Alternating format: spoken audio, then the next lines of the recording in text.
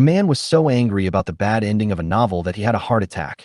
When he opened his eyes, he found himself transformed into the son of the governor of Taixi Islands of the Qiancang Empire, an unlucky young man who happened to have suffered a tragic massacre. This is a planet where 90% of the surface is covered by ocean. The island he inherited is being torn apart by enemy battleships.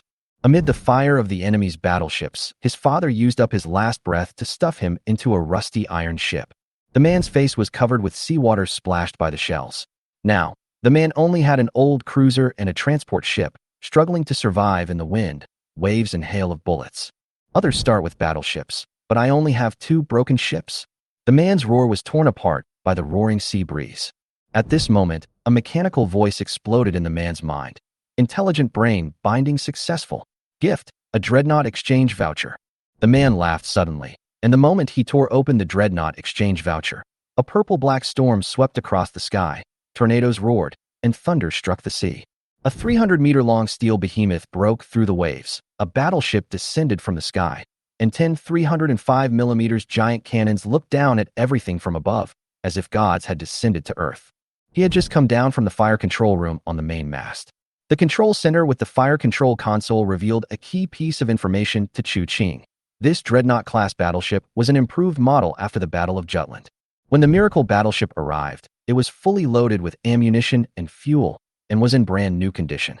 The hull was as smooth as a mirror without even a scratch, as if it had just left the assembly line of the shipyard. At this time, the helmsman was already in position, and the chief gunner was debugging the integral computer and pitch rate dial in the fire control calculation and communication room. The engine room man also arrived at the boiler room and began to add water and coal to preheat the boiler. The whole process was fast and efficient for 2 reasons. First, the former Taixi Navy had obtained a batch of early fire control equipment through special channels and had equipped ships with steam turbines. Secondly, when Qiancang first boarded the ship, he activated the maximum power of the resonance amplification field, which greatly improved the training efficiency of the soldiers by interfering with brain waves through the magnetic field. At the current consumption rate, 100 spacetime points can maintain the operation of the amplification field for a maximum of 20 hours. During this period, the crew can complete up to 10,000 hours of practical training. In comparison, even the navies of the great powers only sail for 100 days a year. This 10,000 hours of high-intensity training is enough to push the combat effectiveness of the crew to the threshold of actual combat. 7 hours later, 18-drum coal-fired boilers were fully operational, driving 4 steam turbine units. Above the mast, the purple-silver flag of the governor rose in the wind, fluttering side by side with the Qiancang Empire Navy flag with a blue background and a golden anchor and 2 crossed swords. This sleeping giant that inherited the name of Taixi has completely awakened.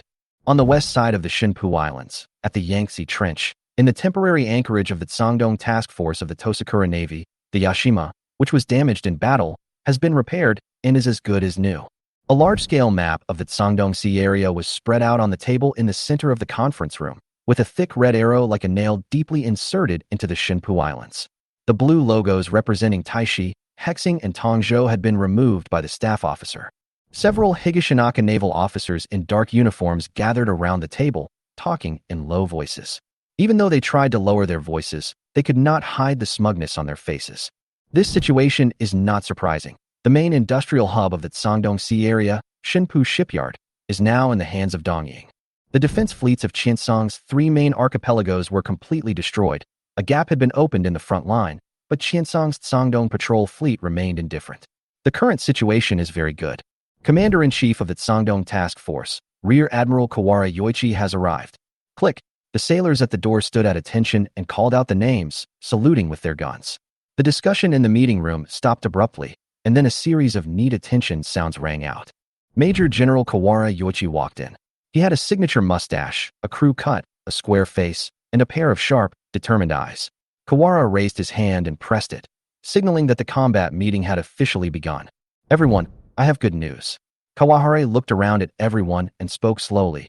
Our army's attack on the Shandong Sea area has achieved significant results. Kawaharu Yoichi continued. The resistance elements in the Shinpu area have been completely eliminated by the Marines, and the enemy's main fleet has been completely annihilated. The eastern gateway of the Qiancang Empire, this key transit point for trade and supplies, has now completely opened its arms to the empire.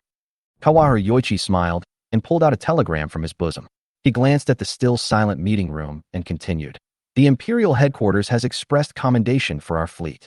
Qiancang said, My lords, the main fleet of the Empire has gone north to deter all parties.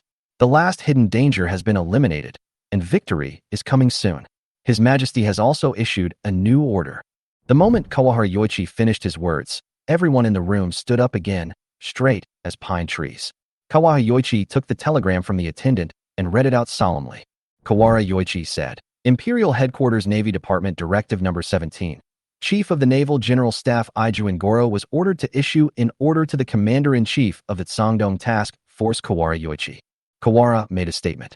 1. The task force must destroy the enemy's coastal defense works within 20 days, occupy the 3 islands of Hexing, Taixi and Tongzhou, and ensure the coal supply line. Qiancang. 2nd, if the Sangdong Patrol Fleet interferes during the war preparation process, it can be responded by force. 3. In the blockade operation, intercept the fleeing people on the island and outside the island, and directly use coercive measures when encountering resistance. Long live the Empire! Long live His Majesty! Long live the Empire! Long live His Majesty! 150 nautical miles north of the Taixi Islands, a thick fog enveloped the sea. In the fog, a medium-sized cargo ship once used for mineral transportation, with its decks, aisles and cargo holds almost filled with refugees, numbering as many as 3,000, was moving slowly and with difficulty on the water. Finally, the fog dissipated a little, and the captain finally breathed a sigh of relief. Sailing in thick fog was extremely risky, and their coal reserves were extremely limited, so they really couldn't afford to lose their route again.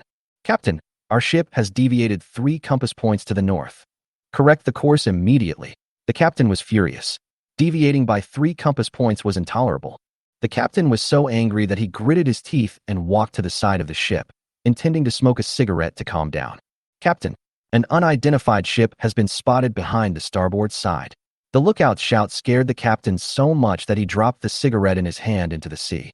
The captain's freighter was the last ship to leave the port, and there was no sign of activity from his own ships in this area. So, the captain took the telescope with trembling hands. The gray-white shadow of the ship gradually appeared in the mirror, and the blood-red flag made his face change suddenly. Distance, 7,500 yards. Captain Hayo Shimamura of the Tosakura protected cruiser Suma glanced at the slowly moving medium-sized freighter on the radar coordinates and said softly, The coastal artillery of Taixi Island is probably trembling under the 12-inch guns of the Yashima at this moment. Shimamura Hayo looked at his watch and chatted with the first mate in a relaxed tone. Half a month ago, after the main fleet of the Sangdong coalition was destroyed, the Suma and Akashi went deep into the Taixi waters for reconnaissance, but were met with a fierce counterattack from the 8-inch coastal artillery. The Akashi was severely damaged and is still being repaired at the Shinpu shipyard, and although the Suma managed to escape, it left a deep psychological trauma on Shimamura Hayo. But at this moment, thinking that the opponent was being crushed by the Yashima's 305mm shells, Shimamura Hayo felt a little pleased. Distance, 6,000 yards. The 152mm Armstrong 40 caliber rapid-fire gun on the bow slowly turned, with the muzzle pointed directly at the defenseless prey in front of it. 3 rounds of rapid fire, warning shot. Bang, bang, bang. The shell flies out of the barrel, and the gun quickly recovers under the action of the hydraulic and spring system.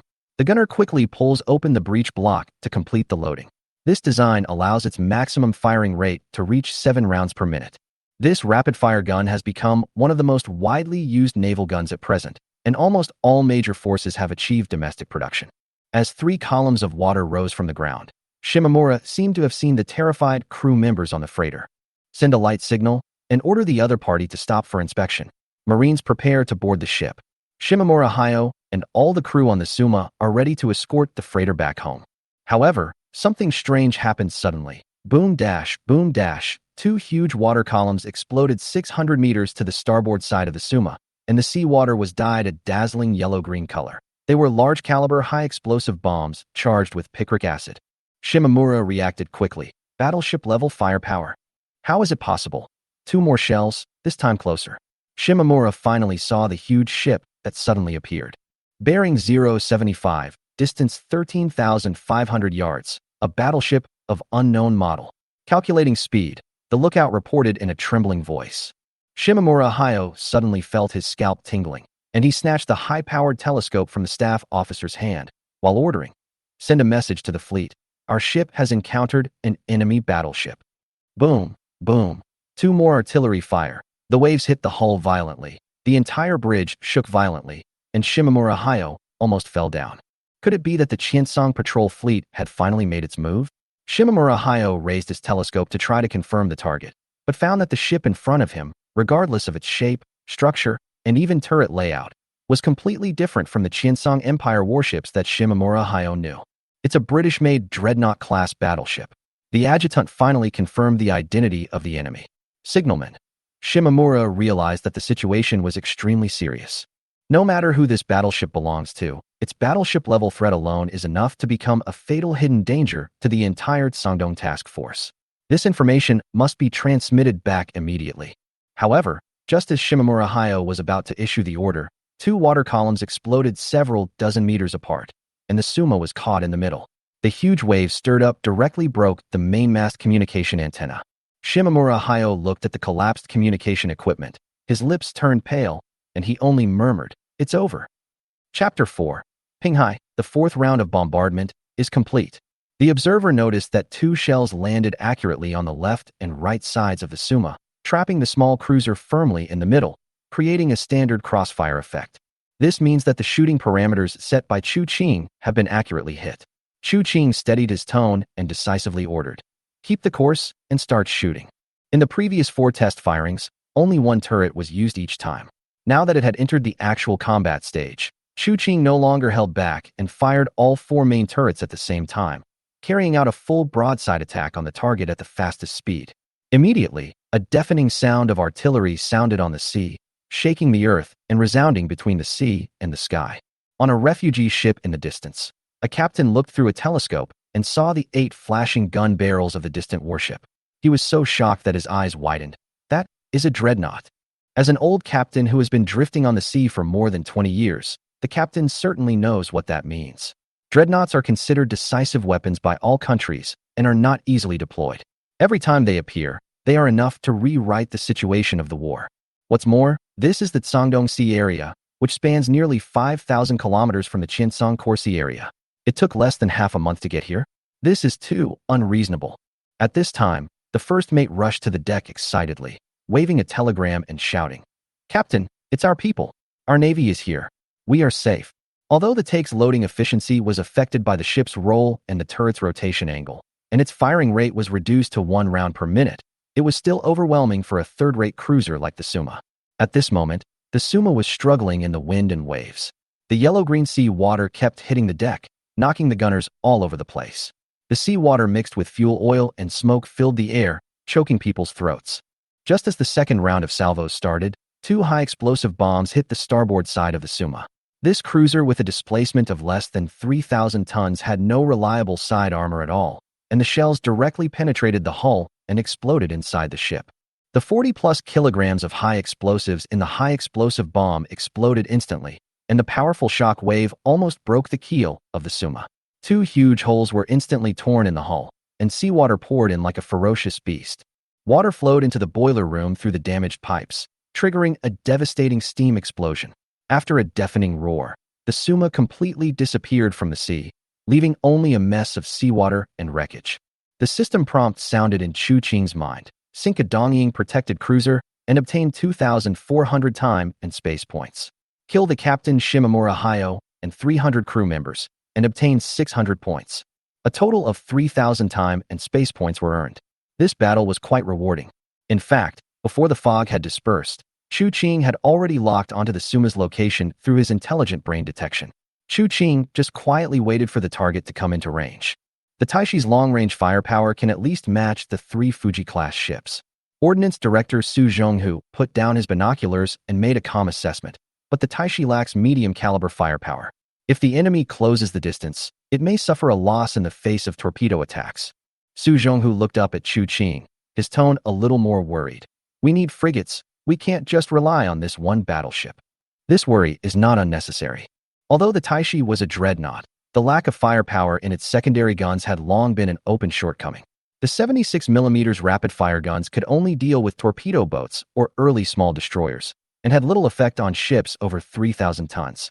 However, what Su Zhonghu could think of, Chu Qing was naturally prepared for. As a time traveler, Chu Qing could not be unaware of the fatal impact of the secondary gun's shortcomings. At this time, the telegraph operator Li He brought an urgent report, a telegram from the garrison commander Lu Feng. The Yinling fleet has joined the Feijing and Huantai, and the main force is still 70 nautical miles away from us. Chu Qing took the telegram, read it, and handed it to Su Zhonghu. The latter glanced at it. A hint of surprise flashed in his eyes, and then he realized that Chu Qing had already laid out a backup plan. Yinling and Taixi are close allies, and Lu Feng, the garrison commander of Yinling, and Chu Xiong, Chu Qing's father, are close friends. Yinling and Taixi have established a secret communication frequency and have agreed to help each other in times of trouble. When Dongying attacked Sangdong, the Yinling fleet was in the Cangnan Sea area for repairs and missed the opportunity for a decisive battle. After that, it turned to escorting a large number of refugees. After hearing this, Chu Qing immediately contacted Yinling via secret frequency, requesting support and stating that he had control of a miracle battleship that could reverse the situation. The other side also dispatched its flagship, Yinling, and 2 Hairon-class frigates to provide support without hesitation. Chu Qing recognized at a glance that the Yinling was actually the Pinghai in the history of Blue Star, with a displacement of 2,400 tons, a speed of 23 knots, and equipped with 6 140mm rapid-fire guns. The firing rate of this naval gun can reach 10 rounds per minute. With the advanced rangefinder and fire control system, the range even exceeds that of the Fuji-class pre-dreadnought battleship. With such a powerful weapon, Chu Qing is even more confident. Chu Qing thought, 1 Pinghai and 2 Hairon-class ships can completely deal with Dongying's escort. As for the enemy's armored cruisers and even battleships, let the Taixi deal with them. At this moment, the Taixi Islands are not only a battlefield for Chu Qing, but also a foothold that must not be lost. At dusk, the Taixi slowly approached the still drifting cargo ship. Chu Qing ordered them to point out the route to Yinling, and then the Taixi disappeared in the afterglow of the sunset. At the same time, on the Yashima far away, the commander of the East Sakura Navy, Kawara silently removed the small flag representing the Suma from the map. Kawayuchi had already received the telegram that the Suma had been attacked and immediately ordered his 3 ships, the Yashima, Asama, and Tokuwa, to quickly evacuate the take waters and the remaining ships to assemble and return. The entire task force paused and had to figure out who the enemy was. If it was just Sangdong's old battleship, Yashima could definitely fight it, but if the opponent was a dreadnought, the situation would be completely different. Commander, a call from the Navy headquarters. He Yuan received the information and quickly scanned the message. The insider buried in Qiancang sent a confirmation. Qiancang Empire's dreadnoughts have not left the core sea area. That is to say, the one that appeared here could only be the battleship of the Sangdong Patrol Fleet, the Haisui class. Knowing that the opponent was only a pre-dreadnought class battleship, He Yuan breathed a sigh of relief. Kawahara Yoichi knew that he could still handle this level of opponent. Order the entire army to deploy according to the combat plan and continue to search for the enemy in the north. And this secret war surrounding the Taixi Sea has just begun. Chapter 5. Return to Taixi. 1. Chu Qing was dressed neatly, standing at the stern of the Taixi, looking out to the sea in the distance. The morning glow fell on the sea, and 3 ships were breaking through the waves. They were the reinforcements coming from the Yinling Islands. The cruiser in the front was flying the purple-silver flag that belonged to the garrison commander, and its 3 twin-mounted main guns were lined up in a row, clearly the flagship of the Yinling Navy. Behind it, parallel to each other, were 2 familiar ships. Chu Qing recognized at a glance that they were equipped with Krupp 150mm rapid-fire guns on both sides of the forecastle. It was a typical high-Rhone-class protected cruiser structure. Although the displacement was small, the firepower was fierce. A few minutes later, the Yinling lowered the transport boat and brought in the 2 visitors. The Taixi raised the substitute flag, and as a sign of the highest courtesy, Chu Qing personally led Li He to the side of the ship to greet them. The old man walking in front was not tall. He was wearing a simple navy blue military coat. His eyes were as sharp as an eagle, and he had an exquisitely decorated ring-handled sword hanging on his waist. It was Lu Feng, the garrison commander of Yinling. Behind Lu Feng was a middle-aged military officer with the rank of lieutenant colonel. Chu Qing didn't know him, and he was probably a staff attaché. The lieutenant colonel looked up at the smoking hull of the Taixi and the main guns blackened by the flames, and couldn't help but exclaimed, "In such a short time, it has already formed a fighting force. The Taixi fleet should not be underestimated." Jianwei really didn't disappoint us. Lu Feng sighed in a low voice, with a slightly complicated look in his eyes. He must have been thinking about the past times with Chu Qing's father Chu Xiong. Chu Qing stepped forward, drew his sword, and said respectfully, Chu Qing, the garrison commander of Taixi, and Li He, the deputy garrison commander, welcome Lu Jinglu aboard.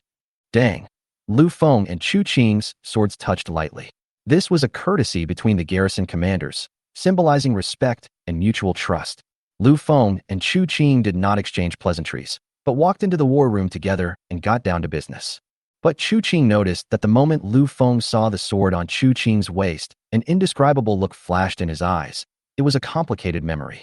This little boy, who once followed Chu Xiong, is now fighting side by side with Lu Feng and shouldering the heavy responsibility of the area. There is no doubt about Lu Feng's feelings for Chu Xiong, and it is for this reason that he sent troops to support as soon as he received the telegram for help. Although the Yanling was a miracle battleship, the two Hairon-class cruisers were also hard-won. They were new ships purchased from the Fengzhou Islands and Songnan 2 years ago. According to intelligence, the East Sakura Fleet is commanded by Rear Admiral Kawara Yoichi, who is a naval officer. Staff Officer Yanling spread out the fleet lineup in the operations room and analyzed it one by one. For protected cruisers, including Suma and Ottawa, have been sunk in battle.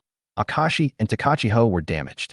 Those that are still combat-capable include 1 pre-dreadnought battleship, 3 anti-ship cruisers, 2 armored cruisers, and 2 torpedo-class destroyers. Li He also added a telegram he had just received. The Coastal Defense Force confirmed that the Dongying fleet had sailed north, obviously actively seeking a fight. The other side may have misjudged our identity and even mistook the Taixi for an old ship of its Sangdong patrol fleet. The staff officer looked at Chu Qing and said seriously, we can deal with the patrol ships and destroyers, but the pressure on the armored cruisers and battleships will probably depend on the Taixi. Chu Qing nodded without hesitation. Chu Qing knew very well that since he was holding a dreadnought, he had to take the responsibility of suppressing heavy targets tactically. In the next half hour, the two sides quickly finalized the coordination plan and tactical arrangements, with each side performing their respective duties and having a clear division of labor. As the transport boat left, the Yanling sailed in front of the Taixi, and the 2 Hairon-class ships also steadily deployed their formations, forming a 3-ship battle formation, and quickly sailed south. Chu Qing and Lu Feng stood on the side of the Taixi, watching the officers and soldiers take their positions and prepare for battle. Thank you, Lu Jinglu, for your help, Chu Qing said solemnly. Lu Feng waved his hand, but his eyes were fixed on the distance. Yanling and Taixi are interdependent, and they will prosper together. If Dongying really gains a foothold in Taixi, the entire Sangdong Sea area will fall into the hands of the enemy. Lu Feng looked at the 3 305mm main guns of the Taixi, his eyes flashing with respect. This ship is the key to victory. After wandering for half a lifetime, today I can finally see a real dreadnought battle. Let Dongying also have a taste of the 45 caliber cannon. In the distance, another fleet was quietly approaching. The red sun flag was fluttering, and the main fleet of Dongying was advancing northward in a column formation. The most eye-catching of the fleet were 3 huge ships. The Yashima, with the command flag flying, was in the center, with 2 Asama-class armored cruisers, the Asama and Tokiwa, escorting on the left and right. Black smoke billowed, and the momentum was huge. In front of them were 3 protected cruisers, Takasago, Shintaka, and Kasagi. They formed the vanguard with 2 small torpedo-class destroyers and were responsible for searching for the enemy. The ship's artillery shells had already been loaded, the officers and men were ready for battle, and the entire fleet was looking forward to a battle with the enemy. In the command cabin, Major General Kawara Yoichi stared at the map and calmly analyzed the situation. Kawara Yoichi had originally planned to destroy the shore defenses of Taixi within a day, and then use the coal here to establish a supply point, but who knew that a strange fleet suddenly appeared and disrupted all the arrangements. Kawara ruled out the possibility that Qiancang had sent a direct fleet, and he did not believe that any miracle battleship could quietly form combat power nearby. The most reasonable explanation was still the old battleship of its Sangdong patrol fleet, the Haisui class. Even if the opponent is the Haisui class, we still have a good chance of winning, Kawaharu secretly calculated. The trump card that Kawaharu had in mind was the Yashima. Although this old battleship had been downgraded to a second-class battleship, it still had an absolute advantage over the pre-dreadnought class. Commander, there's a call from the Takasago. 4 columns of smoke were spotted in the northeast. Kawaharu immediately stood up and boarded the bridge with his adjutant. Sure enough, on the distant horizon, Several columns of smoke were looming, and a large ship with 3 small ships was slowly approaching. The Sangdong patrol fleet only sent out a high sway. He Yuan Yaoi raised his lips, his confidence increased greatly. Then there is no suspense. Order all ships to advance at the maximum speed and prepare to engage the enemy. As Kawahara Yoichi issued the order, the Yashima began to accelerate, and 10 coal-fired boilers operated at the same time, releasing a maximum output of 13,000 horsepower. The ships rushed forward, like a black beast tearing through the sea, bringing out tall white waves. The relative speed of the two fleets exceeded 36 knots, and the distance was closing rapidly. The decisive battle was about to break out in this sea area. Chapter 6. Return to Taixi, 2. The enemy has discovered 3 cruisers. The lead ship's model is currently unknown, but the other 2 are preliminarily identified as Hiron-class protected cruisers. The Takasago was moving at full speed, and its speed had increased to 20 knots. The 8-inch main gun at the bow was unblocked and slowly turned its muzzle to aim at the oncoming enemy fleet. Captain Ishibashi Takashi saw through the telescope that the smoke columns above the enemy fleet were becoming thicker and thicker, indicating that the enemy had also discovered the existence of the Takasago and had entered combat status. According to pre-war intelligence, the Hiron-class cruisers of the Sangdong patrol fleet were inferior to the Takasago in terms of comprehensive firepower and protection. Ishibashi was confident that he could suppress the enemy with the 203mm main guns on the ship. The Takasago is equipped with 2 Armstrong 8-inch naval guns, plus 10 120mm rapid-fire guns and 12 76mm guns. It has powerful firepower and is currently the leader in the Tosakura Navy. As for the ship of unknown model, judging from its outline, its displacement does not exceed 3,000 tons. According to Ishibashi's judgment, it is definitely not a troublesome character, and maybe just an auxiliary-level light cruiser. Shi Qiaofu was secretly delighted, thinking that this would be a battle that would produce a good battle report. Takasago had previously faced obsolete ships, such as the Kaiji-class and Nanshan-class old ships. At this moment, the atmosphere on the Takasago was extremely high. Many sailors hoped to have a few moves with a truly equal enemy. The opportunity to make a name for themselves should not be missed. Distance, 14,000 yards. The foremast sentry reported loudly. The main gun crew moved quickly, closed the intermittent threaded breech block, and waited steadily for the target to get closer. If the distance was further, the shells would be wasted. Distance, 13,000 yards. The enemy cruiser fleet is about 8,000 yards away from the battleships behind. Ishibashi nodded with satisfaction. Ishibashi planned to wait until he was about 8,000 yards before deploying the westward rotation formation, allowing the fleet to face the enemy from the side, suppress the Hiron class with maximum broadside firepower, and seize the initiative. Send a light signal, and order Shintaka and Kasagi to prepare to turn west. The enemy's first ship suddenly deviated, but the other 2 ships did not change their course. The lookout's urgent report interrupted the order. This behavior of leaving the team and turning back at a long distance was obviously against the norm and did not conform to any known tactical logic. Shi Qiaofu frowned and immediately raised the magnification of the telescope to check. The enemy ship's rear structure gradually became clear. The back-mounted twin turrets were clearly visible. Ishibashi's heart sank instantly. This was no ordinary cruiser. This is highly consistent with the miraculous warship owned by the Yanling Autonomous Region mentioned before the war.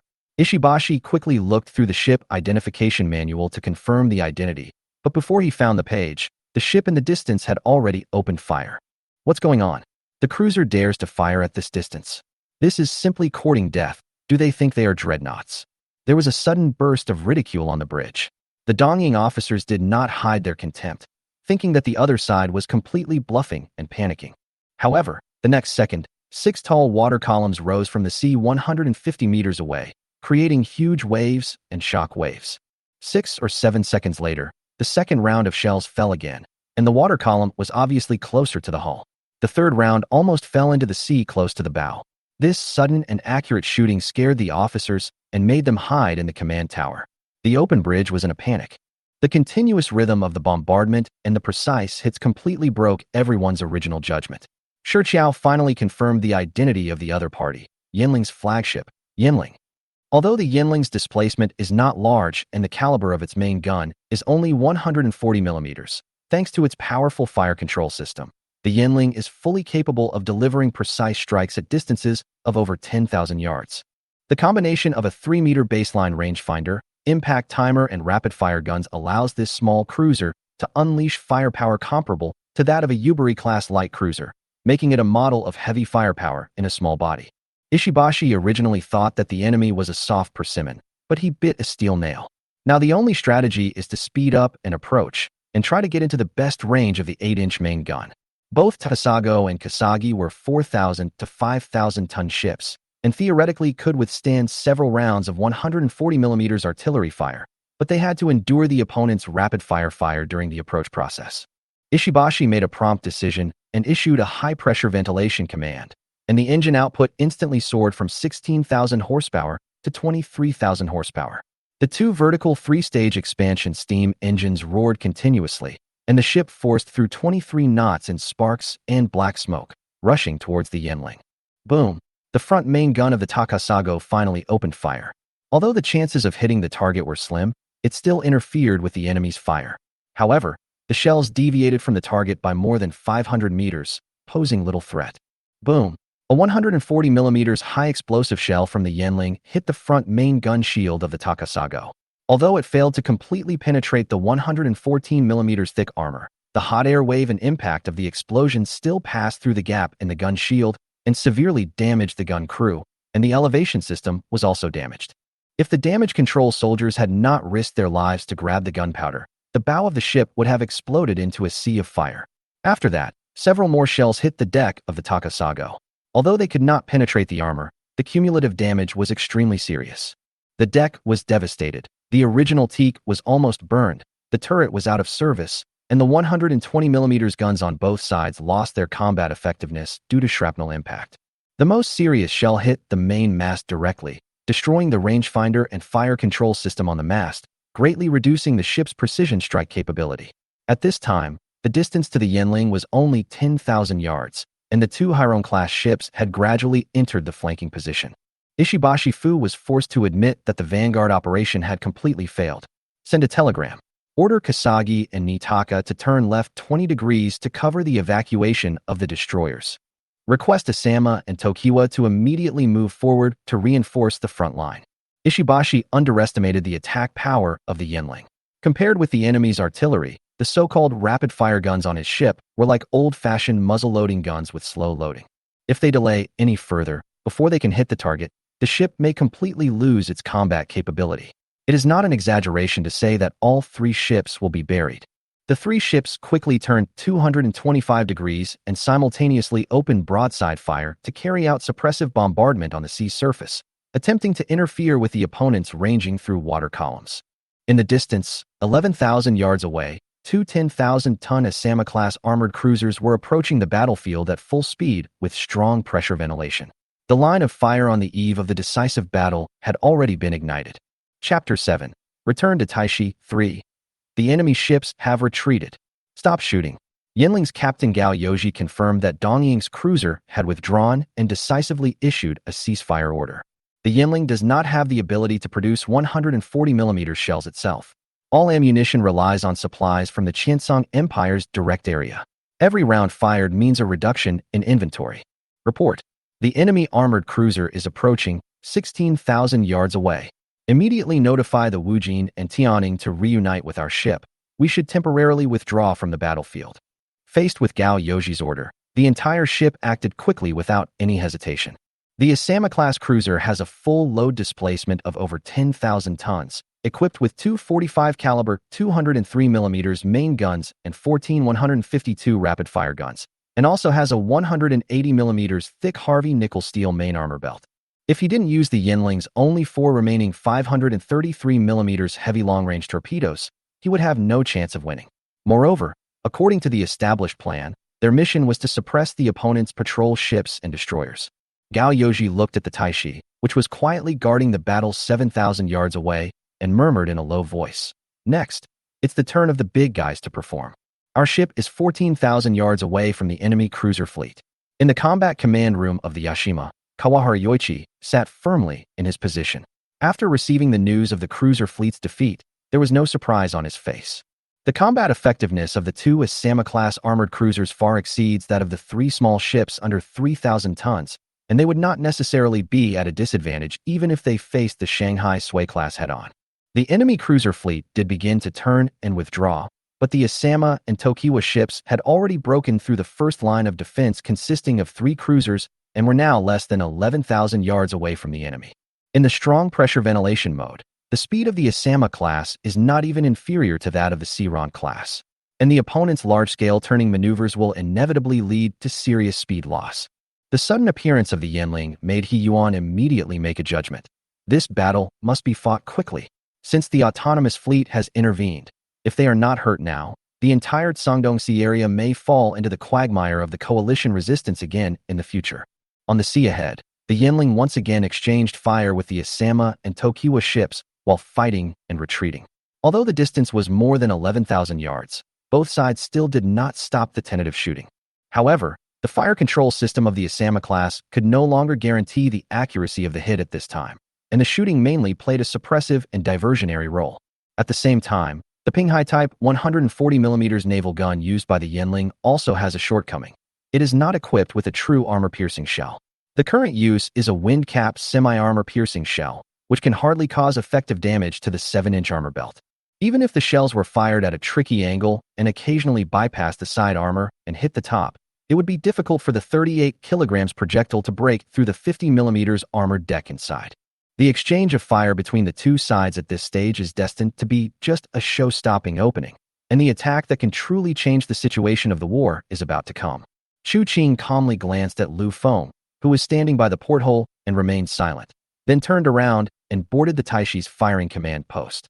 Chu Qing walked straight to the gunner's position and took the loud phone call from him without hesitation. "I will take over the command of the A, P, and Q main turrets now. Load all armor-piercing shells." The artillery chief was stunned for a moment. Although he did not express any objection, there was a look of surprise in his eyes. The artillery chief did not understand what Chu Qing intended by doing this. Chu Qing's move was not a sudden whim, but a long-planned layout. Now that the Taixi Navy is seriously injured and the situation is complicated, if it wants to gain a foothold in the short term, it must seek external assistance. The Yinling autonomous territory currently showed goodwill and a tendency to cooperate, but Chu Qing knew very well that words and promises alone were far from enough. Only by letting the other party see the true combat power of the Taixi would they be qualified to sit at the negotiation table and gain the full support of the Yinling upper echelons. To this end, Chu Qing intends to use the tactical calculation function of the auxiliary intelligent brain to complete a precise artillery strike at the extreme range to directly shock the entire audience. By paying a certain amount of spacetime points, the intelligent brain can perform centimeter-level precise distance measurement within 20 kilometers and can even track the target's movement trends within 1 minute. The intelligent brain can analyze the gunner's operation delay, environmental wind speed changes, wave interference, and can also monitor dynamic data such as the ship's roll and pitch cycle in real time. These complex variables are compressed into a set of precise solving instructions, which ultimately result in the optimal shooting window and ballistic data. The effect is comparable to the lead time plus automatic aiming on future battlefields. Intelligent Brain. Access the automatic fitting calculation module. Module loading. Loading completed.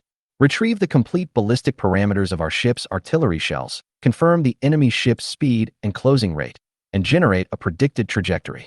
Synchronously calculate rifling wear, sea surface wind speed and direction, wave height, and air humidity, infer the ship's shaking period, and correct the fire control deviation. Precompensate for muzzle flame disturbance and gunner error. Generate the final shooting parameters. The panel quickly popped up a full set of solution data, accurate to 3 decimal places. Chu Qing held the phone and calmly gave the order while pulling down the start lever of the firing clock, notifying the entire ship to enter the firing countdown. Main gun elevation angle 13.5 degrees. All guns rotate right and adjust to the specified direction. The 6 thick gun barrels of the 3 main turrets slowly rose up, emitting a faint silver glow in the sunlight, as if 6 huge metal spears were aimed at the sky. As the gun crew finished adjusting, 3 green lights in front of the command desk lit up at the same time, indicating that the main gun was ready to fire. The best shooting window on the ship's fire control panel was entering the final countdown. 5, 4, 3, 1. Chu Qing pressed the firing button without hesitation. The Taixi Dreadnought-class battleship used a fully electrified and central fire control system, which allowed the gunner to directly fire the main gun remotely, reducing synchronization errors. Boom! 6 earth-shaking noises exploded in an instant, and a huge curtain of fire and shock wave rose from the bow of the Taixi ship. The flames shot straight into the sky, shaking the sea and sky. The three main turrets fired simultaneously, and the 6.45 caliber 305 mm heavy guns at the maximum elevation angle sent 6 armor-piercing shells weighing 386 kilograms into the sky. Target, a Sama-class armored cruiser, Tokiwa, 18,000 yards away. Chapter 8. Shocking. Captain Kanji Kato of the Isama was standing on the bridge, personally commanding the fleet to pursue the retreating cruiser formation in front. The Takasago, Kasagi, and 2 torpedo-class destroyers that had been withdrawn earlier had also caught up, following closely behind the 2 armored cruisers, ready to make the final move and clear the area at any time. Suddenly, Kato Kanji noticed that several huge fireballs exploded simultaneously on the deck of the battleship in the distance, and his heart suddenly tightened. The long-range strike capability demonstrated by the Yinling had already taught Kato Kanji and his men a lesson, and now this battleship of an unidentified model could actually open fire at a distance of 17,000 yards? Kato Kanji and his men originally thought that the opponent's main force was the Qiancang patrol fleet, so they also assumed that the battleship was the Haisui class. However, this round of ultra-long-range shooting had obviously exceeded the performance limit of the Haisui class. The first mate quickly looked through the ship identification manual, trying to confirm the identity and level of the ship. At this range, even a super dreadnought would find it difficult to achieve a first-round hit. We still have time to assess the situation and respond. Kato tried to comfort his adjutant while also cheering himself up. But as soon as Kato Kanji finished speaking, a low rumbling sound like a heavy-loaded train rolling overcame from the sky, and then turned into a high-frequency howl, tearing the eardrums. Swoosh! These 6 shells fell from the sky at a very high angle, with a terminal trajectory, like falling meteors, heading straight for the deck of the Isama.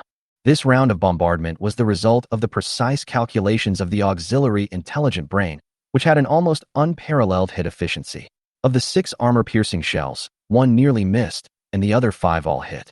Without any test firing, he was able to hit 6 out of 5 in the first round. This hit rate is difficult to achieve even with the Vanguard or Iowa class, which have the strongest fire control system. The 386 kilograms capped armor-piercing shell tore through the horizontal armor of the Isama like a drill and exploded directly in the middle and lower cabins. The shock wave was like a hammer and a wave, tearing through the watertight doors and steel walls. The explosion caused a large amount of hot flames mixed with poisonous gas to spread everywhere. Although there was only a dull explosion outside the ship, the interior of the ship had already been twisted into purgatory. The flames spread to the ammunition depot under the main gun within a few seconds. A fatal detonation occurred. The entire sea surface was as if a heavy hammer was dropped, and a huge air wave exploded on the water surface. The glass of the bridge of the Tokiwa in the rear shattered, and even the bridge crew members were temporarily deafened by the shock wave. When everyone came to their senses, the Isama was no longer in sight, and only a large area of floating debris and burning oil remained on the sea surface. This 10,000-ton armored cruiser was completely annihilated in the sea fire in just a few dozen seconds. The first round hit at a distance of 17,000 yards. Lu Feng put down his hands that were covering his ears in shock and was speechless for a long time. Is this the true power of the dreadnought? Li He, who was standing next to Lu Feng, was also surprised. Li had served as the chief gunner of the fleet directly under Qiancang, and he knew the significance of this hit probability. Even the Qiancang Empire's most advanced dreadnought, equipped with the best artillery team, has never accomplished such a first-shot precision strike.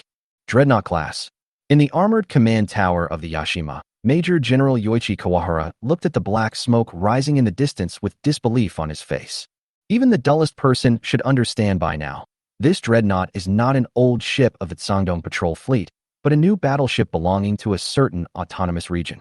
But everything that happened before his eyes was still beyond Kawahara's comprehension. Kawahara had fought head-on with the Qiancang fleet and witnessed the dreadnoughts brought down by the miracle storm.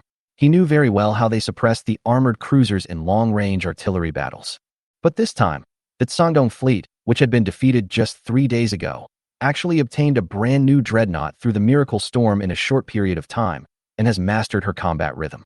What is even more despairing is that this battleship actually killed Tosakura's armored cruiser Isama instantly in a round of bombardment. As a high-ranking officer of East Sakura, Kawahara is no stranger to the research of miracle storms. Kawahara Yoichi knows the conclusion drawn by the Imperial Intelligence Department. The arrival of miracle battleships has its own rules. Warships appearing in the same sea area tend to be of similar style, with only rare special cases of design mutations occurring. Although the Qiancang Empire has a larger sea area and more warships, Dongying is able to maintain its advantage in a head-on confrontation, largely because the overall quality of the miracle warships in the Dongying Sea area is stronger. This dreadnought was not a model currently in service in any of the Qiancang Guard's fleet and had never appeared in the Qiancang Sea before. Its sudden appearance in Sangdong completely disrupted the entire Dongying strategic prediction. Report to the Navy Department. A dreadnought-class battleship was found near the Taixi Islands, and our troops are currently engaged in combat with it. Use clear code and broadcast on all channels. Kawahara Yoichi said in a serious tone, his face ashen. Kawahara Yoichi knew very well that he had run into a very small probability variable in the miracle storm. This made Kawahara Yoichi feel like he had swallowed a mouthful of burning iron slag, which was stuck in his throat and could not be taken down, painful and inescapable. Order the entire fleet to fully support the destroyers and prepare for the approaching torpedo attack. Kawahara Yoichi had no way to retreat. The enemy's goal was very clear, to annihilate the main fleet of Dongying in this battle. At a speed of 18 knots, the Yashima was doomed to be chased by the dreadnought. The only way out was to counterattack. Kawahara Yoichi's only bet was the last few Type 44-2 torpedoes carried by the Tokiwa and the 2 torpedo-class destroyers. This Type 44-2 torpedo weapon has just been copied and has a speed of 36 knots and a range of 8,000 yards.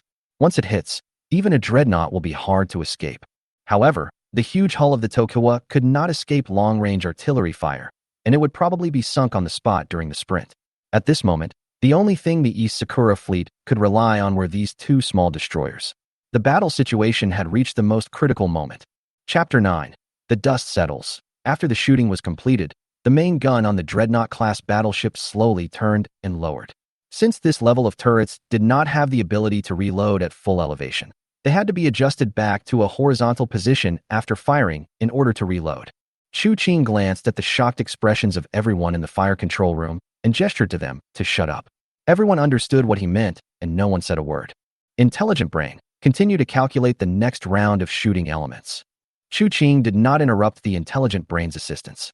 Although each calculation took more than 500 time and space points, the sinking of the armored cruiser just now had brought him 6,000 points of profit, which was a huge profit.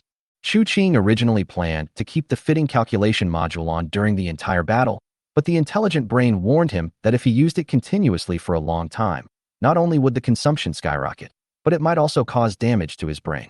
In the end, Chu Qing decided to use the Intelligent Brain calculation at most twice in this battle.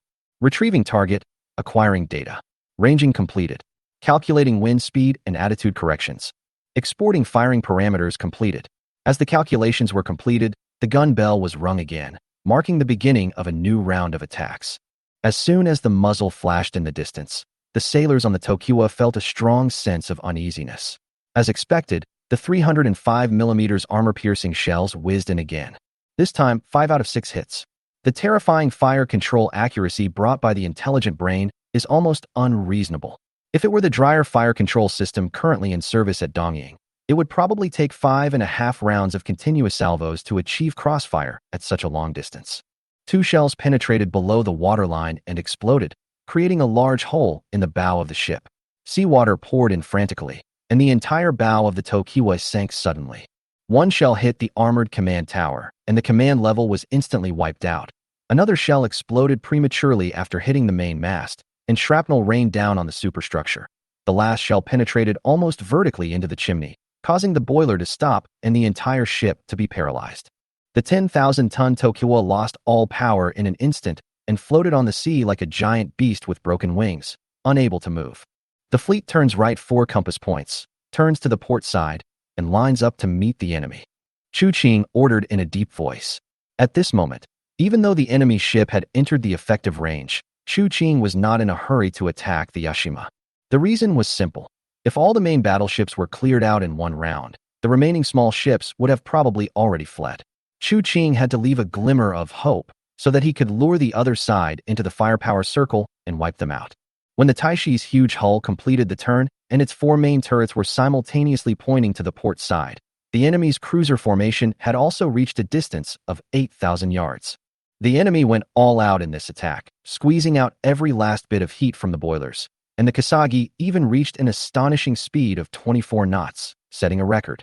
The two torpedo-class destroyers hid behind the cruiser, following closely at a speed of 21 knots, waiting to find a breakthrough and deliver a fatal torpedo to the Taixi. Bang! Bang!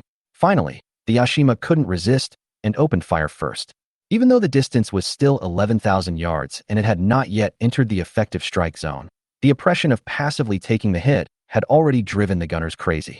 Expensive 12-inch shells were thrown into the sea one after another, and the water columns they stirred up were more than 300 meters away from the Taixi, not even enough to cause interference. Then Kasagi and other ships also opened fire. Although they knew that this shooting was just a gamble, they had no other choice. At this time, the gunners on the Taixi had closed the breech block and steadily turned the hand wheel according to the instructions on the firing dial, entering the final stage of preparation. I was spreading water and sand on the deck to prevent fire. You know, picric acid is very easy to ignite. The captain of the damage control of the Yashima recalled while being interrogated on the take. Then I was swept into the sea by the water column. The recorder couldn't help laughing. You are really lucky. Then he ordered the damage control captain to be taken to a temporary cabin and detained with other prisoners. To be honest, the recorder's words were not exaggerated. The firepower of the Taixi just now was purgatory. Among the 8 305mm high explosive bombs fired, except for 2 near misses, 6 of them hit the target. The violent explosion of several hundred kilograms of light explosives instantly destroyed all the open-air artillery on the ship. All observation and aiming systems, such as observation instruments and rangefinders, were scrapped, and the lifeboats on the side of the ship were ignited or blown into the sea. Although the deck was fireproof, the enemy's picric acid charge splashed and quickly ignited the teak floor, and the fire was out of control. The damage control soldiers tried their best to put out the fire with water hoses, but they fell down one after another in the hot and poisonous mist, unable to save the situation. Although the main guns were not completely destroyed, the turret commander decisively ordered the ammunition depot to be filled with water when the fire approached, successfully saving lives. However, the 4 main guns of the Taixi had completely lost their effectiveness before they could hit the enemy. Before he passed out from the poisoning, Rear Admiral Kawahara gave the order to abandon the ship. The command flag was lowered, and the sailors jumped into the sea to escape. Without the protection of the armored fleet, the 3 protected cruisers of Yanling Autonomous Territory immediately launched a pursuit, pouncing on the remaining enemy cruisers like a pack of hungry wolves. At this time, the Dongying fleet was already in a T-shaped disadvantageous situation, but it still forced its way forward, trying to achieve a torpedo breakthrough, which was exactly what the Yanling Navy wanted. The Yanling always lingered on the edge of the enemy's fire control, repeatedly pulling with the advantage of fire control, adopting a kite-flying approach, pouring down waves of precise shots. The dense 140mm high explosive bombs continued to hit the superstructure of the Dongying cruiser, which was completely blown into ruins, a horrific sight. When the enemy's distance was shortened to 6,500 yards, the 2 torpedo-class destroyers tried their best to speed up. The stokers desperately added coal to the boilers. The Aero water tube boilers were running at full speed. After reaching 30 knots, the entire bow of the ship dived into the sea like breaking through the waves, and the bridge was wet by the waves. The 2 ships rushed out from the rear, and the torpedo soldiers held the operating handle tightly and desperately rotated the pair of 457mm launch tubes at the stern. This equipment was later modified, and it was indeed very tight to install it on this small ship of several hundred tons. Come a little closer. Even 100 yards more can increase the hit rate by 10%. As the 2 ships approached at a high speed of 31 knots, the 2 Hai-Rong-class ships of Yanling Autonomous Territory had already intercepted head-on according to Chu Qing's instructions. The Taixi was also maneuvering synchronously, changing direction flexibly, and interfering with the destroyer's range-finding judgment. In the end, the 2 Lei-class destroyers hastily launched 4 torpedoes only 5,500 yards away from the Taixi, but were immediately pushed to the effective strike range of 150 guns by the Heron class and were riddled with bullets by 6 Krupp rapid-fire guns. With the help of the intelligent computer, the torpedo trajectory can be seen throughout the process, so there is no need to worry about not being able to dodge it. The torpedo attack failed, and the morale of the Dongying fleet fell to the bottom. Seeing the Yanling cruiser and the Dreadnought-class siege, the 3 remaining ships opened the sea valves and chose to sink themselves. Chu Qing was so angry that she almost jumped. After these guys sank themselves, Chu Qing would not be able to get the time and space point reward. The Tsangdong task force of the Dongying Navy was completely destroyed. Rear Admiral Kawahara was also pulled out of the sea and, along with more than 600 prisoners, was detained on the Taixi and Yinling for interrogation and screening. Chapter 10. Homecoming. Chu Qing said, "Send a message to the Taixi Autonomous Region. The invading enemy has been completely wiped out. Our ship will soon dock." The setting sun dyed the sea red. Chu Qing stood back on the open-air navigation bridge. The outline of the Taixi Islands in the distance was faintly visible in the sunset, giving her a feeling of being in another world. A few days ago, Chu Qing thought that he would wander on the sea for the rest of his life. Who could have thought that he would actually awaken the golden finger and come back with the dreadnought in a dignified manner? Not long after Chu Qing sent out the telegram, the lighthouse ahead lit up with a strong light, as if welcoming the returning wanderer with a warm feeling. The sailors on the deck had red eyes. Many of them were from Taixi, and some even had relatives who died in the battle with Dongying. Now that they had returned with revenge, how could they not have tears in their eyes? Hang up lights on all ships and prepare to fire salutes.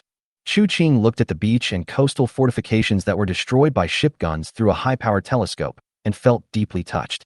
Since the Qiancang Empire strictly controls high-grade cement and large-caliber artillery, the coastal defense designs of each autonomous region are limited to defending against firepower below 10 inches and cannot withstand the bombardment of real battleships. Before the former garrison commander Chu Xiong went to war, he allowed the coastal defense forces to evacuate on their own, but the artillery and marine brigades still chose to hold on to buy time for the transfer of civilians and supplies. This sacrifice made Chu Qing stand in awe. As the fleet slowly approached the port, the sunset had completely fallen below the horizon, and the warships and masts were decorated with colorful lights like a festive cruise ship. Woo! A long flute sound pierced the night, and all ships fired 17 salutes at the same time to express the highest respect to the soldiers who sacrificed their lives to protect Taixi. The coastal defense artillery also returned a symbolic round of fire, and then the Marines and the remaining civilians gathered at the dock amid the smoke of artillery fire. Li He steadily commanded the fleet to dock. As an important shipping center in Sangdong, Taixi port itself has the conditions to accommodate 10,000-ton cargo ships, and naturally can also berth dreadnoughts. The gangway was lowered, and Chu Qing walked in front, followed by Li He and Lu Feng. When she stepped on this land, Chu Qing felt an inexplicable emotion in her heart. Although she was a time traveler, she had a strong sense of belonging to this place. Chu Qing asked the intelligent brain and found out that it was the residual emotion of the original owner of the body. Zhang Fengyang, commander of the Taixi Coastal Defense Artillery Brigade, respectfully welcomes the garrison commander back. Zhao Jianya, commander of the Taixi Marine Brigade, respectfully welcomes the garrison commander back. Two officers in black uniforms, and with the rank of colonel on their shoulders, stood at attention and saluted. Chu Qing returned the salutes one by one and then listened to the current post-war briefing. "We lost 5 45 caliber 203 mm guns, leaving only one. We have 6 152 mm rapid-fire guns left. The Coastal Defense Brigade still has more than 800 men, and the Marine Brigade is fully staffed. More than 60 merchant ships have been evacuated. Among the people who volunteered to stay behind, there are 8,000 men and 8,000 old and weak. Fortunately, Dongying failed to land successfully, and Taishi's mineral resources and important facilities were not damaged. Only 2 docks were affected. Fortunately, I woke up early, otherwise I would have to take over a ruin." Chu Qing finally breathed a sigh of relief after hearing this. The Taixi Islands are a base that Chu Xiong has painstakingly managed for many years. It has a population of 320,000, rich mineral resources, its own aviation school, and even a preliminary weapons research and development institution. Although small, it has everything, and is an excellent starting point for Chu Qing to launch his career. Chu Qing thought, 1 protection patrol, 1 dreadnought, and 2 armored patrols, a total of 25,000 points were earned.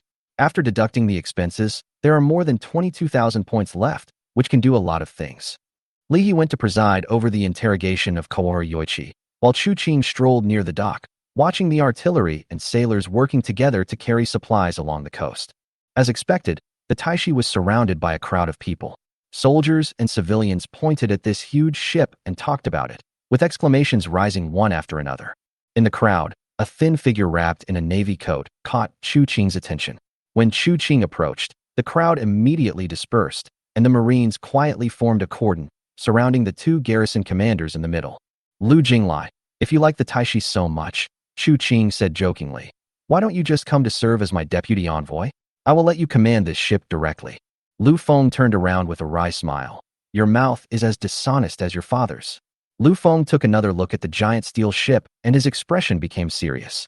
Lu Feng said, Gao Yoji reported that the Dongying fleet sent a clear message before it was destroyed. Kawa Yoichi clearly informed us of our coordinates, which was equivalent to announcing to the world, Taixi has a dreadnought. The man is innocent, but he is guilty of possessing a treasure. Lu Feng sighed. Although the Dongying fleet had been destroyed, the situation had become even more dangerous.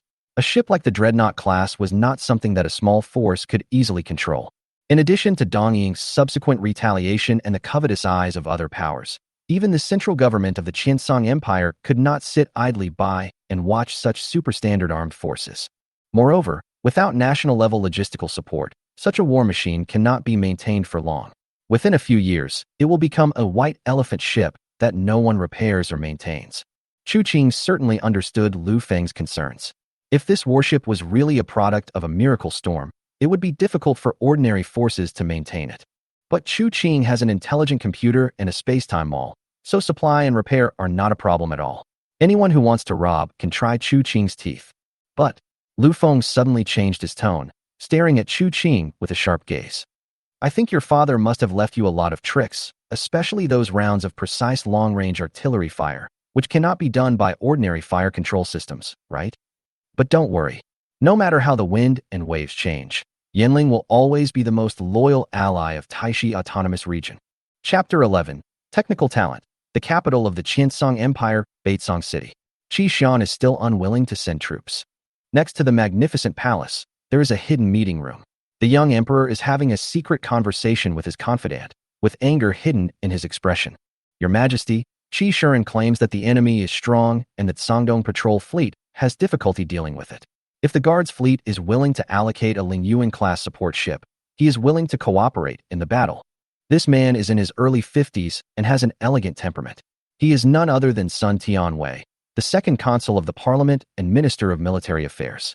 He is also the important minister appointed by the late emperor to be entrusted with the care of the young emperor and the prince who assists the country. The young emperor snorted coldly. Is it not enough to deal with one Fuji class and two Haisui class? Moreover, each fleet has obtained new cruisers in recent years. If the remnants of the fleets in various places are integrated, it will be enough to repel the invasion of Dongying. In his opinion, Qi Xian had completely surrendered to the Prince of Dong's camp, which was why he was trying to shirk responsibility. Although the Qiancang Empire nominally had a parliamentary system, the real power was still in the hands of the emperor, and the cabinet members and consuls were also responsible to the monarch. The political system was roughly similar to the Blue Star Prussian system. In previous years, an inspector general would never dare to disobey orders. However, because the former emperor had been seriously ill for a long time and the government was lax, although the new emperor's accession to the throne was stable, it had aroused dissatisfaction among the old nobles. In addition, Dongying's aggressiveness in recent years has caused many military officials to disobey orders in secret. At this time, of the 4 battleships of the Guards fleet, only 2 expressed their loyalty to the emperor, and the remaining 2 fell into the hands of Prince Sun Nanzhong of the East and the first consul of the parliament. Qi Shuren, the inspector general of Sangdong, had surrendered to Prince Dong early on. After receiving the hint, he naturally tried his best to avoid fighting and preserve his strength. As the 2 were whispering, there was a sudden knock on the door. Come in. Your Majesty, the situation in Sangdong has changed suddenly. A young military officer carrying a briefcase walked in quickly. Sun Tianwei recognized him as a member of the Military Intelligence Bureau, one of the few key intelligence agencies still under his firm control. In Taixi, Chu Qing ordered the issuance of an announcement to inform all the Taixi people who were stranded outside. The crisis has been resolved, and they are welcome to voluntarily take the transport ship back home. At the same time, there was important progress in the interrogation of Kawaha Yoichi. The Tosakura task force had more than 5,000 Marines stationed in Tongzhou, Hexing, and Xinpu. In addition to the garrison and technical personnel, the Xinpu Islands also held some captured sailors from the Sangdong Sea area, which were the important human resources needed for the reconstruction of the Taixi Navy. What is more crucial is that Xinpu's strategic position is extremely important. It can be regarded as the eastern gate of Sangdong Sea area. It not only has a large shipyard, but also the Xinpu steel plant with the ability to smelt ship steel. Taixi once used Xinpu's Kaiji-class shipyard to transform its warships, and even Qiancang's original Huantai was upgraded at the Xinpu shipyard. The interrogation also revealed that the coastal defenses of the three autonomous territories were almost completely destroyed and could not be repaired in the short term. In other words, at this moment, Tongzhou, Hexing, and Xinpu were in a state of disarray, and Xinpu was undoubtedly the most valuable target. Therefore, Chu Qing discussed with Lu Feng, Li He, and others and decided to let the Taixi stay in the local area to deter the lawless. At the same time, the Yanling Autonomous Region was responsible for escorting the Taixi Marine Corps to take over Xinpu first. Chu Qing finally decided to give the two ships, Akashi and Takachiho, which were under repair in the Xinpu shipyard, to Lu Feng as a reward. Guarding Commander, we should at least leave one of the ships behind. Now is the critical stage of rebuilding the navy. After the meeting, Li He angrily caught up with Chu Qing. It was obvious that he couldn't understand why they gave away the ship. However, Chu Qing had his own plans. The era of protected cruisers was coming to an end, and it was not cost-effective to continue to keep these antiques. In contrast, if he could control the Xinpu shipyard, it would be the real capital. What if I say that in exchange, we will gain absolute control over the Xinpu shipyard? Chu Qing raised the corner of his mouth slightly, looking towards the office building of Su Zhonghu, director of Taixi Ordnance, not far away. Li He was stunned for a moment, as if he couldn't believe that Lu Feng would exchange two old ships for a shipyard. But after thinking about it, he suddenly understood. In fact, the Xinpu Autonomous Region only had the hardware conditions, but lacked design drawings and technical support, and was unable to build new warships. Without drawings and designers, even large shipyards could only repeat the production of old models, with no prospects. But Taixi was different. Su Zhonghu was the former chief architect of the Tianjin Shipbuilding Bureau. He was in charge of the design, surveying, and imitation of various types of warships, such as the Heron class, Haitian class, and Longwei class. He also participated in the construction of the Haisui class. A few years ago, Su Zhonghu returned at the invitation of Chu Xiong, and Taixi built a small dock capable of building 1,000-ton ships. In the Spacetime Mall controlled by Chu Qing, although the finished warships were expensive, exchanging them for the corresponding design drawings was very cheap. With the drawings and Su Zhonghu's technical experience, there was a chance to completely digest and imitate them and build a fleet belonging to Taixi. Chu Qing returned to the garrison mansion, turned on the auxiliary intelligent brain, and tapped the button on the upgrade interface. Do you want to spend 10,000 spacetime points to upgrade the auxiliary intelligent brain? After the upgrade, the computing power will be increased, more functions will be unlocked, and the mall period will be extended to December 31st, 1915. Chu Qing decisively chose, confirm the upgrade. Upgrading. The time and space mall has been extended. Please check the unlocked functions yourself. Chapter 12 Light Armored Cruisers. You have a new miracle ship? On the morning of the second day after the fleet returned, Lu Feng was shocked to see a tugboat from Taixi port towing a cruiser with 4 chimneys and a long forecastle slowly into the port. Chu Qing was wearing a windbreaker and waving a ship identification manual in front of him, looking high-spirited and proud. I found her as soon as I woke up in the morning. She should have appeared near the coast at night. According to the identification manual, this cruiser is a light armored cruiser named Birmingham by the British, with a displacement of 5,400 tons, a speed of 25.5 knots, and 9 152mm main guns. Displacement, 5,440 tons length, width and draft, 139.3 m times 15.2 m times 4.9 m speed, 25.5 knots. I remember that the British themselves had just completed the surveying and replicating of this type of cruiser. It is the latest batch of cruisers that can be mass-produced at present. Lu Feng shook his head and smacked his lips, then turned around to supervise the maintenance and supply work of the Yanling naval ships. Obtaining 2 miracle warships in 1 week, I can't help but sigh that Chu Qing's luck is much better than his father Chu Xiong.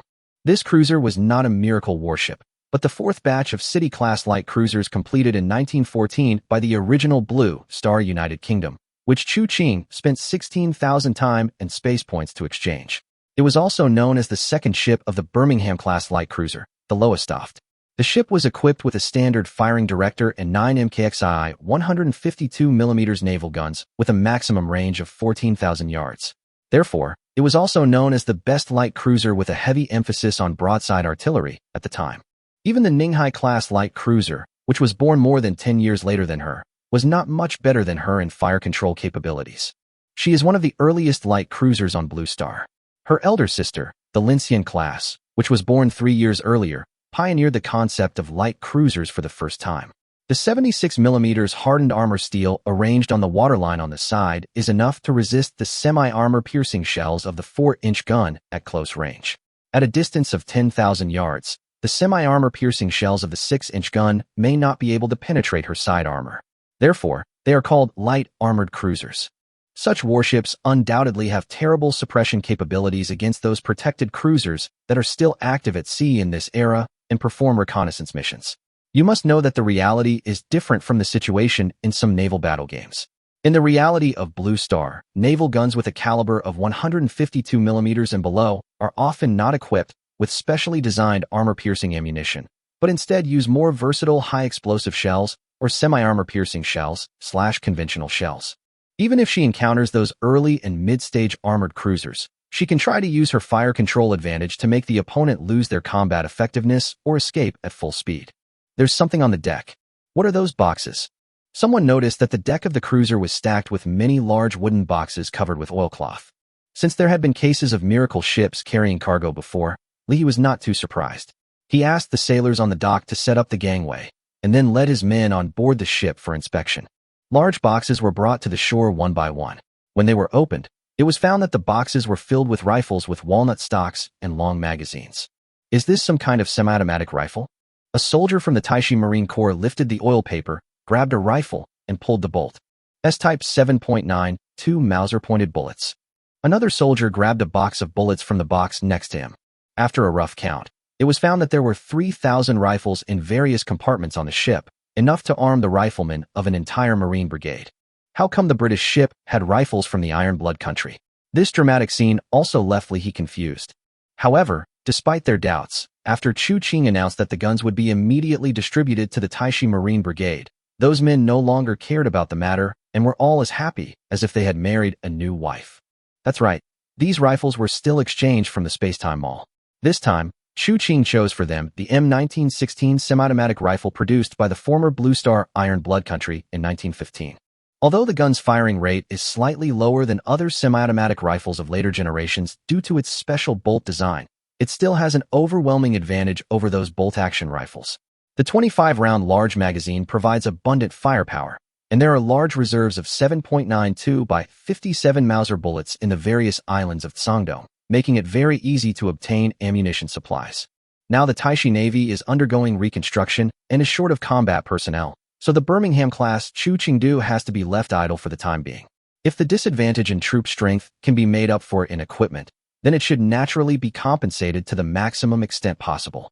Although changing equipment before a battle is a big taboo, with the auxiliary intelligent brain, you don't have to worry too much about the proficiency in weapon operation. Intelligent brain. Activate the resonance amplification field to enhance the designated target's mastery of the M1916 rifle. Opening. The resonance amplification field has been opened. The current amplification factor is 500 times. About an hour later, gunshots rang out at the shooting range. Bang, bang, bang. It's really weird. Is this gun so easy to use? At a 100-meter target, these little bastards can basically hit 90 rings with 10 bullets. It's obviously a new gun they just got. Zhao Jianya, commander of the Marine Brigade, looked at the target papers that had been taken down, and then at the M1916 on the table. He was puzzled. Didn't this new equipment need to be run in? But it was good. With the blessing of semi-automatic firearms, it would be easier to deal with the Dongying people entrenched in the Xinpu autonomous territory. When the Taixi Marine Brigade completed its equipment change, Qiancang called a team of personal soldiers to carry several large boxes to the office of Su Zhonghu, the director of ordnance. Su Zhonghu, who had just returned from a military port inspection, had not even warmed up his office chair when he saw Qiancang pull out something that looked like a blueprint from his navy coat. Is this a battleship design? He took the paper and recognized it as part of a certain type of cruiser blueprint. Could it be? Qiancang pointed in the direction of the naval port and nodded. Yes, it's the construction drawings of the Birmingham-class ship, which were found in the cabin. This.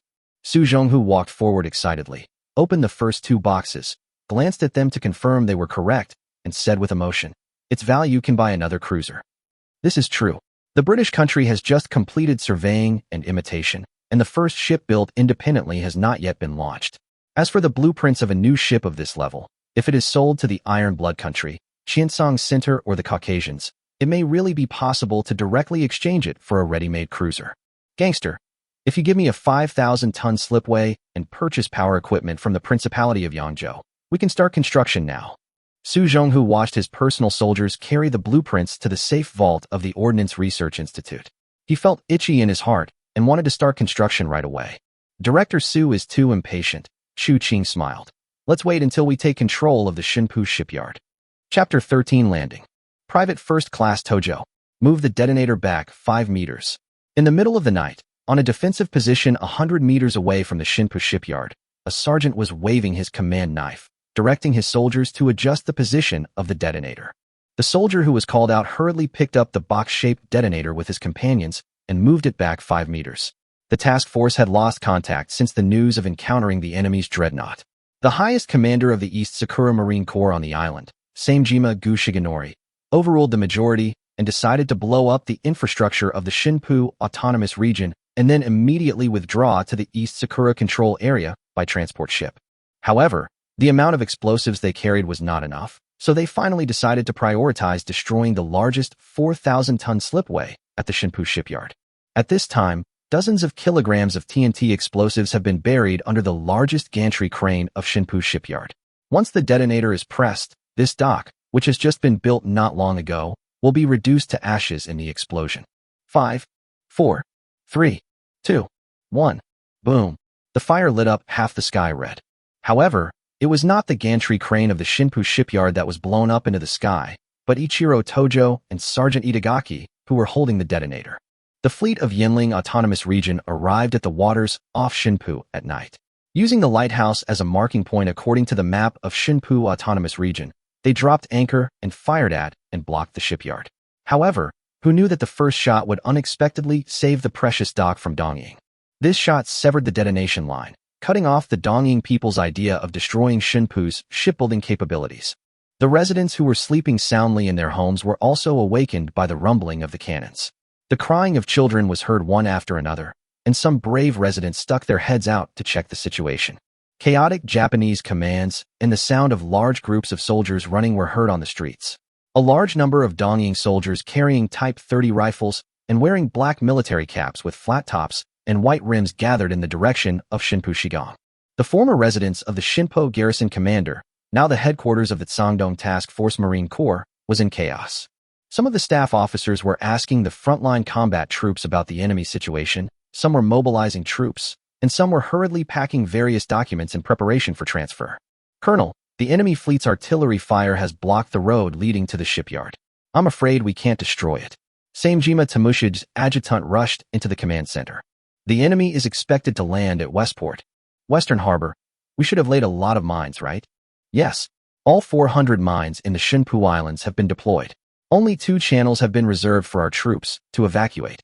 Samejima Tomushid breathed a sigh of relief.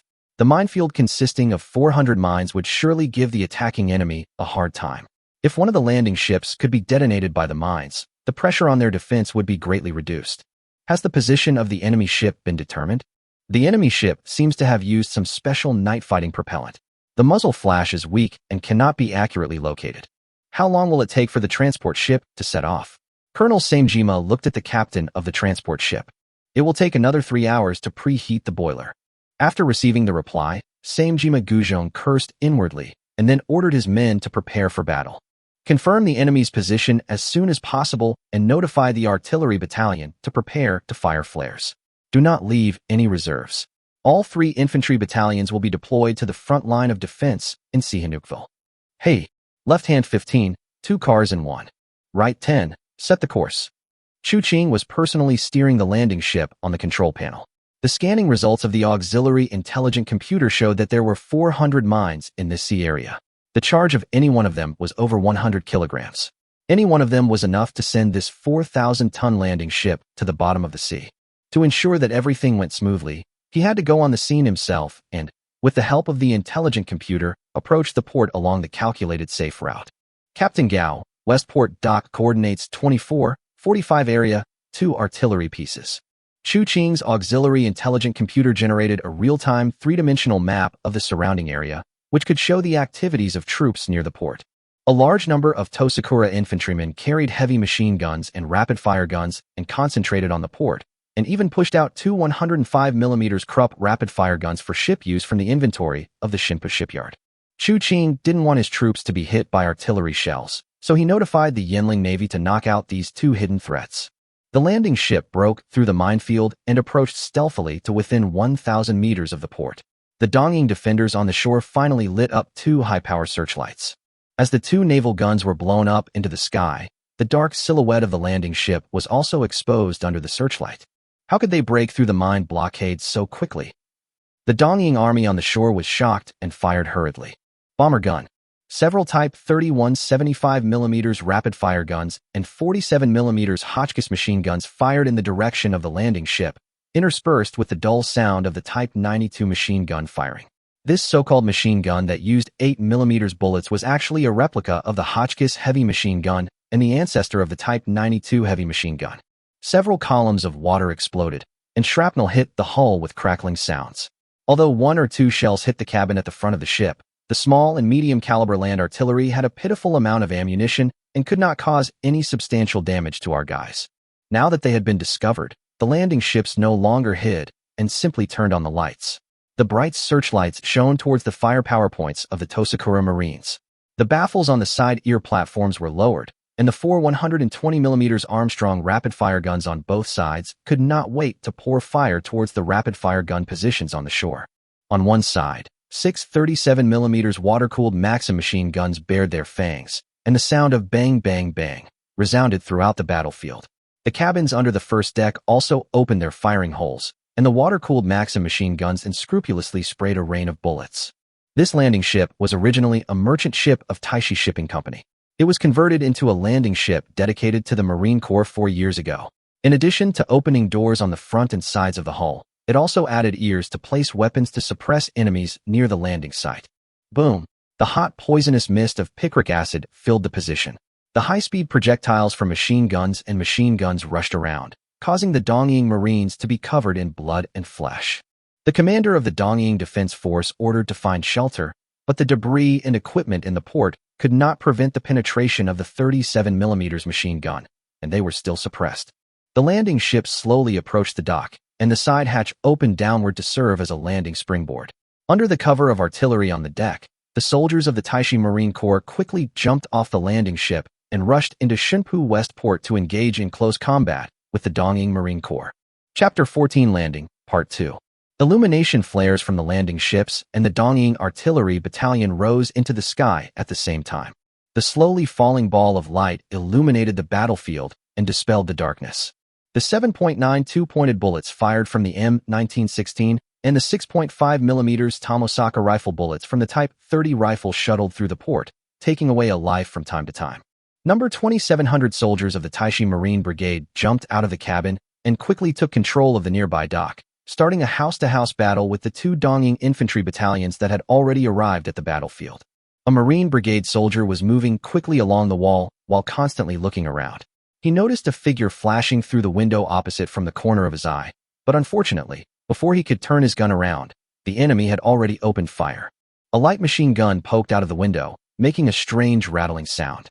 Several blood arrows spurted out of the soldier's body, and then he fell to the ground. His teammates reacted quickly and concentrated 4 M1916s to shoot at the window. The firepower of 4 semi-automatic rifles successfully suppressed the light machine guns of the Dongying Marine Corps, and after a burst of shooting, there was no movement. The construction focus of the autonomous territories in the Sangdong Sea area is on naval ships, with relatively little investment in the Marine Corps. They are only equipped with heavy machine guns and a few medium-caliber sampan guns, and not even light machine guns. Ordinary soldiers only have old-fashioned bolt-action rifles. Fortunately, before the war, all the troops were equipped with semi-automatic rifles, which made up for the disadvantage in this area. As for why the troops were not equipped with machine guns, Qiancang took into consideration that they had no experience in operating light machine guns before. Even if each squad was equipped with a light machine gun, they did not know how to coordinate firepower. A soldier climbed into the room, picked up the machine gun from under the Dongying machine gunner, checked it, and threw it out of the window. This light machine gun has a fixed small tripod and uses a 30-round magazine. If Qiancang were here, he would recognize that this is the French-Spanish M1909 light machine gun. This gun has many problems. The biggest problem is that once the exposed ammunition on the magazine is stuck with mud and sand, it will easily cause the machine gun to jam. In this world, the reason why the Dongying Marine Corps introduced this gun is because it is compatible with the Bao-type machine gun with the Lebel 8mm rifle bullet. With the support of naval guns, Shigong fell completely into Chu Qing's hands 40 minutes later. After losing more than 300 people, the Dongying Marine Corps began to retreat to the interior of the Xinpu main island and joined the 3rd Infantry Battalion that came from Dongshan Island. The landing ships in the port once again destroyed most of the artillery of the Dongying artillery unit with a round of shooting. Then, Chu Qing raised his hand and fired a blue flare. According to the plan made before the war, the blue flare represented an attack in the direction of Beidao. Is there a fight outside? Could it be that the Qiancang Central Force has sent out troops? What are you thinking? At most, the patrol fleet took action. The school on North Island is now used as a prisoner of war camp, holding more than 600 sailors captured in previous naval battles. After hearing the gunfire outside, the prisoners inside became excited. Liu He, the former captain of the Taixi Navy's Fu Bo cruiser, looked around, stretched out his hand to call over a few of his old subordinates, and gave them a few instructions. Bay Island is 1,800 meters away from the main island of Xinpu, and is connected to the main island by only a cross-sea bridge. It cannot be connected to Dongxing Island, which has a shipyard. The people in charge of guarding these prisoners were the Dongying sailors whose warships had sunk or been seriously injured in previous naval battles. There were about 100 of them, all armed. The 600-odd sailors who were detained had begun to become restless, which attracted the attention of the guards, who significantly increased the number of patrol officers. The sound of gunfire is getting closer. It seems that the Dongying people can no longer hold on. A first mate from the Tongzhou Autonomous Territory said, "I'm afraid these Dongying people will end up losing everything." The people around nodded in agreement and began to dismantle the bedboards and bed rails to make all kinds of weapons that could be used for resistance. At this time, Samejima Guzhong also received the news of the fall of Westport. According to the intelligence, the Marines of the autonomous regions in the Shandong Sea area were poorly equipped and should not be able to fight against his 2 battalions.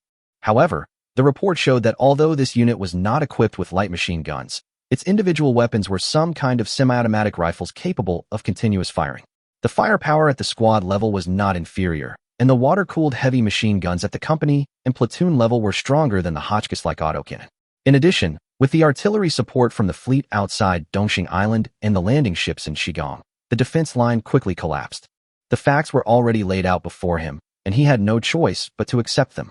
Moreover, the artillery battalion had basically lost its combat capability, and his own troops were now being passively bombed. After confirming that the boiler could not be preheated in a short time, Samejima Majuji issued an order. Sink the transport ship. All combat units of the 1st and 2nd Squadrons rely on houses to block the attack, and the 3rd Squadron retreats to the North Island. If they continue to resist on land at this rate, they will probably be wiped out. There are captured Sangdong sailors on the North Island. I believe that at the last moment, the enemy will definitely have some reservations. You take 1 battalion to Dongxing Island to control the shipyard, and the rest of you follow me to the Beidao prisoner of war camp. Zhao Jianya waved his pistol and led his men to Dongxing Island, while Chu Qing led a large force to attack Beidao Bridge. An important combat goal of this attack on Xinpu was to rescue the captured sailors and rebuild the Taixi Navy. If the prisoner of war camp could not be controlled as soon as possible, the Dongying people would use the prisoners as bargaining chips or hostages, and even fight to the death. Therefore, Chu Qing personally led the troops to attack. Bang! Bang! There were gunshots coming from the front. Apparently, there was another exchange of fire with the Dongying troops. Chu Qing looked at the map and found that he was still more than 600 meters away from the Beidao Bridge. A battalion of the Dongying army has evacuated from Dongxing Island back to the main island and is advancing towards the Beidao Bridge. If they are allowed to meet up with the sailors stationed on Beidao, combined with the heavy machine guns and machine guns on one side of the bridge, the Marines will suffer heavy casualties. Along the way, many Dongying soldiers hid in civilian houses and tried to shoot the Marine Brigade soldiers. The scanning results of the auxiliary intelligent brain showed that there were still a large number of civilians living in the civilian area, and artillery fire could not be used to destroy the houses. He could only clear the hidden dangers one by one along the way. He had to shrink the troops, slow down, and clear the remaining enemies, resulting in the spearhead of the attack no longer being as sharp as before. Just keeping the auxiliary intelligent brain's three-dimensional holographic situation map open had consumed more than 300 time and space points. Bang! Raising a Ruger-08 pistol produced by the system, Chu Qing killed a Dongying soldier hiding behind the door. Realizing that there was a high possibility of a battle near the Beidao Bridge, Chu Qing fired 3 flares in a row, calling on the Yanling Navy to send warships for support. Chapter 15. Expanding Territory. When Samejima Gushij led his staff across the Kitajima Bridge under the escort of the security forces, the Taixi Marine Brigade finally broke through to the bridgehead of the Kitajima Bridge. Also coming with them were the people of the Shinpo Autonomous Territory using captured weapons. Their long-suppressed resentment was released after the arrival of the Taixi Marine Brigade. They picked up the weapons dropped by the Dongying soldiers, turned around, and opened fire on the surviving Dongying people. A squadron stationed at the bridgehead was swallowed up in an instant, and the large force gathered at the bridgehead, forming a stalemate with the opposite bank. There was nothing on the wide deck of the North Island Bridge that could hide their figures. 1,800 meters away, the light and heavy machine guns and light artillery deployed on the other side of the bridge were staring at the other side with a covetous eye. 1,800 meters was far beyond the range of the light and heavy machine guns in the hands of ordinary infantry, and the two sides fell into a brief and tacit ceasefire. The soldiers of the Marine Brigade pushed up several 47mm Hotchkiss rapid-fire cannons from the rear of the team, quickly set up their positions, and waited for Chu Qing's order to fire. 2 green flares were fired in the eastern sky, indicating that the shipyard had been successfully controlled. At the same time, in the waters east of the North Island, 3 warships lit up their searchlights and navigation lights, showing their presence in a high-profile manner, and slowly approached the shore. About 3 minutes later, Chu Qing suddenly discovered that the sailors in the prisoner-of-war camp seemed to have been released in the 3D real-time situation map. Several white flags were hung on the defensive positions on the opposite bank. At the same time, a team of Dongying soldiers walked onto the bridge, waving signal flags and sending out flag signals indicating that they wanted to negotiate. Chu Qing pondered for a while and decided to agree to negotiate with the other party, because the current situation really gave Chu Qing a headache. He hoped to rescue the captured sailors while annihilating the Dongying army. This could be achieved at any cost, but the losses of the Marine Brigade would definitely not be small. If the Marine Brigade were forced to suffer heavy casualties in order to rescue these sailors, it would probably affect the morale of the troops. A gap opened up on the opposite defense line, and a man who looked like a leader walked out. The auxiliary intelligent computer reminded Chu Qing that this man was Colonel Guzhong of Jiaodao. Chu Qing then went to meet him with 2 soldiers from the Marine Brigade beside him. According to convention, the governor of Qiancang Empire would be automatically awarded the rank of Major General, so Chu Qing's military rank was higher than that of Jiaodao. Your Excellency, the garrison commander. As expected, Samejima Guzhong stood at attention first, saluted Chu Qing, and spoke fluent Chinese. Your army's combat capability is worthy of respect. Chu Qing waved his hand, signaling him not to say any more polite words. Samejima Guzhong was startled. You are a straightforward person. He looked up at the rapid-fire guns and heavy machine gun positions that had been set up on the other side of the bridge, then looked at the 3 cruisers that had exposed their broadside guns, and swallowed his saliva. Based on the current battle situation, in order to avoid unnecessary casualties, our army is willing to lay down its arms and surrender to your army. I have ordered the release of your captured sailors. I hope that your army can guarantee the safety of the lives of the imperial soldiers who lay down their arms. After saying this, he took off the sword at his waist, bent down, and raised it above his head. Chu Qing reached out to take the saber, handed it to his follower, and raised his hand in return to show that he agreed with the plan. Afterwards, Samejima Guzhong came to Chu Qing and whispered something to him, and Chu Qing's expression suddenly became strange.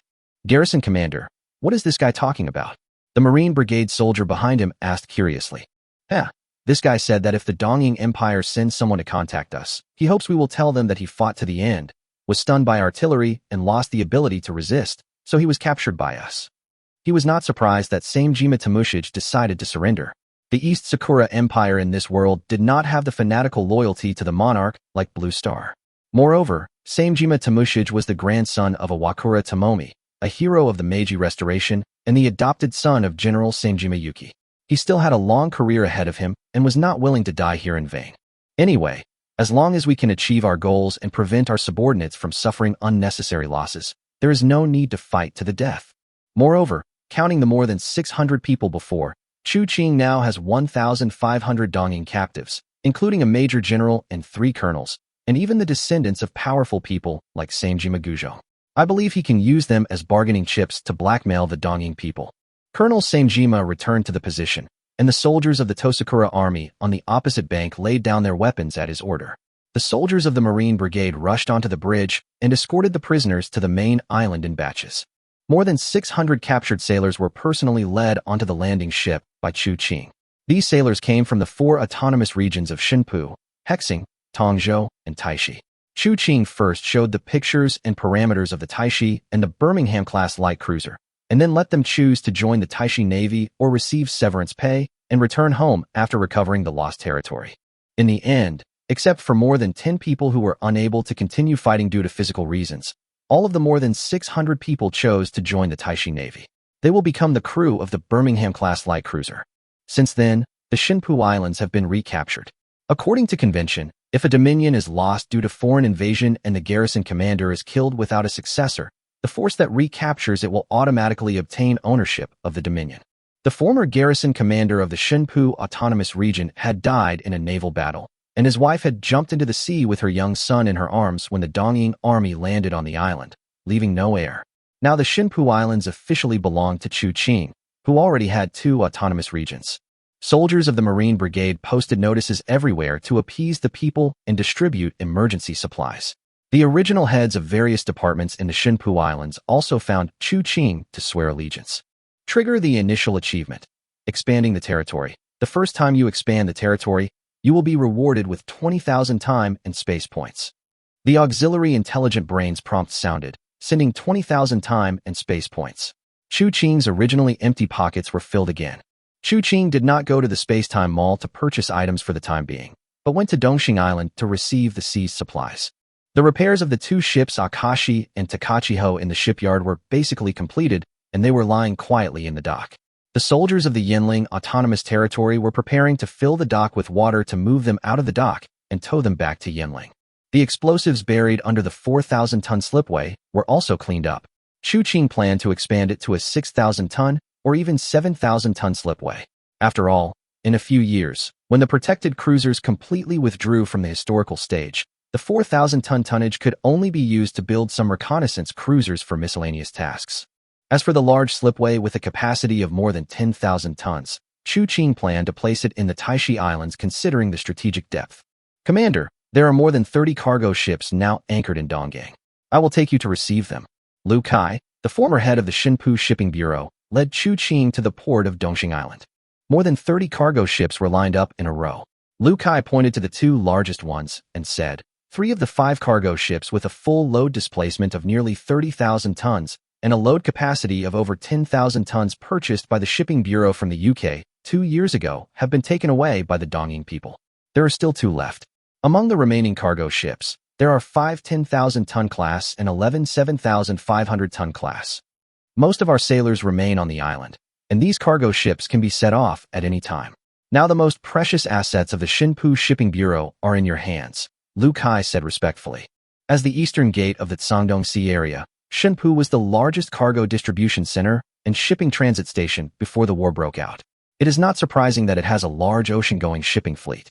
Although the total number of ships of Taixi Shipping Company exceeds that of Xinpu, the total tonnage is far less.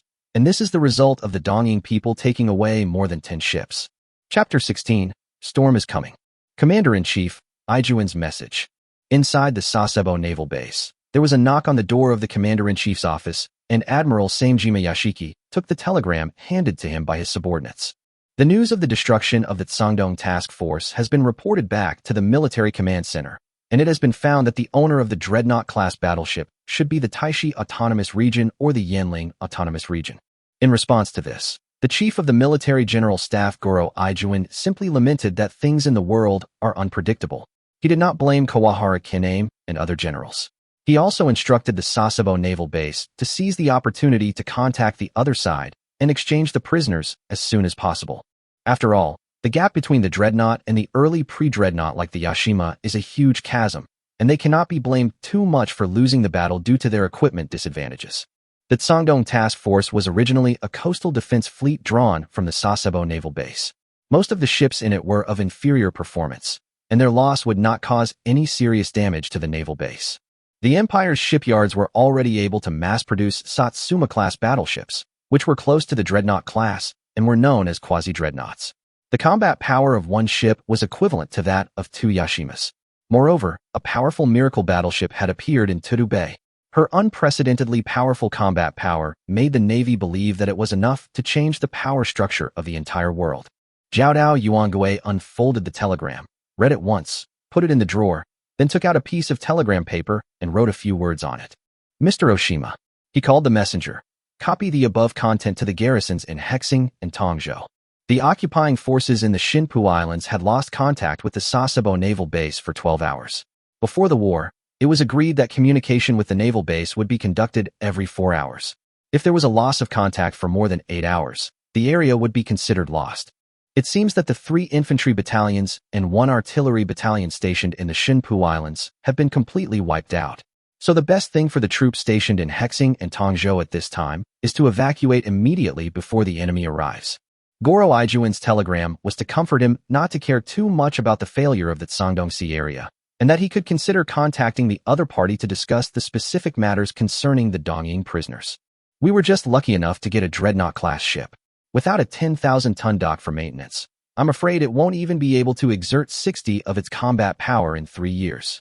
Zhao Dao's staff sneered. The Empire acquired a miracle warship equipped with 12 356mm main guns half a month ago. After all the tests and training are completed, even Qiancang's guard fleet will not be able to stop her. What kind of waves can the small Sangdong Sea area make? Garan Envoy, this telegram is of great importance and requires your personal translation.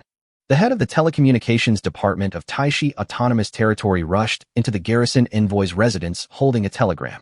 Chu Qing was woken up just after she fell asleep at noon after holding a mourning ceremony for the fallen soldiers. Rubbing his sleepy eyes and unfolding the telegram, he recognized this special form of encryption and was immediately shocked. This form of encryption was only used by the Qiancang royal family. In order to maintain maximum confidentiality, only the royal family and other garrison commanders are qualified to know the decoding method. In addition, each dominion has a unique secret frequency that will not be activated unless necessary. Now that Qiancang Central has activated this frequency, it means that there is something extremely important to discuss with Chu Qing. Chu Qing took out the code book, had the intelligent brain scan it, and then used the computing power of the intelligent brain to complete the translation and projected the result onto the holographic panel. After a while, Chu Qing finished reading the telegram, sighed, and picked up a pen to write down the content of the telegram after translation. The Qiancang Central Command is planning to use me as a pawn. Please ask Lu Jinglai to come to Taixi and tell him that he has something important to discuss with you. Chu Qing felt a headache when looking at the telegram on the table. The telegram from Qiancang Central praised the contribution of Taixi Autonomous Region in resisting the invasion of Dongying, promoted Chu Qing to Lieutenant General of Qiancang Empire Navy, and conferred the title of Viscount. It also stated that Qi Shuren, the former Inspector General of Sangdong Sea area, failed to fulfill his duty of defending the land and fighting the war, and was immediately dismissed. Chu Qing, the governor of Taixi, would temporarily take over as the Inspector General of Sangdong, and if resistance was encountered, force could be used to expel them. It sounds nice, but they are all cheap checks. Taixi is an autonomous territory. Whether there is a title or not, or whether the military rank is promoted or not, it will not help to improve the hard power. The Sangdong Sea area is a place that emphasizes hard power. The Inspector General of the Army seems to be a good position. In name, he can command the general manager of the Sangdong Sea area and obtain various assistance from the Qiancang Center. However, sitting in this position will inevitably involve him in the power struggle of the Qiancang Center and be constrained everywhere. Moreover, if Qiancang Central really wanted to grant him this position, why didn't they announce it on the public channel, but only informed himself using a secret frequency? Obviously, they regarded him as a naive young man. I guess that in the power struggle in the Qiancang Center, Qi Shuren should have stood on the opposite side of the new monarch, so the new monarch wanted to use us to get rid of him, Lu Feng analyzed. Then we will decline this so-called reward and not get involved in this mess for the time being. Chu Qing hopes to focus on construction in the next step and restore order in the Sangdong Sea area. Most of these autonomous territories in the Sangdong Sea area rely on the shipping industry. Since the war broke out, the shipping routes have been blocked and customers have turned to Zhangxi or Yangzhou shipping routes, so they have lost their income. The maintenance of military equipment, the purchase of ammunition, the salaries and pensions of officers and soldiers, etc., were all huge expenses. Add to that the expenses incurred by the shipping companies in transporting refugees. Half of the 15 million taels of silver in the Taixi Autonomous Region's pre-war inventory had been burned. Qiancang hopes to restore the Sangdong Sea area to its former tranquility as soon as possible so that he can use the Taixi Autonomous Region's funds, minerals, and various epic-making technologies and items in the Spacetime Mall to quickly arm himself and grow into a force with a say. Unexpectedly, Lu Feng shook his head. It's too late. It's too late. We have no chance to get out of this situation. We only know that the new king gave us this secret order. We don't know whether he has passed the message to other autonomous territories. It is even possible that the central government has directly notified Qiancang. Having said this, Lu Feng's expression became even more gloomy. In order to protect himself, he will definitely not give up this position obediently. Instead, he will probably come to cause trouble for us right away. Now, we have no way out. You must be prepared for a tough battle. Qiancang may be more difficult to deal with than Dongying's task force. Qiancang thought for a moment, and thought that what Lu Feng said was indeed reasonable, but he was a little dissatisfied with Lu Feng's last words. Judging from the current paper strength of the Sangdong patrol fleet, with the Dreadnought-class fleet in charge, there was absolutely no reason for him to lose. Lu Feng could tell Qiancang's inner thoughts from his expression and said sinisterly, In the past 10 years, there has been no news about miracle warships around the Jingling Islands where the Sangdong patrol fleet is entrenched. Do you think there are really no miracle warships descending on that sea area? Are the two Haisue-class ships really the main force of the Sangdong patrol fleet? Chapter 17 Delaware-class. Passenger and cargo ships of Taixi Shipping Company are carrying people back to port one after another. Qiancang ordered the opening of reserve warehouses to provide emergency supplies, and management departments at all levels are gradually resuming operations. Fortunately, it was autumn at this time, and the sea rice and other crops in the Taixi Autonomous Region had been harvested before the war broke out. Otherwise, there might have been a famine. The Dongying army in Tongzhou and Hexing had already left. After Qiancang discussed with Lu Feng, he contacted Li He and finally decided to hand over Tongzhou to the jurisdiction of Yanling Autonomous Region, and the Hexing Islands would be assigned to Qiancang.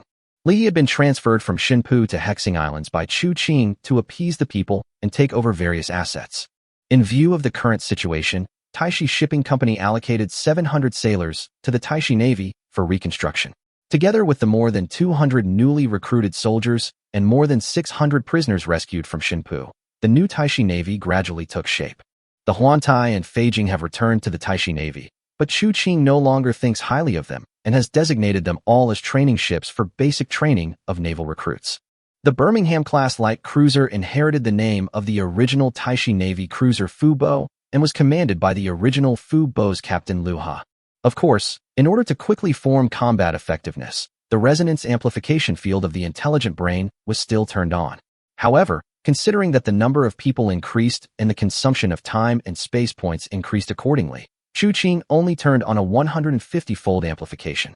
Qiyu Island is the location of the Taixi Islands coal mine. The coal reserves in the underlying coal seams are second only to the Penghua Islands in the northeast of Sangdong. The two mines produce 200,000 tons of coal annually. It is not a large mine, but it is the main source of cheap coal for the nearby autonomous region. 1 ton of coal produced in Taixi was sold for 5 to 6 taels of silver, while 1 ton of coal produced in the Principality of Yangzhou or the Penghua Islands required more than 8 taels of silver. However, for Qiancang, who was about to vigorously develop the navy, this amount of coal production was not enough to support consumption. It would take 3,000 tons of coal just to fill the coal bunker of the Taixi, and those ocean-going freighters were even bigger consumers of coal. In order to avoid being strangled by others in terms of energy, Qiancang felt it necessary to expand the amount of coal mined and open another mine. So he exchanged a set of mining equipment in the Spacetime Mall, loaded it into a freighter obtained from Xinpu, and then handed it over to the head of the mining bureau.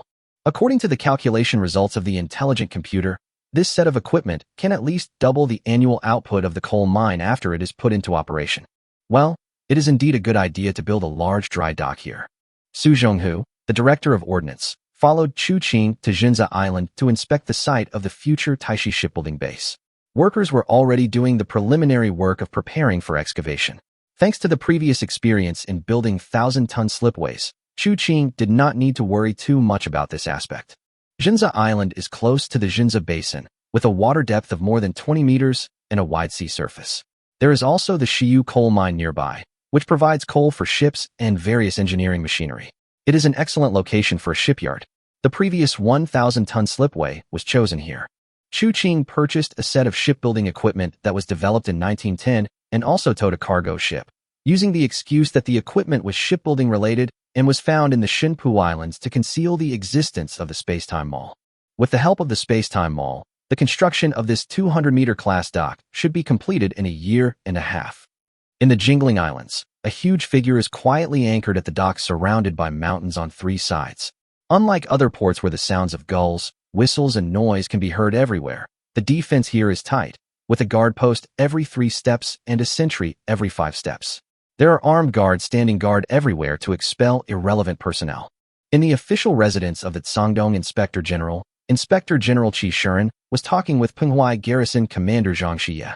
Haizhou Autonomous Region has also decided to pledge allegiance to you. This is the basic situation of Haizhou Autonomous Region. Please take a look. Zhang Xie's face was full of flattery. After he finished speaking, he handed a booklet to the man sitting on the chair with the shoulder straps of a lieutenant general. Now the 3 autonomous territories of Penghua, Haizhou, and Dengying only obey the orders of you and His Majesty the King of the East. The latter just nodded slightly. You did a good job. Inspector General. Deputy Inspector General Wang Yu rushed into the room with documents in his arms, leaned over, and whispered a few words to Qiancang. Without bothering to explain, he quickly unfolded the telegram and placed it in front of Qiancang, whose expression gradually became angry. The little emperor in Baitsong City really doesn't take us seriously. Does he really think that he can shake the foundation of my patrol fleet by just finding a little kid? Qiancang, the Inspector General of the Imperial Army, was furious when he saw the telegram sent by his subordinates. The Qiancang royal family actually dismissed him from his post and ordered him to return to Beijing immediately after handing over power to Qiancang. Since we've already torn our skins apart, there's no need for us to hide our strength anymore. Wang Yu. I am. Wang Yu, the deputy inspector of Shandong, quickly replied. What do you think? Strike first. Qiancang nodded, stood up, put his hands behind his back, and looked out the window. Outside the window was anchored a battleship with 2 cage masts and 5 twin main turrets. Unlike her other sisters belonging to the guard's fleet, she was flying a purple and gold-rimmed review flag. Line chart. Ling Yuanji, this is her name in this plane. But if Qiancang were here, he would definitely recognize that this battleship is the Delaware class, the second type of dreadnought of the Blue Star White Eagle country. The ship's 5 twin turrets are all arranged along the central axis of the hull and can concentrate the firepower of 10 305mm naval guns on the side. Its comprehensive strength exceeds that of the dreadnought class. Qiancang smiled calmly. How can a dreadnought-class upstart that we accidentally acquired compare to our decades of accumulation? Governor, the people of Dongying want to discuss with us about redeeming the captives. Qiancang nodded and began to look through the documents handed to her by the secretary. As expected, the telegram was signed by General Samejima Yuki, Commander-in-Chief of the Sasebo Naval Base. Our empire is willing to exchange our captured personnel with weapons, supplies, or money, and pay a certain amount of compensation. If your army has other requirements, we can discuss them separately. I hope your army will guarantee the safety of our captured officers and soldiers. Qiancang read 10 lines at a time and finally saw what he wanted to see. There are 1,500 people, including a general and more than a dozen lieutenants. And among them is the general's adopted son. I have to think of how to extort money. Qiancang picked up the pen and started to make a list on the paper. Chapter 18 Green Bombs and War Preparations. 5,000 140mm shells, 2 450mm rolling mills, 2 2,000-ton hydraulic presses, and 500,000 taels of military compensation. Samejima Yuangwei looked at the list sent by his subordinates and tried his best to resist the urge to tear the telegram into pieces. The other party was obviously asking for an exorbitant amount of money, and he absolutely could not be taken advantage of. After calming down, General Samejima saw some information from the list. The 140mm shells are ammunition supplies prepared for the Yanling Navy. Apart from the Qiancang Central Command, only Dongying has large-scale production of shells of this caliber. The purchase of this type of shells should be to replenish the ammunition inventory of the Ninghai-class light cruiser. But apart from this, the rest of the list is just military equipment, which is inconsistent with the habit of other dominions to purchase weapons and equipment directly. This shows that the newly appointed Taixi garrison commander does not care about short-term interests, but has huge ambitions. He is not willing to be a local emperor in this small corner of the Shandong area. In this way, he can be used to contain the power of Qiancang Center. Thinking about it, he picked up the phone at hand. Connect with the Navy General Staff at the headquarters. The Dongying people replied so quickly. Chu Qing looked at the telegram in front of him, a little surprised at the Qiancang Empire's quick reply speed. It took no more than 6 hours from the time he sent the telegram to the time he received the reply. The 1,500 Qiancang prisoners are very valuable, but they cannot be exchanged for the industrial equipment that Chu Qingkai had opened earlier. Those 450mm rolling mills and 2,000-ton hydraulic presses are enough to produce large-caliber artillery barrels over 12 inches. They are definitely strategic materials. In fact, those shells and silver coins were just written casually by Chu Qing. His time and space points were not abundant now, so he was more willing to save some to exchange for non-sale items such as dreadnoughts. It would be great if other industrial equipment could be obtained through local channels. Chu Qing's real goal was just to get a rolling mill or a hydraulic press, and he was prepared to haggle over the price. However, in the telegram from Samejima Yuangue, apart from stating that the Sasebo naval base could not provide so many 140mm artillery shells, he agreed to all of Chu Qing's other requests. This is very intriguing. Chu Qing recalled the history of Blue Star and thought of a person. Do they think I am Zhang Yuding? In the history of Blue Star, the Qiancang people made great efforts to support Zhang Yuding and tried to control the areas outside the Great Wall. The investment made in the early stage was recovered when they later sent troops outside the Great Wall. The people of Qiancang agreed to my request so quickly, probably because they wanted to use me to control the Qiancang Center. If Chu Qing did not have the assistance of an intelligent computer, even if he got these devices, there would probably be no skilled workers who knew how to operate them. In the end, he would have to ask Qiancang people for technical support. This cycle would continue, giving Qiancang people an opportunity to take advantage of him. But with the intelligent computer and the Spacetime Mall in hand, the Qiancang people's plan is bound to fail. What's more, Chu Qing's father Chu Xiong in this dimension was killed in the battle with the task force. How could he possibly cooperate with the Qiancang Empire? Let General Jiao Dao be the logistics captain for once, Chu Qing thought, and then agreed with Jiao Dao's staff on the time and place of the transaction. 7 days later, somewhere 500 nautical miles east of Dongxing Island in the Xinpu Islands. When Li He placed the resource overview of the Hexing Islands on Chu Qing's desk, the pleasant sound of the intelligent brain suddenly rang in Chu Qing's mind. The host sphere of influence has reached the target. Host influence has reached the target. Prosperity system activated. The intelligent computer will automatically evaluate the host's power technology, population, armaments, economy, and other indicators, and calculate the prosperity of the power controlled by the host. The intelligent computer will periodically issue a certain amount of space-time points based on the current prosperity. The higher the prosperity, the more space-time points you will get. Current prosperity, 20. Available time and space points, 200 points/day. Today's time and space point rewards have been issued to your account. Chu Qing saw the time and space points on the panel jump from 22,320 to 22520. Previously, the only way to obtain time and space points, besides completing those illusory achievements, was to annihilate enemies and sink enemy ships. This mechanism avoids militarism and encourages development and construction. With a fixed salary, Chu Qing excitedly opened the Spacetime Mall to make a large purchase, but was still shocked by the price of the dreadnoughts there. British-made Invincible-class battlecruiser, 80,000 points. Iron Blood domestic Nassau-class battleship, 75,000 points. White Eagle domestic South Carolina-class battleship, 75,000 points. The high price discouraged Chu Qing. With the 22,520 time and space points in his hand, he could not afford any dreadnought. He could only buy an Ancestor-class heavy cruiser like the Hawkins class. Lu Feng's previous words clearly reminded Chu Qing that the Sangdong patrol fleet might have secretly hidden dreadnought-level combat power, and the Hawkins class could be said to be completely powerless against the dreadnought, and the cost-effectiveness was not high. Forget it. Let's buy some shells for supplies. Chu Qing checked the ammunition depot of the Taixi, preparing to resupply her with ammunition, but out of the corner of her eye she caught a glimpse of a batch of shells in the depot that had never been noticed before. British-made 305mm hard-cap armor-piercing projectile, NKA type, X-80. The legendary green bullet that broke the pattern of shield is bigger than spear of dreadnought. It is possible that the dreadnought class in 1918 was indeed equipped with this epic-making armor-piercing ammunition. When they were first built, there was no significant difference in combat power between the Delaware class and early dreadnoughts, such as the dreadnought class. The battle between them was like two hard-boiled eggs colliding with each other, but now with hard-capped armor-piercing shells, it was like one of the eggs took out a sledgehammer, which was enough to change the direction of the balance of victory. With the green bombs combined with the super fire control of the fitting computing module, Qiancang has reason to believe that the Taixi will be invincible in the battle with the Delaware class.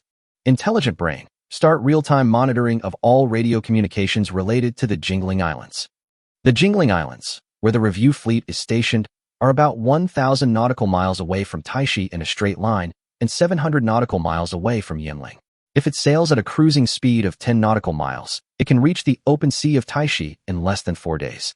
Taking into account the early war preparations, the inspection fleet will arrive at the Taixi Islands in at most 1 month. Since fighting is inevitable, Qiancang must of course do his best to eliminate the fog of war that is hanging over his head and gain as many advantages as possible. Chapter 19 Duke Bismarck. October 23, 1664 in the calendar of this plane, 15 days after the war in Sangdong was settled. On the armored cruiser Scharnhorst, the newly appointed commander of the Iron Blood Far East Fleet, Lieutenant General Felix von Binman, leaned on the railing, holding a high-powered telescope in his hand. Scharnhorst, armored cruiser. Your Excellency, the Schenk Islands are ahead. Captain Heinrich Karl Leonard Graf von Moltke of the Scharnhorst pointed to the fuzzy black dot ahead and said, "We have sent a request for anchorage." Lieutenant General Binman nodded slightly. The boys can take a break now. He had been sailing for 5 months since he set out from the Iron Blood Kingdom with the Scharnhorst and a coal ship. The original plan was to go directly to the Qingdao base of the Far East Fleet located on the north side of the Qiancang Empire. However, due to the war in Sangdong, they chose to take a detour through the Principality of Yangzhou. Half a month ago, they received an order from the Navy headquarters to go to the Taixi Autonomous Region to contact the young garrison commander who annihilated the Dongying task force. The primary goal is to get the technical specifications of the Dreadnought class from them. If they can provide more detailed information, even if it costs a little, it is acceptable. After all, this is a rare opportunity for us to understand the British main battleship. So said Admiral Alfred von Tirpitz, Imperial Navy Minister. Iron-blooded country people. Qiancang had just received the extorted equipment from the Dongying people that morning. He was currently in the Xinpu Islands checking on the reconstruction of coastal defense fortifications, but he received news that the iron-blooded country fleet was visiting. Let them come. It's just an armored cruiser and a coal ship. They don't pose any fatal threat to us now. We can still make some money from the coal. Li He on the side said. It's at least 7,000 nautical miles from here to Qingdao base. They need to load at least 4,000 to 5,000 tons of coal. We can extort tens of thousands of taels of silver from them. In the past, Li He would never dare to say this. The Scharnhorst class was a newly mass-produced armored cruiser of the Iron Blood country. One ship could overturn most of the original Taixi Navy. But who let the current Taixi Navy have a dreadnought? Naturally, his back became stiff. Qiancang thought it made sense and agreed to Lieutenant General Binman's request. About 2 hours later, the Scharnhorst, a nearly 13,000-ton ship covered in colorful flags and dragging thick coal smoke, appeared in Qiancang's field of vision. The only difference from what Qiancang remembered was that a thick communication antenna was installed on her mast. According to the original history of Blue Planet, this Iron Blood armored cruiser active in the Far East was finally destroyed in the southeast of the Falkland Islands by her natural enemies, the British battlecruisers Invincible and Indefatigable. Crew members in white sailor uniforms stood on both sides of the Scharnhorst. This armored cruiser with 4 thick smokestacks slowly entered the Xinpu waters under the guidance of the Fubo. Seeing the Vice Admiral's flag flying on the armored cruiser, the coastal artillery troops on the shore fired a 15-gun salute, and Vice Admiral Binman also ordered a 13-gun salute in return.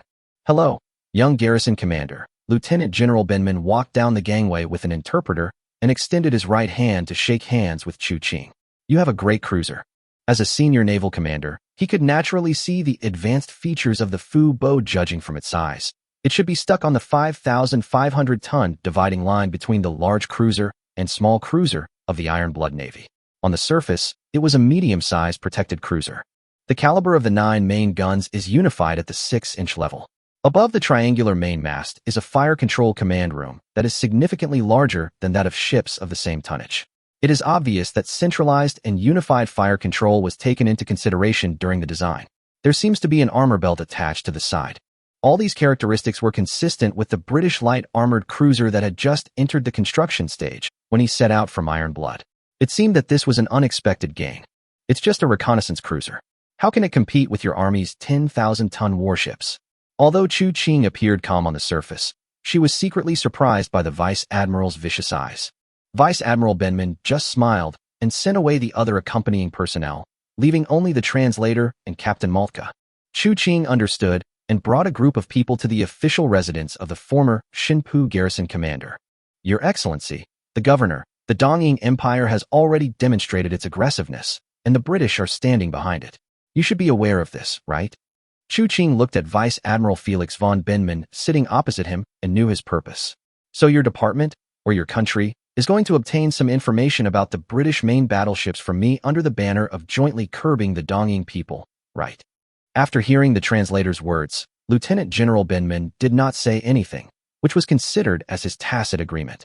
The cruiser we saw just now is indeed the Birmingham-class cruiser on the British slipway, and I do have a complete set of its blueprints. Chu Qing paused when he said this, and then noticed that the two people opposite him were both smiling, and then he continued, "We are willing to share the blueprints with your army." Vice Admiral Benman finally heard Chu Qing say this. As long as you are willing to hand over the full set of blueprints to the Iron Blood Empire, I can report to the Navy headquarters and directly allocate a Victoria Louise-class protected cruiser from the Far East Fleet to help you rebuild your Navy. Victoria Louise-class protected cruiser. Unexpectedly, Chu Qing shook her head. Although the price of the Victoria Lewis class in the Spacetime Mall has reached 10,000 Spacetime points, and the complete set of Birmingham-class blueprints is only sold for 800 Spacetime points, it is a profit no matter how you look at it, but she is not the best choice at the moment. The telegram intercepted this morning indicated that the fleets of the three autonomous territories of Haizhou, Penghuai, and Dingying were gathering towards the Jinling Islands. As expected, they had already turned to the patrol fleet. Faced with the numerous Kaiji and Kaiji-modified semi-dome armored cruisers of the autonomous territories, a Victoria Lewis class could not play an absolute suppressive role. I know that you, Vice Admiral, are here for the Dreadnought-class ship. Although we do not have a complete set of blueprints for the Dreadnought-class ship, we can provide you with the design of the 12-inch main gun and one sample each of the high-explosive shell, semi-armor-piercing shell, and capped armor-piercing shell. I wonder what price you are willing to pay in exchange. Vice Admiral Benman and Captain Maltka looked at each other and saw joy in each other's eyes. With the samples of British armor-piercing shells, they could make targeted arrangements in the battleship's protection design. This is a serious matter. I am not allowed to make more promises to you, but please believe that the Iron Blood Empire will give you a satisfactory answer. After that, the three of them stood up and left, hurrying back to the ship. In the evening, Vice Admiral Benman brought the news. The Iron Blood Empire is willing to exchange the former Far East Fleet flagship Duke Bismarck armored cruiser with the Taixi Autonomous Region. Duke of Bismarck. If we can get the blueprints and shell samples, the Empire's warships will have an overwhelming advantage in future wars, Navy Minister Tirpitz said to Vice Admiral Benman. Chapter 20 The War is Coming. This answer made Chu Qing very satisfied. In fact, his goal was to get the Duke of Bismarck-class armored cruiser. According to the information of Taixi Autonomous Region, the Duke Bismarck was a miracle battleship that appeared in Qian Island and a veteran who had been on guard in the Far East for nearly 9 years. Although its speed is not high, it has the firepower and protection level of the pre-dreadnought. The four 240mm naval guns are the same model as those of the Iron Blood Kingdom's Kaiser-class pre-dreadnought battleships, and the 200mm Krupp-hardened armor on the side is a wall of size among cruisers. Of course, for a cruiser that just over 10,000 tons to have such a thick waterline armor belt, the protection area is somewhat insufficient. The Duke of Bismarck received a transfer order from the Navy Department to return home half a month ago. It will arrive at the Xinpu Islands in at most 8 days. I hope we can have a pleasant cooperation. Bang! The two goblets touched lightly in the air, and the red liquid rippled in the goblets. Chu Qing also smiled and said, "Happy cooperation. It only costs 200 Spacetime points to exchange a blueprint of the 10 Malawian Quach's 305 naval gun, and the consumption of 3 shells can be ignored. Besides, Chu Qing is not going to hand over the original hard-backed armor-piercing shells to the iron-blooded Chinese. Instead, he replaced the original fuse with the shorter delay fuse on the soft-backed shells. 3 days later, the Iron Blood fleet completed its replenishment and left the Xinpu Islands. In addition to 50,000 taels of silver for coal, the sailors on vacation also left more than 25,000 marks in the Xinpu Islands. After seeing off the financier, Chu Qing immediately returned to the Taixi Islands to hold a combat meeting. The patrol fleet's apparent strength includes 6 high Rhone-class ships, 3 high Tian-class ships, and 2 high Sui-class ships. The 3 autonomous regions of Haizhou, Penghuai, and Dingying have a total of 14 Kaiji and Kaiji-modified cruisers.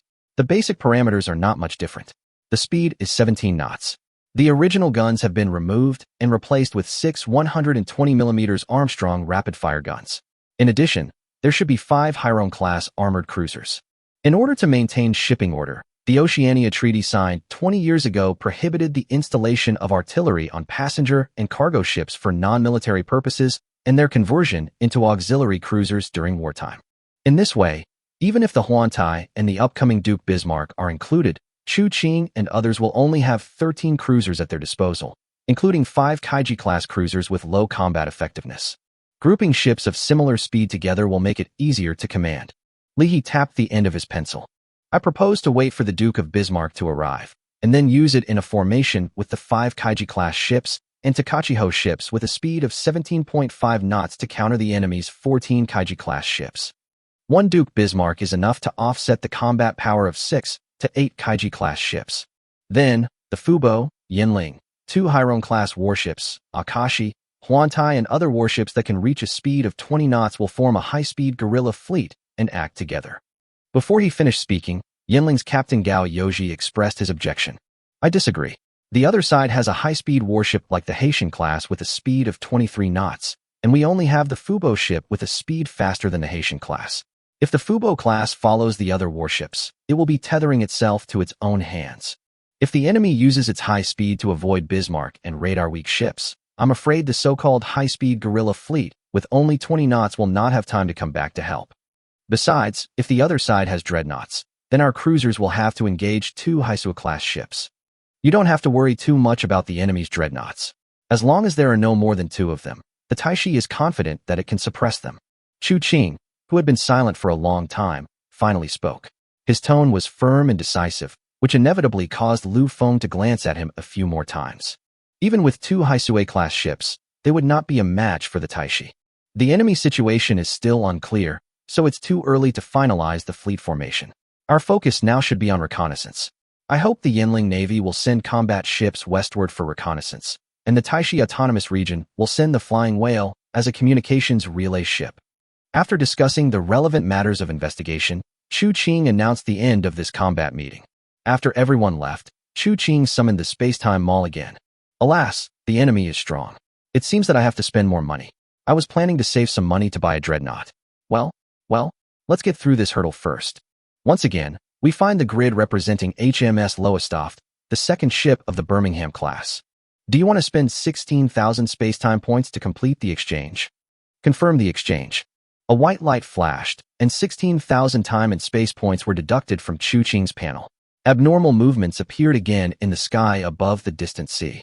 Blue lightning danced wildly in the sky, but no rumbling thunder could be heard. The dark clouds hung low and rotated at high speed, as if they were about to drill into the sea. Another miraculous storm. Your luck is really ridiculous. Lu Feng, the garrison commander of Yinling, looked at Li He with resentment. Apart from Taixi, which other autonomous region could obtain 3 miracle battleships in such a short time? That's so unfair. Li He didn't say anything. He just chuckled twice and went to the side to enjoy his happiness secretly. When the aftermath of the miracle storm faded away, the tugboats that had been lingering for a long time rushed forward and towed the warship, which was exactly the same in length as the Fubo, back to the harbor. The most excited ones are the new recruits on the Huantai and the sailors who were not selected to board the Fubo before. Now that a new warship is commissioned, they will be able to serve on that new warship. Due to the shortage of manpower, the Huantai was allocated by Qiancang to the Yinling Autonomous Region and operated by the sailors of the Yinling Autonomous Region. The new miracle battleship was named Jinza. Now that all the new recruits have been arranged, Qiancang can only start the second round of sailor recruitment. With Qiancang's huge investment of time and space points, the Jinza became combat capable within 5 days. 5 days later, on the night when the Jinza was ready for combat. Woo! The white warship with a thick chimney on top and a coal ship slowly pushed through the waves, blew the whistle, and sailed into the dock of the Shinpu Islands.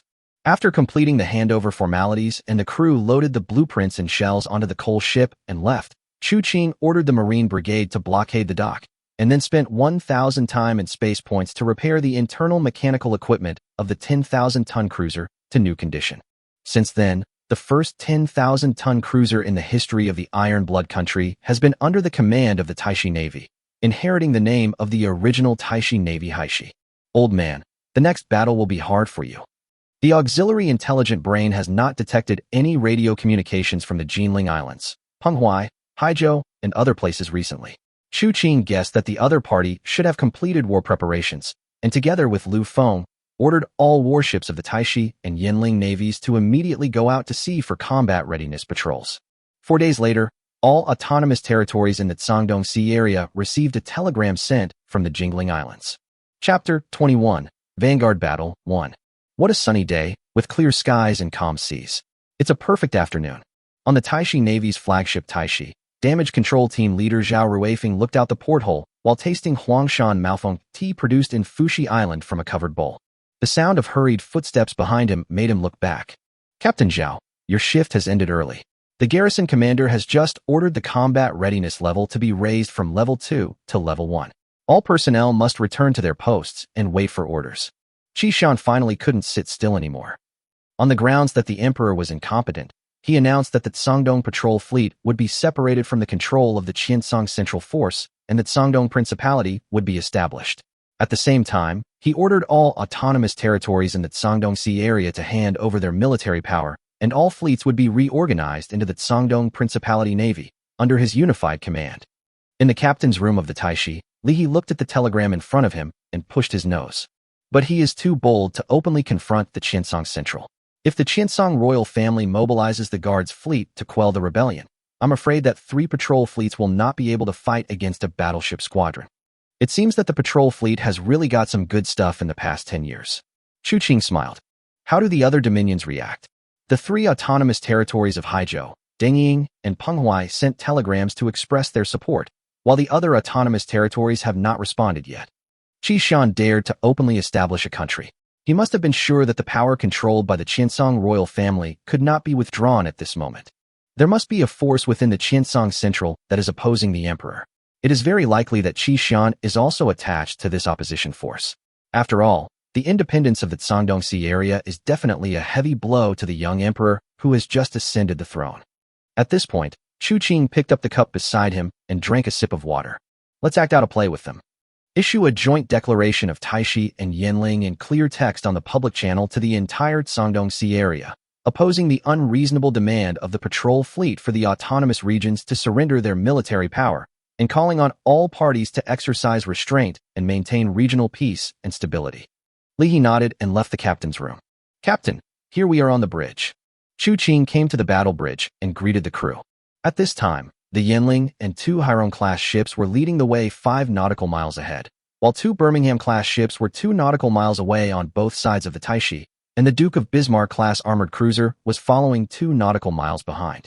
The Kaiji-class fleet of the Yinling Navy was conducting reconnaissance and searching for the approaching enemy 80 nautical miles to the west.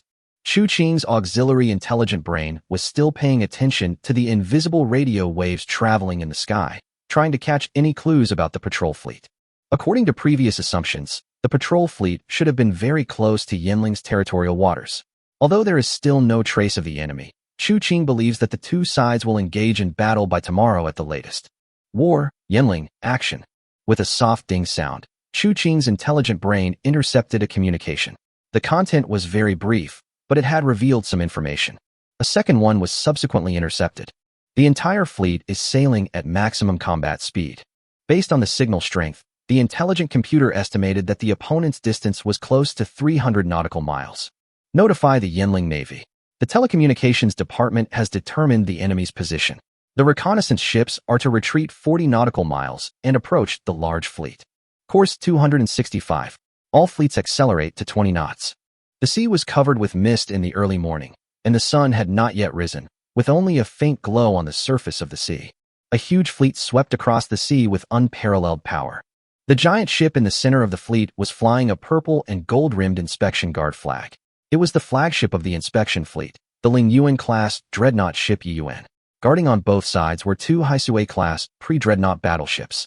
There were more than 20 cruisers of various sizes surrounding the periphery, and the thick smoke columns produced by their high-speed sailing dyed half of the sky black. In the past dozen hours, the communication channel has been extremely busy. 2 autonomous regions chose to submit to Qishan, but more autonomous regions chose to maintain their current independent status. In response, the commander of the reviewing fleet, Qiancang, did not respond, but only asked his men to record the opposing dominions. His Royal Highness the Eastern King has called back, saying that the two battleship squadrons directly controlled by the Qiancang imperial family have been pinned down, and there is absolutely no way they can interfere with our actions. The communications officer walked into the bridge and reported to Qiancang. The latter nodded slightly. Once we control the Cangdong Sea area, His Royal Highness the King of the East will have the opportunity to join forces with the First Archon to force the Little Emperor to abdicate. A column of smoke was spotted in the northeast direction. The lookout shout interrupted Qiancang's thoughts. 2 to 3 columns of smoke, probably a scouting fleet. We received a telegram. The other party claimed to be the fleet of Yinling Autonomous Territory and did not want to be our enemy. Humph, Qiancang sneered. All ships deploy according to the predetermined battle formation. The screen guard formation moves forward and orders the enemy ship to stop for inspection. If there is resistance, sink it immediately. Yes. The huge formation began to maneuver in an orderly manner, and the outer cruiser forces were reorganized from the original circular formation into a single column. The 2 Haisui-class ships also changed from their original parallel formation to a vertical formation and followed behind the Yuan. At the same time, the boilers of the 3 Haitian-class protected cruisers began to roar, and the pressure displayed on the instruments continued to rise. Finally, the 2 reciprocating steam engines reached a maximum output of 17,000 horsepower. 3 white-gray figures with 3 Hai-Rong-class cruisers broke away from the formation and rushed towards the vague smoke column in the northeast. In the Cangdong Sea area, the Haitian-class is undoubtedly an excellent protected cruiser, equipped with 2 203mm main guns, 10 120mm Armstrong rapid-fire guns, and a speed of 24 knots, which can completely suppress the Heron class. The conclusion drawn from the pre-war seminar indicated that the 3 Haitian-class ships would be able to easily deal with any cruiser as long as they did not encounter the miracle battleship of the Yinling Autonomous Territory. The other party did not respond and began to flee. After receiving the report, the commander of the screen formation ordered a pursuit. Haitian-class formation, ventilate and press hard, pursue at full speed. However, even though the 3 Haitian-class ships had entered a high-pressure ventilation state and pursued at a high speed of 24 knots for half an hour, there was no closing rate at all. The 2 warships in front were still leisurely wandering outside the fire range of the Haitian-class formation. The sun is coming out. How bizarre. Didn't they say that Taixi and Yinling don't have any ships with a speed exceeding 23 knots? The captain of one of the Haitian-class ships looked up at the sky impatiently. It turned out that there would be a day when the Haitian-class ship, which was known for its speed, could not catch up with others. The distance between our ship and the Hai-Rong-class formation has exceeded 6,000 yards. Isn't the gap too large? Don't worry about them. The captain waved his hand impatiently. Even if they burn out their engines, they can't reach our 24 knots. The enemy is speeding up. After hearing the lookout's report, the captain raised his telescope in surprise. Although there is no way to measure the distance yet, the shadow of the ship in the field of vision is indeed getting smaller and smaller. What a joke. The opponent's speed obviously reached 25 knots or above. The captain of the Haitian-class ship immediately reported the situation here to the fleet. But after 10 minutes, the communications department had not received any orders from the fleet, so they could only continue their futile pursuit. The enemy ship is turning. The 2 cruisers in the field of vision were turning to the left, revealing their hulls with 4 chimneys, and then they changed course and rushed towards the 3 Haitian-class ships. Prepare for battle. Chapter 22. Vanguard Battle 2. What type of battleship is that? The pre-war intelligence seminar didn't mention that Taixi and Yinling had this kind of high-speed cruiser with 4 chimneys. I'm not sure, but it looks like a cruiser specialized in speed, so it probably sacrificed its protection and firepower indicators. Send flag signals to contact the Qianan and Hyunmu ships, and prepare to engage the enemy in a vertical formation. Distance, 15,000 yards. The lookout reported the distance again, and the 3 Haitian-class ships were ready for battle. There were sounds of clicks and clangs as bullets were pushed and bolts were closed. The battle started suddenly. 3 Haitian-class frigates faced off against 2 Birmingham-class light cruisers. The battle had already shifted from the initial stage to a naval battle. As the name suggests, naval warfare means that both sides are heading in roughly the same direction and use broadside artillery to fire at each other. This is one of the most common ways of fighting in this era, and the competition is about the amount of broadside firepower projected and the accuracy of the artillery fire. The sound of artillery fire on the sea was as dense as the beats of festive drums. Boom! A cloud of black smoke emerged from the bridge of a Haitian-class navigation ship at the rear. The Xuanwu has lost its commander. Damn it! How come their artillery fire is so accurate? The captain of the patrol fleet's Haitian-class cruiser Tianning looked fiercely at the two figures in the distance that were constantly spewing fireballs. What kind of monsters are these? Boom! The ship trembled again, and then he felt his warship suddenly slowed down dramatically. Hit on the port side at the waterline. Huge amount of water is taking in. Engine room. Report damage. The enemy's artillery fire did not penetrate the armored dome, and the engine room was not damaged. Watertight compartments closed, starboard side flooded and trimmed. Although the engine was not damaged thanks to the protection of the 127mm Harvey steel dome armor, the large amount of seawater poured in and the speed was greatly affected. It dropped from 24 knots to 21 knots. The captain of the Qiancang slammed the railing in front of him. The 4-knot speed difference would make his side completely lose the initiative in the battle. No one knew what had happened, but the radio on the ship had completely failed, and all the communication channels were filled with noise. Not only could they not contact the Grand Fleet, they couldn't even contact the other two sister ships that were nearby. The battle command had regressed to the era of flag signals and light signals. The enemy had been keeping the engagement distance at 9,000 yards, which resulted in the 120mm Armstrong rapid-fire guns of our superior number being basically ineffective. We could only use 6 203mm main guns, while the two enemy ships were able to concentrate 10 6-inch rapid-fire guns on one side. Although a bigger gun can be a more powerful force in naval battles, the fire control of the 3 Haitian-class ships does not support her to engage in combat at this distance. The 3 Haitian-class ships, with a total of 6 203mm guns, achieved only 3 effective hits in more than 30 minutes of fighting, while the opponent's 152mm naval guns hit their 3 ships more than 10 times. Now, the 3 Haitian-class protected cruisers are all injured. Although the 120mm rapid-fire guns were also firing nonstop, the distance was too much for them. Although the firepower of the 15 rapid-fire guns on the sides of the 3 ships was very intimidating, not a single shell achieved an effective hit. Loading complete. Shooting. The 203mm main gun fired again, and the orange-yellow flash swept across the bow with a muzzle storm. The gunner observed a thin plume of black smoke rising from the enemy ship's hull. Hit! The gun crew cheered, but when the smoke cleared, only a deep dent was left on the enemy's armor. When the gunner in the fire control room saw this scene, his heart sank to the bottom. Since rapid-fire guns can cause considerable damage to warships without side armor belts, the Tinian and the other 2 ships all used high-explosive bombs when they first started fighting. The result was that except for an 8-inch shell that hit the deck and caused a small fire, the other 2 shells smashed into the opponent's side armor. They were shocked to find that these were actually 2 armored cruisers. Even a 203mm semi-armor-piercing shell can't penetrate it. The crew of the Qiancang widened their eyes. The enemy ship was only about 4,000 to 5,000 tons, but it was actually immune to the semi-armor-piercing shells of the 8-inch naval gun. The Birmingham-class's side armor is 76mm Vickers surface-hardened steel, which has slightly better bullet resistance than Krupp-hardened armor. 3-inch Krupp-hardened armor has the same bullet resistance as 203mm wrought iron. Moreover, the 203 shells used by the Haitian class are relatively backward and do not even have a cap. Coupled with a certain heading angle, they can naturally resist 8.5-inch armor-piercing shells fired at a distance of 9,000 yards. Now their own ships were more than 19,000 yards away from the large fleet, and the 3 Hairon-class ships were more than 7,000 yards away. They had already fallen into a situation of being isolated and helpless. The enemy fleet has slowed down to 20 knots. Distance 9,300 yards. Hit. The enemy ship is on fire.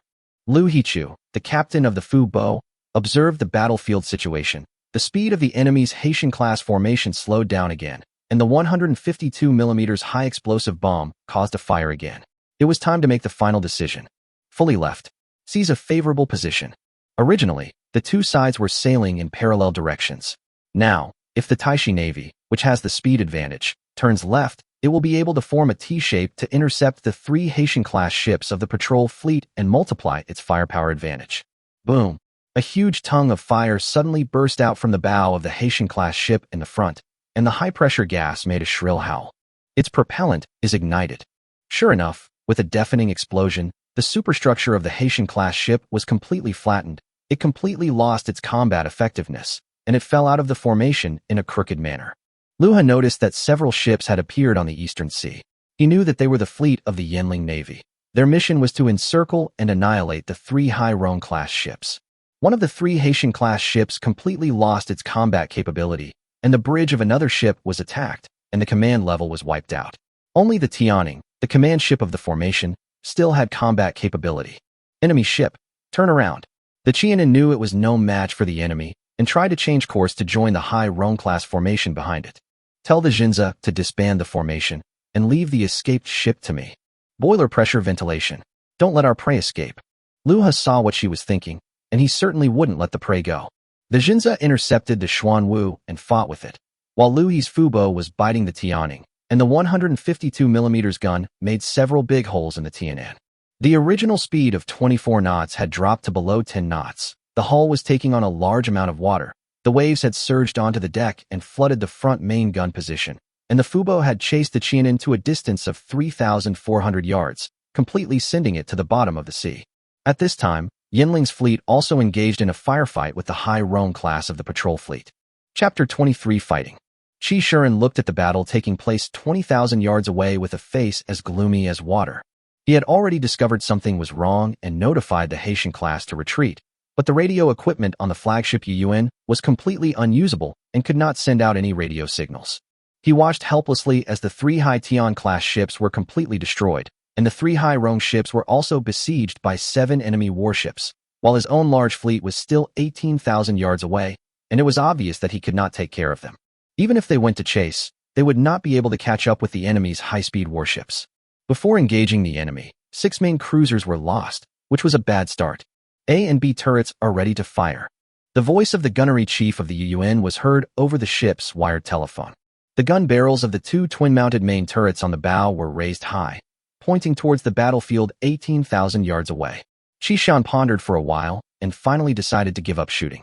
Cancel the firing preparation, send out light signals, and the entire fleet turns left 6 compass points. The 20,000-ton dreadnought Yuan suddenly steered to the left, and the sea water cut through by the bow made a splashing sound. The sharp tilt forced all crew members to grab any fixed objects at hand to ensure that they would not slip.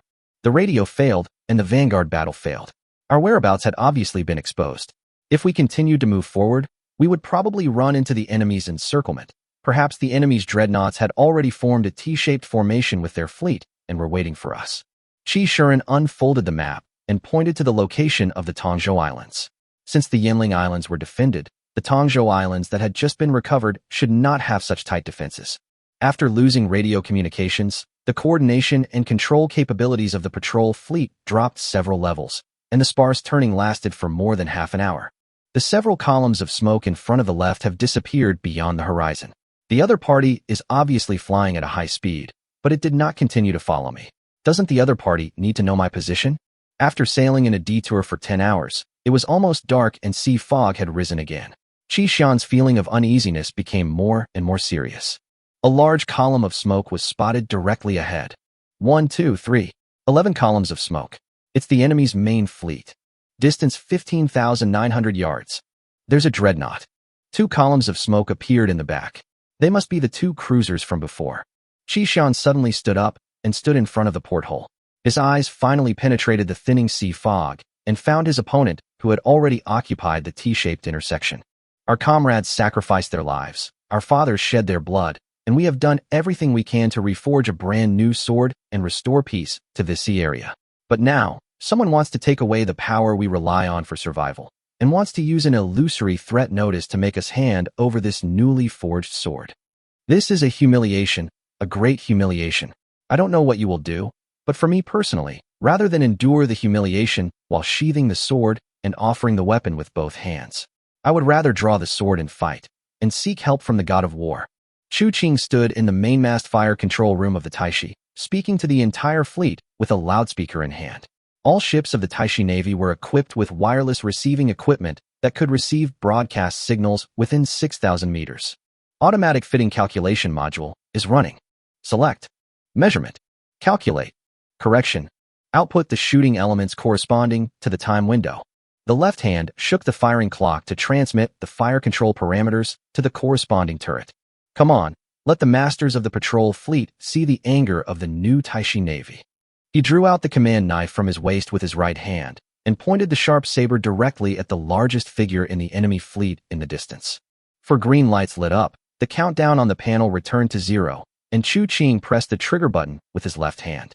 Orange-red flames burst out, and 8 hard-capped armor-piercing shells fell towards the UN 15,900 yards away with a huge roar. The final decisive battle began with this burst of gunfire. These 386 kilograms of steel carried tremendous kinetic energy and rushed towards the sea at an angle of nearly 25 degrees. With a teeth-grinding sound of metal tearing and twisting, 5 of the 8 shells hit a Haitian-class cruiser. The unfortunate ship exploded on the spot and turned into flying metal fragments.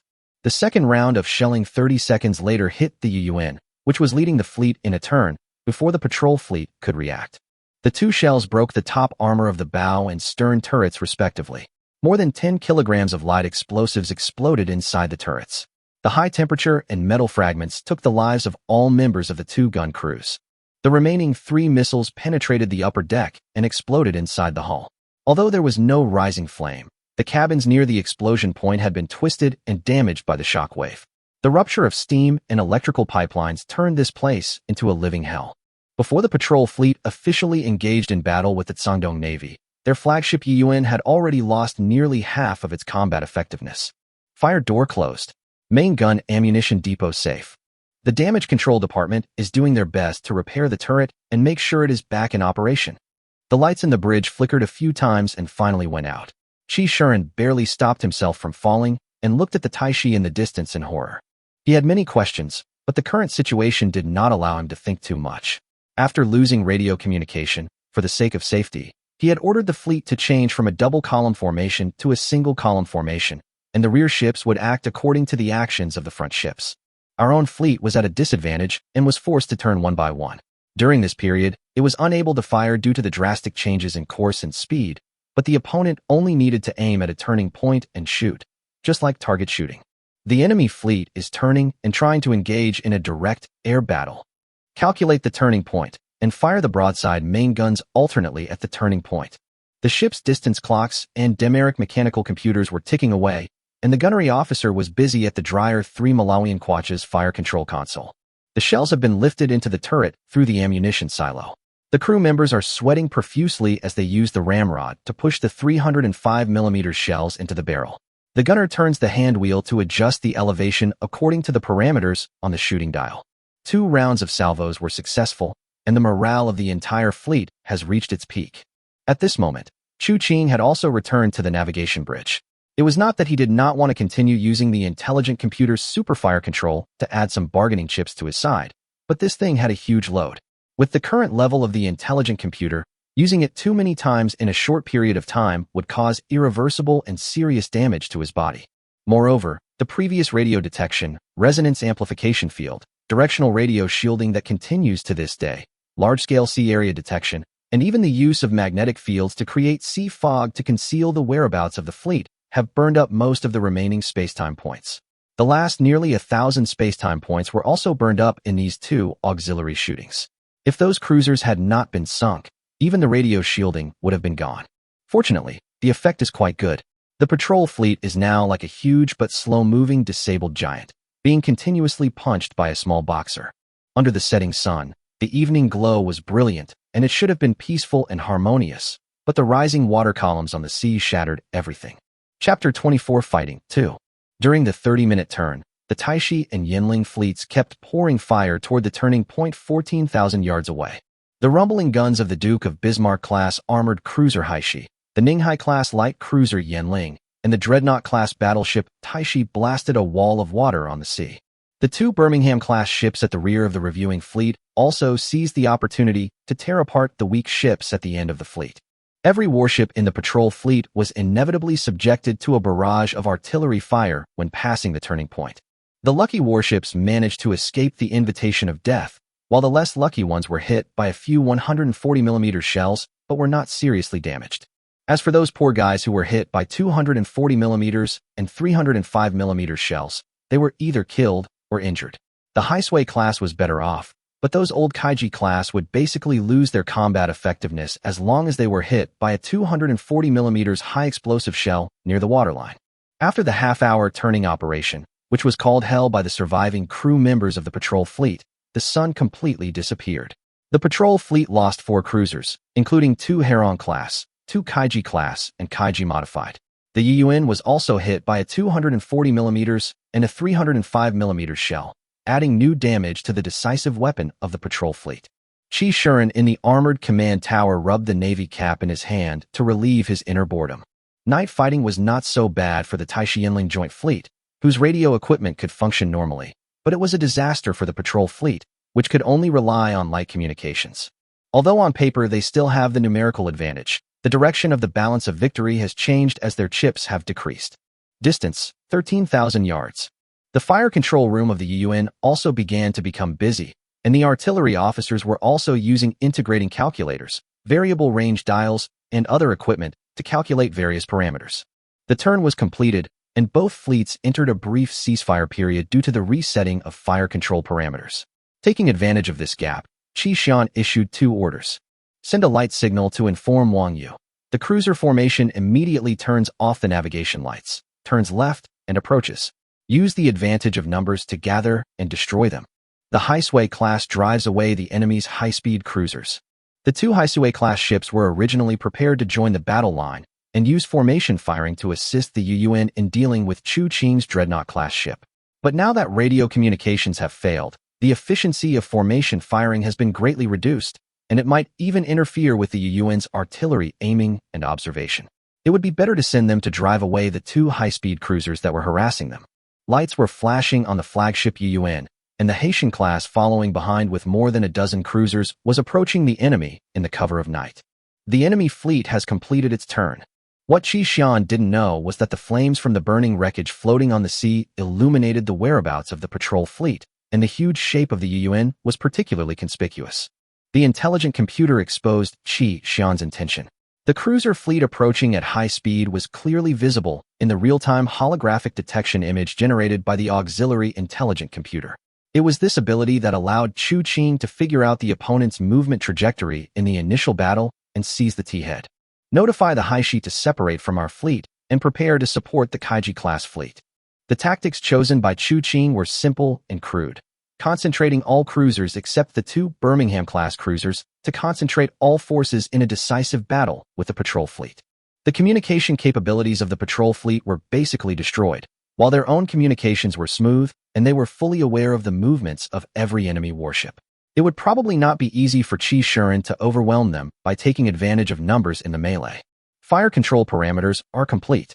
Distance 12,000 yards. Starboard turret, alternate rounds. Boom. A wall of fire shrouded in black smoke rose up, and a huge flash of light illuminated the already darkening night sky. Almost at the same time, the Yiyuan, 10,000 meters away, also opened fire. The 2 steel giants swung their arms and threw deadly steel spears at each other. Delaware-class dreadnought firing its main guns. As the sky gradually darkened, flares fired from the secondary guns of the Taixi and Yiyuan rose into the sky one by one. Yellow and white balls of light slowly fell down, illuminating the entire battlefield. The 10,000-ton armored cruiser Haishi led the way, with 6 Kaiji-class and Kaiji-modified ships including the Huantai, and 3 Hiron-class ships, pressing forward to meet the more than 10 cruisers approaching from the review fleet. In the distance, 2 Haisui-class ships were also firing, trying to drive away the 2 Birmingham-class light armored cruisers with their 280mm Krupp naval guns. Although one 280mm shell was enough to cause heavy damage to the Fubo and Jinza, the Haisui class was, after all, an old ship from 10 years ago. Its sighting and observation equipment could not be compared with that of the Birmingham class, which was more than 10 years ahead of the times. The 7,600-ton hull was by no means a good platform for the 280mm cannon. After firing several rounds, it failed to even touch the edges of the Fubo and Jinza. Therefore, Lu Hichu was able to calmly command the 2 ships to fire 152mm high-explosive shells at the Haisui class at a distance of 10,000 yards. The speed of the Haisui class was only 18 knots, and although they had been undergoing maintenance for 10 years, their mechanical aging meant that they could only reach 17 knots. The speed advantage of more than 8 knots allowed the 2 Birmingham-class ships to take the initiative. The decks of the two Haisue-class pre-dreadnoughts were ignited by high explosive shells, like torches in the dark. Qiancang did not choose to hide in the armored command tower, but stayed on the navigation bridge, where there were wireless communication equipment installed that could directly communicate with the entire fleet, making it easy to change tactical deployment at any time. 6 huge water columns rose outside the starboard side of the Taixi, and the sea surface suddenly surged, causing the 18,000-ton Taixi to tremble slightly.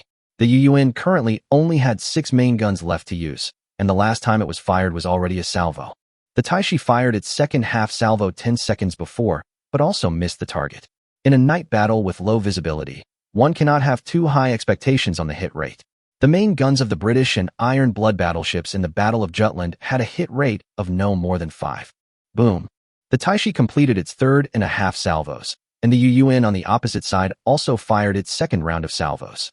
Countless water columns rose up around the 2 giant steel ships. For close-in shells, the fourth round of shelling extended 200 meters outward. This time, after consuming the time and space points, in order to ensure that the next shelling parameters are the optimal solution, Qiancang provided correction suggestions to the artillery officer based on the observations and calculation results of the fitting calculation module, instead of operating it himself. The 3 opportunities in a short period of time were thus exhausted. After receiving the follow-up order, the loader used mechanical equipment to push the armor-piercing shell with a green bullet tip into the gun barrel, and then the gunner in the turret turned the hand wheel to adjust the elevation angle, and finally the gunner pressed the firing button to complete the fourth half salvo. Along with the booming sound of cannons, the chief artilleryman clearly saw 3 water columns trapping the Yuan, which was rising with a flaming ball. Fourth round of crossfire. 1 shot hits the target. The crew in the fire control room cheered immediately. They had done what they could, and the rest of the battle would be left to the god of probability. Chapter 25 Fighting 3. Luck also accounts for a large part of strength in naval battles, just like the famous Battle of Denmark Strait on Blue Planet. Originally, the strength of the 2 sides was about 46:1, and it should have been a back-and-forth battle, but the 5th salvo from the battleship Bismarck sent the hood directly into the seabed. There was some luck involved in the Taishi's crossfire in the 4th half salvo, but no matter what, the Taixi now has the advantage in the duel. During the previous turn, Yuan had a rangefinder destroyed by shrapnel from a 305mm high-explosive shell, resulting in a decrease in ranging accuracy and speed. It was only after the 5th full salvo that it achieved crossfire, causing it to fall into a disadvantage. In the previous artillery battle, it was hit by a shell from Taixi. Fortunately, the Delaware-class main armor belt had an 11-inch hard-cap shell that attacked from 12,000 yards away and penetrated it immediately. The shell body was also damaged, and only a few surrounding compartments were destroyed. Even so, Qiancang and his men were still scared. Their 12-inch armor-piercing shells could penetrate 9 to 10 inches of surface carboized hardened armor at this distance, which was already good. The opponent's 12-inch gun could actually directly penetrate the main armor belt of the Lingyuan class. This was another bad news. Qiancang still remained on the bridge of the navigation ship, feeling the buzzing engine sound of the war machine under his feet and the huge roar about once a minute. Fortunately, this body grew up on the sea and followed Qiancang in battles, so he did not suffer from seasickness. If it were the Qiancang before the time travel, he would have been shaken to the point of dizziness. It was now completely dark, and the cruiser formation was charging forward again. Only the flares fired from time to time by both sides hung in the sky and emitted light. A few dark red clouds of smoke exploded in the distance, and Qiancang understood that the Yuan had opened fire again. Overhead, the roar of a steam locomotive like a whistle came closer and closer, and then plunged into the sea around the Taixi, with waves hitting the deck. Although standing here is indeed life-threatening, the naval battle scenes seen on the screen, the internet, and books in the past are never as vivid as being there and participating in it in person. Beautiful flashes of light flashed across the sea ahead. Qiancang determined based on the direction that the ship that opened fire was the Bismarck Duke-class armored cruiser HMS Sea Rhino. Although she had 4 240mm naval guns, the armor-piercing shells she was equipped with were light in weight and had a slow initial velocity, and her armor-piercing ability was questionable. She was not qualified to intervene in the fight between the 2 steel giants, so she had to lead her team to bully those small protected cruisers. According to the real-time detection results of the intelligent computer, the distance between the cruiser fleets of both sides has been reduced to 7,000 yards, and a formal battle is about to begin. The patrol fleet had indeed hidden its strength, with 2 more Haitian-class ships and 1 Lingyuan-class ship, which was still within Qiancang's acceptable range. Noticing that the two Haisui-class ships were completely suppressed by the Fubo and Jinza ships, with raging fires on their decks, and unable to recover their combat effectiveness for a while, Chu Qing ordered the two ships to break away at high speed and prepare to attack the enemy's cruiser forces. Compared to the confrontation with the opponent's dreadnought, Chu Qing was more worried about the cruiser formation. Qi Shiren stood in the armored command tower, observing the battle situation outside.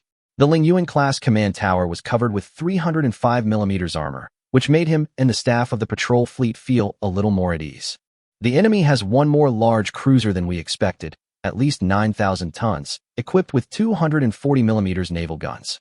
The Iron Blood Nation previously transferred an armored cruiser back from the Taixi Island base. They may have made some kind of deal with the Iron Blood Nation. The fleet staff reported to Qi Shiren that, after all, apart from the two dreadnoughts on the battlefield, the most conspicuous figure was the Sea Rhino, and it was hard not to notice it. Qi Shiren's heart trembled. There was indeed some kind of force behind the suddenly rising Taixi Autonomous Region. Now it seems that this Chu Qing is very likely an agent supported by the iron-blooded people. Otherwise, what price could a small autonomous region pay in exchange for a 10,000-ton cruiser? No wonder the other side has high-speed armored cruisers that appeared out of nowhere, and no wonder our radio communications were inexplicably paralyzed. If the Iron Blood Empire is behind Taixi and Yinling, everything would make much more sense. But if this is the case, then no matter who wins or loses this naval battle, the Dongqing Prince Sun Nanzhong's faction will have a grudge against the iron-blooded people. The more he thought about it, the more confused he became. The cruiser formation commander Wang Yu had no time to think about these things. He only knew that the huge warship was approaching his formation. Distance, 6,000 yards. The Sea Rhino fired again and hit a Sea Rhino-class ship in the middle of the patrol fleet, which immediately caught fire. Taking advantage of the range of its large-caliber main guns, in addition to the high Rome, the Hai Shi has paralyzed two Kaiji-class cruisers. Suddenly, dozens of bright beams of light illuminated the sea between the two fleets, as bright as day. Wang Yu subconsciously raised his hand to block the sudden strong light, and then reacted immediately. Fire. All artillery fire freely. The Haitian-class cruiser that Wang Yu was on fired first, and before the other dozen cruisers could follow up, the opponent responded with a round of formation salvos. Excluding the two Birmingham-class ships and the Yinling, which was continuously firing at the second line at 8,000 yards, the remaining 11 warships opened fire almost simultaneously. The 105mm, 120mm, 150mm, and 152mm rapid-fire guns sang in unison. The flames connected into one piece, and the hot steel projectiles arrived in an instant. Boom! Continuous explosions were heard, and countless high-explosive shells exploded the moment they collided with the hull. High-speed fragments penetrated the fragile bodies of the crew members and embedded themselves in the rear bulkhead. The shock waves from the artillery firing and the explosion of shells caused the sea surface to shake. The moment they were hit, the ships in the patrol fleet immediately retaliated. Although they had lost unified command due to their numerical advantage, their counterattack was extremely powerful. The huge fires on the ships and the never-ending rapid-fire flames turned the sea area where the two cruiser fleets were fighting into a festival celebration scene. The dense sound of artillery firecrackers sounded like festive firecrackers and drum beats. There was no need for flares now. The muzzle flash and the fire caused by the bullets made it impossible for either side to escape. The ferocity of this battle exceeded everyone's expectations. The large number of medium-caliber rapid-fire guns and picric acid shells equipped by both sides greatly intensified the intensity of the battle, especially the gunners at the broadside and bow and stern positions. Even though the bulkheads behind them were twisted due to the high temperature, the flying bridge collapsed, and the transport boat was set on fire. The only thing they could do was to aim and fire, reload, aim and fire in the poisonous fog, and fire produced by the picric acid explosion, and there was no retreat. The unprotected Kaiji-class cruisers were the first to collapse. Half an hour into the battle, one Kaiji-class cruiser from each side disappeared into the Black Sea. Chapter 26: Attack and Defense. Although the Taixi side took the initiative with their lightning-fast artillery bombardment at the beginning, the longer the exchange of fire lasted, the more prominent their numerical disadvantage became. Even in a one-on-one fight, the patrol fleet would have several warships that could calmly output firepower. The remaining 4 Kaiji-class cruisers of the Yinling Autonomous Territory were all caught in fire. Although the damage control team on the ship tried their best to rescue them, they could only delay the spread of the fire. The warships without side armor belts were indeed extremely vulnerable to attacks from large numbers of high-explosive shells. Only Qiancang's flagship, the Huantai, remained strong. The 4-inch Harvey steel configuration was considered luxurious on a warship of this tonnage. Countless 4-inch and 6-inch shells hit her side, fragments cut the rigging, and shock waves blew away the lifeboat, but her armor belt still faithfully protected the main structure. Heading 180, full speed ahead, we're cutting in. The captain of the Sea Rhino acted decisively and decided to use the huge 10,000-ton hull of this Bismarck Duke-class armored cruiser to split the enemy's lines, while at the same time unleashing the full firepower of the 12 150mm rapid-fire guns on both sides. The huge ship with a full load displacement of nearly 12,000 tons turned with a roar, and the front main gun lowered the muzzle and roared twice at a high-Rome-class cruiser. Boom boom. A 240mm high-explosive shell hit the opponent's waterline, tearing a large hole of nearly 2 meters. The internal dome armor was almost torn apart. A large amount of sea water poured in instantly. The high-speed moving figure suddenly stopped, followed by a dull explosion. Everyone guessed that the torpedo in the underwater torpedo tube was detonated.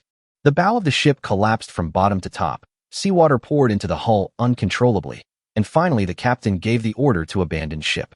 The Taixi attracted the attention of all the ships in the patrol fleet.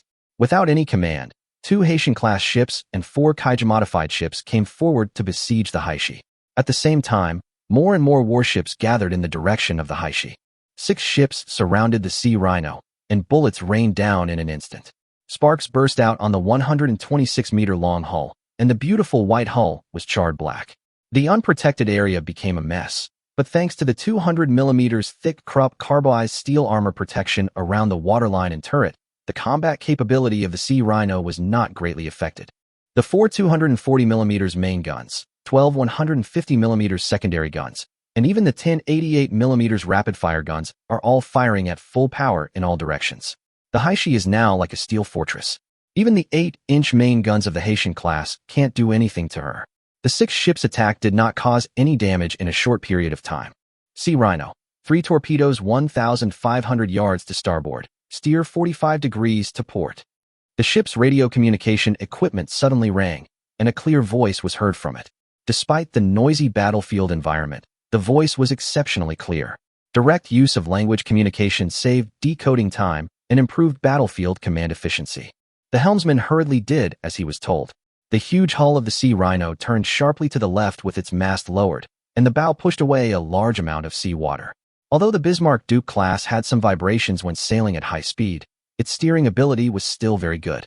After narrowly avoiding 3 torpedoes with white trails, Qiancang's voice rang out again in the communication device. Right rudder 40. 3 torpedoes on the port side. The huge Sea Rhino twisted its body in the center of the battlefield, avoiding the deadly killers underwater.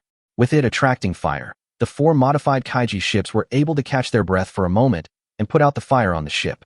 Thanks to the holographic detection function of the intelligent brain, Qiancang can grasp the movements of all friendly and enemy units on the battlefield in real time, and then use advanced wireless communication equipment to remotely control micromanipulation to avoid unnecessary losses. The Taixi gradually gained the upper hand in the artillery battle with the Yuan. The outstanding performance of the hard-capped armor-piercing shells helped Qiancang knock out one of the Yuan's turrets again. The 20,000-ton Yuan now only has 4 main guns and 2 main turrets that can fire, and although the front main gun of the Taixi had been hit, the original 305mm armor-piercing shells of the White Eagle of this era had poor performance and had no other impact except for causing the Taixi's A turret to stop for 2 minutes. The fierce bombardment of the Taixi destroyed one of the chimneys of the Yuan, and a hole was also opened in the tall cage-type mainmast. Boom! The Taixi fired another salvo. Then came the observer's excited shout. One shot hit the enemy ship's gun turret. The enemy's secondary guns were destroyed. The 5-inch armor on the upper left side of the Yuan failed to withstand the attack of the capped armor-piercing shells, and most of the 127mm secondary guns were destroyed. During the long artillery battle, the Taixi was hit by 5 shells, but thanks to the enemy's inferior armor-piercing ammunition, it did not suffer any fatal damage. Only some secondary compartments were damaged, and a small fire was caused. Apart from that, several rapid-fire guns on the deck and several lifeboats were destroyed. Qiancang opened the holographic chart and found that the Sea Rhino was surrounded by 8 cruisers, and the nearest Sea Rhino was even within 1,000 yards. Besieged by half of the patrol fleet's forces, she who had previously been able to maneuver with ease was now tightly entangled. The main turret was intact, but 3 of the 12 secondary guns had been silenced, and the hull was full of pits and holes. Fortunately, the 200mm thick Krupp carbide steel was a wall of size for the first-level cruiser's firepower, and the reserve buoyancy and core compartment of the Sea Rhino were not affected at all. This is where the advantage of the armored cruiser lies. The cruisers of both sides have approached to a distance of 2,500 yards, which is the combat distance where medium-caliber rapid-fire guns can exert their firepower most. It is also the appropriate distance for torpedo attacks.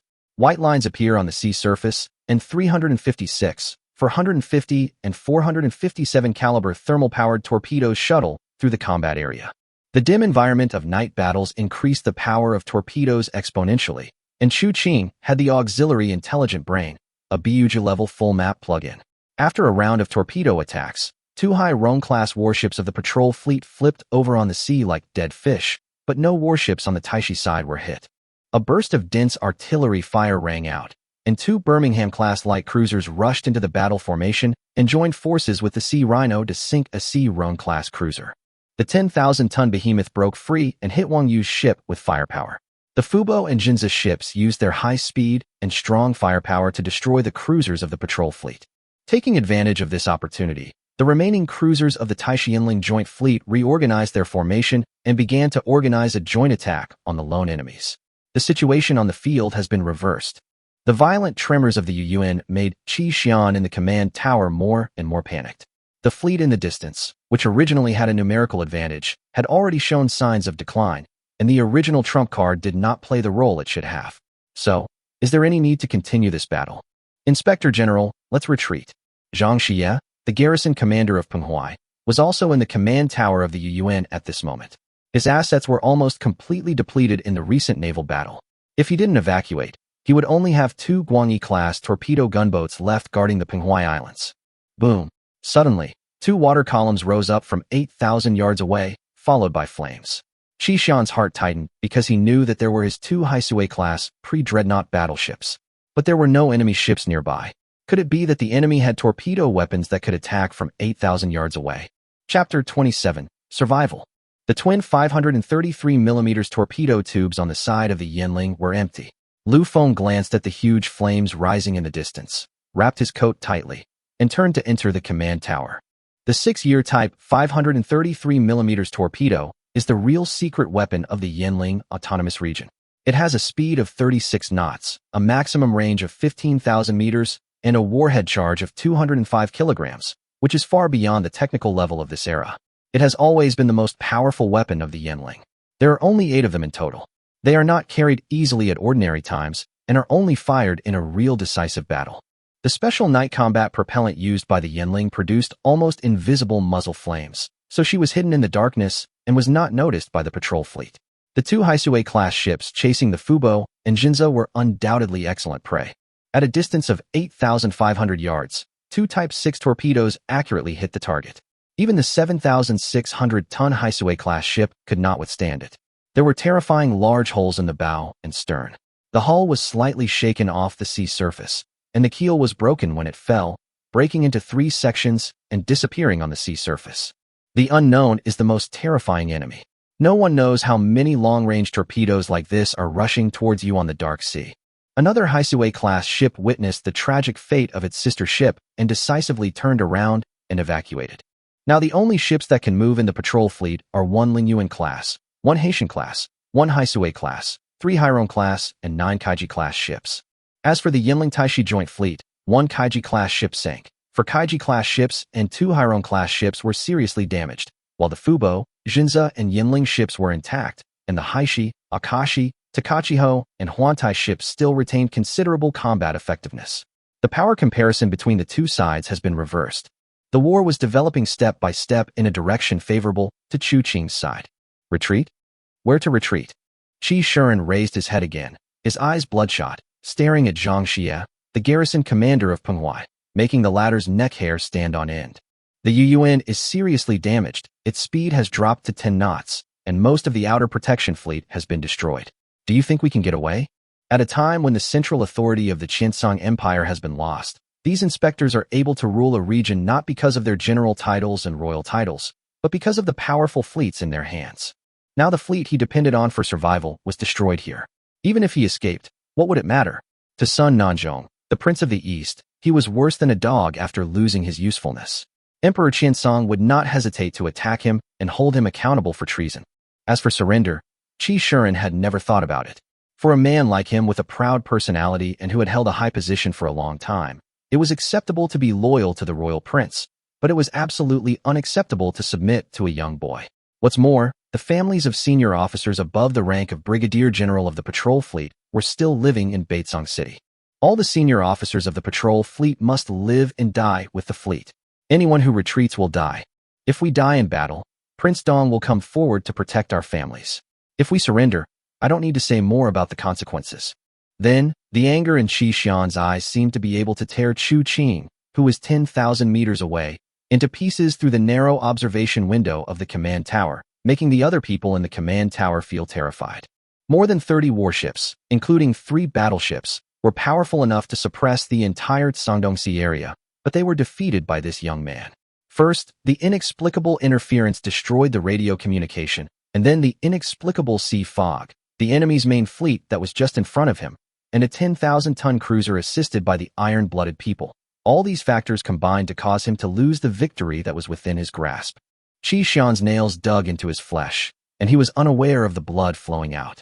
Zhang Xie leaned back, exchanged glances with the Haizhou garrison commander and the Denging garrison commander, observed the positions of the senior officers of the inspection fleet, and then put his hand on the hilt of his sword. Boom! The Taishi's main guns fired another salvo, and the deadly steel spears pierced the opponent's body. Perhaps the previous bombardment destroyed the fire control room of the Yuyuan, and the counterattack of the Yuyuan was scattered and inaccurate. Chu Qing could already imagine himself sending a dreadnought to the bottom of the sea with his own hands. The enemy ship is slowing down. The gunnery officer reported the unusual movements of the Yuyuan. The Yuyuan, half submerged in the water, slowly stopped, lowered its gun barrel, and floated quietly on the sea. Then Chu Qing and others saw 3 blue flares rising from the deck of the Yuyuan. In the navy of this dimension, firing 3 flares in a row or hanging a white signal flag only meant one thing. Our ship has given up resistance. Fu Bo and Zhenzhe are harvesting the remaining 9 Kaiji-class ships. The Haishi was entangled in a fight with the remaining Haisui-class ship. The body of the pocket dreadnought was still too small, and it looked like an armored cruiser. Hit on the starboard side. It's a 280mm shell. Damage control has been dispatched. An armored cruiser that looks like a battleship and a battleship that looks like an armored cruiser are fighting each other, and it is difficult to tell them apart. If you trace back to their origins, both the Haisui class and the Duke of Bismarck class were designed by the Iron Blood Empire. It can be regarded as a battle between the elder sister and the younger sister from the same school. 3 blue flares rose in the distance, and the captain of the Haishi was also surprised. The Haisui-class ship, which had been fighting with the Haishi, suddenly fell silent. After more than a minute, the turret turned forward, the gun barrel was raised high, and a white flag slowly rose on the top of the mast. Similar scenes were played out everywhere on the battlefield.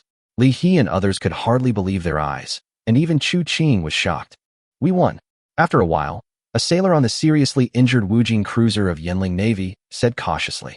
Then cheers spread throughout the Taixi Island combined fleet, and everyone felt relieved.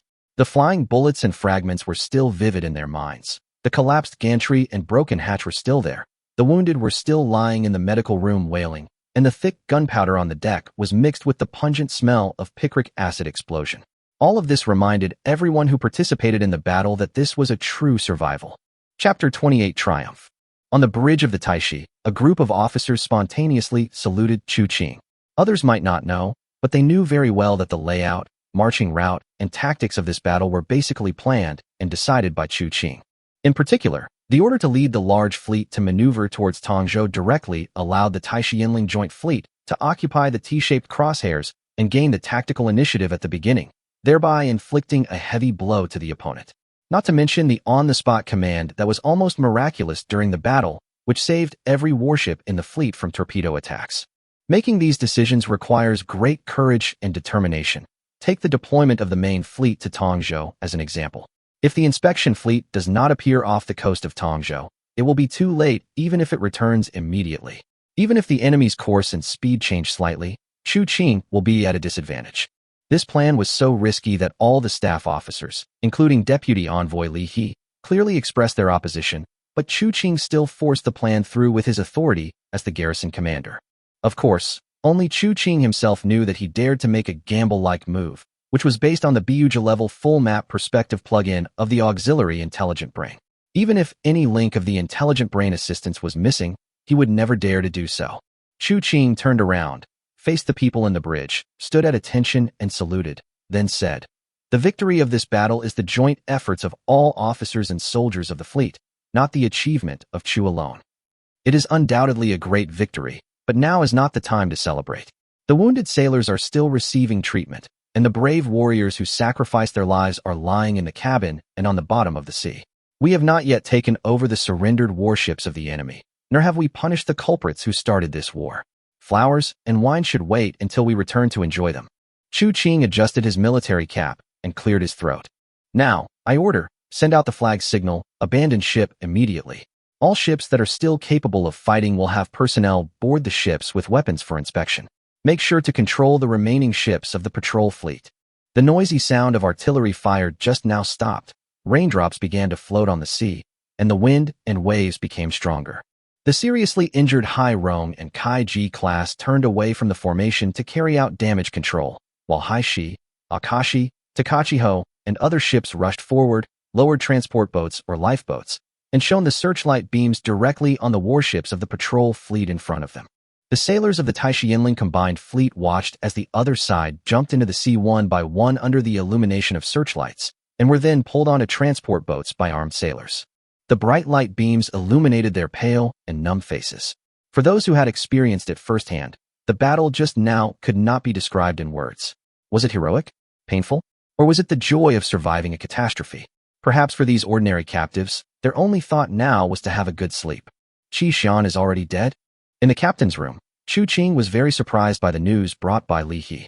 According to the captured Penghuai garrison commander Zhang Xie, Sangdong District Inspector General Qi Shuren had been hacked to death in the command tower.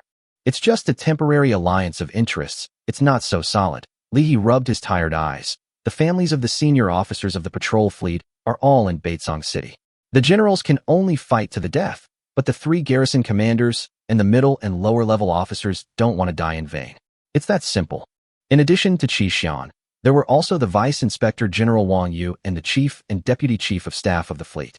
All the senior officials above the rank of Brigadier General were killed by their subordinates and the 3 garrison commanders. "Anyway, it's a good thing for us." Chu Qing nodded slowly. If the other side did not surrender voluntarily, the loss would be even greater. The casualty report just sent showed that more than 500 sailors of the Taixi Island Joint Fleet were confirmed dead, and nearly 200 were missing. Being missing in the vast ocean was actually not much different from being killed. There were more than 700 wounded, and the total number of casualties was more than 1,500. After this battle, they needed to rest for a long time. However, I had originally planned to learn some information about the power struggle at the core of the Qiancang Empire from Qi Shuren, but now it seems impossible. Chu Qing gave Li He some more instructions and then walked out of the captain's room. The rain was getting heavier. The raindrops had turned from silk threads into a rain curtain. The battered fleet was struggling to navigate through the increasingly high waves. The navigation lights were dim. The damage to the Yuan was too severe to be repaired. Although Chu Qing wanted to save the dreadnought, he still ordered torpedoes to sink it. The 5 seriously damaged Kaiji-class ships were also treated in the same way. In the end, only 4 Kaiji-class ships, 3 Hairong-class ships, 1 Haisue-class ship, and the Haitian-class ship that was Wang Yu's flagship were left. The 2 Hairong-class ships of the Yanling Navy were seriously injured in the previous battle and almost lost power. After discussing with Lu Feng, Chu Qing asked the crew to board the 2 captured Hairongs, and the 2 seriously injured ships were abandoned and the sea valves were opened to sink them. From then on, the battle was officially declared over, and the sailors hugged each other to celebrate. Chu Qing and the fleet staff decided to open all food stocks and tea supplies, and allow the sailors to smoke in non-controlled areas of the ship to calm their spirits. Cartloads of biscuits, accompanied by bacon, dried fish, hot tea and fruit, were delivered to the battle positions, and the wounded were given hot porridge or broth to soothe their dry stomachs. The battlefield was about 180 nautical miles away from the Tongzhou Islands, and it was already the afternoon of the next day when the fleet arrived at Tongzhou at a speed of 9 knots. It was still raining in Tongzhou at this time, and the lookout did not discover the enemy until the fleet approached to 10,000 yards. Afterwards, The news of the fleet's return was passed on from level to level. Tugboats sailed out of the port, and people gathered near the dock. Lu Feng and Chu Qing did not conceal the news of the patrol fleet's attack, but immediately announced the patrol fleet's telegram to the people of all islands. Naturally, the people were outraged. You must know that the fleet of Tongzhou Autonomous Region was also completely destroyed in the previous decisive battle with Dongying. When the Dongying people invaded before, you did not send troops to perform the duty of defending the territory. Now you jump out and ask them to hand over their military power. It is a bit shameless. Therefore, the people in Tongzhou, Hexing, Shunpu, and other places strongly supported the dispatch of the Taixi Islands Joint Fleet. The shipping department also organized a group of sailors to support the navy. Now the ships of the Taixi Islands Joint Fleet are actually overstaffed. Boom. When the outline of the first warship appeared, the coastal artillery hurriedly fired a salute. People stood in front of the dock in the rain, waiting for their brothers and nephews to return. Chapter 29, Aftermath. The first ship to appear in front of the crowd was the flagship Taixi. There were 2 dents on her waterline. The small boat rack on the port side had collapsed. There was a bullet hole in the middle of the starboard hull, and the superstructure also showed signs of being burned by fire. Next came the Haishi. There were few intact places on the white hull covered with copper zinc paint above the waterline. A large bullet hole appeared about 1.5 meters above the waterline. This was caused by the 280mm gun of the Haisui class. The closer to the upper layer, the more bullet holes there were. The gangway on the deck was twisted and deformed after being baked by the high temperature of picric acid explosives. The glass of the navigation bridge was shattered, and even the chimney was pierced. Charred bullet marks and outward-turned bulkheads could be seen everywhere. The conditions of the first 2 warships were worrying enough, and the situation of the USS Wantai that came in from behind was even more shocking. The superstructure had basically disappeared except for the chimney and the armored command tower. If you stood on the deck of the ship, you could see large holes that exposed the hull frame. Oh my God! A mother almost burst into tears as she watched the scene in front of her. Her son was one of the sailors who went to provide naval support. As the battered ships sailed into the port, people's hearts tightened. More than a dozen ships of various sizes were docked at the former merchant ship wharf. With the help of the shore hospital and coastal defense forces, the wounded were transferred to the land hospital for treatment. The prisoners were detained in a centralized manner, and the sailors left the ships in an orderly manner, greedily breathing the air that was not polluted by gunpowder smoke. The crowd on the shore spontaneously applauded to welcome the triumphant return of the heroes. Some people rushed out of the crowd to look for their loved ones. Flowers and tears were the main theme of this pier. Chu Qing and others did not stay at the dock for too long. They just asked the head of the telecommunications department to send a victory declaration to the entire Sangdong Sea area, and even to the maximum range of the radio station's communication capabilities tomorrow morning, and then held a meeting. The war has been settled. I will personally supervise the compensation and resettlement of the wounded and deceased officers and soldiers. Now, we need to discuss and formulate the next course of action. What to do with those prisoners? Li He was the first to ask a question. They will stay as labor for the reconstruction and will be dismissed after 2 years, Chu Qing replied casually.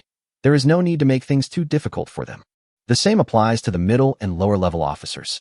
Of course, if they choose to teach at our Naval Academy, they can be exempted from 2 years of labor service. What about them? Said Fleet Chief of Staff Zhong Qilan.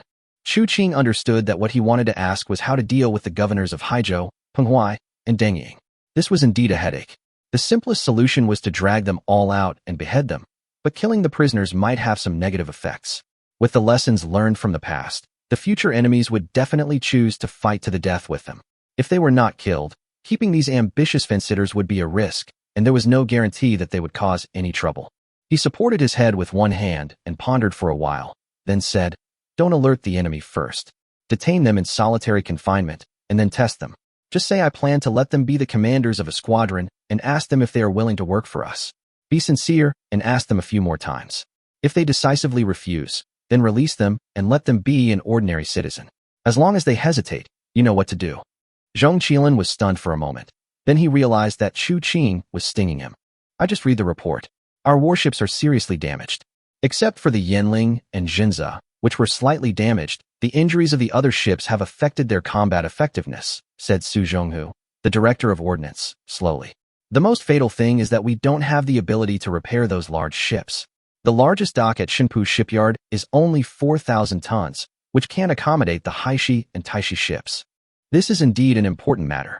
After the fleets in Haizhou and other places were destroyed, The first task was to immediately consolidate the fruits of victory, dispatch the fleets to take over the three places, and deter the villains. But now, sending out this miserable-looking fleet might instead arouse people's evil thoughts. Do you want to contact the Principality of Yangzhou? Li asked. The Principality of Yangzhou in this dimension is located 3,000 nautical miles south of the Cangdong Sea area. Due to its unique geographical location, it is isolated from other continents. It has always maintained neutrality and provided ship overhaul services to all customers. On November 7, 1664 in the local calendar, the Parliament building in Batesong City, the capital of the Qiancang Empire. The news that Qi Xian's fleet had been completely wiped out had been forwarded to Batesong City, and the Imperial Parliament subsequently convened another emergency cabinet meeting. A team of gorgeously dressed guards escorted Emperor Qiancang into the meeting hall. Ministers from various ministries and parliamentarians also found their seats and sat down. The attendant announced the start of the meeting as usual. Qi Shiren, the former Inspector General of Cangdong, neglected his duties in the face of foreign invasion and plotted rebellion. His crime is unforgivable. Sun Tianwei, the Minister of Military Affairs of Qiancang Empire, the second consul of the parliament, and the admiral of the navy, stood up first and said, "Although he has been executed, it is not enough to demonstrate the majesty of our royal family if we do not impose a severe punishment. I hope your majesty will order his family to be exiled."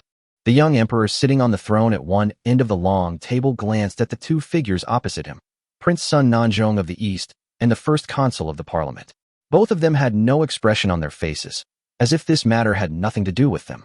The lawmakers in the surrounding seats were also whispering, speculating on who would win the fight. Qi Shiren is indeed a rebel, but it has nothing to do with his family at this time.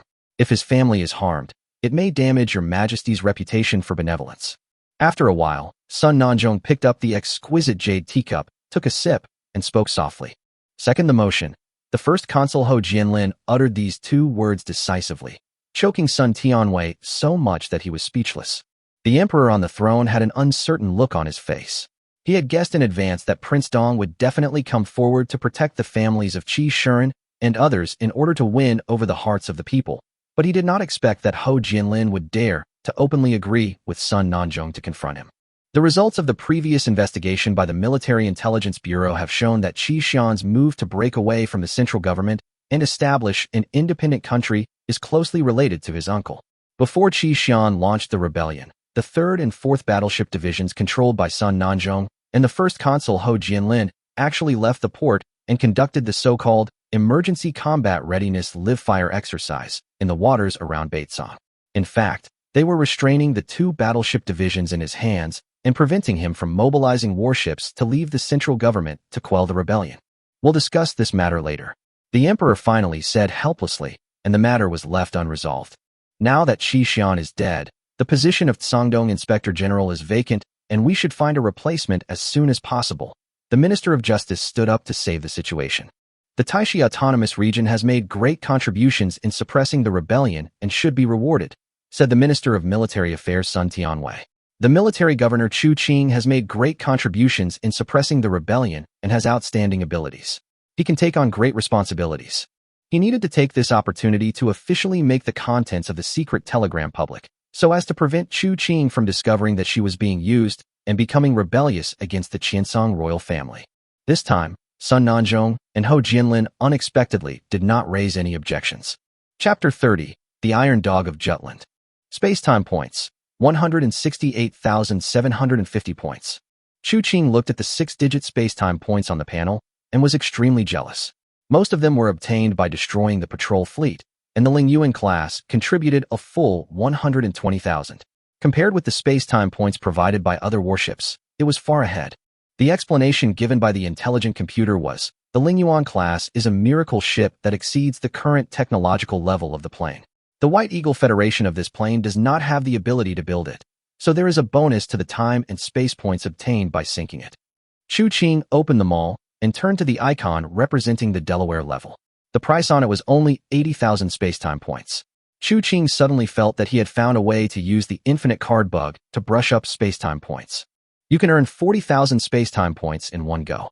If you do it a few dozen times, can't you open an embossed flower in a Yamato? You can only obtain spacetime points by sinking enemy ships that are not produced by the spacetime mall. The auxiliary intelligent brain detected Chu Qing's unrealistic thoughts and interrupted the fantasy. Well, Chu Qing curled his lips. Even if he couldn't exploit the bug to refresh the time and space points, he could do a lot of things with this windfall. The Taixi will definitely need to undergo repairs, and the combat power gap during this period will need to be filled by new ships. More than 158,000 time and space points are enough for him to choose a good ship. Iron Blood von der Tann class battlecruiser, 80,000 spacetime points. British-made Indefatigable class battlecruiser, 80,000 spacetime points. Indefatigable class battlecruiser. Finally, his sights rested on a domestically made battlecruiser. Iron Blood Derflinger class battlecruiser, 90,000 spacetime points. The most commendable thing about this ship is its excellent protection capability. Even after being hit by 17 large-caliber shells from the British Navy in the Battle of Jutland, it was still able to continue fighting. It was called the Iron Dog of Jutland by the British. Its 300 mm thick main armor belt was never penetrated during the entire naval battle. It was only penetrated by the 381 mm main guns of the British Queen Elizabeth class, which penetrated the 230 mm upper armor belt and the 150 mm thick gun rim armor.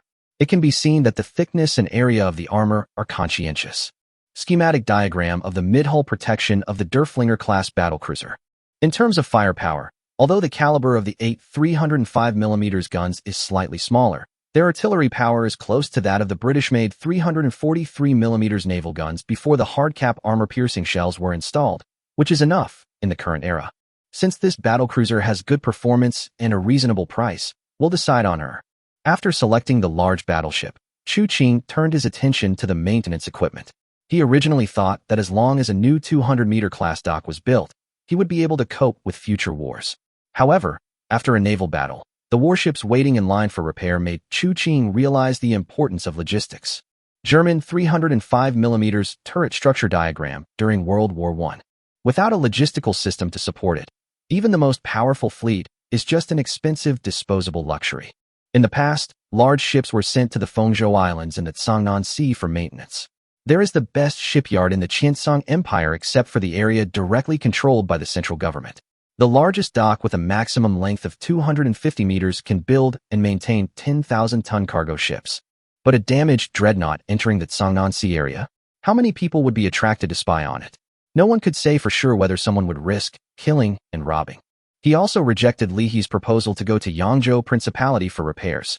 Although Yangzhou Principality strictly abides by neutrality and has a good reputation, it would take a long time to travel more than 8,000 nautical miles. Without the high-end combat power of the Dreadnought class, what else would the Taixi Autonomous Territory rely on to maintain order? Would it rely on the captured Haisui class? Oh no, that Haisui class was also waiting to be docked for repairs. In the end, you still have to rely on yourself. Chu Qing slid to the column of maintenance equipment and found a type of maintenance ship, which was the famous White Eagle domestic maintenance ship in later generations, the Vestalina, with the hull number AR4. Vesta repair ship. In the history of Blue Star, she completed her transformation in 1913 from a 10,000-ton coal carrier to a repair ship, survived the attack on Pearl Harbor, fought throughout World War I and World War II, served as a firefighter, and made great contributions. However, she can only do some emergency repairs, and complete restoration still needs to be handed over to a professional shipyard. So, Chu Qing chose another floating dock in the Spacetime Mall. This floating dock also had the bloodline of the Iron Blood country. It was a 16,000-ton floating dock built at the Qingdao Naval Base of the original Blue Star in 1906. Its maximum lifting capacity reached 30,000 tons, and it was sold for 25,000 spacetime points. However, it could only repair ships of 145 meters in length and was powerless against ships of the Taixi level. The floating dock of the former Blue Star Qingdao base. After asking the auxiliary intelligent brain, he got the answer that it could be transformed in a targeted way. So he collected Chu Qing 5,000 time and space points and lengthened it by 45 meters so that it could accommodate the Dreadnought class docking. 145,000 time and space points disappeared, and at dusk, dark clouds suddenly rolled in. Lightning and thunder roared, and the Derflinger, the Vesta in its 1913 state, and a floating dock appeared out of thin air off the coast of Tongzhou. The arrival of 3 miracle ships at once was a rare event in the entire Shandong Sea area, so it once again attracted a large crowd of onlookers, and all the tugboats in the port swarmed out. Lu Feng found that he seemed to have some kind of immunity to this kind of scene. He said nothing, glanced at the triumphant Qiancang, and walked away silently, determined to squeeze a few more captured ships out of Qiancang. The Derflinger, with a full load displacement of 30,000 tons, is definitely a big ship. It is 210 meters long, 29 meters wide, and has a draft of more than 9 meters. It is a size larger than the Taixi. Its majestic body aroused cheers when it docked at the port. Qiancang made arrangements, and each ship dispatched damage control personnel to the repair ship and floating dock. The Taixi immediately entered the floating dock for repairs, and some crew members were seconded to the new ship to assist in the training of new recruits. The repair ship was responsible for all Kaiji-class repairs, and the remaining damaged ships went to the Shinpu shipyard. At night, Qiancang held a memorial ceremony in front of the newly commissioned battlecruiser Xiaolong and distributed pensions to the families of the fallen sailors.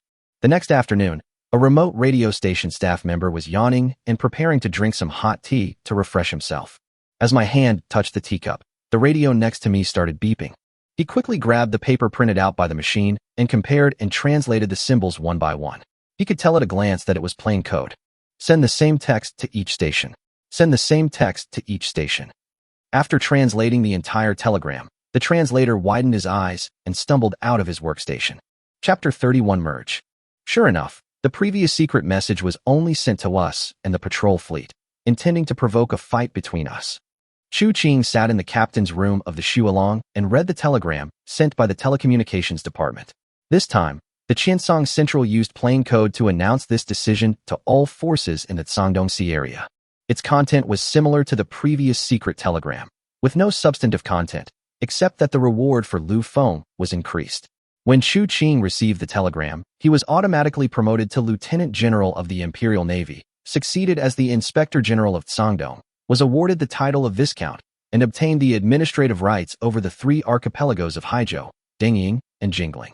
Lu Feng was promoted to Lieutenant General, obtained the administrative rights over the Penghuai archipelago, and concurrently served as the Deputy Inspector General of Cangdong.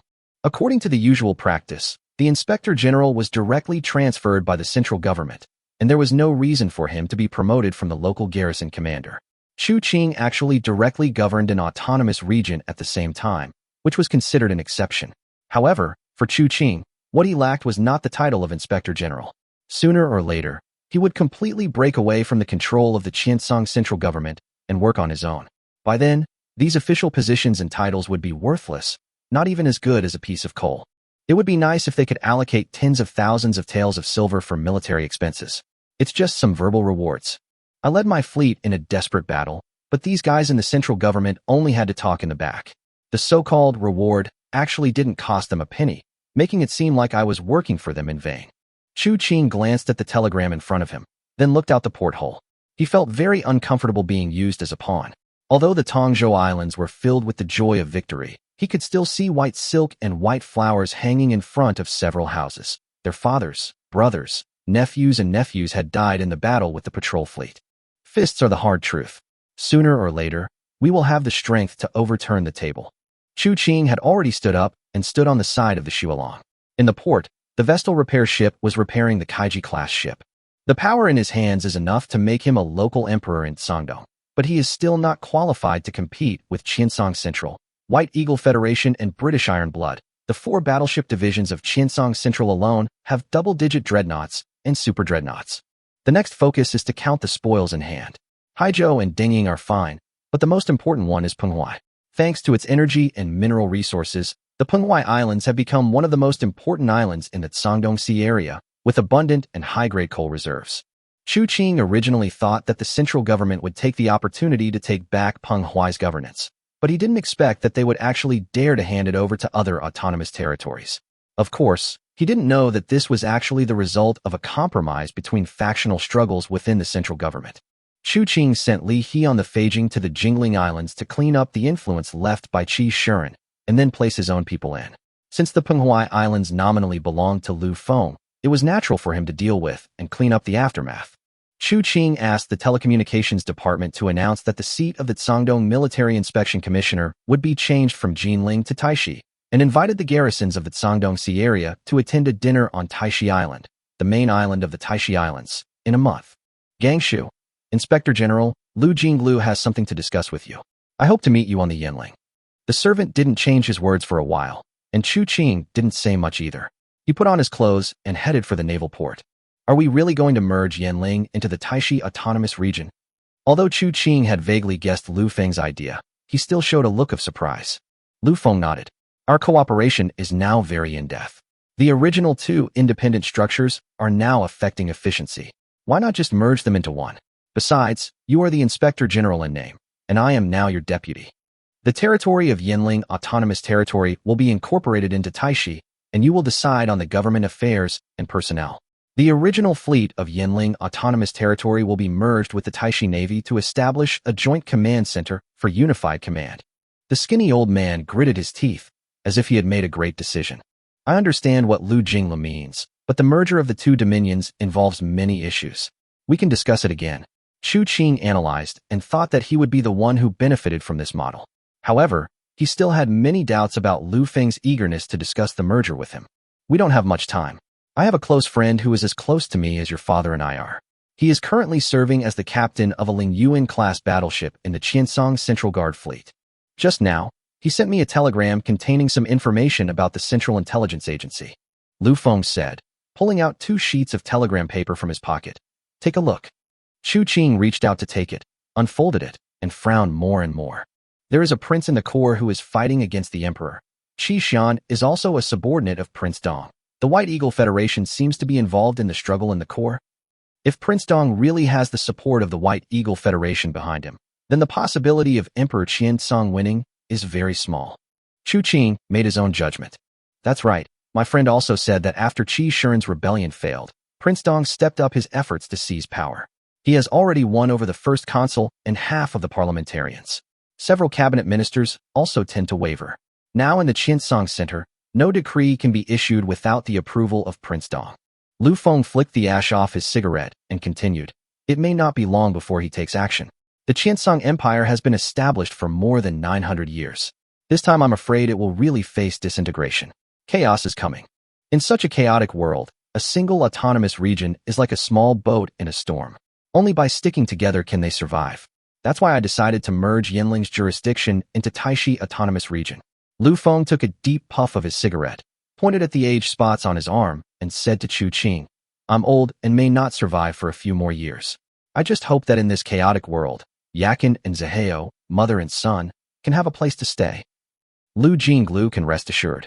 Chu Qing knew what he meant. Yakin was Lu Feng's wife, and Zaheo was his adopted son, who was only 12 years old this year. What he meant by saying this was that he wanted her to take care of his wife and children. But if an old man next door said this, Chu Qing would probably really believe it. As for Lu Feng, forget it. In his past memories, Chu Xiong has told him many times about the evil things this old man did in the past. Now these are just excuses. There's no need to rush into the merger. I have a better plan. After saying that, Chu Qing whispered a few words to Lu Feng. The latter's eyes became even brighter, without any of the dejection just now, which made Chu Qing secretly complain. As soon as Chu Qing walked down the gangway of the Yanling, he found that the aide-de-camp had been waiting for a long time and brought good news from the Xinpu steel plant. Chapter 32 Mass Production.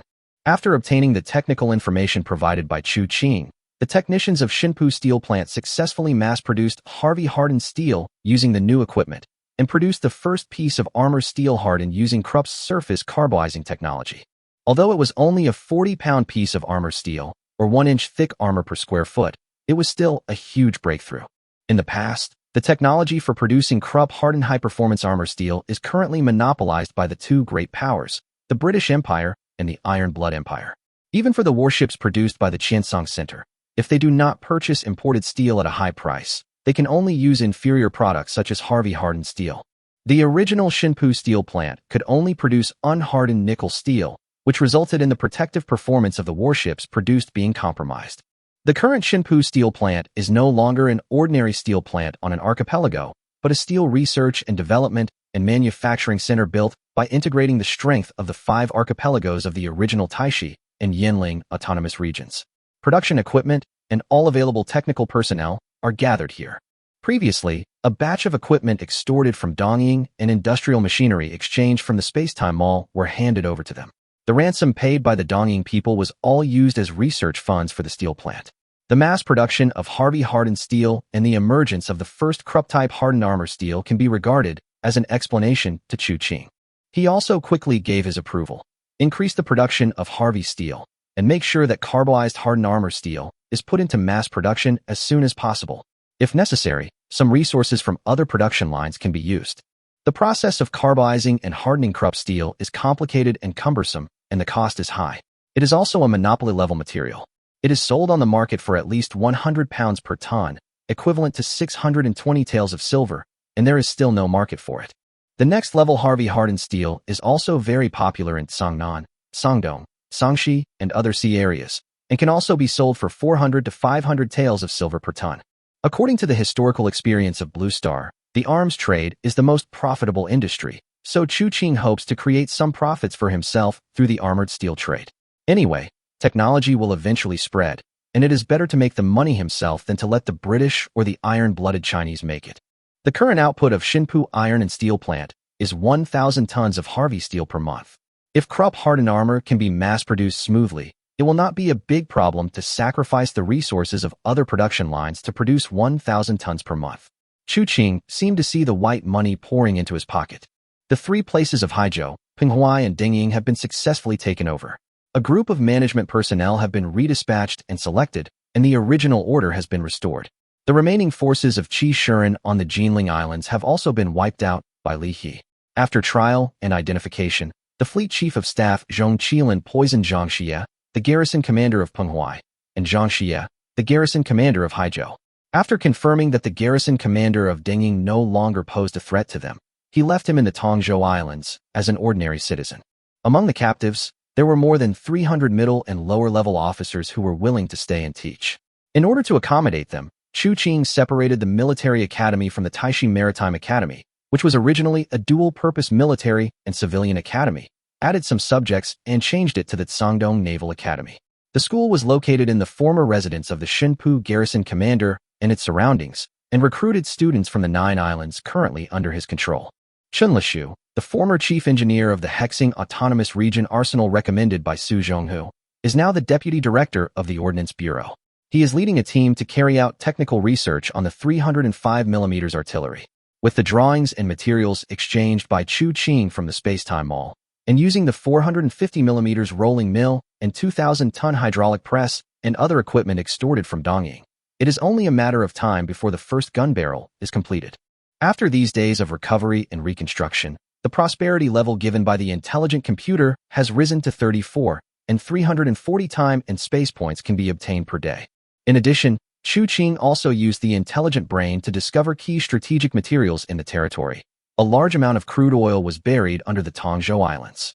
In this world, coal is still the dominant energy resource, and oil has not yet been widely used. However, various countries have discovered the superiority of heavy oil as fuel in the tests of some miracle battleships using oil boilers.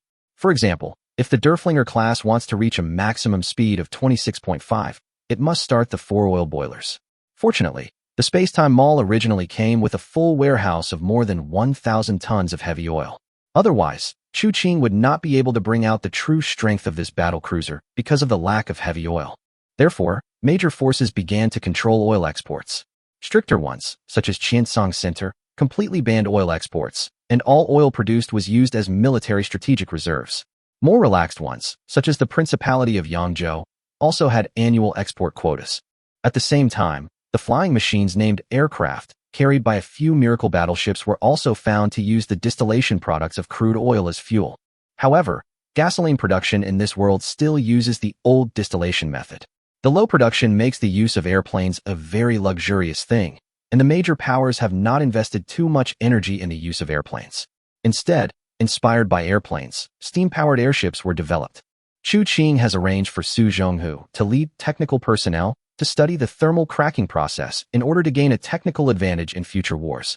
Su Zhonghu is the son of the famous chemist Su Xuezuan and has considerable attainments in chemistry. After receiving the technical information from Qiancang, he was very excited and immediately promised to realize the production of gasoline by thermal cracking within half a year.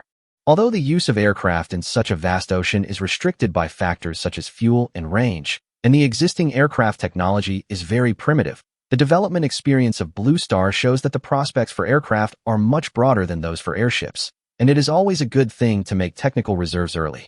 A batch of oil refining, drilling, and production equipment was secretly transported to the Taixi Islands, and under the command of Ding Wenjiang, the chief geological and mineral consultant appointed by Qiancang himself, the construction of drilling and oil depots began. As for where these devices came from, don't ask. The answer is that they were confiscated from the Panghwai Islands. Anyway, there is no evidence.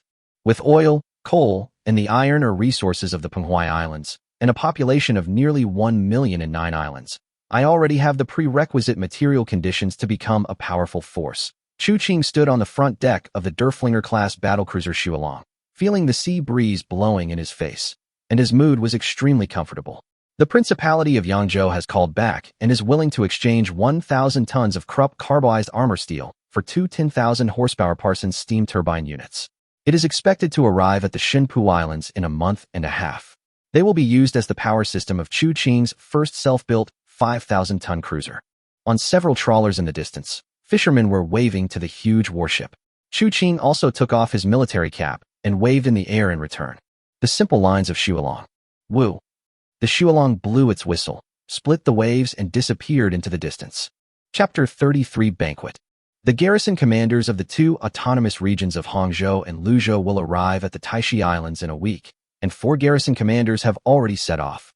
After Qiancang was promoted to Inspector General, Li's current position became the Chief of Military and Political Affairs of Taixi Islands and Chief of Staff of the Inspector General, and his military rank was also promoted 1 level to Brigadier General.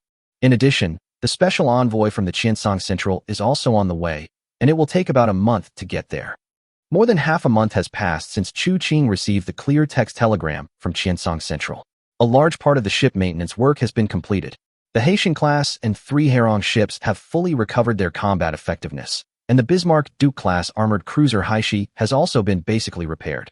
Recently, he inspected the coal and iron mines in Panghwai Islands. The coal output here exceeds that of Taixi Islands. The annual output of the mine reaches 1.2 million tons, and the annual output of iron ore reaches 60,000 tons. During this period, a truly miraculous storm also occurred in the waters near the Panghwai Islands, and the warship that descended was a 5,000-ton armored cruiser. Qiancang activated the intelligent brain and judged based on its armament and appearance that the prototype of this miracle battleship should be a type of cruiser ordered by the former Blue Star Baitsan government from the CNT shipyard of the Austro-Hungarian Empire, numbered CNT 68. However, on Blue Star, this type of cruiser failed to be successfully completed and put into service due to various reasons, and ended up being dismantled on the slipway. In this plane, her name is the Longwei-class armored cruiser, one of the new cruisers of the Qiancang Empire's Central Guard fleet, and Su Zhonghu also participated in her imitation work. An imaginary picture of the completed CNT armored cruiser from Modern Ships magazine. The original author is the director of Goose Shipyard. The ship has a maximum speed of 28 knots, and its main guns are 4 203mm caliber naval guns with a 50-fold barrel. However, due to the sacrifice of secondary gun firepower to ensure endurance, only 10 47mm Skoda machine guns are installed for close-range defense. In terms of defense, there is a 60 to 102mm waterline armor belt, and the conning tower and turret are all covered with 102mm armor, which is already a high-end configuration for a tonnage of less than 5,000. In the original time and space, Austria-Hungary had plans to install 12 120mm rapid-fire guns on them, but the CNT-68 that landed was not modified. Schematic diagram of installing 12 120mm rapid-fire guns. In the distance, a modified passenger ship was spewing coal smoke and blaring its whistle as it entered the military port of the Panghwai Islands. A blue anchor logo was sprayed on the hull. These were the crew members who were transferred from the Tsangdong Naval Academy in Shinpu under the order of Qiancang himself to pick up the ship. After the trainees had boarded the ship, Qiancang immediately activated the resonance amplification field of the intelligent brain, turned around, and went into the official residence left by Zhang Xie to have dinner with Li He. The arrival of the miracle battleship did not cause much stir. Now, with the expansion of the territory, the fleet's manpower is becoming increasingly stretched. The territories of 9 archipelagos needed to be garrisoned, but there were not many more warships on hand than before.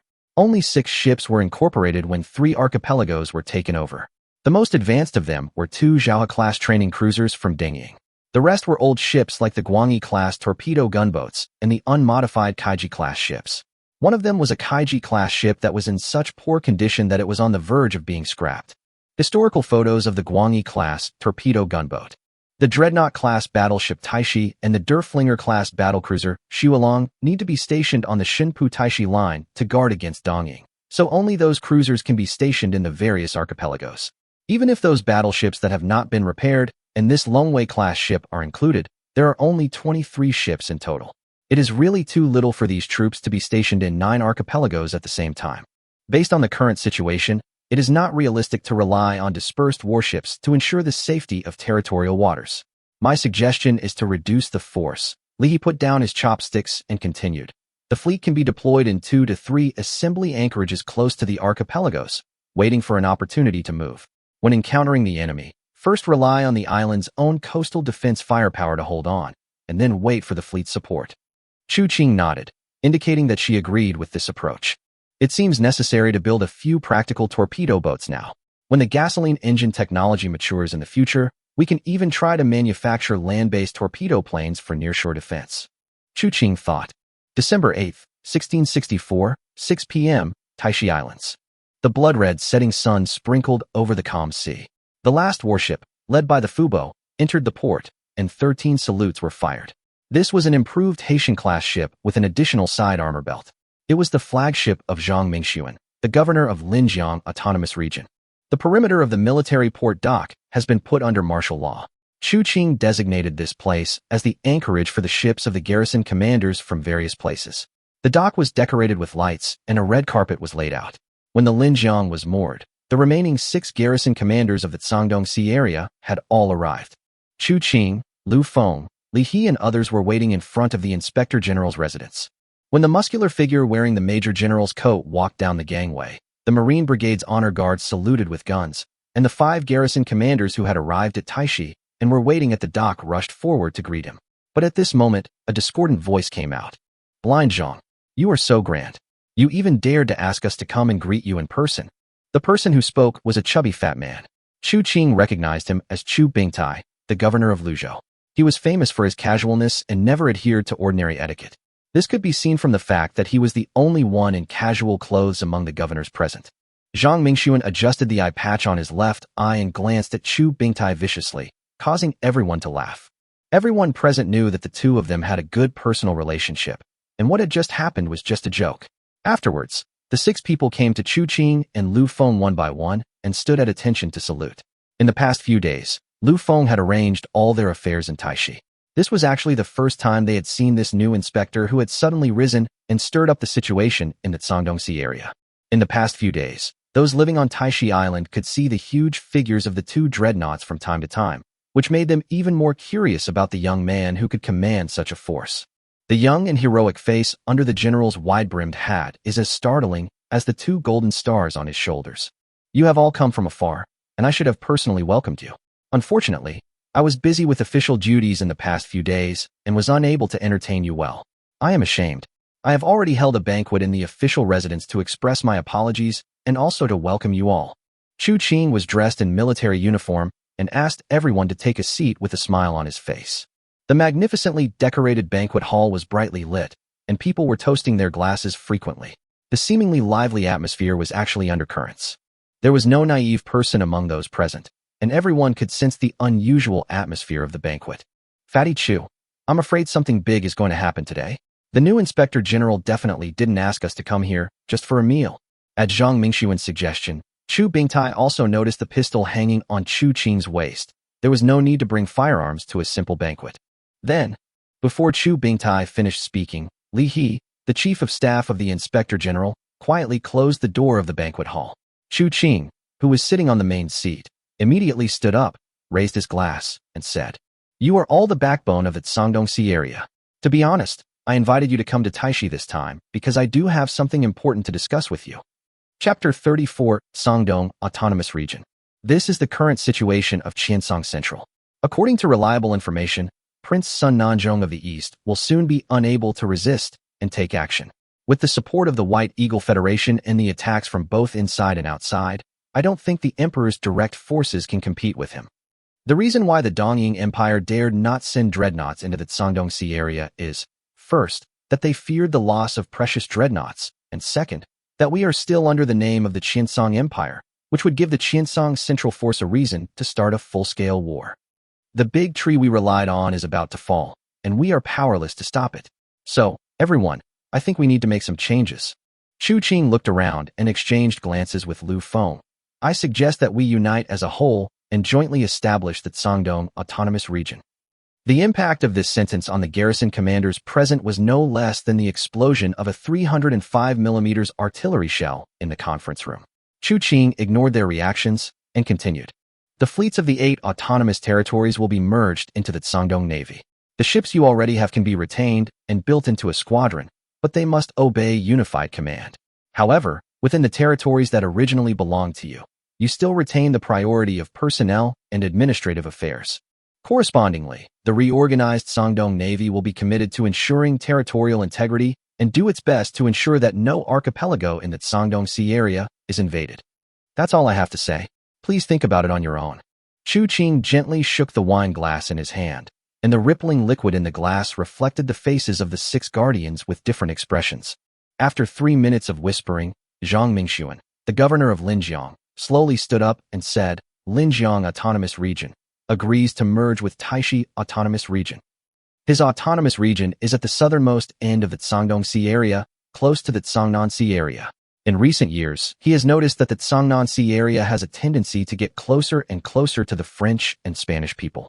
When the Qiancang Central is destroyed, his Linjiang Autonomous Region is likely to be the first to be impacted. So, relying on Chu Qing may be the only choice now. Luzhou Autonomous Region agrees to merge. Hangzhou Autonomous Region. With Zhang Mingxuan taking the lead, the remaining 5 garrison commanders all expressed their agreement. This result made Chu Qing breathe a sigh of relief. Since the conciliatory policy could achieve the expected effect, it was undoubtedly the best option. In fact, it is easy to understand. In the coming chaotic times, an autonomous region without high-end combat power is like a rootless duckweed that cannot withstand any wind and waves. Instead of being crushed by the torrent and losing everything, it is better to sacrifice part of the power in hand in exchange for the opportunity to survive. At least this new Inspector General does have 2 dreadnoughts with superior combat power in his hands. He had been worried that some of these guys might be the kind of people who weren't very smart and would cling to power, so he had prepared a backup plan to seize power by force.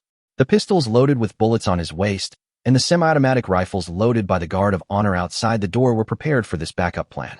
Even the berthing locations of these garrison ships had been determined by Chu Qing early on in relation to the anchorage of his Derflinger-class battlecruiser, ensuring that they were within the firepower range of the dreadnought. He had a hunch that the upcoming chaos would be a great opportunity for him to rise. If he seized this opportunity, perhaps he would be able to replace the original Qiancang Empire's position in this dimension. Although merging the remaining 6 autonomous regions will increase the shortage of troops to a certain extent, what will be gained is more population and territory. The most direct benefit is to increase prosperity, improve his speed of obtaining time and space points. The development potential brought by nearly 10 million people in more than a dozen archipelagos is by no means comparable to the original Taixi Island. After confirming the intention to merge, Chu Qing appointed Lu Feng to further discuss the matter and formulate a specific plan. There is no doubt that this is a big project.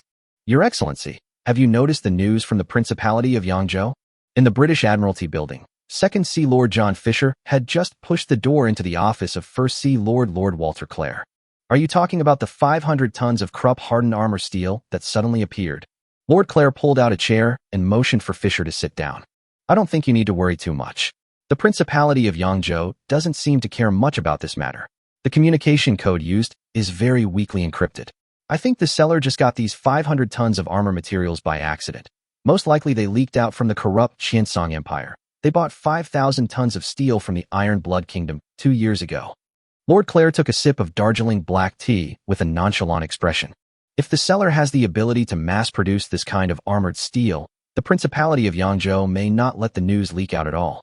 After all, selling this kind of strategic resource is really lucrative. Fisher nodded and agreed with this statement. There is also interesting news. A fleet of the White Eagle Federation set out eastward half a year ago to conduct offshore live-fire exercises, but just yesterday, a cruiser we stationed at East Asia Station discovered their traces during long-distance training. It seems that the chaos in Qiancang is getting worse and worse. The White Eagle Federation can no longer bear it and take action. Lord Clare thought for a while, then said, We may have to inform our Dongying allies that this is the best opportunity to divide up the Qiancang Empire. It's time for our fleet stationed at East Asia Station to be dispatched. As he spoke, he pulled out a piece of official paper, quickly wrote a string of cursive English words, and handed it to the secretary. Lord Clare closed the cap on his pen. How's the construction of the new toy going? It's going pretty smoothly. The keels of the 4 warships have been laid, and the construction period for the first ship should be 15 to 16 months. It seems that canceling the construction plan of the follow-up Invincible-class ships has indeed accelerated the progress of the new toys. Lord Clare put down his teacup and looked at the man in front of him who had unique insights into gunnery and shipbuilding. How did you convince Earl Selborne to replace the Invincible class with the Lion-class battlecruiser? Lion-class battlecruiser. It's no big deal. Earl Selborne is always willing to listen to the advice of capable people like me. Fisher smiled. The technology of the Invincible class is indeed mature, but the Lion class is a super dreadnought with 8 13.5-inch guns and a speed of 28 knots. At most 2 years, the British Empire's own super dreadnoughts will be completed and put into service, and within these 2 years, our dreadnoughts will still have an absolute advantage in number. The advantages of placing the turret on the central axis are obvious. The angle range of the main gun salvo is much wider than that of the Invincible class. The 3 major indicators of firepower, speed, and armor are all ahead. Why build a backward model? However, the 13.5-inch gun currently under trial production seems to have some minor problems. We can only hope that the technology will be perfected by the time the Lion class is launched. The Iron Blood Empire on the other side of the sea has just completed the construction of its first dreadnought, but the British Empire has already started construction of the super dreadnought. This is a gamble. If they win, the British Empire will gain at least 8 to 10 years of technological advantage. If they lose, the huge amount of money will be wasted. The Lion is much more expensive than the Invincible class. Chapter 35 Operation Ballista. December 20th, 1664, in the fringe sea area of the central area of the Qiancang Empire. The weather was gloomy and the wind was biting cold. A reconnaissance cruiser was on a routine cruise off the coast of the Donglai Islands. Although the core area of Qiancang Central has been under martial law, due to the increasingly tense situation in recent times, the atmosphere on this reconnaissance cruiser is still very pleasant. Compared to the current gunpowder-filled atmosphere in the central core area, there is basically no border defense pressure near the Donglai Islands. The Iron Blood people are weak in the Qin Island base, and they have no hostility towards the Qiancang Empire. The Dongying people's attention is focused on the Sangdong Sea area. Previously, Dongying's main fleet only wandered around the periphery of the core area to bluff.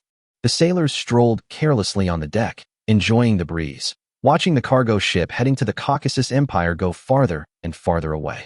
The relaxed and joyful atmosphere lasted for at least 2 hours. What is that? A gunner spotted a black spot in the sky. Upon hearing this, the gunner raised the telescope on his chest. The image went from blurry to clear, and he recognized that what appeared in his field of vision was a medium-sized steam-powered airship with black smoke. When he recognized the letters on it, he felt as if he had been struck by lightning. It was as if he had seen the scene of countless heavy shells falling straight down with a whistling sound. Before he could report it, the alarm bells on the ship shrieked, accompanied by the lookout's terrified cry. Port side forward. Massive plume of smoke. Battle alert. Battle alert. On the port side of the scout cruiser, a large number of gray-black smoke columns almost connected into one piece. The white-painted hull was filled with cannons like a solid castle, and the masts were densely packed like a steel forest. There was no doubt that this was a large fleet. The letters on the airship indicated the other party's identity, the White Eagle Federation. Florida-class battleship. Rear Admiral Frederick Rogers stood on the navigation bridge of the flagship Florida-class battleship, holding the railing with both hands. The battleship under his feet was slowing down, giving the crew a strong sense of stalling. The real airship mothership in the history of Blue Star, A09. This fleet had 2 Florida-class dreadnoughts, 1 South Carolina-class dreadnought, for Pennsylvania-class armored cruisers, 2 Tennessee-class armored cruisers, 2 reconnaissance airship carriers, and 3 coal carriers. It was carrying out a secret mission called Operation Ballista. It was not until a month after the voyage that the middle and lower-level officers and soldiers were allowed to learn the content of the mission.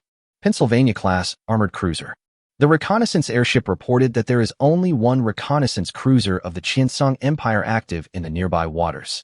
The other party sent an inquiry message, hoping that we would state our intentions and identities or leave Qiancang's territorial waters immediately. Don't reply to any of their communications, said Colonel Adalbert Althaus, the chief of staff of the fleet. who was holding a high-powered telescope to observe the panicked Qiancang cruiser in the distance. I think we scared her. Major General Rogers nodded. Okay, our first goal has been achieved.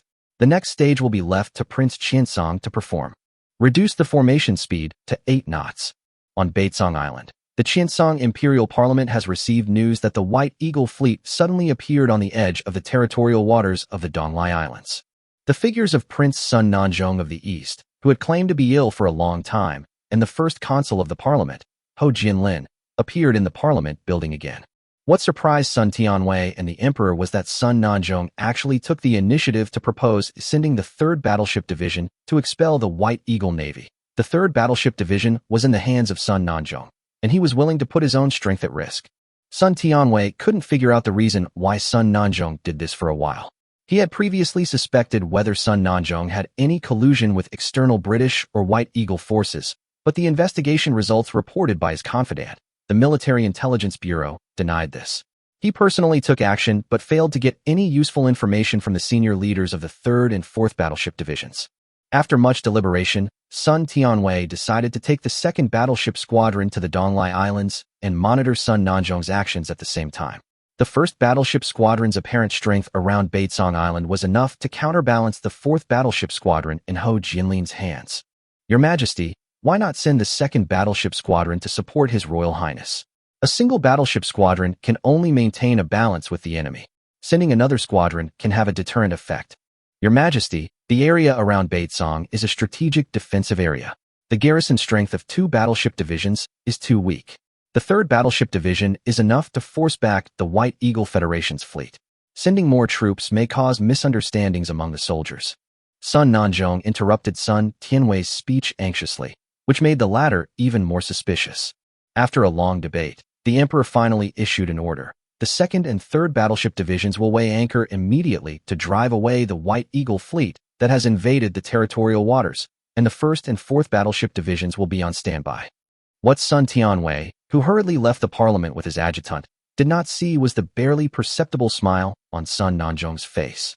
Your Excellency, we have received a telegram from the prince. Colonel Adalbert Althouse came to Rear Admiral Frederick Rogers with the message, the bowstring has been drawn. The bowstring has been drawn. It looks like we have new guests to entertain.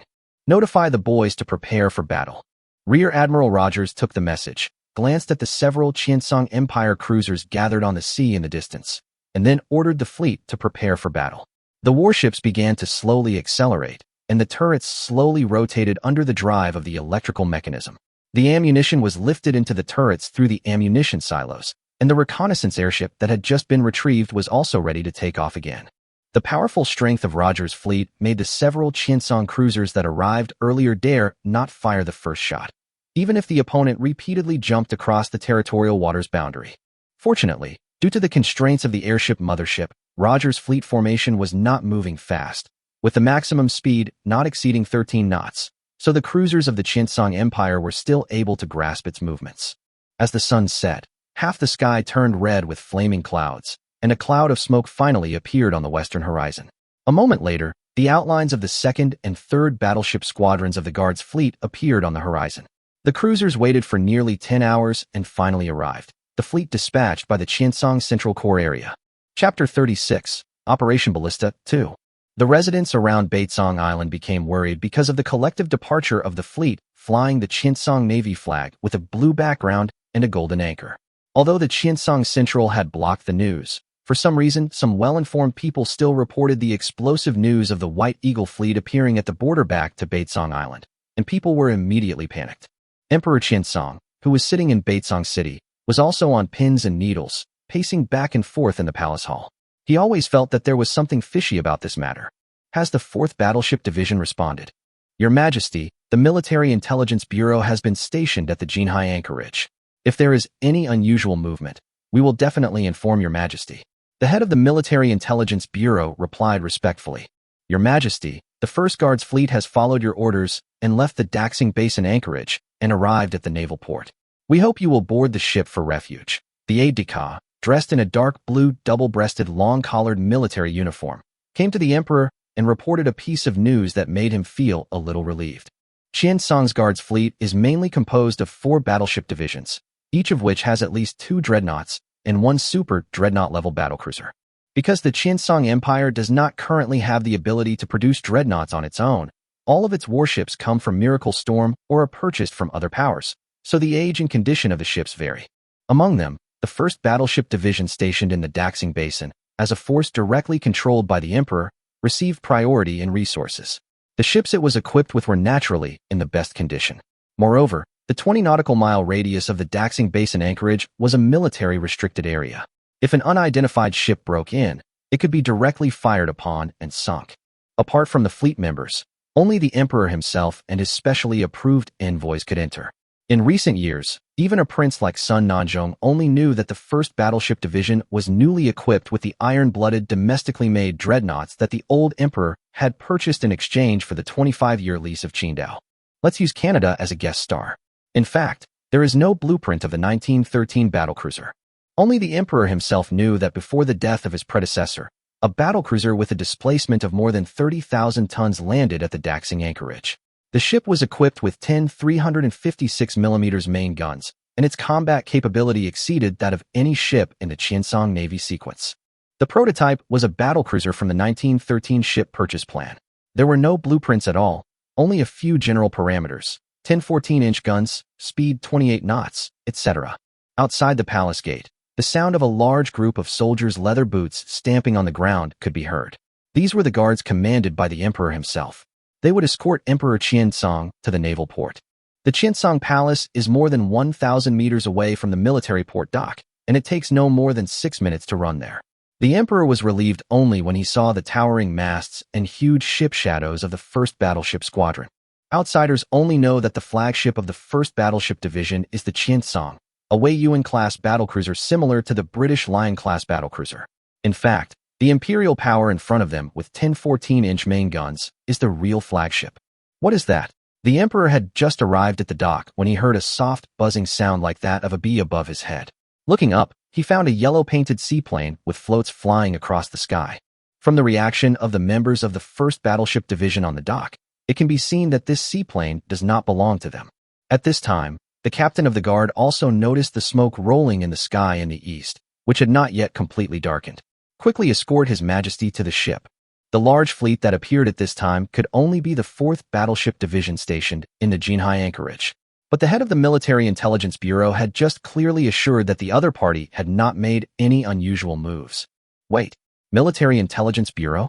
The Emperor suddenly realized that the head of the Military Intelligence Bureau had disappeared into the crowd without him knowing when. He instantly felt cold all over.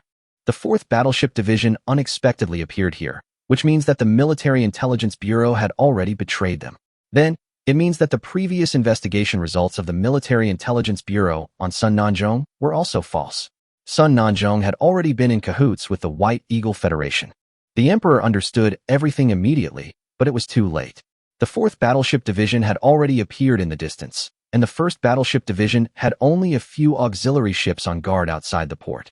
Even if they had more hard power than the other side, they were helpless in the face of being blocked in the port. First level combat readiness. First level combat readiness. Leave the port immediately. Leave the port immediately. Without the Emperor's order, the commander of the 1st Battleship Division yelled loudly, and the sound tube and loudspeaker transmitted the order to the entire fleet. The gangway of the Imperial power was directly abandoned. The sailors cut the anchor chain, and the tugboat immediately came up to help the Imperial power leave the port. The boiler operator tried his best to fill the furnace with coal, and the sailors operated various small-caliber cannons and even rifles on the ship to fire into the air, trying to shoot down the seaplane. The light ships that were on guard outside rushed forward and kept asking the other party's purpose through radio and light signals. But the other party did not give any response, but instead deployed a battle formation. The situation is very clear. Prince Sun Nanzhong of the East and the first consul of the parliament, Ho Jianlin, have colluded with the White Eagle Federation to launch an armed rebellion. The 4th Battleship Division in front of us has become a rebel army. The leading dreadnought had already sailed out of the port. The rangefinder with a 2.7-meter baseline turned towards the target. The heavy main turret was rotated by the hydraulic mechanism. The thick gun barrel was raised high. The ramrod pushed the shells into the barrel, waiting for the order from the gunnery chief. After leaving the port, the entire fleet will deploy to the right and prepare for artillery and torpedo warfare on the port side. The commander quickly made combat deployments, but the opposing 4th Battleship Division had the advantage of the first move, so how could they wait for the 1st Battleship Division to deploy and engage in a fair fight? There were a lot of gray smoke rising in the distance, which looked like the smoke from old-fashioned muskets, but they were firing high-speed steel projectiles weighing hundreds of kilograms. The enemy is firing. The high-speed rotating projectiles compressed the air to produce shock waves and fell into the sea with a sharp whistle. Since the port was not deep, the shells drilled into the water and exploded, bringing up clumps of Black Sea mud. In the first round of shelling, the 4th Battleship Division chose to fire a large-caliber main-gun semi-salvo. 14 thick water columns rose in the middle of the formation of the 1st Battleship Division that was leaving the port, overturning several tugboats. About 20 seconds later, the second round of artillery fire followed. The muffled sound like a giant gyroscope spinning made everyone breathless. Since the ships were leaving the port and the formation was dense, it was like shooting at a fixed target for the 4th Battleship Division, so the second round of shooting was successful. The fire control room on the caged main mast of a Lingyuan-class ship was hit by the shells and shattered, like a tattered shoe box hanging on the main mast. Add a picture to prevent some grandpa from forgetting that Lingyuan-class is Delaware. Maximum combat speed. Charge out.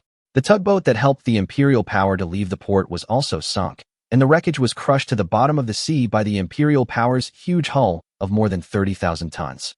The commander of the 1st Battleship Division ordered all the dreadnoughts in the port to advance at full speed, and to crash out of the port even if it meant ramming. Chapter 37, Operation Ballista 3. December 20th, 1664, 1847, off the coast of Donglai. The 2 battleship divisions of the Qiancang Guards Fleet and Rear Admiral Rogers' fleet had been confronting each other here for an hour, but neither side fired the first shot. Right 25, intercept her. Sun Tianwei's ship turned left to intercept the direction of Rogers' fleet, and the latter wisely turned right at a larger angle to avoid the collision.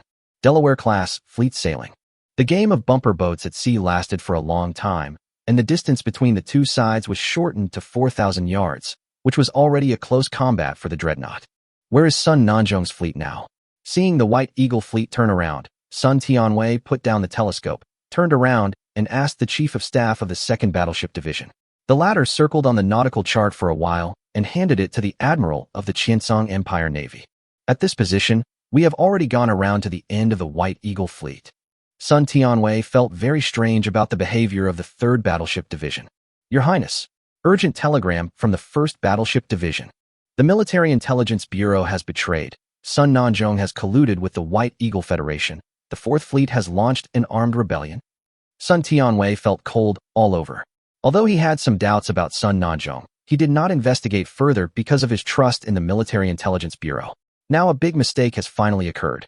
Disclose the contents of the telegram to the entire fleet. First level battle preparation. Deploy battle formation. The fire control room begins measuring the target's position and distance, and loading armor-piercing shells. Major General, the crossbows are ready. Colonel Althouse brought a new message. The Prince's fleet has moved to the end of our fleet. Have them ready to join the battle line, and watch for the light signals from our rear ship. Major General Rogers adjusted his military cap and entered the armored command tower with the fleet staff. The airship carrier and the supply ship turn right and leave the formation. The other ships turn left 2 compass points and deploy a battle line. The airship troops dropped flares. Prepare for artillery observation. After the battle line is deployed, fire in sequence, giving priority to attacking the Delaware-class battleships and Lion-class battlecruisers. Although they have different names in the Qiancang Empire, Major General Rogers still habitually calls them by their original names. The lights of the ships on the sea surface were flashing. 9 warships were lined up in a row. The White Eagle Federation fleet was deployed into a battle line with a total length of more than 6 kilometers. The 2 reconnaissance airships directly above the 2 battle lines continuously cast bright white light balls, illuminating the 2 long steel dragons on the sea surface. Then, the flagship Florida flashed orange flames and fired before the 2nd Battleship Division completed the distance measurement. Boom! In an instant, a steel storm arose on the sea, and 3 dreadnoughts and 6 armored cruisers opened fire one after another. The muzzle wind swept across the sea surface, the water column shot up into the sky, and set off a huge wave. The 3 dreadnoughts that were under concentrated fire at a distance of 4,000 yards suddenly burst into several balls of fire. At such a close distance, the dreadnoughts did not need to use the echelon shooting method, binary shooting method and half-volley calibration shooting as in the past, they could just fire directly with full force. Sun Tianwei's ship was hit by at least 5 large-caliber shells. Most of the rangefinder was destroyed, a fire broke out on the deck, and the huge steel hull trembled and wailed in the dense artillery fire. After Roger's fleet finished shooting, the 3 dreadnoughts and super dreadnoughts of the 3rd Battleship Division also showed their swords to their former colleagues. The 305mm and 343mm heavy shells attacked again before the surviving crew members of the 2nd Battleship Division could react, causing another earth-shaking movement. The intensive artillery fire from 56 large-caliber naval guns almost suffocated the enemy. The 3 battleships/battlecruisers that were given special attention looked extremely miserable. The battlecruiser that was Sun Tianwei's flagship was hit by a total of 9 large-caliber armor-piercing shells in the 2 rounds of attacks. All of its secondary guns were silenced, and one of its main turrets was pierced and scrapped by a 343mm armor-piercing shell fired from a sister ship. It was not until then that the 3 slow-reacting ships completed their firing preparations and used the remaining 22 main guns to launch a counterattack against the enemy in front of them, but the momentum was much weaker. Free fire. Free fire. The cruiser fleet is approaching and torpedoing. The conning tower was hit by the 203mm naval gun of the Pennsylvania-class armored cruiser, and the shock wave caused dizziness and tinnitus to the personnel inside. Sun Tianwei held back his dizziness and continued to issue orders. The enemy had already taken the initiative and overwhelmed him in firepower and numbers. In this situation, choosing to fight head-on would undoubtedly be a dead end. He could only hope to disrupt the battle with torpedo weapons and open a gap.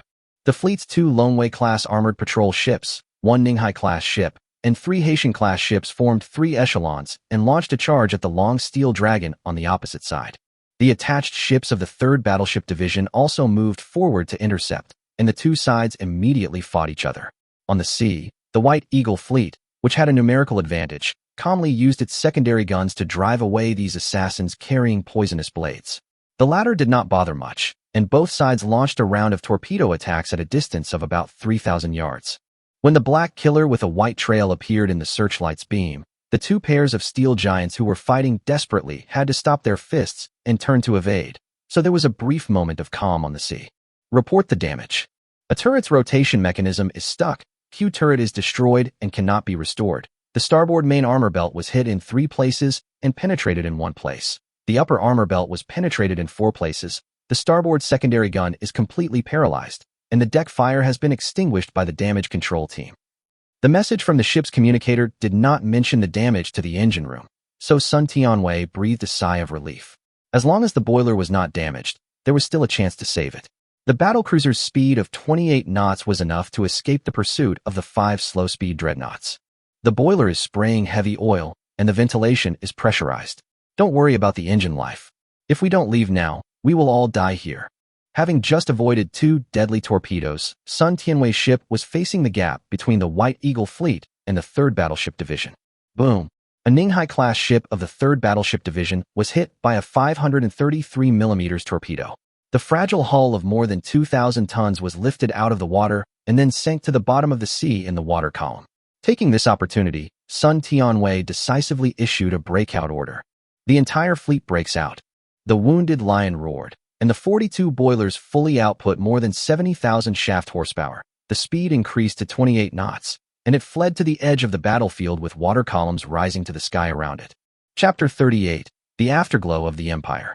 At this distance, the 574.5 kilograms armor-piercing shells fired by the Vickers MKV 13.5-inch gun were enough to penetrate the not-so-thick main armor belts of the Delaware-class or Lion-class ships. The flares continuously dropped by the reconnaissance airships undoubtedly exposed Sun Tianwei's intentions. The open-air rapid-fire cannons on the deck fired continuously, and the sailors operated water-cooled heavy machine guns and rifles to shoot continuously into the sky. The 2 steam airships above Sun Tianwei's head were hit several times, and they chose to retreat after their airbags were pierced. Concentrate your fire on that battlecruiser. Don't let it get away. Sun Nanzhong issued an order to his fleet. Flames illuminated the sea surface red, and the rumbling sound of cannons rang out again. It was difficult to bombard a target whose speed and direction were constantly changing during a night battle, so this round of bombardment only caused a few near misses besides igniting the teak on the deck. The rising flames made Sun Tianwei's ship the most conspicuous target on the battlefield. One after another, the dreadnoughts turned their guns towards the brightest torch in the night sky, but at this time, white lines appeared on the Black Sea again. Torpedoes spotted on the port side, 2,000 yards away, approaching at 36 knots. Full left, turn to avoid. Some unfixed debris on the ship slid down due to the huge inertia, making a clanging sound. Sun Nanzhong stared at the cruisers of the 2nd Battleship Division. Level the main gun and load high-explosive shells. Slap these damn flies to death first. In order to cover the safe evacuation of the battleships, the attached cruisers once again released torpedoes, once again forcing the White Eagle fleet to turn and evade. But the intensive main and secondary gunfire of the 6 battleships also caused them heavy losses. A Longwei-class battleship was pierced through the ammunition depot and became the 2nd battleship to fall in the naval battle. The engine room of a Haitian-class battleship was pierced by a 343 mm high-explosive bomb, and it completely lost power and collapsed on the sea. Our ship has completely lost its power. All officers and soldiers on board have decided to fight to the death to cover the main force's evacuation. Long live the Empire! Long live the Empire! This Haitian-class ship has become a floating artillery platform. The sailors used the only remaining 203 mm main gun and 3 120 mm secondary guns to fire back at opponents that were several times larger than themselves, until they were torn to pieces by the artillery fire. When Sun Tianwei saw the message they sent, his face showed no expression. He just ordered the rear turret to fire back. The deafening roar echoed through the night sky, and the 2 parallel battle lines just now were completely in chaos. A surviving sailor described the battle as a group of drunk giants fighting a boxing match in a bar with the lights turned off. The White Eagle Federation did not send a super dreadnought this time. The speed of the Florida-class and South Carolina-class battlecruisers was only 21 knots, and the speed of several armored cruisers was only 22 knots. They could not catch up with the Wei Yuan-class battlecruisers, which were based on the Lion-class prototype. Therefore, the only ones capable of chasing were the same type of battlecruisers in the 3rd Battleship Division. In order to intercept Sun Nanzhong's ship, a Ling Yuan-class ship from the 2nd Battleship Division that was originally following Sun Tianwei broke away from the formation, turned the rudder across the hull, and while exerting all its side firepower, it also gave up its own chance to evacuate. Half an hour later, she was turned into a pile of burning steel under the firepower of 6 opponents of the same level. At this time, the accompanying auxiliary ships were besieged by the White Eagle armored cruisers, and only the last Longwei-class armored cruiser was left. When the battlecruiser of the 3rd Battleship Division passed the wreckage and appeared in Sun Tianwei's sight, the remaining Ling Yuan-class ship also chose to stay. Our ship still has 8 305 mm main guns and 6 127 mm secondary guns that can fight. We still have more than 700 crew members who can fight. We will fight to the end for the Empire. I wish you a smooth breakout. Get rid of it. The enemy ship has lost its trace. Off the coast of Taixi Island, the remaining ships of the 1st Battleship Division groped forward in the darkness. In the battle just now, the 1st Battleship Division lost the Qiancang, a Wei Yuan-class battlecruiser based on the Lion-class prototype. The 9-inch thick gun mount was pierced on the spot, and the smoke cloud produced by the explosion of the battlecruiser rose straight to a height of thousands of meters. Let's take the scene of Queen Mary's suicide bombing during the Battle of Jutland to make up the number. Fortunately, the protection level of the Imperial power was conscientious. Although the superstructure and unprotected areas were in ruins, the 305 mm thick main armor belt withstood most of the attacks. The firepower of 10 14-inch guns sent away a dreadnought of the 4th Battleship Division. In the end, the Imperial power and the remaining 3 dreadnoughts of the 1st Battleship Division withdrew from the Taixi Sea together and sailed to the southwest with the remaining auxiliary ships. The Royal Sovereign's gun layout was based on Canada, and its speed and protection were based on the 1913 ship purchase plan and the first shipbuilding plan at the end of the year. The Emperor walked out of the armored command tower, past the shaky steel gangway, and came to the side filled with the smell of gunpowder. If it weren't for the hidden force of the Imperial power, he would probably have been buried in Baitsong port. At this time, Baitsong Island was completely submerged in darkness. In order to ensure concealment, the navigation lights on the bow and stern of the ship were only turned on intermittently. In the pitch-black night, there was only the roar of the engine and the sound of the waves as the warship moved forward at high speed. The destination of this fleet was the Qiancang Islands, where there were several local officials who supported the emperor, and the mineral resources were rich, which could provide supplies for the fleet. The Baitsong Island side kept sending out communications. The first consul had already controlled the vast majority of the Qiancang army. The palace and the parliament had been blocked, and the cabinet was announced to be dissolved. Some ministers who supported the emperor went out to sea at night, and several patrol ships and supply ships chose to follow the emperor away. There was no news from the 2nd Battleship Division yet, and facing the joint attack of the White Eagle Fleet and Sun Nanzhong, they would be in great danger.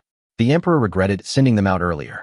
After tonight, the Qiancang Empire, which had lasted for more than 900 years, would fall apart. He only had 4 battleships and battlecruisers left, and he was reduced from the head of a great empire to the leader of a local force. Your Majesty, we have received a telegram from the 2nd Battleship Division. The aide-de-camp stumbled out of the cabin holding a telegram. Early morning of December 21st, 1664, in the local calendar. The news that Qiancang Empire's Eastern Prince Sun Nanzhong, First Consul Ho Jianlin, and the White Eagle Federation had cooperated to defeat the emperor's direct forces and take control of Taixi Island had spread everywhere via radio waves. Vice Admiral Dubasov, the governor of the Amur Sea region of the Caucasus Empire, was awakened from his sleep by his subordinates. The shocking changes in the Qiancang Empire made him smell the sweet smell of benefits. The rich resources of the Zhongbei Sea region have long been coveted by the Caucasus Empire. Now that Qiancang is unable to take care of itself, this is undoubtedly the best time to take action. All combat ships of the Far East Fleet are immediately ready for battle. Chapter 39 changes. The Qiancang Empire has finally come to an end. Chu Qing was in the office looking at several telegrams sent by his subordinates. The other party had tried to use him to weaken the opponent's power not long ago, but now he has withdrawn from the stage of hegemony. He couldn't help but sigh. What should we do next? Li He asked. Should we just declare independence from the Qiancang Empire and establish the Zhangdong Autonomous Region? Chu Qing shook her head. We don't have to be so anxious to be the first to speak out. We can draft the announcement first and release it later. Anyway, during this period of time, the integration work among the autonomous regions has basically been completed. The fleet has been reorganized into 4 squadrons, and the documents for personnel appointments have been printed. All that is left is for the official announcement to be issued. There is no need to be so anxious. It may be better to see the reactions of the autonomous regions in other sea areas. How is the repair status of each ship? It's basically done. Now the only ships in the shipyard are waiting for additional armor to be installed. After the autonomous regions agreed to merge, Chu Qing revealed to them that he had the ability to produce Krupp-hardened armor and Harvey armor, and said that he could add a batch of additional armor made of Harvey steel to their existing warships. These former garrison commanders and current squadron commanders were naturally very happy and arranged a batch of unprotected ships to install waterline armor belts. The steam turbine sent by Yangzhou Principality has arrived? Well, Director Su has arranged for a technical team to conduct testing and acceptance, and it is almost complete. They and their replicas will be used as the core power source for the first cruiser we independently build. These 2 turbines are typical Parsons turbines, which adopt a reaction design. That is, the high temperature and high pressure steam exerts a reaction force on the turbine blades, causing the turbine blades to rotate in the opposite direction of the steam flow. The technical difficulty is smaller than another idea, the impulse turbine, so it is more mature and suitable for imitation. The 4,000-ton dock at Xinpu Shipyard has completed its first expansion, reaching 5,500 tons. Regarding the new ship, Chu Qing's suggestion to Su Zhonghu was based on the Birmingham-class hull design, about 4,000 to 5,000 tons. If the design is reasonable, 20,000 to 30,000 horsepower can run at more than 25 knots, and 6-inch artillery is enough. 6 to 8 guns are equipped in twin form. Unified fire control and centralized firing director are musts, and he is advised to use a clipper bow to increase seaworthiness and reserve buoyancy. Since there is a large tonnage hydraulic press, there is no need to save this little money. With the ready-made drawings of the Birmingham class, the design work should not encounter too much resistance. After conquering 6 autonomous regions, the prosperity assessed by the Auxiliary Intelligent Computer has risen to 95, which means that 950 time and space points are earned every day. Up to now, more than 10,000 time and space points have been accumulated. Chu Qing used them to purchase a batch of information and announced to the technical staff that it was his original design. For example, after guiding the exploration team to select drilling sites and produce the first barrel of oil from the newly built oil well on the Taixi Islands, he would occasionally provide some key technical insights to the technical team studying thermal cracking of crude oil to speed up the research progress. Now it is optimistically estimated that the thermal cracking production of gasoline can be completed in about a month. For a time, Chu Qing's reputation as an all-rounder, who was proficient in shipbuilding, chemical engineering, machinery, and exploration spread throughout the entire Cangdong Sea area. After Chu Qing expressed to the personnel of the Principality of Yangzhou who came to hand over the steam turbine that he had the ability to manufacture a small amount of carbonized steel armor, the Principality of Yangzhou strengthened its cooperation with Chu Qing, established a dedicated encrypted communication line, and agreed that the next time it would deliver a batch of processing lathes, rolling mills, and open hearth furnaces to Chu Qing in exchange for 500 tons of Krupp steel. On the evening of the 21st, Chu Qing held a brief combat meeting. The current situation is that White Eagle supports Sun Nanzhong, France and Spain support Songnan, and England supports Dongying. We seem to be under attack from many sides, but in fact we still have room to turn around. Chu Qing pointed to the large red mark on the map and said, "The chaos in the north has not yet subsided. The resource islands in the Cangbai Sea area are now the most attractive things, so the White Eagle Sun Nanzhong and the Dongying people will definitely have a conflict over these islands, which will relieve our pressure. The Cangnan Sea area cannot participate due to distance factors. With the support of France and Spain, they will definitely turn their attention to us. So I think our next step is to strengthen the defense of the south and allocate the Shualong to the frontline waters of the Linjiang Islands." December 22, 1664, according to the local calendar. The remnants of the former Qiancang 1st Battleship Division met up with the battlecruiser that broke through the encirclement of the 2nd Battleship Division in the waters near the Changshan Islands. The inspectors of the two sea areas of Cangnan and Cangxi successively announced their independence last night and separated from the Qiancang Empire. Subsequently, Chu Qing, the Inspector General of the Cangdong Sea area, also announced this morning that all autonomous territories in the Cangdong Sea area separated from Qiancang and merged into the Cangdong Autonomous Territory. Emperor Qiancang announced that Baicang City would no longer serve as the capital and selected the Jinyang Islands in the southwest of the original Central Control Area as the temporary capital and re-established the Qiancang Second Empire. Dear General Rogers, thank you very much for the help you and your fleet have provided. In return, the White Eagle Federation will always be our closest ally and trading partner. The Jinhai anchorage will be donated to the generous White Eagle Federation free of charge as a fleet anchorage. At the celebration banquet, Sun Nanzhong raised a glass filled with red wine to greet Rear Admiral Frederick Rogers. After cleaning up his dissidents, Prince Sun Nanzhong of the East established a new government on Baicang Island with the support of the White Eagle Federation, established the Kingdom of Qiancang, and appointed himself as the President of Qiancang. Your Excellency, the new President of Qiancang Country, the relationship between us is nothing more than a cooperative relationship based on interests. You pay for the benefits, and we help you. There is no need for any extra thanks. Although Major General Rogers raised his glass politely and clinked it with Sun Nanzhong's, his words revealed disdain. He indeed did not have a good impression of Emperor Qiancang, but as a professional soldier, he hated people like Sun Nanzhong who would not hesitate to shoot his comrades for the sake of profit. In addition, I would like to remind you that defeating the Emperor's direct forces is only the first step. Next, you must immediately dispatch a fleet to defend the resource islands in the Cangbai Sea area. You must know that the Caucasus Empire and the Dongying Empire have long been eyeing that place. Thank you for your suggestion. Sun Nanzhong smiled awkwardly after being rejected. Rogers said again, "The White Eagle Federation just doesn't want you to be unable to fulfill your previously promised obligations because you have lost too many resource production areas." Chapter 40 Shipbuilding Experts delivered to your door. Ingenol, what do you think we should do next? Lieutenant General Felix von Binman, commander of the Iron Blood Nation's Far East Fleet, paced back and forth in his office, thinking about what the Far East Fleet should do next after the great changes in Qiancang. Originally in this dimension, the mission of the Iron Blood Nation to establish the Qin Island base was to monitor the Caucasus Empire and the British-backed East Sakura Empire, while improving relations with the Qiancang Empire in the hope of eventually winning an ally. However, when Tirpitz was in office, he discovered that the Qiancang Empire did not have a strong intention to cooperate with Iron Blood, so progress was slow and delayed again and again. Now that Lieutenant General Binman has just taken office, the Qiancang Empire has completely fallen apart. The newly established Qiancang Kingdom has become a puppet of the White Eagle Federation, and the status of the Qingdao base has suddenly become embarrassing. Standing in front of him was Friedrich von Ingenol, the future admiral of the Iron Blood Empire and the chief of staff of the Far East Fleet in this dimension. After thinking for a while, he said to his current boss, "Abandon the Qingdao base." Binderman, who was pacing, paused and looked at Ingenol with disbelief. Your Excellency, Lieutenant General, please forgive my bluntness, but we all know that Qingdao base no longer has any need to exist. Felix von Benman opened his mouth to refute, but could not utter a word. Indeed, he knew well that Qiancang Kingdom could not become his ally, and the White Eagle people would not allow such an outpost to appear under their noses.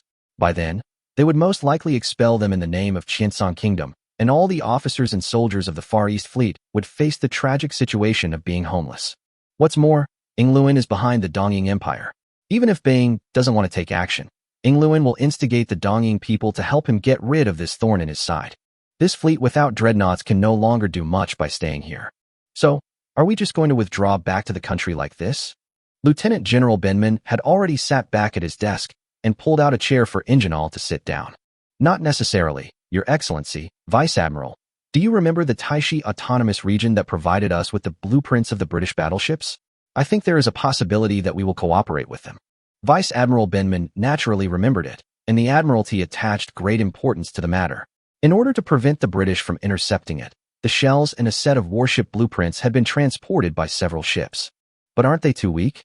Even if the entire sea area is now integrated into an autonomous region, there is only one dreadnought to guard it.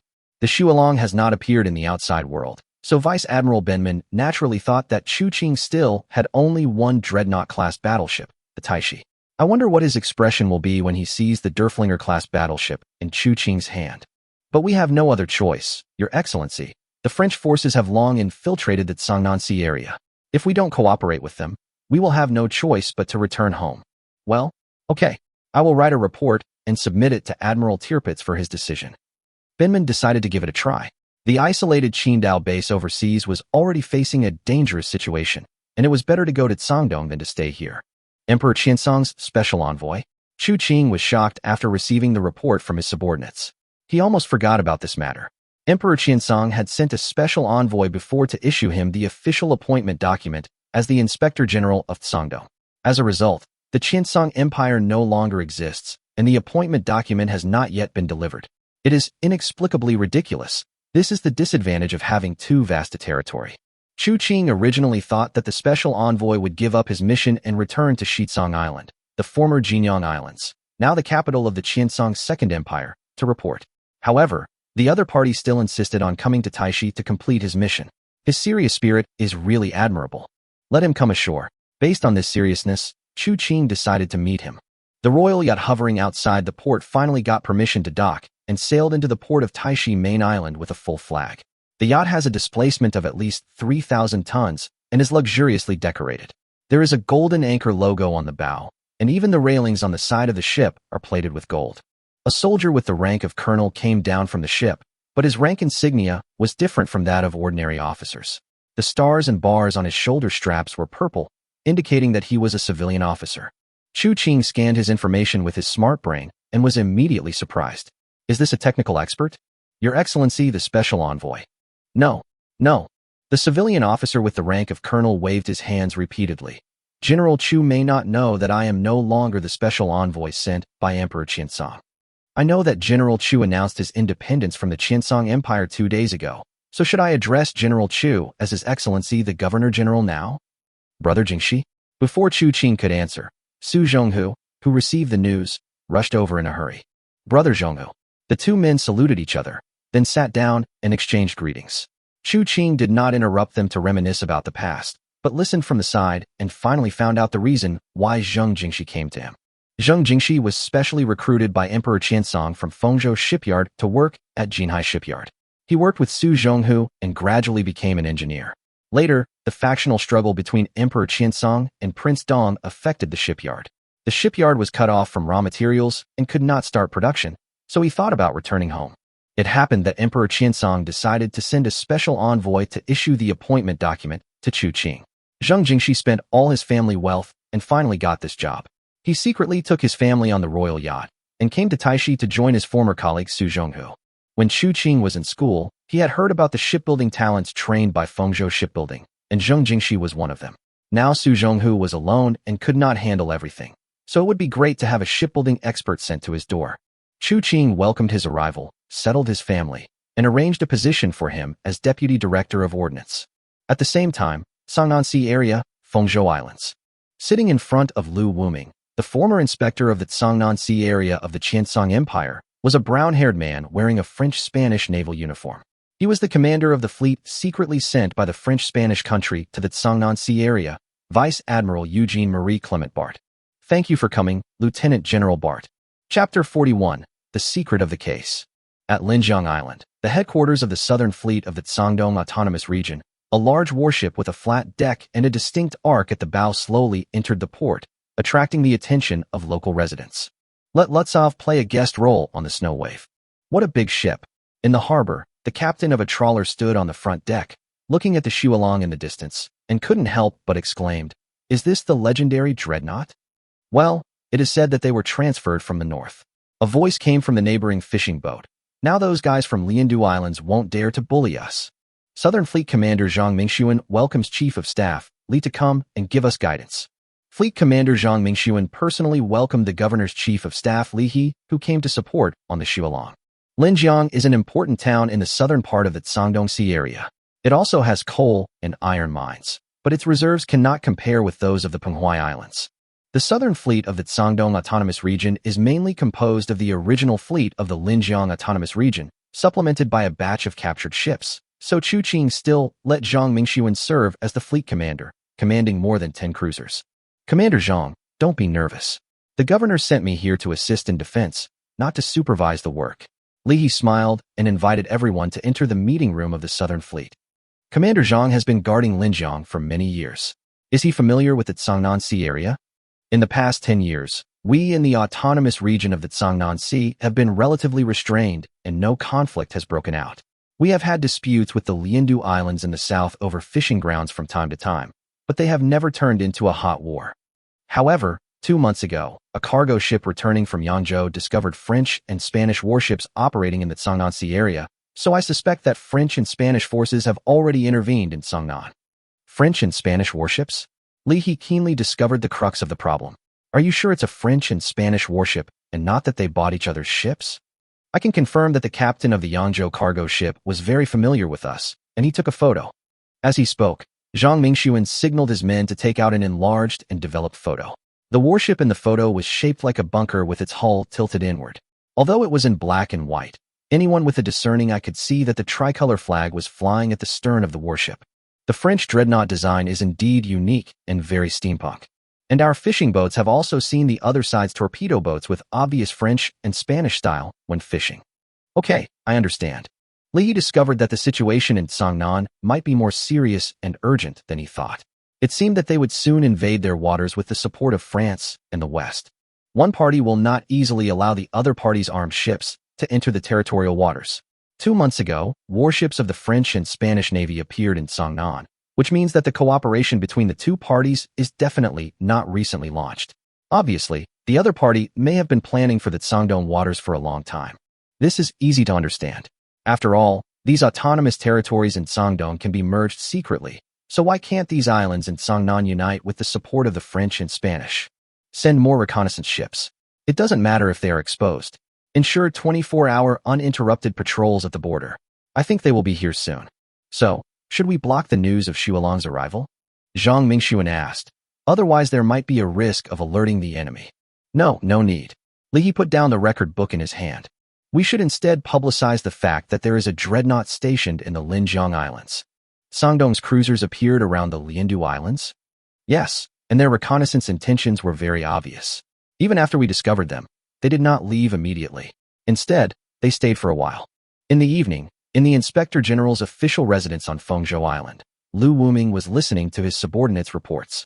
The unusual movements of the Qiangdong Autonomous Territory were very suspicious. Could it be that the other party had discovered the purpose of his upcoming invasion?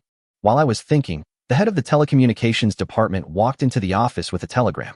Dreadnought. Defense. Commander Zhang Mingxuan of the Southern Fleet of Qiangdong Autonomous Territory reported to Lu Wuming, the inspector of Qiancang Army. Lu Wuming looked at the telegram in his hand and felt a little unbelievable. The general meaning of this telegram was, I have a dreadnought. If you want to attack me, you'd better be careful of getting beaten. But who would tell others about their military strength in such a high-profile manner? There must be something wrong here. Signage soldier. Lu Wuming already had his own judgment in his mind. Tell Vice Admiral Bart that he doesn't have to worry about the Dreadnought-class battleship. I think she is definitely not in the Linjiang Islands. Your Excellency, the Inspector General, are you so sure that the enemy's dreadnoughts have not been deployed to Linjiang? I am very sure, Mr. Lieutenant General. Facing Bart, who was doubting him, Lu Wuming waved the telegram.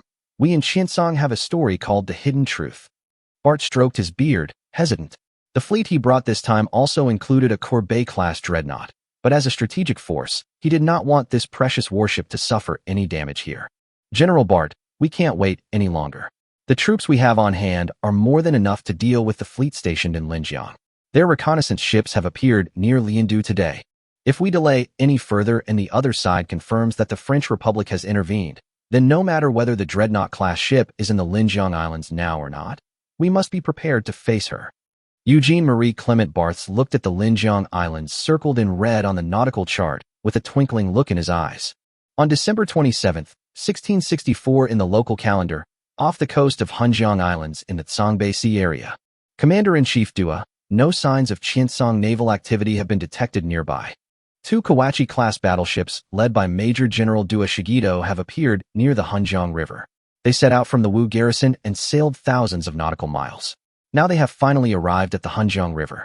The coal, iron, copper and gold mines here are very rich, which is very suitable as a bridgehead for invading the Beitzong Sea area. According to pre-war intelligence, there is a Ling Yuan-class battleship stationed here.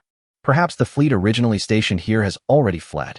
This time they brought 2 Kawachi-class battleships, 2 Kasuga-class armored cruisers, and a number of auxiliary ships. Their strength is indeed not as good as the fleet sent by the White Eagle Federation, but they only have to deal with the possibly existing garrison fleet of the former Qiancang Empire, and this force is enough. Release the reconnaissance airship. To be on the safe side, Dua Shigito decided to release the airship for aerial reconnaissance to expand the scope of early warning reconnaissance. Chapter 42 Dandong Class. The Dongying Empire really took action. On the 27th, they occupied the Hunjiang Islands without encountering any resistance. On Huishan Island in the Taixi Islands, Lu Feng and Chu Qing, in casual clothes, were having a breakfast in a breakfast shop. The telecommunications department of the Taixi Islands received a protest message from the Qiancang Kingdom to the Dongying Empire. The content was to protest against the illegal occupation of Hunjiang Island by the Dongying fleet, but it did not mention the losses of the fleet. It must be that there was no fighting at all. If the Dongying people eat meat, the Caucasus Empire will certainly not sit still. It will probably send troops from the north to plunder soon. The Qiancang Empire is able to hold on to such a vast resource-producing area, mainly because of the 4 battleship squadrons with more than 12 dreadnoughts and super dreadnoughts. The Qiancang Kingdom currently has at most 5 operational dreadnoughts. Excluding those that are damaged and under repair, it would be great if they could have 2. Chu Qing used chopsticks to pick open the steamed buns, and the soup overflowed, with a sweet and salty taste. He sucked a mouthful of the soup and spoke slowly. The White Eagle fleet is heading to the Jinyang Islands to deter the remaining forces of Emperor Qiancang. Now they can only shrink the defense of the core area, so the defense of the outer area of the Tsongbei Sea will be empty. In this plain, the ocean is vast, and people live by the sea, so the most common filling for Xilongbao is marine fish. Of course, the picture shows pork filling. So, no matter how patient the French and Spanish are, they will definitely not be able to hold back any longer. They will take the initiative to attack our southern islands at the latest this week. Lu Feng had already finished his breakfast and was burping. Li He's judgment is correct. Then let them come, the sooner the better. I can't wait to see what they look like when facing the Derflinger class. I have ordered the western fleet of the Hangzhou Islands to enter combat readiness and dispatched the 3 ships Haishi, Fubo and Jinza to provide support. Once Lu Wuming and Faxi's fleets are defeated in the southern battlefield, the time for our counterattack will come. Chu Qing smiled and said, check out and leave. December 31st, 1664 in the calendar of this plane, in the waters of the Liandu Islands. A fleet was sailing between the blue sky and white clouds, flying the Qiancang naval flag or the blue, white, and red tricolor flag. Courbet-class battleship. This fleet was the Tsangnan Franco-Spanish joint fleet led by Vice Admiral Bart and former Inspector General Lu Wuming. The most conspicuous one in the center of the fleet is a Courbet-class battleship, followed by a Danton-class quasi-dreadnought Voltaire.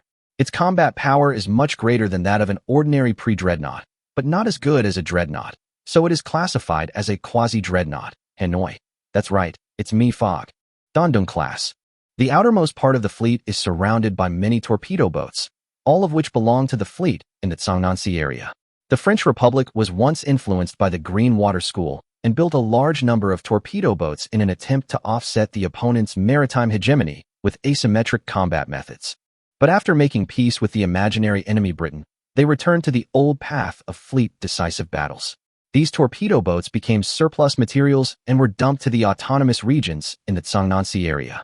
Captain, we are now 85 nautical miles west of the Liandu Islands and are about to enter Linjiang's territorial waters. Okay, keep an eye out.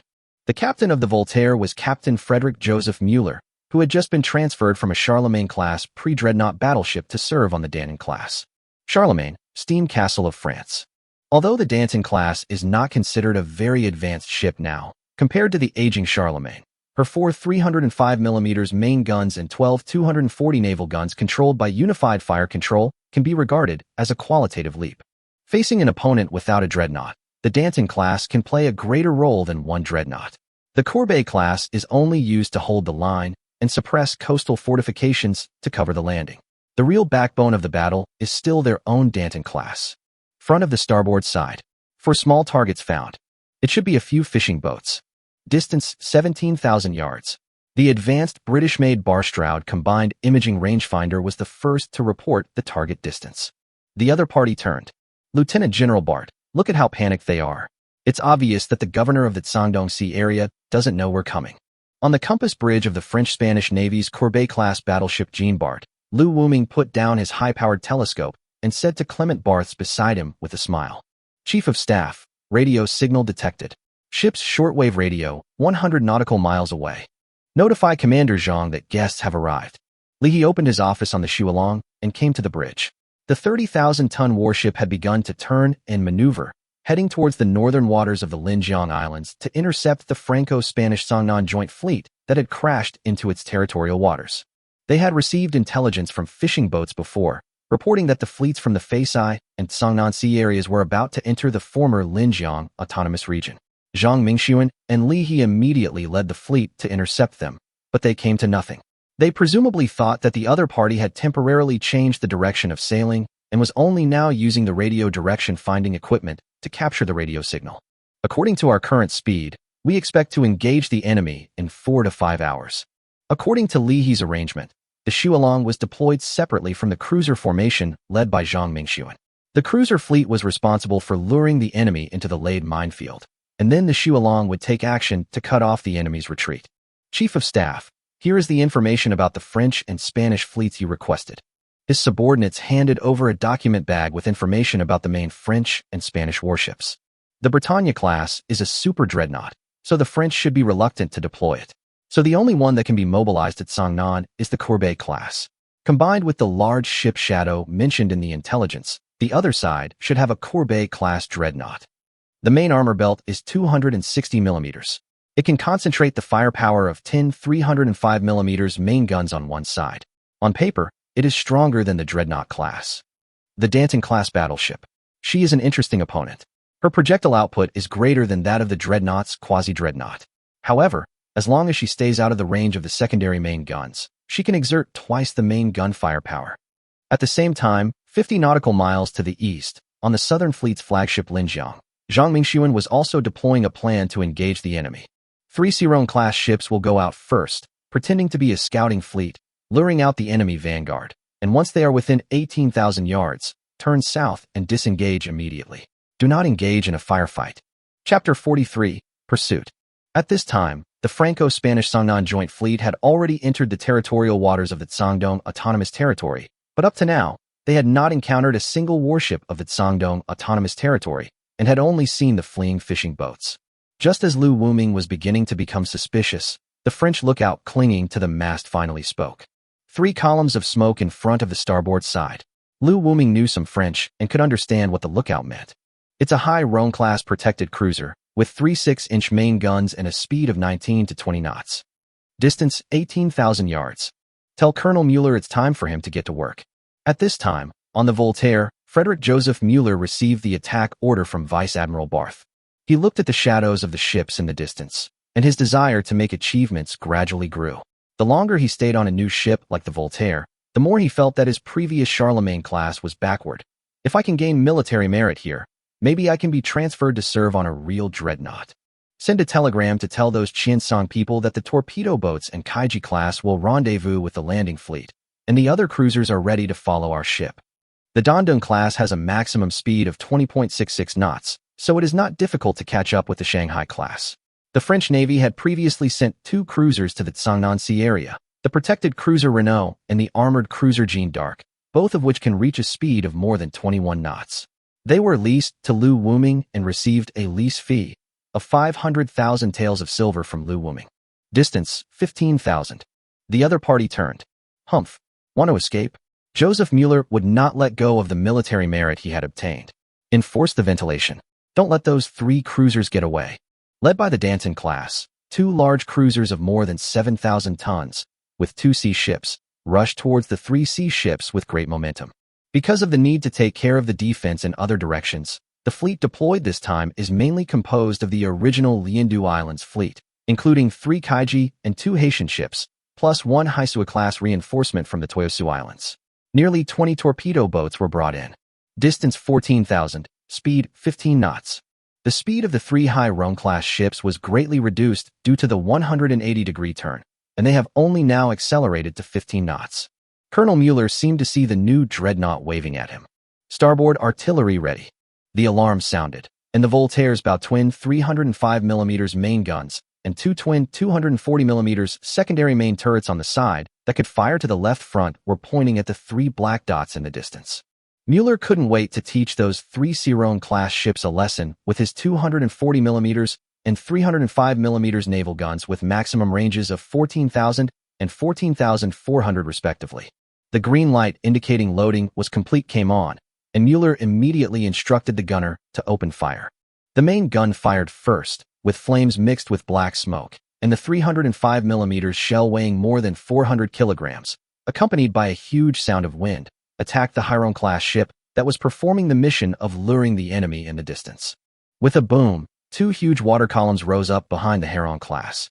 After the water column disappeared, the 4 240mm secondary main guns roared. In order to avoid the water columns interfering with each other and affecting the observation of the impact point, the Dandong class had to use the main gun and the secondary main gun separately during combat, which invisibly reduced the rate of fire and affected the combat efficiency. For slightly smaller water columns rose up, but the deviation was still more than 300 meters. With Dandong's fire control level, it was still a bit difficult to shoot at such an extreme range facing the target in front whose speed was changing. The Voltaire bombarded for about 8 minutes, and the Hellion class had accelerated to 20 knots again, but the water column was still chaotic and even the straddle attack was not achieved. Don't worry, these rabbits can't get away. It's time to send the cruisers forward. Send a signal. Order the Renault Castle to break away from the formation and chase at full speed with the Haitian class. Joan of Arc. He was well aware of the strength of the Hai-Rong class. With a small body of 3,000 tons and only 3 150mm guns, it was no match for the Renault Castle, which had a displacement of nearly 8,000 tons, 2 160mm guns, 6 140mm guns, and a speed of 23 knots. The 3 cruisers passed the Voltaire, roaring forward while spewing huge amounts of coal smoke. The relative distance of 14,000 yards would take 2.5 hours to cross at a speed difference of 3 knots, not to mention that they had to accelerate from 20 knots to a full speed of 23 knots first. It would take nearly an hour to get into effective shooting range, and by then it was already late, with the sun low in the sky and about to set. The Joan of Arc sent a communication asking us whether we should continue the pursuit. It said that the sun was about to set and if we entered a night battle, we would be in danger if we were ambushed or entered a minefield. Ignore them and order them to continue following our ship. Mueller curled his lips in dissatisfaction. The cruiser formation ahead had accelerated to 23 knots, and it was only a matter of time before they caught up with the 3 ships. These Qiancang people are too timid. It is a waste to hand over the excellent ships made by our French country to them. Mueller kept talking. Ambush? The fleet stationed in Linjiang Islands can't threaten our strength in a head-on battle. As for the minefield, Mueller pulled out a nautical chart, pointed to the current position of the ship, and said to the first mate, "This is an active shipping lane. We encountered so many fishing boats along the way, and they did not anticipate our attack. How could they have planted mines here? Keep chasing." The sky gradually darkened, the sun sank below the sea, and the sky slowly changed from blue to dark blue, and then to black. Boom, boom. Finally getting within the main gun range, 3 French Sainan Sea Area cruisers chased the Hai Rong class and fired at them, the gunfire briefly illuminating the sea surface. However, due to the decrease in visibility and the ineffectiveness of the opponent's evasion, these Hai Rong class ships seemed to have given up firing back and were just constantly maneuvering to disrupt their own fire control calculations. Colonel Mueller also discovered the anomaly. Although evasive maneuvers reduced the opponent's hit rate, they completely gave up the opportunity to fire back and would also reduce the speed, which was not a wise approach. Notify the Joan of Arc and have them fire flares. The visibility on the sea surface dropped further, and he could no longer see the outline of the cruiser in front of him. Swoosh! The yellow flare had just shot into the sky when a huge ball of fire exploded in the distance. Later, when Colonel Mueller couldn't figure out which side was hit, the signalman brought bad news. The Renault Castle sent a distress message. Our ship hit a mine. It's sinking. Chapter 44 Ambush. Oh no. Colonel Mueller's heart sank to the bottom. There was a minefield in front of him. Turn on the searchlight. Slow down. Slow down. Turn right. Reverse the right main engine at full speed. Start reversing the Joan of Arc. The hoarse shouts were transmitted to the engine room through the sound tube. The reverse turbines of 2 of the 4 steam turbines were spinning wildly. Immediately switching from full forward speed to full reverse speed would easily damage the turbines and propellers, but the emergency situation now obviously did not allow for so much care. With the piercing alarm sounding, the huge ship weighing more than 18,000 tons suddenly slowed down. The bunker-like mast tilted to the right, and everyone on the ship felt a strong sense of stalling. But this was lucky enough. At least it was not a loss of power caused by damage. The beam of light from the searchlight swept the sea surface. The 2 10,000-ton ships were now like a lighthouse. Colonel Mueller discovered many black balls floating on the sea surface around him. The order to reverse the ship was given too late. Now all the ships had entered the minefield. Stop the boat. Stop the boat. 4 cars stop. Send a message to the Jean Bart. Tell Vice Admiral Bart that we have been ambushed. There is a minefield ahead. The enemy has long anticipated our attack. Please reevaluate the feasibility of the landing battle. The distance between his ship and the large fleet was now over 10,000 yards, and this distance made it difficult to provide any fire support during a night battle. The wreckage of the Renault Borg in front was burning fiercely. One hit could paralyze the nearly 8,000-ton Renault Borg, which means that the mine charge was no less than 100 kilograms, making it an absolute silent killer. This is a dangerous signal. Since the other side has laid a minefield on the channel, it means that they are well aware of our actions. The 3 Sea Rover-class ships were bait from the beginning. So, is the dreadnought that we have been worried about also here? Mueller felt his hair stand on end. Boom. A ball of fire exploded again in front, and a Haitian-class ship hit a mine and sank. Now the only ships floating on the sea were the Voltaire, the Joan of Arc, and the last remaining Haitian-class ship. It was very risky to stop the ship in the enemy's territorial waters in the darkness. If it was Colonel Mueller himself who was in the ambush, he would have ordered the torpedo to be launched by now. Use the rapid-fire guns to clear these mines, and let's get out of here. The Danton class is equipped with 16 75mm Schneider rapid-fire guns and 10 47mm Hotchkiss rapid-fire guns, which can undertake the task of clearing mines. Commander, the torpedoes are ready. On the Linjiang, Zhang Mingxuan looked at the 2 large French-Spanish warships that were shining like lighthouses in the minefield in the distance, and his heart was burning. These were Dandong-class quasi-dreadnoughts, killers of small and medium-sized ships, but now they had become his prey. He did not intend to attack the 2 large ships at once. Although they were trapped in the minefield, he would suffer serious losses if he wanted to capture them with the more than 10 cruisers in his hands. Therefore, he chose to use the newly installed torpedo weapons to deal with the enemy. The 3 Hairon-class, 3 Kaiji-class, and 1 Zhao-class ships in his hands had all been modified in the Shinpu Islands, and a rotatable 457mm torpedo tube was installed on the lower deck, the same as the Type 44 Type 2 installed on the previous Dongying Navy mine-type destroyer, with a speed of 36 knots and a range of 8,000 yards, which was just right for this situation. The torpedo squadron moves forward. The rest of the ships follow us and provide cover fire.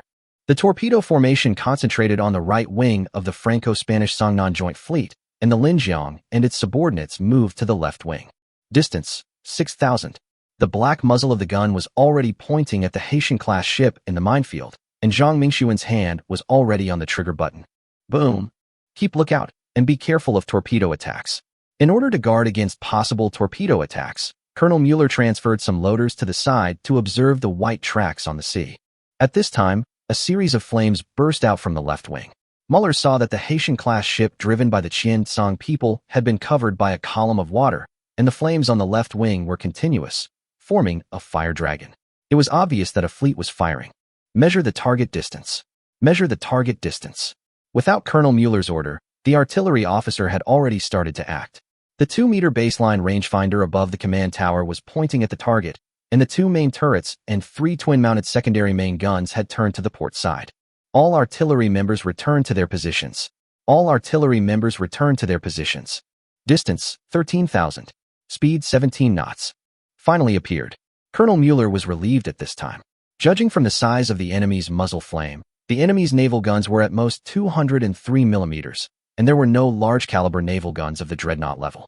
Then, for his quasi-dreadnought, such an enemy would not pose any threat.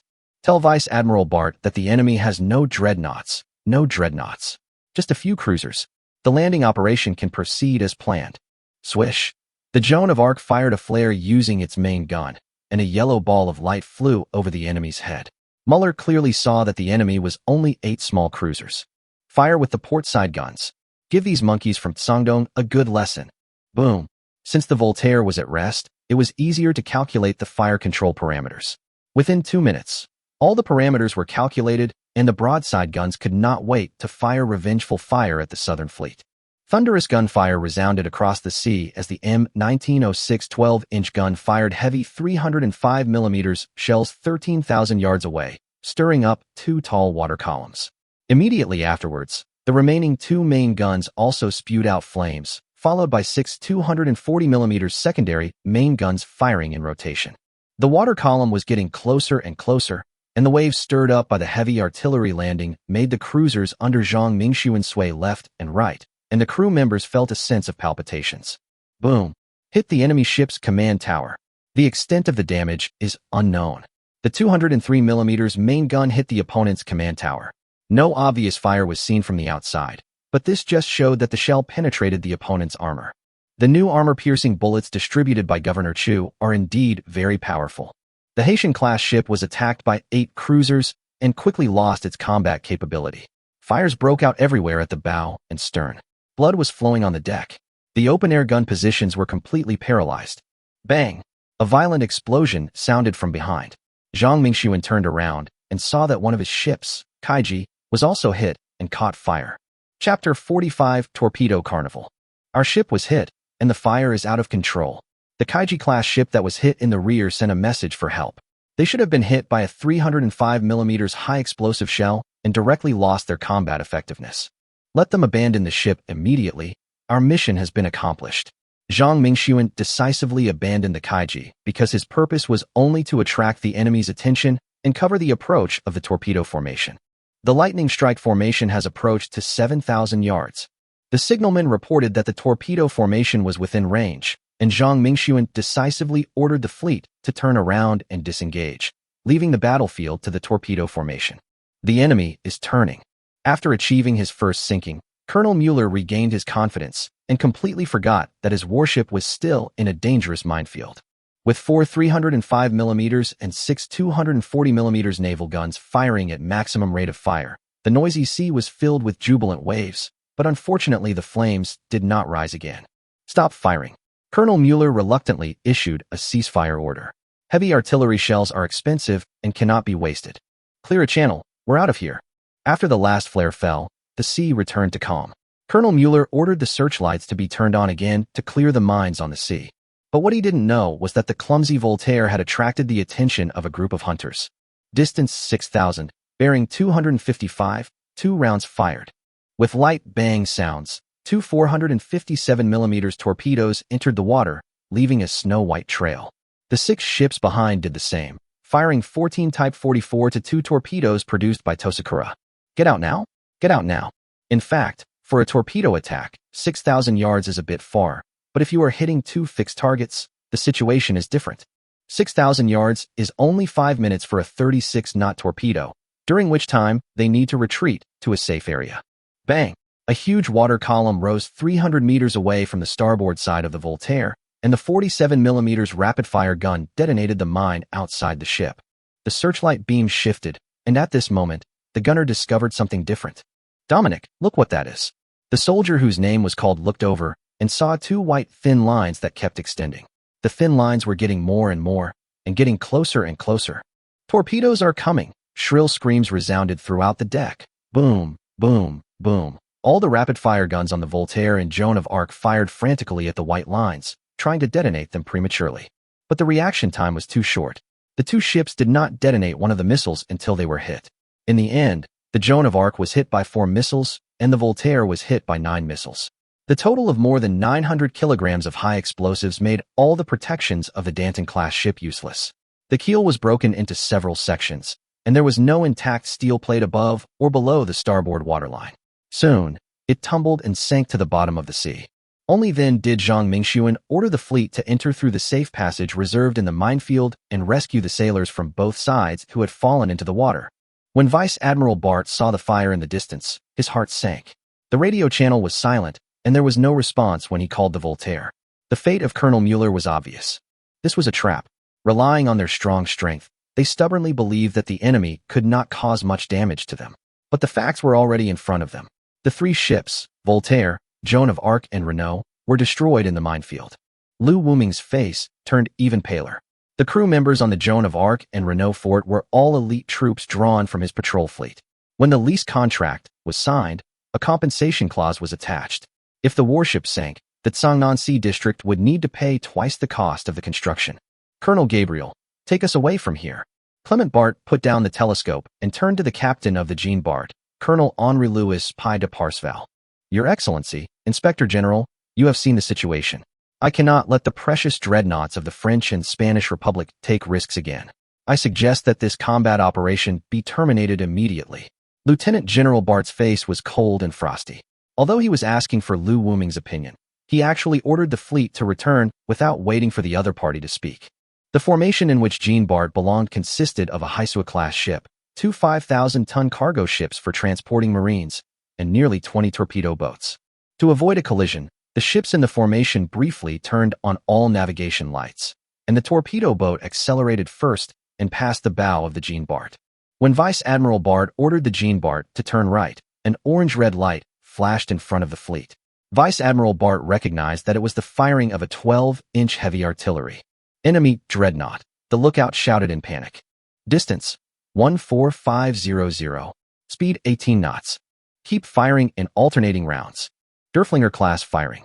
On the Shualong, Li He touched the hilt of the command knife hanging on his waist and stared at the Jean Bart, who was passively being beaten. The observer operated the stereoscopic rangefinder made by Zeiss, and the artillery officers were busy in the fire control room. "I finally found you." Li He followed the instructions of the radio direction-finding equipment and finally caught up to within 10 nautical miles. However, due to bad weather and the moonlight being shrouded by dark clouds, he could not find the target. Finally, the navigation lights that were briefly turned on in the distance pointed out the location of the fleet to him. "Too far. Oh no, we hit the enemy transport ship. The enemy ship is on fire." The hit rate of the long-range artillery battle conducted at night was worrying. The shells aimed at the Courbet-class ship somehow hit a troop transport ship, leaving the artillery officers in tears and laughter. Loading high-explosive shells. 3 rounds. This was the sound coming from the ammunition depot at the bottom of the turret. The fire door opened and the ammunition hoist lifted the ammunition from the ammunition depot into the turret through a narrow armored passage. Load high-explosive shells. Elevation 11.5. Horizontal 273.2. Unlike the British Navy's battleships that used steam hydraulic mechanisms to drive the turrets, the Iron Blood Nation had already applied electrical equipment to the battleship turrets. The electric motor made a humming sound, and the turret completed the last fine-tuning. Fire.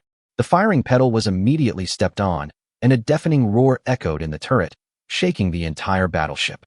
The ventilation system worked hummingly, sucking the smoke exhausted when the gun port was opened out of the turret, and the shells weighing more than 1,000 pounds attacked with thunderous explosions.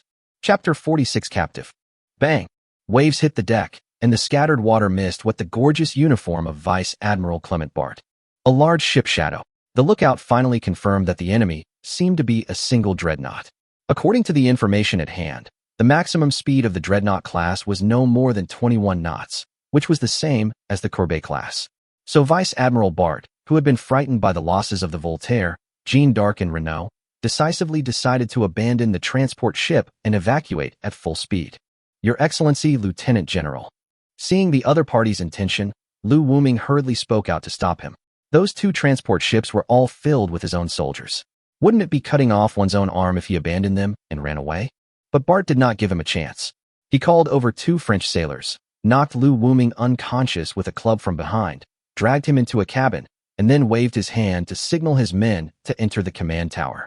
The Fasci are running away. The sudden acceleration of the Jeanne Bart attracted the attention of the accompanying warships from the Qiancang Sea area. The most powerful warships in the fleet fled, and the remaining warships lost their will to fight and fled in all directions, whether they were the fast-moving Haitian and torpedo boats, or the slow-moving transport ships and Haisui-class ships. They all chose a direction to escape. Boom!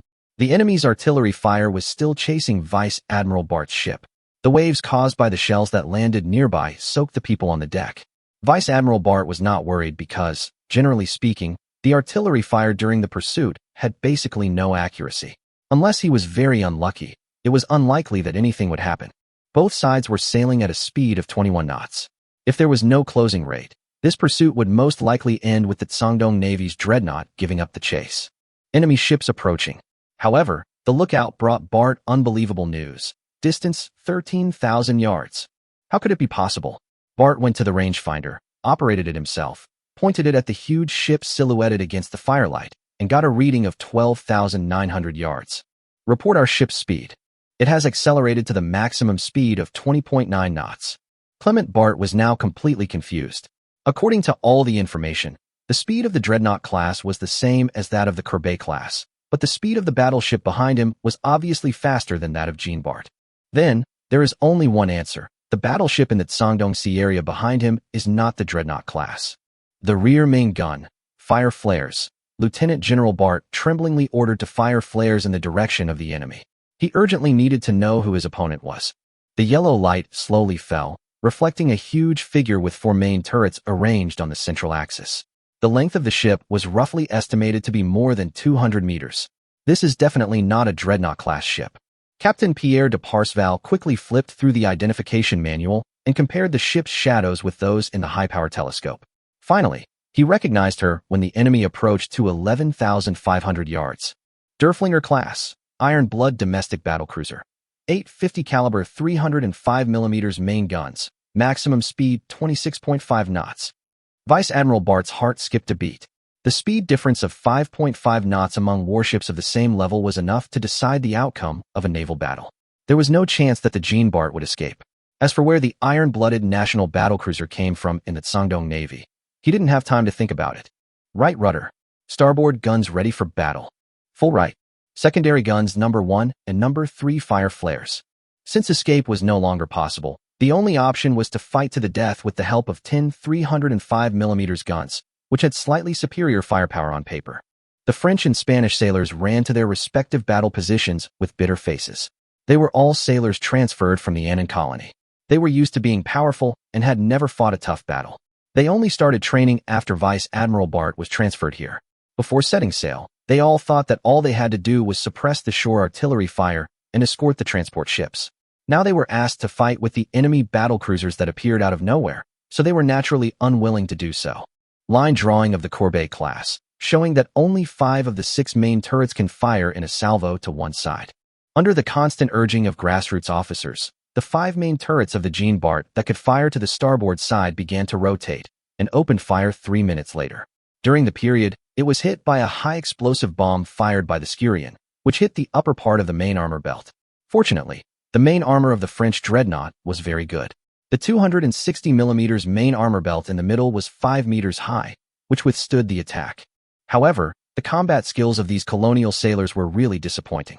Even with the guidance of flares, the rising water column was still a long way from the dreadnought in the Shandong Sea area. Vice Admiral Bart was restless in the command tower. The performance of these sailors was really poor, far worse than that of his subordinates in the home fleet. At this moment, a buzzing sound came from above his head again, and then the 2 black spots in front of him rapidly enlarged. Boom. 2 hits. The enemy ship's command tower was hit. Cheers rang out in the command tower of the Xuelong. Li He saw hot smoke covering the command tower of the Jeanbart. The observation and aiming facilities around the command tower were swept away by the shock wave generated by the explosion of hundreds of kilograms of TNT explosives. The navigation bridge was blown down. In fact, the B turret ring close to the command tower was also stuck by the impact. It was hit directly by two 305mm high explosive bombs. Although the heavy armor was not penetrated, the high temperature and shock waves still penetrated into the command tower through the observation window, killing all the senior officers in the bridge, including Lieutenant General Bart and Colonel Gabriel. After realizing that the entire ship's command was wiped out, these sailors from the colonial fleet suddenly lost their will to fight, and panic and chaos began to spread on the ship. After the A turret was hit by a high explosive bomb, the French and Spanish sailors from the Annan colony fired 3 blue flares into the sky. The precious dreadnought of the French and Spanish republics surrendered to the Tsangdong Autonomous Region just like that. Notify Zhang Mingxuan not to chase after those escaping cruisers and torpedo boats, and bring this big guy back first. Capturing a dreadnought with one's own hands is even more exciting than sinking one. Unlike the previous Delaware-class ship that was badly damaged, this Courbet-class ship still retains most of its combat power. It can be put into the dock to repair the superstructure, and then it can almost go out to fight. Li He rubbed his hands and said, "Send a telegram to the Governor-General. We have captured a French-Spanish Courbet-class battleship. It's still usable." Chapter 47 RDX. Captured a French and Spanish dreadnought. Chu Qing was also surprised after receiving the telegram. Since he was more than 30 kilometers away from the battlefield at that time, he would not be able to obtain time and space points even if he sank the Courbet-class ship on the spot. In this way, capturing it would be a better outcome. Take the prisoners back to the Linjiang Islands. Separate the prisoners from the French and Tsangnan Sea areas. Oh, and see if the Tsangnan Inspector General Lu Wuming is on board. Chu Qing thought about it and gave one more instruction. He was also planning to get some information about the Tsangnan Sea area from Lu Wuming. Boom. A loud noise was heard from the direction of the Ordnance Bureau, and Chu Qing's heart tightened.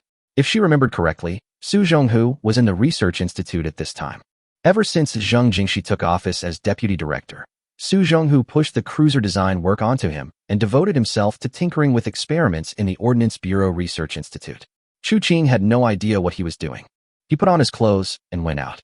Outside the door, there were already soldiers from the Marine Brigade gathering and heading towards the Research Institute. When Chu Qing arrived at the entrance of the Research Institute behind the Ordnance Bureau, a figure flashed out and hugged his body and shook him hard. Explosives. New explosives. We successfully synthesized the new explosives according to the formula you gave us. 1.5 times. 1.5 times the explosive power of TNT. Chu Qing took a closer look and found that the man was Su Zhonghu. He looked around and found that there was no damage to the facilities in the institute, so he felt relieved. What he had provided to Su Zhonghu before was the formula for RDX explosives. This substance, which was originally discovered by Blue Star in 1899, was initially used as rat poison. Later, its strong explosive power was discovered. It was not until 30 or 40 years later that it was used on a large scale as a high explosive. Its explosive power is 1.5 to 1.6 times that of TNT. If mass production is completed first, the power of existing shells will be greatly improved. If some iron oxide powder and aluminum powder are mixed in it. Hee. Ahem, I lost my composure. Su Zhonghu smiled awkwardly. I'm glad that Director Su is okay. Chu Qing understood the other party's excitement. The dopamine and endorphins secreted by the brain when a major achievement is made will indeed make people feel extremely happy. This is understandable. However, it is definitely not a good idea to conduct a test explosion at night, which disturbs the public. All researchers in the Explosives Research and Development Team will receive an additional 2 months' salary. However, due to disturbing the public, the Explosives Research and Development Team will deduct 2 months' salary. In the morning, Chu Qing received the investigation report sent by Li He. Lu Wuming was indeed on the Jeanbart, but he was knocked unconscious by the French and Spanish sailors on the ship and thrown into the lower cabin before the battle. Now, the preliminary interrogation has been completed. According to Lu Wuming's explanation, the reason why he was able to control the fleets of various autonomous regions was due to long-term infiltration and the support of the French and Spanish. Over the years, the garrisons in various places basically became de facto puppets, and the fleets of various autonomous regions actually only obeyed his command. Now, the fleet sent by France and Spain has been completely annihilated by the Southern Fleet. Only some French and Spanish advisors remain in the Fengzhou Islands and the Cangnan Sea area, and there is no French and Spanish force in other areas. The Southern Fleet has 2 dreadnoughts, and with the cooperation of Hongzhou's fleet, there is no suspense in conquering the Cangnan Sea area. Chu Qing has entrusted the full responsibility of the war to Li He. The 900 sailors on the Jin Bard have now been sent to the Linjiang Islands. As usual, Chu Qing contacted the French and Spanish and asked them to consider paying the ransom. Chu Qing was going to squeeze a batch of chemical equipment from the French and Spanish people to build a chemical plant. The raw materials previously provided to the Ordnance Bureau for the trial production of RDX explosives were all exchanged by Chu Qing from the Spacetime Mall. The production of shells consumes a lot of energy, and it is not a big deal to keep exchanging raw materials with Spacetime points. Chu Qing's income of 1,000 Spacetime points a day cannot support it. The Taixi was undergoing maintenance in the dock, and the badly worn gun barrels were being replaced at the same time. One gun barrel cost Chu Qing 500 time and space points, which meant 5,000 in total. Most of Chu Qing's time and space points were spent on opening a resonance amplification field for tens of thousands of students at the Sangdong Naval Academy to increase their learning speed, so he didn't save much. January 5, 1665, the calendar of this plane, the capital of the Second Qiancang Empire, Qiancang Island. Your Majesty, more than 20 islands near Qiancang City have all declared their allegiance to the royal family. The 23 members of the former imperial parliament have also arrived in Qiancang to follow Your Majesty.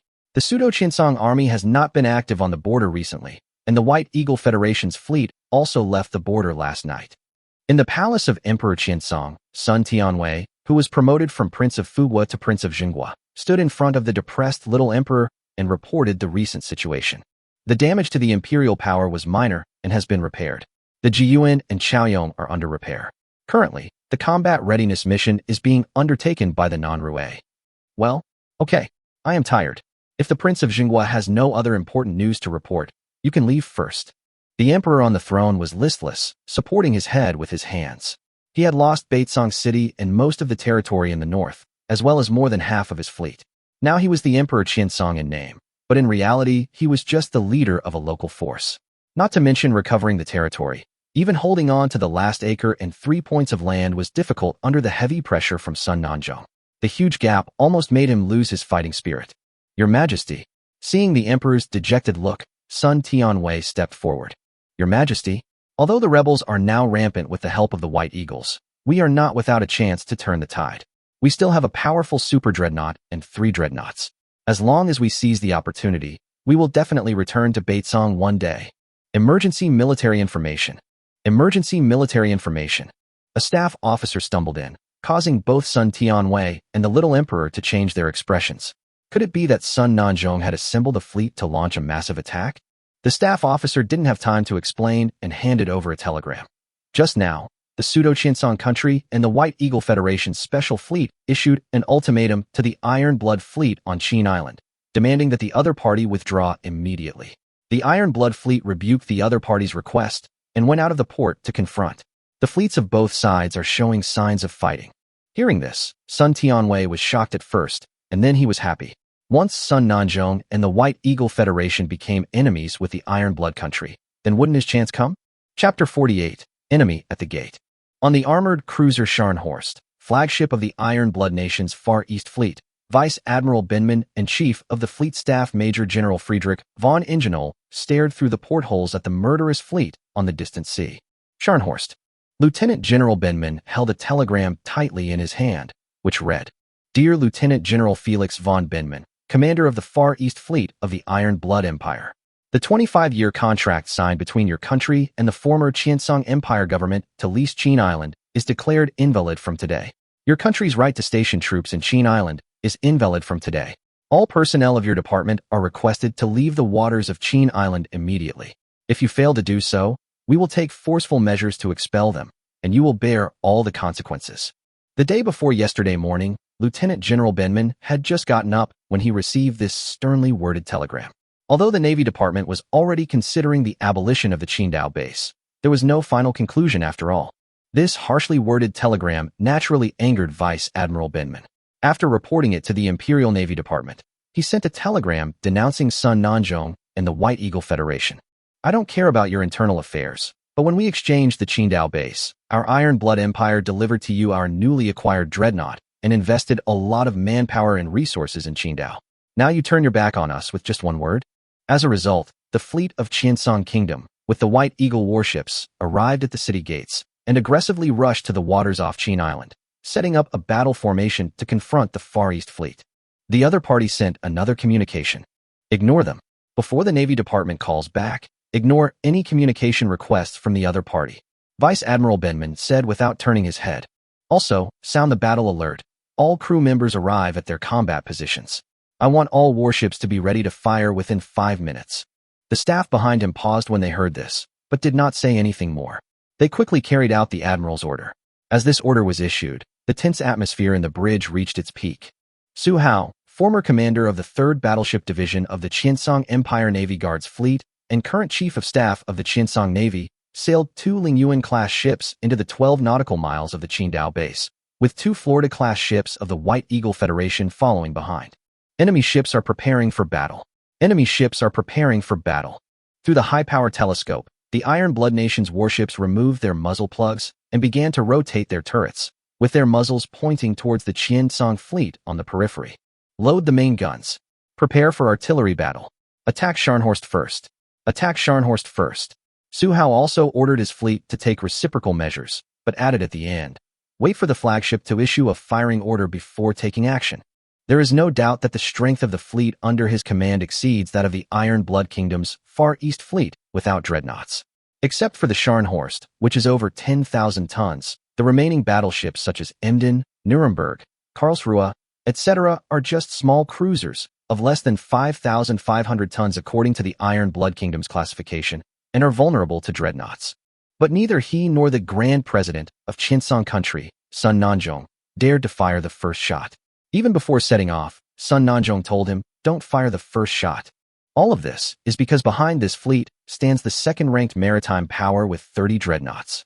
To be honest, Sun Nanzhong was reluctant to order the iron-blooded Chinese to leave when his foundation was not yet stable, but the conflicts within Qiancang left him no choice. The Dongying people seized Hunjiang Island, and the Caucasus Empire set out from the Amur Sea and dispatched dreadnoughts to capture the Xingang Islands on the border. Public opinion had already begun to accuse him of treason by transferring the 2 dreadnoughts originally stationed at the border back to the core area. Under pressure, he turned his attention to Qingdao. In addition, Major General Rogers of the White Eagle Federation asked the Qiancang Kingdom to provide the fleet with a base for long-term maintenance and upkeep. So taking back the Qingdao base suddenly became a good thing that killed 2 birds with 1 stone. Expelling the iron-blooded people was considered to be taking back territory, which was enough to quell the people's accusations of weakness towards foreign countries, and the facilities left behind in the Qingdao base could be used by the White Eagle fleet, saving the cost of the initial base construction. Northeast direction, northeast by east. There are 2 columns of smoke. The lookout discovered 2 columns of smoke rising from the ocean in the northeast. This sudden change surprised everyone on the scene. When the fleet approached, people were surprised to find that there were 16 rising suns around the red pill on the flag they were flying.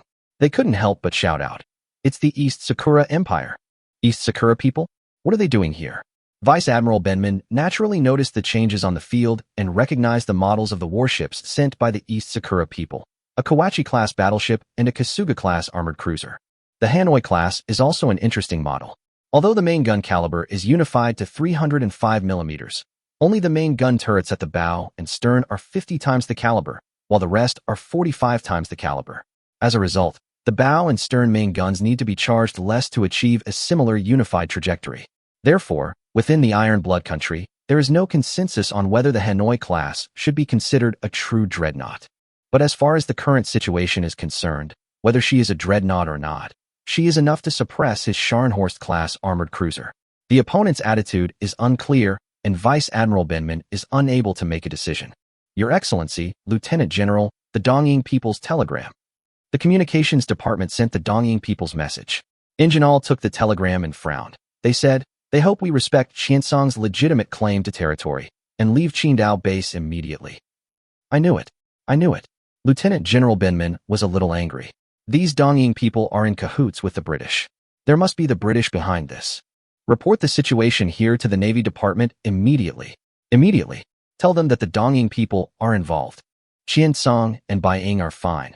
But you, a follower of the British East Ing, dare to act so arrogantly in front of me? You really don't take the Iron Blood Empire seriously. Lieutenant General Benman felt very aggrieved.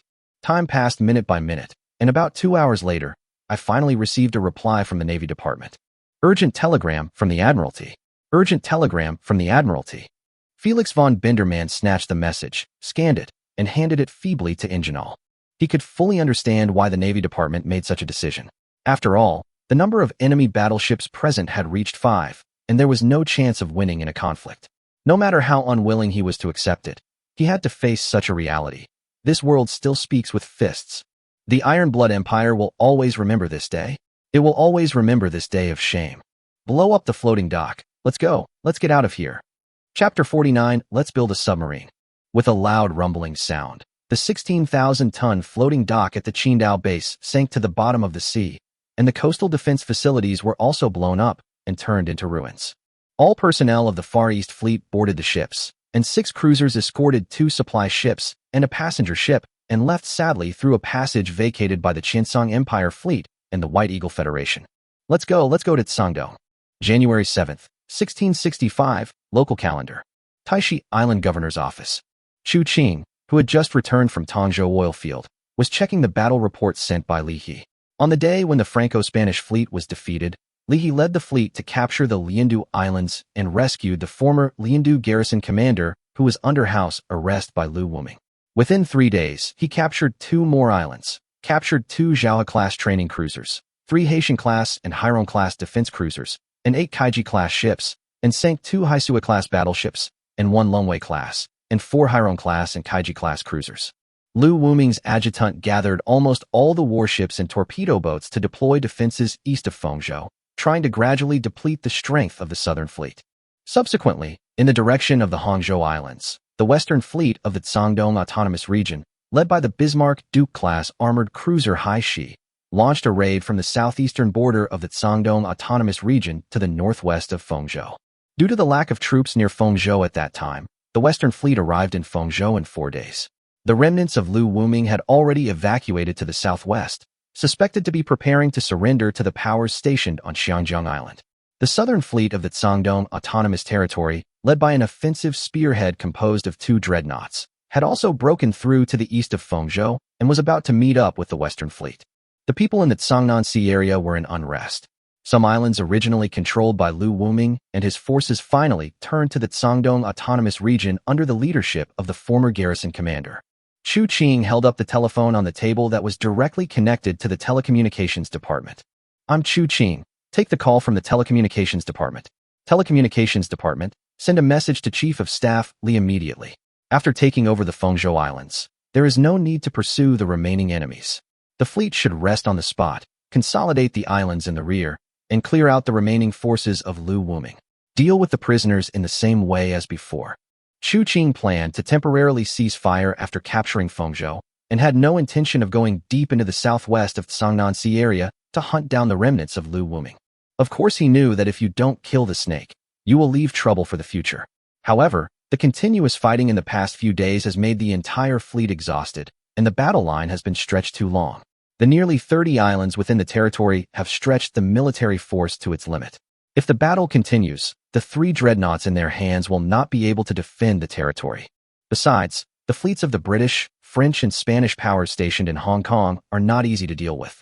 According to the existing intelligence, the British have deployed more than 3 dreadnoughts there. Now the White Eagle, Qiancang Kingdom, and Dongying have jointly expelled the Iron Blood Kingdom fleet from Qingdao, and they are in full swing. Chu Qing's current strength is not enough to confront the fleets of the great powers head-on. Rashly swallowing up the entire Tsangnan will inevitably attract the attention of the great powers, so it cannot be done hastily. As for whether Lu Wuming's remnants will make a comeback one day, the Spacetime Mall in Chu Qing's hands will tell them what it means to be treated with new eyes after 3 days of absence. Moreover, occupying the area east of the Fengzhou Islands is already a great achievement. The current territory of the Tsangdong Autonomous Region has covered nearly 20 of the territory of the former Qiancang Empire, making it a major force. Even though the aftermath work has not been completed yet, Chu Qing's prosperity has risen to 150 points.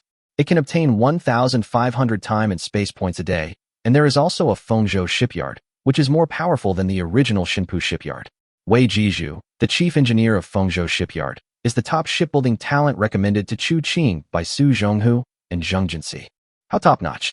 The Kaiji class and Kaiji modified cruisers that are now equipped in the largest number by various forces in the former Qiancang Empire were designed by Wei Jizhu. The imitations of the Zhao class and Haitian class were also first launched by Fengzhou shipyard. The old emperor of the former Qiancang Empire once invited him to design the first 10,000-ton pre-dreadnought battleship Haijin class of the Qiancang Empire. However, in the final demonstration stage, it was found that the 7,000-8,000-ton Haisui class was more suitable for Qiancang's national conditions and was not promoted. Chu Qing has asked Li He to capture the Fengzhou Islands as quickly as possible to prevent the remnants of Lu Wuming from forcing Wei Jizhu to leave. Chu Qing naturally wants to keep such talents in his own hands. Moreover, after Wei Jizhu arrived, Chu Qing had another groundbreaking task for him in this dimension, developing submarines. Although submarines had already been used in the military field in the early 20th century on Chu Qing's blue planet, the armies of the great powers in this plane already had dreadnoughts and super-dreadnoughts, but no submarines. Even if there were no submarines in the Miracle Storm, did the great powers not think of launching an attack from underwater? This was really puzzling. Chu Qing guessed that one of the reasons why submarines were eclipsed in this dimension was that they could not find a suitable source of power in this dimension. Submarines still needed gasoline or diesel power to navigate, but in this dimension, petroleum cracking technology had not yet appeared, and the production efficiency of gasoline and diesel was low, the price was expensive, and the output was low. In addition, the flooding of land and the lack of technology to exploit seabed oil mines have led to oil shortages worldwide. The precious crude oil must first be guaranteed by the huge naval main fleet. Coupled with the low performance, low reliability, and high failure and accident rates of early submarines, the Navy is naturally not interested in this gadget that consumes crude oil quotas. However, Chu Qing is familiar with the history of Blue Star. Based on the experience of Blue Star, he concluded that air, submarine, and speed are the magic weapons for nearshore defense. With an auxiliary intelligent brain and a spacetime mall, he can detect the location of crude oil deposits and exchange for seabed oil mining technology. The thermal cracking process of crude oil has been mastered by the Guangdong Autonomous Region. At the same time, he can obtain Blue Star's relatively mature submarine design, which completely solves the above-mentioned problems related to submarine applications. The development of submarines can alleviate a large part of Chu Qing's current nearshore defense pressure, thereby freeing up valuable battleships from defense tasks. It can also cut off the opponent's transportation lines or attack ports in wartime, which has many benefits. Ring ring. When Chu Qing was about to exchange a set of Iron Blood Country U-boat blueprints from the Spacetime Mall, the phone on the table rang. Governor, we have received a communication from the Iron Blood Nation's Far East Fleet. Chapter 50, Agent? I won't be one. The Iron Blood Fleet hopes to resupply in the Guangdong Autonomous Territory. The telegram from the Iron Blood Empire's Far East Fleet is now on Chu Qing's desk. Although it says that they hope to get a temporary place to stay for supplies during the long voyage. In fact, considering the recent situation, everyone knows that the other party's purpose is to seek cooperation with them. The Iron Blood Empire lost its Qin Island base and fell out with the White Eagle Federation, Qiancang Kingdom, and the Dongying Empire at the same time. It has announced the withdrawal of its ambassador in Qiancang Kingdom and downgraded its diplomatic relations with the White Eagle Federation and the Dongying Empire to the minister level. If they don't want to give up their presence in the Far East, then they will have no choice but to seek cooperation with themselves or the Qiancang Second Empire, which is hiding in the western border of the former Qiancang. Let them come. Chu Qing is now sandwiched between the French and Spanish, British Far East fleets in the south and the Dongying Empire in the east. In the north, there are also the Qiancang Kingdom and the White Eagle Federation fleet, whose positions are currently unclear. It also needs an ally on the other side of the planet to divert the attention of other powers led by Britain.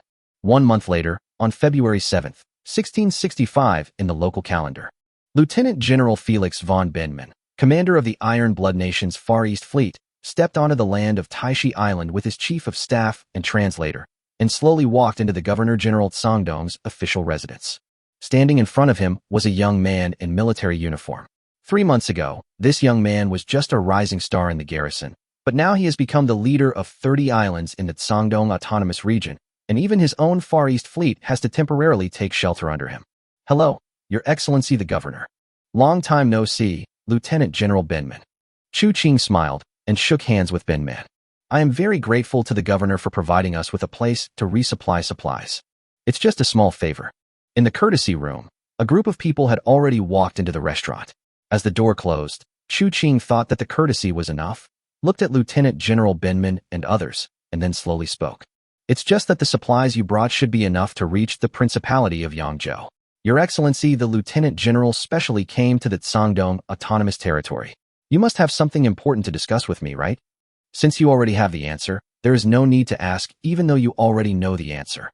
This was not the first time that Binman had dealt with Qiancang, so he knew there was no need to beat around the bush. We attach great importance to the information about British ships and ammunition that you provided us before, so this time I came with the sincerity of the Iron Blood Empire, hoping to reach cooperation with the governor again. I think the Governor-General has heard about what happened a month ago. The new Qiancang Kingdom expelled us and handed over our Qingdao base, which we had been operating for a long time, to the White Eagle Federation. We have lost our foothold in the Far East, so we need the Governor-General's support. The British are on the opposite side of us, and the East Sakura Empire they support is your biggest concern right now. Cooperation at this time is in the interests of both of us. Qiancang listened to Lieutenant General Binman's translation word for word, and looked at the several iron-blooded officers in front of him with interest.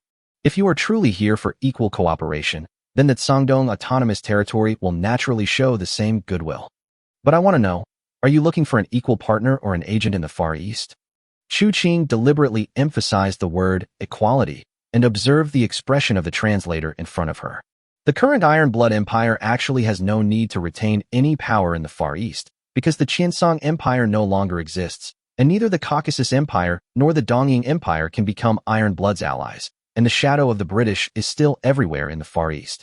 The Iron Blood people have no colonies here, and the Shandong Autonomous Region has not begun to show anything special, so why would they come to us for cooperation? Presumably, he was planning to establish himself, or even the Shandong Autonomous Territory, as an agent to confront the Dongying Empire, which was Britain's ally, and thus indirectly control the Far East. As expected, Vice Admiral Binman frowned.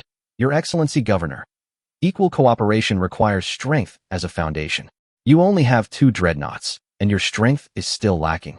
Besides, we can offer you a generous condition, such as a dreadnought or some industrial equipment.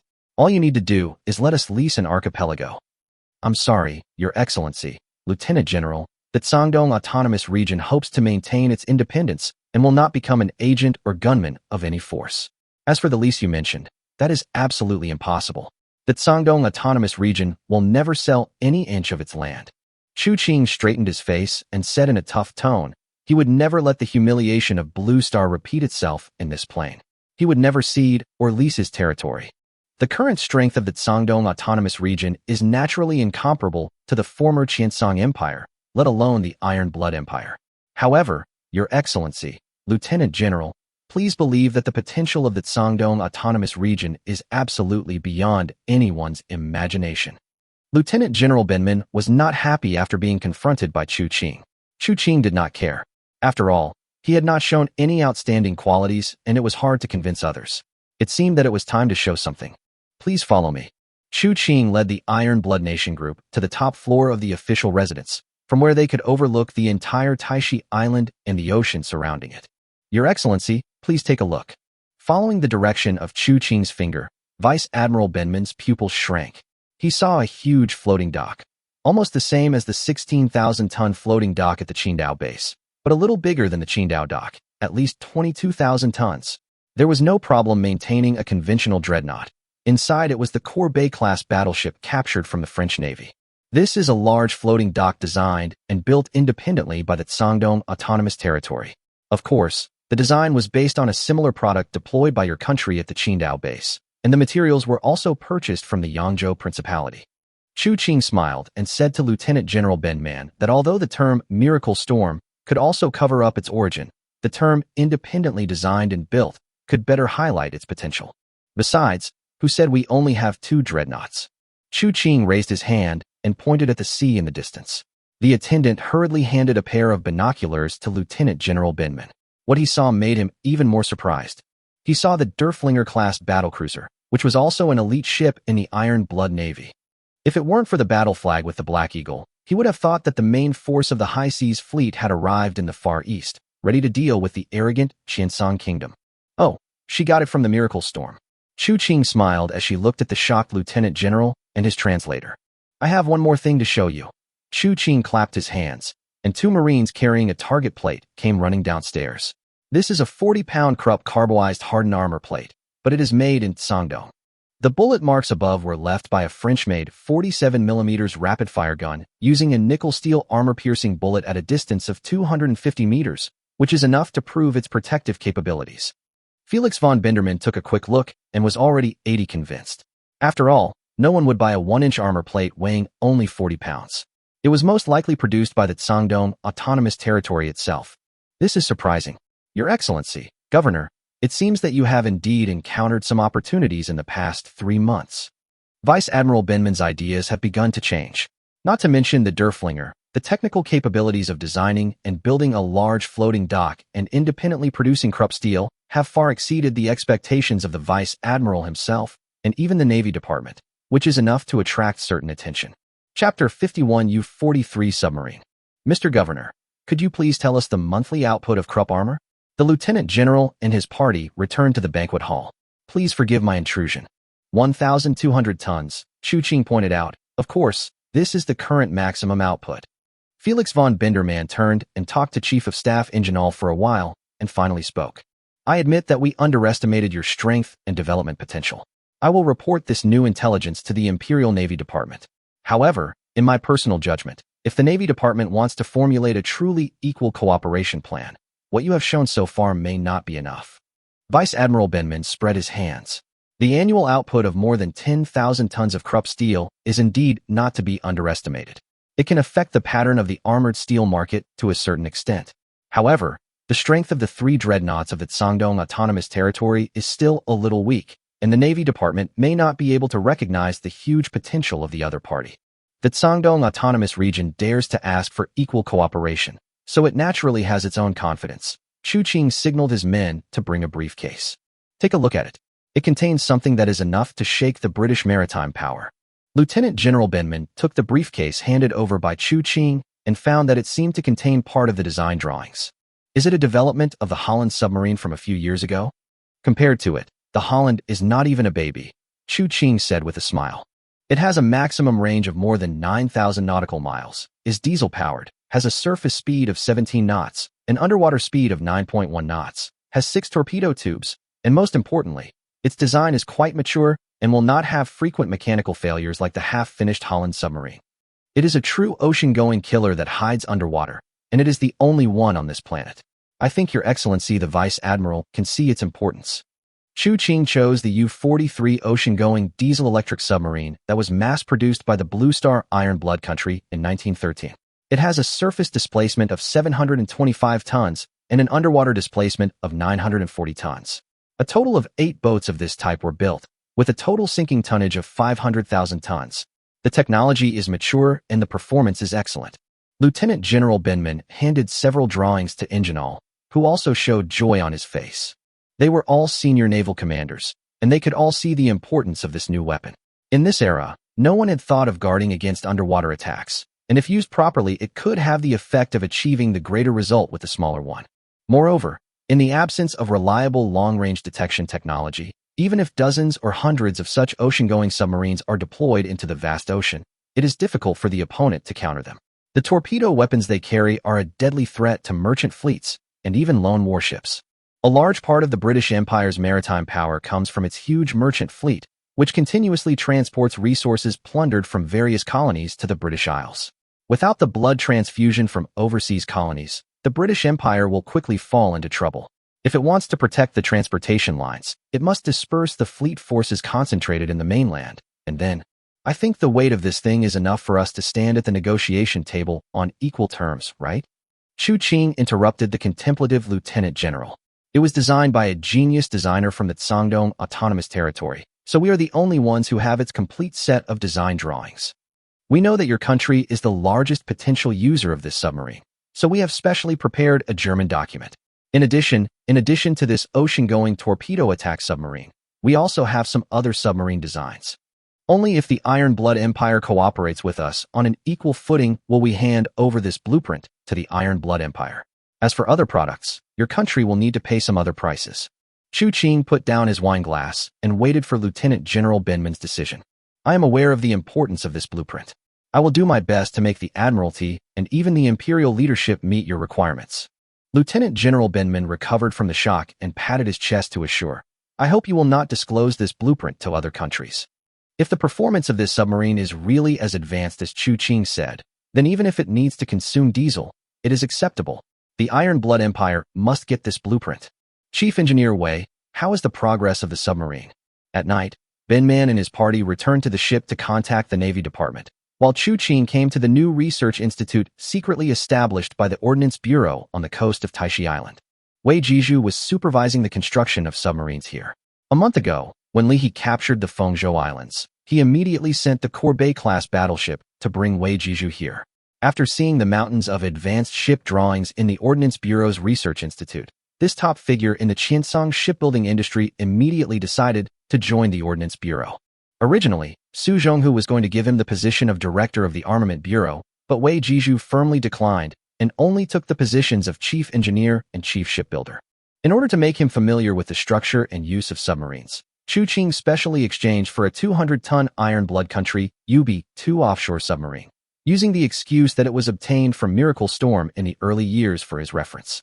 Of course, the nearshore defense submarine that Qing asked him to supervise was the more advanced UB-3 type, which was the prototype of the UIC type that shone brightly in Blue Star's World War II. The ocean-going submarines are the later U-93 class large submarines, which are more advanced than the U-43 type provided to the Iron Blood. U-93 U-98 is 71.55 meters long, has a maximum diving depth of 50 meters, and an underwater displacement of 1,000 tons. Your Excellency the Governor. Wei Jizhu put down the work in his hands and accompanied Qing to the supporting dock. The experimental boat is still undergoing various mechanical tests. It is now waiting for the first batch of students assigned by the Sangdong Naval Academy to arrive for sea trials. Wei Jizhu pointed to the steel frame gradually taking shape in the dock. The keel of the new offshore submarine has been laid, but some key equipment still needs to be purchased from outside. If the materials and equipment are in place, it is expected that the new submarine will be completed in 2 to 3 months. The progress of ocean-going submarines is a little slower, mainly because we do not have the ability to manufacture large pressure hulls. That's not a problem. Once the cooperation with the Iron Blood people is officially finalized, we will be able to obtain equipment to manufacture large pressure hulls. I never thought that His Excellency the Governor had such outstanding ship design capabilities and strategic foresight. This series of real submarines is bound to change the landscape of naval power. Wei Jizhu couldn't help but admire. When he was arranged to come here to build small tonnage ships of no more than 1,000 tons, he thought that Qing didn't trust him. As a result, after actually seeing the several drawings provided by Qing, he was completely convinced. There are all kinds of ocean-going, nearshore, transport, mine-laying, and other submarine models available, all of which are designs never seen before in the world. Their performance and design concepts are far ahead of the short-lived Holland submarine. I was also inspired by the submarine from Miracle Storm. Qing was so flattered that he couldn't hold back his pride. He regretted taking the responsibility of designing these submarines. If he had known earlier, he would have said that they were obtained from Miracle Storm. Chapter 52 Cooperation Details. The next morning, Lieutenant General Benman stated that he had obtained full authorization from the Iron Blood Empire to discuss cooperation with the Sangdong Autonomous Territory. The negotiations lasted a whole day, and finally the details of the cooperation were preliminarily finalized and the corresponding contract was signed. 1. The two parties will establish an encrypted dedicated line to facilitate subsequent cooperation and intelligence exchange. 2. The Sangdong Autonomous Territory will provide blueprints for ocean-going diesel-electric submarines, transport submarines, and mine-laying submarines, and help the Iron Blood Nation solve technical problems encountered in submarine construction. 3. In return, the Iron Blood Empire provided industrial equipment such as precision lathes, 10,000-ton hydraulic presses, large acid open hearth furnaces, and production lines for basic chemical products such as ammonium nitrate, as well as corresponding technical support, and help the Sangdong Autonomous Region establish a complete chemical and industrial system. Originally, the Iron Blood Empire also hoped that the Sangdong Autonomous Region would open the berth of Xinpu Port for the Far East Fleet to berth and maintain. At the same time, it promised that the Iron Blood Far East Fleet stationed in Xinpu Port would be willing to assume the obligation to protect the safety of the Sangdong Autonomous Region and obey the command of the Qiancang Autonomous Region when necessary, but it was still politely rejected by Qiancang. The reason why he formed an alliance with the Iron Blood Empire and handed over the submarine, a powerful weapon, to the Iron Blood Empire for use and development was that he hoped that the Iron Blood Empire could develop stronger and attract the attention of powers such as Britain. If Qiancang, who possesses an auxiliary intelligent brain and a space-time mall, is not disturbed by the outside world, the rise will be an inevitable result. However, it is still in the growth stage. If the great powers notice the clues, Qiancang believes that they will try their best to kill it in the bud. He didn't want the British and French to know his secret, nor did he want the iron-blooded Chinese to find out anything unusual. So even though the Far East Fleet stationed in Sangdong could give him shelter, he still chose to refuse. Your Excellency Governor, since you dare to bring diesel-powered submarines to the forefront, then are you ready to solve the fuel problem? At the celebration dinner, Rear Admiral Ingenal, Chief of Staff of the Far East Fleet, came to Qiancang with a glass of wine and asked this question out of the blue. To be honest, we are already researching a new processing technology that can increase the output rate of light oil such as gasoline and diesel, but it is still some distance away from successful application. If successful, we are willing to give priority to providing technology transfer to the Iron Blood Empire. Qiancang was surprised, thinking that this kind of person was really hard to fool, as he had already guessed that he had a way to increase fuel yield. However, this is not a big problem. In fact, the Sangdong Autonomous Region has fully mastered the technologies of thermal cracking and has even produced the first barrel of gasoline and diesel using this method. After a few months, take this thing out and get some offshore drilling technology from the iron-blooded Chinese. This was an unexpected discovery during the negotiations. The iron-blooded Chinese in this dimension have actually explored a shallow water oil exploitation route with deep-sea docks and mobile drilling ships as the main body. Although it is very rough, it is indeed feasible. Cheers to our friendship. Major General Ingenal was naturally very happy to get the answer he wanted. Cheers to friendship. Bang! 7 days later, on February 15th, the Iron Blood Empire fleet completed its replenishment, took away the drawings of the U-43 ocean-going diesel-electric submarine, and then left the Sangdong Autonomous Territory. Qiancang and the Iron Blood Empire agreed to wait for the industrial equipment to arrive before delivering the remaining information. In fact, since they left Sangdong, the Iron Blood Empire's Far East Fleet has actually ceased to exist, but Vice Admiral Benman is not disappointed because he has won over a potential partner for the Iron Blood Empire. Originally, some voices within the Navy Department hoped that the Far East Fleet would seek cooperation with the Qiancang Second Empire, which was hiding in the Taixi Islands. After all, the other party was naturally hostile to Qiancang and the White Eagle Federation. However, Ingenal and Benman insisted on persuading Admiral Tirpitz, and in the end, it was proved that the trip to Sangdong was an extremely correct decision. 2 days later, a batch of chemical equipment used by the French and Spanish to exchange prisoners was transported to the Taixi Islands. It was mainly used to make explosives. The French and Spanish originally hoped to exchange it for the Courbet-class ship, but were sternly rejected by Qiancang. The French and Spanish negotiators returned angrily and made some harsh remarks before leaving, and were then severely scolded by Qiancang. Qiancang was not afraid of the French and Spanish retaliation, because the French and Spanish fleet stationed in the Qiancang Islands was no longer as strong as the Sangdong Navy with 3 dreadnoughts. It would take at least several months to transfer fleets from other colonies or the mainland. By that time, the strength of the Sangdong Autonomous Region would have been gone, and it was still uncertain who would win or lose. At this time, Qiancang's time and space points had accumulated to more than 50,000 points, and the prosperity level had also increased to 180 points. He earned 1,800 time and space points a day, and he would be able to drive a super dreadnought in a few months. A force without a super dreadnought will ultimately be a second or third-rate force, unable to intimidate the surrounding villains. He King Kong class, he Queen Elizabeth class, Qiancang seemed to be able to see their heroic figures cutting through the waves on the sea. Your Excellency the Governor, Director Su hopes that you can attend the trial launch of the new speedboat. The servant's words woke Qiancang from his daydreaming, and he remembered that today should be the day when the new torpedo boat and speedboat would be completed. In fact, when Qiancang handed over a batch of gasoline engines exchanged from the Spacetime Mall to Su Zhonghu, he casually mentioned that a gasoline-powered torpedo boat could be built and gave Su Zhonghu a general design idea. As a result, after completing the research and development of thermal cracking process and RDX synthesis technology, Su Zhonghu plunged into the development of torpedo boats. It has been about a month and the first batch of products is almost completed. Chu Qing followed the attendant to the dock and saw the torpedo boat that had just been completed. There are 6 torpedo boats in a batch, and this one was completed the fastest. Its shape reminded Chu Qing of the MAS torpedo boat built by the Apennine Kingdom of Blue Star in the early 20th century. This little gadget pioneered the first torpedo boat to sink a battleship. The 2 torpedoes were not in the launch tube, but mounted on the hull. Welcome, Governor, to come and give us your guidance. Su Zhonghu was the first to notice Chu Qing. The sailors who had been gathered at the dock saw Chu Qing arriving and hurriedly stood at attention and saluted. In addition to these sailors, the researchers present also respected Chu Qing very much because Chu Qing was always able to come up with some groundbreaking ideas and help technicians solve practical problems. This boat is 16 meters long and 3 meters wide. Its draft when fully loaded is less than 1 meter. Its top speed will be tested today. Su Zhonghu introduced him to Chu Qing with a smile. We are doing the final inspection on it. It is expected to be ready to sail in 15 minutes. Today we will test its top speed and turning ability. Okay. As he spoke, Chu Qing took a step forward and boarded the speedboat.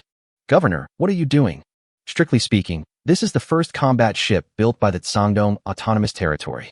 Can I participate in the sea trial? This speedboat has not been tested yet. It is very dangerous. If I don't dare to ride it, how can I let our sailors fly it into battle?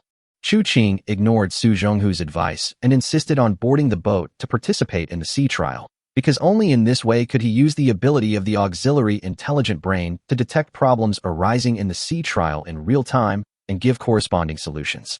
Chapter 53 General Semijima's New Toy. The assisting sailor on the shore inserted the joystick into the starter port, swung his arms hard and rotated it, and the gasoline engine began to make a rumbling sound. This was the first time Chu Qing heard the roar of a gasoline engine since he came to this dimension. For a moment, it reminded him of the motorcycles running all over the ground when he was a child. Governor, please hold on tight. The sailor in charge of driving reminded Chu Qing, bringing her back from her memories. The sailor in the driving seat switched to first gear and stepped on the accelerator. The speedboat slowly moved forward under the propulsion of the 280 horsepower gasoline engine. This is a significant advantage of the internal combustion engine over steam power, quick starting. Once it reached the open waters outside the port, the torpedo boat began to speed recklessly, easily breaking through 30 knots amid the roar of the engine, and this was before it reached its maximum speed. The black torpedo boat drew a long white line and quickly passed the Guangdong Naval Academy training ship that was returning from training, attracting a crowd of cadets on the ship to watch. The speeding speedboat maneuvered on the sea, testing various extreme performance data, and returned to the port about an hour later. We can widen the hull by 0.1 to 0.2 meters to increase stability. Chu Qing jumped off the speedboat and put forward his own modification suggestions. The design of this speedboat is quite good. The torpedoes are mounted on both sides. Although it looks rough, it has a good weight reduction effect, and the main design does not need to be modified when replacing the torpedoes in the future. During the sea trial, the maximum speed of the speedboat reached nearly 40 knots, which is sufficient. However, it is not very stable when turning at high speed and needs to be improved. Otherwise, it will capsize when the torpedo is launched and it is detached at high speed. Su Zhonghu nodded, took note of Chu Qing's opinion, and then signaled the sailors to drive the speedboat back to the research institute. February 20th, 1665, Eastern Sakura Empire, Sasebo Tutelary Fort. In the morning mist, Admiral Samejima Yashiki watched a sleek warship enter Sasebo port accompanied by a tugboat. If Chu Qing were here, he would be able to see that this Congo-class ship is an initial version that has not been modified. Its combat effectiveness cannot be compared with the Congo that was later transformed into a high-speed battleship. However, it is a super dreadnought-class battlecruiser after all, and its combat effectiveness cannot be underestimated. This is a Congo-class battlecruiser that had just been obtained from the Miracle Storm. The Tosakura Navy Department passed on the name of the Tsukuba, which had sunk due to an ammunition depot explosion, to her, and allowed the Sasebo Naval Base to incorporate her into the combat sequence. King Kong. Now, with this big toy added to the fleet, the Sasebo Naval Base already has 2 Congo-class battlecruisers, and the force is sufficient to implement Samejima Yuanki's revenge plan. The previous attempt to use industrial equipment to gradually control the Guangdong Autonomous Region had failed. Although the Dongying people erased the nameplates of the various components of these equipment and did not distribute instruction manuals, the Qiancang people did not contact them again and put these equipment into production normally. Moreover, the amount of Krupp steel in the market of the Principality of Yangzhou has suddenly increased a lot. Combined with the fact that the number of cargo ships bound for the Qiancang Autonomous Territory has increased in recent days, it is easy to suspect that Qiancang Autonomous Territory. Because of this incident, Samjima Kenki was criticized within the Navy, with many generals accusing him of agreeing to the other party's excessive request in order to protect his adopted son, and of using the empire's supplies to satisfy the selfish interests of the Samjima family. In addition, the Wu naval base had previously conquered the Qiancang Islands, an important resource-producing area. The comparison between the two made the Sasebo naval base seem incompetent. He now urgently needed a victory to wash away the shame. As for his opponent, of course he would choose the Qiancang Autonomous Region that had brought shame to him. Commander Samjima, the instructors from Kirishima have assembled. The chief officer in charge of training ran to Samjima and saluted. The graduates of the Sasebo Marine Corps are ready to board the ship. Immediately start combat readiness training, within 1 month at the latest. I hope this Congo-class ship can have initial combat capabilities. With the assistance of officers transferred from the same type of ship Kirishima, these recruits who have undergone rigorous training in the Marine Corps and have practical experience should be able to make the Tsukuba combat ready within a month. By then, the attack on the Qiancang Autonomous Region can begin. Boom! Chu Qing and others put down their hands that were covering their ears and poked their heads out from the bunker. This was the Qiancang weapons testing ground on Jinzhou Island, where a huge artillery had just completed a shooting. This is the first 305mm caliber naval gun manufactured by the Qiancang Autonomous Region. It was designed by the Deputy Director of the Ordnance Bureau according to the British Tin Malawian Quach's drawings, but all the components were produced independently. The muzzle blast caused by the large caliber artillery caused smoke and dust to fly in the field, but Chu Qing and Chun Leshu, the Deputy Director of the Ordnance Bureau who was in charge of artillery production, could not wait any longer and rushed out of the bunker to the other side of the shooting range. There was originally a surface-hardened steel target here, with a thickness of 305mm. It was made of 2 layers of 6-inch steel plates welded together. The outer armor was carboized, and the inner armor was homogeneous steel. Its performance was slightly weaker than the whole 305mm target plate, roughly equivalent to an 11-inch, 279mm, thick integral armor. The artillery uses reduced charge and is loaded with special capped armor-piercing shells that have no explosives but are weighted by sand, simulating artillery shells fired from 9,500 meters away. Now, the ground is in a mess. The steel target was completely penetrated, leaving a large hole with cracks on all sides. There was a large bullet hole on the earth hill behind. After digging out the embedded shell, it was found that the shell body was basically intact. Success! The researchers in the artillery RD team cheered, and then received Chu Qing's promise of an extra month's salary. This means that Qiancang's self-produced 45 caliber 305mm naval gun has the ability to penetrate 11-inch surface-hardened steel at a distance of 9,500 meters. Its power has passed the acceptance inspection, and the next step is to carry out life testing. The rumbling sound of artillery echoed throughout the experimental base. Chu Qing left here and went to the Secret Research Institute of the Ordnance Bureau on Taixi Island. The crew of the UB-2 offshore submarine has completed the training and will go out to sea for practice tonight. The Auxiliary Intelligent Brain Resonance Amplification field also contributes to this. As a high-tech branch of the military, submarine soldiers cannot normally complete the training so quickly, but the 500-fold amplification is no joke. They just feel that their learning speed is very fast. They can read more than 10 lines at a glance. They can learn all kinds of regulations, rules, and operating specifications once they have learned them and will not forget them. The UB-2 type ship floated quietly on the sea like a black whale. The crew opened the hatch on the conning tower hull and boarded the ship in an orderly manner. Soon, the roar of the diesel engine was heard, and the black whale drove out of the cave under the cover of night. Chapter 54, Surprise. The sea surface in early spring is surging with cold waves, and the climate is not pleasant, especially at night, when the sea breeze carries with it icy water vapor that seems to penetrate into people's bones. As the top secret of the Qiancang Autonomous Region, the existence of the submarine force must not be exposed, and the voyage must be carried out at night. Even the crew members selected from the Qiancang Naval Academy did not know their mission until they arrived at the Institute's dock. This time, Chu Qing did not board the submarine with the crew. Instead, she and Wei Jiju boarded the 3,000-ton luxury royal cruise ship that Zheng Jingxi had brought back from the Qiancang Central District and followed the experimental submarine in the distance. Now the cruise ship had been stripped of its luxurious decorations and had been equipped with hydrophones and high-power medium and long-wave radio stations, and had been transformed into a submarine command ship. The surface speed of this type of submarine is not fast. The two six-cylinder four-stroke diesel engines installed can only provide it with 284 horsepower, and the maximum surface speed is no more than 9.15 knots. After sailing at the maximum speed for half an hour, it slowed down and stopped according to the instructions of the command ship. Request to dive. The command ship received the light code signal from the submarine. Permission to dive, Qiancang replied. Alarms sounded on the submarine, and the watertight doors were closed with bangs. The 36-meter-long and 4.86-meter-wide hull was filled with seawater as it was loading ballast water. Soon, the 200-ton coastal submarine dived below the surface. March 1, 1665, 8:03 a.m., Shandong Autonomous Territory's eastern border waters. A vague figure appeared under the originally calm sea surface. After a while, the figure became clearer and clearer. Later, the water surface churned like boiling water, and a black submarine appeared. It had been diving underwater for a night, and now needed to surface to recharge and breathe. The 50-meter maximum diving depth experiment conducted yesterday was thrilling.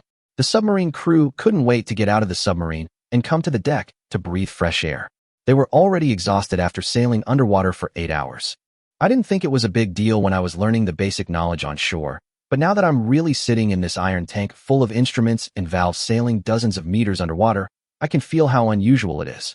I also understand the necessity of conducting so many physiological and psychological tests before.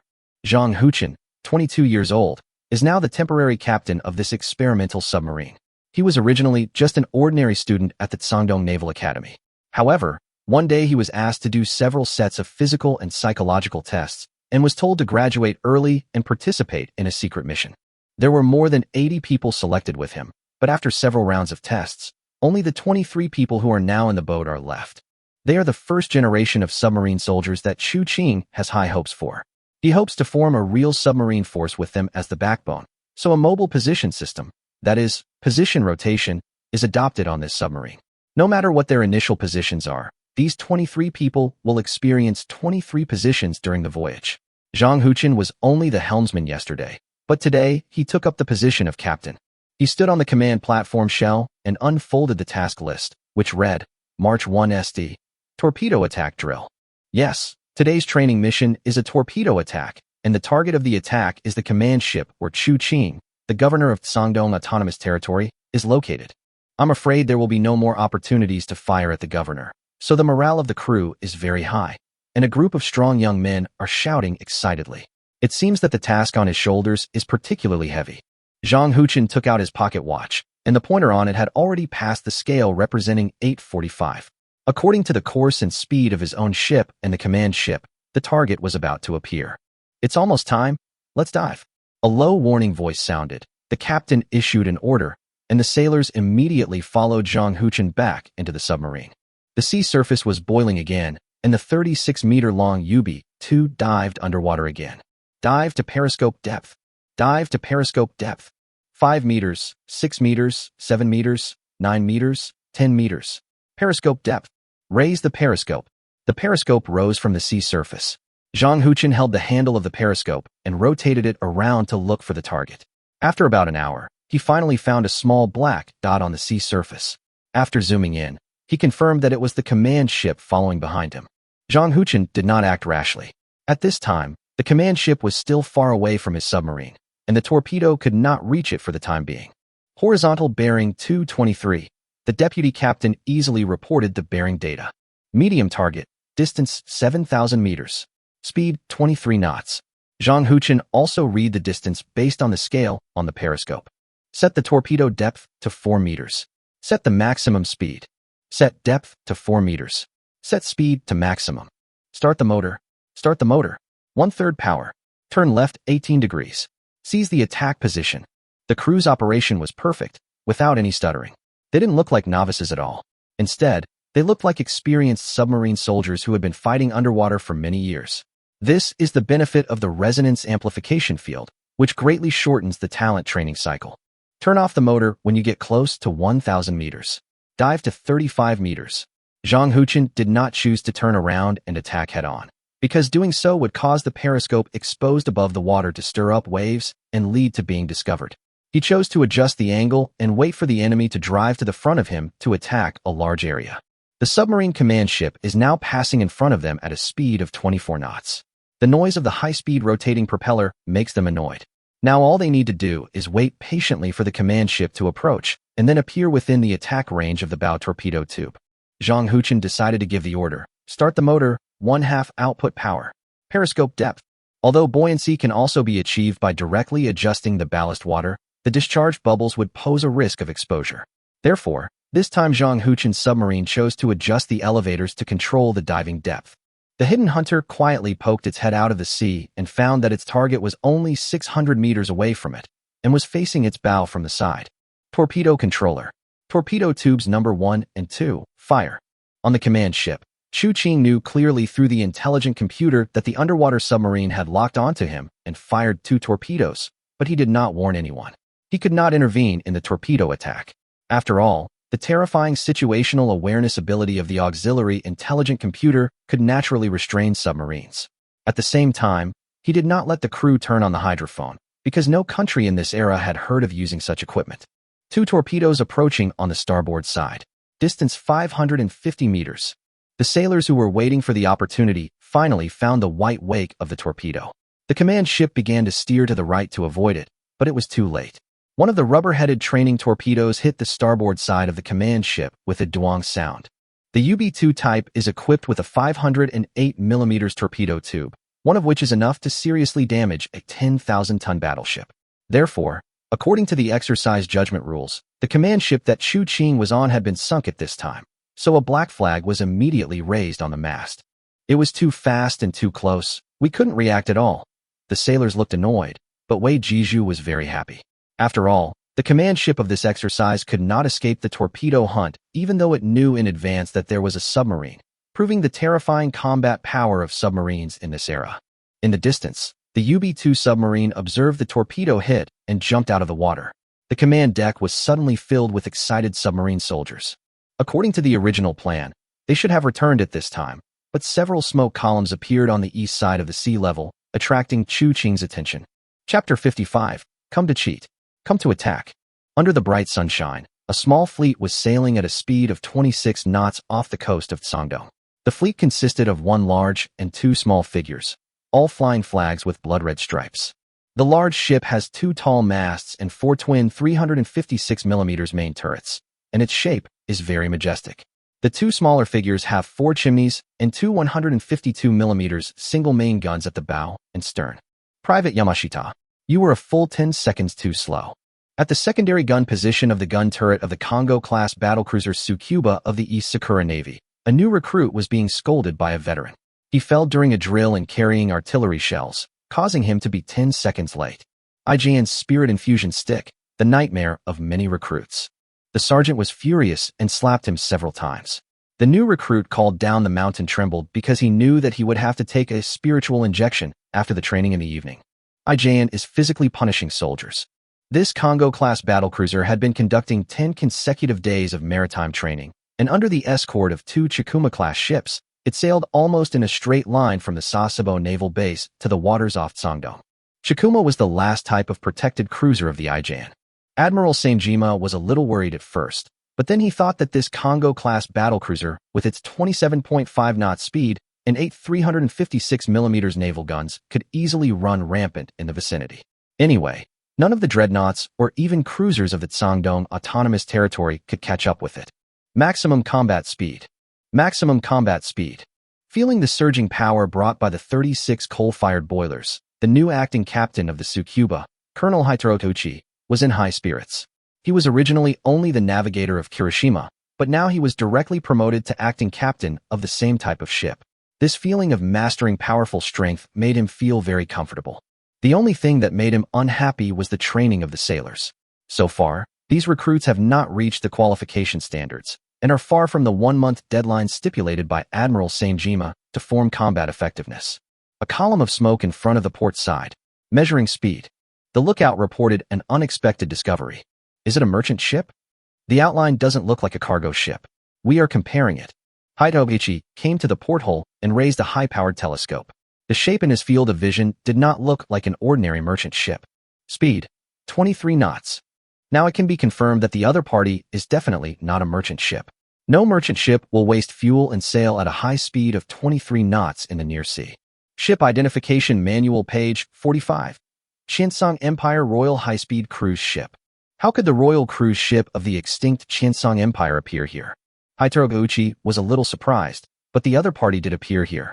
Colonel Takeuchi had already imagined a story about a fallen nobleman fleeing overseas with royal treasures. Was there any need to ask what to do next? Chase them. Order them to stop the ship for inspection. It would be a great achievement to intercept a ship of treasures, and maybe the two words in front of acting captain could be removed. Even if the other party didn't know what was going on, it wouldn't be a big deal. Although there were only new recruits on his ship, it was still easy to deal with such a powerless target. Distance, 23,000. The other party is not flying a flag. The lookout's tone was very excited, which meant that what they did was legally justified. Warships of any country have the right and obligation to inspect ships that do not fly a flag. Bearing distance, 18,000. Large target number 1. Identified as the Congo-class battlecruiser of the East Sakura Navy. The opponent is accelerating 10 meters below the sea surface in an experimental submarine. Zhang Huchen and 22 other crew members were on high alert. The governor's plan was too risky and shocking to allow any mistakes. A truly good hunter is also good at appearing in the form of prey, the governor said before they dived. Lure the enemy with your own body. Lure a Congo-class battlecruiser to create an attack opportunity for your submarine. This courage shocked the 23 fledgling submarine soldiers. Load torpedo tubes 1, 2, 3, and 4. Set depth to 8 meters. Maximum speed. Zhang Huchen recalled the draft depth of the Congo class from the data and gave the order. The UB-2 submarine has 4 torpedo tubes and can carry a total of 6 torpedoes. This time, the first 2 were replaced with rubber-tipped training bombs, and the rest were live ammunition with explosives. These 4 torpedoes are responsible for the mission of ending this Congo-class submarine. Increase the motor power to 1/2. Right rudder 15 degrees. Zhang Huchen continued to issue orders, trying to pick a good attack position. If the operation was successful and the battlecruiser was sunk, they would truly make history. If they failed, distance 21,000. The other party has accelerated to maximum speed. On the submarine command ship, sailors operated the rangefinder to monitor the status of the Congo-class submarine in real time. The other party asked us to stop the ship immediately for inspection. Raise the D flag and tell them that this ship is out of control and cannot obey orders. Chu Qing leaned leisurely against the railing of the navigation bridge, without any worries. He pretended to be a harmless royal cruise ship passing by, tricked the large ships of the Dongying Navy into taking the bait, and then used underwater men to launch a sneak attack. This was his plan. Left rudder 30, let's change direction. Chu Qing is not a risk-taker. He must be confident in what he does. With the auxiliary intelligent brain, the landing point of every enemy's artillery attack can be predicted in advance. Moreover, as the former royal cruise ship of the Qiancang Empire, this command ship has excellent steering effect and sensitive control response, which can fully achieve the operation of players twisting the ship to avoid shells in some naval battle games on Blue Star. The most important thing is that the King Kong is a genuine super dreadnought. If you sink it, you will definitely get a lot of time and space points.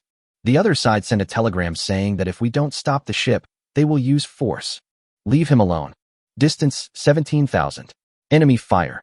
About 20 minutes later, a thick cloud of black smoke rose from the sea behind, and the Congo-class ship opened fire. The crew members became nervous, but Chu Qing was still leisurely, because the auxiliary intelligent computer calculated that the landing point was more than 700 meters away from him, and there was no need to worry at all. Boom. A column of water rose up with a huge sound, but did not cause any substantial damage. Chu Qing checked the holographic chart and found that Zhang Huchen's experimental boat had reached the preset attack position, while the 2 Dongying patrol boats were left behind by the Congo class. In this case, the intelligent computer calculated that the probability of a successful attack was more than 90. Chapter 56, Making History. Distance 1,300. 20 minutes later, the Tsukuba, moving at full speed, had entered the attack range of the experimental submarine. The noise from the high-speed spinning propellers of the large warship made people dizzy in the narrow space of the submarine. Zhang Huchen looked at the huge figure in the periscope that stirred up thousands of white waves. His heart was burning and his eyes were shining with hot light. At this time, the submarine had turned off the electric motor and was suspended in the water, waiting for the opportunity. Torpedo Control Officer, weapons check. Distance 800. Distance, 700. Entering the attack path. Torpedo tubes 1 to 4 fire in unison. Zhang Huchen decisively issued an attack order, and the control officer in the torpedo compartment pulled the wrench. Then the offshore submarine weighing more than 200 tons shook violently. The recoil force caused by the salvo of 4 508mm torpedoes changed the submarine's posture. Start the motor, maximum power output. Let's get out of here. Stop firing the main gun. Stop firing the main gun. Taixi on the bridge of the navigation ship ordered the main guns to cease fire. The hit rate of forward firing in a pursuit battle was already terrible, not to mention that there were only recruits on their ship, and they could not afford to waste the main gun shells which were so expensive. Anyway, their speed was faster than that of the enemy, and they could use the secondary guns to force the enemy to stop the ship when they got within the range of the secondary guns. Looking at the Royal cruise ship, getting closer and closer in the distance, and the panic-stricken crew on the cruise ship, seeing the 356 main gun firing, Colonel Taixi could already imagine the cabin full of gold, silver, and jewelry. Suddenly, a heart-wrenching warning came from the mast from the lookout. 600 meters to port. For torpedo tracks. Full left rudder. Reverse the left main engine. Emergency turn. Full left. Without any hesitation, the helmsman gave the order for an emergency turn, and the helmsman turned the rudder fully to the left. The ship, which weighed more than 29,000 tons, tilted nearly 30 degrees. The stall and the tilt of the hull caused many sailors in the cabin to slip, and a large number of pots and pans in the kitchen fell over with a clang. Although the Tsukuba has not yet officially formed combat effectiveness, its performance in this emergency turn was impeccable and was the best in the past 10 days. But all this was meaningless. From the moment the 4 UB-2 torpedoes were fired from 700 meters away, the fate of the Tsukuba was sealed. Boom, boom, boom. Although the Tsukuba avoided one torpedo with textbook maneuvers, the remaining 3 508mm submarine-launched torpedoes still hit the port side of the Tsukuba, creating 3 water columns that were higher than the mainmast. The shock wave also affected the UB-2 submarine 800 meters away, causing the submarine to tilt and the crew to be confused. It took 2 minutes to regain control. Chu Qing naturally noticed the miserable condition of the Tsukuba. The Congo-class battlecruiser in this state had no torpedo-proof longitudinal walls or torpedo-proof bulges installed, and its defense below the waterline was not much different from that of an ordinary British battlecruiser. 3 torpedoes exploded 8 meters below the waterline, damaging the keel, and seawater quickly poured in from the huge gap. The new recruits had no time to do damage control, and the hull was severely tilted in less than half a minute. Colonel Takeuchi and other commanders were thrown out of the broken porthole by the huge shock and fell on the deck, their life or death unknown. Soon, the big toy that Admiral Sanjima had just obtained turned over on the sea like a dead fish, revealing a terrifying big hole. It's done. Everyone in the command ship cheered. That was the Qiancang class. Previously, only the Weiyuan class of the Qiancang Empire's guards fleet could compete with it. Now, they only paid the price of 4 torpedoes to sink them, creating history. Sink a Congo-class battlecruiser of the East Sakura Empire Navy, 1913 status, and obtain 200,000 spacetime points. The reminder sounded from the intelligent computer.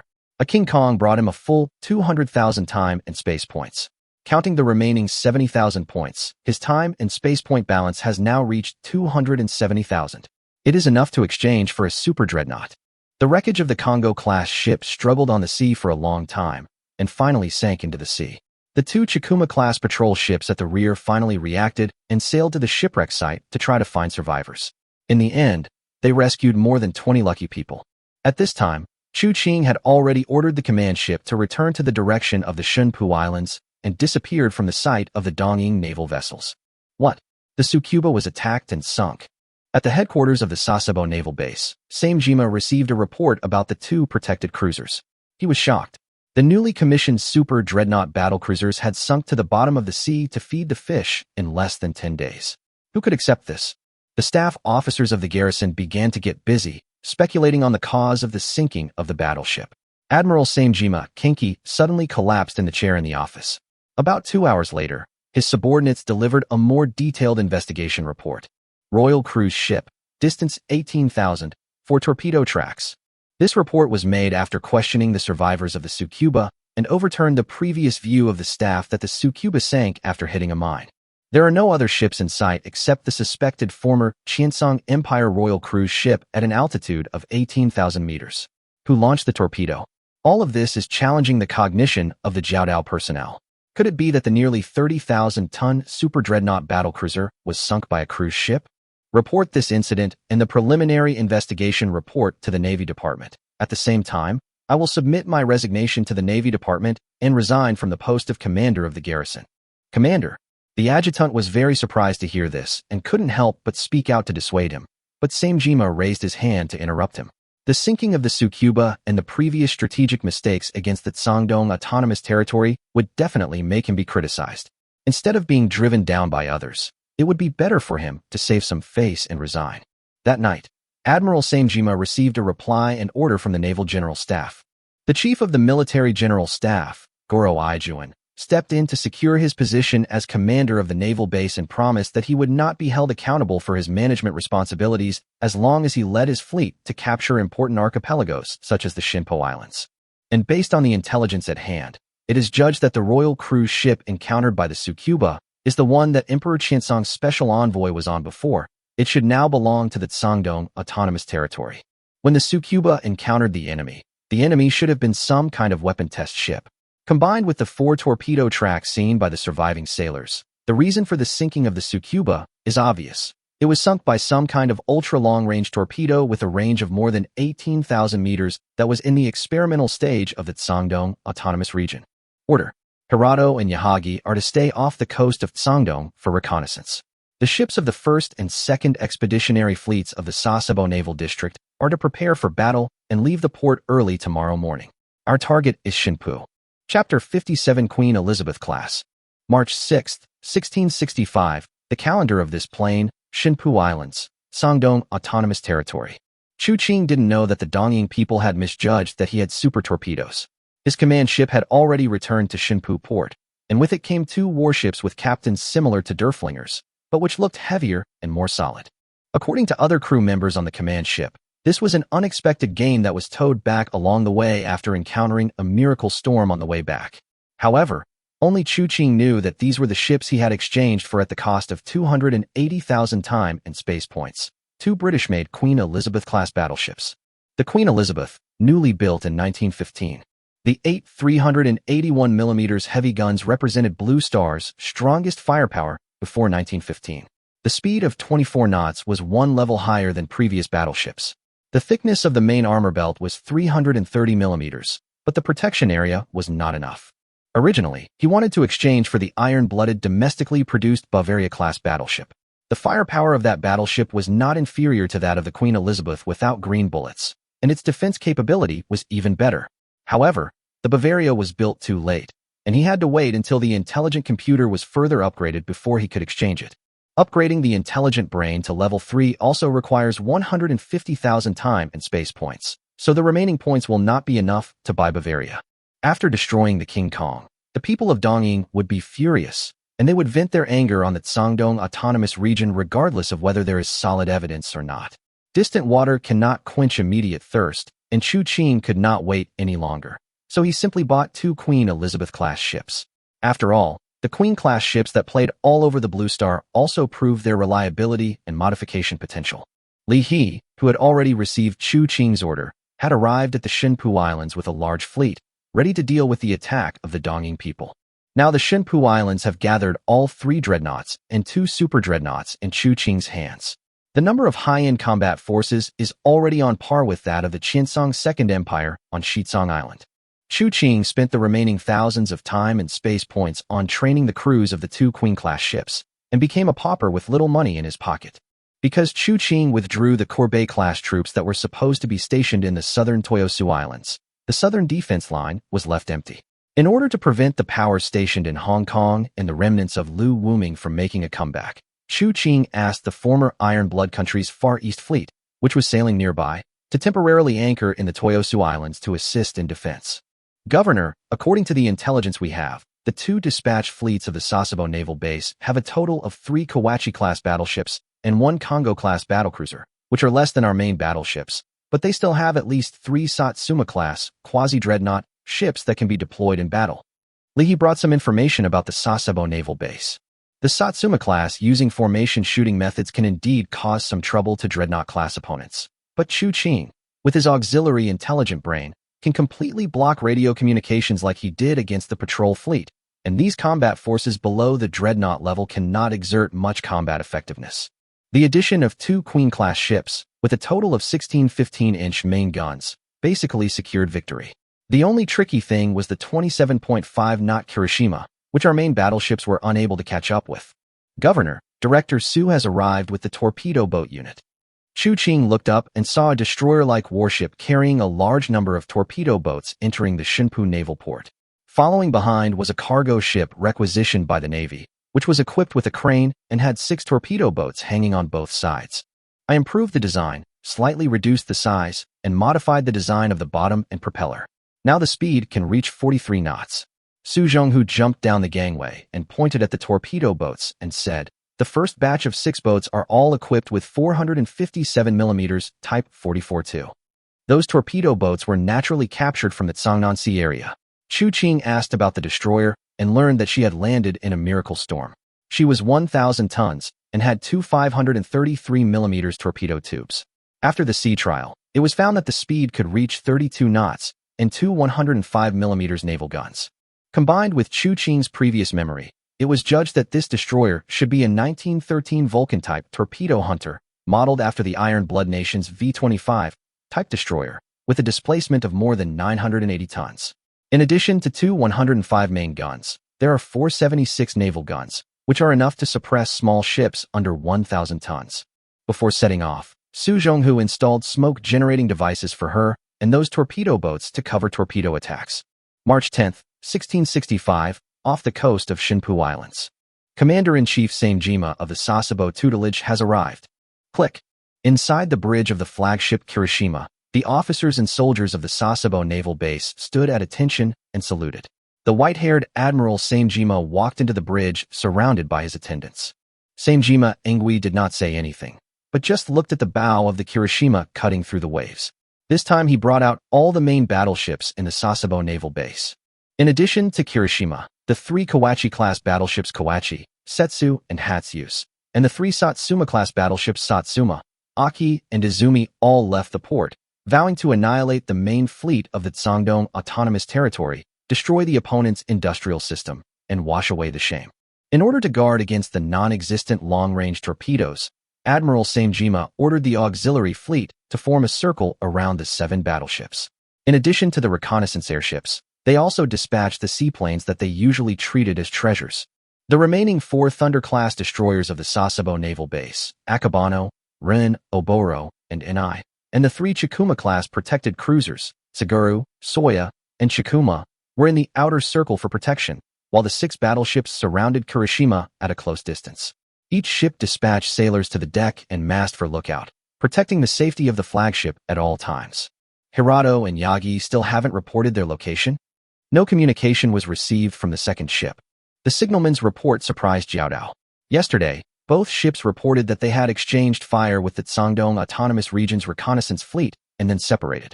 Today, the large fleet was about to arrive, but they couldn't contact them? Even if they were sunk by the enemy, they should have had time to send back the news. Commander, do you want to send another cruiser to conduct reconnaissance? No need, and don't initiate any communication. The ships in the Grand Fleet should maintain radio silence. Airships and seaplanes are enough for reconnaissance. Our fleet is strong enough to crush the enemy.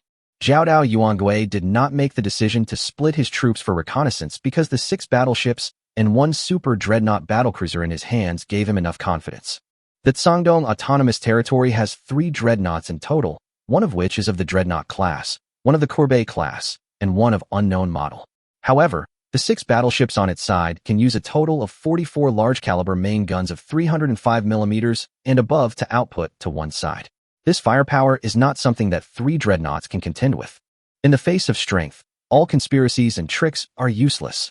However, what he didn't know was that a cylindrical object had poked its head out from the sea 9,000 meters away. Chapter 58, The War Begins. The afternoon of March 10, 1665, according to the local calendar. The edge of the territorial waters of the Tsangdong Autonomous Territory. Clouds at 1,000 m, winds from southeast. A French-Spanish imported Maurice Farman seaplane belonging to the Dongying Navy was stumbling through the clouds. The pilot, Captain Matsumoto, was writing a flight log. His mission was to detect the location of the Shandong Navy fleet and report it immediately. Matsumoto-kun, Inoue in the back seat, tapped his shoulder. "Look over there. Southeast direction." Matsumoto looked in the direction his finger pointed and saw a thick column of smoke about 15 nautical miles away. "That must be the enemy's main force. Let's fly over and take a look." It took the Maurice Farman seaplane 10 minutes to slowly approach the fleet of the Shandong Autonomous Territory. Lieutenant Inoue in the back seat raised his telescope to try to confirm the type of enemy ships. The enemy lined up in 3 columns, with the large warships in a separate column. 1, 2, 3, 5. 5 large ships. How is this possible? Lieutenant Inoue screamed in surprise. There were 5 targets larger than dreadnoughts, and 2 of them were obviously larger than the dreadnought-class ships mentioned in the intelligence. They definitely met the standard of super dreadnoughts. "Send the message immediately. Send the message immediately." Captain Matsumoto reminded his companions to pass the message to the main force of the fleet. Inoue tremblingly pressed the key to start sending a message, while Matsumoto lowered the altitude and conducted close reconnaissance, trying to further confirm the model of the enemy warship.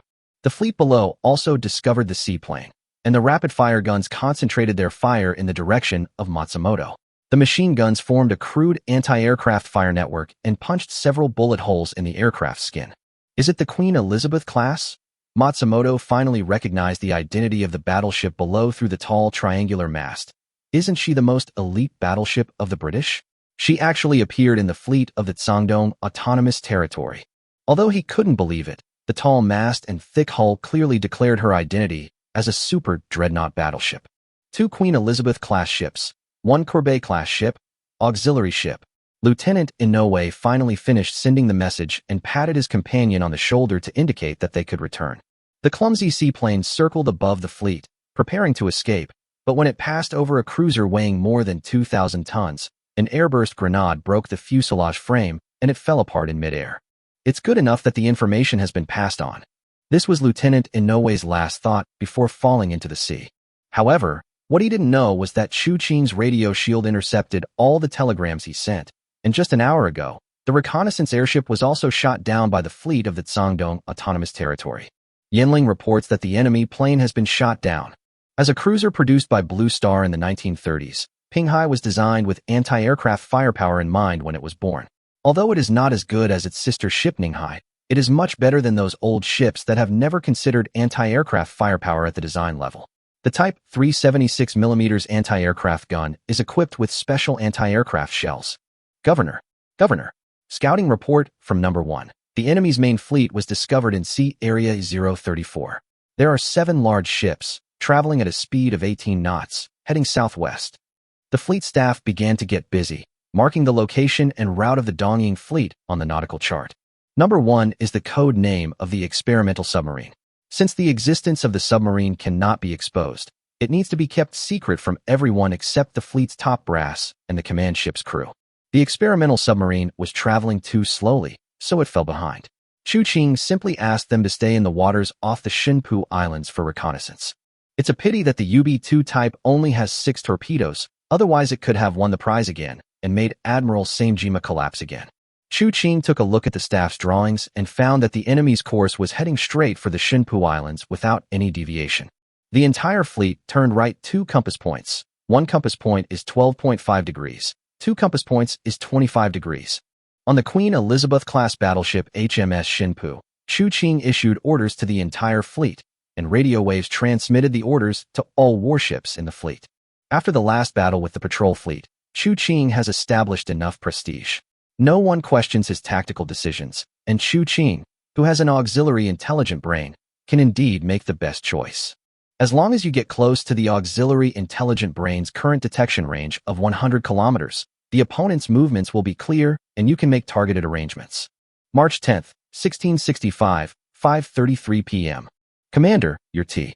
Samejima Yuangue took the tea handed to him by his subordinate, and the aroma of uji gyukuro dispelled some of his nervousness. No reports have been received from the Hirado and Yagi ships so far, and Admiral Samejima can only conclude that the communication antenna was destroyed in the first place by the enemy's strong firepower. The seaplane and airship units did not report any encounters with the enemy, and the main fleet had already come within 150 nautical miles of Shinpu. Didn't the enemy deploy any defenses? Admiral Samejima wanted to send out a radio communication to inquire about the airship and seaplane units, but thinking of avoiding radio direction finding, he decided to maintain radio silence, which made him lose the opportunity to discover that his own radio communications were blocked. The anxious Samejima Yuangui didn't know that Chu Qing had already figured out the movements of the Sasebo Naval Base's huge fleet. Commander Samejima, our fleet is still 140 nautical miles away from the Shinpu Islands. Send a telegram and flag signal. The fleet lifts radio silence. Notify the Hirado and Yagi ships by radio to return for assistance, and order the reconnaissance airships and seaplanes to report their positions. Order the fleet to increase speed to 18 knots. Finally, the Samejima officer couldn't help himself, and considering that the distance was getting close, he decided to lift the radio silence and improve his own combat efficiency. However, the signalman discovered something unusual. The telegram had been sent 3 times, but no receipt had been received from any ship. Moreover, the fleet's speed was very slow. Only the chimneys of several battleships surrounding the Kirishima emitted accelerated flames, while the outer shield ships did not respond at all, as if they had not received any signal. Send a flag signal, requesting the Hanoi to respond to our communication. Samejima discovered something unusual. The turning progress seemed to be still in the era of flag signals and light signals. Flag signal from Hanoi. Flag communication not received. What? Before Admiral Samejima could react, the lookout screams reached the bridge. Head to the right. A lot of smoke. Chapter 59. Heavy artillery demonstrates power.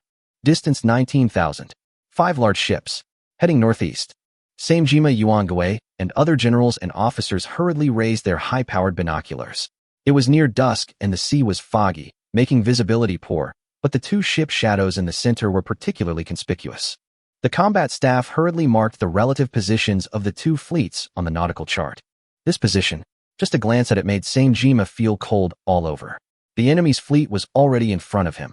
In other words, it was at the crossroads of the T-shape. Turn. The fleet turns left 8 compass points. The battle fleet, with the flagship as the leader, has ships of the same type adjacent to each other, forming a battle line. The only way out now is to change direction immediately, enter into the air battle as soon as possible, and fight for a chance of survival. However, without radio, orders could only be conveyed through flags and light signals, which greatly reduced efficiency. The inner circle fleet had already begun to maneuver, but the outer protection fleet had not yet reacted. At this moment, 2 huge figures in the distance opened fire. Orange-red flames flashed across the sea, with a greater momentum than any battleship that the Samejima personnel had ever seen. Enemy fire. That's at least a 15-inch gun. The combat staff immediately determined the approximate caliber of the enemy's artillery, which surprised Admiral Samejima and the senior officers of the fleet. According to the existing intelligence, the large warships of the Tsangdong fleet were not equipped with artillery with a caliber of more than 305 millimeters. So, the other party has obtained 2 more miracle warships in just 2 months? And judging from the size, it is at least a super dreadnought-class giant. Target confirmed. 2 Queen Elizabeth-class ships. There is also an iron-blooded domestically produced Derflinger-class battlecruiser. A huge column of water rose up, and 8 yellow-green waves rolled, shocking all the high-ranking officers of the East Sakura fleet present. This was a 42 caliber 15-inch naval gun produced by the British Empire. The effective range was over 24 kilometers. In the absence of a clear gap in technological levels, naval battles followed the principle of the bigger the gun, the more powerful the enemy. In their own fleet, except for the Congo-class battleships which had 356 mm main guns, the main guns of other battleships were all 305 mm, which was no match for the enemy at all. Run? You can't run. Order the cruisers and destroyers to maneuver to the starboard side of the battleship formation and stand guard. Battle fleet fires back. Although the Kirishima's maximum speed could reach 27.5 knots, the speed of other large warships was much lower than that of the Queen Elizabeth and Derflinger in the enemy sequence. Even if he managed to escape, would he just take the Kirishima alone and escape back to Sasebo port? This time, Samejima was determined to fight to the death. Boom. Taking Kirishima's firing as a signal, the 3 Kawachi-class ships also raised their gun barrels to an angle close to the limit and began to counterattack the ships of the Tsangdong Autonomous Territory. Looking at the fireballs that kept rising in the distance, Jiaodao Yuangui felt worried. This worry was not for himself and the fleet under his command, but for the threat posed by the rapidly rising Sangdong Autonomous Region. As a high-ranking member of the Dongying Navy, Admiral Samejima naturally knew some inside information about the Miracle Storm.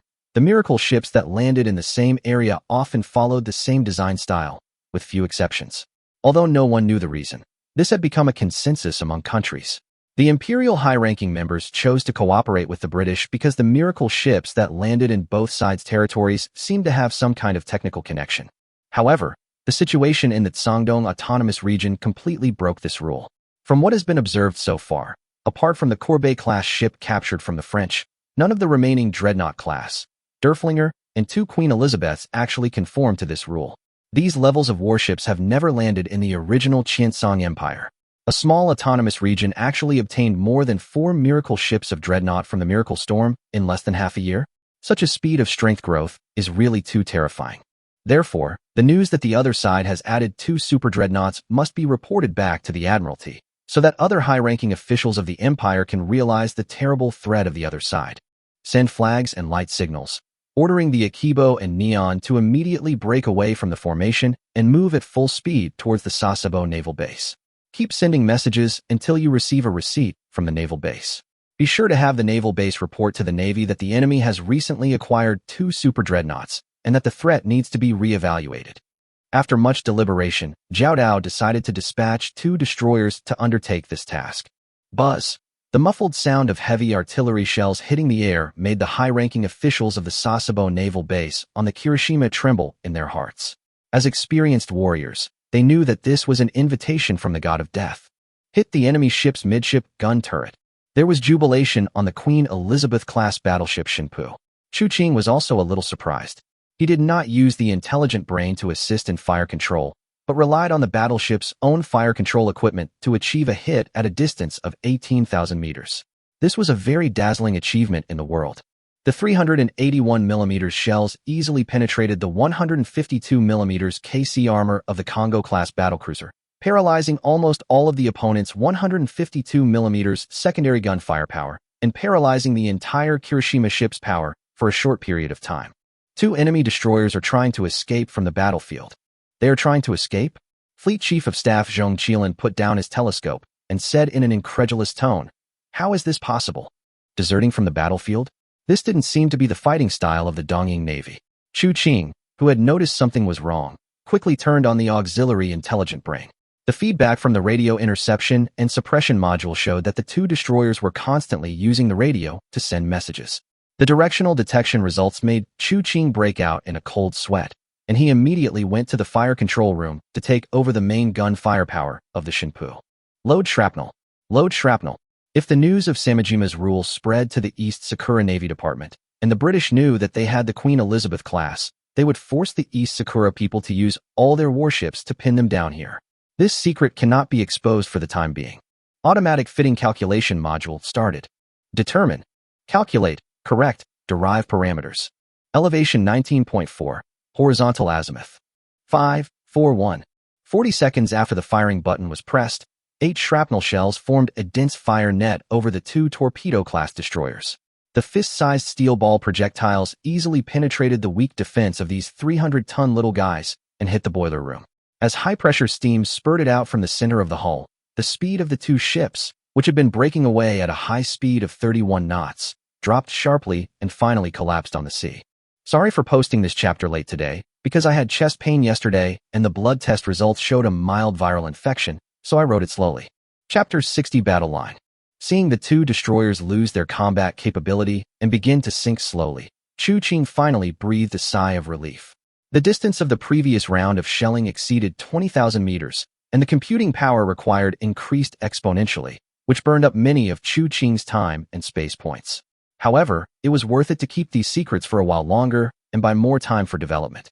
Back on the bridge, no one questioned the Shinpu's performance just now, because since some time ago, it seemed to have become a consensus that their governor possessed a special talent for artillery.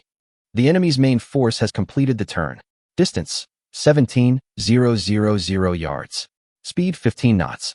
Although the 2 destroyers failed to leave the battlefield successfully, they also provided precious time for the Dongying fleet to turn.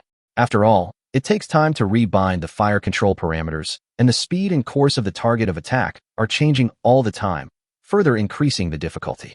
Let the remaining dreadnoughts open fire as well. Slow down to 15 knots, Qiancang ordered. Ignore those pre-dreadnoughts. The two Elizabeth-class ships focused their fire on the enemy flagship Kirishima. The rest of the ships fire accordingly. The destroyer and torpedo boat force remain on the starboard side of the battleship, waiting for an opportunity to act. As the three dreadnoughts of the Sangdong Autonomous Region Fleet also fired the first half-salvo at their respective targets, a total of 12 battleships and 86 naval guns with a caliber of 305 mm or above on both sides played a steel sonata on the sea with their rumbling artillery fire. Admiral Samejima on the bridge of Kirishima saw the destruction of the two destroyers and felt a pang in his heart.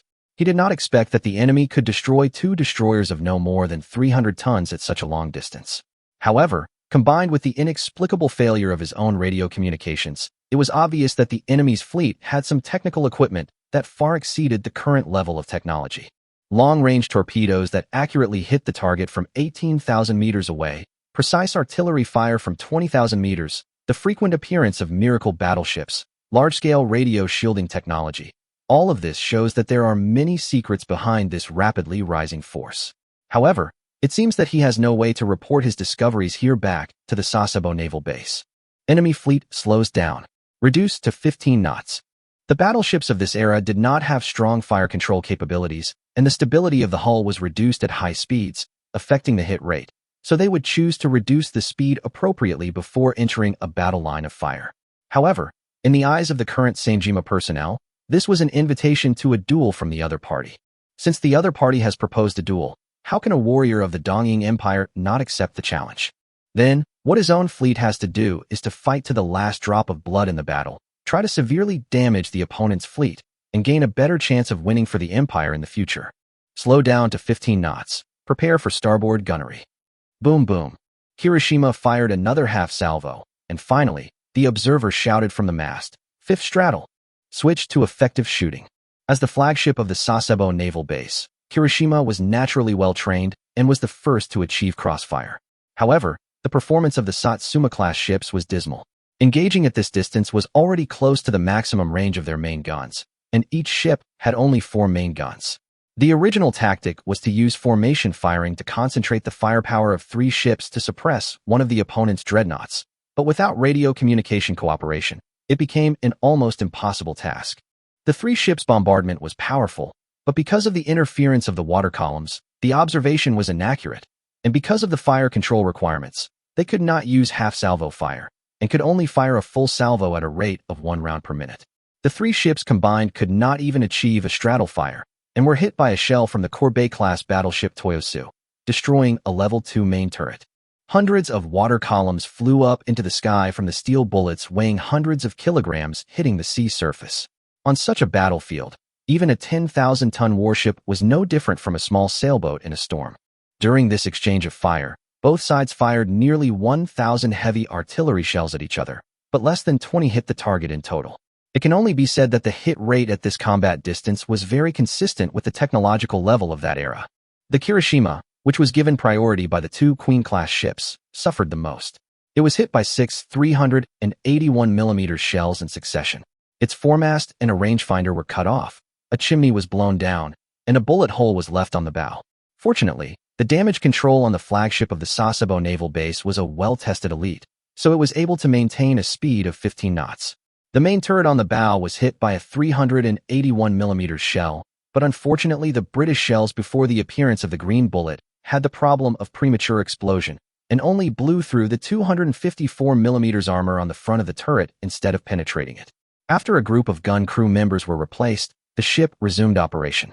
The 3 Kawachi-class ships were hit by 8 305mm shells, one of which hit the command tower of the Haze directly.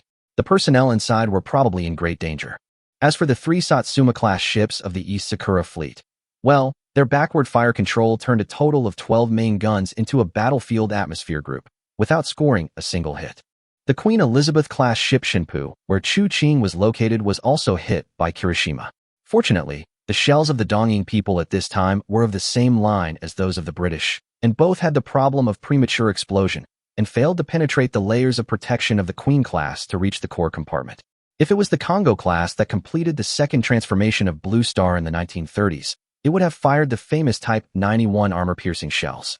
The Qiancang and Taixi ships suffered no damage, but the captured Courbet-class ship was hit twice.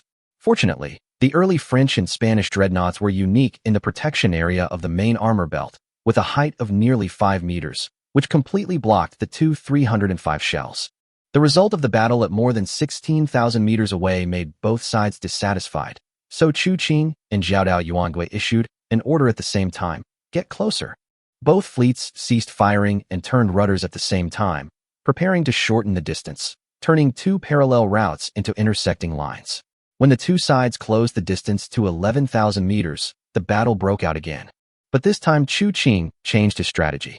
One of the two Elizabeth-class ships suppressed Kurashima, and the other supported Toyosu to deal with the three Satsuma-class ships.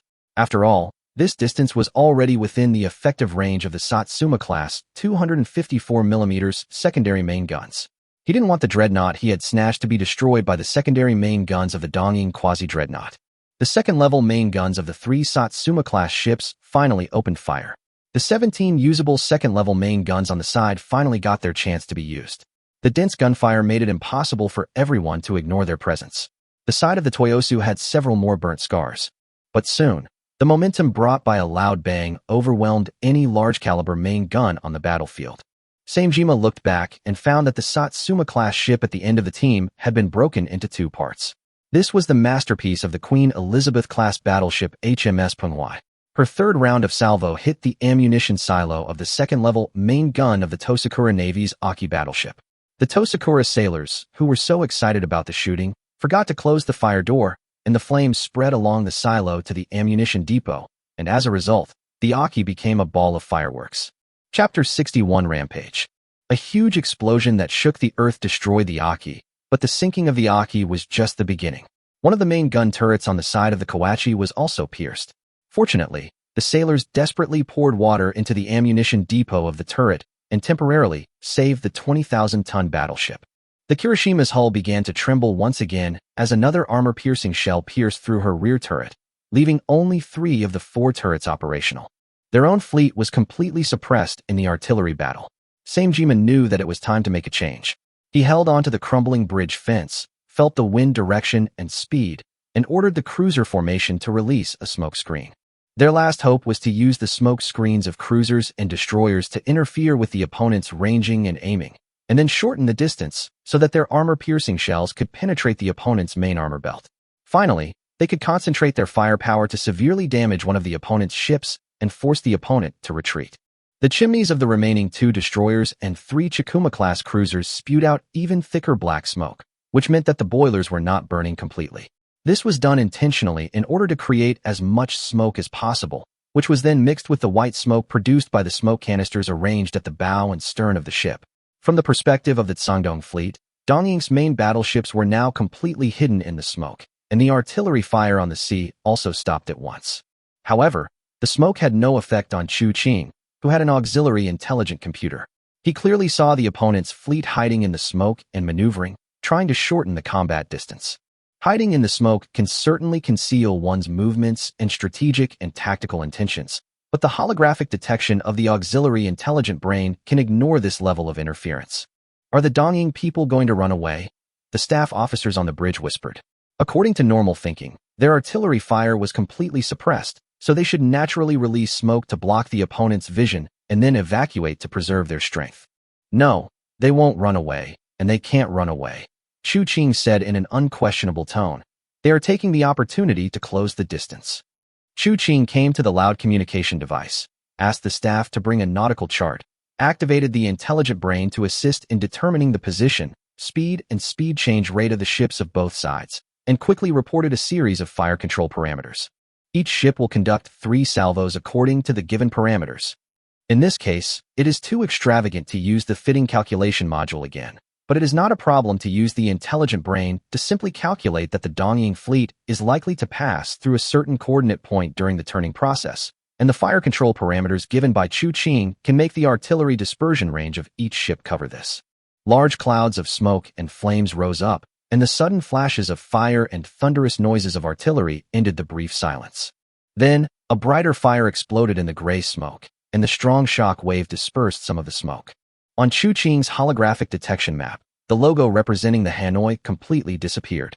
Under the concentrated fire of the 5 warships, the ammunition depot of the Hanoi's main gun at the bow was detonated before the damage control department of the Hanoi could react. The violent energy was released, breaking through the constraints of the steel bulkhead, and with a loud bang, a huge mushroom cloud filled with steel fragments was ejected, and the debris splashed a dense spray of water when it fell into the water. Qiancang originally wanted to aim at the Kirishima, but the exposed cross-section of the Kirishima was too small, so he changed his target to the Kawachi in the middle of the enemy queue. As for the Kirishima, having lost the firepower of her secondary guns, she has been targeted by a group of high-speed assassins. Notify the Qiancang to break away from the formation and intercept the enemy cruiser formation. The destroyers and torpedo boats will move in sync with the Qiancang and pay attention to approaching covertly.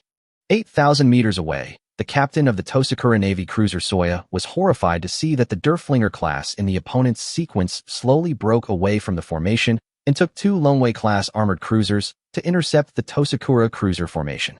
Send a signal quickly. Send a signal quickly. Notify Kirishima. Main gun reload.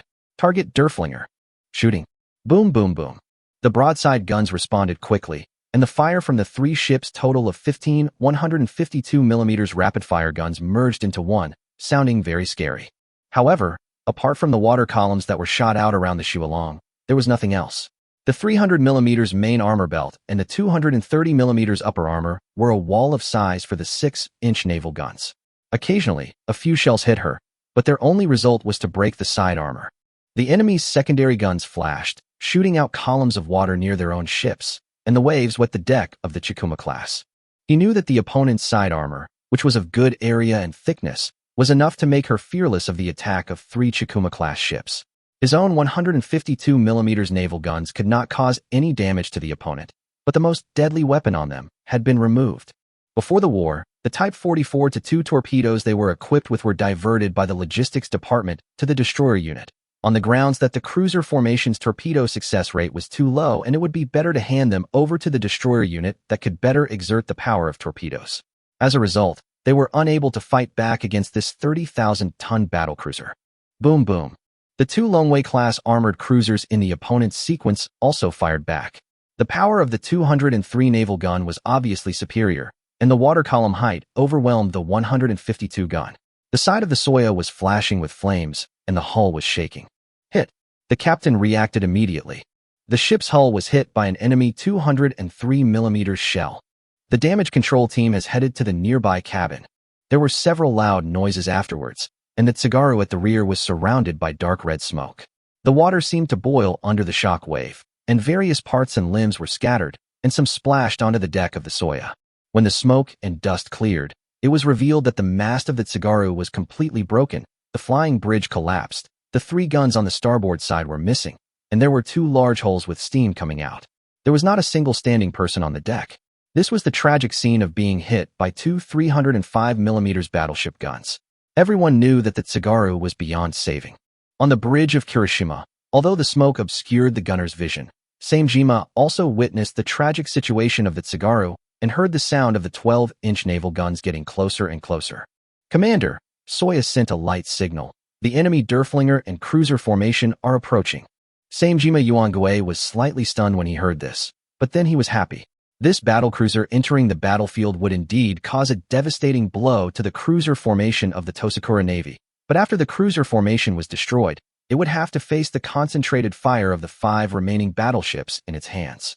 Zhao Dao took a look at the nautical chart drawn by the staff and estimated that the distance to the enemy's main force was close to 7,000 meters, and the distance to the battlecruiser would only be closer. If they can't defeat her with a 5-to-1 force, then there's no need for the Sasebo tutelary fort to exist. Notify Setsu and Hatsus. Prepare for the starboard artillery battle. Attack the Derflinger first. Cruisers stop releasing smoke and prepare to cover the destroyer forces approaching the torpedo attack. Chapter 62. Blade like the wind. The cruisers release smoke to cover the approach of the destroyers and torpedo boats. This was the order issued by Qiancang. He noticed that the torpedo formation was only 4,500 meters away from Kirishima. The maximum speed of the two Longwei-class ships could reach 28 knots, which was enough to cover the torpedo operation. The torpedo boats hiding behind the Qiancang can reach a maximum speed of 22 meters per second and can cross this distance in a maximum of 4 minutes. For Kirishima, whose secondary guns have all been destroyed, they are like a poisoned blade, ready to end the life of this giant ship at any time. Dongying's shielding ships stopped releasing smoke, and the gunners on the Dongying battleship were on full alert, ready to teach that reckless battlecruiser a lesson after the smoke disappeared. However, when the nearby smoke dissipated, the opponent's huge figure was hidden in the smoke again. Two Longwei-class armored cruisers released smoke alternately, creating a smoke wall at a distance of 4,000 meters, covering the shape of the Qiancang. The Dongying Navy's protection ships had already responded, but they were overwhelmed by the fierce main and secondary guns of the Derflinger class and the firepower of two patrol ships. Two Lei-class ships rushed to 2,500 meters and hastily released torpedoes, but were repelled by the intensive firepower of the Zhangdong fleet. A large hole was torn in the bow of one of the ships by a near miss, and it gradually sank as seawater poured in. The Dongying gunners, who had been prepared for a long time, were dumbfounded. Should they fire at the smokescreen, or change the target and remeasure the distance? While waiting for the gunners of each ship to make a decision, the main fleet of the Zhangdong Autonomous Territory in the distance opened fire first. As the shells rained down on her head, Samejima Engui had already prepared herself for death, but was surprised to find that the shells did not fall near the Kirishima, but covered the two Kawachi and two Satsumas. Tall, snow-white water columns appeared in groups again. The bow turret of the Setsu was damaged, the turret ring was stuck, and the firepower of the two main guns was lost. The main armor belt was also penetrated once, and several boilers were blown up.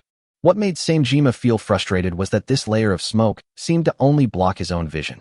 The battlecruiser continued to fire even behind the smoke and destroyed a Chikuma-class ship, making it lose its combat capability. Of course, he didn't dare to throw shells into the smoke screen in vain to hear the sound, so he could only order to change the target to the opponent's main fleet. When the fire control room remeasured the distance, Jiaodao Officer Gui noticed that another destroyer with smoke came out from behind the smoke screen. This scared him so much that he broke out in a cold sweat. The secondary guns of the Kirishima had all been destroyed, and the sudden appearance of a destroyer at this time would be a very deadly threat. "Aim at that destroyer! Aim at that destroyer!" Kirishima's gunnery chief shouted in horror.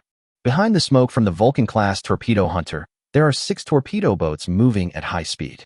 Lu Shu, wrapped in a balsa wood life jacket, stares at the destroyer's tail signal light through the windshield. He is the commander of the speedboat unit and is waiting for the destroyer's attack order. According to his estimation, the target was still about 2,400 meters away, and it would only take a little over a minute for the torpedo boat to reach the attack distance at full speed. Finally, the tail signal light of the destroyer in front lit up, which was an attack signal. V formation, maximum speed attack. Get close to the 4th chain before launching the torpedo. Disengage in a zigzag pattern. After giving the order, Lu Shu stepped on the accelerator, and his number 1 boat rushed out from the starboard side of the torpedo hunter first and saw the injured prey at a glance. Kirishima, the flagship of the Sasebo Naval Base. The whistling sound of the wind passed by his ears, and the excitement of winning a big with a small investment made him tremble slightly. The speedboat drew an arc on the sea and hit the prey with a crude sight. This type of torpedo boat did not have any fire control and auxiliary equipment. It was just an engine in a shell with 2 torpedoes hanging outside. The hit rate mainly depended on the driver's feeling. The 6 torpedo boats pulled out long and narrow white waves, which naturally attracted the attention of the Dongying Navy. The torpedoes hanging on these little guys made no one underestimate them. The last remaining torpedo-class destroyer realized the danger and turned forward again, using the 57mm gun and 76mm rapid-fire gun on the command deck to intercept these high-speed assassins. But it was immediately hit head-on by the Vulcan-class torpedo hunter. The firepower configuration of this torpedo hunter was luxurious. Its 476 guns, 2 105-gun main guns, and a displacement of 985 tons completely overwhelmed the 340-ton Vulcan-type torpedo ship and hit the opponent's command platform in a short time. 6 high-speed torpedo boats successfully broke through to 1,000 meters. The Tosakura sailors on the ship were at a loss. The Kirishima main turret was still turning, and they even pulled out rifles and water-cooled heavy machine guns from the cabin for the final blockade. Lu Shu made the final adjustments and performed a simple distance measurement using the scale on the scope. 6 chains, 5 chains, 4 chains. Emission. The torpedo launcher at the rear pulled the handle, and two Type 44-2 torpedoes broke away from the racks and fell into the water with a splash. Lu Shu turned the steering wheel sharply, and the torpedo boat, without its load, turned the hull lightly and dived into the smoke screen released by the torpedo hunter in the opposite direction. The remaining 5 boats followed suit, and 12 speeding white lines appeared on the sea. Avoid! Avoid! The officers' shouts at the top of their lungs, along with the alarm bells, resounded throughout the ship. The sailors frantically fired at the sea with all their weapons, trying to stop the torpedoes. Boom! Hiroshima's main gun let out its final roar, aiming at the retreating torpedo boat fleet. Since the original target was the Derflinger-class battlecruiser, which was known for its excellent defense, it was loaded with armor-piercing shells that would not explode on impact with water rather than high-explosive shells that were more suitable for attacking small ships. The only result was that the water column overturned an unfortunate torpedo boat, throwing its 2 crew members into the sea. Chu Qing saw 8 tall water columns rising from the pale yellow sea at dusk, followed by a huge scarlet fireball. He realized that the assassin, who was moving at high speed, had already cut off the head of the giant beast. The staggering Kirishima ultimately did not escape. 8 457mm torpedoes completely destroyed her underwater defenses. The violent explosion caused catastrophic water ingress, causing her to quickly capsize on the sea surface within a minute. The Qiancang broke out of the smoke screen and cut in front of the column of the remaining 4 Tuing battleships. Its 8 main guns and 150mm secondary guns fired tirelessly, taking advantage of the opponent's lack of attention to continuously strike heavy blows at the remaining Tuing ships. This was a very beautiful T-head maneuver. After completion, the position of Qiancang was only 3,000 meters away from the current lead ship of the Tosakura fleet, Setsu. At such a close distance, the hit rate increased sharply. 2 rounds of salvos turned the Setsu into a steel hell. The deck was completely lifted, revealing the internal cabins. Broken steam pipes and electrical lines, together with high temperature and poisonous fog, were harvesting lives. The Dongying fleet, which was busy fighting with the Sangdong main fleet, was unable to cope with the 2-pronged attack. The Setsu could only fight back with its secondary guns. The 152mm firepower was just a tickle for the heavily armored Iron Blood battlecruiser. The balance of victory completely tilted towards the Sangdong autonomous territory. 20 minutes later, Setsu was paralyzed, and the sailors sank themselves. 10 minutes later, the ammunition depot of Hayes exploded. Finally, the 2 Satsuma-class battleships were turned into twisted steel wrecks under the attack of the Sangdong autonomous fleet and sank below the sea with the sun. The commander-in-chief of the Sasebo Naval Base, Admiral Samejima Yuki, turned into a coral reef on the seabed along with his fleet with endless regrets. Chapter 63, Large-Scale Military Expansion. Count the damage, reorganize the team, and salvage the Dongying prisoners and our own people who fell into the water. Treat the wounded, lower the combat alert to level 3. We are returning to the Xinpu Islands. At this time, the sun had completely set, and stars appeared in the sky. The sea returned to silence, waiting for the fleet of Sangdong Autonomous Territory to return. No one knew that more than a dozen battleships had fought for life and death here. According to the plan, after the fleet is reorganized, it will first meet up with the torpedo boat mothership at a cruising speed of 12 knots, reload the torpedo boats back onto the mothership, and then return to Xinpu port together. Chu Qing did not leave any guards, and because the effect of the radio suppression lasted throughout the entire battle, it is likely that the Sasebo garrison does not know that their commander has been killed. However, with 7 large battleships destroyed in one battle, the counterattack of the Dongying Empire will definitely be extremely fierce. But now no one is thinking about this, and everyone is enjoying the joy of victory. This is the main fleet of the Sasebo Tutelary Fort, one of the 4 tutelary forts of the East Sakura Empire. The commander of the tutelary fort was wiped out by the newly born Sangdong Navy, but they did not lose any main battleships. If the news were spread, no one would believe it, but this is the ironclad fact. The arrow shot in the decisive battle of the Yangtze Trench was completely avenged, and it can comfort the heroic spirits of that time. Chu Qing's talent in artillery once again surprised the staff. The fire control parameters he provided in the final battle helped the fleet to open fire first and suppress the Dongying battleship, thus preventing the Qiancang from suffering losses. The various elements transmitted to the Qiancang also made the smoke screen one-way transparent. Governor, this is the damage status of each ship. Chief of Staff Zhong Qilin handed over a stack of documents. The Queen Elizabeth-class Shinpo was hit by 7 shells, 3 large-caliber shells, and the core compartment was not damaged. The Penghua was hit by 18 shells, 6 large-caliber shells, and the core compartment was not damaged. The Fengzhou was hit by 21 shells, 8 large-caliber shells, and the power compartment was slightly damaged. Chu Qing looked through the damage report. None of their battleships had any serious damage. The only ship that sank was the high-speed torpedo boat. It was still acceptable. There was a 250-meter class large dock in the Taixi Islands that could maintain these big guys, so they wouldn't have to suffer from the lack of maintenance facilities like before. After notifying Xinpu, Toyosu, and other places to prepare for repairs, Chu Qing returned to the senior officer's cabin to upgrade the intelligent computer. The radio shielding might delay the Sasebo naval base's discovery of the truth by 3 to 4 days, but they would react sooner or later. No matter what, after losing 7 battleships including 2 super dreadnoughts, the Dongying people would never let go of the Tsangdong autonomous territory easily, and might even gather a larger fleet to invade. Therefore, expanding the army again is an urgent matter. Fortunately, Chu Qing is rich enough now, and he becomes a rich man again after fighting a battle. This time, Chu Qing sent all the fleets of the Sasebo garrison to the bottom of the sea.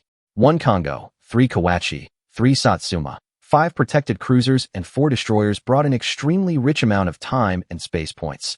A full 650,000 points. Even if 150,000 points were to be kept as funds for upgrading the intelligent brain, there were still 500,000 points left for Chu Qing to use at will. The upgrade requirement of 650,345/150000 time and space points and 198/150 prosperity has been reached. Do you want to consume 150,000 time and space points to upgrade the intelligent brain to the 3rd level? Confirm upgrade. 150,000 time and space points have been deducted, the upgrade is complete, and the time and space mall period is unlocked to December 31st, 1925 on the original Blue Planet. From 1915 to 1925, a large number of battleships that became famous in later generations emerged on Blue Star, the Revenge class, Renown class, Byron class, Hood class, and even the Nagato class known as the Big Seven. With 500,000 points in his hand, Chu Qing seemed to see a new battleship waving at him. However, he still needed to plan how to use these 500,000 points. First of all, after the years are unlocked, the data on the British Navy's hard-cap shells that appeared in 1918 is also unlocked. With the blessing of Green Bowie, the combat effectiveness of the Queen class exceeds that of the Iron Blood countries Bavaria. In addition, the Queen class has a ready-made modification plan from Blue Star that can be copied, so the purchase of the Elizabeth class should continue. Chu Qing decided to purchase 2 more Queen class ships to enhance the combat effectiveness of other fleets. Then, we need a high-end combat ship that can make the final decision. Which one should we choose? First of all, Chu Qing ruled out those slow battleships. Blue Star's experience proved that without speed, there is no shipwrights, and the low speed also has a low value retention rate. No matter how strong the slow battleships are, even Nelson, one of the Big Seven, can only do the escort and shelling work on the opposite shore. The firepower must be good, the speed must be fast. The protection must also stand firm in this era, and it is best to have a technical inheritance relationship with Chu Qing's existing warships and simplify logistics. Finally, Chu Qing's eyes were fixed on a battleship, British Admiral-class battlecruiser HMS Hood. 200,000 spacetime points. Hood. Although the Hood is often known as Bismarck's battle record in later generations and is often persecuted by naval enthusiasts, the battle with Bismarck was 20 years after she was built. At that time, the once cutting-edge ship had become an old aunt in her twilight years. But it is undeniable that when she was just completed in 1920, she was the strongest and largest battleship in the world, and an authentic heavily armored high-speed battlecruiser. When she was first built, she was definitely worthy of the reputation of the glory of the Royal Navy. Her speed of 32.07 knots was far ahead of others. Her 8 381 main guns and hard-cap shells could pry open the armor of any warship at that time at a normal combat distance. The 305mm main armor belt with a 12-degree inclination angle is more than enough for the warships of World War I. As for the skylight problem, well, it will be left for future modifications. These powerful data make her combat power no less than any Big Seven that has not undergone transformation, so she is called the 8th of Big Seven by the fans of Blue Star in later generations. Chu Qing believed that when the great powers of this world drove the former Jutland-type dreadnoughts and super dreadnoughts to see the Hood, they would definitely open their eyes wide and deeply understand what it meant to be unable to penetrate, defend, catch up, and escape. Chapter 64 Elite Soldiers. 3 days after Qiancang returned to Xinpu, the initial relief and commendation work was completed, and the 3 miracle ships that were accidentally discovered in various places had also been sent to Xinpu port. Therefore, a temporary auditorium was built near the dock where the hood was moored, and the first promotion ceremony for the Cangdong Navy was held. Although Li He advised Qiancang to start promotion work to win people's hearts when the Cangdong Autonomous Region was just established, Qiancang insisted that no reward should be received without merit. Rather than winning people's hearts by relying on high positions and generous salaries, it is more important to establish a strict reward and punishment system. So it was delayed again and again, and the opportunity finally came after the main fleet of Sasebo Naval Base was completely wiped out. According to statistics from Chief of Staff Li He, Qiancang promoted a group of meritorious officers. The captains of large battleships were all promoted to brigadier generals. Li He was promoted 2 levels to become lieutenant general. Commander of the Southern Fleet Zhang Mingxuan and Deputy Commander of the Western Fleet and former Hangzhou Garrison Commander Wang Bin were also promoted to lieutenant generals because of the Cangnan Sea Area battle, including Qiancang himself, who was promoted from lieutenant general to general based on his military exploits and became the first naval admiral in the Cangdong Autonomous Region. As the commander of the torpedo boat formation, Lu Shu was promoted directly from lieutenant to major. Zhang Huchen and 23 other submarine soldiers could only wear plain clothes and blend in with the crowd. As members of a confidential unit, it was not appropriate for them to show up on this occasion. Their military rank orders would be delivered secretly in the evening. The majestic appearance of the hood amazed everyone. At that time, Li He flipped through the identification manual but could not find the corresponding model. Qiancang then realized that the Admiral class might not have appeared in this dimension yet. Since he didn't know how to name something, he simply named it after the original level, still using Blue Star's level to call it the Admiral-class battlecruiser. Anyway, this level name did not have obvious British characteristics. However, the specific name still has to follow the regulations of the Cangdong Autonomous Territory and be named after the mountain, taking the name Qixia, a famous mountain in the Jingling Islands. With the Admiral-class as a shining example, the 2 Queen-class ships are relatively less eye-catching. Qiancang transferred one of the ships to Lu Feng's Western Fleet, implying that Lu Feng could get a new flagship. After all, the previous Yanling was Pinghai's foundation. A small guy of about 2,000 tons could not adapt to future large-scale fleet battles. In the previous battle, the Yanling was arranged by Qiancang to play soy sauce behind the main fleet because of its weak armor. Moreover, as a veteran who has followed him in battles till now and has made outstanding contributions, it is only natural that he should be assigned the title of Super Fearless. But the old fellow Lu Feng was unmoved and insisted on staying on the Yanling, saying that the Yanling had been with him for so many years and he did not want to change the flagship. So in the end, he had to give it to him under the name of Tongzhou. The Cangdong Autonomous Region Navy now has 7 ships above the dreadnought level, and the number of super dreadnoughts exceeds that of dreadnoughts, which is quite a spectacle.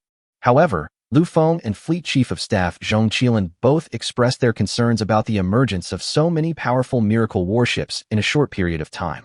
The arrival of so many super dreadnoughts within half a year definitely exceeded the normal speed. If the news got out, it would definitely drive the great powers crazy, and they would stop at nothing to suppress the Cangdong Autonomous Region or occupy this feng shui treasure land. Qiancang also thought of this, although he was the only one who knew that these miracle battleships were actually exchanged in the Spacetime Mall and had nothing to do with the Cangdong Sea area. Even if the powers really attacked, they would not get anything.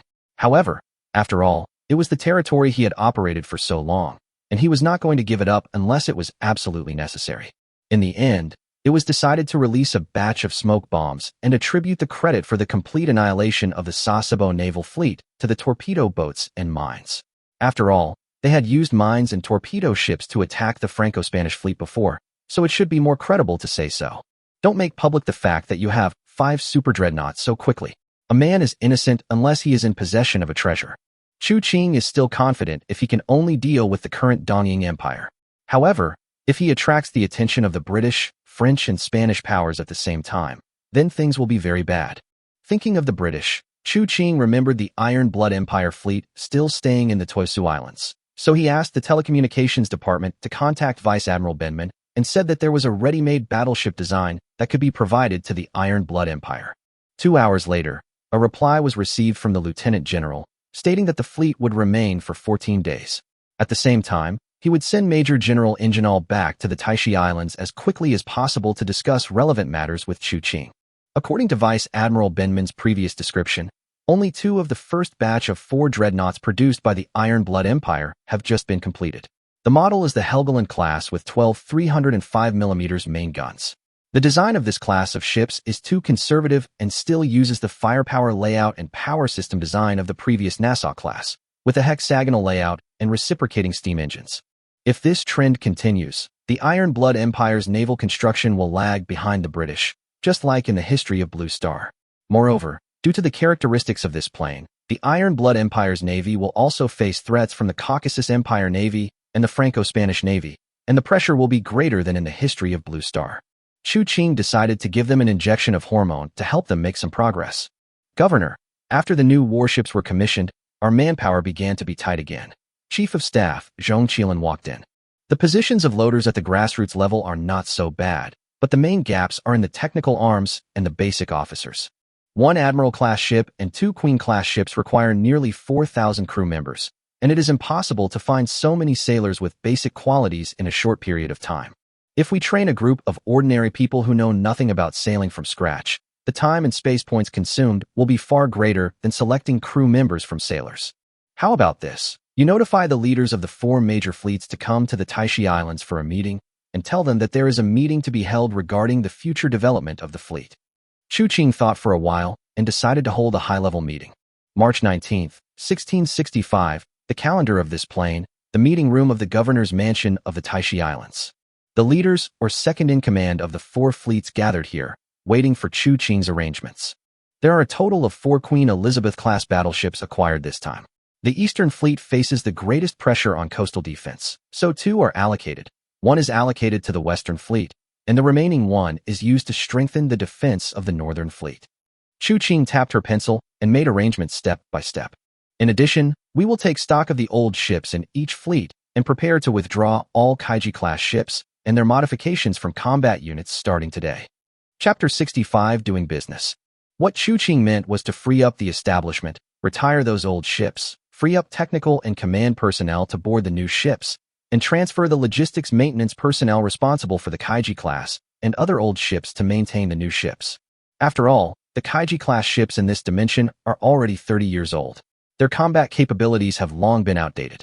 Apart from their low price, they have no other advantages and should have been withdrawn from the combat sequence long ago.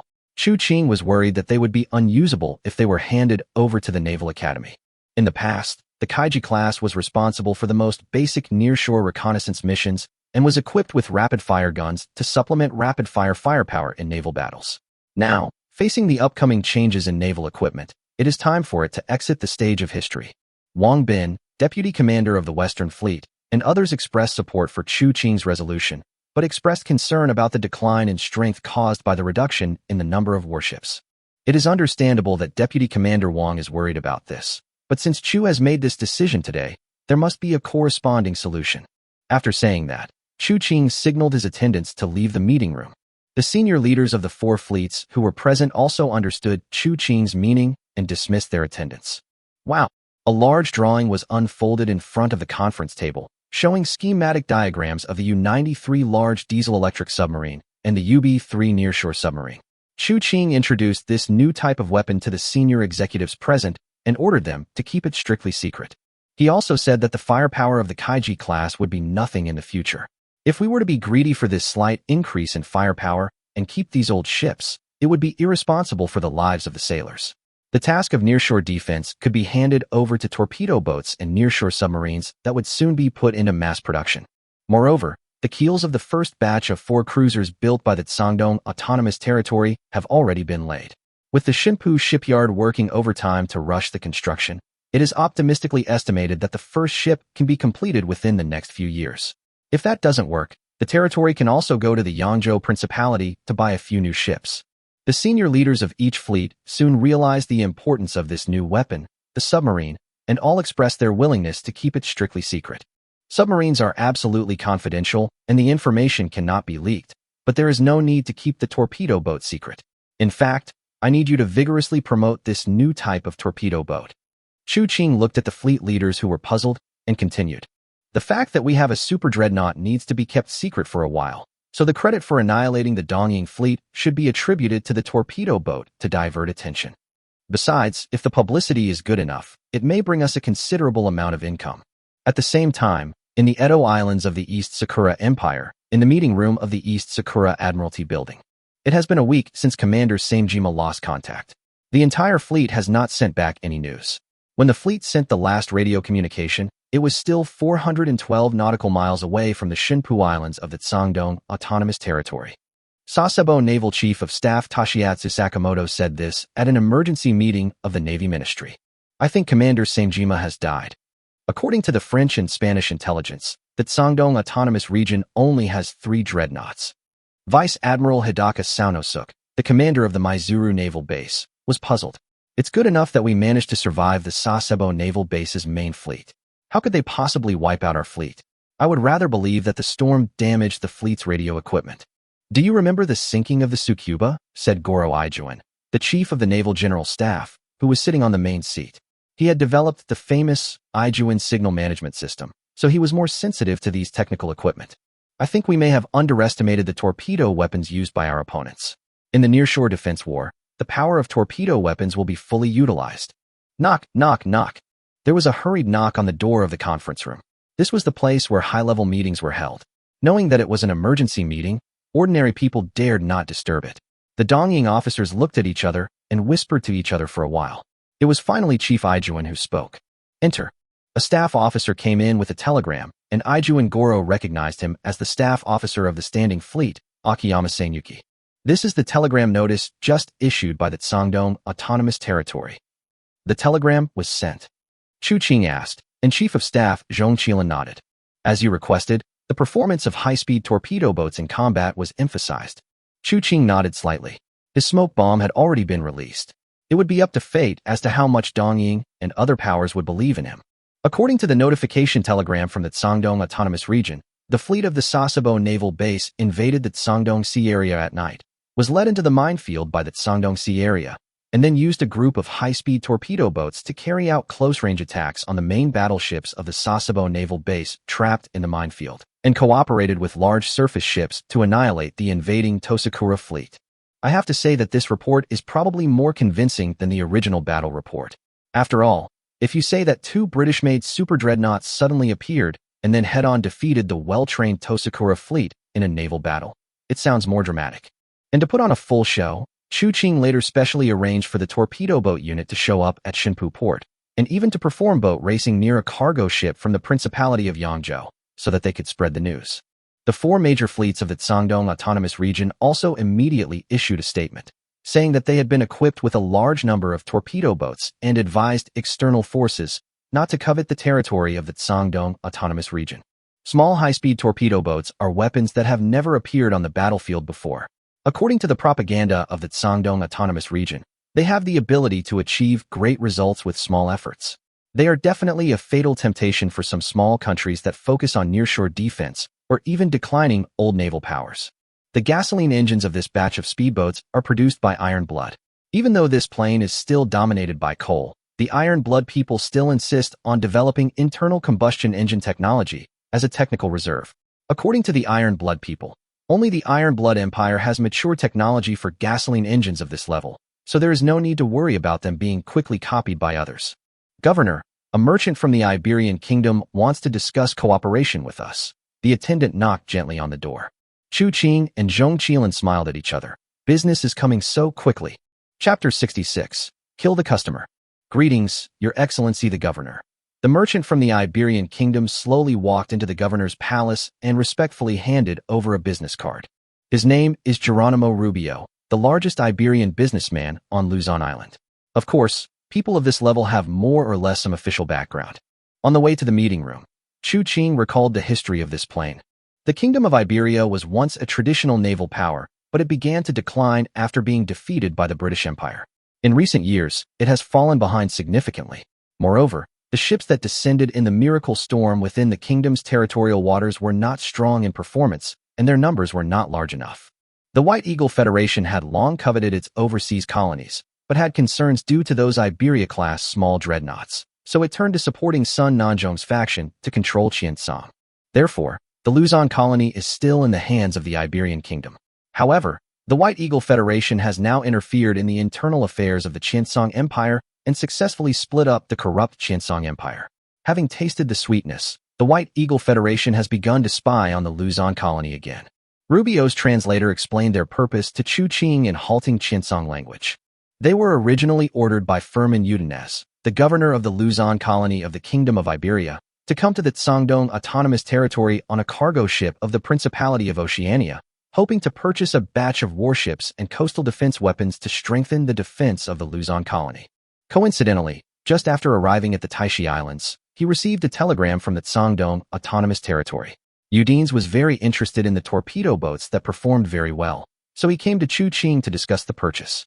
Chu Qing agreed to the request for sale very readily. After all, the most technically difficult part of this torpedo boat is the gasoline engine, and the rest does not require much technical content. As long as there are enough engines, Su Zhonghu's technical team can assemble 18 boats in a week. Now there are 20 of these initial models of speedboats parked in the warehouse. Of course, the price couldn't be that attractive. It was new equipment, so it was normal to be a little more expensive. Chu Qing simply held out a finger. A bare ship cost 12,000 taels of silver, and fuel, ammunition, and other spare parts were calculated separately. Your Excellency the Governor, please forgive me for being so presumptuous. Rubio was a little surprised by the price. It was just a small gadget of more than 10 meters long, but it was priced this high. He tried to bargain, but Chu Qing saw through his intention and interrupted him.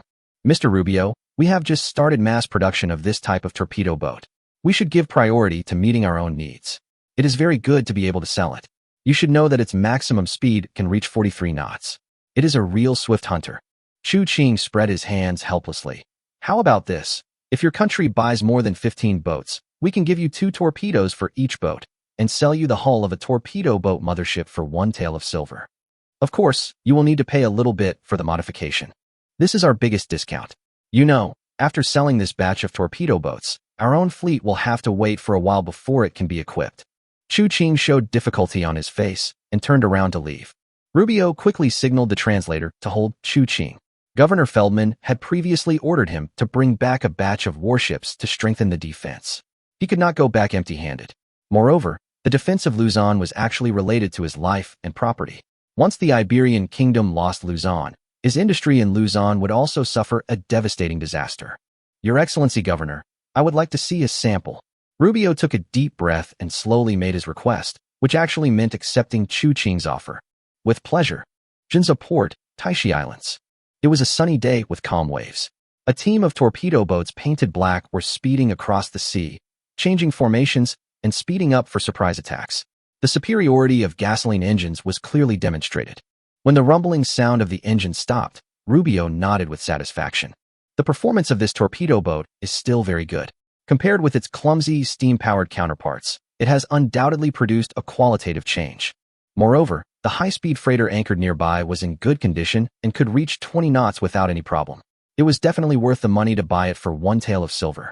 If it could be converted into a torpedo boat carrier as described by Chu Qing, it would alleviate the anxiety about endurance and enhance strategic maneuverability. This is a great torpedo boat. Chu Qing and Rubio shook hands and reached an agreement to purchase 30 torpedo boats. Mr. Rubio, we have less than 20 torpedo boats in stock, and it will take some time to complete the order. Would you like to take a look at other warships in the next few days? Chu Qing struck while the iron was hot, and, with a squinting smile, tried to sell him the old warships retired by the Tsangdong Navy. Geronimo Rubio readily agreed and expressed his willingness to inspect the surface ships. The Iberia Kingdom's Far East Fleet, except for the Iberia-class dreadnought that was the facade, had very poor-looking ships. To preserve the Luzon colony, it was definitely necessary to add some surface ships. However, due to the vast ocean area of this world, even if the kingdom's navy has the spare capacity for the expedition, it will take a year on the road. Facing the White Eagle Federation that is pressing step by step, it is probably of little use. At present, the only forces nearby that can provide ready-made warships besides the Yangzhou Principality is the Tsangdong Autonomous Region. The call from the Yangzhou Principality just now stated that all the ready-made cruisers have been booked, so even if Rubio knew that he might be killed by Chu Qing, he had no other way out. These are Kaiji-class ships, which have been tested in battle for a long time and are very durable. Qiancang said while advertising with a blushing face, pointing at a row of Kaiji-class ships moored at the dock. Although everyone knows that the Kaiji-class ships are of little use, they are simply trying to squeeze as much money as possible out of them. At 150,000 taels per ship, they are sold for the price of a mosquito gunboat. Rubio looked at the old-fashioned ship types of these cruisers and felt powerless to complain. He just picked a Kaiji-class ship in better condition and placed an order to convert it into a torpedo boat carrier. Then Qiancang brought him to the berth of the old High-Rome class, which were proper warships. One ship could be selected for 350,000 taels. Rubio picked 2 of them and paid an additional 50,000 taels for modification and renovation to install deck-mounted rotating torpedo tubes and mine layers.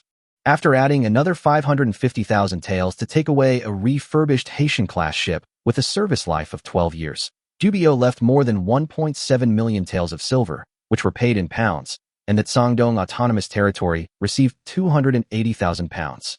Afterwards, Qiancang sold them a batch of 152 and 203 mm naval guns. They were removed from old ships and could be used as coastal defense guns. Qiancang even showed them the newly built 305 mm naval gun. This strategic-level weapon naturally made Rubio jealous, and he immediately said that he would contact Governor Feldman to offer a reasonable price. In the end, including various ships, coastal defense weapons and ammunition, the Iberians left more than 600,000 pounds in the Sangdong Autonomous Territory, of which 200,000 were paid in rubber resources. Except for the 305 naval gun and the torpedo boat, the rest were old stuff, which could be said to be a clearance sale. It was just that others were clearing out their stock for promotion, while Qiancang was just ripping off customers. Chapter 67. Intervention in Luzon. Happy cooperation. Happy cooperation.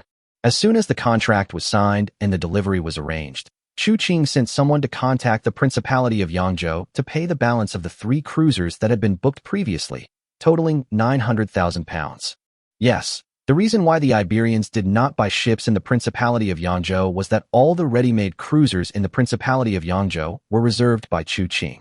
The 3 cruisers correspond to the Chatham-class light cruisers produced in Blue Star, England, which are still new things in this dimension. The average age of the 3 ships is 3 years. The reason why the Principality of Yangzhou sold them is to raise funds for the plan to produce dreadnoughts. The Chatham class is the 3rd batch of City-class light cruisers and is closely related to the Birmingham class. Their arrival can effectively alleviate the combat power vacuum after the retirement of old cruisers. Governor, Major General Ingenol has arrived. Just when he had arranged for Rubio and others to stay in the Taixi Islands, his subordinates informed him that the Chief of Staff of the Iron Blood country's Far East Fleet had arrived at the Taixi Islands. General Ingenol, I think your country should be mapping and reverse engineering the 380 mm naval guns of the Bavaria class, right? Yes, and we expect that our first 380 mm naval gun will be able to roll off the production line in a year at most. Ingenol's tone was relaxed, which surprised Qiancang a little. The progress of the Iron Blood Empire slightly exceeded his expectations, but this was only good and not bad. That couldn't be better. Qiancang clapped his hands. Please take a look at this, Mr. Major General. Qiancang opened the cabinet and took out a few drawings. This is a battlecruiser designed by our designer after he learned that the 2 sides were going to cooperate. He specially combined the technical characteristics of both sides. If she comes out successfully, then the British Lion-class battlecruiser will be complete garbage. A speed of up to 27.9 knots, 300 mm thick main armor belt, and 240 mm upper armor, plus 8 380 mm main guns. Rear Admiral Ingenol's eyes sparkled as he looked at the blueprint in his hand. This was a super battleship that surpassed any other battleship on the market. It was called a battlecruiser, but its firepower and defense level were not much inferior to the British Queen Elizabeth class. It continued the Iron Blood Empire's characteristic of emphasizing defense, and also made up for the shortcoming of firepower. Its speed was also acceptable, perfectly meeting the requirements of the Iron Blood Empire. He even suspected that the designer was from the Iron Blood Empire. Rear Admiral Ingenol had only one question in his mind. Can such a warship really be built? Please rest assured, we have solutions to all technical problems. Since the Sangdong Autonomous Region dares to come up with this set of drawings, we will naturally ensure that your construction is completed smoothly. Qiancang saw his doubts and spoke first. Tell me the conditions, Governor Chu. I think even His Majesty the Emperor would have no reason to refuse such a warship. Ingenol's eyes were shining, and his desire for new battleships was obvious. He had decided to persuade Admiral Tirpitz to promote the construction of these new battleships at all costs. She's expensive, but really strong. Chu Qing chose a York-class battlecruiser that was originally unfinished in the history of Blue Star. She was originally built as the last 3 ships of the Mackinson-class battlecruiser, but major modifications made her an independent class. The design of the York generation ship type was considered very good among the naval ships of Blue Star Germany too. The only drawback was that it appeared too late, and even the predecessor Mackinson class was not completed in time for the war. With 8 380mm guns, good protection and decent speed, it will be a high-speed battleship that can fight against the Queen class without any problems. Lion, Tiger, and unmodified Kong will all be dead when they encounter her. When it is completed, it will undoubtedly be the most powerful battleship. Of course, we have to get rid of the Admiral class in Chu Qing's hands, because Hood can perfectly restrain her. The Admiral class was built specifically because of the wrong information received about the performance of the Mackinson-class battlecruiser. Major General, before we discuss the terms, I need to remind you that the power system of this type of warship needs to use fuel oil. Chu Qing pointed to the location of the 8 double-headed fuel oil boilers in the power compartment of the York-class warship. If your country's fuel problem is not resolved, I'm afraid the construction of this type of warship will encounter some resistance. Your Excellency, the Governor means. What I mean is that we need the Malay archipelago. Chu Qing grabbed a map and pointed to the location of the British Malaya colony.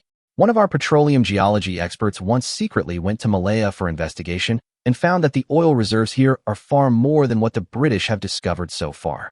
The oil is of high quality. If we take over this area, we can alleviate the problem of crude oil shortage to a considerable extent. But, Your Excellency Governor, even if what you said is true, we currently do not have the ability to engage in a head-on battle with the British Empire. Even if we conquer Malaya, we will have to withdraw from the Malay region in the face of a crazy counterattack by the British. Major General Ingenol raised his concerns. If a war is started rashly now, the Iron Blood Empire will definitely lose. Even with the addition of the Qiancang Autonomous Territory, the result will not change at all. Chu Qing shook his head and changed the map. Who said we are going to attack Malaya now? We need to build a forward base in the surrounding area, and then take it step by step. Isn't that Iberian territory? Major General Ingenol looked at the position of Chu Qing's finger, feeling somewhat puzzled. It is now, but it won't be soon. Chu Qing took out the contract he had just signed with Rubio. The White Eagle Federation will soon attack Luzon. Now the Iberians in Luzon are buying coastal defense weapons and warships like crazy. It is inconvenient for the Qiancang Autonomous Territory to take action, but the Far East Fleet of the Iron Blood Nation is different. Governor Chu means that we take advantage of the opportunity to occupy a few islands in the name of helping the Iberians resist the White Eagle Federation. Major General Ingenol immediately understood Chu Qing's meaning and realized that there was an opportunity here. The White Eagles had forced them away from the Qingdao base before, and the Far East Fleet was still resentful, so it would be great if they could discuss the White Eagle Federation. Yes, if you help us gain control of several islands, we will provide you with technical support for the construction of this type of warship.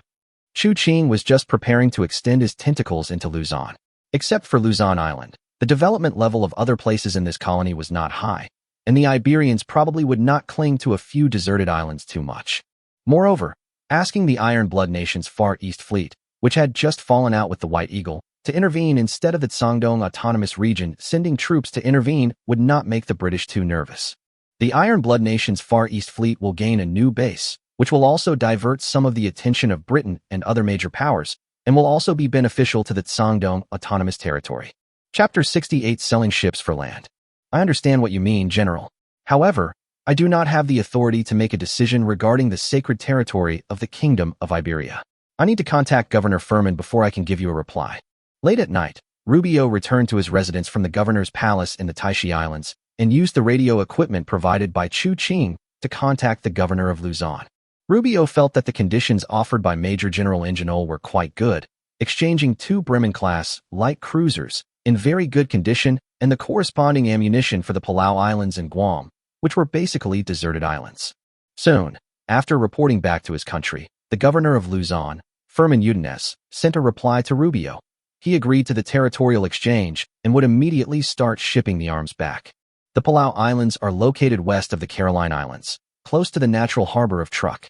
Guam was an important base, transit station and strategic submarine base for the Pacific Fleet of the Blue Star White Eagle Federation Navy in later generations. It seems that a certain large cruiser of the White Eagle Federation will have to be renamed in the future. The two absolutely strategic locations on the Blue Star Plain were about to be under his control.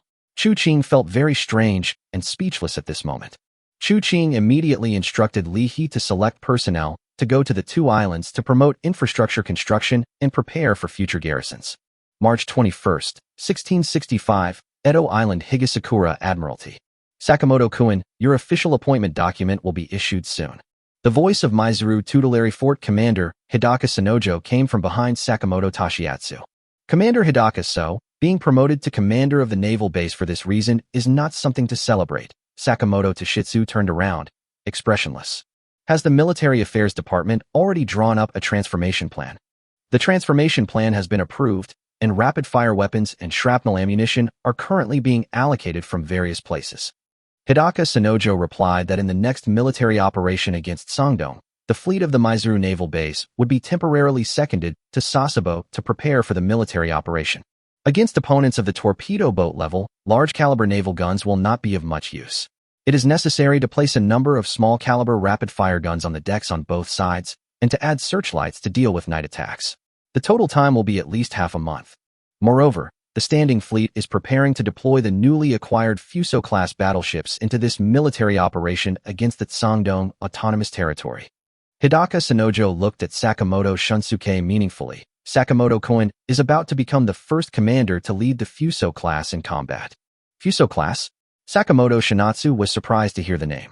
The Navy decided to give him a precious Fuso class ship to command, which shows that they attach great importance to this operation. However, Sakamoto, who was familiar with the chief military officer Kondo Motoki, knew that the Fuso class had many flaws and was not worthy of the name Fuso. Apart from the powerful firepower of the 12 356 naval guns, other indicators are quite average. The design of the ammunition depot sandwiched between the boiler room is daunting. During the sea trial, its poor seaworthiness was also discovered, and it could not even go in a straight line when sailing at high speed. As a super dreadnought, it can only be said to be just above the passing line, with the only remaining thing that supports its majestic appearance is the 12 main guns. However, according to intelligence, the Sangdong Autonomous Region only has 3 dreadnoughts, so the Fuso class should be able to handle it.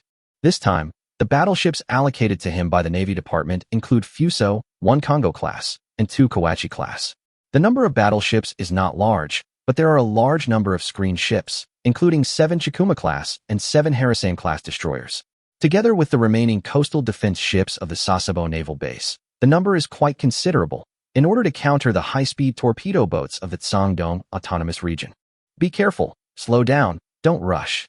321. Taixi Port, March 25, 1665, calendar of this plane.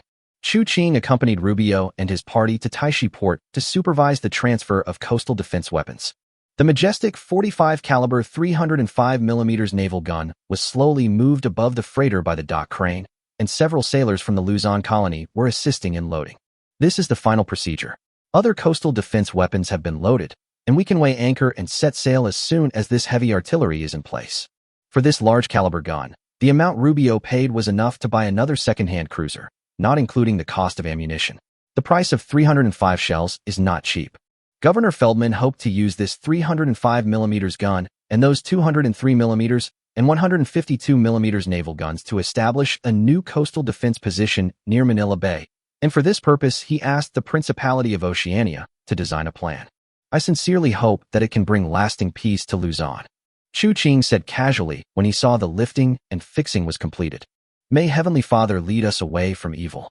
Rubio bowed to Chu Qing, Ingenol and others, made the sign of the cross on his chest, and then led the translator onto the freighter for the return trip. In order to avoid attracting the attention of the White Eagle Federation, those warships would pass by the Luzon colony under the pretext of going to the Principality of Yangzhou for maintenance and renovation. The transformation of the torpedo boat carrier will take some time, at least a month. The Iron Blood country's Far East Fleet will pass through Luzon in the name of patrolling the Marshall Islands, and 2 Bremen-class ships will be stranded in Luzon due to mechanical failure. The personnel dispatched by Chu Qing will also board the supply ship and follow the Iron Blood country's Far East Fleet, first landing in Palau and then going to Guam. After that, once the war breaks out, It would be reasonable for the Far East Fleet to enter the Luzon colony under the trust of the Qiancang Autonomous Territory to protect overseas Chinese, right? Governor, the first batch of supplies from the Iron Blood Nation has arrived in Xinpu. Li He appeared behind Chu Qing with a telegram. This is the list of supplies. Chu Qing unfolded the telegram and found that what the Iron Blood country sent this time were military-industrial equipment, but most of them were milling machines, small cold forging machines, drilling machines, and other equipment commonly used in the production of light weapons. It's funny that the Qiancang Autonomous Region, which is capable of producing large-caliber naval guns, currently has a variety of light weapons production lines. The former Taixi Islands on the southern end have a production line of French and Spanish origin, which was originally used to produce French and Spanish Lebel rifles. The islands to the east and north have production lines for the Qiancang Empire Type 30 rifles. The islands, including Taixi and Yinling, prefer iron and blood rifles. The only thing that was rare was that everyone was united in choosing the Maxim water-cooled heavy machine gun. After Chu Qing took over, he set out to complete the task of unifying the equipment of the marine units. He relied on the original production line on Taixi Island to switch to the production of M1916 semi-automatic rifles. The monthly output of only 600 rifles was too few. It would take a long time to complete the replacement of the existing 30,000-strong Marine Corps. However, since resources are tilted towards naval equipment, light weapons production units have no good way to increase output. Now that they are planning to use Luzon as a springboard to seize the Malayan colony, they must also pay attention to their land warfare equipment. After this batch of equipment is put into use, the monthly output of semi-automatic rifles can be increased to more than 3,000. It should not be a problem to give priority to ensuring that several brigades complete the replacement, and we can also try to develop several new automatic weapons. Chapter 69 No Excuse. Then create one. In addition, Chu Qing also discovered a talent in light weapons design. Lu Guochun, a former technical worker at the Qiancang Islands arsenal in the Qiangnanxi area. When Chu Qing learned that he had independently manufactured an immature semi-automatic rifle, he immediately remembered who he was, the maker of General Lu's rifle from the original Blue Star plane. As a result, Lu Guochun naturally became the director of the Light Weapons Research Laboratory of the Qiangdong Ordnance Bureau, responsible for the research and development of the new light machine gun. Originally, Chu Qing planned to use the ZB-26 light machine gun that was finalized and produced in 2005 as the squad's firepower, but there did not seem to be a particularly obvious gap in firepower between this light machine gun, with a 20-round capacity, and the M1916 semi-automatic rifle, with a 25-round capacity. Therefore, Chu Qing's idea was to simply use the existing semi-automatic rifle as a blueprint, replace the heavy barrel, appropriately increase the bullet capacity to develop a squad-level light machine gun, and create the concept of a gun family. As for the heavy machine guns, it was decided to use 12.7 mm level firepower to increase the destructive power against light fortifications. So Chu Qing provided Lu Guochun with the design drawings of the original Blue Star, White Eagle Federal M1921 water-cooled heavy machine gun. The subsequent air-cooled improved model of this heavy machine gun is the famous Lao Ganma M2 heavy machine gun. In order to reduce the casualties of the Marines in future landing battles, Chu Qing is already considering letting the Renault FT-17 appear in this dimension in advance. However, at present, the remaining oil production of the Qiancdong Autonomous Region is already insufficient to meet the needs of 4 Queen-class ships and 1 Admiral-class ship.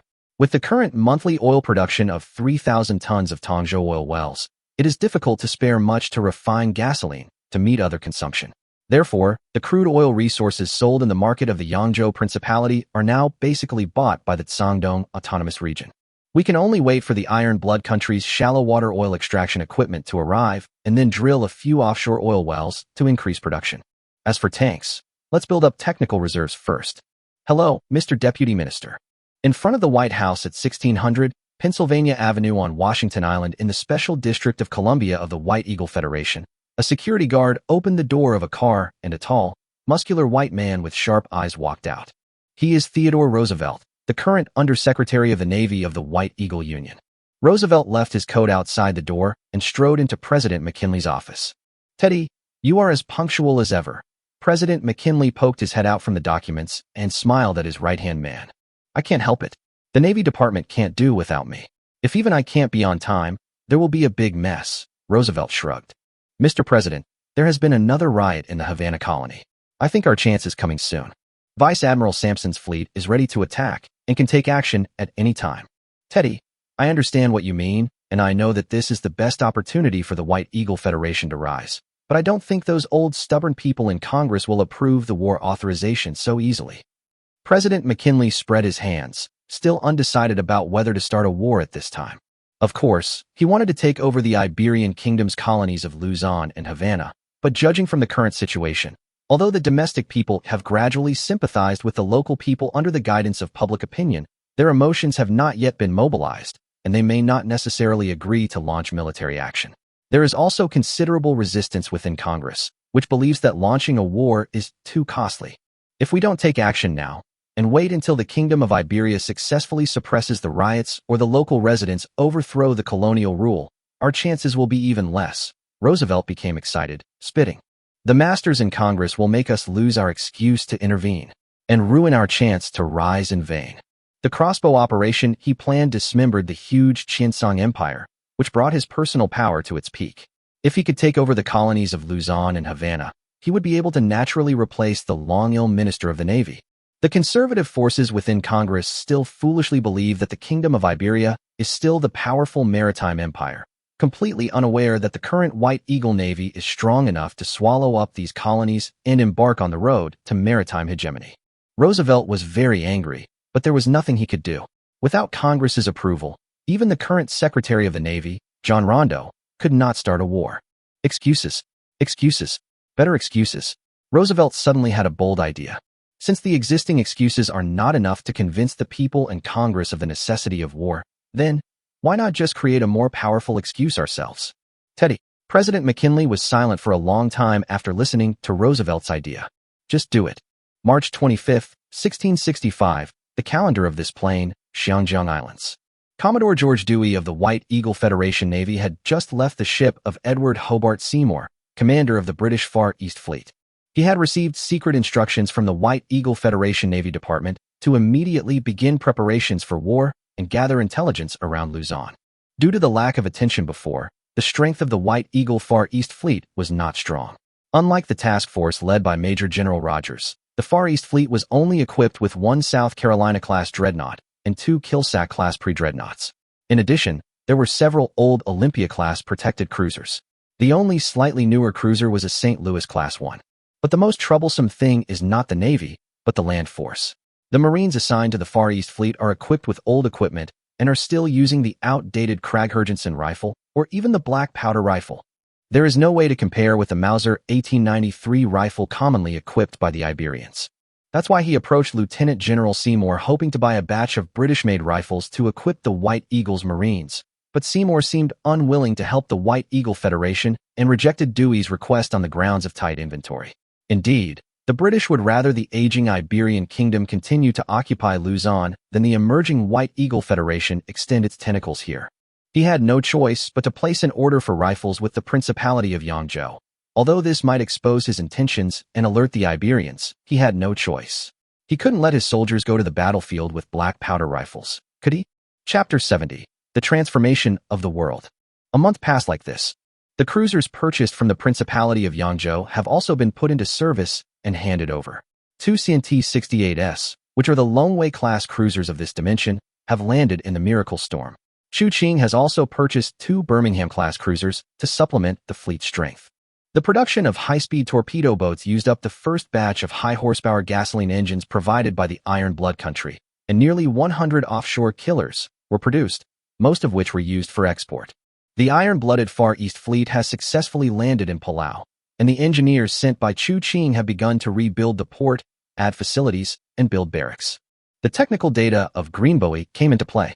After the existing artillery production line modified the process, it also began to fully produce hard-backed armor-piercing shells, which will greatly increase the combat power of the warships of the Shandong Autonomous Territory. The Light Weapons Research Laboratory lived up to expectations and successfully copied the M1921 heavy machine gun. Chu Qing instructed that the water-cooled model be put into production first, and the air-cooled improved model should follow simultaneously. This large-caliber water-cooled heavy machine gun is too heavy for infantry units, but it is just right for installing on ships to shoot down airships and seaplanes. The technical team, led by Liu Guochen, modified the ammunition feeder of the M1916 rifle and combined it with the technical documents provided by Chu Qing to allow the light machine gun to use a 47-round drum magazine. It was also modified with a heavier barrel and thicker receiver. The final product had a theoretical maximum firing rate of 550 rounds per minute. Due to its special structure, the firing rate was relatively low, but it was sufficient for team firepower. The disadvantage was that it was a bit heavy, which made Chu Qing's idea of making an automatic rifle fail. During this month, there were 2 more exchanges of fire between Qiancang Kingdom and Qiancang's Second Empire, with both sides winning and losing, and no battleships were lost. The Qiancang Kingdom also tried to recover the islands seized by the Caucasus Empire, but ultimately failed. The defeated Qiancang fleet finally retreated under the cover of the Dongying warships in the Hunjiang Islands at the cost of recognizing the Dongying Empire's control over the Hunjiang River. The successive failures made Qiancang Kingdom's purse tighter and tighter.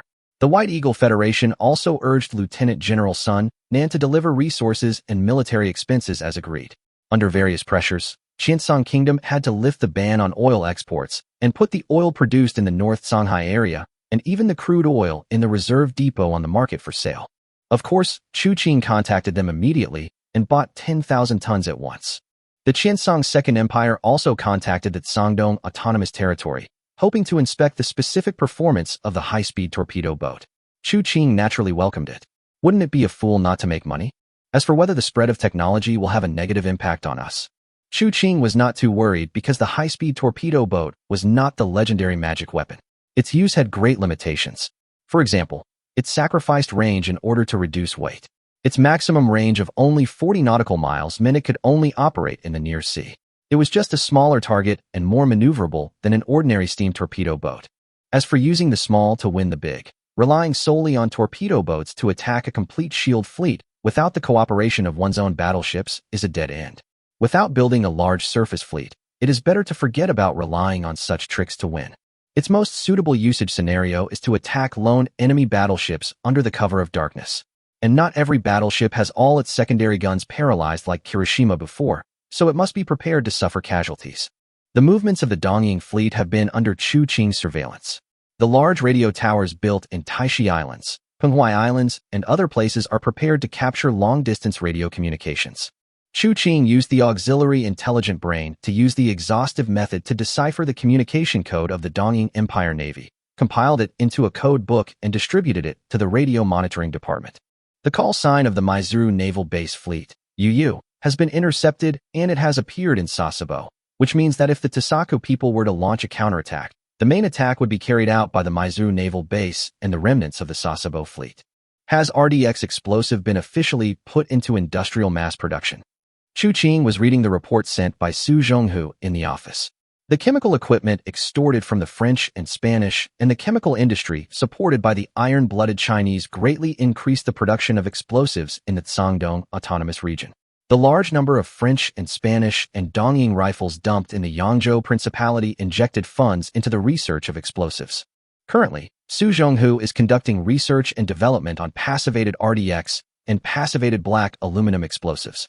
Chu Qing can't help but imagine the explosion of high-explosive bombs loaded with such explosives on enemy ships. Governor, newly intercepted intelligence. Chief of Staff Zhong Qilan rushed into Chu Qing's office with a telegram. Penghua. The enemy's main attack direction is Penghua. Chu Qing took the telegram and unfolded it. It was a report from the Maizuru Naval Fleet to the Dongying Navy Department. It mentioned that the attack plan was to capture Penghua first, then gradually attack southwards, and after gaining a foothold, wait for reinforcements and proceed slowly. After putting the telegram away, Chu Qing came to the map of the Sangdong Sea area, drew a red arrow at the position representing Penghua, and then placed a blue logo representing his own fleet.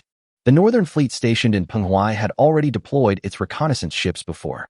The experimental submarine was also dispatched by Chu Qing after completing the replenishment and should have arrived near the Penghua Islands. The northern fleet stationed in Penghua has the Xuelong and a Queen-class ship, while the existing intelligence shows that the Maizuru Naval Base has at least 1 Congo-class and 4 Kawachi-class ships. Together with the remnants of the Sasebo fleet, its strength is indeed greater than that of the northern fleet. Fortunately, even if the Dongying people set out to attack Penghua now, there is still enough time to deploy defenses. Chu Qing thought about it and decided to let the Taixi stay behind, and the rest of the Eastern Fleet's battleships immediately set sail for the Penghua Islands. The luxurious lineup consists of 3 Queen-class high-speed battleships and 2 large battlecruisers. The slowest battleship can reach a speed of 24 knots, which is enough to give the Dongying people another severe blow. Recall all sailors on leave. Preheat the boilers. I want the fleet to set off tonight. April 27, 1665, the calendar of this plane, the Qiancang Islands, the station of the British Far East Fleet. Your Excellency, this is a reply from the Admiralty. The Chief of Staff placed a telegram on the desk of Lieutenant General Seymour, who glanced at it and frowned. The Admiralty did not take our reminder seriously. They still believe that the Iron Blood Fleet is only going to the Marshall Islands to patrol its territory and show its presence. Forget it, they are just a few cruisers anyway. How big a storm can they cause? Seymour stood up and patted the Chief of Staff on the shoulder. As a senior general of a veteran naval power, he did not take the naval forces of all other forces seriously. What are our Dongying allies doing? After the failure of the last expedition, they mobilized another new fleet, which has already set off. Uncivilized monkeys also drove a warship, but they couldn't even take down a small, autonomous territory. Seymour sneered. How could these upstarts understand the heritage of a century-old navy? Chapter 71 Gather and Destroy. On May 7, 1665, at the edge of Peng Huai's territorial waters, the high of the Eastern Sakura Empire Navy. Ito, how did you sleep last night? On the starboard deck of the high, at the 47mm rapid-fire gun position, the loader Sasaki patted the gunner's shoulder. It's terrible. Ito rubbed his eyes. It's like sleeping in a body bag. He was not originally a sailor on the high, but was added to the high as a rapid-fire gunner. In order to guard against torpedo boat attacks, each large battleship was equipped with several searchlights and about 20 small-caliber rapid-fire guns on both sides. Overcrowding made the living environment terrible, especially for fourth-class sailors like Ito, who were at the bottom of the Tosakura Navy hierarchy and were only fit to sleep in hammocks hung in the corridors. Private Ito. The sergeant's scolding came, and Ito couldn't help but shudder. The high was leading the 3 cruisers, Chokai, Maya, and Tone, as the high-speed vanguard, while Captain Masao Nishida was discussing the battle plan with his staff on the bridge. Our ship is still 200 nautical miles away from Peng Huai, and the main fleet is 45 nautical miles behind. Should we send the cruiser formation to expand the reconnaissance range? No, it's better to concentrate the fleet together.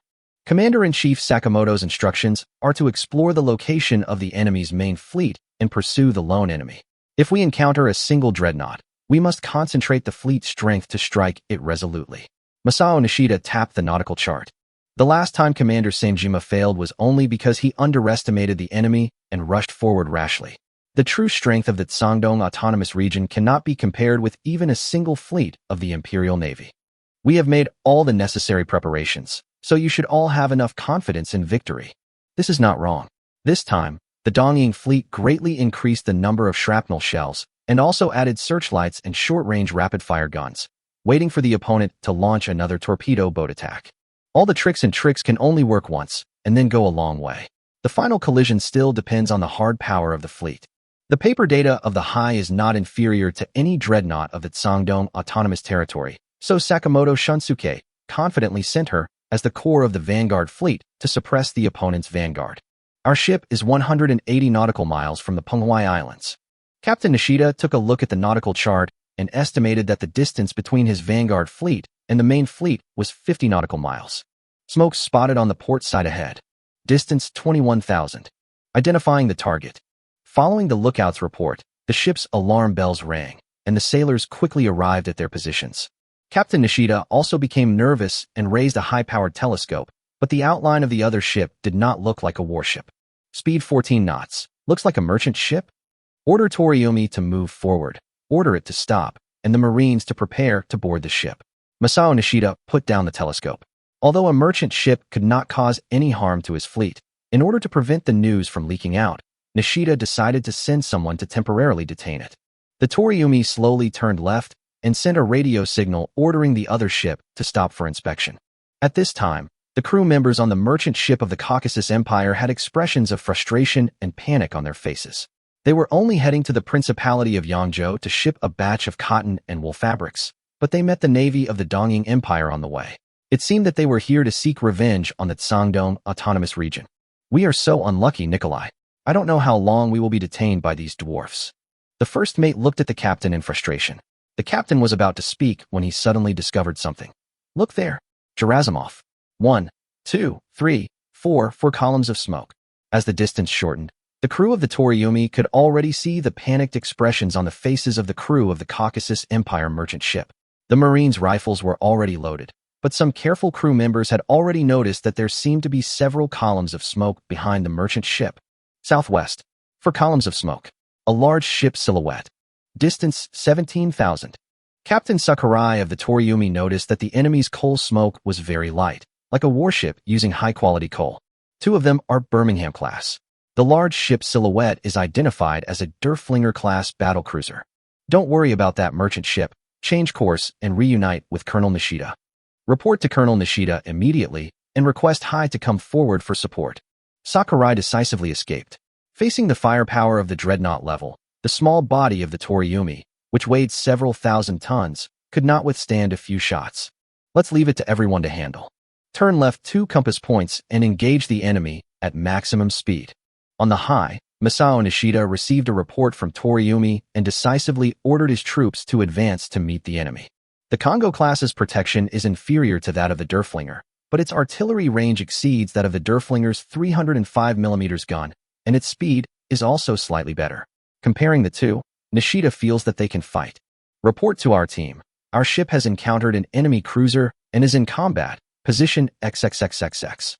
The Toriumi returned to the formation, and the 2 fleets drove towards each other at high speed, the distance between them getting closer and closer. The merchant ships of the Caucasus Empire took the opportunity to escape from this troubled place. The bow main turret. Half-salvo fire. Boom. Hai's 356mm main gun fired first at a distance of 18,500 meters, kicking off the vanguard battle. Emergency report. 4 columns of smoke, a cruiser, location XXXX. It is speculated that the enemy's main force may be in the southwest. On the flagship Yamashiro, Vice Admiral Sakamoto Shinatsu received a telegram from Hai and decisively ordered his fleet to move closer to Hai. If the opponent is not aware of our offensive intention in advance, then the Derflinger is the only main force, and our team can ensure victory by pressing forward. Even if the enemy anticipated our attack, the main fleet should have followed behind the vanguard as Nishimura speculated, and our team could have directly launched a decisive fleet battle with the enemy. Chief of Staff Lee is already engaged in a fight with the enemy. Intercepted enemy fleet communication. The enemy main force is approaching the battlefield, heading southwest. They took the bait. Notify the Shinpu, Haijo, and Pinghuai to maneuver to that position to intercept and cut off the retreat of the Dongying main force. On the Admiral-class battlecruiser Qixia, Chu Qing tapped a point on the sea chart. He had not activated the radio shielding before, in order to capture the vanguard and the main force of the Dongying fleet in one fell swoop, not even letting a small boat escape. Our ship approached the Shualong at maximum speed. Chapter 72 Super Battleship. Boom. Boom. Off the coast of the Pinghuai Islands, the Hai and the Derflinger-class ship of the Tsangdong Autonomous Territory had been fighting for more than 20 minutes, and neither side had caused any substantial damage to the other. Nishida felt very frustrated because the opponent did not seem to want to engage in a fair artillery battle with him. He would rather give up fire control and ranging and make multiple turns to keep the distance to 18,000 meters.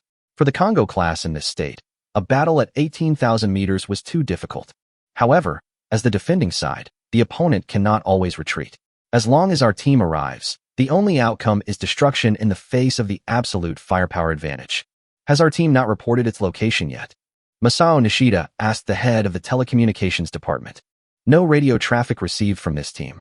Nishida sensed something was wrong. Before he had time to react, a ball of fire suddenly exploded on the sea on the right side in front of him. Head southeast. Distance 20,000. A large ship silhouette. Identifying specific model. Nishida and a group of Tosakura officers raised high-powered binoculars and discovered the huge creature. With just one glance, Masao Nishida judged from the much lighter smoke above the battleship's chimney that the other party was obviously using an oil-fired boiler. It has become a consensus that warships using oil-fired boilers perform better than those using coal-fired boilers. To be fair, if we ignore the issue of stance, she was the most beautiful battleship Nishida had ever seen. The long forecastle, the mighty main guns, and the refined appearance immediately captured the heart of Captain Dongying. Boom. Several huge water columns rose up on the side of Hai, and the splashing water with the precious teak deck. Based on the height of the water columns, Nishida judged that this should be a 381mm class artillery. Haven't you identified the other party's model yet? The three major indicators of the enemy's firepower, speed, and protection are all unknown, but what Nishida can be sure of is that the enemy's ship is at least 250 meters long. The huge size means stronger combat power, which makes Colonel Nishida anxious. The corresponding model cannot be found in the identification manual. What? Masao Nishida could no longer conceal the surprise on his face. There was no record of this in the identification manual, which meant that this type of warship was either too old or a new one that had never appeared before. The unknown is the most terrifying thing, and the giant ship on the opposite side has already demonstrated its strength with its size. This situation obviously belongs to the latter. Boom. The water column was getting closer to the high. Nishimura realized that his Congo class was no match for the high. He was about to order a retreat, but the lookout reported a devastating data in a trembling voice. The lookout measured 31 knots. The fire control room measured 32 knots. 31 sections. How is this possible? This speed is faster than that of a Lei-class destroyer. Now everyone in the bridge could no longer remain calm. The speed of 32 knots was faster than some old destroyers, and the opponent was so huge in size, with a displacement of at least 40,000 tons. A 40,000-ton battleship equipped with 381mm naval guns and capable of running at 32 knots. These data are beyond the knowledge of the Dongying officers. I understand. Admiral Samajima's fleet was not destroyed by torpedoes. Those were all false news deliberately released by the enemy. The enemy's main battleships are not 3 dreadnoughts at all. On the contrary, there is a high probability that there is more than one such giant ship. Faced with such a terrifying opponent, we don't even have the chance to retreat. Send a telegram to our fleet immediately. The enemy has high-speed warships equipped with 15-inch naval guns, and there is a high probability that there will be more than one. In the central computing room on the Qixiao, the gunnery officer directed 28 crew members including draftsmen, messengers and mechanics who were busy in front of the Dryer MKV fire control console. This is the final model of the Dryer fire control station, which can calculate the data of 4 turrets at the same time. By inputting the position, speed, and deflection angle of both sides, plus the temperature/pressure, wind direction, and speed, and even the relevant data of the Earth's rotation, it can extrapolate the rate of change of distance in a differential way, recording the past and foreseeing the future. The gunner adjusted the elevation and horizontal rotation according to the data transmitted on the dial, waiting for the push rod to push the hardback armor-piercing shell weighing 879 kilograms into the barrel. Boom! The fourth half volley was fired, and the tall water column successfully trapped high in the middle. Beautiful! The chief gunner couldn't help but cheer. Achieving crossfire at a distance of 20,000 meters was a very good result for a warship that was in its first actual combat. Next, the Qixiao will pour terrifying firepower on the enemy with the maximum combat firing rate of its 8 main guns.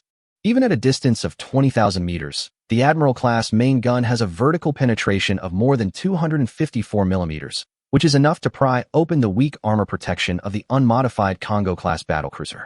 The Xuelong also turned back to the battlefield and approached the Hai and the 3 Chikuma-class ships surrounded by 3 cruisers. Li preferred to eliminate his opponents at a closer distance with more accurate and fierce artillery fire. Caught between 2 ships, Masao Nishida realized that the Hai had no chance of escape. He also had not received any reply from his team. Realizing that there was a problem with the radio communication, he immediately ordered the formation to be disbanded and ordered the 3 cruisers to move closer to the team's estimated position. The Hai also turned sideways to unleash the full firepower of its main guns. Chu Qing stood on the bridge of the Qixiao, facing Hai's gunfire. Of course, it was not Fish Liang who gave him the courage, but the huge ship under his feet that gave him an unparalleled sense of security. Although the 8 356mm main guns were already quite powerful in this era, they were still not enough to penetrate the armor of the Admiral class. As a warship that learned from the lessons of the Battle of Jutland, the British deliberately greatly strengthened her protection when building her. The armor protection accounts for more than 32 of the total tonnage. The 305mm armor with a 12-degree inclination is equivalent to 356mm of vertical armor. The overall protection level is not inferior to that of the Queen Elizabeth-class battleships. It is this level of armor and bullet confrontation that gives Hood the capital to compete with the blank Big 7. As for warships below the Big 7 level, such as the blank Congo class, it can only be said that the more they resist, the more excited Hood becomes. Boom! A brilliant ball of fire rose from the hull of the Hai, hit the enemy ship's command tower. Chapter 73 Monster. 2 p.m. on May 7th, 1665, local calendar. Where are the coastal defense ships and landing ship formations? They should be 450 nautical miles east of Panghua. According to the pre-war plan, they will not move until they receive our signal. Still no news from the Nishida fleet? Sakamoto Shinatsu paced back and forth on the bridge of the Yamashiro. With the Kongo-class ships in command, the Vanguard Squadron would theoretically be safe from any accidents. Even if they were besieged by 3 enemy dreadnoughts, they could escape by relying on their high speed. Commander, we still haven't received any communication from Colonel Nishida. The head of the telecommunications department reported with his head down, and Sakamoto Shunshin waved his hand to let him leave. I hope it was just the radio equipment that was damaged during the battle. Sakamoto Shunsuke wiped his sweat with his gloves. How far is our current location from Nishida? If Colonel Nishida's fleet had engaged in combat immediately after generating power, it would still have about 35 nautical miles to go. Debug the radio equipment, keep an eye out, and prepare for combat. Sakamoto Shunshin adjusted his military cap and said nothing more. However, 8 kilometers away below the water surface, a pair of eyes were staring at the huge Dongying fleet. 3 large targets, 7 medium targets, 7 small targets. Zhang Huchen counted the targets on the sea in an excited tone. After sinking the Tsukuba, he truly secured his position as a submarine captain with his military achievements. The innermost one is a big one. It has 12 main guns, at least 30,000 tons. Boss, who shall we attack first? The deputy captain was ready to take the heads of several more Dongying ships. How about we attack the big one? Wait a little longer until they get into our attack position. 1/3 thrust. Right rudder 10. I want all torpedo tubes ready to launch within 5 minutes. Zhang Huchen turned the periscope left and right, and then said, there are too many escort ships. It will be difficult to succeed in a direct attack. It's not the right time yet. Sakamoto Shunsuke, who was anxiously waiting on the Yamashiro, did not receive any news from Nishida Masao, but when he discovered that his own radio had failed, he noticed 2 dark figures appearing in the distance. One Derflinger, the other unidentified. Listening to the staff officer's report, Sakamoto Toshiatsu realized that the worst situation had already happened. Nishida's Vanguard fleet had been completely destroyed, and the huge ship Shadow rushing towards him was obviously the murderer. She's too big. It's at least 40,000 tons. No, more than that, at least 45,000 tons. The captain of the Yamashiro put down the telescope tremblingly and muttered. He originally thought that his Fuso-class ship of more than 30,000 tons was already the largest and strongest battleship in the world, but he did not expect to encounter a 40,000-ton battleship in the small Sangdong autonomous territory. Mr. Takahashi, don't destroy your own prestige. Sakamoto Shinatsu noticed Captain Takahashi's abnormality, reminded him, and then calmly gave orders. The screen fleet moves to the starboard side of the battleship. Main fleet turns left 4 compass points. Prepare for starboard artillery battle. Under his feet was the most powerful battleship of the East Sakura Empire. Sakamoto Toshiatsu did not allow himself to retreat. Although its protection and mobility were average, Vice Admiral Sakamoto had full confidence in the firepower of its 12 356mm naval guns.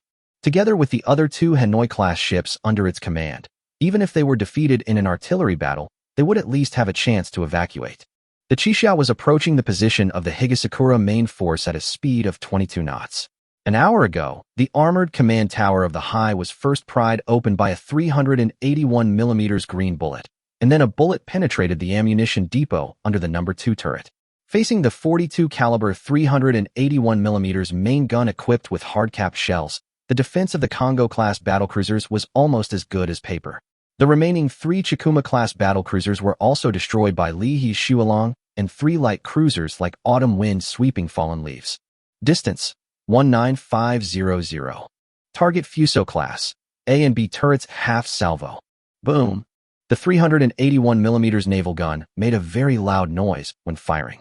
The 879 kilograms shell was twice as heavy as the 305 gun widely used at that time, and the height of the water column splashed was also extraordinary. The Shualong was also firing, and the thunderous sound of the 2 ships' guns continued to stimulate the nerves of the crew of the Tosakura fleet.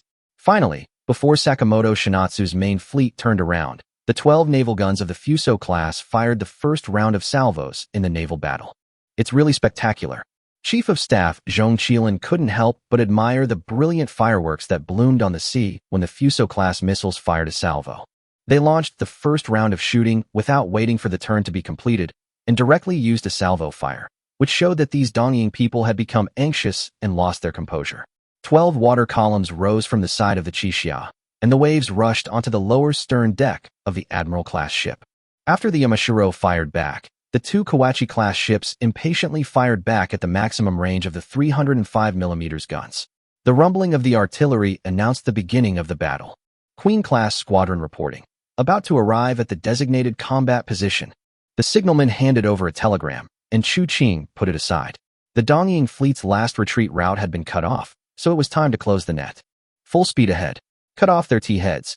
Inside the engine room, the soldier standing by the telegraph machine shouted loudly, "Full speed ahead! Full speed ahead! Move, move!" Several engine room crewmen who controlled the valves turned the wheels that controlled the gas valves and oil pumps. The fuel was sprayed from the fuel tank into the boiler by the pump, while the other technicians closely watched the readings of various instruments. The large exhaust fan was humming, and 24 Yarrow small water tube boilers were outputting 1.6 MPa of high-pressure steam to the engine room, pushing the 24-inch propeller shaft. When the unique Curtiss single-stage reduction gear is able to reduce the axle speed to the optimal speed of 210 RPM, the Admiral-class ship's 40,000-ton hull will reach its maximum speed of 32 knots. Enemy ship accelerates. Oh, this surprised Sakamoto Toshiatsu. For a battleship of this size, a speed of 22 knots was already quite high, but the opponent was still holding back. It seems we have encountered a tough opponent. 23 knots, 24, 26 knots. Sweat was already pouring down Sakamoto Toshiatsu's face, but the observer still didn't stop counting. The officers in the bridge dared not breathe a word. When the speed exceeded 30 knots, a staff officer finally cried out, "What the hell is this monster?" Chapter 74 Hunting. The Qianqang, sailing at a full speed of 32 knots, was nearly 12 knots faster than the slow-moving Dongying main force, and quickly seized the T-shaped crosshead. Although the Dongying main force turned to evade several times, the huge speed difference made them completely lose the initiative. The Qianqang still firmly occupied the advantageous position and continuously struck heavy blows at the Dongying battleship with its 8 381mm main guns. Contrary to the situation in a certain naval battle game, in reality the dispersion range of most battleship guns is an ellipse with the long axis parallel to the direction of the barrel, so if you charge headfirst at the vertical end of the T, as in the game, the result is likely to be hit by more shells. Elevation 12 degrees 27 minutes. Horizontal azimuth 293 degrees 14 minutes. Hard cap armor-piercing bullet. Under the guidance of the megaphone and the firing dial, the crew members adjusted the elevation of the gun. The ammunition cage behind the breech lifted the 381mm shells to the breech, and then the shells were pushed into the barrel from the slide rail by the ammunition rod. The turrets of the Hood and Queen Elizabeth classes have the ability to load at any elevation angle, so there is no need to lower the muzzle for loading. The crew members of Turret A were originally members of the USS Huantai. After the USS Huantai was eliminated and handed over to the Naval Academy, they were transferred to serve on the USS Qianqang.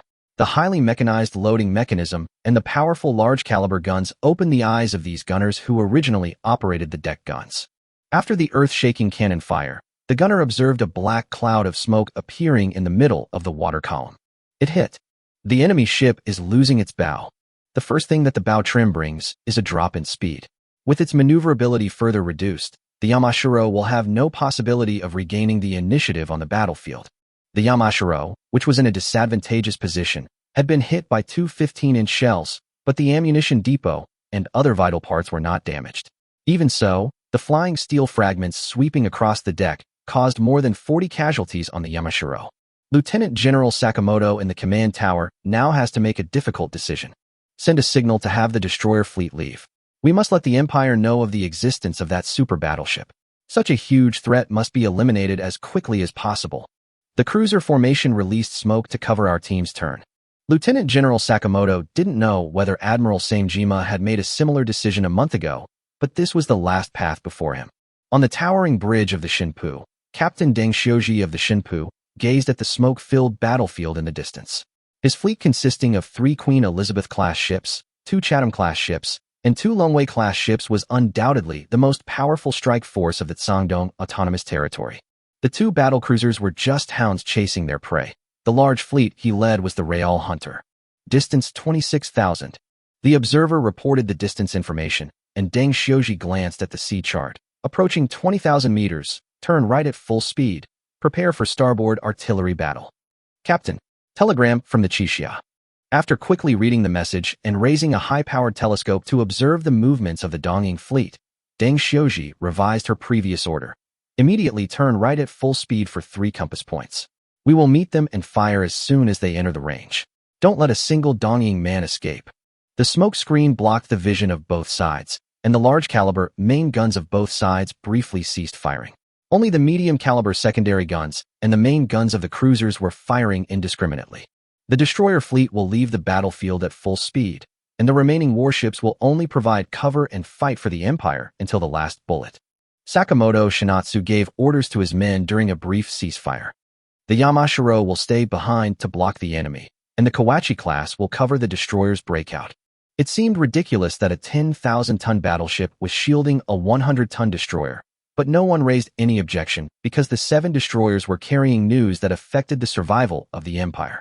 Although the speed of the Chunyu type is slightly slower than that terrifying battleship, if the 7 ships act separately, they may have a chance to escape. If the first battleship of this level can land in the waters within the Tsangdong Autonomous Territory, then the second one will definitely land. If we wait any longer, even if the Dongying Empire assembles all the main battleships in the country, they may not be the opponent of the opponent. Boom! The sound of 305 and 381 heavy artillery fire rang out again from the other side of the smoke screen, and once again a forest of water columns smashed into the position of Dongying's main force. The rapid-fire cannons and searchlights that had been installed before the war now became a complete joke, and were turned into a pile of garbage by shrapnel and waves. This time, the Tsangdong fleet's target was the 4 Chikuma-class ships. 3 rounds of artillery fire paralyzed 2 of them, and the smoke suddenly faded. Heading 245, the helmsman reported that the turn was completed. Sakamoto Shunsuke looked around and ordered the cruiser to stop releasing smoke and break away from the formation for the assault. The enemy possesses weapons beyond imagination. We are doomed to be unable to return to Sasebo port. However, as long as the Imperial Navy receives the news and mobilizes a large fleet to encircle and suppress them, the Empire can still firmly grasp the control of East Asia. Everyone, see you at Kdanzaka. Chu Qing, of course, noticed the Qiancang that broke out of the smokescreen. The Xuelong and Qixiao immediately concentrated their fire on this 30,000-ton ship. The 305mm vertical armor barely blocked the Xuelong's fire, but could not stop the 381mm shells with hard caps. Soon, a thick cloud of black smoke appeared in the middle of the Yamashiro's hull. The 305mm main armor belt was penetrated, and the boiler pipes were broken by the explosion. Seawater poured in from the bullet holes, and then poured back into the high-temperature boilers, causing a steam explosion that instantly cooked all the organic matter in the engine room. The consequences of the Fuso-class ammunition depot and boiler room being separated immediately became apparent. The explosion spread to the ammunition depots on both sides of the boiler room, and the high temperature once again induced the ammunition in stock to explode. A mushroom-shaped cloud of metal and tissue fragments suddenly gushed out from the middle of the Yamashiro, followed by a loud noise like thunder. The 200-meter-long Yamashiro broke in the middle of the hull, with the bow and stern tilted up.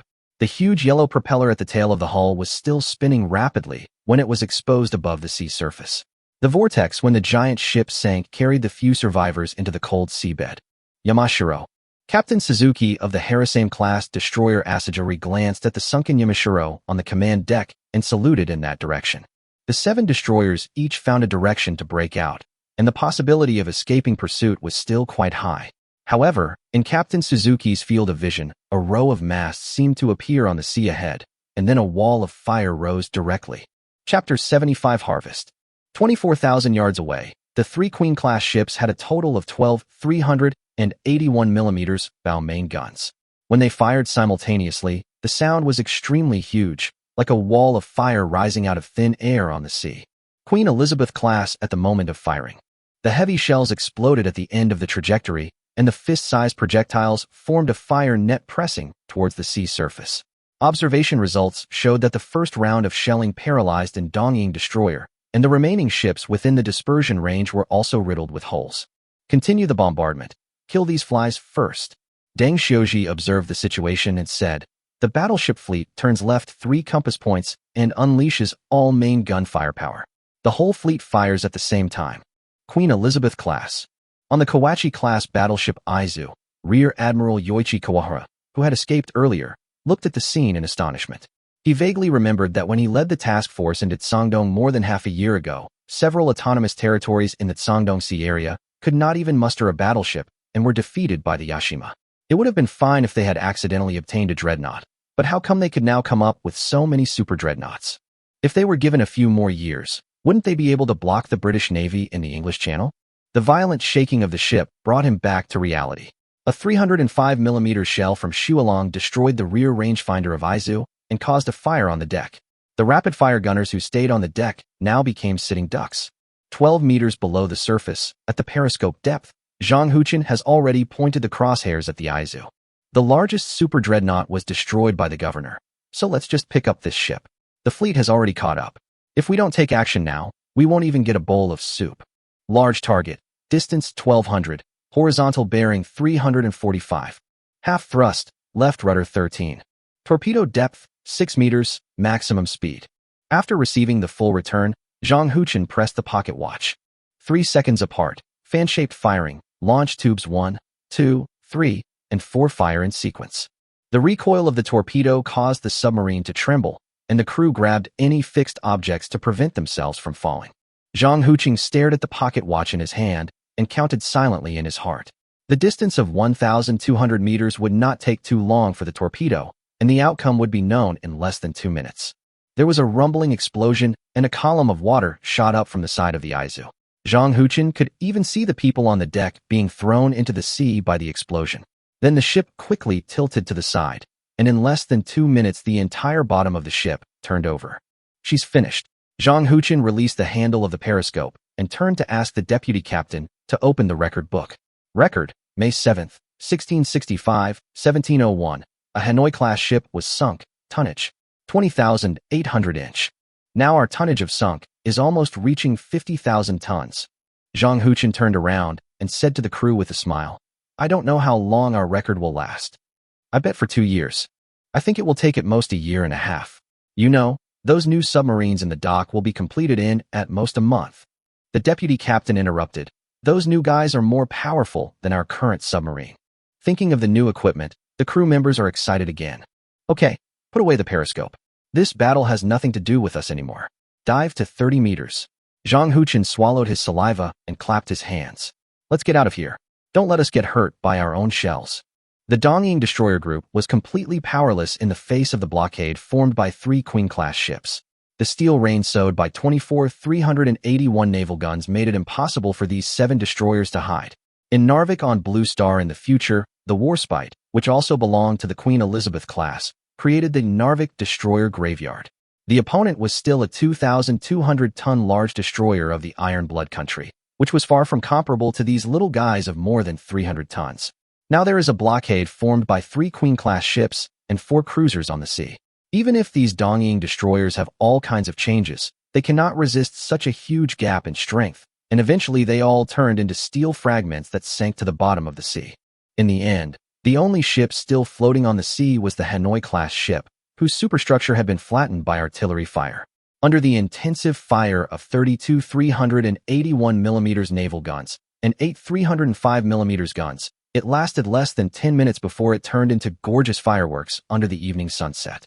The Shualong slowly sailed past the wreckage of the Dongying battleship. Li He instructed the soldiers to lower several small boats and pull back the Dongying sailors struggling in the water to work as laborers. He looked at the smoke that was beginning to dissipate on the sea and sighed in his heart. In 2 months, he had destroyed 2 expeditionary fleets of the Dongying Empire, with a total tonnage of more than 250,000 tons. It's time, it's luck. Ever since Chu Qing took over, the warships that descended in the Miracle Storm have jumped from small cruisers of 2,000 or 3,000 tons to large ships of more than 10,000 tons. It is with the help of these large ships that the power under his command has been expanded again and again, becoming a true warlord who dares to challenge the Dongying Empire head-on. Now when I think back to the naval battles I fought with the old garrison commander Chu Xiong, it was like a bathtub battle. "We'll deal with the prisoners as usual," Qiancang said as he took off his military cap and adjusted the top of his cap on the bridge of the Taixi. Each ship will count the losses. Dinner will begin now. After a battle, the sailors' tense spirits need to relax, and a hot meal can effectively relieve fatigue and soothe the spirit. After this group of fleets lost contact inexplicably, the Dongying Empire should not dare to actively invade the Qiancang autonomous territory again. Once the news spreads, Britain and other powers will also be wary of the Qiancang autonomous territory and strive for some time for peaceful development. When the Qiancang autonomous region once again stands in the spotlight of the world stage, it will launch a charge towards the sacred sea power. Qixiao was hit by 3 bullets. The main armor belt was not penetrated, the core compartment was not damaged, and 5 crew members were slightly injured. The Shualong was hit by 8 bullets. The main armor belt was not penetrated, and 3 secondary guns were damaged. Qiancang was looking through the lost records in the captain's room of the Qixia. This time, because they had an absolute advantage in equipment and the attack was unexpected, the damage ratio was quite good. Only the Shualong was slightly injured, and the losses of the 3 Queen-class ships and the Qixiao were negligible, with a total of less than 20 casualties. The 2 victories over the Dongying Empire were due to the intelligence advantage, and the opponent knew nothing about the changes in the military strength of the Qiancang autonomous region, which resulted in such a huge disparity in the casualty ratio. Qiancang couldn't help but sigh at the horror of the fog of war. After checking the balance of time and space points on the panel, it was approaching the 700,000 point mark again. How to allocate it was another problem that Qiancang was worried about. Chapter 76 Debate. On May 11, 1665 of the local calendar, in the capital of the Iron Blood Empire, in the meeting room of the Iron Blood Empire Navy Technical Committee, the waiter opened the heavy wooden door, and 2 generals dressed in the uniforms of the Iron Blood Empire Navy walked in. In front of the conference table in the middle of the conference room stood a row of middle-aged people in traditional formal wear, led by a gray-haired old man. The old man wearing crystal glasses is Dietrich, the chief ship designer of the Iron Blood Empire. He has presided over the design of the Bremen-class light cruisers, the Scharnhorst class, and the surveying, mapping, replication, and improvement of the Helgoland-class battleships and the Derflinger-class battlecruisers. He is well known in the Iron Blood Empire's navy. The man in admiral's uniform and with a thick beard was the Imperial Navy Minister von Tirpitz, and the Major General Military Attaché, next to him, was Ingenol, who had just returned secretly on a high-speed freighter. After they exchanged greetings and sat down, the gray-haired old man slowly spoke. My colleagues and I have already examined the drawings brought back by Major General Ingenol. It is undoubtedly an outstanding design, and most of the technologies used in it are already in our possession or are already in the process of being developed. Her performance is more advanced than the Queen Elizabeth class, which the British have not yet been able to mass-produce. Such a battleship is undoubtedly the most perfect and most suitable for the Imperial Navy. Once she enters mass production, she will create a technological advantage and will likely change the power structure between us and Britain. Dietrich adjusted his monocle. Therefore, I, von Karl Dietrich, recommend to you, Admiral Tirpitz, that you immediately approve the construction of this type of battleship. The gray-haired old man trembled as he spoke, but his eyes were still bright.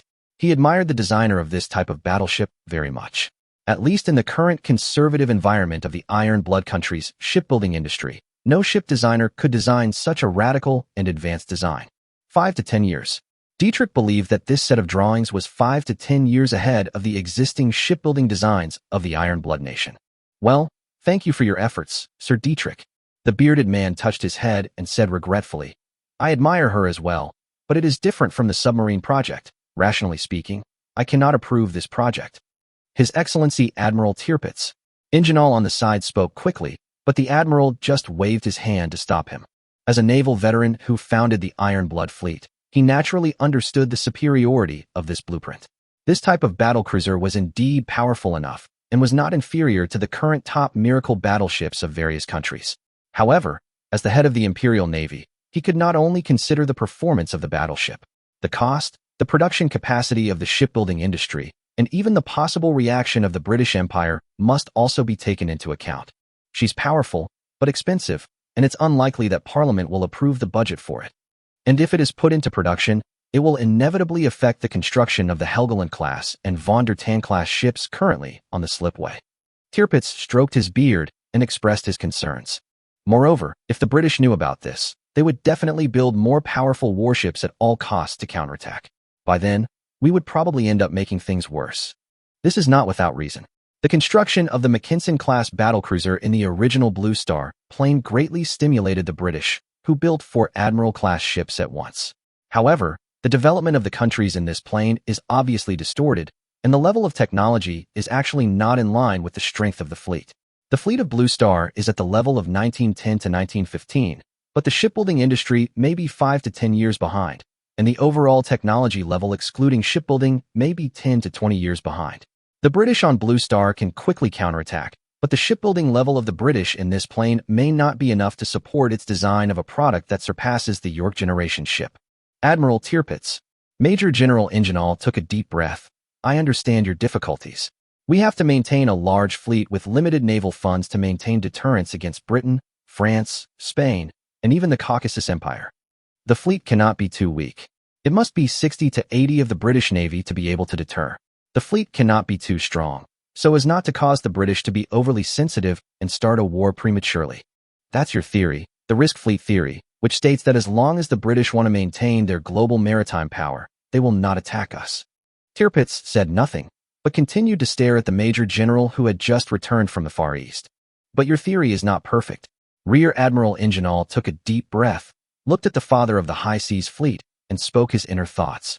Before Ingenol set off for return, Chu Qing had a long secret conversation with him, told him some news about England, and taught him some words, the purpose of which was to prevent York's replacement ship plan from being obstructed in the Iron Blood country. Now it can finally come in handy. If the British are desperate to strangle us, even at the cost of losing some of their sea power, what should we do then? Go on. The bearded man motioned for the Major to continue his speech. The British people's obsession with sea power is beyond imagination and can be described as crazy. They will never allow any force to challenge their sea power. Ingenol took out a newspaper, which was the Saturday Review, a British newspaper from 1662. It was also given by Chu Qing. It said, the only result of the Iron Blood Empire developing an ocean-going fleet is that Great Britain will deal it a heavier and more thorough blow. The only way out for their warships is to be sunk to the bottom of the Atlantic Ocean. The day the British learned that we were vigorously developing our ocean-going fleet, we were already listed as a threat that must be eliminated by the British. No matter how our fleet develops, whether it is 40, 60, or 80 or 90 of the British fleet, the British will not sit idly by and watch us grow. Admiral, if we still follow the 2:3 strength comparison that we think is safe, thinking that this will make the British hesitate, then when the British are fully prepared for war and send their domestic fleet to the border of the Empire, what will we use to make up for the gap in combat power? Do we still have to hope for the mercy and grace of our opponents? What we need is a navy that can truly engage in direct combat with our adversaries in the ocean, a navy that can truly safeguard our global interests. Ingenol's voice gradually became louder, and his facial expression became more ferocious. Chapter 77 for Germany. We can't let the tragedy of Qingdao happen again, Admiral Tirpitz. When Ingenol finished speaking, the conference room fell silent. Tirpitz silently pondered the meaning of Ingenol's words. Indeed, the basis of the risk fleet theory is that the British will not risk going to war, but if the British give up some of their overseas bases and indirectly control overseas through allies or agents, they can refocus their forces to deal with the Iron Blood Empire. From the day the war actually breaks out, this theory will be declared a failure. The risk fleet is essentially a gamble that is taken out of necessity.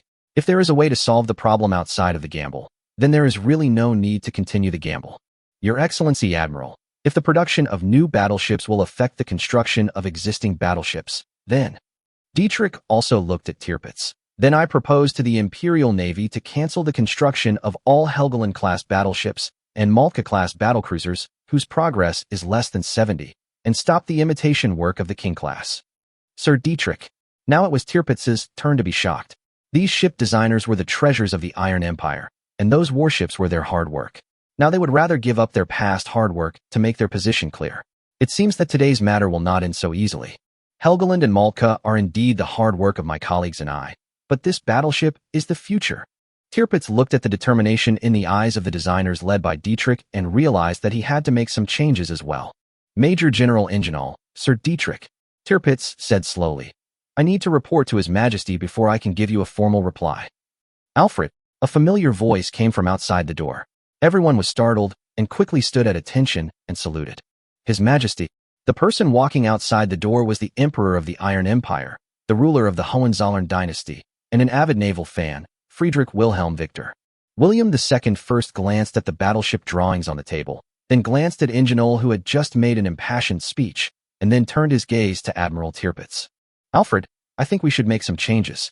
Friedrich von Ingenol. The Emperor turned his gaze to Major General Ingenol. "I pay my highest respects to you, Your Majesty." Ingenol hurriedly saluted the Emperor. The Emperor stepped forward and patted him on the shoulder. "You are right, Ingenol. We cannot simply pin our hopes on the mercy of those robbers. Our fleet may still be able to barely defend the Empire's sea borders at the moment, but the British's huge fleet is now patrolling the four directions, escorting merchant fleets to continuously import resources from colonies around the world into British shipyards, and then creating more warships. If this continues, the gap between us and Britain will only grow larger. The naval strategy we originally formulated for self-protection is no longer suitable. Since our fleet cannot meet the needs of the Empire, let's go all out. The most reliable thing in this world is our own fist. The Emperor's position is very clear. The iron-blooded Empire also wants a huge fleet, more overseas territories, and the ocean. Go ahead and build our fleet. There is no need to be restrained any longer. The Emperor turned his gaze to Tirpitz again. There is no doubt that we need this kind of warship. As for the other series of problems, I believe that the omnipotent Tirpitz can solve them. Thank you for your contribution. This is what the Emperor said to Sir Dietrich. Large slipways are limited. If new warships are to be built immediately, the old models currently on the slipway must be abandoned. As the designer who created the Helgoland and Malta classes, he would rather watch his hard work being dismantled in order to give his motherland some advantages in the naval competition. Dietrich and his team of designers just bowed slightly and said, "Everything for Germany. Everything for Germany." Tirpitz also bowed. "How is the construction of the submarine going?" The construction of the new warship was put on the agenda, and the Emperor turned to ask about the situation of the submarine. The construction period of submarines is not long. The construction of the first batch of 10 ocean-going diesel-electric submarines has started and will be completed in a few months, Tirpitz replied. Work on submarines and new warships must be taken seriously and given higher priority. The construction of all other warships must give way to them, William II ordered. The new warships are the secret weapons to suppress the British Navy in frontal combat, while submarines are the sharp weapon to cut off the British Empire's huge overseas blood transfusion system. Both cannot be neglected. On May 11, 1665, the British Empire Admiralty. Our Far Eastern allies seem to be experiencing some minor problems. Fisher walked into the Secretary of the Admiralty's office with a newspaper. An autonomous region that occupies 20 of the territorial waters of the former Qiancang Empire can actually cause the Dongying Empire to fall twice in a row. This is indeed very strange. Earl Selborne, the British Minister of the Navy, put down his quill. According to the existing intelligence, the fleet of the Zhangdong Autonomous Territory does not have the strength to confront any of the Dongying expeditionary fleets. How credible do you think the so-called super torpedo with extremely long range, reported by the Dongying people is? John Fisher was already sitting opposite Earl Selborne, looking through the documents on the table. At most 50, this type of torpedo clearly exceeds the current technological level. Even if it comes from a miracle battleship, the number of torpedoes carried won't be too many. The Dongying people lost 4 super dreadnoughts and 8 battleships there. Moreover, the Dongying people didn't even know the exact time when the 2 expeditionary fleets were destroyed. They couldn't send a telegram, and not a single boat could get out. This is too abnormal. Neither the ultra-long-range torpedoes nor the high-speed torpedo boats they are vigorously promoting can do this. It means they have some kind of radio shielding equipment, just like we have similar products under development. Selborne took out another unissued document. So I plan to transfer 2 Queen-class ships from the home fleet to strengthen the Far East Fleet in case of any emergency. I will ask Lieutenant General Seymour to keep a close eye on the movements of the Zhangdong Autonomous Territory. Fisher picked up the teacup and took a sip. There must be something out there that we don't know about. Chapter 78, New Battleship. Oh, by the way, John, you will be surprised by the situation of that new model battlecruiser. Selborne looked up and handed Fisher a document. This is her trial data. Maximum speed 32.07 knots. Fisher flipped through the information in his hand, almost catching up with the renowned class. It's really a perfect battleship. What do you think of her naming? With such powerful performance, I think only the generals who have made great contributions in the past of the British Empire can be worthy of her. May 13, 1665, the calendar of this plain, Taixi Islands, Zhangdong Autonomous Territory. After this battle, The people of Dongying should be more obedient. Li He and Chu Qing dressed casually and came to the breakfast stall they had been to before. Well, this must have hurt the Dongying people, Chu Qing said, picking at the noodles in front of him. The raw material of this kind of noodles is the salt-alkali-tolerant wheat unique to this plane, and the taste is much more unique than the wheat on Blue Star. The telecommunications department has not intercepted any more information about the mobilization of the Dongying fleet. If we continue to thwart the attacks of the Dongying people, it will inevitably attract the attention of other powers. What should we do next? Li He had finished his breakfast and was wiping his mouth with a tissue. Don't do anything. Don't make any official response. Let them guess on their own. Chu Qing also put down his chopsticks. Remember to keep our new toys away from international waterways to avoid leaks. Continue to promote our high-speed torpedo boats. How they verify it is their business. Anyway, once the few miracle warships that have recently arrived are settled, our current fleet will be strong enough to protect ourselves. Li He nodded. Recently, 3 Queen Elizabeth-class ships and 1 Admiral-class battlecruiser have landed in the waters of the Qiancang Autonomous Territory. This has increased the strength of the main fleet of the Qiancang Autonomous Territory by more than half. Even if the Far East fleets of the various countries in the Qiancang Islands are assembled, they cannot scare the Qiancang Autonomous Territory. The quantity and quality of these miracle warships were simply unimaginable in the past, Li He said with emotion. Chu Qing just smiled and said, "Who can say for sure about the miracle storm? Since fate wants us to rise, let's take advantage of it. If you don't take what heaven gives you, you will suffer the consequences." Li He nodded. Since the first miracle storm came 100 years ago, the research on miracle storms has never stopped, but to this day, miracle storms remain a mystery. There is no trace of the cause, frequency, or location of a miracle storm, and no one knows what is inside it. Someone once ventured into a miracle storm by boat, but when the storm ended, not even a piece of coal slag was left. No one knows what is inside the storm with strange-colored lightning.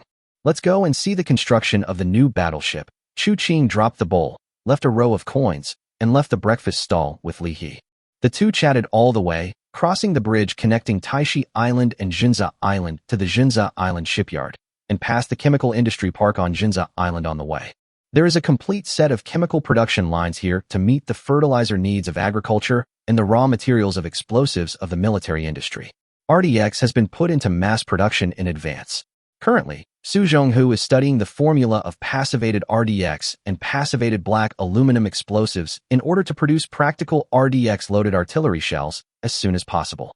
Soon, the two arrived at the Qiancang shipyard, and after identifying themselves, they entered the heavily guarded military-industrial base.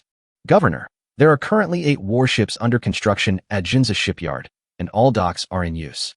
After receiving the news, the person in charge of Qiancang shipyard rushed over and took Chu Qing and Li He on a tour.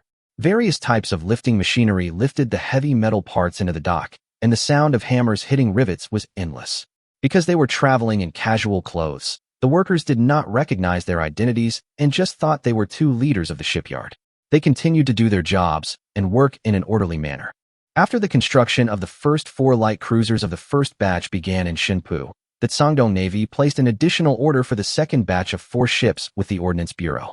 The existing light cruisers were not enough to meet the needs of the main fleet of the Qiancang Autonomous Territory.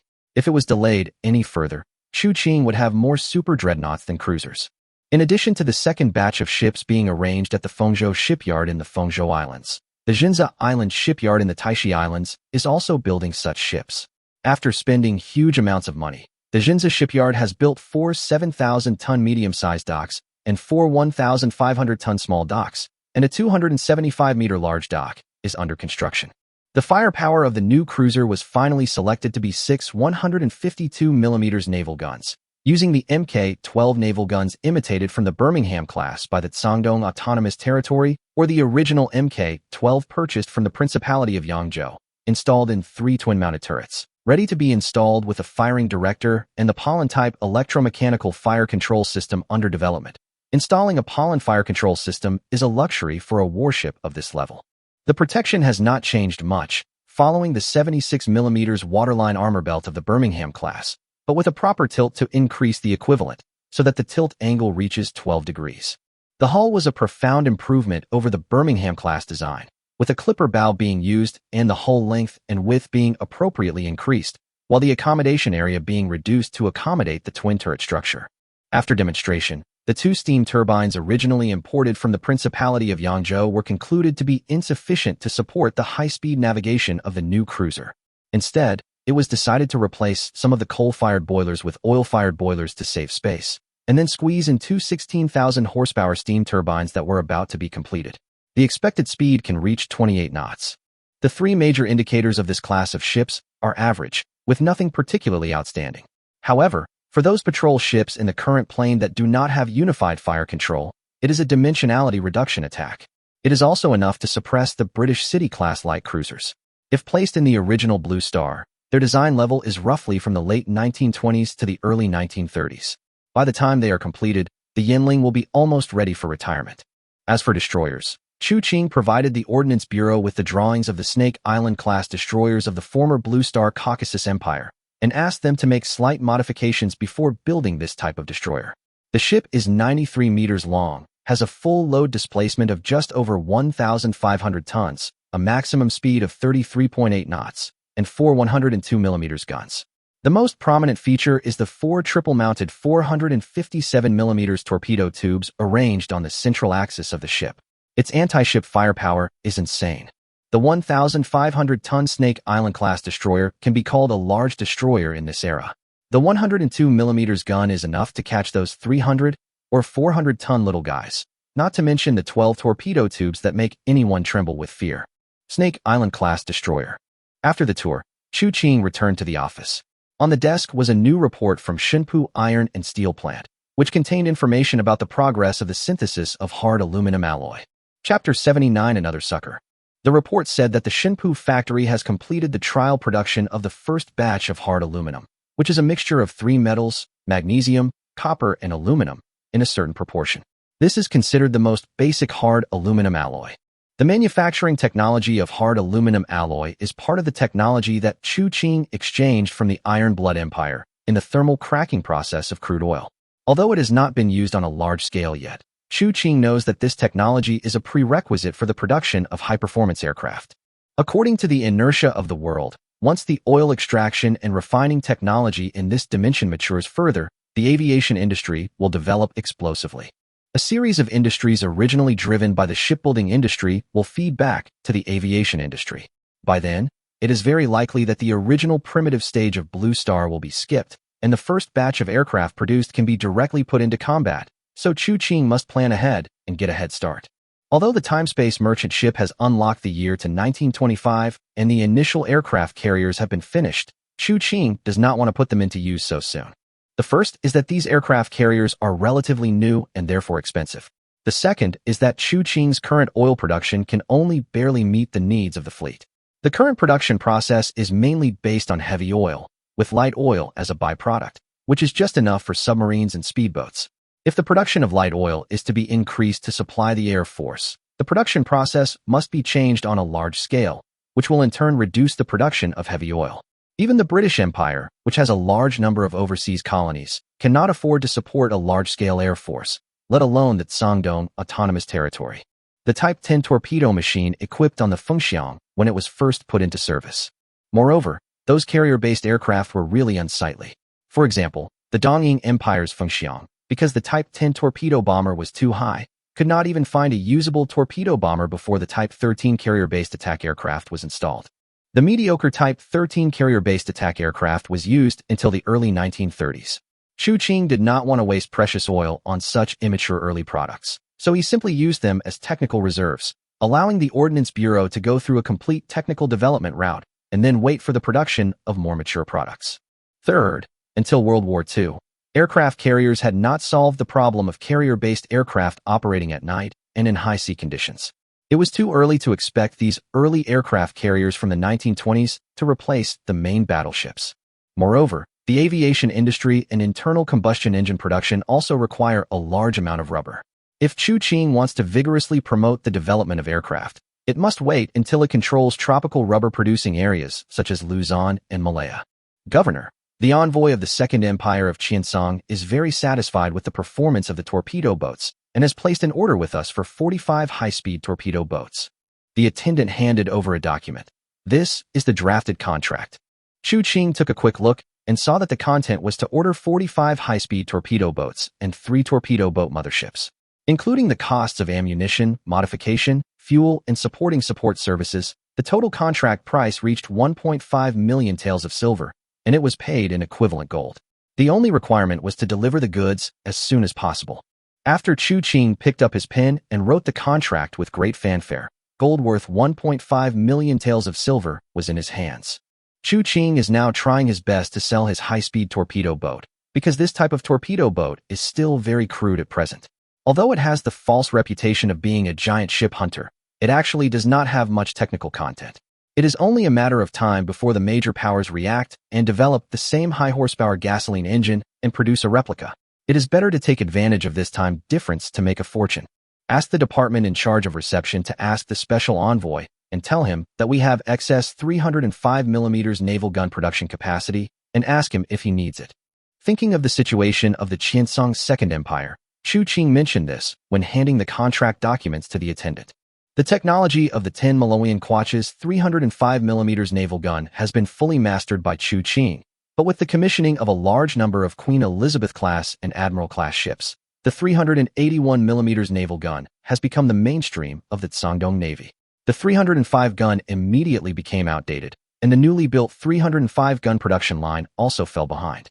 Now it is just operating at a low speed to produce spare artillery for the Dreadnought class, and the technical team has also turned to thoroughly understand the technical data of the 381 naval gun provided by Chu Qing.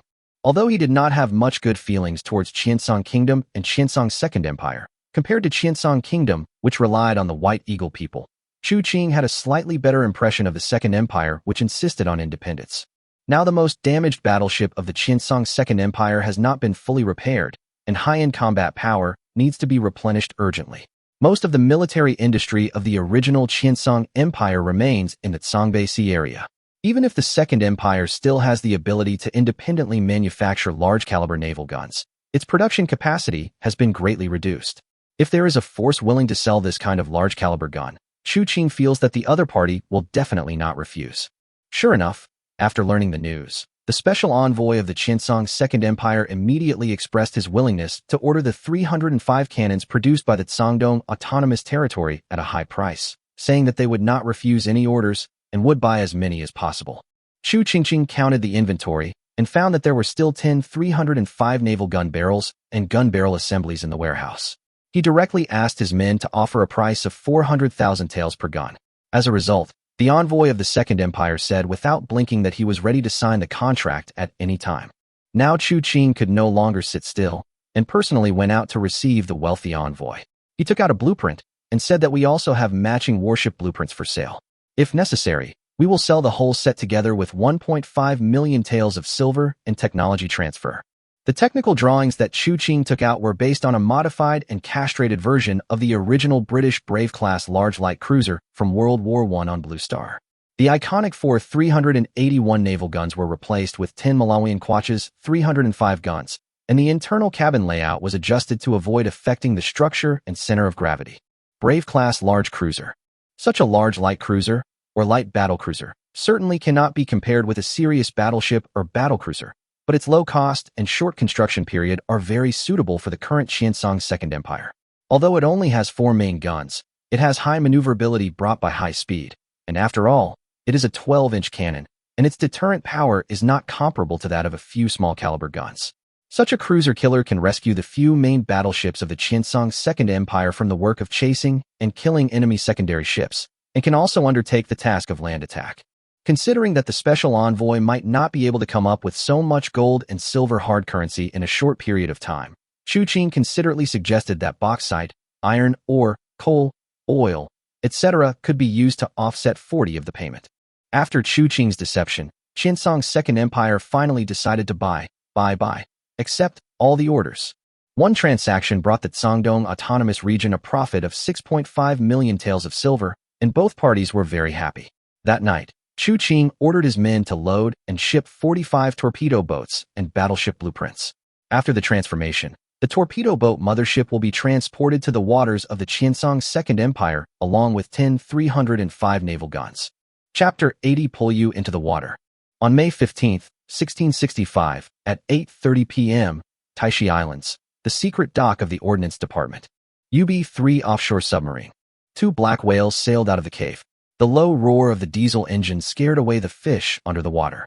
On the backs of the steel whales, there stood 39 densely packed human figures.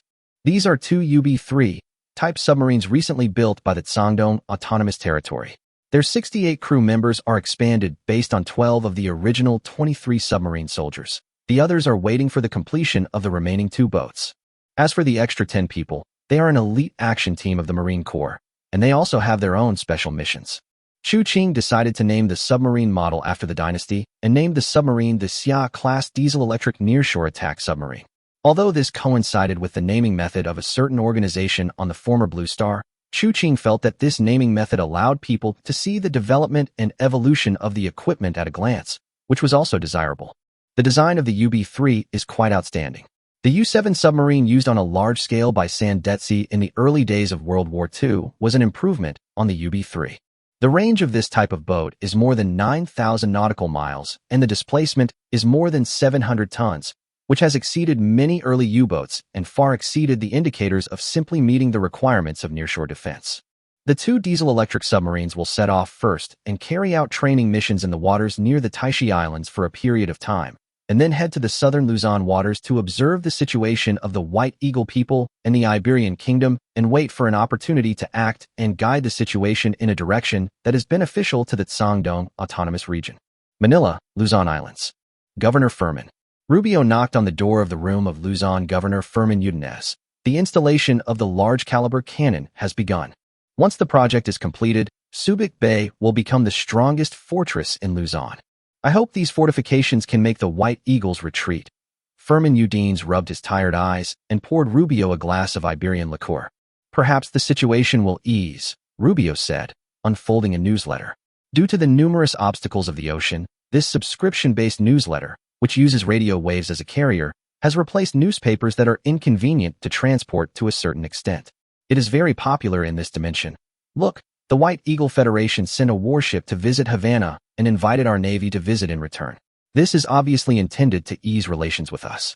Feldman glanced at the message, which stated that the White Eagle Federation had dispatched the cruiser Rochester to Havana to protect its overseas Chinese. In order to avoid exacerbating the tense situation, the Iberian Kingdom Navy was invited to pay a return visit to the White Eagle Federation. CA-2 Rochester, formerly ACR-2 New York. After putting away the message, Governor Feldman's worry became even heavier. Looking at the puzzled Rubio, Feldman Udanes spoke slowly. Anyone can see that the White Eagle Federation is eager for sea power. They want to establish their own prestige and influence in the world, and our Iberian Kingdom is the stepping stone for this prestige. Will the White Eagles let go of the fat meat at their fingertips? Feldman extinguished the Luzon cigar in his mouth. Obviously not. The friendlier they act at this time, the more dangerous they are actually. The White Eagles have recently placed an order for tens of thousands of rifles in the Principality of Yangzhou, and the destination is Hong Kong, where the White Eagle Far East Fleet is stationed. Governor Feldman threw out a document. These cowboys can't be planning to hunt in Hong Kong, right? Rubio looked at the documents in front of him with a serious expression. Most of the rubber plantations and banana plantations on Luzon Island were his industries.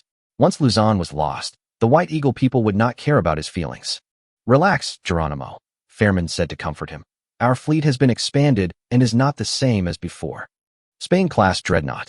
I have ordered Rear Admiral Monteo to prepare the fleet for battle. The Jamie I has also completed its overhaul and is back in combat readiness. The Iberian Kingdom's Luzon fleet now has 5 more cruisers and 30 torpedo boats, and its strength has been greatly enhanced. After the repair of the Jamie I, it should have the strength to fight against the White Eagle Far East Fleet. Rubio felt slightly relieved after hearing the news. Previously, there had been some mechanical failures in the boiler of the Jamie I, causing it to temporarily lose its combat capability. Only a few old cruisers were left in the Iberian Far East Fleet, and the defense was empty. Rubio hurried to Yangzhou and Qiancang Autonomous Region to purchase arms. The Jamai belongs to the Far East Fleet of the Kingdom of Iberia. It is an Iberia-class small dreadnought and the mainstay of the Iberian Navy's power in Luzon. She has 8 British-style 305mm naval guns, a speed of 19.5 knots, and her defense capabilities are not outstanding. She is just barely qualified for nearshore defense operations. Oh, by the way, The training of the torpedo boat unit went smoothly. Governor Feldman told Rubio the good news before leaving. They can now fight independently without the guidance of those Qiancang instructors. According to the contract, I plan to arrange for those instructors to return in the near future. No, no, no, Your Excellency Governor, Rubio suddenly said. I think we can't let those instructors from Qiancang go so quickly. Dear Geronimo, what do you mean? Governor Furman didn't react for a moment, but he understood Rubio's intention after a little thought. Doing this, isn't the risk too great? The risks are huge, but the rewards are huge too. Rubio's meaning was very clear. He was actually using those Qiancang instructors to delay the White Eagle Federation's attack. Your people are here with me, and they can't leave for a while. Now the White Eagles are coming to attack me. If you care about the safety of your men, shouldn't you come forward and ask the White Eagles to restrain themselves and wait for your people to withdraw before taking action? If the instructors sent by the Qiancang Autonomous Region suffer casualties in the White Eagles offensive, it will be even better for the Iberian Kingdom. This means that the originally neutral Qiancang Autonomous Region will be forced to join the game and will stand on the side of the White Eagle Federation's natural enemy. Although the White Eagle Federation is aggressive, the Qiancang Autonomous Territory has been more prominent recently, having defeated the Dongying Empire's 2 attacks in succession. If the Qiancang Autonomous Territory can be turned into an enemy of the White Eagle Federation and a fleet can be sent to intervene, then there will be a great possibility of preserving the Luzon colony. Governor Furman thought for a while and felt that although this method was unethical, it was worth a try. Okay, Geronimo, I will tell our boys to slow down their learning progress. Chapter 81 Mitsuki Level. At the same time, the Palau Islands, east of Luzon. 2 warships of the Iron Blood country's Far East Fleet were docked at the temporary dock. The Scharnhorst took the remaining warships to Guam. The brand new bamboo and wood stilt houses on the island were temporary residences for the fleet members and engineers. Construction materials were piled everywhere on the beach. Recently built were a steel lighthouse and several medium-caliber coastal defense artillery positions. This place is completely different from Qian Island. The young Iron Blood country sailor sat on the fine white sand beach with his back against a coconut tree, holding a coconut in his arms and a piece of Luzon sausage in his hand. This place is close to the equator. The difference between this place and Qingdao base is as big as the difference between this sausage in your hand and a Frankfurter sausage. The slightly older sailor tapped his head. When I left Qingdao, I thought the overseas deployment was over. The young sailor scratched his head. I didn't expect to end up here. Our ship is coming. The shout from the lighthouse interrupted him. The 2 of them quickly got up and ran to the beach. Looking towards the skyline, they found 2 ship shadows. The sailors excitedly waved their military caps to salute the warship, and the warships in the distance also sounded their whistles in return. The older sailor recognized their identities. The Blucher and Gneisenau armored cruisers of the former iron-blooded East African colonial fleet. After confirming the Palau Islands as the new base, in order to strengthen its presence in the Far East, the Iron Blood Empire immediately dispatched 2 ships to enhance the strength of the Far East Fleet. Later, when various infrastructures are completed, the Iron Blood Empire Navy also plans to dispatch battleships to be stationed here.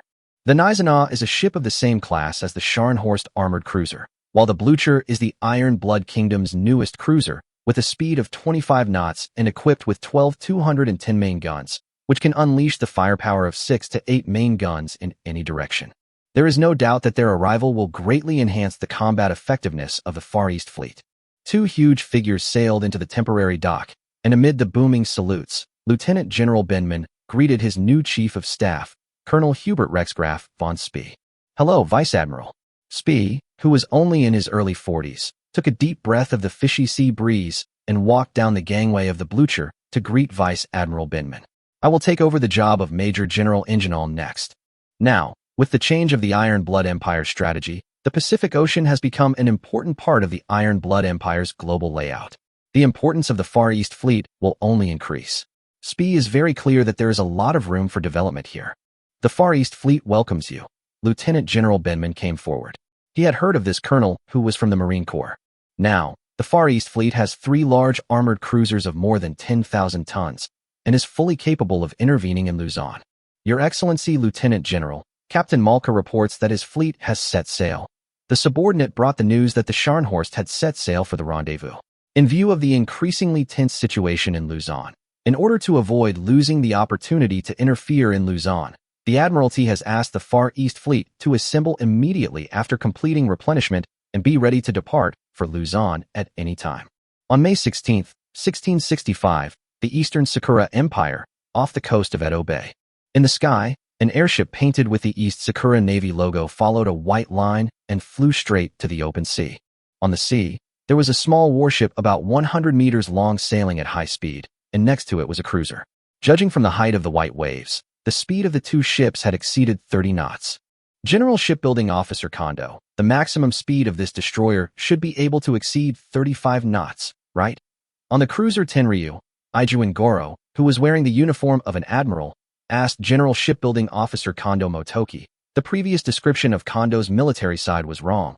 Kondo should have been the General Shipbuilding Officer during this period. Tianlong-class cruiser.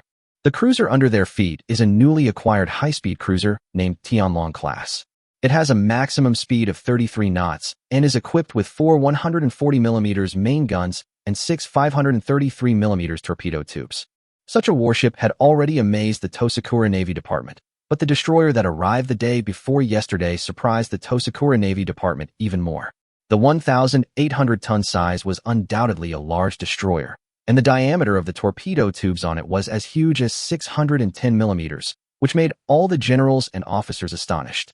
Therefore, based on the previous judgment that Sangdong Autonomous Region has ultra-long-range torpedoes, arrangements were immediately made for sea trials and weapons tests on the destroyer.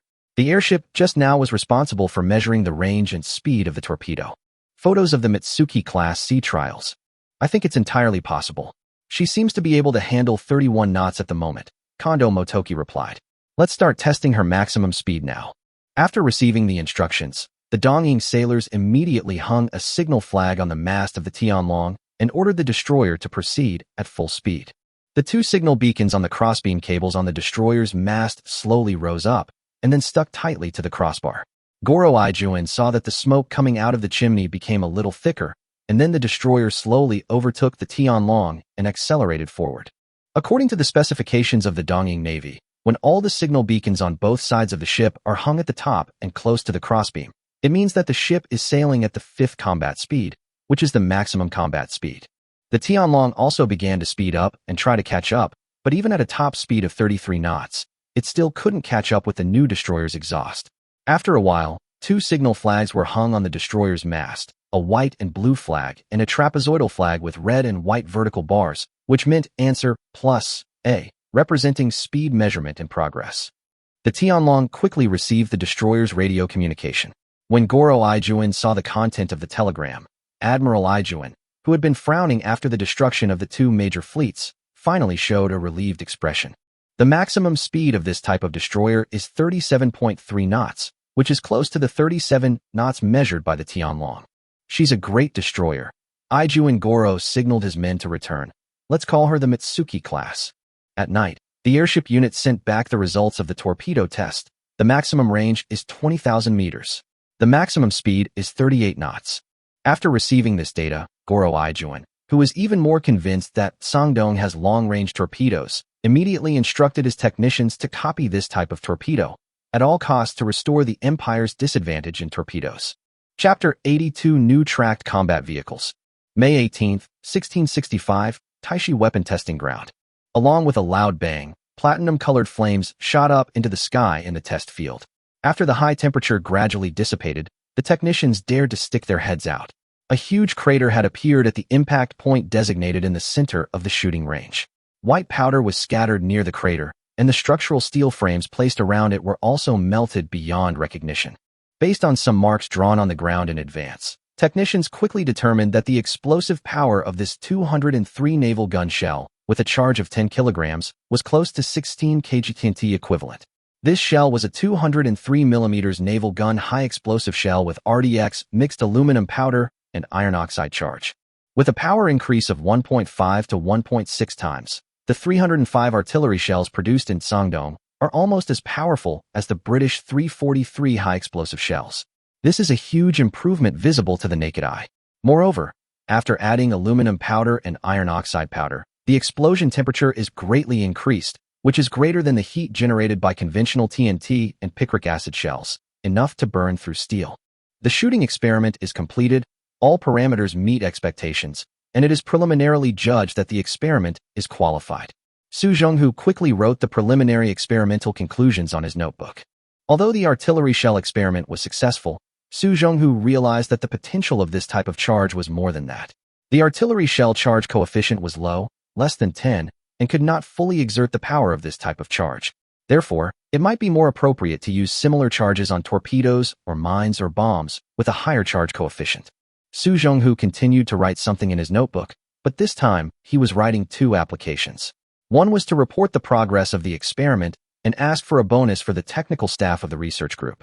The second was to ask Chu Qing for relevant resources to develop new torpedo charges. When the 2 plans were placed in front of Chu Qing quickly ticked the first application for the bonus and asked the attendant to hand it over to the relevant agency for immediate payment. When he turned to the second application, Chu Qing wanted to just tick it and be done with it, but just as he was about to hand both applications to the attendant, he suddenly remembered something. Then he picked up a pen and wrote a string of characters, RDX42, TNT40, AI18, on the paper, and told the servant to hand it to Su Zhonghu. This was the Topex charge used by the White Eagle Federation during World War II on Blue Star, a secret weapon against the super battleships of the East Sakura Empire.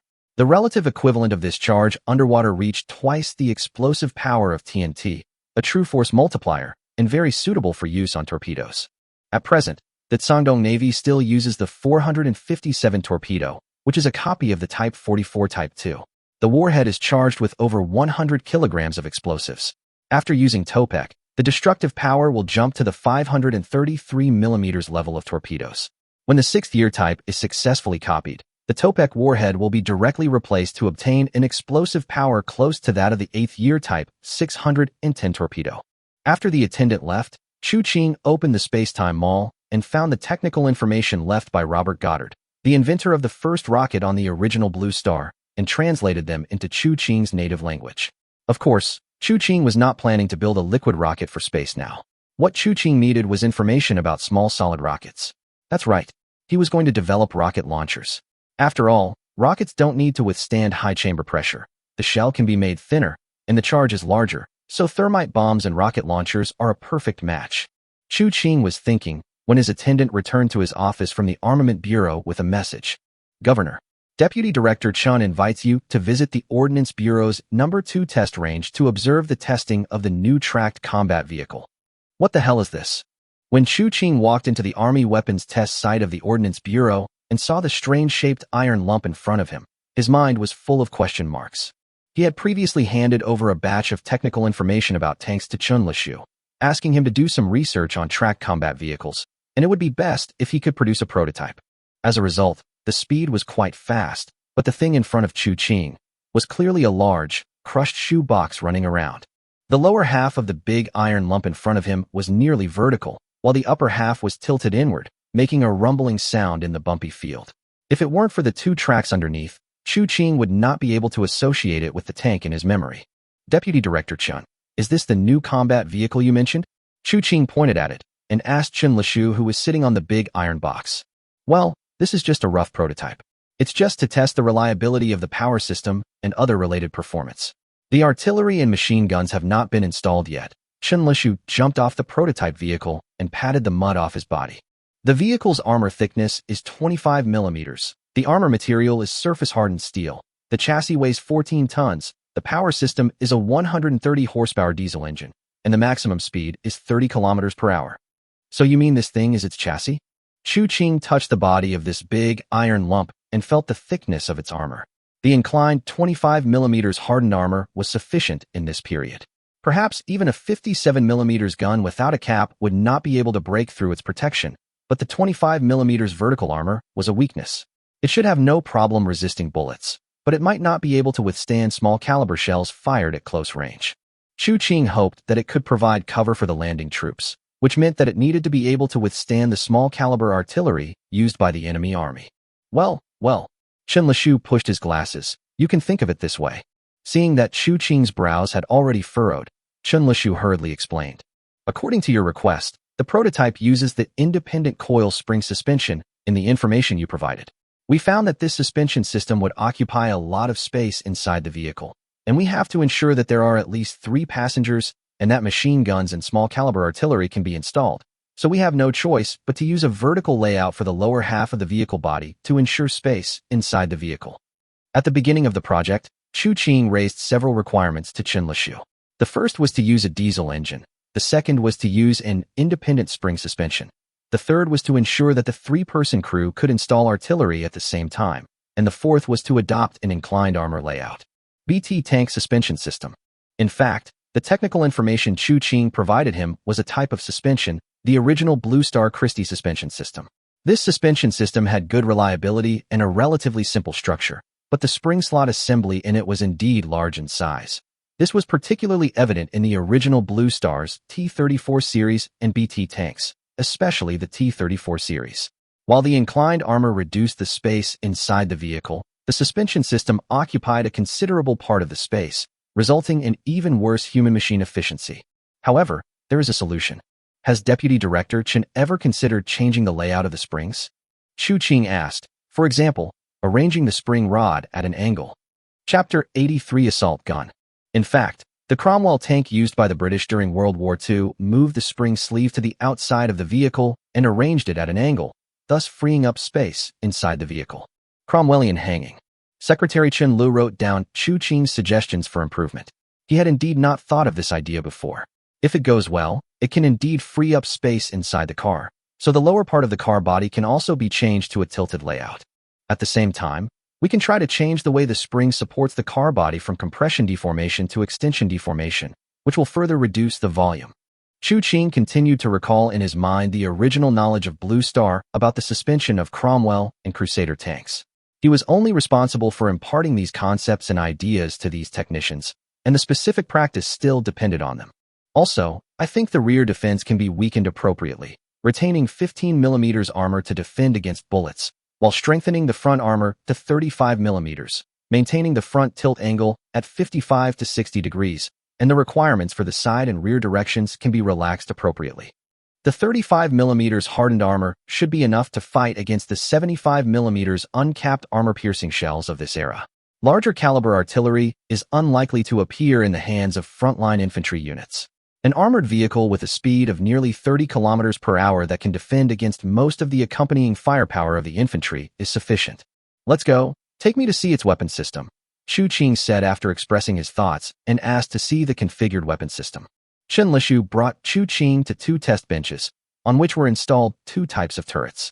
One turret was equipped with a 47 mm rapid-fire gun with a 40-fold caliber improved from the ship's gun, and the other turret was equipped with a twin-mounted 12.7 mm caliber water-cooled heavy machine gun.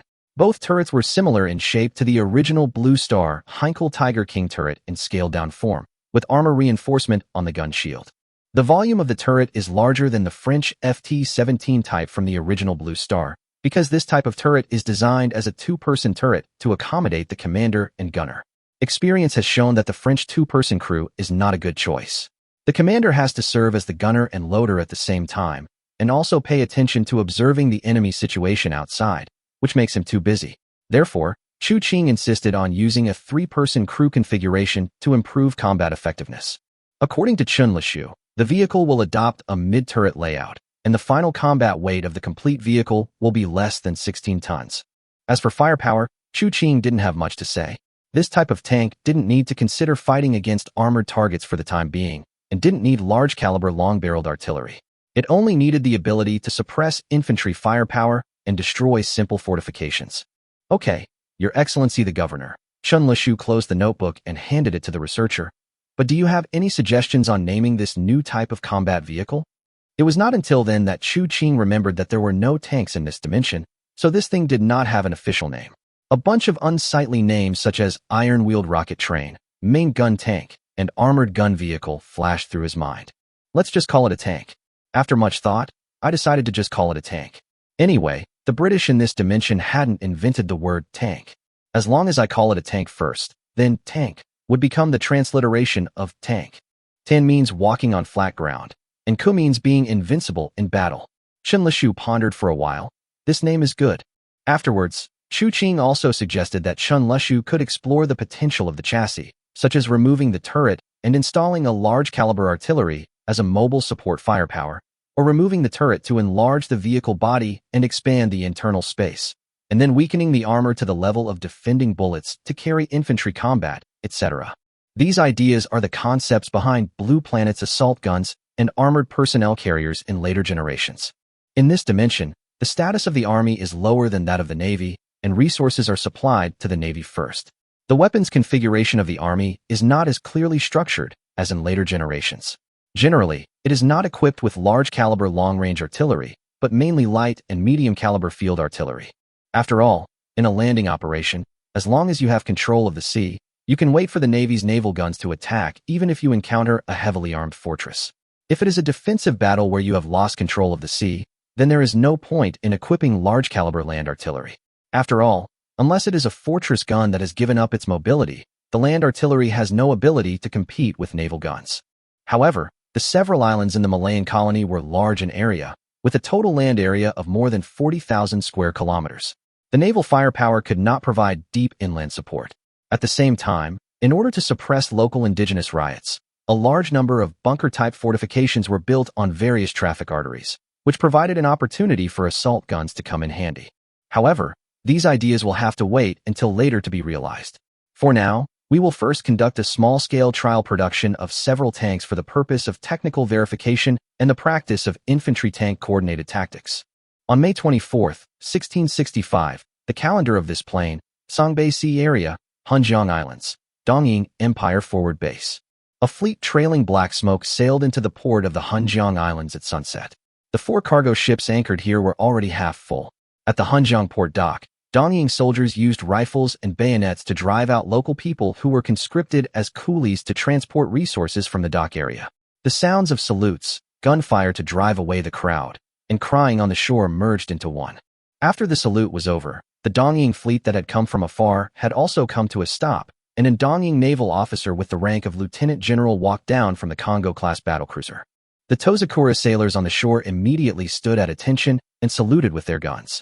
Rear Admiral Dua Shigeto, who had arrived earlier, also saluted respectfully, because he recognized that the person coming down from the battleship was Togo Hayakuro, the current commander-in-chief of the Tozakura Empire's standing fleet. Because of the successive failures in the Sangdong Sea area, the Qiancang Navy Department shifted its attention back to the Songbei Sea area.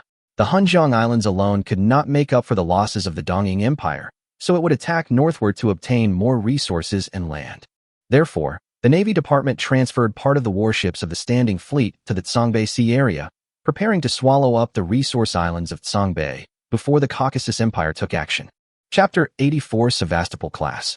May 24, 1665, in the Songbei Sea, Taixi Islands of Qiancang Country. Chief of Staff. The adjutant walked into the office of Su Hao, Chief of Staff of the Qiancang Navy. The fleet has made all preparations for sailing. Su Hao didn't say anything. He just put on his military cap, stood up, straightened his clothes, and left the office with his adjutant to go to the naval port. Yes, the Qiancang Navy is ready to act. After sensing the growing desires of the Gaokasa and Dongying families, they are ready to return to the Songbei Sea area and reassert their presence in the Songbei Sea area to prevent the Songbei Sea area from falling completely into the hands of external forces. In addition to the dreadnoughts used to guard the oil fields, all other dreadnoughts in good condition, a total of 5 ships, were gathered by Qiancang State, and a newly arrived Weiyuan-class battlecruiser was incorporated into the formation, and they sailed towards the military port out of the Taixi Islands. Of course, the Qiancang Navy is not arrogant enough to think that it can take on the 2 empires alone, so the strategy it adopts is to first unite with the Dongying Empire and prioritize expelling the Caucasus fleet from Baitsong. The Caucasus Empire has occupied Zhangwantan and is threatening Wuxi. Wuxi, as one of the most important resource-producing areas in Songbei, must not be lost. In addition, the fleet of the Caucasus Far East frontier region in the east is also ready to move. Obviously, Qiancang needs to show its presence in front of the Caucasians again. Only then did the president of Qiancang, Sun Nanzhong, decide to use troops against the Caucasus. The fleet's first stop is the Syracuse Islands. The Shueching Islands are located in the eastern part of the Songbei Sea area, between the Hunjiang River controlled by Dongying and the Xingang River controlled by the Caucasus Empire. At present, there is nothing special there except for coal mines and a few scattered gold mines. However, it is very close to the Caucasus Far East frontier region. If the Caucasus Far East frontier region fleet invades, then this place will undoubtedly be a must-pass place. Wu. As the tugboat left her huge ship, the fleet's flagship, The Jinghai battlecruiser blew its whistle, and a group of huge black shadows left the searchlight beam and sank into the darkness above the sea. In view of the successive failures in the Qiancang campaign, the Navy Department decided to launch military operations in the Qiangbei Sea area to ensure the Empire's dominant position in the region. The Qiangbei Sea area is a big chessboard for two parties to play against each other, but now there are 3 players. Therefore, the Navy Department has decided to temporarily cooperate with the Qiancang fleet in secret operations, and then slowly plan after the Caucasians are expelled. We notice that the fleet of the far eastern frontier region of the Caucasus is also ready to move, and the target seems to be the Syracuse Islands. In the meeting room, Haihakairo Togo called his men to show him a map. If the Snow City Islands are occupied by the Caucasus Empire, they will be able to form a pincer attack with the Caucasus fleet in Xinjiang, and the northern part of the Qiangbei Sea area will completely fall into the hands of the Caucasus Empire, which is something the Empire does not want to see. Togo Haihakairo continued to introduce the combat objectives. Our first goal is to rush to Qiancang with the Qiancang fleet to consolidate the defense, defeat the fleet from the Caucasus Far East border region, and then annihilate the Caucasians occupying the Boli Islands, Zhangguantan Island, and other places, and finally destroy the Caucasus Empire's forward base in the North Zhangxi region, the Xinjiang Islands, and completely drive them out. After this is over, it will be time for us to play chess with Qiancang. Dongxiang changed a map, then picked up the drawing pen and drew 2 circles in the areas of Wuxi, Boli Islands, and Qiancang Islands. The Empire will negotiate with Qiancang and ask them to lease these 3 islands to the Empire for 99 years. Whether using diplomacy or force, the Empire must keep these 3 islands in its hands. The previous fleet commander, Major General Dua Shigeto, took a look at the markings on the map. Except for the Boli Islands, which are currently in the hands of the Caucasians, the remaining 2 archipelagos nominally belong to the Qiancang Kingdom. If we swallow 3 archipelagos at a time, we will probably need to replenish our troops. He believed that his fleet could defeat the Caucasus Empire and Qiancang Kingdom in a naval battle. But if we occupied 4 archipelagos and our troops were dispersed, if the enemy concentrated on one point for a breakthrough, we would probably suffer losses. Lord Dua, you don't need to worry about this. The headquarters has already made preparations to mobilize the main fleet of the Wu garrison. If we are facing the original intact Qiancang Empire, we may have to be more cautious. We are still able to deal with a mere Qiancang kingdom. Dongxiang smiled. Okay, if you have no other objections, we will officially set off tomorrow. Caucasus Empire forward base in Qiangbei Sea area, Xinjiang Islands. Dubasov, the governor of the Amur Sea region of the Caucasus Empire, came to Xinjiang in person to see the great achievements of the Great Caucasus Empire in expanding its territory, and then held a grand open-air dance party at the dock of the Xinjiang Islands. The ensemble of more than a dozen balalaikas intoxicated everyone on the dock. Lieutenant General Dubasov was even drunk, holding a bottle of vodka and amusing the officers beside him. The great success of the Amur Sea fleet made His Majesty the Tsar very happy, and he also expressed his appreciation for Lieutenant General Dubasov, which gave Dubasov hope of being promoted to admiral. When General Alexeyev in the south launched the attack, the resource islands in the northern part of the Qiangbei Sea area fell into the hands of the Caucasus Empire under the pincer attack from the north and the south. Dubasov looked at the warship flying the St. Andrew's flag in the port. The 4 triple-mounted main turrets declared its powerful firepower. This was the Sevastopol class, the standard dreadnought of the Caucasus Empire. There were a total of 4 ships in the Amur district fleet, and 3 of them were stationed in Xinjiang. Her only weakness is the thickness of the main armor belt. The 229mm side armor belt is a bit thin, but other aspects are quite excellent. The 12 305mm naval guns can fire to one side at the same time, which is sufficient firepower among warships of the same level. The speed of 24 knots is also very outstanding among dreadnoughts. High speed means that you can take the initiative in the battle and use high maneuverability to seize the T-head to bring tactical advantages to your side. Great Caucasus! Holy Caucasus! The Almighty God will surely bless the brave Slavic people. Grant us the divine authority to rule the East. As the banquet was about to end, Lieutenant General Dubasov walked to the center of the ballroom and announced loudly. Everyone present became excited and shouted in unison, "Long live His Majesty!" Chapter 85. Find a taker. It's getting lively in the north. Chu Qing looked at the telegram intercepted by the telecommunications department and said to Chief of Staff Zhong Qilan, "The Dongying Empire and Qiancang Kingdom have secretly joined forces. The alliance is only temporary. There can only be one master of the Beitzong Sea area," said Zhong Qilan. Dongying, Qiancang Kingdom, and the Caucasians are all competing in the Baitsang Sea area. Who do you think will be the winner in the end? Chu Qing pushed the telegram in front of Zhong Qilan. Zhong Qilan lowered his head and pondered for a while. It's hard to say. Qiancang country has invested a lot of money this time, but the Dongying fleet and the Caucasians are not easy to deal with. I think the final winner must be the Dongying Navy. Chu Qing took out a map of the Songbei Sea area. Can you guess the reason? Zhong Qilan shook his head, indicating that he didn't understand. In fact, the competition in the northern Songxi area is not just between Dongying, Gakashi, and Qiancang, but 5 parties, Chu Qing said, circling the location of the Taixi Islands on the map, because this time, the British Empire is behind the Dongying people. When they attacked the Sangdong Autonomous Territory before, the British could not gain any benefits regardless of success or failure, so the British Empire did not interfere. But this time it's different. The opponents have become the Caucasus Empire and the Qiancang Kingdom, supported by the White Eagle. The Caucasus Empire is the biggest obstacle to Britain's control of the Far East, and the White Eagle Federation is a potential competitor for Britain's sea power.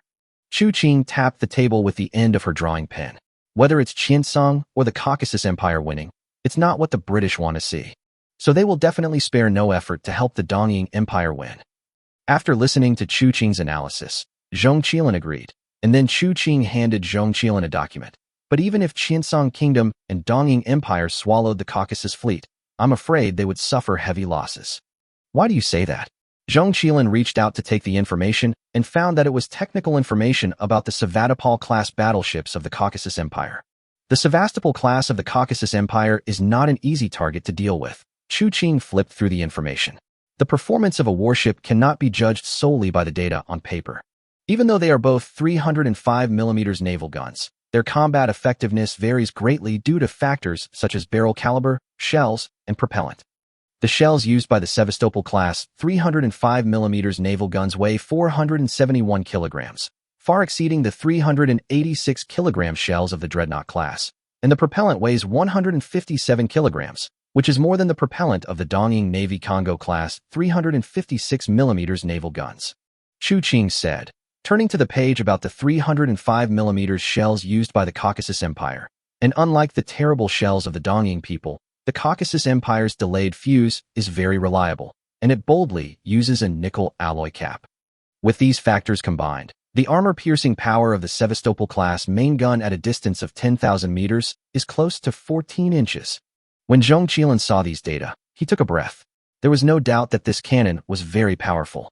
Come on, let's take a look at her defensive capabilities. Chu Qing turned to the page about the Sevastopol-class defense structure diagram. The 8.9-inch main armor belt is indeed not very good, but behind the main armor belt there is a 37mm inclined dome armor and a 50mm armored longitudinal partition bulkhead.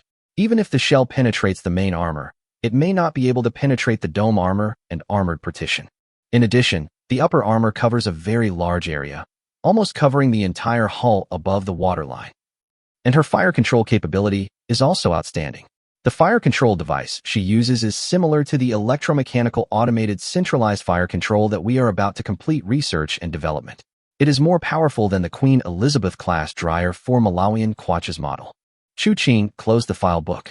The Sevastopol class is fully capable of competing for the title of the #1 dreadnought. The Dongying people have provoked a powerful opponent. This is going to be a good show, Zhong Qilan smiled. He used to think that this class of dreadnoughts was just slightly superior in terms of firepower, but he didn't expect that there was a lot of mystery behind the data on paper. However, the war in the north has started. Can we also benefit from it? That's right. When the fighting in the Songbei Sea area gets out of hand, the Qiancang Second Empire will probably be unable to sit still and will definitely try to counterattack to the north. Chu Qing opened the lid of the teacup and blew a breath of hot air. The telecommunications department has detected that the White Eagle fleet has left Taixi Island and is heading to Songxi for alert. If the Second Empire attacks with all its might, then the 3 dreadnoughts of the White Eagle task force will not be able to stop them. Chaos can bring us benefits. Chu Qing leaned back in his office chair. War profits are the real money. I don't really want to sell weapons to the Dongying people. As for the remaining parties, the White Eagle fleet is isolated overseas and cannot get timely assistance from the mainland. The Qiancang Kingdom and the Second Empire do not have the ability to build their own dreadnoughts. The Caucasus Empire's fleet cannot be replenished in a short period of time. Chu Qing paused. But a war of this scale will inevitably be accompanied by the loss of dreadnoughts and super dreadnoughts. We are going to sell the dreadnought. Zheng Qilan was obviously shocked by Chu Qing's idea. Chu Qing nodded slowly and took out a report from the Southern Fleet. I plan to sell that Courbet-class battleship. Ignoring Zheng Qilan's surprised expression, Chu Qing continued. This battleship has been in the hands of the French for at least 10 years. It has also experienced a long voyage from the French mainland to the Cangnan Sea area. The sailors transferred from the Annan colony do not know how to maintain it, and the aging parts have not been replaced. This is the maintenance list submitted by Commander Zhang of the Southern Fleet. We previously purchased a batch of spare parts from the Principality of Yangzhou, but now the French and Spanish have discovered this and have banned the relevant parts from entering the international market. Once the spare parts are used up, her combat effectiveness will be visibly reduced. Chu Qing did not make this decision on impulse, but after careful consideration. The Courbet class is a French-Spanish dreadnought battleship, and all its consumables and spare parts are of French and Spanish standard. For example, the 305 shells made by Iron Blood, Britain and France and Spain are not interchangeable, and the logistics system currently established by Chu Qing is a mixed system of Britain and Iron Blood. It does not make much sense to modify her or open a separate spare parts production line for this ship. Moreover, the speed of the 7 Queen-class ships currently equipped by the Shandong Navy has reached more than 24 knots, not to mention the Admiral class. Only the Taixi and her speed are slower, but the Taixi is in good condition and is compatible with Chu Qing's current logistics system. There is no need to eliminate it so quickly. So instead of letting her continue to occupy the establishment, it would be better to sell her at a high price at this time and transfer the sailors to the 2 new Queen-class ships and 1 Admiral-class ship to serve as the backbone force. It is not easy for the Shandong Navy to rise so fast in the past 6 months. If it speeds up further, it will easily fall. It is true that the training of soldiers can be accelerated by relying on the resonance amplification field of the auxiliary intelligent brain, but now there are tens of thousands of students in the Shandong Naval Academy, plus tens of thousands of soldiers after the reorganization and expansion of the Marine Corps. Even if Chu Qing lowers the amplification multiplier except for special arms, the daily consumption of time and space points is still a huge number. Chu Qing did not hastily expand the size of the naval fleet because the training speed of soldiers could not keep up with the expansion speed of the troops. The century-old navy was not just talk. The 3 new ships exchanged have not yet been fully staffed with sailors. We should find a new home for her. Chapter 86 Contact in the Mist. Finally, under Chu Qing's promotion, Fengzhou was classified as a reserve and transferred to the northern part of Cangdong to be sold at any time, and the ship's name was inherited by a newly acquired Queen-class battleship. The 15,000-ton hydraulic press and 650mm new rolling mill sent by the Iron Blood country have been assembled. The technical team of the Ordnance Bureau is sprinting towards the technology of 16-inch naval guns. The battleships belonging to the Cangdong Autonomous Territory have already begun to be designed on the drawing board. Therefore, Chu Qing must also gradually promote the standardization and unification of logistics in order to establish an equipment system that is completely his own on this basis. Another 2 nearshore diesel-electric submarines have also been completed. Chu Qing subsequently added an order for 8 Xia-class submarines. If the new submarine dock had not been completed, this number would have increased. After all, before the great powers discover them, of course they have to get as much as possible to gain the first-mover advantage and strive to fill the ocean with these little underwater people. On May 30th, 1665, in the outer waters of the Snow City Islands in the Qiangbei Sea area, a fleet flying the flag of St. Andrew appeared from the southeast. In the center were 3 Sevastopol-class battleships, surrounded by 2 Svetlana-class light cruisers and 4 Novik-class destroyers. The Novik class is the best destroyer in the hands of the Caucasus Empire. The output power of the power system is close to that of the Sevastopol class, so it can push the ship to a high speed of 38 knots. In terms of firepower, it has 4 102mm rapid-fire guns and 4 twin torpedo tubes. The Svetlana class on the left. The Svetlana class is a 6,800-ton light cruiser with 15 130mm main guns, up to 8 of which can be concentrated on one side. The maximum speed is 29.5 knots. Overall, it is a qualified light cruiser, just right for reconnaissance. This type of ship had a tragic fate in the original Blue Star. It took 4 years to finalize the design plan, and the completion date of the first ship was more than 10 years away from the date the design was completed. The fleet of the Caucasus Empire is generally very new, and there are no slow-speed ships that hold it back in order to seize control of the sea. The person in charge on the flagship Peter Pavlovsk was Vice Admiral Alexeyev, the Governor-General of the far eastern territory of the Caucasus Empire. Don't get me wrong, this Governor-General did not have any royal blood. People often mistook him for the Tsar's cousin, but in fact they were confusing him with the Emperor's uncle. Although both of them are translated as Alexeev in a certain country that cannot be mentioned, their Caucasian names are different. The Eastern Sakura translation also points out the difference between the two. The Emperor's uncle is actually named Alexeev Alexandrovich, 8 years younger than Yevgeny Ivanovich Alexeev, and has always held power in St. Petersburg. However, the two do have some intersections. Alexeev was able to climb to a high position with the help of the prince. A thin mist gradually rose on the sea surface. After a while, the mist not only showed no signs of dissipating, but became even thicker. Alexander, where's the landing fleet now? Lieutenant General Alexeev wiped the lens of the telescope and asked the staff officer beside him. 185 nautical miles behind us, with the 2 Rurik II-type armored cruisers, the staff officer replied. The middle part of the second-generation Rurik. Alexeev nodded, and then ordered 2 more Svetlana-class ships to go forward with 2 Novik-class ships for reconnaissance. The radio department intercepted a lot of telegrams from Changji and Hunjiang. Although the encrypted messages could not be deciphered due to the limitation of technology, Alexeev still felt that the opponent might have discovered something and might have made arrangements in advance. To be cautious, he expanded the reconnaissance range. He had already dispatched 2 light cruisers and now sent out another wave of reconnaissance troops. The 4 Svetlana-class ships and the 4 Novik-class ships are the best reconnaissance ships in the far eastern frontier region. Except for the Ismail-class battlecruiser stationed in the rear, all the elite forces of the far eastern frontier region were deployed to the Tsangbei battlefield by Alexeev. This is such a horrible weather. Sergei Berkatovsky, the captain of the Svetlana-class light cruiser Admiral Gregg, complained to his adjutant while holding up a telescope. We can't see anything. Admiral Gregg and Admiral Butikov were 2 cruisers dispatched by Alexeev earlier. At this moment, they had sailed to a position 130 nautical miles from Syracuse, but there was still thick fog and low visibility. Colonel Sergei could not even see the Admiral Butikov clearly at a distance of 4,000 meters, let alone reconnaissance. Send a signal to Colonel Vyacheslav. I think we should get closer. Sergei ordered his men. The thick fog made him feel uneasy, and he would feel safer if the 2 ships were closer. The signal light flashed, and the Admiral Butikov, which received the message, began to turn the rudder and approach the sister ship. But at this moment, Colonel Sergei noticed that there seemed to be a light flashing on the sea ahead. Soon, the lookout shout was transmitted to the navigation bridge. 3 ship shadows were found at 2 o'clock ahead. The battle alarms on the 2 ships were quickly sounded, and the Caucasian sailors rushed to their battle positions in a hurry. Turn, left 40, left 40. Although the identity of the target is unclear, the 3-ship formation appearing at this location is obviously not their friendly forces. Sure enough, several yellow fireballs burst out from the other side of the thick fog and dull cannon sounds were heard. Enemy attack. Several water columns rose 230 meters in front of the starboard side of the Admiral Gregg, and it was obvious that they were not accurate.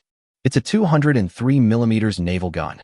Based on the size of the fire and the sound of the gun, Sergei recognized the caliber of the opponent's gun.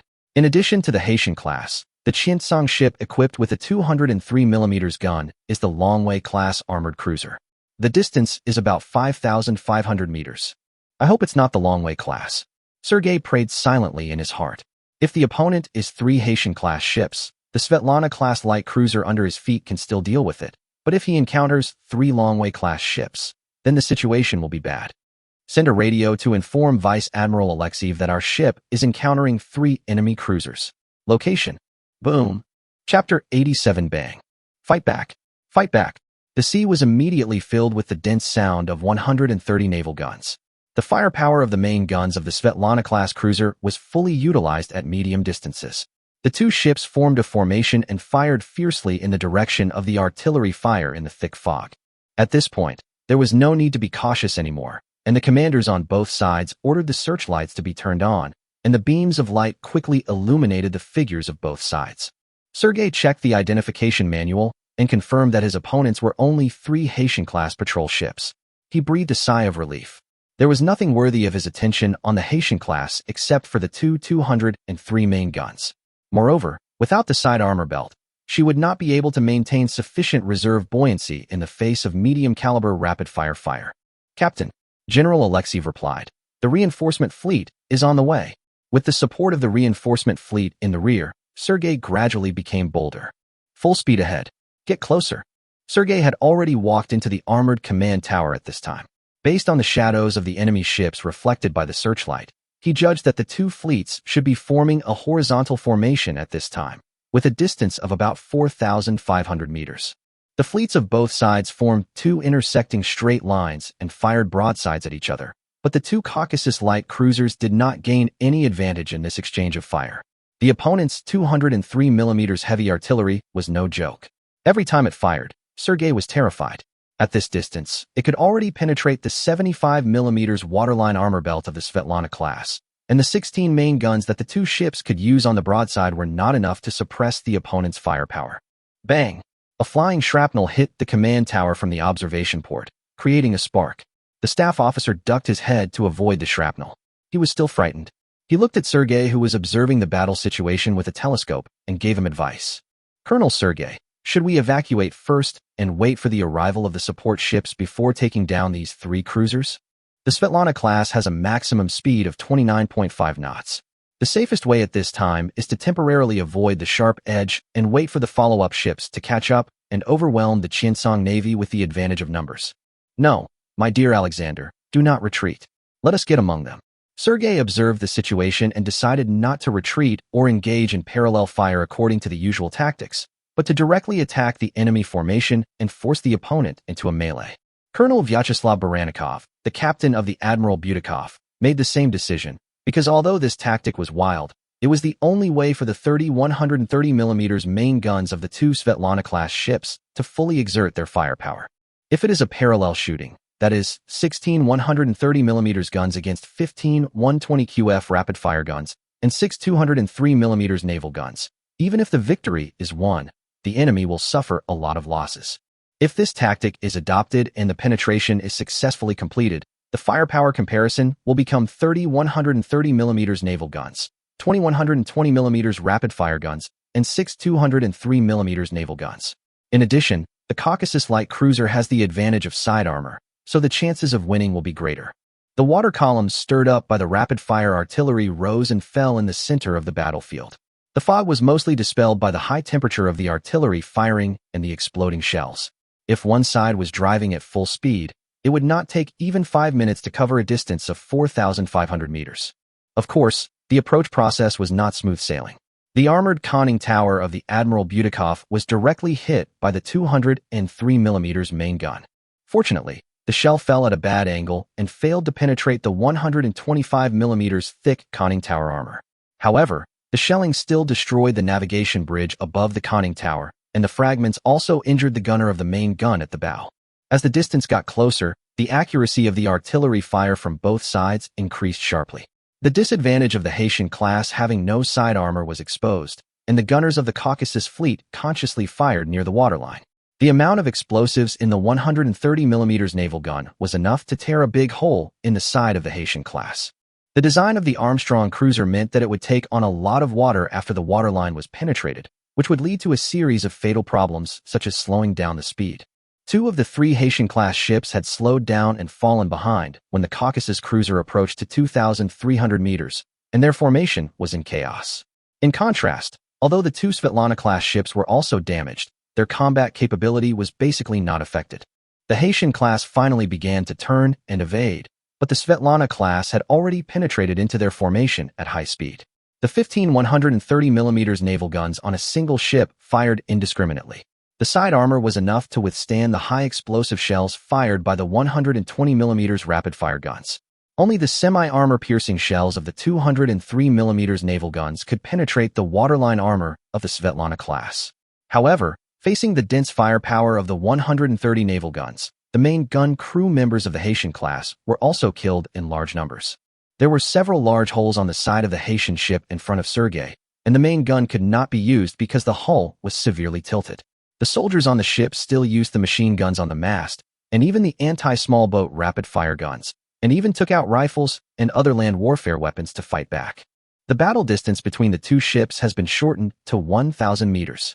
This distance is simply a close-range fight, and there is no need for any director, calculator, or estimation in advance. The gunners on both sides have only one task, to pour as much firepower as possible on the opponent before they are hit. The protected cruisers were very powerless against the new light cruisers. One of the 3 Haitian-class cruisers was paralyzed within 10 minutes after the battle broke out, and the remaining 2 were struggling to hold on. The firepower of the Caucasus-produced 130 naval gun is very fierce. Its firing rate is not inferior to the 120mm Armstrong rapid-fire gun equipped on the Haitian class, but its shell weight is much higher, and its advantage in projection volume is obvious. They are finished. Sergei put down the telescope. The defects of the protected cruisers meant that they were doomed to be the losers in this naval battle. There was no suspense in the following battle. Send out flags and light signals to order the enemy to abandon ship and surrender. Sergei just wanted to end the battle as soon as possible to prevent his beloved cruiser from suffering more unnecessary losses. However, he was responded with another shell. Okay, then we'll stick with you till the end. A huge fire had broken out on the deck of the Haitian cruiser, Haixing, and the hull of the lifeboat was burning loudly. Billowing black smoke enveloped the deck, interfering with the sights of the gunners on the side. The high temperature and thick smoke were already unbearable. Shrapnel from the Caucasian 130mm naval guns were still mixed in it, but the gunners of Qiancang still insisted on fighting, and the artillery did not stop firing until it was completely destroyed. A signalman stumbled into the command tower and reported to the captain of the Haixing, Sun Shirshin. Captain, we have received a reply from the Grand Fleet. The main fleet is on the way. Boom! A 130mm shell hit the right deck of the command tower. The shock wave of the explosion caused the hull to shake, but it was followed by an even more violent explosion. The next shell that followed penetrated into the boiler room through the hole near the chimney. The explosion destroyed the last high-pressure boiler. The more than 4,000-ton Haitian class finally lost all power. This Haitian-class ship belongs to the border defense fleet of the former empire and has been stationed in the Snow City Islands for 8 years. They are unable to interfere and do not want to participate in the power change in the core area of Qiancang. Even if Qiancang Kingdom has incorporated them now, they are still just guarding the territory belonging to Qiancang and are unwilling to go to Zhangxi to fight against the forces of the Second Empire. There was no suspense in the battle here anymore. He had previously issued an order to abandon ship, but the sailors did not comply, preferring to sink with the ship in the battle against foreign enemies. The fleet had arrived, so his mission was accomplished. Sun Shirshin steadied himself, waved his hand, and asked the signalman to leave. He watched him rush to the last 120mm rapid-fire gun. Then he pushed open the steel door of the command tower, took off his military cap, took out his service gun, and pulled the trigger at the Caucasus cruiser that was committing atrocities. Bang! Chapter 88: The Struggle of the Old Ship. When the battle was completely over, the thick fog turned into a thin mist. The reinforcement fleet emerged from behind the burning wreckage. The 4 Svetlana class and 2 Novik class ships had already reunited and then dispersed for reconnaissance. Before sinking, the 3 Haitian class ships must have passed the news back to the rear that the enemy's reinforcement fleet would arrive soon. Their task was to confirm the enemy's position and specific strength as soon as possible and report to Lieutenant General Alexeyev so that they could take up an advantageous position first during the battle. Captain Sergei was patrolling on the deck, supervising the sailors' emergency repair work. His ship, the Admiral Greg, was hit by 8 bullets during the battle. One of the 130mm guns amidships was damaged by the shelling, and the armor plate on the side near the deck was also blown off by the shelling. Fortunately, it was not hit directly by the 203mm gun, and the holes in the deck would be repaired soon. Sergei walked around the ship and was about to return to the cabin when suddenly the alarm sounded and the lookout on the mast screamed. 12 o'clock. A large ship has been spotted. The enemy is coming so soon? The sailors who were busy with maintenance on the ship immediately became nervous and dropped their tools to return to their positions. Since the lookout reported the shadow of a large ship, it meant that the opponent they encountered was at least a large armored cruiser, which was not something a light cruiser could easily deal with. Sergei was ready to escape at full speed. Let me see, what is that? Sergei went back into the armored command tower and raised the telescope, but what appeared in his field of vision was a lonely small pre-dreadnought. Is it the Haisui class? The staff officer flipped to the corresponding page in the identification manual, and Sergei breathed a sigh of relief. He thought he had encountered a large ship of the Qiancang Navy, but it turned out to be this old ship. Through the telescope, he could already see the mottled rust on the waterline of the ship. Line chart of the Haisui class. I guess this is just a warship patrolling the nearby waters like the Haitian-class warship, just now. It rushed here immediately after receiving the news, so it arrived so quickly. Distance 9,000. Speed 15 knots. The fire control room reported the parameters of the enemy ship, which made Sergei more determined in his judgment. The maximum speed of the Haisui class is 18.5 knots. This battleship was only traveling at a speed of 15 knots at the critical moment of reinforcing friendly forces, which means that it is very likely that it can only travel at 15 knots now. The poor condition of the ship can be seen. Boom! A ball of flame flashed from the front main gun of the Haisui class, followed by thick black smoke. Boom! The 280mm naval gun makes a huge noise when firing, but due to the limitations of technology, its loading speed is very slow, and it is too difficult to hit the target with only one main gun at the bow without fire control. After taking a look at the water column that had deviated to who knows where, Sergei ordered his men to send a radio message to contact the other ships to regroup. After all, facing such a weak opponent, who wouldn't want to capture her and add to his own record? The Haisui class has a tonnage of nearly 8,000, but its fire control and other equipment are more than one era behind the Caucasus light cruiser. It is difficult to sink her with 130mm naval guns, but it is still very easy to make her lose her combat effectiveness. Without much command, after discovering the lone Haisui-class ship, the 4 Caucasus light cruisers, except for the 2 Noviks on outer alert, surrounded it. The sound of 130mm guns resounded across the sea, and water columns continued to rise around the Haisui-class ship, occasionally hitting the Haisui-class ship's hull and emitting a cloud of black smoke. The 130mm naval gun is not equipped with dedicated armor-piercing ammunition, but semi-armor-piercing shells can also penetrate the upper gun hull armor of the ship. With the support of the new generation of fire control, it is not difficult to hit the target at 9,000 meters.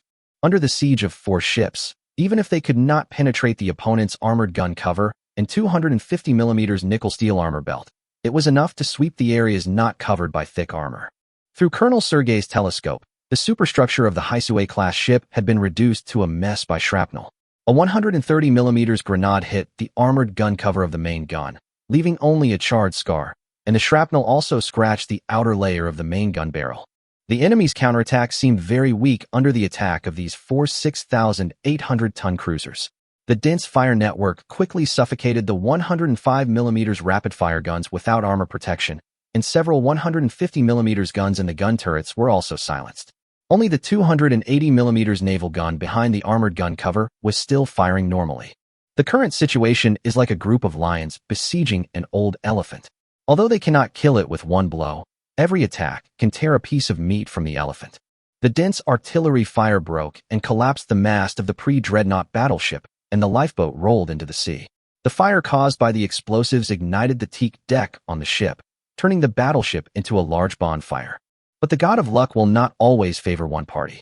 With a loud boom, Colonel Barannikov on the Admiral Butikov felt that he was blown off the floor by the shock wave and hit the top cover of the armored command tower. The salty and rusty taste filled his mouth all at once, followed by a buzzing sound in his ears. He knew that his luck had come to an end. The 280mm shell fired by the Haisui-class ship hit the side of the Svetlana-class ship, tore through the defensive armor, and exploded inside. Although no damage report had been received yet, just based on the feeling just now, Barannikov knew that his battleship was in danger. Vyacheslav's battleship was hit. Sergei saw that a terrible hole with billowing smoke had appeared on the side of the Admiral Butikov. The diameter of the hole must have reached 3 meters, and burnt human tissue or something else could be seen in it. Such damage meant that the cruiser would be useless in the next battle and had to return to the dock for major repairs. However, severely damaging a cruiser did not change the outcome of the battle. As the distance shortened to 7,000 meters, the Caucasus light cruisers with improved accuracy launched a torrential attack with dozens of 130mm naval guns, adding chips to the balance of victory bit by bit.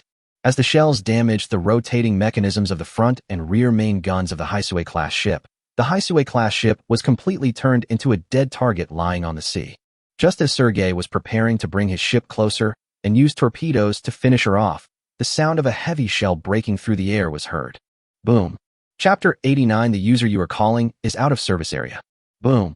A tall column of water shot up into the sky, and the waves caused the 6,800-ton Caucasus Empire light cruiser to tilt. That's at least a 343 mm caliber naval gun, Qiancang's main fleet. Sergei, still in shock, turned around and saw a huge fleet that had penetrated the mist and appeared on the other side of the sea. Damn it. Hurry up and report to General Alexeyev. It's the battlecruiser of Qiancang country. The first to arrive after receiving the news this time were the Qiancang Kingdom Navy's fast fleet with 2 Weiyuan-class battlecruisers as the core. There were a total of 2 Weiyuan-class battlecruisers and 4 Longwei-class armored cruisers, with an overall speed of over 27 knots. It was commanded by Admiral Su Hao, the Chief of Staff of the Qiancang Kingdom Navy. He had suffered a great loss in the northern waters against the Caucasus Empire's dreadnoughts, and this time he vowed to regain his face. 4 medium-sized targets, 2 small targets, about 19 kilometers away. The number of targets was not consistent with the report of the border fleet. There were 2 more cruisers and destroyers. However, for the fast fleet of Qiancang country with battlecruisers, 2 light cruisers or 4 light cruisers did not make much difference. Kill them all. Don't let any of them get away. Apart from the Haisui-class ship, have we found any other ships of ours nearby? Su Hao asked his adjutant on the flagship Weiyuan-class battlecruiser Yangwei. There are no other friendly ships, Chief of Staff. Su Hao did not say anything else, but silently took off his military cap. The staff officers behind him followed suit. He did not have a good impression of the stubborn elements in the border defense fleet. If they had not had to rely on them as additional forces for border guards, the Qiancang Navy would not have allowed them to maintain their intact structure until now. However, no matter what, fighting to the last moment to defend the territory with inferior forces is definitely worthy of respect. Whether it is superficial or something else, Su Hao must make some gesture to boost the morale of the troops. Boom! The main guns of the Weiyuan-class battlecruiser roared once again, and the orange flames swept across the sea.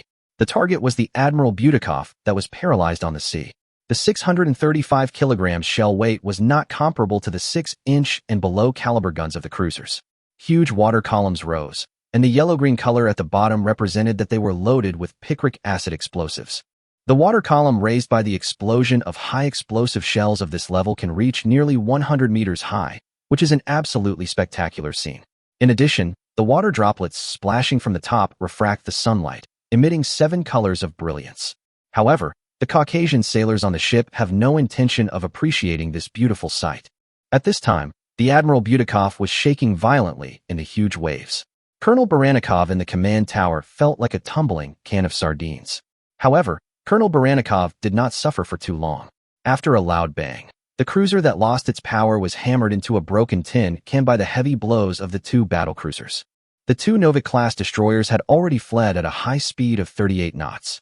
Colonel Sergei and others tried to escape the battlefield by overloading the engines regardless of the life of the boilers, but Su Hao would not let them go so easily.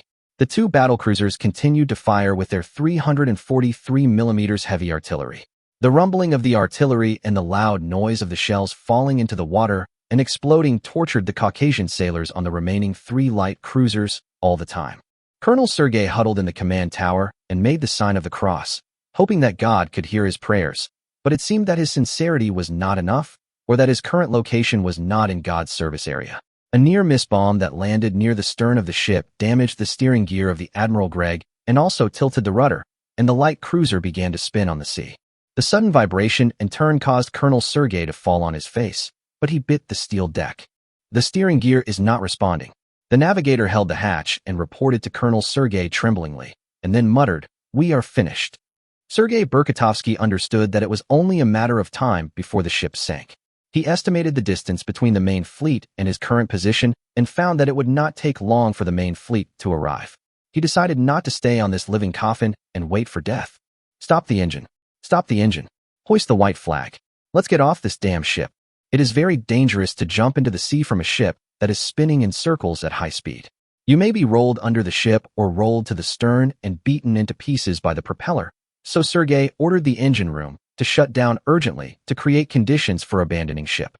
The colonel tore off a piece of cloth and covered the wound on his head caused by the bump, and then tried his best to issue the order to abandon ship. The Caucasian soldiers felt relieved after seeing the white flag raised on the mast and hearing the order to abandon ship.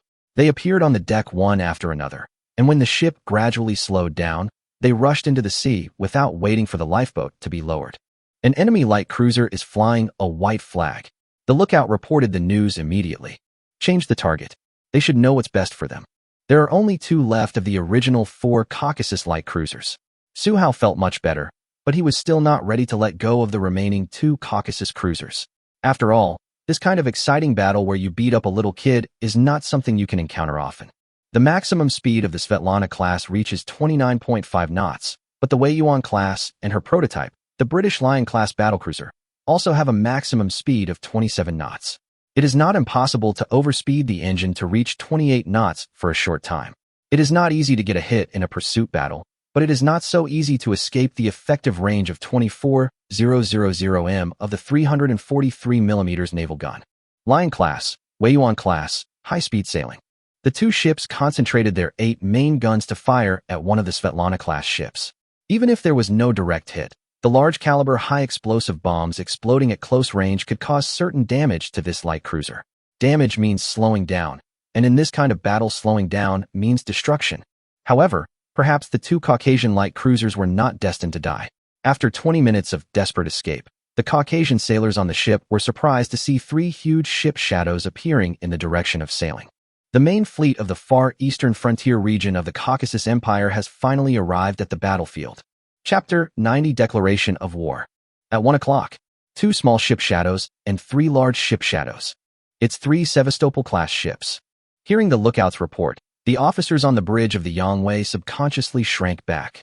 They had all participated in the previous battle, the battle that took place in the archipelago occupied by the Caucasus Empire in the northern part of the Tsangbe Sea. At that time, in order to expel the invading Caucasus Empire fleet from Tsangbe, Qiancang Kingdom directly declared war on the Caucasus Empire. On the basis of the strength of the original Third Guards fleet, it strengthened the fleet with another Lingyuan-class ship and marched to Tsangbe in a mighty manner. As a result, it encountered 3 Sevastopol-class dreadnoughts in the Amur Sea area. The team was led by the Navy Chief of Staff Su Hao.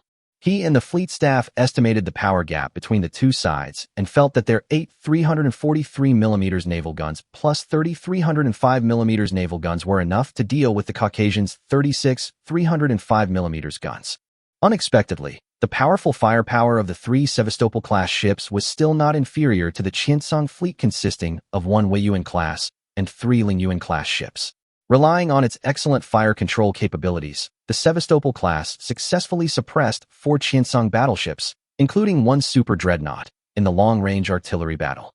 Moreover, the Qiancang Navy was surprised to find that the shells fired by the opponent had strong penetrating power that was not 305 mm caliber, and penetrated the 229 mm thick main armor belt of the Wei Yuan class at a distance of 14,000 meters.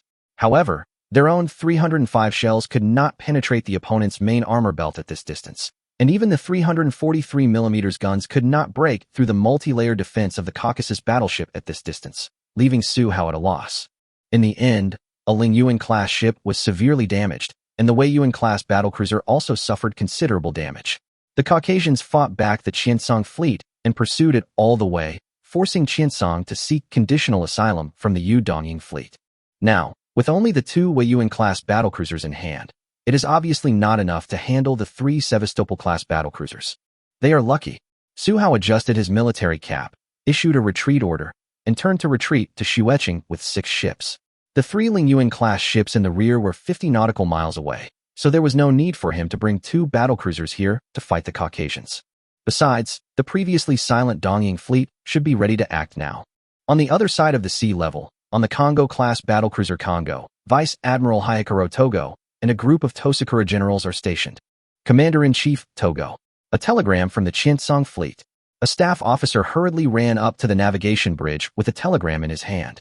Togo Hyakuro took the telegram, glanced at it, understood it, and handed it to the standing fleet staff officer Akiyama Senyuki. After the latter finished marking on the nautical chart, Togo stood up and gave the order. Gentlemen, the people of Qiancang have reported the location of the Caucasus fleet. Now, as long as our Imperial Navy and Qiancang Navy join forces, we can destroy this reckless Caucasus fleet, lay the foundation for the Empire to control northern Tsang, and also wash away the shame for our Imperial Navy. Now I order. Togo's voice rose 8 degrees, and the officers on the bridge stood up straight. Tsukuba-class and Kasuga-class formations, Kitayama, search for the enemy landing ship formation. All ships of our fleet, turn right at a constant speed of 2 compass points, then increase the speed to 20 knots, enter the battle in a single column, and respond according to the situation of the enemy ships. On the afternoon of May 30th, 1665, in the eastern Sakura Empire, Edo Castle, Roman Rosen, the Caucasus Empire's ambassador to Dongying, drove back to the embassy with a heavy heart. An hour and a half ago, he was awakened from his nap by his subordinates. Dongying's foreign minister Jiro Saito urgently summoned him and said, "In view of the irreconcilable interest disputes between the two countries in the Qiancang Sea area, the Dongying Empire will sever diplomatic relations with the Caucasus Empire and declare war on the Caucasus Empire from now on." He also handed him a letter of severance of diplomatic relations and a letter of declaration of war, and ordered him to leave the territory of the Dongying Empire within 8 hours. The carriage stopped in front of the Caucasian Empire embassy.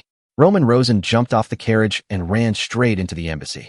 He ordered the counselor to immediately lower the flag of the Caucasian Empire and begin to destroy confidential documents.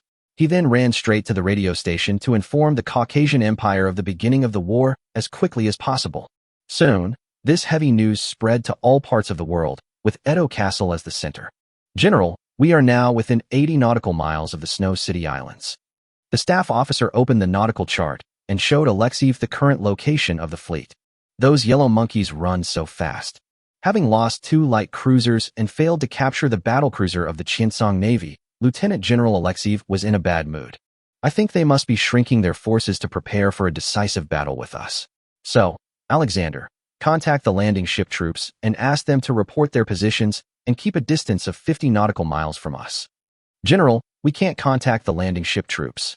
After a while, the staff officer returned to Lieutenant General Alexeyev, sweating profusely. The telegram he sent out was like a drop in the ocean, with no response received. Moreover, the last communication from the landing ship force was sent nearly 2 hours ago. "Keep in touch. Maybe the radio is broken." Lieutenant General Alexeyev did not think too much about it. The old merchant ship that served as the landing ship was not equipped with a radio, and when it set out, the radio equipment of one of the Rurik II type ships also reported a malfunction. Now perhaps the same equipment on another ship had also malfunctioned. Although the combat capability of the Rurik II cannot be compared with those of the last pre-dreadnoughts and battleships above the dreadnought, it is still sufficient to face ordinary reconnaissance cruisers. With the decisive battle imminent, it is impossible for the Qiancang Kingdom to withdraw such a battleship to hunt down its own landing ship formation. Lieutenant General Alexeyev made the correct judgment.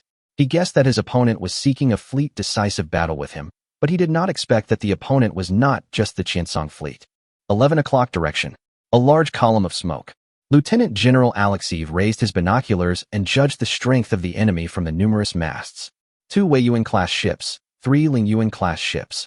There is one more battlecruiser than last time, but it's too early for them to eat us up, Vice Admiral Alexeyev said confidently. The fleet should turn left for compass points and prepare for artillery battle. Open fire once they are within 20,000 meters. Let these yellow monkeys see how powerful we are. Indeed, the strength of 2 super dreadnought battlecruisers and 3 dreadnoughts has surpassed his 3 Sevastopol-class ships, but given the high speed of his ships, the initiative on the battlefield is still in the hands of the Caucasus Empire. Unless the opponent lets the 2 battlecruisers give up their speed advantage and stay in the battle line, they can use their firepower advantage to suppress the Caucasus fleet. However, this would only allow the formation to reach a maximum speed of 21 knots, which was inferior to the 24 knots that the Caucasus side could use for both offense and defense.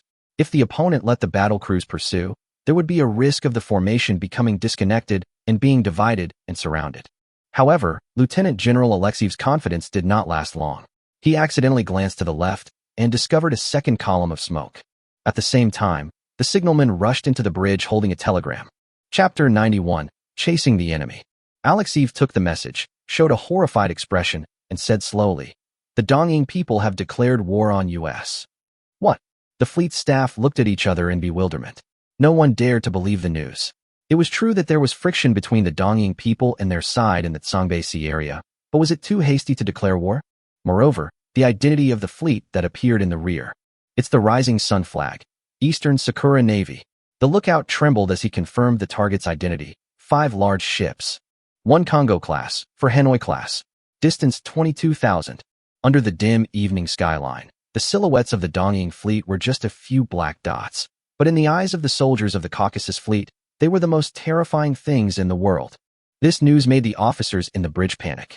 Facing the Qiancang Navy alone might be enough to deal with it, but facing the attack from both Dongying and Qiancang, the 3 Sevastopol-class ships would be unable to cope with it. These despicable Dongying people. Lieutenant General Alexeyev was furious. He had just received the declaration of war, but his landing ship troops had long lost contact. This meant that these Dongying people might have attacked the landing ship formation before the declaration of war was delivered. They will pay for offending the Great Caucasus, Lieutenant General Alexeyev said viciously. Come on, let's hurt them first. Faced with such a situation, it is unlikely to just turn around and run away, but the alliance between Qiancang Kingdom and Dongying people is not solid.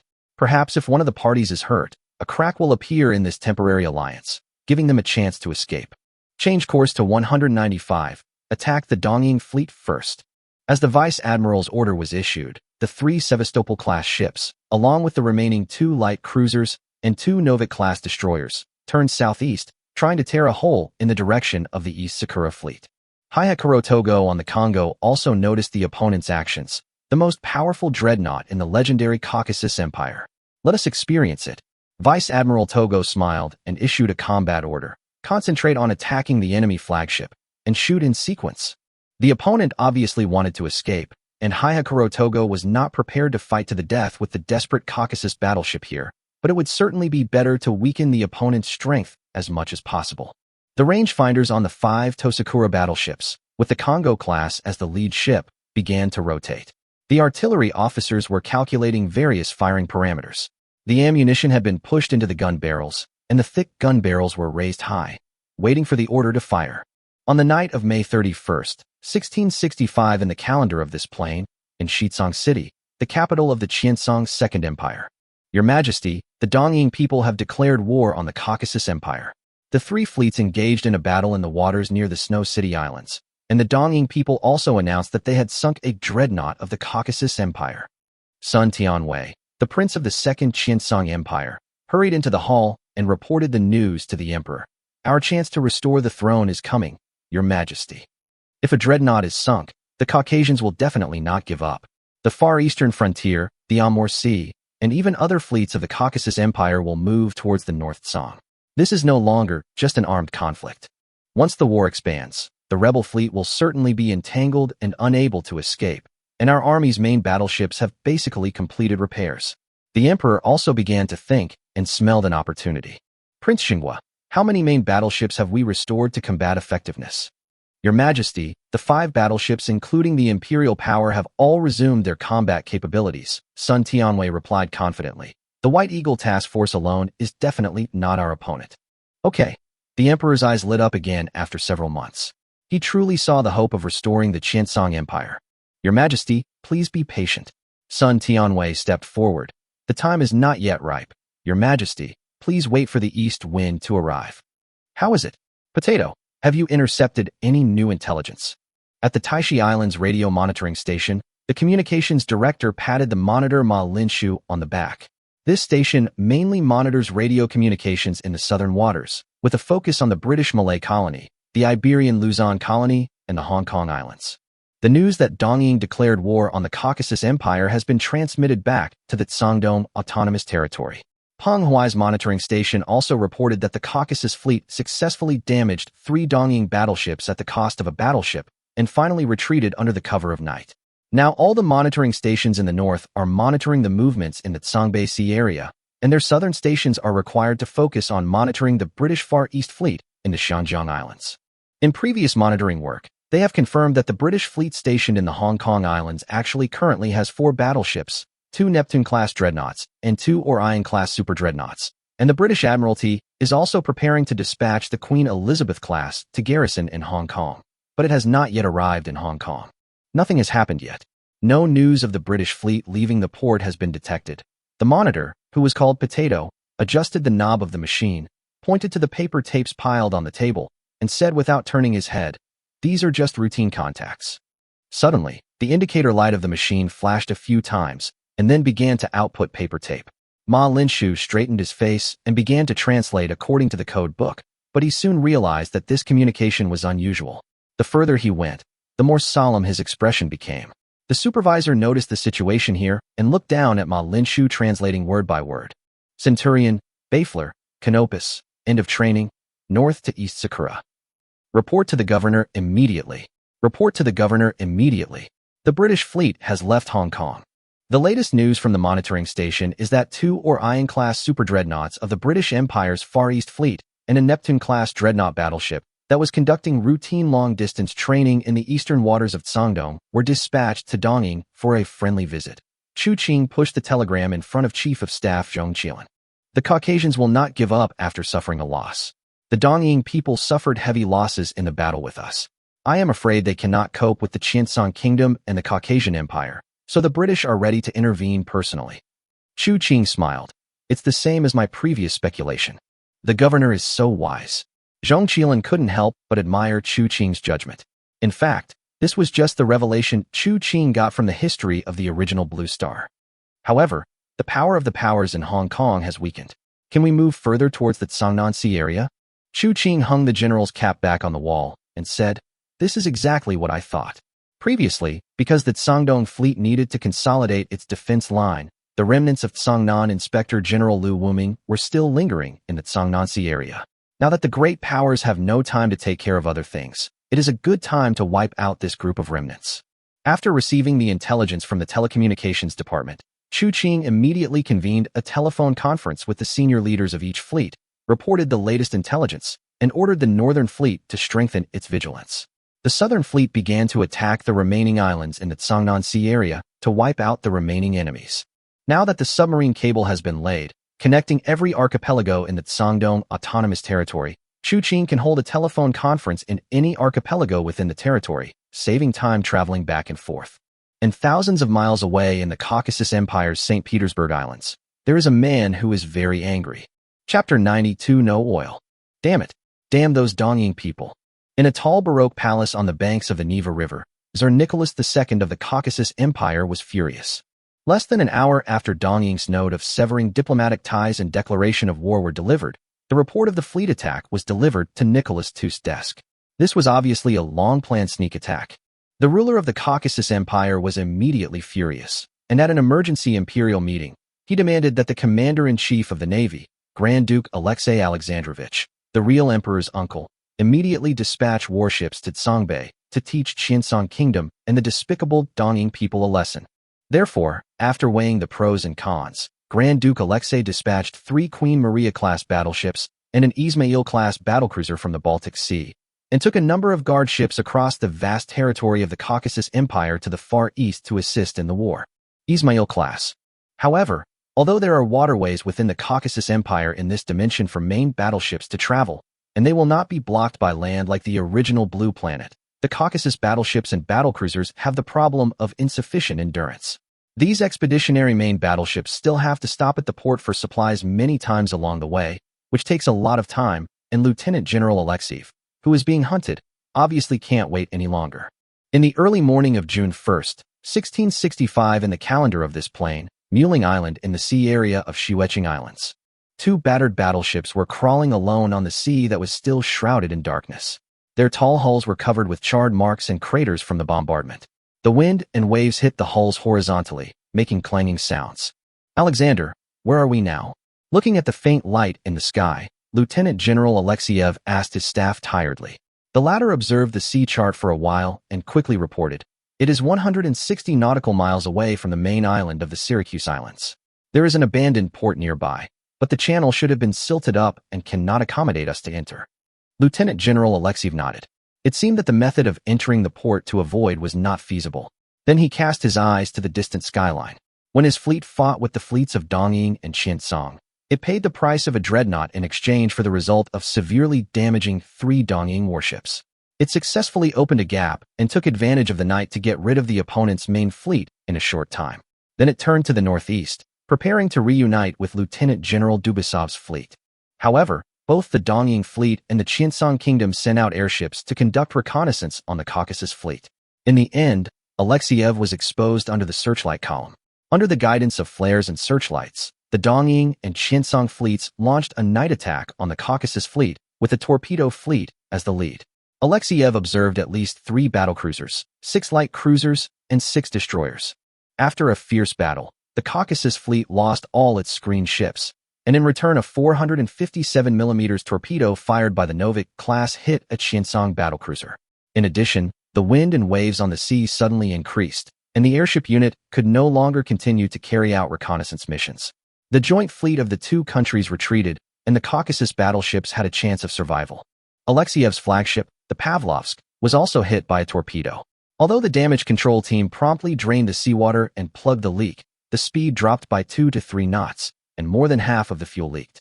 I'm afraid it will not be able to reach the Caucasus Empire-controlled area in the Qiancang Sea. Bang! Splash! The sound of metal colliding and falling into water was heard. Without the lieutenant admiral asking, the damage control officer on the ship came to him to report the situation. A piece of the side armor plate of the Petropavlovsk had fallen off under the heavy load.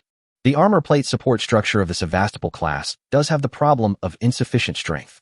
After experiencing 2 fierce battles yesterday, it is inevitable that it will not be able to withstand the strong winds and waves. The Poltava that was lost was because the armor plate was hit by multiple large-caliber shells. The rivets broke and fell off, thus exposing the unprotected hull. And finally, it was hit by a large-caliber armor-piercing shell in the ammunition depot under the No. 2 turret. The only thing that Alexiev could be thankful for was that at the beginning of the war, the Ismail-class battlecruiser stationed in the far eastern border region received the news and was rushing here at full speed. Since the Syracuse waters were close to the far eastern border region, the support ships could arrive in 12 hours at most, and now it had been nearly 10 hours since the battle started. Borodino is an Ismail-class battlecruiser, the trump card of the far eastern frontier.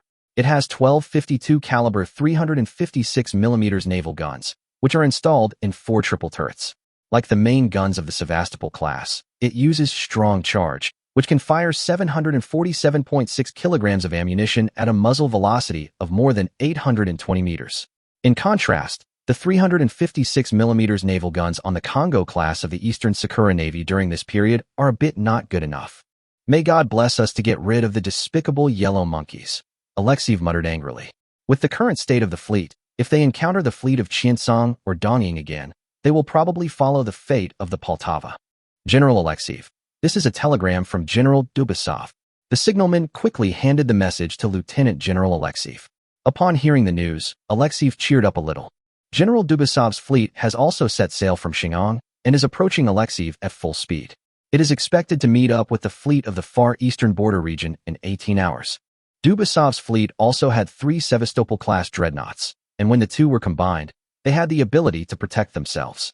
The fuel reserves on the Petropavlovsk are now enough to sail for more than 300 nautical miles. If it travels at full speed, the consumption will be even greater. The most urgent task is to find fuel for replenishment. The sky gradually brightened, and finally, Alexiev's gaze stopped at the Taixi Islands, which was an oil-producing area and petrochemical base of Qiancang State.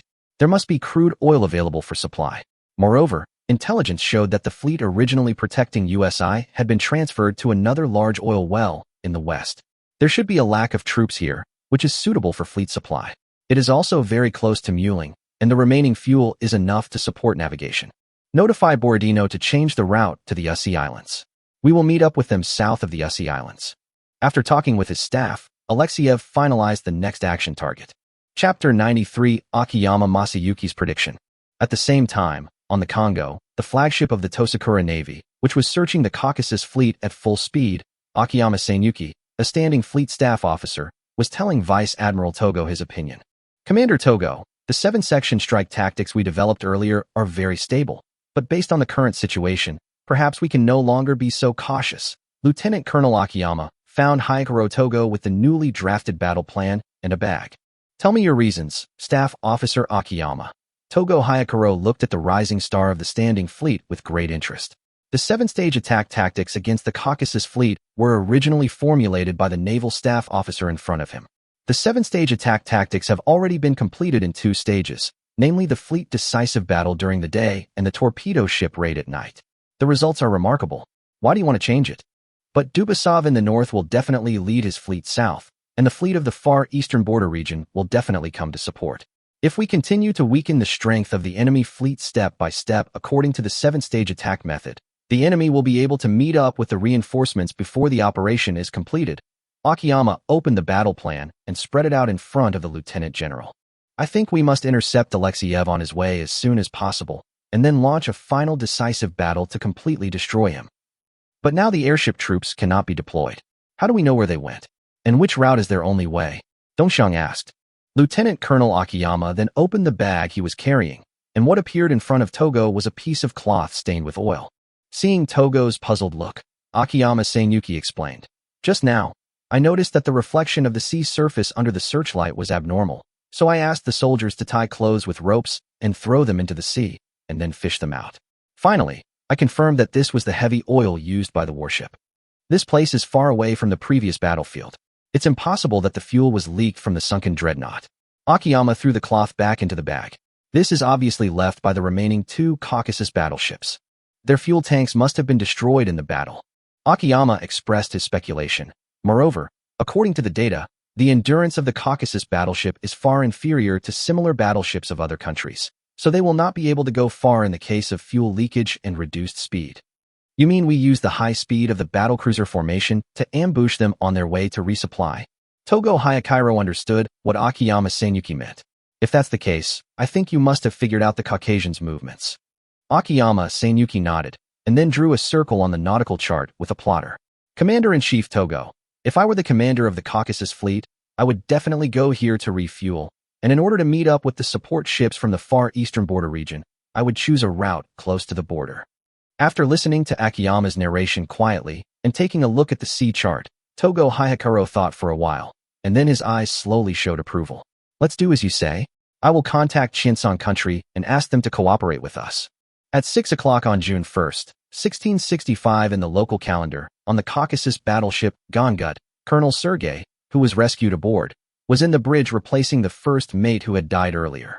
What time is it now? Yudintsev. Captain Anton Yudintsev looked at his watch and said, It's almost 6 o'clock. The sun has already risen. Fortunately, the wind and waves are still strong. Otherwise those annoying airships will come to harass us again, Anton Yudintsev sighed. Along the way, they did not encounter any reconnaissance ships and airships of the Dongying and Qiancang fleets. This was undoubtedly a good sign. Now the speed of the Petropavlovsk has been reduced to 20 knots. Once discovered, it will be unable to escape the pursuit of the opponent's 3 high-speed battlecruisers. Now the 2 can only pray that the strong wind and waves will last for a while, preferably for a few days and nights, until they meet up with Vice Admiral Dubasov and then stop. Due to the change in the rendezvous point, it will take Borodino another 1 to 2 hours to rendezvous with General Alexeyev. Now is the time when the Caucasus fleet is at its most vulnerable. Strange, have we reached the Taixi Islands so soon? A black dot suddenly appeared on the sea level in the distance, which made Colonel Sergei very confused. He reached out to grab the nautical chart, but Colonel Anton Yudintsev beside him shouted, It's the enemy's fleet. Prepare for battle. Prepare for battle. It's those 3 battlecruisers. The sailors on the ship who had not slept all night forced themselves to cheer up again, trying their best to stay calm and deal with the upcoming battle. However, Vice Admiral Alexeyev felt like he was falling into an ice cellar. The enemy fleet that appeared here completely blocked his last chance of survival. Send our position. Let Borodino move closer here immediately. Alexeyev's last hope was that the Ismail-class battlecruiser could arrive at the battlefield before he was sunk, but judging from the current situation, this hope was very slim. 3 battlecruisers of the same British origin, under the cover of 6 cruisers, came head-on to intercept Alexeyev's fleet. The battered Caucasus battleships dragged their tired bodies and formed a battle formation to meet the attack. No destroyers were found, perhaps because the strong wind and waves caused them to fall behind. There's nothing to be afraid of. Our naval guns can easily pry open their defenses like opening a can of pickles. Soldiers, fire with all your might and send these yellow monkeys into the sea. The grassroots officers shouted loudly at their positions. Only in this way can we survive. Although the officers spared no effort to boost morale, all the Caucasian sailors on the fleet understood that this might be their last battle. Even if they repelled the 3 battlecruisers, they would have no way out when the enemy's battleship formation from the rear pressed forward. The 2 Sevastopol-class ships rotated their main turrets to the port side. The heavy armor-piercing shells were pushed into the gun barrels by the ramrods. The breech bolts were locked, waiting for the pollen system to complete the calculation of the fire control parameters. Boys, it's my honor to fight alongside you, said Vice Admiral Yevgeny Ivanovich Alexeyev in the armored command tower of the Petropavlovsk, taking off his military cap and making the sign of the cross on his forehead and chest. Boom. Chapter 94, Destruction. When the hands of Lieutenant General Togo Hayakairo's watch pointed to 7:30, the battle on the sea was over. All ships immediately began to count the losses and salvage the crew members and prisoners who fell into the water. It was not until they saw the burning and broken figures of 2 Caucasian battleships sinking into the sea in the distance that Togo Hayakairo and Akiyama Seiyuki felt relieved. Akiyama's prediction was indeed accurate. Alexeyev really led the fleet to the Taixi Islands to try to find fuel supplies, but was caught by the fleets of Dongying and Qiancang. Now, the main force of the fleet of the far eastern frontier region of the Caucasus Empire has been completely wiped out here. With the sinking of these three dreadnoughts, the strength of the Caucasus fleet in the Tsongbei Sea area has been greatly reduced. Next, all they have to do is to wipe out the Amur Sea fleet that is heading south from Shingang in one go. The battle just now was extremely thrilling. The Caucasus fleet's dying counterattack was extremely fierce. They opened fire at a distance of 21,000 meters and took advantage of the fire control system to achieve crossfire first. When the buzzing heavy shells cut through the air and fell like meteors, even Togo Hyakiro felt scared. The insane destructive power of the high-speed heavy shells severely damaged a Wei Yuan-class battlecruiser of the Qiancang Kingdom, destroying her two main turrets. The starboard side of the ship also took on a large amount of water and was tilted. If it was not docked for maintenance, there would be a real risk of sinking. A Chikuma-class and a Longwei-class armored cruiser were also destroyed by heavy artillery and sank completely to the bottom of the sea 15 minutes after the battle began. The Wei Yuan-class ship that was hit by the torpedo had completed emergency repairs, so it was not counted, but taking into account the three Hanoi-class ships that were severely damaged before, the Caucasus fleet has forced 4 coalition battleships to temporarily withdraw from the battle. However, Akiyama Seiyuki noticed that the Caucasus battleship should have some kind of multi-layer defense system, and there is armor defense inside the main armor belt. Even if the 343mm armor-piercing shells of the Wei Yuan-class battlecruiser penetrated the main armor belt, it would not necessarily cause fatal damage to the Caucasus battlecruiser, which made it quite difficult to sink them. In addition, Togo Hyakuro also observed that the British armor-piercing shells fired by his own and Qiancang's fleets during the naval battle had serious premature explosion problems and exploded many times without completely penetrating the armor, greatly affecting combat efficiency. If the opponent's armor plates had not suffered a lot of blows in previous battles, resulting in insufficient strength and falling off, the combined fleet of both sides would probably have suffered even greater losses. He compiled these situations into a combat report and planned to feedback it to the headquarters after the battle to request improvements in ammunition design. At 4 o'clock, a large ship silhouette. It's the Caucasian battlecruiser. Distance 26,000. When Dongying and Qiancang's battlecruiser fleets completed their reorganization and merged with the battleship formation in the rear, the Caucasian battlecruiser Ismail arrived late. Faced with the regrouped fleets of the two countries, the isolated Caucasus battlecruiser did not have the courage to launch a challenge and turned rudder and fled at a distance of 23,000 meters. Su Hao and Dong Xiang did not order a pursuit because according to the existing intelligence, the opponent could increase the speed to 28 knots when the engine is overloaded, and their battlecruise formation might not be able to catch up. Moreover, the Caucasus produced 356mm naval guns with powerful explosives are not so easy to deal with, and the ship will capsize and sink if you are not careful. Report to the Navy Department of the headquarters. The main force of the enemy's far eastern frontier fleet has been destroyed. The first phase of the operation has been completed. Our 3 Kawachi-class ships have been severely damaged. If we want to carry out the second phase of the operation, we need the support of the follow-up fleet. On the morning of June 1st, 1665, Fengzhou Port. Zhang Mingxuan, commander of the southern fleet of the Tsangdong Autonomous Territory, boarded the new flagship, the Queen Elizabeth-class battleship Fengzhou, watched by his subordinates. The sailors slowly raised his vice admiral flag and commander's flag on the mast of the battleship. The soldiers of the Marine Brigade also boarded the newly modified landing ship. The ground force responsible for the landing mission this time was composed of 2 Marine brigades expanded from the original Taixi Autonomous Territories Marine Brigade. All members were equipped with automatic and semi-automatic firepower, and their firepower was not inferior to the White Eagle Federation soldiers of the original Blue Star in World War II. The standard pistol that Chu Qing selected was the M1911 Browning, which was of White Eagle descent, mainly because of the excellent stopping ability of the 11.43mm bullet. Based on the principle of universal ammunition, the standard submachine gun was an improved model of the M1921 submachine gun, also produced by White Eagle. The basic organization of the Marine Brigade's infantry squad is 10 people, with 8 M1916 semi-automatic rifles forming the core firepower. The squad leader carries an improved Thompson M1921 submachine gun, but according to demand, it is changed to the M1923 handguard style, and a bayonet and bayonet lug similar to the M1923 are installed under the barrel. The supporting firepower is a light machine gun improved from the M1916 type and fed by a drum magazine. The machine gunner is equipped with an M1911 pistol, and the assistant gunner is still equipped with a semi-automatic rifle. It adopts 33-man formation, with 3 squads in 1 platoon. Heavy machine guns are assigned to the platoon level. Each platoon has a separate 5-man heavy machine gun team responsible for operating and transporting the M1921 water-cooled heavy machine gun. The machine gun chief, deputy gunner, and ammunition handler also use M1911 Browning pistols for self-defense. Water-cooled Browning 12.7mm heavy machine gun. The artillery firepower has not been enhanced for the time being, and the original 47mm light rapid-fire gun is still used. In fact, the entire Marine Corps does not have an organized long-range fire support unit.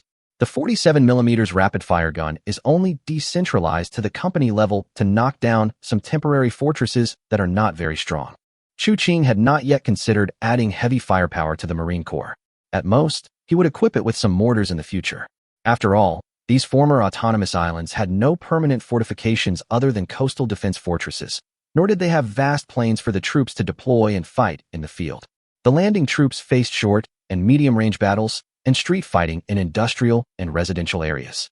Heavy artillery lacking mobility was of little use, and instead took up a large number of personnel. Since the large ships of the original Tsangnan Sea Fleet were completely wiped out in the previous battle, Zhang Mingxuan speculated that there would be no large-scale naval battles during the cleanup of the remaining islands in the Tsangnan Sea area. The Southern Fleet was only prepared to mobilize 1 Queen-class battleship to take charge. Moreover, her mission was only to use the long range of advanced naval guns to suppress the coastal defense firepower beyond the range of old coastal artillery, and try not to directly participate in naval battles to avoid the news leaking out and attracting the prying eyes of the great powers. The protagonists of this operation were still the Longwei-class armored cruisers and other old cruisers. This time, the combat goal that Qiancang explained to Zhang Mingxuan was not only to attack from Fengzhou to the southwest towards the Lingdong Islands, but also to recapture the Yingzhou Islands in the southeast. This archipelago was the largest island in the Tsangnan Sea before the Crustal movement, but now it has been scattered into small islands. The land area has decreased, but the strategic significance has not diminished at all. If it is successfully recovered, it can be turned into a natural barrier for the Tsangdong Autonomous Territory. At the same time, it can deter Hong Kong to the west and use it as a fulcrum to control the Luzon colony to the south. In the past, the Yingzhou Islands have always been under the jurisdiction of the Tsangnan Sea area and were directly governed by Inspector General Lu Wuming. The local indigenous people completely disappeared during the great geological turmoil 100 years ago.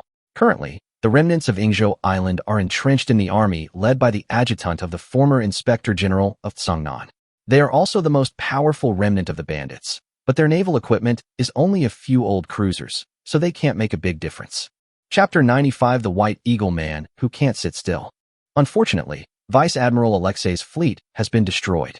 Vice Admiral Dubasov was holding a combat meeting in the operations room of his flagship, the 12 Apostles.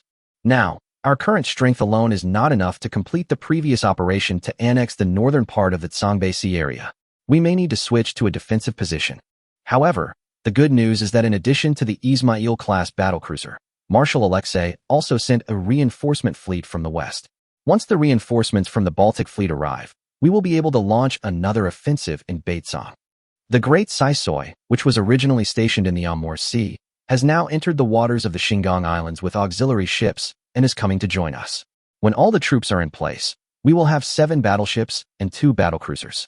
By then, neither the Qiancang Kingdom nor the despicable Dongying people will be our opponents.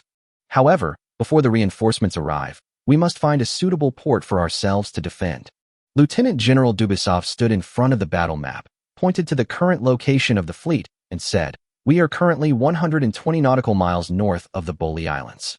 The Boli Islands and the surrounding Zhangguantan Islands are not suitable places to defend. The port is small and the waterway is narrow, which is not conducive to the fleet's rapid deployment. There is no heavy oil reserve for us to use. There is crude oil available for supply in the USI Islands to the south, but there is already a fleet of yellow monkeys there. I propose that we shrink our defense line first, and after completing the support for the Borodino, we return to the Xingang forward base, use mines and coastal defense facilities to defend, and wait for reinforcements to join us." President McKinley was talking with his Under-Secretary of the Navy, Roosevelt, in the White House at 1600 Pennsylvania Avenue, White Eagle Union, Special Marine District of Columbia. Mr. President, the British have decided to intervene in the war in the north of Qiancang, but we are not sure in what form. Theodore Roosevelt was talking about the recent major events, but it is obvious that the British Empire will focus on the north for some time to come. Moreover, the newly established Dominion has also marched south and issued a declaration that it will retake the islands occupied by the rebels. This will also involve some of the energy of the British and French people. In this way, without the eyes watching us all the time, our next actions will be much smoother. At least in the short term, we don't have to consider the feelings of the British anymore. Theodore Roosevelt was full of confidence. His eyes were shining brighter and brighter, and he did not hide his desire for war at all. He had done a lot of things with the tacit approval of President McKinley. Teddy, how confident are you now? President McKinley listened to Roosevelt's narration quietly, and then pushed a cup of coffee on the table to Roosevelt. Try it. It's pure Blue Mountain coffee. I've kept it since last year. I think the boys are ready to go out and give those stubborn Iberians a head-on blow, Roosevelt said, holding his coffee cup. The rifles purchased from Yangzhou have been equipped to the 5th Marine Corps first. They have completed training in the Qiancang Islands and are waiting to march to Luzon. And Brigadier General Dewey has also sent people to contact Aguinaldo, the leader of the Luzon Volunteer Army, who stayed in Hong Kong. He agreed to lead the volunteer army to cooperate with us. Roosevelt sniffed the aroma of hot coffee and then took off his bowler hat. I think there is nothing that can stop us from taking action against the Iberians now, Mr. President. So, how are things in Havana? Vice Admiral Sampson's North Atlantic Fleet is ready to go, Mr. President. President McKinley took one last look at the photo of the USS Rochester on the table and seemed to have made up his mind. Let Vice Admiral Sampson take action. On the night of June 1st, 1665, Luzon Colony, Manila Island. The rumbling sound of the torpedo boat's engine came straight from the bay to the shore. Lao Zhang, these Iberians have finally learned how to attack in formation. In the open space in front of a stone house, the instructors of the Tsangdong Autonomous Region were taking a rest. Torpedo boat tactics instructor Li Ji leaned against the wall near the door, looking at the sea surface shining silver in the moonlight, holding a glass of Luzon-produced mango juice in his hand. I always feel like something is not right. Although they are still polite to us, their learning speed is much slower than before, said Li Ji after taking a sip of mango juice. Li Ji was the instructor responsible for teaching the Iberian Navy how to operate and use high-speed torpedo boats. When they first arrived in Luzon, the Iberians learned quickly and were able to drive torpedo boats out to sea on their own within a few days. The instructors, including Governor Feldman, felt that these sailors would soon be able to fully master the use of high-speed boats. But after entering the formation training, these sailors seemed to have taken the wrong medicine. They made repeated mistakes when turning and changing formations, which made Li Ji wonder if a new group of people had been replaced. It took almost 2 weeks to practice formation attack before the formation was barely decent. The teaching of torpedo carriers is similar, said Zhang Shirkuan, the torpedo boat carrier operation instructor, nodding his head. I also think this is not normal. Boss Chung, I'm afraid it's really like what the governor said before he set off. These Iberians are deliberately delaying the completion of the training. Zhang Shirkuan looked at the chief instructor, Chung Siyuan, who was standing upright. He was the deputy of Lu Shu, the commander of Tsangdong's 1st Torpedo Boat Unit. This time he had the full authority to lead the team of instructors heading to the Iberian Luzon colony. Judging from the current situation, the Iberians' actions are consistent with the governor's judgment before he set out. Chung Siyuan did not look back. After he finished speaking, he turned in the direction of the Luzon governor's office and coughed twice. Everyone understood and patrolled around the residence to make sure there were no Luzon natives or Iberians around before gathering together. Before they set off, Chu Qing had a secret conversation with them, saying that there would be certain dangers in this trip to Luzon. The Iberians would stop at nothing to find more opponents for the White Eagle Federation. In order to drag Tsangdong into the game, they might even resort to some insidious frame-up methods, so they must be careful. These Iberians are so bold. They are using us as bargaining chips and hostages, Li Ji said with dissatisfaction in his tone. Muddy waters may not be beneficial to the Iberians, but it will definitely be detrimental to the White Eagle Federation. Zhang Shirkuan glanced at Li Ji, then looked at Chung Siyuan. Boss Chung, what should we do next? There has been a lot of fighting in the north recently. The White Eagles are definitely going to take action. The rebels are not going to stop the resistance anytime soon. This is a very dangerous time. It is best not to act alone and never leave your gun behind. Chung Siyuan said to his subordinates. But don't worry, the governor has arranged a support force, which will arrive in Luzon soon and will definitely guarantee our safety. Boss Chung. Li Ji opened his mouth to ask something, but was immediately stopped by Cheng Siyuan's eyes. Although Chu Qing told Li Ji and others that there would be a guide force to ensure their safety when they set out, Li Ji still couldn't figure out how to guide them. If they drove the fleet into Manila in a swaggering manner, wouldn't that just be what the Iberians wanted? Moreover, the Iberians had already declared martial law, and all ships that left the port without permission could be sunk directly. Even if the small team infiltrated, the final evacuation would be a problem. Don't ask what you shouldn't ask. Once the reception team arrives, everything will become clear. Cheng Siyuan naturally knew what Li Ji wanted to ask, but this involved the top secret of the Guangdong Autonomous Region at present, and he could not spread the news at will. Chapter 96: The Second Empire's Counterattack. At dawn on June 3, 1665, the calendar of this plane, at the southwestern border of Qiancang country. Hey Miles, what are you daydreaming about? Corporal Daniel and Private Miles on the White Eagle Union Armored Cruiser Tennessee joked. Are you thinking about your girlfriend? Tennessee-class Armored Cruiser, USS North Carolina. Miles was about to turn around and answer, but suddenly he noticed that there seemed to be a few wisps of faint gray smoke in the sky. What is that? The person who answered him was not Corporal Daniel, but the terrified shout of the lookout on the main mast. 10 o'clock. Distance 23,000. A lot of smoke. 5 large ship shadows. It's the fleet of Emperor Qiancang. Sound the alarm. Sound the alarm. Caesar-class line chart. 1 Imperial-class battlecruiser, 1 Weiyuan-class battlecruiser, 2 Lingyuan-class battleships, and 1 is a domestically produced Caesar-class battleship. The first mate flipped through the identification manual and confirmed the identity of the opponent. Report immediately to General Rogers. Our ship has encountered the enemy's main fleet. Request support. Request support. Inside the bridge of the Tennessee, Captain Albert Greaves Berry was horrified. Although his armored cruiser had 4 254mm naval guns and a 127mm main armor belt, its strength was not bad, but it was far from enough to face the Qiancang Second Empire Navy that had come out in full force. Turn right 16 compass points, high-pressure ventilate the boiler, release the smoke. After recovering, Colonel Berry decisively issued the order to retreat. He could not do such a suicidal act as using an armored cruiser to collide with a super dreadnought. Full right rudder. Full right. The panicked helmsman turned the rudder to the maximum, and the 10,000-ton ship tilted suddenly. The sailors on the deck who had not had time to return to the cabin slipped because of their unstable standing and held on to the side railings tightly to avoid falling into the sea. As an armored cruiser, speed is not her strong point, and she is only slightly faster than the dreadnoughts. Now that Colonel Berry is being chased by the battlecruiser, he misses the destroyer he served on before. A medium-sized target should be a Tennessee-class armored cruiser at a distance of 23,000 and a speed of 20 knots. Sun Tianwei, Commander-in-Chief of the Qiancang Navy, was in command on the Second Imperial Navy's flagship, the Imperial Power. The captain of the Imperial Power cast a questioning look at Sun Tianwei, who, sensing it, simply uttered 5 words: sink it, sacrifice the flag. Boom. After half a year, the Imperial Power's 356mm heavy gun finally roared with revenge, and the huge column of water made the sailors of the Tennessee tremble with fear. The maximum speed of the Tennessee was only 22 knots, while the Imperial Power could reach 28 knots. Whether in terms of firepower, protection, or maneuverability, the lone White Eagle cruiser had no ability to fight back. She might be a ferocious beast against protected cruisers and early light ships, but she was just a piece of fat meat to be slaughtered in front of dreadnoughts and super dreadnoughts. Under the joint attack of the Imperial Power and the flagship of the former 2nd Battleship Division, the Chaoyong, the armored cruiser was quickly hit and caught fire. The rear main turret was directly pried open by a large-caliber armor-piercing shell, and the propellant accumulated inside exploded, causing a huge fire. Boom, boom.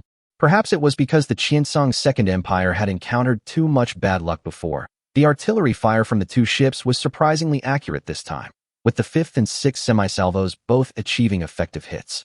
The gunner saw the black smoke rising from the middle of the White Eagle armored cruiser and shouted in a calm but excited tone, "Hit the enemy ship amidships." The midship is often where the power mechanism is concentrated, and it was visible to the naked eye that 2 of the White Eagle cruiser's 4 chimneys were destroyed by this blow. This cruiser could not escape. When the chimney of a steamship is destroyed, not only the smoke exhaust is affected, but a large amount of exhaust gas will accumulate and flow back into the engine room and boiler room. If the boiler pressure is not lowered and the output is reduced, there will be a risk of explosion. As the engine output decreased, The ship's speed dropped rapidly due to the obstruction of seawater. Colonel Barry understood that using the combat capability of this Tennessee-class ship to confront the furious main force of the Second Empire Navy head-on would be tantamount to seeking death. Besides, he was a soldier of the White Eagle Federation, not the Qiancang Navy, and there was no need for him to work for Qiancang. So, seeing that the situation was not good, he directly hoisted the white flag and sent people to fire 3 blue flares in succession. But Sun Tianwei, who had been ambushed by the White Eagle Federation and Qiancang Kingdom before, now only wanted to avenge the previous attack. He ordered to ignore the opponent's surrender signal and continue shooting until she was sunk. Thick columns of water rose up around the Tennessee. The White Eagle sailors cursed the Second Empire for its lack of martial ethics while jumping into the sea to escape. However, jumping into the sea was not a wise move at this time. The near misses around them were no joke. Many sailors were knocked unconscious by the rising columns of water. The fleet of the Qiancang Second Empire continued to fire from 23,000 meters to 20,000 meters, during which time it was hit by another bomb, which penetrated the deck of the Tennessee and reached the ship's medical room. The explosion then spread from the medical room to the sailors' cabin next door and even the restaurant. However, at this time, the reinforcements that the White Eagle sailors had been looking forward to finally arrived. Major General Rogers arrived at the scene as soon as possible, with 2 Florida-class battleships patrolling nearby, along with several Haitian-class cruisers of the Qiancang Navy. The appearance of these new targets diverted the attention of the Qiancang fleet and indirectly saved the armored cruiser that was nearly sinking. Send light signals. Stop these lunatics. Warn them that any further firing would be a direct confrontation with the White Eagle Federation. Frederick Rogers put down the telescope and ordered his men. Lights flashed on Rear Admiral Rogers' flagship, the Florida, signaling the Second Empire's fleet to stop, but the only response he got was another half-salvo from the Second Empire's fleet. "Frederick, I told you, they're serious this time," Colonel Adelbert Althouse said to Rogers amid the flying water. "It's clear that they want to take this opportunity to launch a counterattack, and they won't stop until they capture a few islands. Let's go, Frederick. We have done enough for Qiancang country. Besides, we are no match for them now." Frederick Rogers raised the telescope again and saw that the fleet of Qiancang's Second Empire began to turn at a uniform speed as a whole, changing from a horizontal formation to a vertical formation.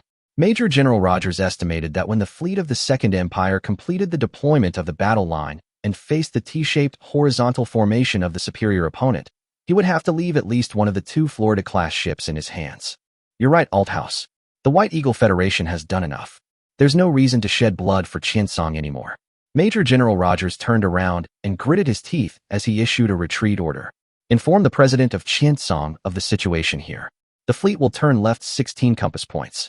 Let those Qiancang cruisers release smoke screens to cover our evacuation." "What about the Tennessee?" a staff officer asked. "We can't care about so much anymore." Major General Rogers went into the command tower without looking back. May God bless them. Chapter 97 Cannon Fodder Group. On the morning of June 3, 1665, in the Guangdong Autonomous Territory, Taixi Islands, Dongying, Caucasus, Qiancang Kingdom, White Eagle, England, and now the last player has finally joined the game. Chu Qing talked with Chief of Staff Zhong Qilin in the officer's cabin of the flagship Qixia. After a brief contact between the 2 fleets, news of the Second Empire's counterattack had already reached the Taixi Islands through the radio monitoring station. "The Songbei Sea area is in a mess now," Zhong Qilin also sighed. "With 6 forces competing together, Baitsong is now a huge vortex, and the intricate relationships make people's scalp numb. I just don't know how the White Eagles will react to this. Although an armored cruiser was sunk, I don't think they will retaliate on a large scale," Chu Qing said with a smile. "The White Eagles have now shifted their focus to the overseas colonies of the Iberian Kingdom.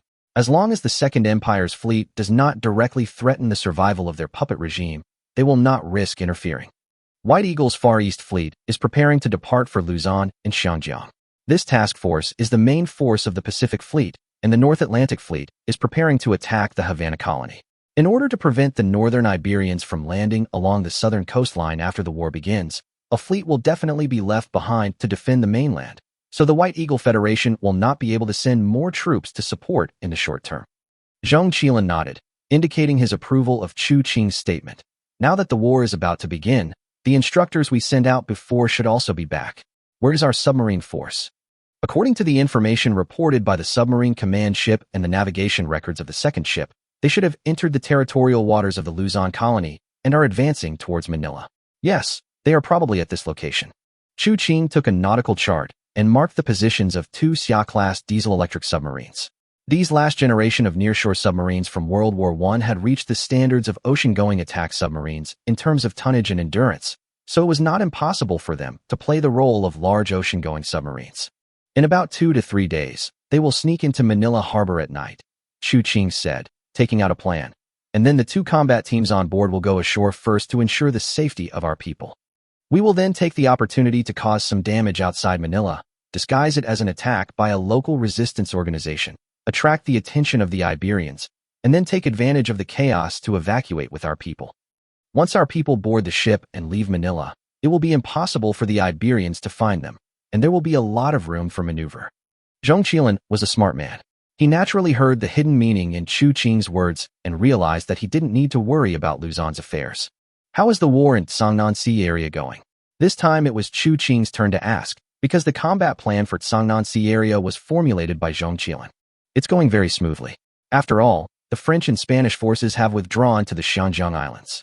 What's left are disorganized soldiers without even a pre-dreadnought battleship. As he was speaking, Zhong Qilan's signalman delivered a new combat report.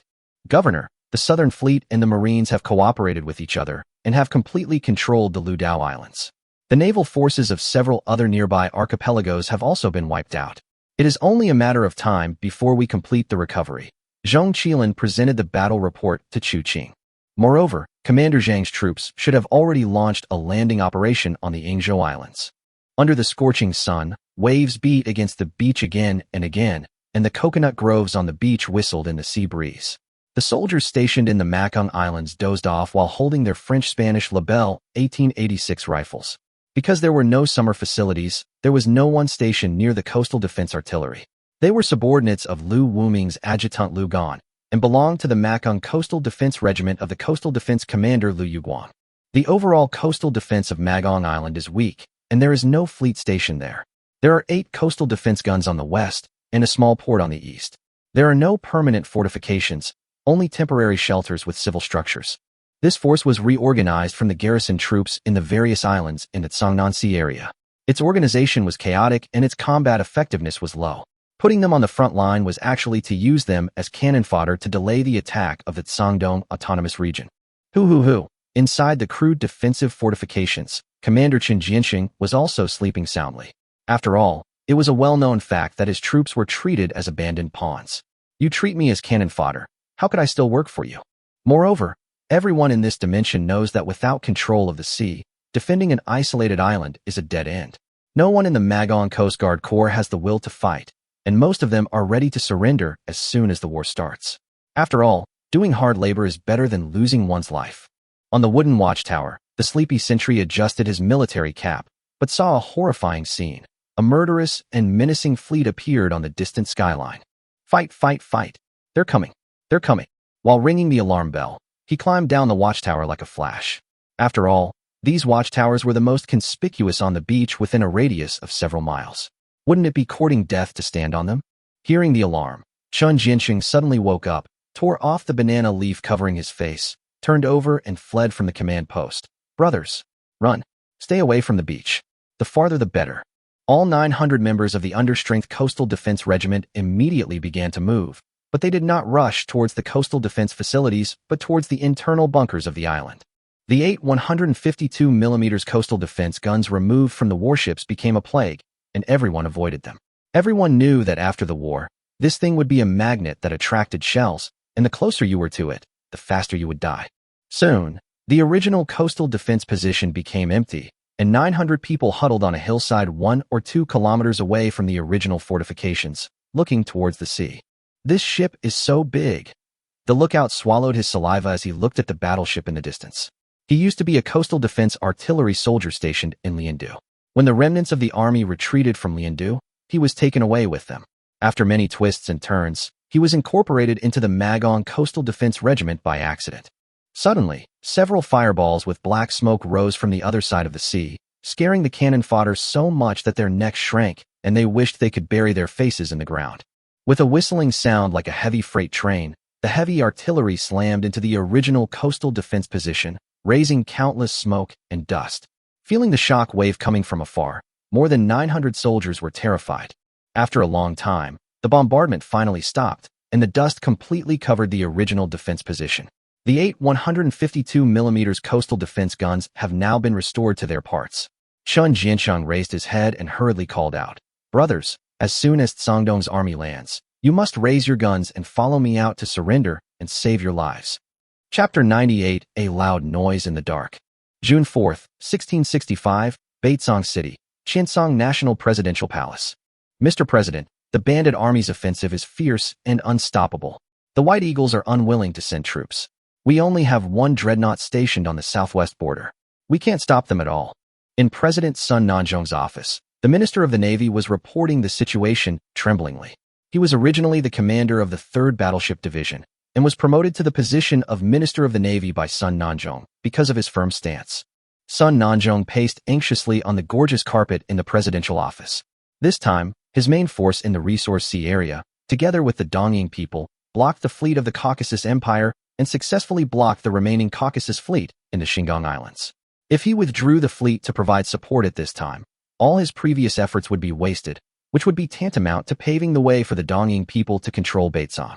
However, the large warships he had, except for the 2 dreadnoughts guarding the oil capital islands, the largest oil-producing area in the former Qiancang Empire, in Batesong, only had 1 Weiyuan-class battlecruiser and 1 Lingyuan-class.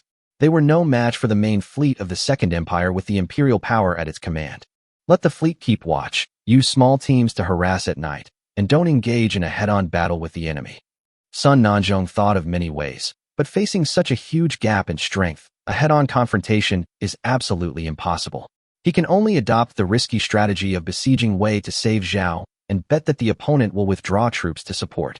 Let the Nanny and Xingyuan move towards the Shuazhou Islands and head straight for Jinyang from the north of the bandit-controlled area to force the main force of the bandit army to return for support. After giving the instructions, Sun Nanzhong felt powerless. The White Eagles have 3 dreadnoughts, but now they seem unwilling to help Qiancang Kingdom confront the Second Empire head-on. Sun Nanzhong now deeply realizes that the real power is only what is completely in his own hands. If the 3 dreadnoughts in the hands of the White Eagles are completely under his control, then even if 1 or 2 dreadnoughts are lost, the invading fleet of the Second Empire can definitely be blocked. If only there were a few more dreadnoughts. At the same time, off the coast of the Qiancang Islands, the coalition warships were sailing around the south day and night, completely blocking the Caucasus fleet hiding in the harbor. Although they had taken the offensive, the coalition forces never dared to set foot in Qiancang, because the Caucasus fleet in Qiancang was also very powerful, with 4 fully capable Sevastopol-class battleships and 1 Ismail-class battlecruiser. 1 Lingyuan-class and 3 Hanoi-class ships entered the port for repairs, leaving the coalition forces with only 3 battlecruisers, 2 Lingyuans, and 1 Hanoi. However, there was news that Qiancang country said it would transfer 2 Lingyuans from the Yudu Islands to assist in the battle. The second wave of support fleet of the Dongying people had also set off and would join the battle soon. Both Qiancang Kingdom and Dongying fleet were aware of the Caucasus Tsar's transfer of troops from the Baltic Sea, and they were also very clear that once the 2 fleets merged, the coalition fleet might become a sandwich with internal and external support. Therefore, how to weaken the strength of the Caucasus fleet as much as possible became a top priority. At the beginning, the coalition forces sent out the Kasuga-class armored cruiser Nissan. The Tusakura people tried to use the 254 naval gun with an increased elevation angle to cross the blocking hill and launch heavy artillery remote attacks on the Caucasus battleships in the harbor. As a result, the Caucasus fleet had previously transported several large-caliber coastal defense guns from the rear and had been hiding on the commanding heights outside the port. When the Nissan approached, 4 guns fired at the same time. They were also 254mm, but the coastal guns could use a larger elevation angle and more propellant to achieve a longer range and greater power. Caught off guard, the Nissan was hit by 3 shells within 10 minutes. It was not until the Tosakura battlecruiser, which was supporting the rear, came forward and suppressed the coastal defense artillery that the Nissan was able to withdraw. In the end, Qiancang Kingdom and Dongying fleet sent a medium-sized reconnaissance airship carrying a 25 kilograms light bomb, which quietly floated over Qiancang and dropped bombs to completely destroy 2 of the coastal defense guns, but it was also shot down by the ship's small-caliber rapid-fire guns. Later, Lieutenant Colonel Arima Raikibana was forced to abandon his blockade plan because Qiancang was unwilling to provide ships for blockade. Finally, both sides had to use auxiliary ships to lay mines in the waterway outside the port and use torpedo boats and destroyers to launch short assaults on the port at night. But Lieutenant General Dubasov was no fool. He saw through the coalition's intention to lay mines. Then, Dubasov sent destroyers and small patrol ships to drive them out at night, but they collided head-on with the Dong and Qiancang coalition ships that were attacking the port. The destroyers, torpedo boats, and other small ships of both sides immediately engaged in a melee. The destroyers and torpedo boats fought fiercely until dawn. Later, the light cruisers of both sides also came forward to support their own primary school students. However, both sides were rational and did not dispatch large battleships. The battle did not escalate, but the light ships on both sides fought each other happily.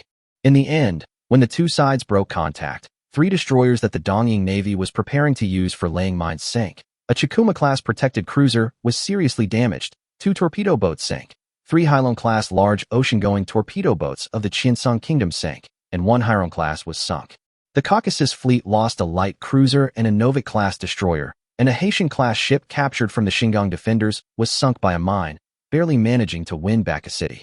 After all, a 1,000-ton ship like the Novik is a dimensionality reduction attack on the mass-produced destroyers of less than 500 tons of this era, and the Caucasus light cruiser with side armor protection is not easy to deal with either. This battle was actually a lose-lose situation, and no one achieved their combat objectives.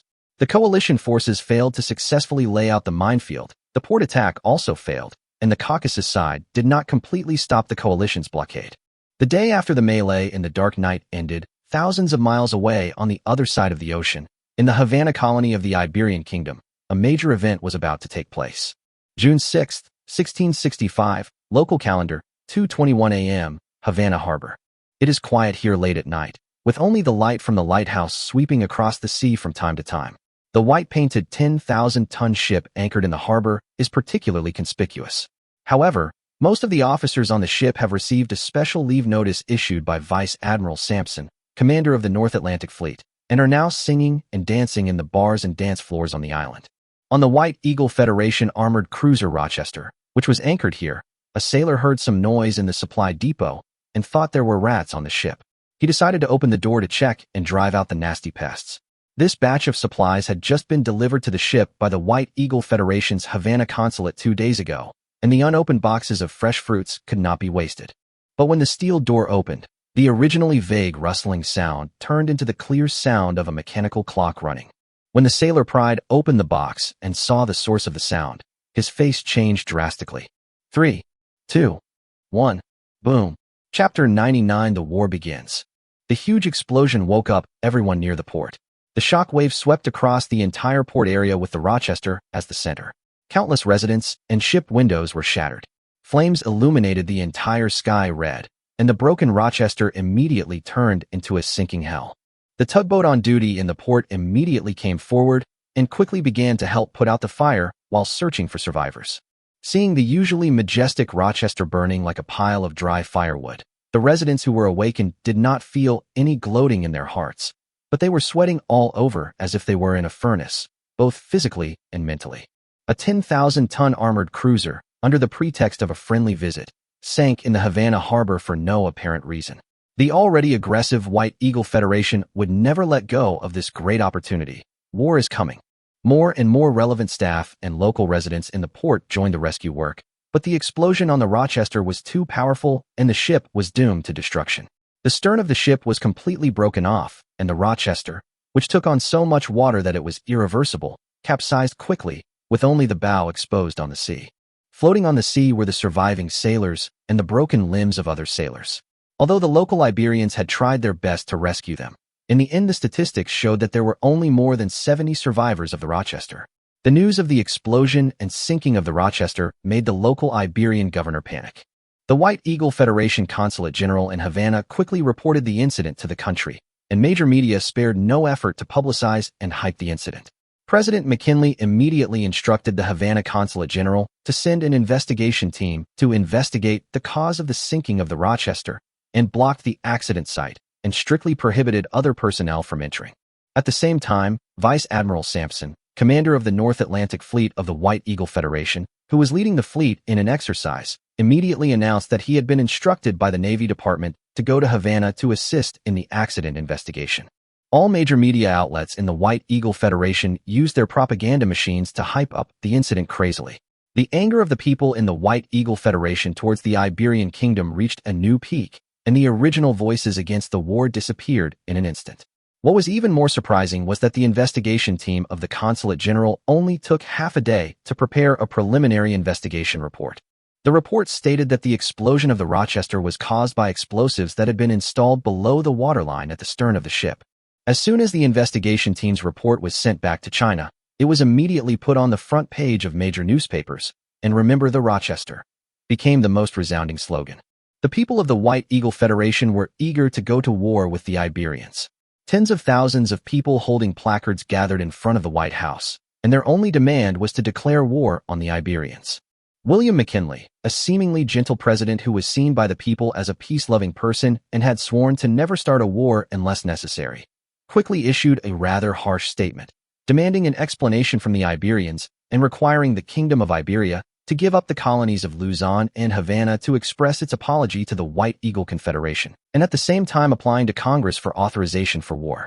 Under Secretary Theodore Roosevelt, even bypassed Secretary of the Navy John Brown and issued orders to the Far East Fleet stationed in Hong Kong and Sampson's North Atlantic Fleet to prepare for battle. The proud Iberians naturally could not tolerate such dirty water throwing, and the people also shouted, "Use the Iberian bullfighters' swords to stab these cowboys' butts hard." As a result, driven by this atmosphere, the conflict between the Iberian Kingdom and the White Eagle Federation has intensified to the point where there is no possibility of reconciliation. On June 9, 1665, in the calendar of this dimension, the White Eagle Federation Congress authorized President McKinley to go to war. On the same day, the Kingdom of Iberia also announced that it would use force to defend the territory and glory of the Kingdom of Iberia. The Kingdom of Iberia and the White Eagle Federation are now in a state of war. 1 hour after the two sides declared war, Vice Admiral Felix von Bendman, commander of the Iron Blood Kingdom's Far East Fleet stationed in the Palau Islands, received the news and ordered the boilers of each ship to start firing in preparation for sailing. "Your Excellency, Vice Admiral, our fleet has made all preparations for departure," the new Chief of Staff, Colonel Maximilian von Spee, reported to Vice Admiral Bendman on the flagship Scharnhorst. "Now all the battleship's boilers have accumulated enough steam. Maximilian, let's go to Luzon to join in the fun." Felix von Bendman put on his military cap. "I think the White Eagle fleet of the Qiancang Islands has also set off by now." A few days ago, Vice Admiral Bendman had already sensed that war was about to break out, so he ordered the sailors of each ship of the Far East Fleet to board the ships and prepare for war. Therefore, after receiving the order to set sail, each ship was able to complete the preheating of the boilers and the accumulation of steam within 3 hours. This time the Far East Fleet will be deployed in full force, including the 3,000-man Marine Corps. According to the plan previously drawn up with the Sangdong Autonomous Region, the Far East Fleet will not intervene in the battle between the two sides so quickly, but will take action when the battle between the two sides is about to end and both sides are exhausted. It will enter the Luzon waters under the pretext of protecting overseas Chinese, and it would be best to occupy 1 or 2 archipelagos first, and then ask the Iberians to hand over the instructors sent by the Sangdong Autonomous Region. As for the reason, Lieutenant General Bendman did not go into details. He only knew that following this plan would fulfill the original agreement. As for whether the Iberians could hand over the people, he did not care. Late night of June 9, 1665, Luzon Sea, Manila Harbor. Since the war between the White Eagle Federation and the Kingdom of Iberia, the Luzon colony has been under martial law. The rebels in the colony seemed to have discovered something and began to become active. Gunshots were heard from time to time around the city, and the trend was getting more and more intensive. The Luzon colony garrison was withdrawn wave after wave, and the colonial fleet had also gone out to patrol the open sea. The light beams from the lighthouse on the shore swept the main waterways outside the port, but no one knew that a giant was lurking beneath the dark sea. Thanks to the geological changes that occurred 100 years ago, the water depth of Manila Port increased from just over 12 meters to 30 meters, turning it into an excellent deep-water port, which gave the 2 Xia-class diesel-electric submarines an opportunity to take advantage of. The height of the UB-3 is 8.25 meters. If it is a port with a water depth of 12 meters, it is too risky to sneak into it secretly while submerged, but now there is no need to worry about this at a water depth of more than 30 meters. The horizontal rudder has returned to 0. The motor is off. Empty main ballast tanks 1 to 3. This submarine was none other than the Xia-01 submarine commanded by Zhang Huchen. As the seawater in the 3 ballast tanks was emptied with compressed air, the steel back of the Xia-01 was the first to emerge from the sea. After a while, at the other end of the coast, the figure of the Xia-02 also appeared in the darkness. The command platform cover was opened, and 5 members of the elite combat teams from each ship jumped into the sea with rifles on their backs and swam ashore to find the instructors sent by the Qiancang Autonomous Region in advance. Chapter 100 Rebellion? Who is it? A loud shout suddenly came from behind the heavy wooden door of the stone house on the shore, followed by the clatter and clatter sounds of gun bolts being pulled. Haitian. Mingyu. Click. The sound of bullets ejected from the chamber was heard, and both sides breathed a sigh of relief. Then a gas lamp lit up, illuminating the appearance of the soaked man. The man was about 38 or 39 years old, with a scar on his face. He held a rifle wrapped in waterproof cloth in his hand, and the rank on his shoulder showed that he was a major. One of our own, Huang Jia, leader of the Qiancang Marine Corps Special Operations Team. Several people in the room quickly put away their pistols, stood at attention, and saluted. Cheng Xiyuan, who had the highest military rank among them, was only a major, the same rank as the team leader. It's not peaceful around here. Please forgive me, Major Huang. Without further ado, follow me. The ship that will take you there is just below the cliff over there. Cheng Xiyuan and a group of 6 people followed Huang Jia out of the stone building. 9 other figures holding semi-automatic rifles flashed out from behind the stone building. The group hurriedly approached the low cliff where the 2 submarines were anchored. Suddenly, Huang Jia, who was in the lead, made a stop gesture, and the team of 16 people quickly stopped. Even Cheng Xiyuan and his group pulled out their pistols. Following the direction of Huang Jia's finger, they saw another group of people sneaking towards the stone house where the instructors originally lived. Everyone lay on the ground, hiding in the dark and observing their every move. The local indigenous rebels? They actually made it here. Cheng Xiyuan murmured carefully in his heart. The White Eagle Federation hasn't even landed yet, and the Iberians can't even defend Manila? Bang, bang, bang. I saw this group of guys dressed like local indigenous rebels pulling the trigger through the wooden door, and then rushed directly into the stone house and fired a burst of shots, but as expected, they missed. At this time, just when Cheng Xiyuan thought that Huang Jia would lead him and others to evacuate, Major Huang made a gesture to several members of the action team around him, and 10 people quietly surrounded them. When this group of guys who looked like indigenous rebels realized something was wrong and were about to leave the stone house, the sound of 10 M1916 semi-automatic rifles rang out at the right time, and the 7.92 mm Mauser bullets shot several people at the door into sieves. In a short period of time, the firepower of 10 semi-automatic rifles was comparable to that of 2 light machine guns. The stone house had only one exit. Under the intensive fire attack, the remaining rebels had to retreat back into the house. Cheng Xiyuan and others also pulled out their pistols and fired, helping to block the windows near the door. Since Huang Jia decided to attack this rebel army, it meant that there must be something wrong with the identity of this rebel army. Otherwise, it would not be wise to stop fighting at this critical moment of evacuation. With the help of his teammates' fire cover, Huang Jia had already led the 2 of them to the 2 sides of the door of the stone house and threw a few round objects into it. Then there were a few boom sounds, and the room was completely silent. Huang Jia led his men back into the house and searched for something on the body. Team leader, these seem to be real Luzon people, the subordinate reported with a frown after checking several bodies. Luzon volunteers? The battle outside Manila was still a minor one, but the volunteers were able to penetrate the direction and get here, and even accurately found the residence of the instructors from Sangdong. No one would believe it if he told others. Huang Jia frowned, not believing that his judgment was wrong. Team leader, this is an Iberian. His men dragged over a corpse. Although there was a piece of shrapnel stuck in the head of the corpse, Huang Jia recognized that it was an Iberian because his appearance was different from that of others. After seeing the body of the Iberian, Cheng Xiyuan and others were frightened. This so-called rebel army was obviously fake. This was an attack against them planned by the Iberians. Since the White Eagle Federation has issued a statement supporting the uprising movement of the Luzon and Havana colonial resistance organizations, and stated that the White Eagle Federation is the solid backing of the people who love peace and freedom in the 2 places. If these instructors die at the hands of the rebels, then the Qiancang Autonomous Region will definitely stand on the opposite side of the rebels and the White Eagle Federation. Let's go. The Iberians will definitely come here again. Everyone started a fire, ignited all the flammable items in the room, and then flew to the agreed cliff and climbed down along a dangerous path. Li Ji, who was walking on the rocks, noticed two slender steel figures floating on the sea below the cliff. He was stunned for a moment. Are they new patrol boats? How did they get in? You'll know once you get on the boat.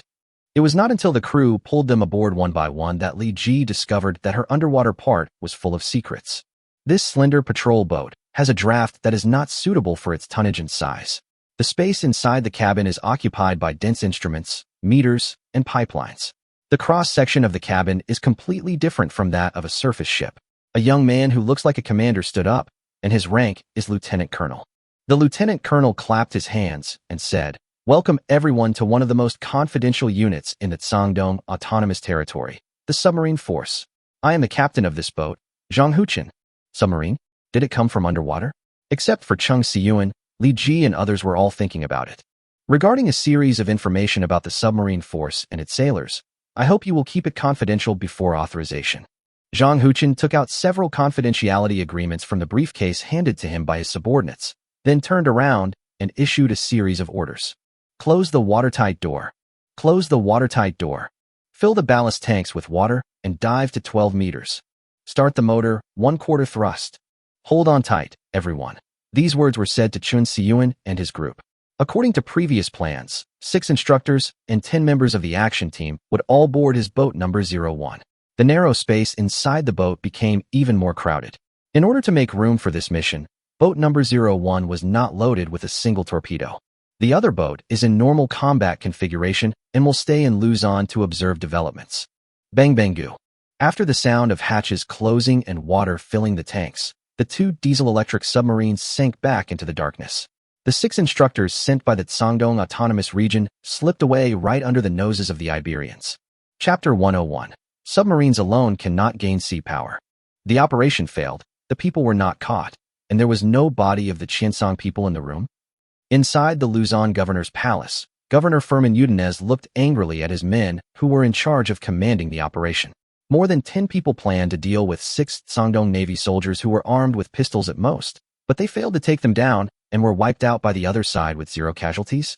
The other party set fire to the house before leaving their residence. They must have discovered something. It is very likely that the disguise that I prepared for the action team failed to deceive these cunning Qiancang people. Governor, no ship was found leaving the port.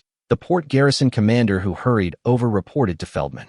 This made Feldman feel a little relieved. The fact that no ship left meant that these Qiancang people must still be on the island. Blockade Manila City. From now on, no one is allowed to leave the city. The garrison enters the city to search. We must catch those Qiancang people. If just one person escapes and lets the outside world know what just happened here, the consequences will be disastrous. Feldman knew very well what would happen if the matter was leaked. The Iberians who had just bought arms had brazenly attacked the Qiancang Autonomous Region. Once the news spread, it would certainly cause condemnation from the international community, which would be detrimental to the Iberian kingdom gaining support in the war with White Eagle. Moreover, the young governor would surely be furious after hearing the news, and it might even lead to White Eagle and Qiancang joining forces to strangle the Iberians in the Luzon colony. While Governor Feldman was busy and sweating, in the front torpedo room of Xia-01, Zhang Huchen was introducing this special journey to his new passengers. Since our ship is seriously overcrowded, we will not return directly to Qiancang, but will go to the Palau base first. There will be someone to meet you there. You will take the supply ship in Palau and return to Qiancang. Captain Zhang, how long can your submarine stay underwater? If it cruises at 4 knots, it can probably stay submerged for up to 13 hours. Zhang Huchen estimated that if it cruises at 4 knots underwater, it can stay submerged for 55 nautical miles. 55 nautical miles. Cheng Siyuan thought, it is not long, but not short either. It should be enough for at least one port attack. If there are large hostile ships in the Manila harbor, they would probably have been sent to the bottom of the sea to feed the fish by the 2 Xia-class submarines. Then that King Kong-class ship? Cheng Siyuan suddenly thought of something and looked at Zhang Huchen. Yes, we did it, Zhang Huchen nodded. No wonder. No wonder.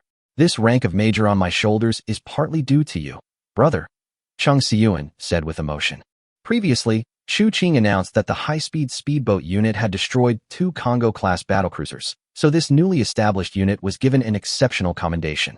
At that time, Cheng Siyuan and Lu Shu simply believed that the extra Congo-class ship was destroyed by the surface ship unit before the decisive battle began, and they put the blame on themselves in order to open up the market for torpedo boats.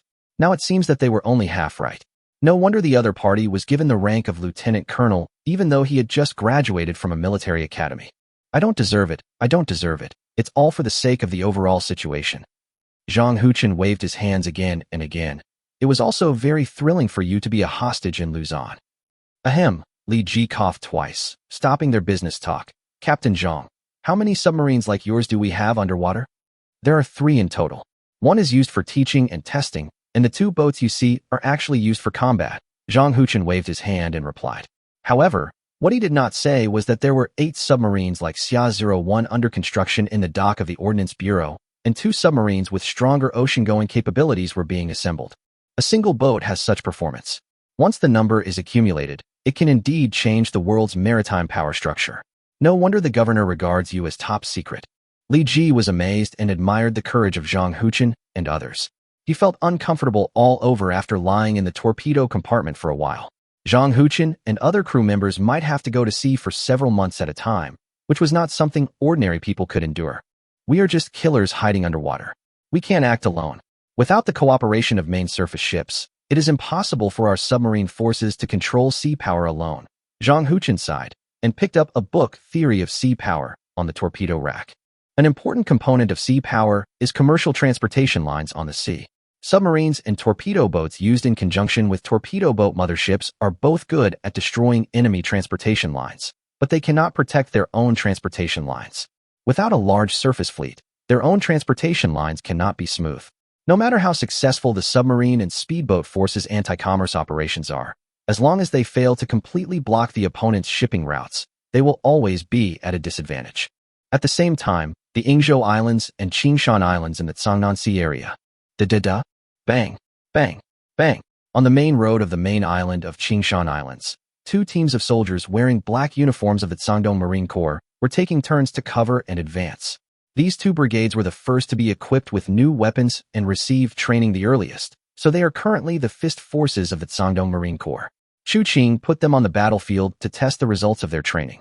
The sound of light machine guns and semi-automatic rifles firing completely overwhelmed the sound of the French-Spanish Lebel 1886 guns. The local garrison soldiers were repeatedly frustrated in the face of such superior firepower, leaving behind several bodies and then retreating without any resistance.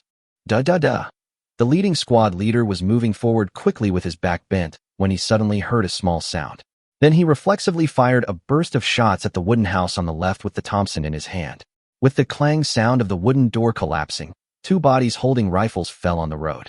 The 2 squads did not stop and continued to advance quickly along the street. Judging from the current battle results, the training of this unit has achieved remarkable results. The grassroots soldiers can skillfully use the firepower advantage to alternately cover the advance within and between teams. They also know when and where to set up heavy machine gun positions for defense or to destroy the opponent's temporary firepower points. With the support of a large number of automatic and semi-automatic firearms, 2 Marine infantry squads can compete with 2 platoons equipped only with old-fashioned French and Spanish rifles. Surrender your weapons, and we will not kill you. Surrender your weapons, and we will not kill you. After witnessing the powerful firepower of the Marines, these slogans worked surprisingly well. The Cangdong soldiers naturally fulfilled their promise to the enemy soldiers who laid down their weapons. After all, no one has too much hard labor, but don't even think about any preferential treatment. Chapter 102 Design of a New Battleship. Commander, Cangdong's army has captured the Qiancang Islands and Taixi Islands and is attacking Qiangshan Port. The firepower is too strong, and the brothers can't hold on. Hope sizzle. In the office of Lu Yuguang, the coastal defense commander of Yingnan Island, the telephone receiver leading to the Qiangshan Islands fell silent. Lu Yuguang knew that the enemy had launched a final attack on the Qiangshan Islands. With naval support, it was only a matter of time before the remaining islands of the Yingzhou Islands were knocked down one by one. Starting from Magong, most of the islands in the northern part of the Yingzhou Islands have fallen into the hands of the enemy within these 10 days. The average resistance time is less than 5 hours. The gap in strength between the enemy and us is too great. Whether it is the Navy or the Army, whether it is quantity or quality, they have no advantage. How to fight this war? At least Lu Yuguang couldn't think of it at this time. He was actually born in Annan. When he was a child, he followed his mother to travel around. Later, by chance, he was adopted by Lu Wuming and rose to the position of commander of the coastal defense. But now Lu Wuming's life and death are unknown, and Lu Gan's defeat is doomed. Is it necessary for him to use the troops in his hands to fight stubbornly? Lu Yuguang already has the answer in his mind. Gather the Yingnan Coastal Defense Corps and let Li Shusen come to see me. Lu Yuguang slung his pistol across his chest and called his communicator outside the door. Lu Yuguang knew that Lu Gan had made up his mind to fight to the end, so he could only use the gun in his hand to teach him what to do. After all, he was Lu Wuming's adopted son and the pre-selected successor, and he had great prestige in the army. Even though Lu Gan gathered some defeated soldiers as his direct forces, most of the military commanders were still willing to obey Lu Yuguang's orders. What's more, the naval fleet had been destroyed, and all the guns on land were under the jurisdiction of Lu Yuguang, the coastal defense commander. It was reasonable for him to mobilize the troops. Commander Lu, Chief Lu wants you to go to the conference room for a discussion. The person running outside the door was Lu Gan's guard. Lu Yuguang looked at him suspiciously and winked at his men. The guards at the door quickly rushed up and knocked him down. Lu Yuguang left the office without looking back and blew a whistle to gather his guards. June 13, 1665, in the calendar of this plane, in the waters near Qiancang Port, Taixi Islands, Songnan Sea area. Lu Wuming's adopted son wants to surrender to us. Zhang Mingxuan, who was in command on the flagship Fengzhou, received a report from his subordinates. He was surprised when he opened the first page, but frowned when he opened the second page. Why are there any conditions?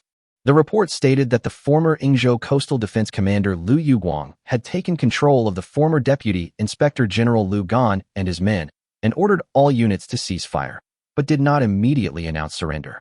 His only condition was that the Sangdong Autonomous Region could guarantee the safety of the previously captured former Songnan Inspector General Lu Wuming. After receiving the report, Zhang Mingxuan was undecided for a moment and reported Lu Yuguang's request to Chu Qing. Chu Qing was also surprised after receiving the telegram.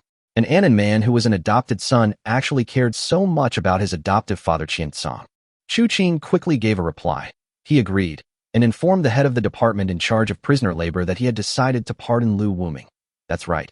At this time, this formerly glorious inspector general was helping the Sangdong Autonomous Territory dig a dock.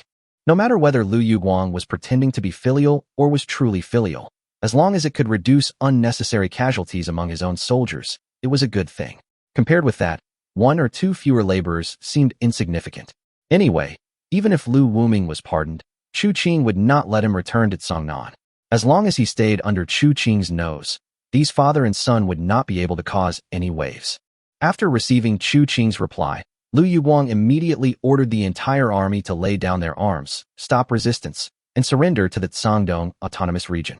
At this point, Yingzhou Island, the last barrier of the original Songnan Sea area, was also breached. In the entire Songnan Sea area, only 2 archipelagos near the Qiancang Islands had not been incorporated into the territory of the Sangdong Autonomous Region.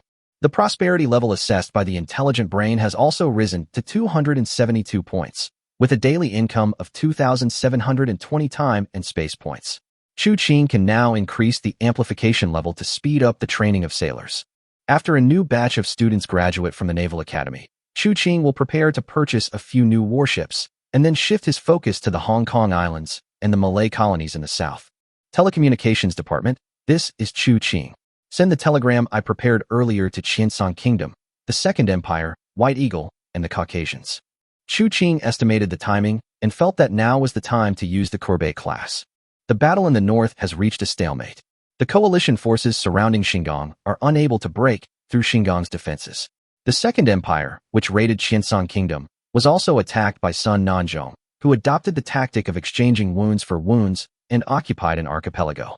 If there is no injection of fresh forces, the war in the north will fall into a tug-of-war that every battlefield commander does not want to see. If a Courbet-class ship is thrown out at this time, it will definitely attract scrambles from all parties. Chu Qing set the price of this Courbet-class ship very high, directly calling out a high price of 12 million taels, which is close to the cost of a brand new British super dreadnought. However, the arms trade of the dreadnought class is not something that can be bought with money. In this plane, every dreadnought is tied to political factors or has other additional conditions when it is sold. For example, the Caesar-class battleship in the hands of the former Qiancang Empire was purchased at a low price at the cost of renting the Qingdao base. Chu Qing plans to invest the 12 million taels of silver after the sale into the research, development, and production of new battleships. Currently, there are several basic design plans for the new battleships. According to Qing's requirements for a speed of 30 knots, emphasis on horizontal defense, installation of a main armor belt with an inclined angle, and other basic indicators, Wei Jizhu, Su Zhonghu, and Zheng Jingxi have come up with several plans. Plan number 1 was relatively conservative.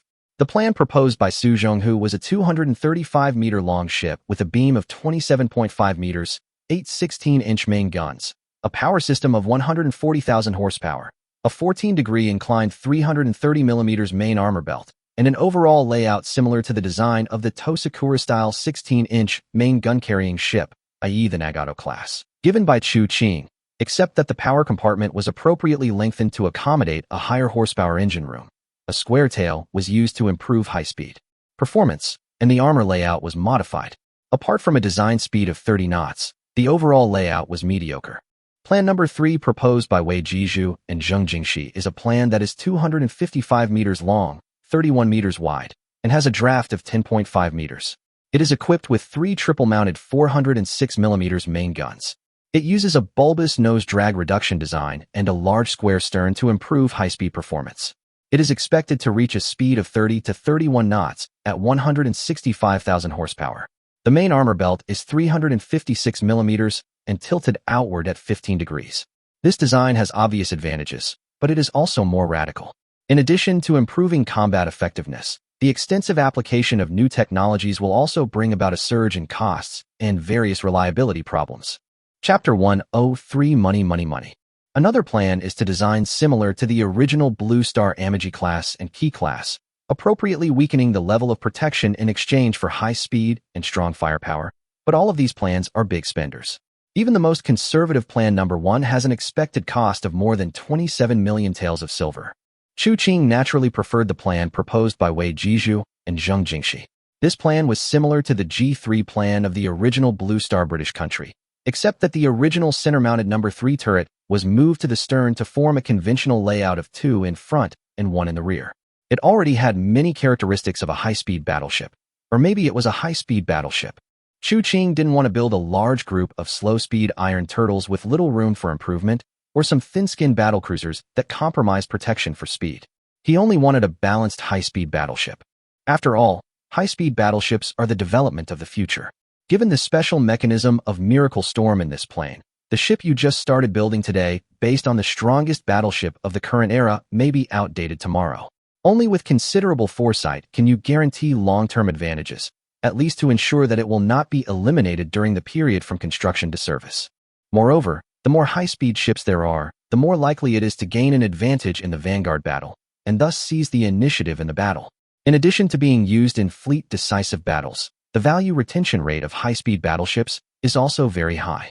Whether following a high-speed aircraft carrier formation or leading a group of younger brothers to disrupt or counter interdiction in the future aircraft carrier era, they can play a very significant role. The Renown-class battlecruisers that played throughout the game in the former Blue Star Britain and the 4 Congo-class ships of the East Sakura Empire are a good reflection of this point.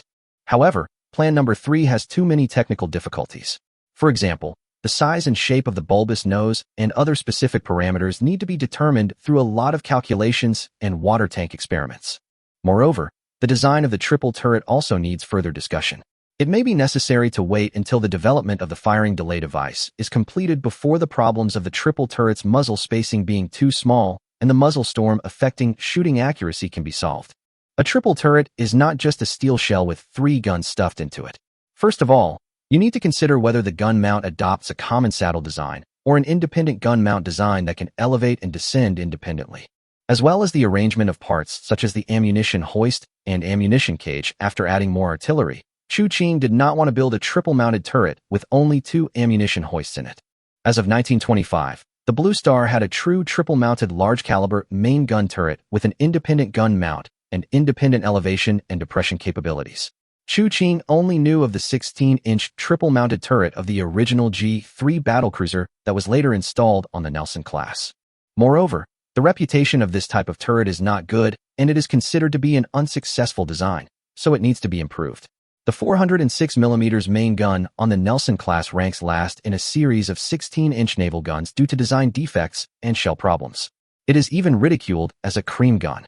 Even the British-produced 381 gun equipped with new shells may not be able to surpass it in all aspects. Qiancang did not want to use the same MKI as Nelson on his battleship, which had weak firepower. To replace other naval guns, the original design also needed to be modified. A large number of modifications required a large number of different design plans, and various design plans needed to be verified to find the best solution. All of these require real funds to drive them forward. Apart from taxes, the income of the Guangdong Autonomous Region mainly depends on the sale of coal, shipping, and some light industrial products. The recent arms trade has made a lot of money, but apart from recruiting new sailors and new shipbuilding workers, most of the money is used to provide pensions for fallen soldiers and support for the families of martyrs. Moreover, due to the war, in order to appease the people, Qiancang announced a 1-year tax suspension to allow the people to recuperate. Now that he had lost taxation as a major source of income and had built up a navy, Qiancang's purse was empty. After he recovered the archipelagos, he gradually pooled the funds from the islands. The total value of various currencies, gold and silver, was about 150 million taels of silver. This money was the accumulation of many years by the autonomous regions, and Qiancang, the prodigal, spent at least 80 million taels of money in one go. The money was used to pay for the resettlement of new soldiers, pensions for disabled soldiers, maintenance of existing warships, excavation of large docks, purchase of supporting facilities, establishment of a chemical industry system, purchase of crude oil and related refining and oil production equipment, etc. All of these were big spenders. The development of the shipbuilding industry does not happen overnight. The cost of building a battleship is not only the material and labor costs of building the battleship, but also a series of expenses for the construction of supporting facilities and related technology research and development. If the Iron Blood country had not sent a large number of industrial equipment to relieve some of the pressure, Qiancang would probably not even dare to propose a plan for selecting a new battleship. And it was also thanks to the fact that the education system of the Qiancang Empire in this dimension kept up with the world trend and was not confined in the books of sages like some dynasties in the original Blue Star. Otherwise, Qiancang would probably have to train a group of junior technical talents in industry from scratch, which would be a huge project. After much thought, Qiancang finally decided to design according to plan number 3. It might be a little more expensive, as long as it doesn't fall behind so quickly. Qiancang doesn't want the tragedy of many last-generation pre-dreadnought battleships becoming obsolete as soon as they were launched to happen to him. Luzon Colony Waters, off the coast of Manila. George Dewey, commander of the White Eagle Federation's Far East Squadron, paced back and forth on his flagship, the Olympia. His fleet set out from the Qiancang Islands 4 days ago and has finally arrived at the Luzon colony. In this battle, the White Eagle Federation Far East Fleet was out in full force, with 2 reconnaissance airships in the sky, and the flagship South Carolina-class Michigan, 2 Kearsarge-class pre-dreadnoughts, 3 Olympias, and a St. Louis cruiser sailing slowly on the sea. Such a fleet is not strong, but it should be enough to deal with the Iberian Luzon colony fleet. However, there are reports that after the Luzon colony failed to purchase ships from the Principality of Yangzhou, it purchased a batch of new ships and coastal defense weapons from the autonomous region in the east of Qiancang. The specific models are unknown, but it is speculated that there should be quite a few high-speed torpedo boats. This information was obtained by Commodore Dewey, who sent his men to mobilize all the connections in the Hong Kong Islands and inquired from the cargo ship sailors. All the news was vague, with only probably and seemingly information. This annoyed Dewey very much, but he had no other choice. After all, the natives of the Luzon colony were not white. The Kingdom of Iberia strictly supervised foreign ships, separated the berths of foreign merchant ships from the military port, and prohibited non-Iberian nationals or foreigners without the permission of the governor from settling here after the tension in recent years. It was difficult for the intelligence personnel of the White Eagle Federation to infiltrate, and even if they landed on the island, they could not transmit intelligence back. The current Far East Fleet knew only 3 points about Luzon at most, and the remaining 7 points of unknowns made Commodore Dewey very anxious. Reconnaissance airship reports, coal smoke spotted 20 nautical miles southeast. Chapter 104 Battle of Subic Bay. This location? 6 nautical miles west of Subic Bay. George Dewey found the location of the Iberian fleet on the nautical chart. According to the Qiancang people, should this be called a fight to the death or a desperate battle? Commodore Dewey joked to the captain of the Michigan. Judging from the intelligence gathered previously, Subic Bay is the home port of the Luzon colonial fleet, and it is quite tragic for the enemy to line up here to meet the enemy. It's a good thing that they dare to come out and fight. We don't have to play the boring cat-and-mouse game. George Dewey straightened his face and began to issue combat deployments. Fight in single column. The battleships will prioritize attacking the Iberian dreadnought. The cruiser formation will coordinate operations and prioritize attacking the old cruisers. About 2 hours later, in the waters of the Luzon colony, Subic Bay Fort. Please stop the meaningless resistance and immediately evacuate from the waters of the Luzon colony. The White Eagle Federation fleet will guarantee your safety. Sizzle, sizzle. Major General Patricio Monteo on the jom. I tore the telegram to pieces. Then he buttoned his uniform tightly and hung all the medals he had received since joining the army on his chest. The pride of the Iberian kingdom made him unwilling to bow his head. He would rather raise his sword and fight until his head was chopped off. The coal smoke of the White Eagle fleet can now be seen in the distance, and Rear Admiral Monteo is ready to sink with the ship. Although the strength of the Luzon colonial fleet led by him has undergone a round of expansion, the quality of the sailors is not so easy to improve. It is hard to say how much of the combat power of the ships these newly equipped colonial sailors can exert. 7 columns of smoke. Distance 22,000. Speed 10 knots, heading southeast, turning southwest. The lookout reported the movements of the White Eagle fleet. It seemed that the commander of the White Eagle Federation did not send out a separate vanguard fleet to conduct reconnaissance, but instead concentrated all his forces to eliminate the Luzon colonial fleet in one go, and the reconnaissance was entirely dependent on the airship force. This ship, turn right to 2 compass points and proceed at a low speed of 4 knots in a single longitudinal direction. The other ships do not need to follow this ship. Try to coordinate operations to exert the advantage of numbers and wait for the enemy to enter the combat distance. All ships should not stray too far from the Subic battery. The current Luzon colonial fleet, in addition to the original old-style cruisers, has 1 Hai Tian, 2 Hai Rong, and 2 Bremen-class cruisers, which gives it an advantage in the number of cruisers. Major General Patricio Monteo's strategy was to rely on the defensive firepower of the Subic Bay battery to coordinate sea and land operations. The jom I would tie down the enemy battleships. The cruiser formation would entangle the opponent's screen ships with superior numbers, and the torpedo boat unit would hide in Subic Bay and wait for an opportunity to launch. The unique main gun layout of Jamie I makes her salvo angle range narrow, only about 80 degrees, so she needs to pay special attention to her relative course with the enemy ship. The South Carolina class, which adopts a back-mounted layout, does not have to worry about this. The salvo range of the 8 main guns covers most of the area on both sides. 3:21 p.m., June 14, 1665, local calendar. With the deafening roar of the 305mm coastal defense gun in the core position in the center of the Subic Coastal Defense Battery, the challenge of the emerging powers to the aging empire began. Boom. When the huge water column rose, Brigadier General George Dewey was shocked. This was a 12-inch coastal defense heavy artillery. These Iberians actually got such a big thing from the Tsangdong Autonomous Territory. Shore artillery installed in coastal artillery positions does not need to worry about turret design and can increase the elevation angle without restraint. So in general, its range exceeds that of naval guns of the same caliber. When this coastal defense gun opened fire, the White Eagle fleet was at least 19,000 meters away from Subic Bay, and the main guns of any warship in the fleet could not reach it. The old-style reconnaissance airships were not equipped with land attack weapons such as bombs. If they wanted to knock down that turret, they had to risk shore artillery fire and enter the range of the ship's guns. Commodore Dewey had no choice but to make the risky decision to approach. Although the Iberians were the first to attack, based on the intelligence already obtained, the training of these colonial sailors was worrying, and the coastal defense artillery unit must be in the same condition. Perhaps it was because the Iberian kingdom was about to end. Starting from 3:21, the 305mm coastal artillery fired more than 60 shells, but none of them hit the target. The White Eagle Far East Fleet maneuvered towards the Subic battery for half an hour without any damage. While shouting God bless, George Dewey instructed the Michigan to begin suppressing the coastal defense batteries. The 8 305mm main guns completed the measurement and calculation of the firing parameters in the shortest time. The smoke and dust raised by the high explosive shells directly covered the position of the heavy gun. In order to prepare for the war, the White Eagle sailors had conducted shooting training near the Qiancang Islands for more than a month, including bombarding the opposite bank. Now it was time to test it. In order to save costs and quickly form combat effectiveness, Governor Feldman did not build a concrete protective shell for the artillery when building the fort. Instead, he poured a base and arranged corresponding auxiliary equipment in it.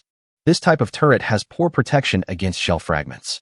Although the artillery itself is not so easy to destroy, the crew members operating the artillery are just flesh and blood and cannot resist the shock waves and steel fragments. It took only about 10 minutes for the White Eagle Federation fleet to silence the main battery in Subic Bay, damaging some nearby medium-caliber artillery. At this time, they also entered the firing range of the Luzon colonial fleet, led by Major General Montejo. The performance of the Iberian coastal defense artillery did not surprise Major General Montejo. Montejo knew clearly that these coastal defense artillery were converted from the army, and they did not dare to waste precious heavy artillery shells during patrols. They had not fired a single shot since the training. What could such artillery do? Spain-class ship firing. Boom. The Qiancang launched an artillery attack on the Michigan, which had just silenced the coastal artillery at a distance of 15,000 meters. The battle between the two dreadnoughts officially began, and the rumbling sound of cannons like a huge bell echoed on the sea. Even though the overall quality of the Luzon colonial fleet sailors was not good, the training level of the sailors on the core of the fleet, the Jamie I, was definitely above the passing line, and they achieved a crossfire in the sixth half salvo. The White Eagle sailors, who had undergone several months of intensive training, also fought back, and the eighth salvo successfully hit the Jamie I. At a distance of 12,000 meters, the White Eagle 305mm gun was already capable of penetrating the 230mm main armor of the Iberia-class dreadnought. Unless it hit the back of the turret, at this distance, the Shanghai May would have no defense against the South Carolina class. The armor-piercing shell penetrated the 150mm upper armor of the Iberia-class ship. The coal bunker behind it could barely block the armor-piercing shell with huge kinetic energy. The shock wave collapsed the 25mm structural steel plate of the lower cabin, and steel fragments penetrated the partition between the cabins. Bremen-class cruiser.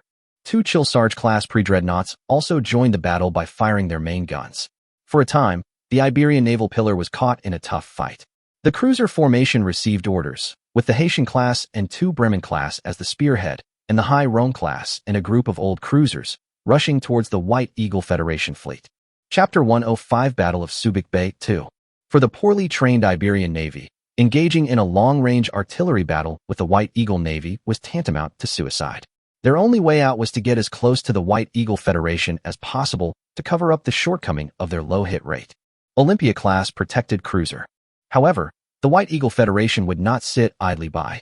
Although the St. Louis class of the four protected cruisers brought by George Dewey this time was called a protected cruiser by the outside world, it was called a semi-armored cruiser within the White Eagle Federation.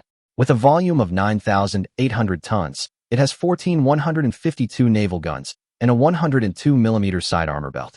Although it is not very powerful against the 10,000-ton cruisers of the same level, it is still very good at bullying these second-class cruisers. St. Louis-class protection diagram. The three battleships focused on attacking the Jamie I. Although the remaining four protected cruisers continued to sail in a single column following the battleship formation, they also began to use their main guns to intercept the Iberian cruisers that were swarming in. In addition to the 5 warships purchased from abroad, the Iberians had 3 old cruisers and 3 old protected cruisers of over 1,000 tons that could still go out of the port for operations, a total of 11 ships. They had an absolute advantage in numbers and barely managed to reach a position 8,000 meters away from the White Eagle fleet. Island of Cuba. A distance of 8,000 meters was already within the effective range of the White Eagle fleet's 152mm naval guns. If it was closer, the 127mm naval guns would also be useful. The Iberian fleet charged forward in the face of flying water columns. When the distance was shortened to 7,500 meters, the old protected cruiser Island of Cuba was hit by the 203mm main gun of the Olympia class. The command level on the flying bridge was instantly wiped out, and the signal rigging was also cut off by shrapnel. Then 2 152mm high-explosive shells hit, and the acting captain and first mate who had just taken over the command were killed again. A 120mm rapid-fire gun was also knocked out, and the propellant was detonated during the bombardment, causing a fire on the ship. The damage control equipment of this old ship was outdated and backward, and the damage control team could not control the spread of the fire at all. The fire spread to other gun positions and triggered a chain explosion. In less than 5 minutes, most of the combat effectiveness was lost. The experience of the island of Cuba was just the beginning. In addition to the island of Cuba, old warships such as the Luzon and Castillo were hit and caught fire one after another, and had to leave the formation to put out the fire. The strategy of focusing on attacking old ships was very successful, and half of the 6 old ships had lost their combat effectiveness. Kearsarge-class battleship line drawing. At the same time, 15 meters below the surface, the periscope depth. The fighting is really intense up there. The Iberian dreadnought is on fire, and 3 cruisers are about to sink. Inside the Xia-02 boat, Captain Deng Xuxiang was holding the handle of the periscope and observing the sea. "Captain, how about, let's take down the big one?" A crew member next to Deng Xuxiang felt itchy after hearing this. After all, the sinking record of the previous experimental boat made every new submarine soldier very envious, and both boats wanted to be the first to break the previous record. Don't worry. The governor's mission is to ensure that both sides suffer losses in the battle, not to help one side fight. Deng Xuxiang continued to turn the periscope. There are only 8 torpedoes on the boat. Save them for last. Boom. The Jamie I finally hit Dewey's ship. The British-made 50 caliber 305 naval gun had a stronger horizontal penetration than the American-made Nanka-class naval gun, at a distance of 11,000 meters.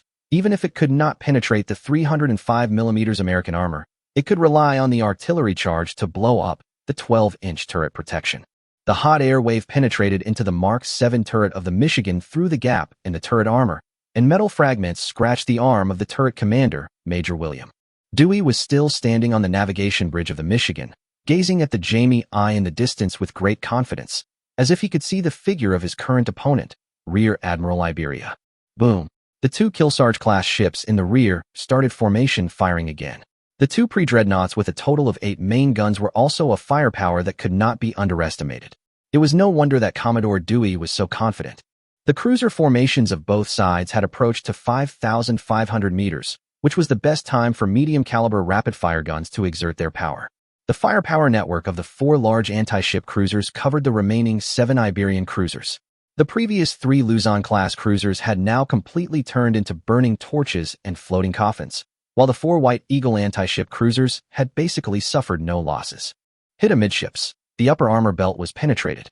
4 compartments around the medical room were damaged. Damage control personnel have arrived and are putting out the fire. The 330mm shells from the Kearsarge class successfully penetrated the upper armor belt, which was only 150mm thick, and smashed straight into the battleship's medical room, killing all the doctors and wounded on the Jamie I. The Jamie I suffered another blow. The sinking resistance of this small dreadnought with a full load displacement of less than 16,000 tons was naturally reduced, so the head of the damage control department was very nervous. Major General Patricio Monteo turned around and patted him on the shoulder. "No matter what the outcome of today's battle is, we will go to the altar with an innocent and pure heart." After the Major General finished speaking, he turned his body back to the front. He saw the Iberia cruisers struggling in the fire net of the White Eagle cruiser formation. There was no ripple in his eyes. No one expected those old-fashioned cruisers to achieve any results. Their only use was to cover the new warships in front. The cruisers purchased from Tsangdong were equipped with torpedoes and matching launch tubes produced by Tsangdong at Rubio's request. The torpedoes are said to have Dongying bloodline and have a speed of 36 knots at a range of 8,000 meters, which should be enough to deal with those armored cruisers. Finally, the distance between the 2 cruiser fleets was shortened to 4,200 meters. One of the 2 Bremen-class ships was severely damaged by concentrated fire, and the bow of the hull was seriously tilted. It would be impossible to restore its combat effectiveness without entering the dock for overhaul. Until then, when the sailors on the White Eagle cruiser felt that the Iberians might be preparing to adopt a ramming tactic, the remaining Iberian cruisers changed their course and began to engage in battle in the same direction with the 4 White Eagle defense cruisers. At this distance, the battle between cruisers was a competition of projection and reserve buoyancy. Sailors on both sides were frantically repeating the process of loading, aiming, and firing. The sound of rapid-fire guns was connected together, and each warship was surrounded by a continuous column of water. Unlike the long-range artillery battles between dreadnoughts that relied on calculations, the battles between these cruisers were even more adrenaline-pumping. During the broadside battle, the broadsides of the 3 cruisers from the Tsangdong Autonomous Territory made a few bang-bang-bang sounds, and several hard-to-see white lines appeared on the water. Chapter 106 Rapid Lightning Attack. Boom. A Hyrone-class ship was hit directly at the stern by the main gun of the Olympia class.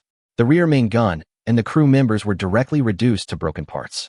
The high temperature of the explosion of the 203 shell ignited the propellant, causing a larger explosion. The deck, searchlight, and rapid-fire gun platform at the stern disappeared without a trace in the explosion.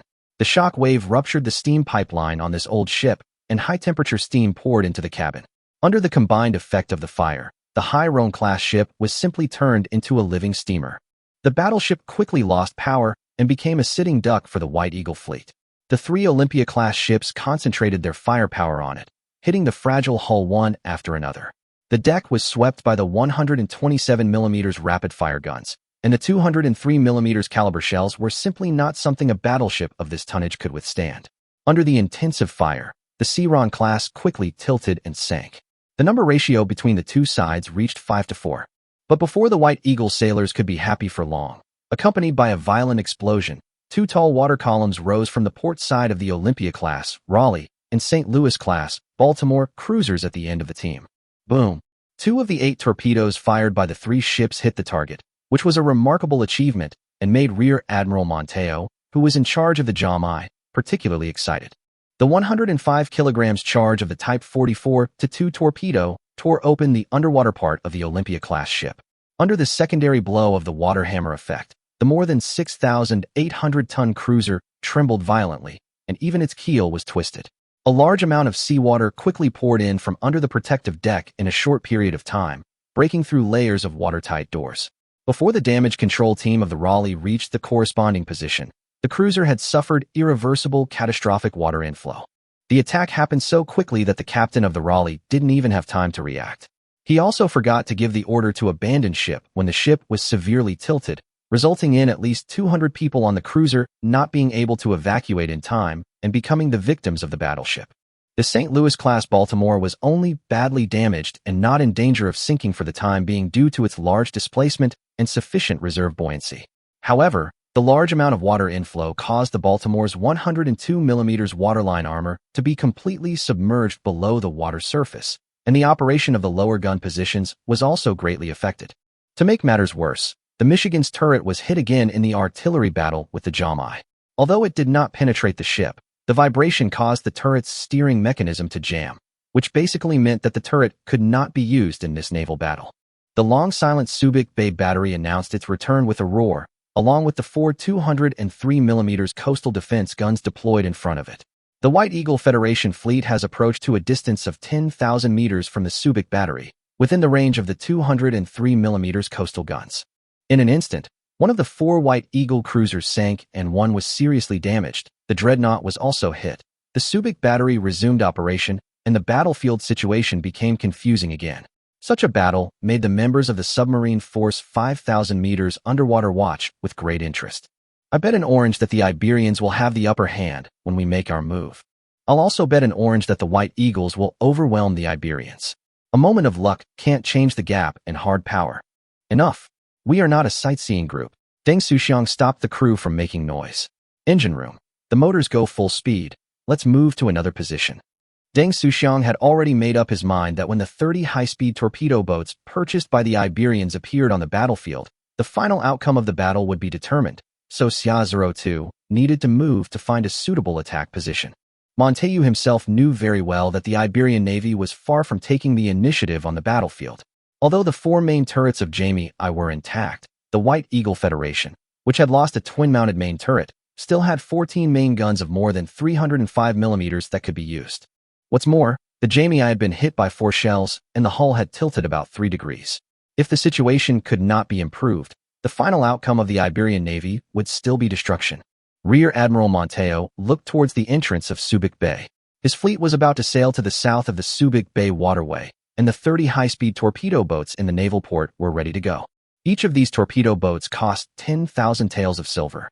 In addition to the 2 torpedoes that came with the boats, 4 more were purchased as spares. Together with the cost of modifying the 2 torpedo boat motherships, the Luzon colony's spending on these small boats had reached 600,000 taels of silver. Investing huge amounts of money just for that final killing blow. All ships release smoke screens and send a message to the torpedo boat forces. It's time for them to take action. Estimating that the time was almost right, Major General Montejo decided to deploy the torpedo boat force to launch the final offensive. The 30 torpedo boats were divided into 2 batches. The first batch was the main force of the force in the port, and they would undertake the most important strike mission. There was also a torpedo boat mothership sailing outside Subic Bay in advance, and the torpedo boats on it would be responsible for pursuing and annihilating the remaining enemies. Except for the 8 boats on a torpedo boat mothership, The remaining 22 speedboats quickly rushed out of Subic Bay and launched a surprise attack on the approximate location of the White Eagle fleet under the cover of the smoke screen of the Iberian fleet in front, according to the pre-planned plan. In fact, the Iberians' approach was not perfect. The torpedo boat unit combat regulations formulated by Chu Qing clearly stated, in the event of daytime combat, high-speed torpedo boat units should preferably approach the enemy covertly under the cover of small and medium-sized high-speed torpedo ships with the help of smoke screens and launch a full-speed assault when they are within 3,000 meters. In special circumstances, in order to reduce casualties, the assault distance without cover should not exceed 5,000 meters. The Iberians obviously cannot do this. Currently, the smoke screen created by the Jamie I is deliberately causing the fuel in the battleship's boiler to not burn completely and produce black smoke. The effect is not good, and the target is too far away. Although the cruiser formation was very close to the enemy, it was disconnected from Jamie I and could not work together with the flagship smoke screen. Moreover, most of the smoke canisters were destroyed by rapid-fire guns in the previous battle, so the smoke screen effect was not perfect. But for the Luzon colonial fleet, this was already the best condition for launching an attack. After all, the entire colonial fleet could not even muster a high-speed ship, so how could it move forward to provide cover for the torpedo boat unit? 22 small black dots created 22 white waves. The gasoline engine ran at full power, and the torpedo boat accelerated to a maximum speed of 43 knots within 1 minute, which also attracted the attention of 2 reconnaissance airships in the air. Chapter 107 Chaos. There is unusual movement in Subic Bay, suspected to be a high-speed torpedo boat. After receiving the report from the airship, Commodore Dewey quickly walked to the observation deck and raised a high-powered telescope to look towards Subic Bay, but the thick smoke in the hull of the Jamie I blocked his view. However, he vaguely saw at least 10 white tracks passing by the Jamie I and rushing towards him. Realizing the threat, Commodore Dewey quickly issued orders for the secondary gun crew to prepare for battle and for sailors in non-important positions to go to the side to operate small-caliber rapid-fire weapons and prepare for anti-small boat operations. The Baltimore stayed behind to engage in a firefight with several Iberian cruisers, while ordering 2 Olympia-class ships that retained combat effectiveness to maneuver to the port side of the Michigan to act as a barrier. The size of a 10,000-ton cruiser is indeed not comparable to those small guys of 3 or 4,000 tons. Even if the 203mm main gun of the Haitian class penetrates the 102mm Harvey hardened steel, it cannot break through the dome armor protection inside the hull. The 105mm rapid-fire guns of the Bremen class and Hellion class had very limited lethality against such a 10,000-ton ship. Although flames continued to rise all over the Baltimore, making it look very miserable, only the unprotected bow and stern guns were destroyed by shrapnel, and the rest of the guns protected by the gun turrets could still fire unscrupulously. The battle scene between the two sides was extremely similar to the battle when the patrol fleet besieged the Margrave Bismarck. Now the Baltimore's flooding has been controlled, and the tilted hull is righting itself. Unless the remaining 2 cruisers purchased from the Tsangdong Autonomous Territory turn their hulls around and use the torpedo tubes on the other side of the ship to launch torpedo attacks, the Baltimore will not be in danger of sinking for a while. The last old-style iron-ribbed wooden-hulled cruiser sank into the sea, and the situation on the battlefield became 5 versus 3. Due to the size disadvantage, the numerical advantage of the Iberian cruisers was not obvious. The secondary gun groups of the 3 battleships of the White Eagle Federation also began to join the battle, and the offensive of the Iberian Navy was once again curbed. Noticing the situation on the battlefield, Rear Admiral Monteo immediately ordered the Haitian class to withdraw from the battle and use its high speed to rush to the front of the White Eagle battleship formation to create a smoke screen to cover the attack of the torpedo boat unit. Such a move was of course noticed by the White Eagle Navy. The 2 Olympia-class ships that were maneuvering to the side of the battleship fleet immediately took her as the primary target. However, when everyone's attention was attracted by the Haitian class, the Subic battery, boom! The Kearsarge-class battleship USS Kentucky became the first warship to be hit by the Tsangdong-made 305mm coastal defense gun. The high-explosive shell hit the Kentucky's foremast. The explosion tore the sailors on the mast into pieces along with the searchlights, rangefinders, etc. The water columns fired by the 4 203mm coastal defense guns also surrounded the Kentucky, interfering with the fire control observation of this 8-year-old pre-dreadnought. The Iberian coastal artillery had now finally gotten rid of its bad reputation as a battlefield atmosphere group and achieved its first victory since the war began, relieving the pressure on the Jamie I. At this time, the distance between the battlefield and the artillery position had been shortened to 8,500 meters. The 152mm coastal defense guns also opened fire to attack the White Eagle cruiser. There were 4 203mm and 8 152mm coastal defense guns on the Subic fort, which was equivalent to an unsinkable large armored cruiser. The firepower of the artillery position had reached a point that could not be ignored. Therefore, the 2 Olympia-class ships had to use their main guns to suppress the coastal artillery. Enemy torpedo boat formation spotted. Distance 8,500 yards. Direction 097. They are targeting us. The Michigan's lookout spotted a high-speed torpedo boat breaking out of the first smoke screen and determined that it was heading for the 3 battleships. Stop them. Don't let them get close. The gunners of each ship immediately issued orders, and the secondary gun groups of the 3 battleships concentrated their firepower to intercept the torpedo boat forces approaching at high speed. In addition to the main guns, the broadside firepower of 2 Kilsacks and 1 South Carolina-class ships also includes 8 203mm guns, 14 127mm guns, and a large number of 57mm and 76mm rapid-fire guns. Their firepower is quite amazing. The sea area in front of the high-speed torpedo boat unit's advance instantly turned into a forest of water columns. Fortunately, the distance was far, and the White Eagle fleet's shooting training did not target high-speed targets above 40 knots. In order to avoid bombardment and reduce losses, the 22 torpedo boats dispersed according to the pre-rehearsed plan and carried out irregular movements to disrupt the White Eagle fleet's predictions. In the end, only 4 of the 22 boats were lost when they broke into the smoke screen released by the cruiser. The most chaotic phase of the Battle of Subic Bay began. The main guns of the White Eagle battleship were attacking the Jamie I. The secondary guns were intercepting high-speed torpedo boats. The Baltimore was fighting with the remaining 3 Iberian cruisers. The main gun groups of the 2 Olympia-class battleships were fighting with the Subic battery, and the secondary gun groups were attacking the High Tian-class battleship that was creating a smoke screen.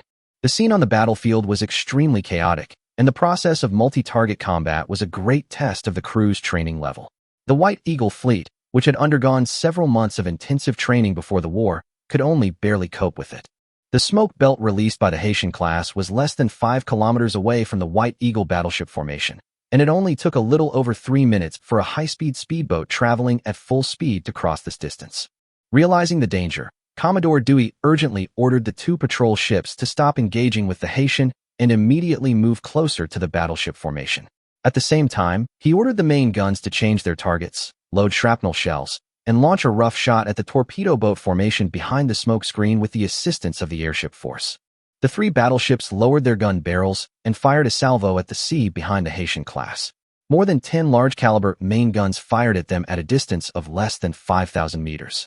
The mighty sound frightened the crew members on the Haitian class. 2 of the whistling shells hit the Haitian class superstructure, causing this medium-sized protected cruiser of more than 4,000 tons to suffer a blow that it should not have suffered for a ship of this tonnage. The huge shock wave destroyed the superstructure, and fist-sized steel balls exploded everywhere, turning the cabins and decks near the explosion point into sieves. The sailors behind were also torn into pieces, and the chimney was also opened with several large holes. The broken steam pipes were whirring and spewing high-temperature gas.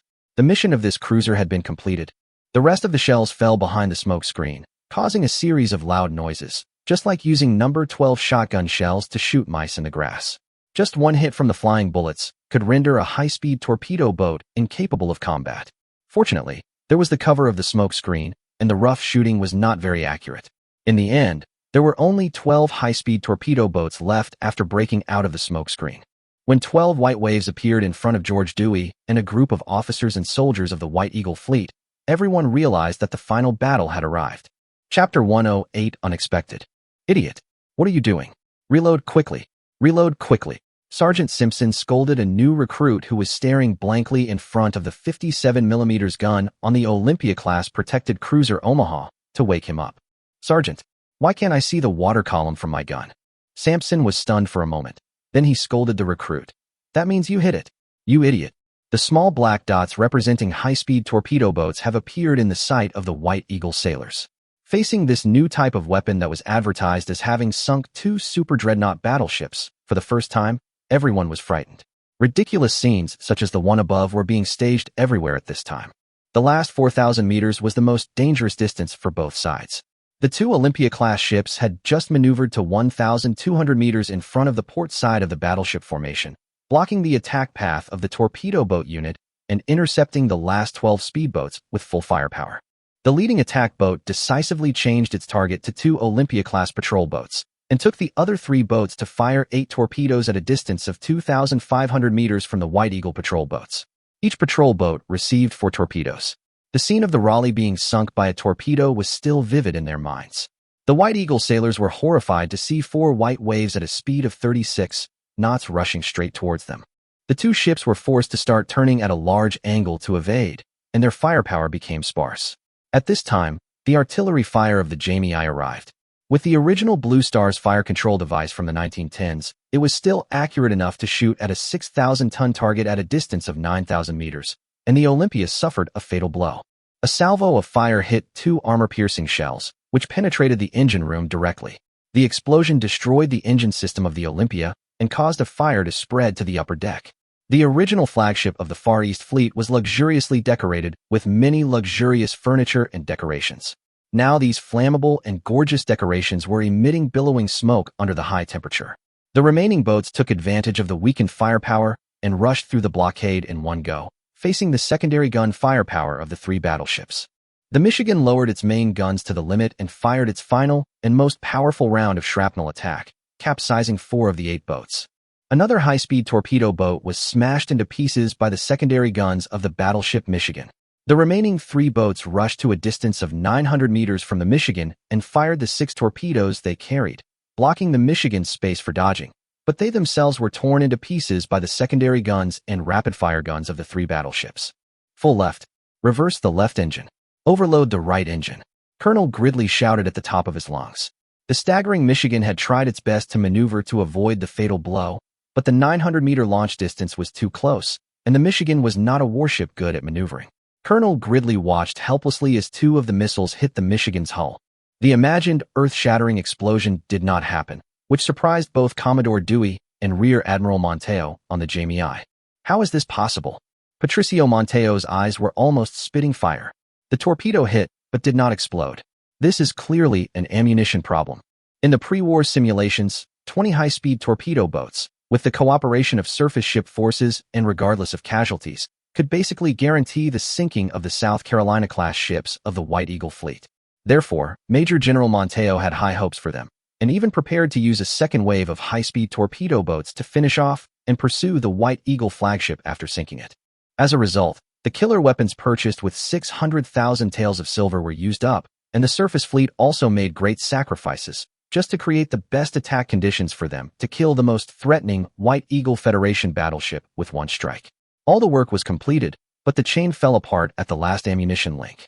In fact, what Major General Montejo didn't know was that before the torpedo boat unit set sail, the unreliable logistics personnel forgot to install the fuses on the 2 torpedoes on the boat, which also caused the torpedo boat unit's attack to fail.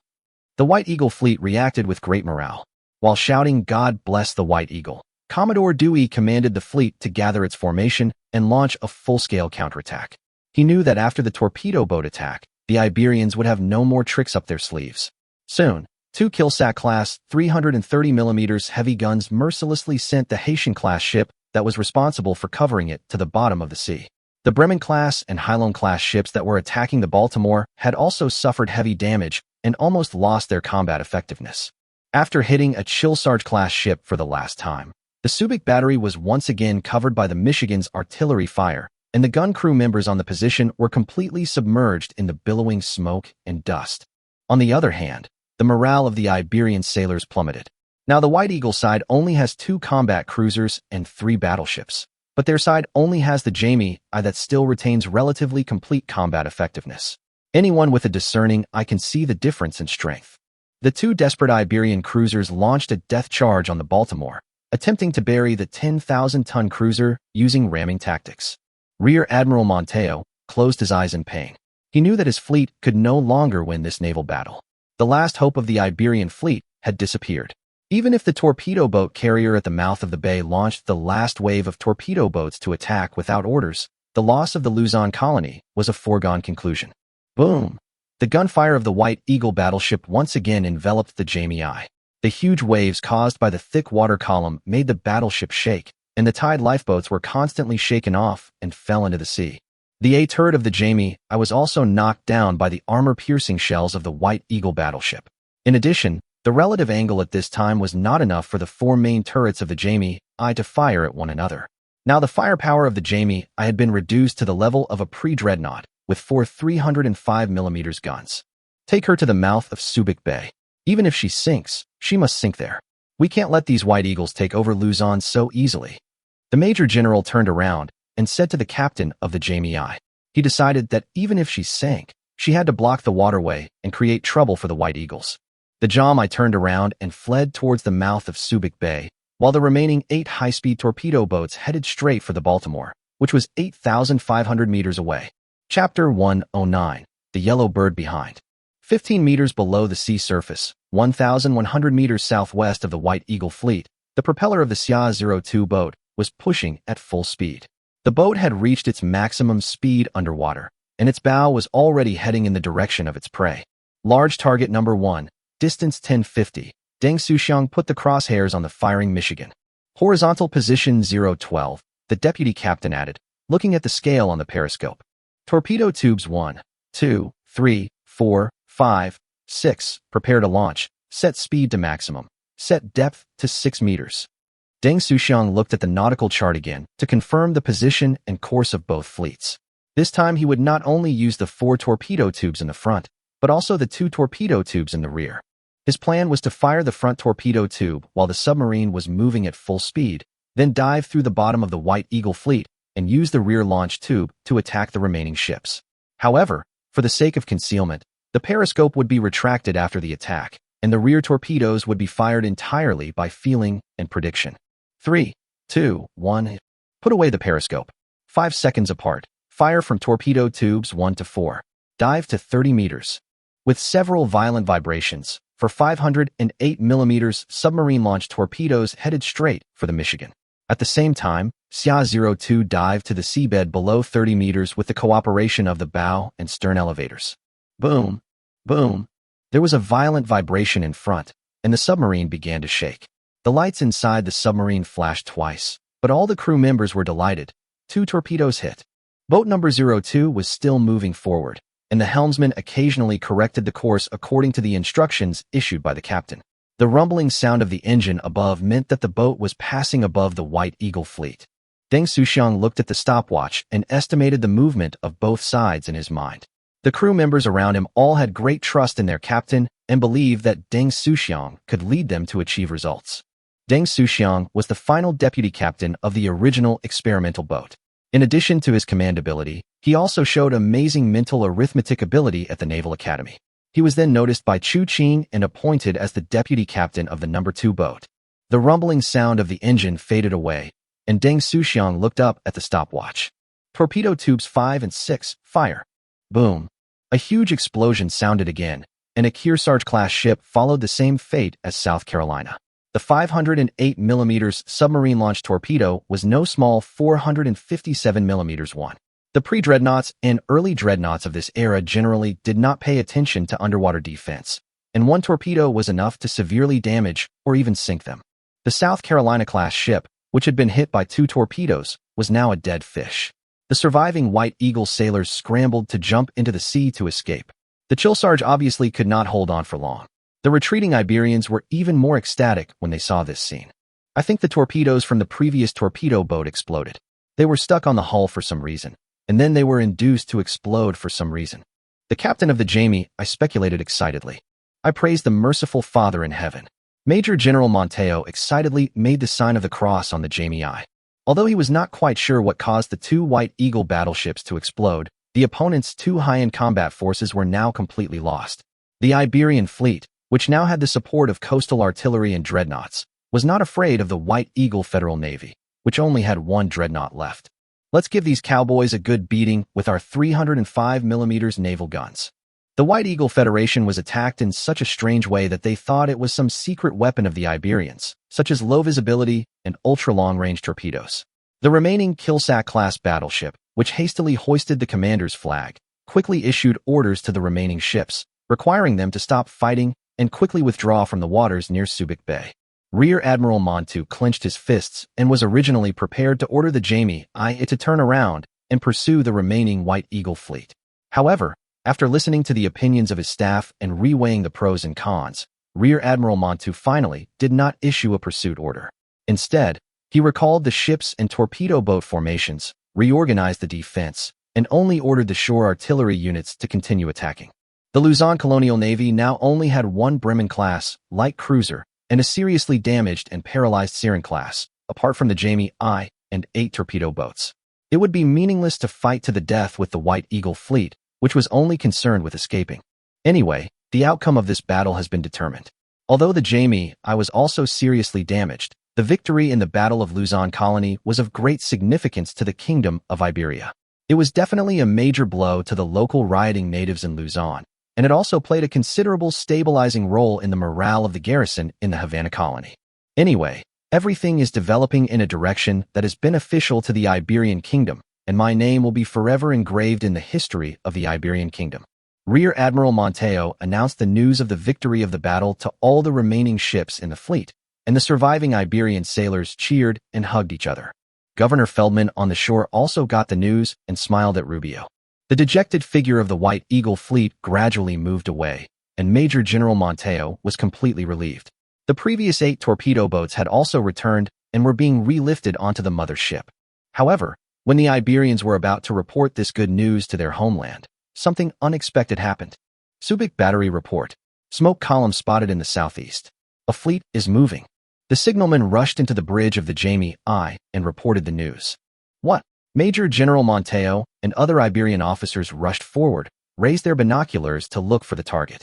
They indeed saw about 5 to 6 smoke columns appearing on the sea in the southwest, 3 of which were particularly thick, obviously several large ships.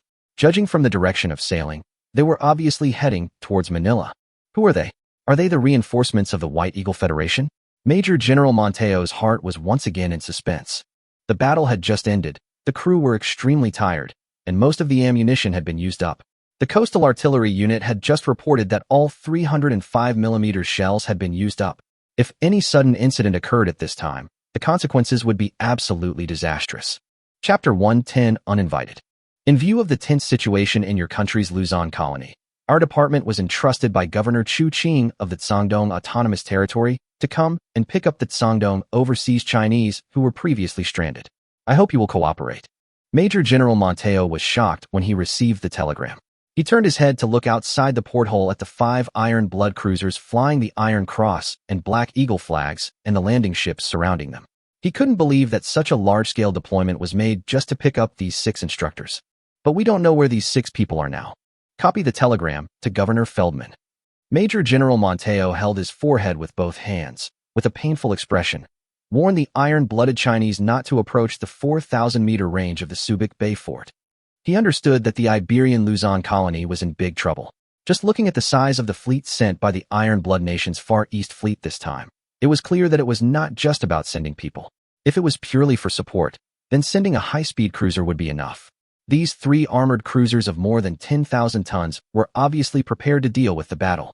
The largest of the 3 ships is the Blucher class, one of the strongest armored cruisers in this plane.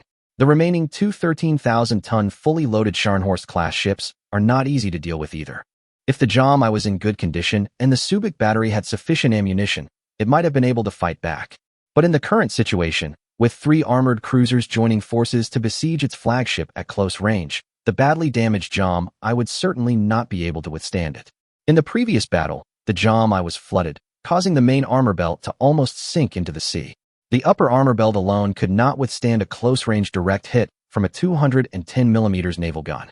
He was indeed aware of the previous attack on those Tsangdong instructors and raised objections, saying that the plan was too risky and that any problem in any link would lead to a catastrophic disaster. Moreover, it would also damage the glory and prestige of the Iberian Kingdom. However, Rubio still persuaded Governor Feldman to carry out this extremely risky plan. As a result, the attack failed and no one knew where the people had gone. Now they sent a fleet to demand their release. Major General Montejo was helpless and passed the buck to Governor Feldman. Governor Feldman was so frightened after receiving the report that he broke out in a cold sweat. I also wanted to hand over the people, but I didn't know where they had fled to. Tell the iron-blooded people that the instructors from Sangdong disappeared in the riot a few days ago. We don't know where they are, and we are doing our best to search for them. We promised to send the 6 Qiancang people back to the Sangdong autonomous territory safely. Governor Firminudines could only continue to play dumb and said, "Let Major General Monteo prepare for war."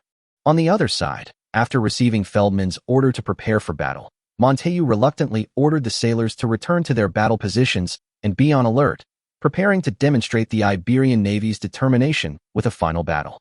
The remaining 2 Iberian warships that were still able to move had gathered together and pointed their guns at the Iron Blood Far East Fleet as a warning. The sailors on the ship who had just experienced a battle were now trembling slightly, with none of the excitement they had when they had just repelled the White Eagle Federation. This battle is different from the previous battle against the White Eagle Federation. The White Eagle people have limited overseas troops at this time, and their national strength has not yet reached the level to compete for global hegemony. Moreover, their energy is tied up in the Songbei Sea area and the Havana colony. It is unlikely that they will attack Luzon again in a short period of time. But now the opponent is the Iron Blood Empire. Although it has been suppressed by the British Empire, it is still the undisputed second naval power with more than 30 dreadnoughts and super dreadnoughts. Such strength is not something the Iberian Kingdom can afford to provoke. Notify the entire fleet and Subic battery. No matter what happens, no one is allowed to open fire without my order. It is easy to fire, but the consequences of firing are not something the current Iberian Kingdom can bear. Unless it is absolutely necessary, Major General Monteo is unwilling to conflict with the iron-blooded man. While Major General Monteo was nervously watching the every move of the Iron Blood Fleet 4,000 meters away, Lieutenant General Benman and his chief of staff were also discussing the next course of action on the flagship Scharnhorst. Disappeared in the riot? What a joke. Can the Iberians not even defend Manila? Lieutenant General Felix von Benman sneered after reading the telegram. Let's see how long the Iberians can keep up the show. Benman had previously received a secret telegram from Chu Qing, informing him that the 6 instructors had managed to leave Luzon and were heading for the Palau anchorage, and also revealed to him part of what was happening in Manila. Now that Lieutenant General Benman has the leverage over the other party, he is naturally very confident and is just waiting to see the Iberians make a fool of themselves. Come on, let's get closer. Don't worry about the 4,000 meters distance. Tell them that the Far East Fleet's Marines will land on the island to assist in the search for the missing persons. The Lieutenant General stood up and looked in the direction of Manila.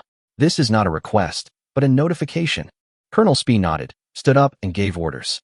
According to the pre-prepared plan, the Marines would first capture the Subic battery, and then use the battery as a fulcrum to threaten the city of Manila. The steam-driven crane lowered the landing boat carrying the sampan gun and heavy machine gun. The German men who had been prepared were ready to go with Mauser M1916 semi-automatic rifles in their hands. Yes, the first batch of landing vanguard troops used the semi-automatic rifles purchased from the Sangdong Autonomous Territory, and the subsequent troops still used the Mauser G98. What do they want to do? Land. Rear Admiral Monteo on the Jamie, I naturally noticed the unusual movements of the Iron Blood Fleet. The landing ship lowered more than 20 small boats from its side, and the other ships also began to accelerate towards the mouth of Subic Bay, already ignoring the 4,000-meter warning line he had drawn. General, should we open fire as a warning? The captain of the Jamie, I asked timidly. Major General Monteo was struggling fiercely in his heart. Finally, he took off his military cap and said painfully, notify Subic Battery and other gun positions not to open fire. Continue to be on guard, send telecommunications and light signals, and request negotiations. He understood that he was facing not only this fleet, but also the Iron Blood Empire and the Sangdong Autonomous Region behind it. At this moment, the so-called pride of the Iberian Kingdom disappeared in the face of absolute strength. Chapter 111 Shameless. What on earth do you, the Iron Blood Empire, want to do? In the conference room of the Jamie I, Major General Monteo slammed the conference table and shouted at Colonel Spee, Chief of Staff of the Far East Fleet. Just now, a small boat from a landing ship arrived at the beach in front of the Subic fort. The fort defenders, who had not received orders, did not dare to open fire and just allowed the Iron Blood Marines to land on the fort and disarm the defenders. We have made our intention clear at the beginning. Colonel Spee spread his hands. We are here to help the Sangdong Autonomous Territory evacuate its citizens. Does the evacuation of overseas Chinese require the landing of the Marine Corps? Then Monteo loudly questioned. This is a naked threat of force. Oh, The Marines are only used to protect overseas Chinese, Spee said slowly while sitting on a chair. After all, according to the information provided by Governor Feldman, Manila is not safe. General, this is also a helpless move. As long as we receive those 6 Qiancang people, I guarantee that the Far East Fleet will disappear from your sight within half an hour. Major General Monteo looked at the calm Colonel Spee and felt bitter. He knew from the other party's arrogant attitude that these uninvited guests would not be so easy to deal with. Now, 3,000 Iron Blood Marines have landed in Manila City, and the Iron Blood Fleet has ignored the ban and advanced to a distance of 2,000 meters from the mouth of Subic Bay. The smell of gunpowder is very strong. But even so, neither Montejo nor Feldman dared to fire the first shot. General, the signalman came running over. The iron-blooded Chinese had a conflict with our garrison outside Manila. They broke through the outer checkpoints and claimed they were going to search the city. Major General Monteo had an even greater headache when he received the news and felt extremely humiliated. No responsible soldier could tolerate another country's army acting so arrogantly on their own territory. But the situation was stronger than the person, and Major General Monteo could only swallow his anger. The intentions expressed by the actions of the iron-blooded Chinese are very clear. They are merely waving a banner to take advantage of the situation and seize the Luzon colony. There are currently about 8,000 colonial troops stationed in Manila, which has an advantage in numbers. However, facing the 3,000 well-trained iron-blooded Marines, Monteo, who knows these colonial soldiers well, is not sure. Once these 3,000 people enter the city, who knows what will happen to Manila? Notify the governor.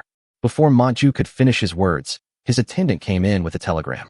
The attendant did not bother to greet Montju, but looked at Spee, who was sitting at the table, and spoke hurriedly. Mr. Chief of Staff, Governor Furman invites you and Major General Monteo to go to the governor's palace in Manila to discuss. 1 hour later, the governor's palace in Manila.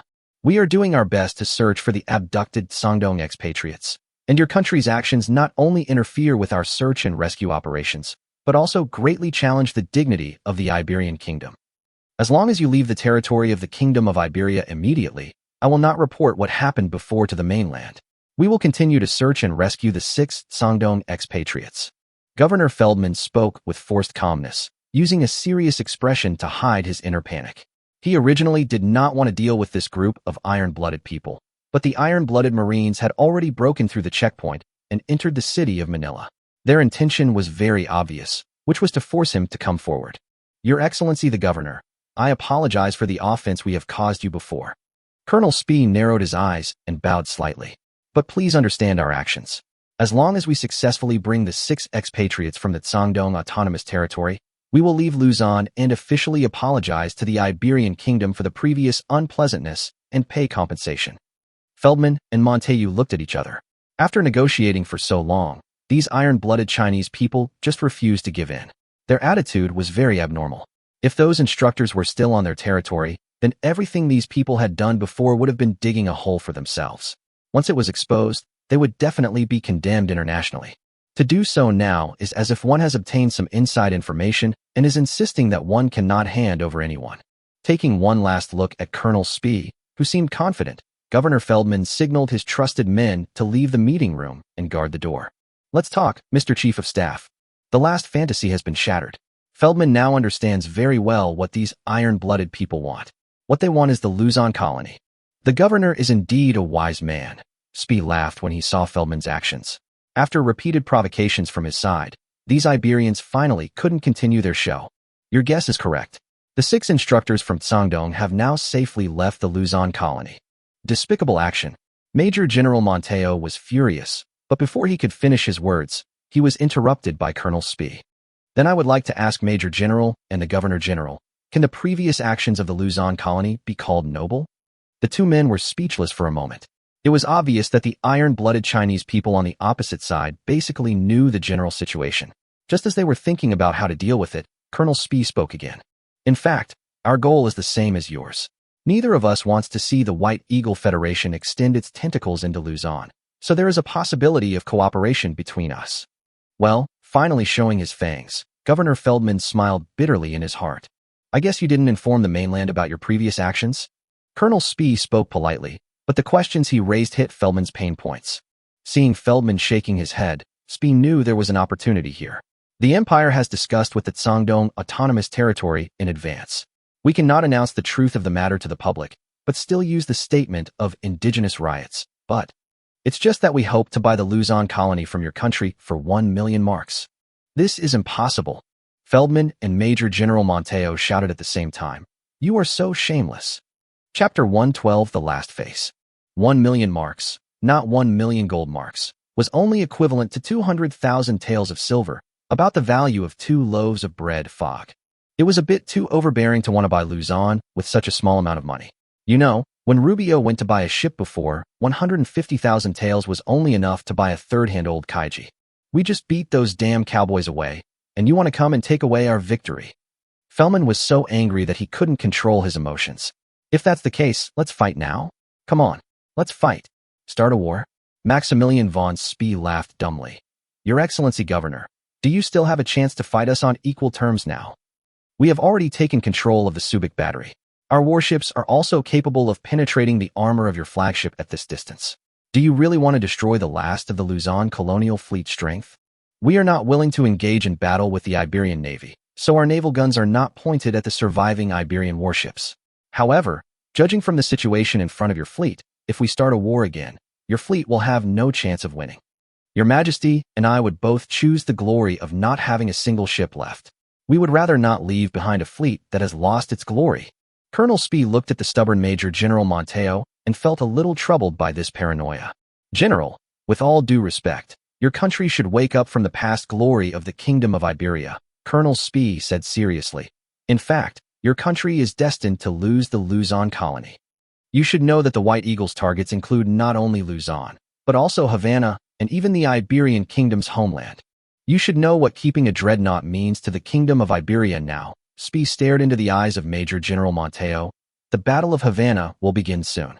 If the fleet of the Luzon colony returns to support you, it will give you an extra bargaining chip. The White Eagle's defeat in Luzon is only temporary. Once the battle in the northern Songhai area is over and they have time to spare, I believe they will come back for revenge. Rather than being driven out of Luzon by the cowboys from the American continent, it is better to hand it over peacefully to the Iron Blood Empire, which is also a European country. This will also preserve the last face of the Iberian Kingdom and avoid a blow to the morale of your country. Colonel Spee moved forward and waited for Feldman to make the final decision. Feldman faced a difficult choice. Although as governor he had no power to directly decide the ownership of the territory, his opinion was still very important to the Iberian Kingdom. The White Eagles would certainly not give up Luzon easily, and the iron-blooded people would certainly not go back empty-handed after coming to Luzon with great difficulty. From whichever side you looked at it from, there was no possibility of preserving the Luzon colony. Moreover, if the fact that he and Rubio had secretly decided to take action against Instructor Qiancang was exposed, there would be no way to end it, and he would probably have a hard time keeping his position as governor. It seems that the Iberian Kingdom can only choose the lesser of two evils. Seeing the change in Feldman's expression, Spee spoke again. Please rest assured, Governor General, we will preserve the reputation of the Kingdom of Iberia to the greatest extent possible, and claim to the outside world that we are entrusted by you to take over the Luzon colony and help eliminate the local indigenous rebellion. And the remaining warships in your Luzon colony can leave Luzon at any time to return to the mainland or Havana. The Qiancang Autonomous Territory will no longer pursue your previous rude behavior. The Caesar-class battleships from the East African colony will arrive in Luzon soon to ensure the safe evacuation of your personnel. Spee's last words finally moved Governor Feldman. Rather than being driven away by the upstarts in America, it would be better to hand over the country to the European brothers in peace. The last governor of Luzon of the Iberian Kingdom finally spoke. I will recommend to the country to adopt your plan. Things became much easier. After receiving the news, Iberia's ambassador to the Iron Blood Empire went to the Imperial Ministry of Foreign Affairs and confronted the foreign minister for 2 hours. Finally, he had no choice but to surrender in front of the fists and decided to voluntarily hand over the territory and property of the Luzon colony to the Iron Blood Empire's Far East Fleet in the name of trusteeship, and immediately began to mobilize the Luzon colony fleet back to the mainland.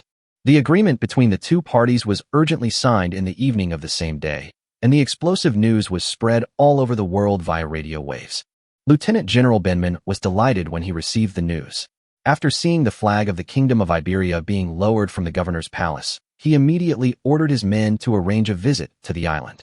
Although according to the Memorandum of Cooperation that had already been drafted, the actual control of the Luzon colony would be handed over to the Qiancang Autonomous Region at an appropriate time instead of actually belonging to the Iron Blood Empire. It did not affect his desire to see the spoils of war. The lieutenant general stood on the Subic battery, looking at the 305mm gun with its muzzle blackened by gunpowder smoke, and could not help but sigh. Not long ago, the Iberians spent a lot of money to buy weapons and build batteries, and now they are back in the hands of the Qiancang Autonomous Region. From left hand to right hand, several million taels of silver were poured out, and the Qiancang Autonomous Region basically did not pay any price. He could not help but envy. Declare martial law in the entire city of Manila. The Marines begin searching for insurgents. Eliminate the indigenous rebels on Manila Island within 3 days. When leaving the fort, the lieutenant general issued a new order. Luzon was now in hand, but according to an ancient Qiancang saying, how can a person sleeping on the bed lying on his side allow others to sleep peacefully? If they wanted to turn Luzon into a real strategic fulcrum and develop and utilize its resources, they had to clean up these restless natives.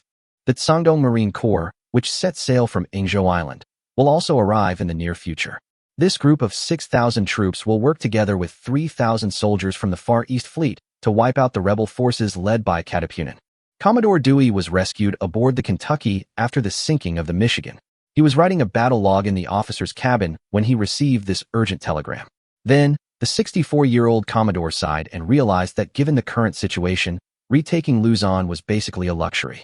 Currently, the White Eagle Federation's national strength is not enough to compete with the Iron Blood Nation, and the war in Havana is about to begin. The Navy will no longer allocate any resources here.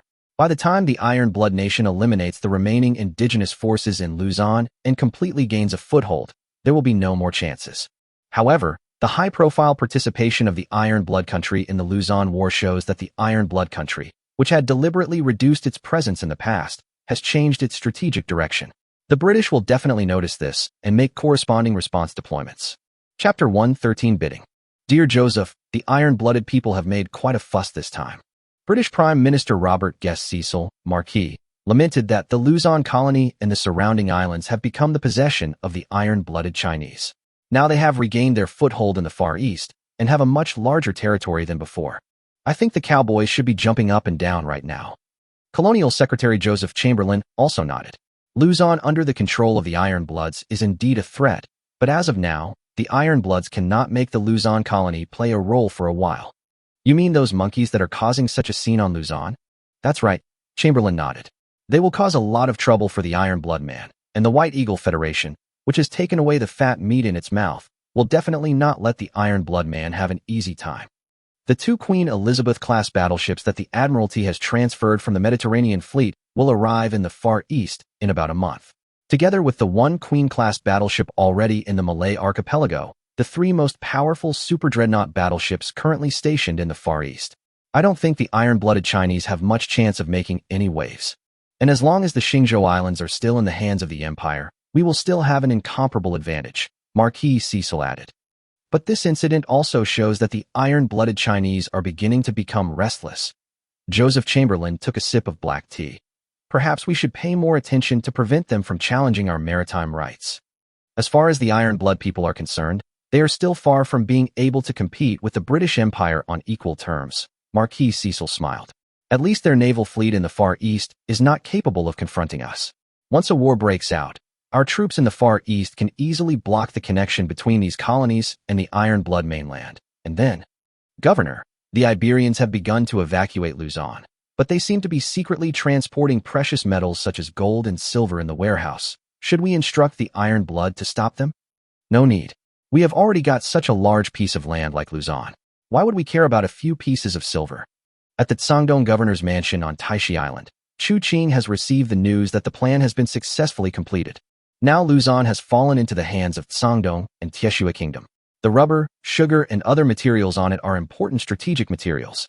Moreover, according to the records of the original Blue Star, there is a large oil and gas field near Palawan Island. If it can be developed, it can greatly alleviate the current fuel shortage problem in the Qiancang Sea area. Currently, Qiancang's oil is purchased from outside and relies on the oil fields discovered in the Tongzhou Islands. After several sets of shallow water oil extraction equipment imported from the Iron Blood country were put into use, The oil production in the Taixi Islands doubled, which is barely enough to make ends meet. If Luzon also successfully extracts oil, there will be no need to worry about fuel problems when expanding the fleet again. By the way, did the people you arranged find Emilio Aguinaldo? Qiancang asked the chief of staff. He had arranged in advance for people to enter the Qiancang Islands as sailors on a cargo ship to try to find the former leader of the Luzon Volunteer Army. We found him, and our people also made the first contact with him, and the results were good, Zhong Qilan replied. From the information sent back, this guy is a speculator. Qiancang does not want Sangdong to be caught up in endless security battles. It would be best to support a puppet regime to manage Luzon on his behalf. According to the original history of Blue Star, Emilio Aguinaldo was a good candidate. Although he participated in the Katipunan in his early years, he chose to surrender and retreat many times in the subsequent battles with the Iberian Kingdom and the White Eagle Federation.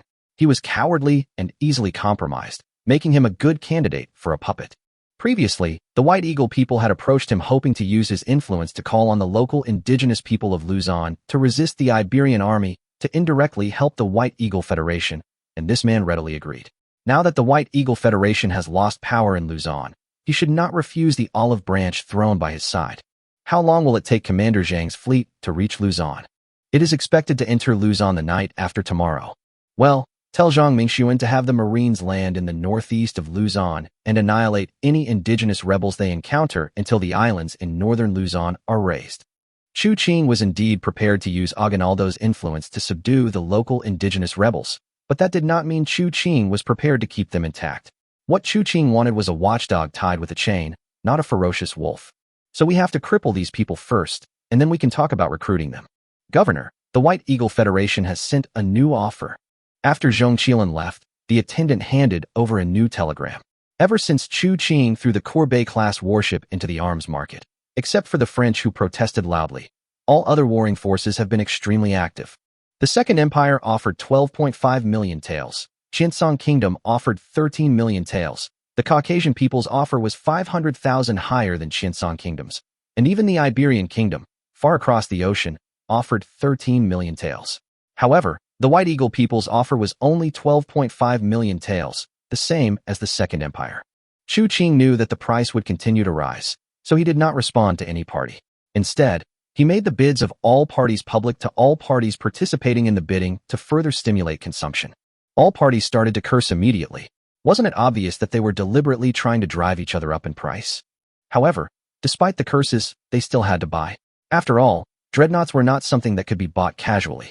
In such a stalemate, the consequences of one less battleship on one side and one more battleship on the other side were unpredictable.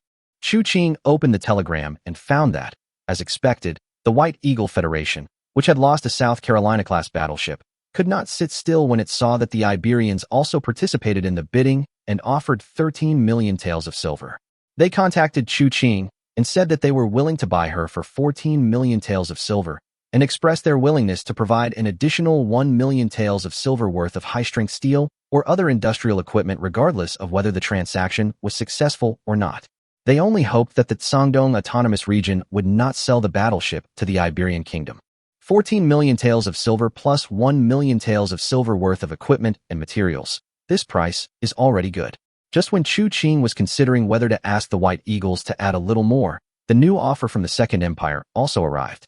Chapter 114. Type 3 410mm gun. 16 million taels of silver plus 2 million worth of crude oil or other minerals. This was the offer made by the Second Empire. For the current Second Empire, 16 million taels of silver is not so easy to come up with. It is obvious that they do not want to see the White Eagle Federation gain a new force, so they bid a huge price. To be honest, Qiancang was already tempted by the price. After all, it was rumored that the cost for the British to build a new Lion-class ship was £2,078,491, which was less than 13 million taels of silver. A second-hand old battleship was sold for more than a new super-dreadnought. This spectacle could only be seen during war. Perhaps it was because the price premium was too high. After Qiancang made the Second Empire's offer public, no other forces made any new offers. So Qiancang started to contact the Second Empire, and finally agreed to exchange money for goods.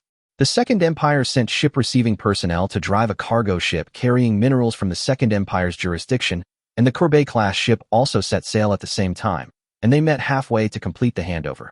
This was the idea of the Second Empire.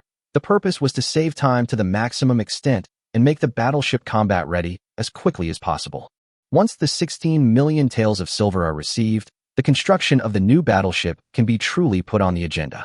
The largest 275-meter dock at Qiancang shipyard is almost completed after being built day and night by many captives. As far as Qiancang knows, the size of this large dock is rare in the world in the current playing. I am afraid that even the British do not have a dock of this level. This super-large dock at the Taixi Islands shipyard was nearly completed in just 8 months by desperately squeezing out the prisoners and implementing a 3-shift work system without stopping. It can be called an industrial miracle. With complete information, the first 16-inch main gun of the Qiancang Autonomous Territory also entered the production stage. Before selecting the model and putting it into production, Qiancang compared the 16-inch main guns of 1925 and found that their performance was unsatisfactory and could not be compared with the later fully developed American 6 Malawian Quachas off-7 naval guns. Nelson's 406 gun was a famous buttery gun, with a light bullet and a not very high initial velocity.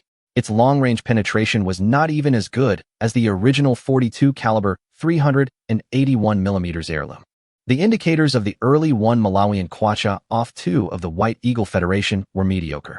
The 3-year type, which was developed by the East Sakura people by absorbing and digesting the British 15-inch gun technology, did not achieve any good results in the early years due to the limitations of the artillery shells. After comparing several options, Qiancang finally chose the Type 3 410 mm gun. Because although the Dongying people of Blue Star claimed that the gun was designed entirely by Dongying independently, in fact, as the first truly large-caliber naval gun of the Dongying Navy, it also reveals a lot of British style, such as the breech design similar to the Furious 457 mm gun and the same Elzig-style 3-step short-arm device. Moreover, its performance is actually not bad.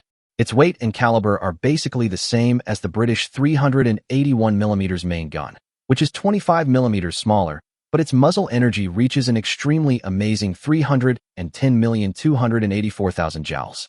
In comparison, the main guns of the American 1 Malawian Quacha and the British Nelson class did not reach 300 million joules.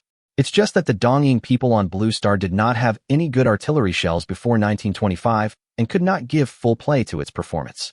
For the Qiancang Autonomous Territory under Qiancang's rule, the shell problem was not a big problem because the Dongying people at that time did not have qualified hardcap shells and could only use inferior products such as the 5-year type. As a result, when the Nagato was first put into service, its artillery combat capability was not as good as the hood equipped with green bullets. The vertical armor penetration depth at 20,000 yards was only 272 millimeters.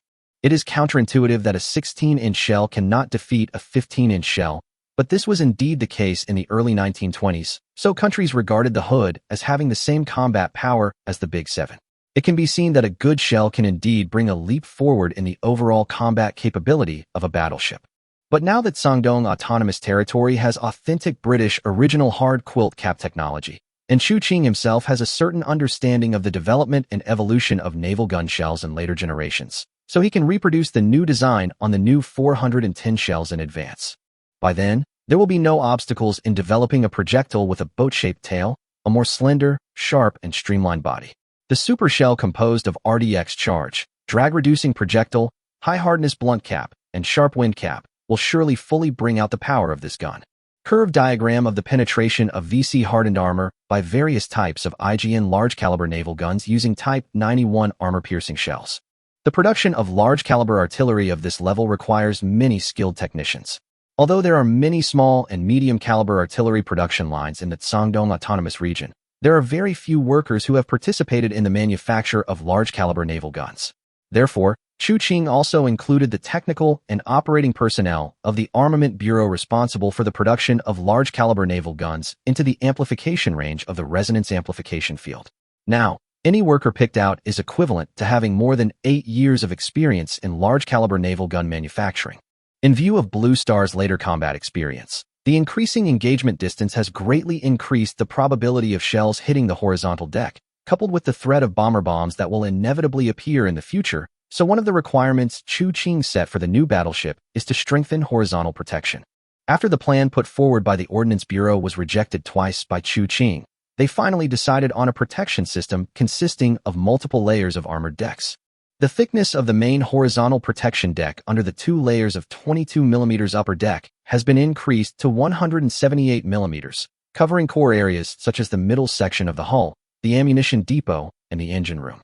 2 layers of 25.4 mm thick high-elastic steel defense fragments are also placed under the main horizontal protection deck, and a layer of 76 mm hardened armor is added above the ammunition depot and the engine room. With such heavy defense, it has a considerable degree of resistance even to the super-heavy shells fired by the later Blue Star 6 Malawian Quachas naval gun, which is famous for its initiation. In order to prevent the ship from being overweight, the upper armor belt and the armor protection at the bow and stern of previous battleships were removed during the design. Originally, Wei Jizhu, Su Zhonghu and others were skeptical about Qiancang's design idea. But when the prototype of the improved Poland-type electromechanical automated fire control system that Chen Leshu was responsible for completed assembly and debugging, and conducted several long-range target shooting tests on an old Haisue-class pre-dreadnought. Both of them were impressed by Qiancang's foresight and believed Qiancang's view that the battleship engagement distance will be extended to 25,000 meters within 10 years. The new electromechanical fire control is superior to the original dryer fire control system. It adds inputs of parameters such as air pressure, temperature, crosswind, and longitudinal wind to the original highly automated Poland fire control system, making the output fire control parameters more accurate and offsetting the impact of the ship's bow roll. In the later Battle of Jutland on Blue Planet, Queen Mary demonstrated her superb artillery skills, which was also due to the Poland fire control system she was equipped with to a certain extent. Chapter 115, Sunset in San Diego 1. Teddy. President McKinley was talking to Undersecretary of the Navy Theodore Roosevelt in the White House. These iron-blooded men are moving too fast, so fast that it's unbelievable. Our Asiatic squadron has suffered heavy losses and is no longer able to retake Manila from the iron-blooded men. As soon as our fleet was defeated, the iron-blooded Chinese entered the Luzon colony. This is too much of a coincidence. They must have been planning this for a long time. Maybe they were ready to use us all along. Oh, it's okay, William. Although the situation is not too good, it is not terrible either. Roosevelt showed no signs of frustration on his face. At least the iron-blooded Chinese cannot extend their hands to the Havana colony for the time being. We can't go back to Luzon, but we can still deal with the Iberians entrenched in the Havana colony. Roosevelt lit a Luzon cigar and said, "Our Marines originally prepared for the Battle of Luzon have received orders to change course and are heading for Havana. We can concentrate our forces to take Havana." McKinley did not comment on this, but took out a stack of newspapers and said, "Look, Teddy, these newspapers can do anything to attract attention." Roosevelt took the newspaper and saw the headline on the front page. The Far East Fleet has suffered a heavy blow, and the West Coast is in danger. He threw this one away. The title of the next one was even more frightening. Run. The Iberian Army is about to land on the West Coast. After flipping through several copies, I found the contents were all pretty much the same. These newspapers took advantage of the fact that the White Eagle Far East Fleet had suffered a heavy blow and made the most of the issue, exaggerating the tension. People who didn't know would have thought that the Iberians had wiped out Commodore Dewey's fleet without any damage. I plan to transfer some ships from the Atlantic Fleet to the West Coast to calm the public's nervousness, Roosevelt said with a wry smile, and then order Vice Admiral Sampson to launch an attack on San Diego after he arrives. These media outlets are really good at changing their stance according to the situation. They previously enthusiastically exaggerated the war sentiment, and now they start to spread panic as soon as the war goes not well. The top leaders of the White Eagle Federation will not be misled by them, but they are afraid that the people at the bottom will develop anti-war sentiments. Therefore, Roosevelt's first step was to mobilize the Atlantic Fleet, which had no defense pressure, to strengthen the defense of the West Coast. It would be best if the lone small dreadnought could be sunk on the spot to consolidate the morale of the army. The second step was to capture Havana. The sooner the better. General Shafter's troops will land in the Havana colony today. By the way, Mr. President, my volunteer Marine Brigade is already ready. Roosevelt raised his head and stared at McKinley's face. William, I am going to resign as the Undersecretary of the Navy, and I am going to Havana. McKinley was stunned, then asked, and after confirming that his friend of different ages had made up his mind, he said nothing more. He knew that Roosevelt's bellicosity was actually a sharp desire for politics, capital, and capital. Roosevelt was very young, which was both an advantage and a disadvantage. He was too young, so he lacked background and reputation. If he successfully returned from Havana with the Volunteer Marine Brigade, he would undoubtedly become a strong contender for the next president. Good luck on your return, Teddy. June 16, 1665, Havana Colony, waters near Santiago City. A huge fleet painted in white was approaching Santiago with an unparalleled sense of oppression. The flag fluttering on the mast had a pattern of an anchor and a bald eagle. Vice Admiral Sampson leaned on the railing of his flagship, the USS Oklahoma, gazing at the vast expanse of land looming in the distance, his mind heavy with worry. The city of Santiago is the second largest city in the Havana Colony and the most heavily defended place in the Havana Colony. It and several nearby cities are on the same large island. On both sides of the narrow waterway are two heavily guarded fortresses. Only after passing through the narrow waterway of more than 10 kilometers can you truly see the Santiago Island protected by high mountains. The Fifth Army, under the command of General William Shafter, had landed east of the city of Santiago and was attacking Santiago. According to the existing intelligence, the Iberians have laid a large number of mines in this waterway, and the remaining two dreadnoughts, Iberia and Archduchess Maria Cristina, are stationed in the port. So in order to capture this solid barrier, the White Eagle spent a huge amount of money this time. 2 Nevada-class super dreadnoughts and 4 Wyoming-class ships, including 2 of the latest mass-produced new ships, served as the absolute main force in the fleet decisive battle. They were also equipped with 2 7,000-ton airship motherships, which could carry a total of 6 medium-sized airships for reconnaissance or carrying bombs to attack coastal artillery positions. 4 of the latest Chester-class reconnaissance cruisers were also packaged and joined Vice Admiral Sampson's fleet, along with 3 shallow-water heavy gunboats equipped with 305mm main guns that focused on bombarding the opposite shore. Lieutenant General, the Navy Department's news indicates that the Iberian fleet is still stranded in the port. Okay, I get it. The Lieutenant General held his forehead. The Iberian fleet hiding in the harbor was like a turtle and was the most difficult to deal with. He had originally hoped that his fleet could intercept and destroy the Iberian main fleet before it entered the port, but now it seems that his plan has completely failed. This is all because of the 3 shallow-water heavy gunboats. Although the 3 ships have 305mm guns, their maneuverability is poor, and their maximum speed is only 10 knots. The entire fleet has to accommodate them and slow down. From the entrance of the waterway to the city of San Diego, there are 3 coastal defense fortresses and several minefields along the way. If you are not careful, you will be trapped. Judging from the current record of the White Eagle Federation Navy, if it loses another dreadnought, I am afraid that everyone from the Minister of the Navy down will be drowned in the spit of the people.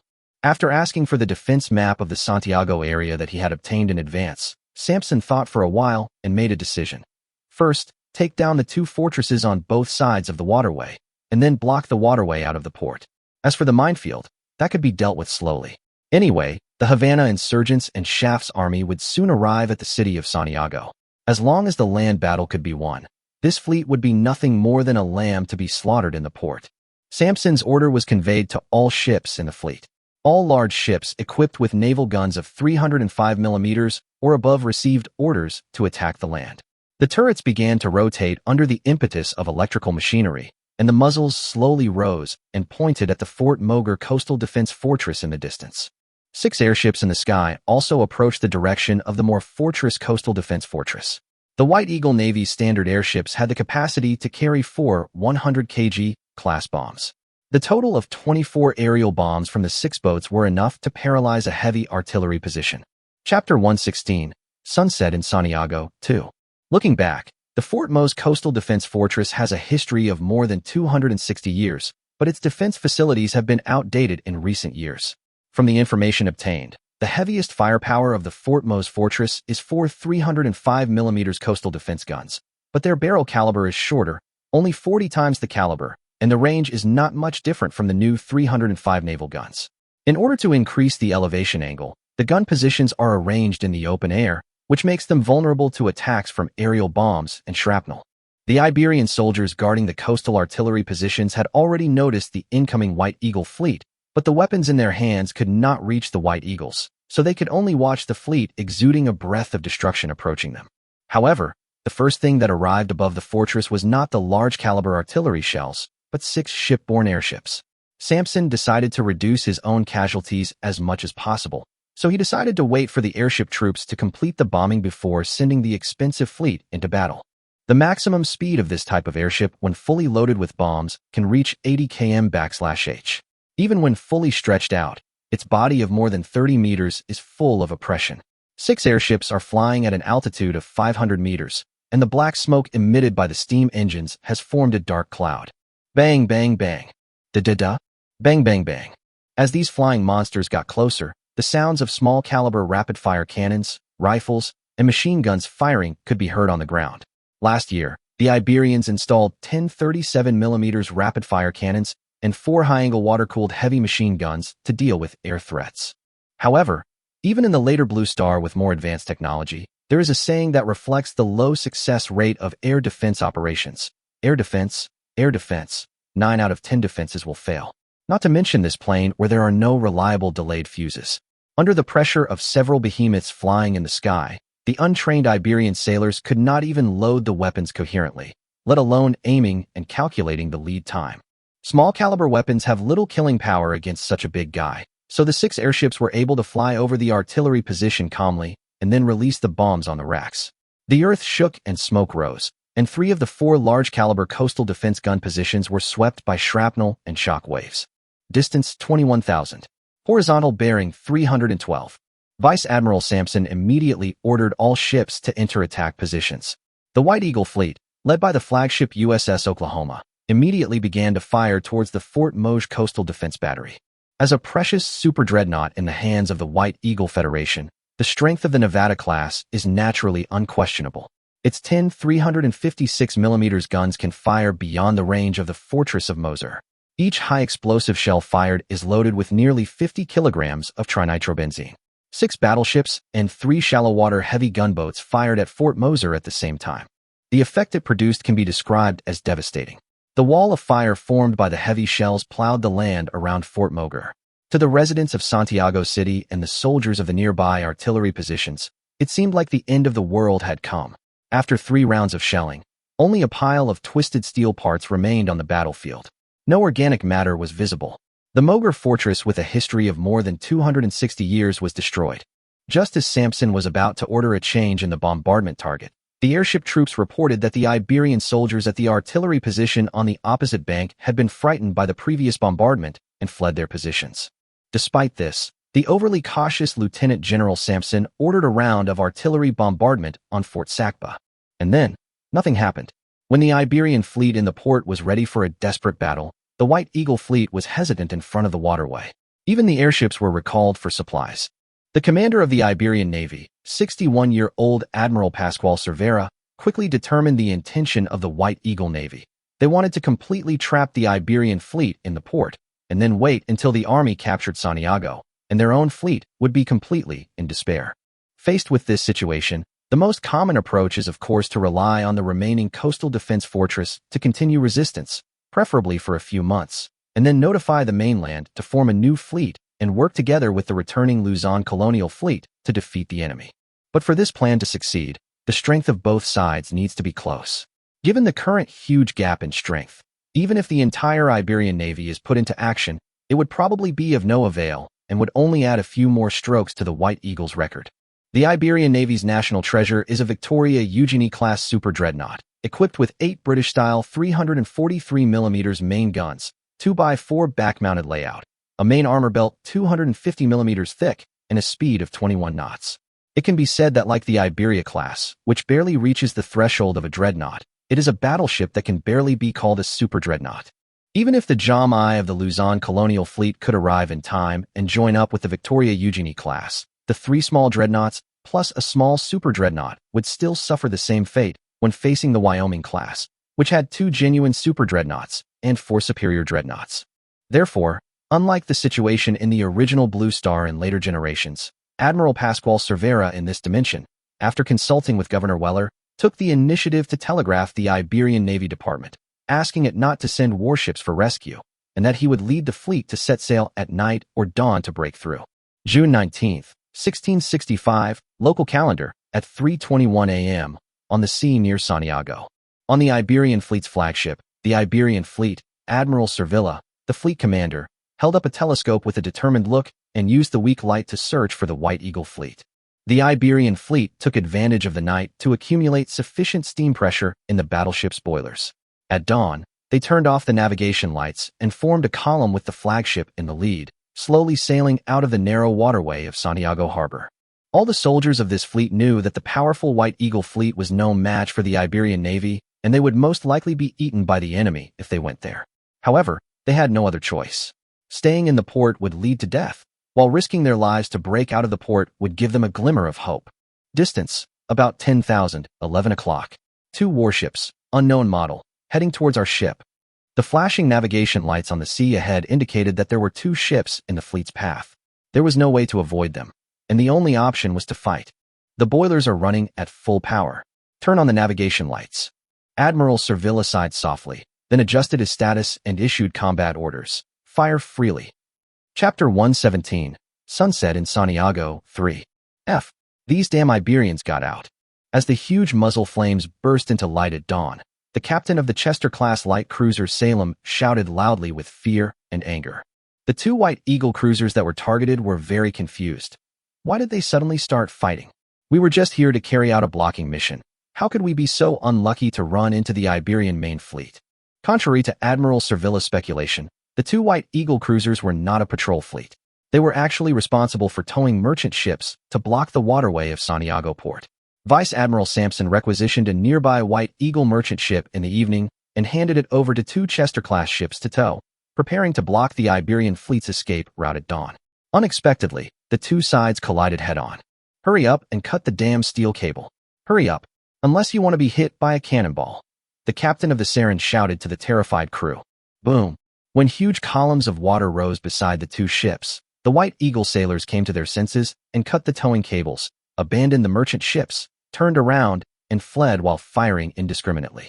On the dark sea, the sound of the 2 Iberian dreadnoughts firing was particularly prominent, which also provided excellent direction indication for the White Eagle's main fleet. Vice Admiral Sampson, who had just fallen asleep, woke up instantly and returned to the bridge to command the battle. Looking at the 2 reconnaissance cruisers that were maneuvering to evade, the Vice Admiral immediately ordered 6 battleships to surround the mouth of San Diego Bay. The final and most tragic battle of the Battle of Santiago was fought. In addition to 2 dreadnoughts, the Iberian Navy's fleet stationed in Santiago also included 2 destroyers and 3 armored cruisers, all imported Garibaldi-class armored cruisers. In an era without radar, the hit rate of night artillery battles was worrying. The 2 dreadnoughts and their subordinates bombarded the 2 White Eagle reconnaissance cruisers for 7 or 8 minutes, but they did not gain anything. Instead, the requisitioned White Eagle merchant ship was almost capsized. Admiral Servilla knew that these large ships had no chance of escape, so he instructed all large warships to turn on their navigation lights and searchlights and fire freely, while the 2 faster destroyers sailed at full speed away from the mouth of Santiago Bay.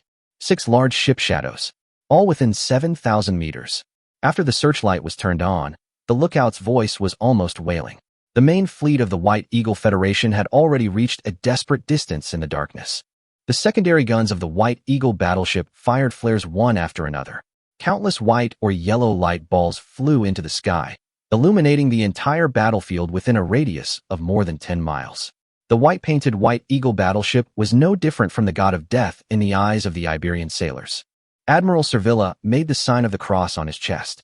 The veteran of the Iberian kingdom believed that he had done all he could and could now go to see God with a clean soul. Concentrate all fleet firepower on attacking the enemy battleships. Servilla only had time to issue this order because the next attack from the White Eagle fleet had already arrived, and a distance of 7,000 meters was not too long for large-caliber shells that exceeded the speed of sound. Just 10 seconds after the sea surface ahead was illuminated red by the flames, nearly 70 large-caliber shells fired a forest of water columns around the 2 Iberian dreadnoughts. The air waves and water columns swept across the superstructures of the 2 small dreadnoughts and broke their communication antennas. 6 battleships, led by 2 super dreadnoughts, laid waste to the Iberian fleet that had just emerged from the mouth of Santiago Bay, firing 6 salvos in 3 minutes. Thanks to the close combat distance, the main guns were basically at the best loading angle, so they were able to achieve an ideal combat firing rate. Under the overwhelming rain of steel, the 2 small dreadnoughts that were given special attention were the most miserable. The bow of the Iberia had been completely destroyed by the fierce artillery fire. The ship was severely trimmed by the bow due to the influx of seawater, and the main turret A was also broken. The armor belt of only 230 millimeters thick could not stop the 356 millimeters gun with a firing distance of 7,000 meters. There were holes in many places on the waterline, and half of the engine room had stopped working. At least 10 large-caliber shells hit it directly in the previous exchange of fire. The ship's power, communication, damage control facilities, etc. were all paralyzed. The 2 turrets of Archduchess Maria Cristina were knocked off, and the deck was full of twisted steel and holes. The lifeboat on board was also ignited, and the raging fire made her the most conspicuous target. The 4 Wyoming-class ships fired another round of salvos at the bonfire at a distance of 6,000 meters, making her leave a strong mark in the history of this battle along with the flames of her self-explosion. There's no response from the damage control team that entered the 4th deck. The ship is still taking on water and is currently listing 19 degrees to the right. The communications soldier stumbled into the command tower and reported. Ahem. Cervera in the command tower had just recovered from the shock wave of the explosion of a friendly ship. After receiving the news, he glanced at the officers in the bridge and found that their expressions were different. Some were numb, some were terrified, and some were ready to die. However, before he could give any more orders, flames rose up again in the distance, and the bombardment of shells turned the Iberia into a blooming firework. The remaining 4 Garibaldi-class ships knew that their 254mm main guns could not do anything to the White Eagle's battleships, so they simply launched a desperate charge towards the White Eagle's battleships. The Garibaldi class was definitely a very advanced armored cruiser when it was first built, but it was still unable to fight against opponents above the dreadnought level. When she was first purchased, she was the pride of the Iberian Navy, but now she can only rely on suicide ramming tactics to try to cause damage to the White Eagle fleet. The Iberians' intentions were clearly visible under the illumination of the flares. The 6 battleships formed a steel barrier, and the powerful naval gun firepower created an insurmountable natural barrier. 25 minutes after the Iberia sank, the last Garibaldi-class armored cruiser, the Columbus, also burned and sank to the bottom of the sea. In the end, only the 2 destroyers escaped. Vice Admiral Sampson had already received a preliminary report on the losses.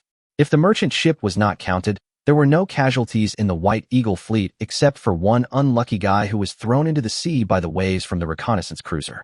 Such a huge disparity in the casualty ratio was not unexpected for Sampson. After all, the main battleship of the Iberian Navy was paralyzed at the beginning of the war. The morning star rose from the distant sea level, and a ray of light appeared in the sky of Santiago. For the White Eagle Federation, it was a new dawn, but for the Iberians, it was the sunset of the empire. After this battle, the Kingdom of Iberia lost its 2 major overseas colonies and most of its naval power and completely withdrew from this ocean. Chapter 118. Has the age of aviation arrived? No, it's still a long way off. June 22nd, 1665, Taixi Islands. Buzz, buzz, buzz. On the sea 20 nautical miles north of Qiancang Island, the roar of the piston engine was thrilling. The first seaplane manufactured by the Ordnance Bureau was performing a flight demonstration to the fleet's top brass. The Haisue-class pre-dreadnought battleship that had been modified with a new type of fire control system is now serving as a viewing platform at sea, carrying Qiancang and others to observe the test flight. After the production of Tongzhou oil field increased, oil suddenly became abundant, so a part of it could be allocated to the aviation force which was in the experimental stage. The big gray bird in the sky made a dull roar while performing various tests such as diving, circling, and climbing. The pilots on it were also a group of carefully selected people with the best performance. Previously, pilots were trained using the purchased British Short 166 seaplanes. The performance of this earliest torpedo attack aircraft was only better than nothing, so Qiancang only used these 2 planes as training aircraft and selected pilots from the class opened in the name of airship pilots at the Naval Academy. The aircraft has a square nose, a metal midsection fuselage, a wooden frame with fabric skins on the outer ends, and an equal-length double-wing design with wings reinforced by crosswires. After circling in the air for a while, the plane flew low and dropped a stick-like object, splashing water. It is much more flexible than an airship, but it is still a little behind in terms of ammunition carrying capacity and other indicators. However, the ability to drop torpedoes is a bright spot, and it has the potential to be developed into an anti-ship weapon. Lu Feng commented, touching his chin. He had just returned from the Western Fleet and came to observe the test flight of the seaplane. I still think we should develop large airships first. At least the large airships have much greater hovering capabilities and endurance than this little guy. This time the speaker was Lieutenant General Chu Bingtai, Deputy Commander of the Western Fleet, who had also returned to Taixi to attend the meeting. Qiancang was listening carefully, but did not rush to refute their ideas. After all, today's airplanes are no more than infants in swaddling clothes. Even the seaplanes carried by those miracle warships had very average performance. It would be too much to expect them to realize the future development of such weapons so quickly due to the limitations of the times. At present, the air forces of various countries are still mainly composed of airships, and medium-sized multi-purpose airships are the most widely equipped. Large airships are expensive and have high maintenance costs, but their advantage is that they have a long range and can travel tens of thousands of kilometers to carry out bombing or transportation missions. Among them, the Iron Blood country has the largest number of large airships and the best performance. The Iron Blood country in this dimension has now developed a large long-range airship with a payload of 2 tons. It looks quite good on paper, but it cannot follow the fleet and must build a land-based airship base. The use of medium-sized airships is quite wide. A 4,000-ton airship mothership is enough to carry 2 medium-sized airships with semi-rigid shell structures. The 2 airships can carry a total of 1 ton of ammunition, thereby countering coastal defense facilities that lack anti-aircraft firepower. As for small airships with weak power systems, their scope of use is even narrower than that of seaplanes, so I will not elaborate on them here. The seaplane that completed the torpedo-throwing experiment circled in the air for 2 weeks and landed staggeringly on the sea. The water mist it stirred up floated onto the faces of Qiancang and others. Qiancang turned and entered the cabin, found 2 middle-aged men of similar appearance standing on the bridge, and congratulated them. That's right. The main designers of this aircraft are the brothers Chen Lianchuan and Chen Taochuan from Qiangnanxi District. The 2 Chens are among the best mechanical experts in Qiangnanxi District and previously worked in Fengzhou shipyard. This seaplane was based on the Javelin torpedo plane of the original Blue Star United Kingdom, but was equipped with an Iron Blood gasoline engine and added floats. One of the characteristics of this type of aircraft is that it is easy to operate and not prone to stalling, with a stall speed of only 70 kilometers per hour. After replacing the engine with a higher horsepower, the maximum speed and cruising speed increased from the original 194 kilometers per hour and 161 kilometers per hour to 210 kilometers per hour and 173 kilometers per hour. The endurance remained basically unchanged, and the maximum carrying capacity was also increased to 250 kilograms bombs and/or one 457 millimeters torpedo. This type of aircraft has initially acquired certain combat capabilities in terms of its performance data, so Qiancang sent the Bismarck-class armored cruiser obtained from the Iron Blood country to the shipyard in advance for related modifications to the seaplane carrier. Seaplane carriers appeared much earlier than aircraft carriers, and their construction difficulty and cost were much lower. The first seaplane carrier appeared in the world before the First World War on the former Blue Star. Although it has the disadvantages of slow aircraft recovery and low aviation operation efficiency, it is not a problem in the current era. Some ships in the hands of various powers also have seaplanes, so it is not a particularly surprising achievement for Qiancang to be equipped with seaplanes and seaplane carriers. There are a total of 6 seaplanes manufactured in the same batch. In addition to serving as trainers to train pilots, they can also participate in artillery observation and calibration or land bombing. These tasks can also be done by airships of this era and will not arouse the vigilance of the great powers. As for the ability to carry torpedoes to attack ships, Qiancang is still considering whether to really use them as torpedo troops. In fact, the positioning of these 6 aircraft in the Qiancang Navy is somewhat similar to the advanced trainer aircraft of the Blue Star in later generations. That is, they have certain combat capabilities while undertaking training tasks. At least for a considerable period of time, large ships and large artillery will still be the mainstream of this plane. So Qiancang is not in a hurry to put immature air forces into combat in large numbers. At present, the Iberians have evacuated Luzon. Our 2 Marine brigades have joined the Iron Blood Nation Marines in Manila. The Luzon Volunteer Army in the north has been wiped out. Qiancang informed the senior officials of the progress of taking over Luzon. The interim government is being established. The agents we have selected are ready to take over Luzon. According to the plan, Luzon will get rid of its colonial status and temporarily establish a new republic controlled by us and the Iron Blood Man. Qiancang waved his hand to signal his men to take out relevant information. Chapter 119 Puppet. The organizational structure of the Republic of Luzon has been placed in front of the senior officials of the Qiancang Autonomous Region. Aguinaldo is still the leader in name only, but in reality, the administrative and military power of the Republic of Luzon is controlled by Qiancang and Taixi. Under the president, there is an advisory group meeting, which includes 5 state advisors and 5 military advisors. Major policy orders and high-level appointments must be approved by 4 state advisors. The transfer of troops other than the capital garrison also requires the consent of 4 or more military advisors. The president himself only has the power to directly appoint low and middle-level military and political officials and mobilize the capital garrison. As for the selection of advisors, of course, the president asked for help from the Iron Blood Empire and the Qiancang Autonomous Territory on the grounds of lack of experience in governing. Qiancang planned to let the commanders of the 4 fleets all take on the title of state affairs or military advisors, and leave the remaining positions for 2 to the natives of Luzon and 4 to the Iron Blood Empire. If there are any changes in the future, they will discuss it again. Deputy Commander Chu, Commander Zhang, is responsible for taking over the local industries and institutions in Luzon. The remaining rebel forces in Luzon will be handed over to you to reorganize. Chu Qing raised his head and looked at Chu Bingtai, who was sitting on his left. First, disrupt the organization of these 30,000 people. All middle-level and above officers will be sent to Cangdong for screening and training.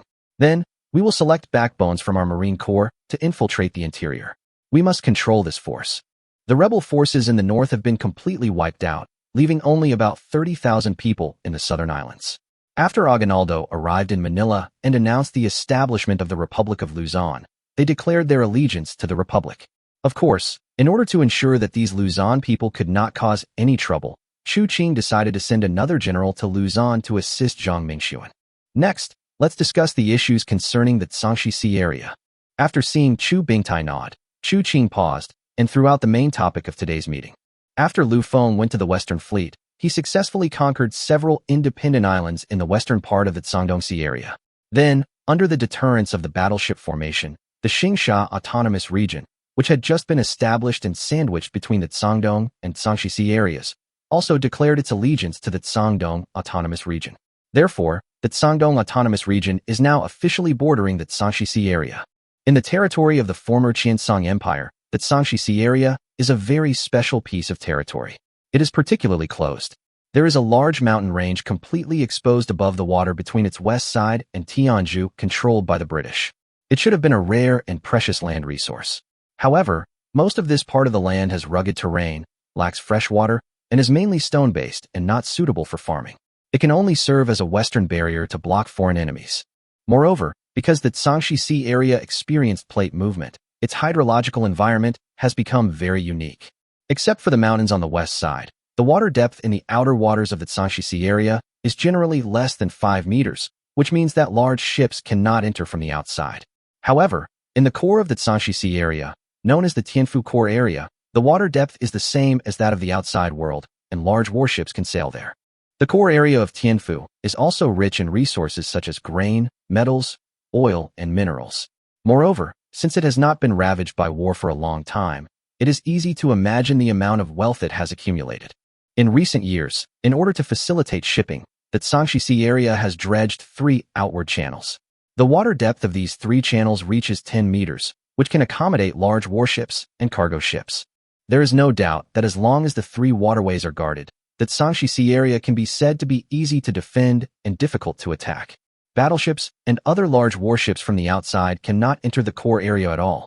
However, there are also miracle warships coming inside the Tianfu Sea area.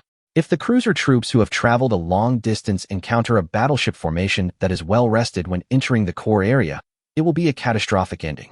However, while the topography and hydrological features of the Taixi Sea area are conducive to defense, they also stifle the possibility of Tangshi's forces participating in external affairs.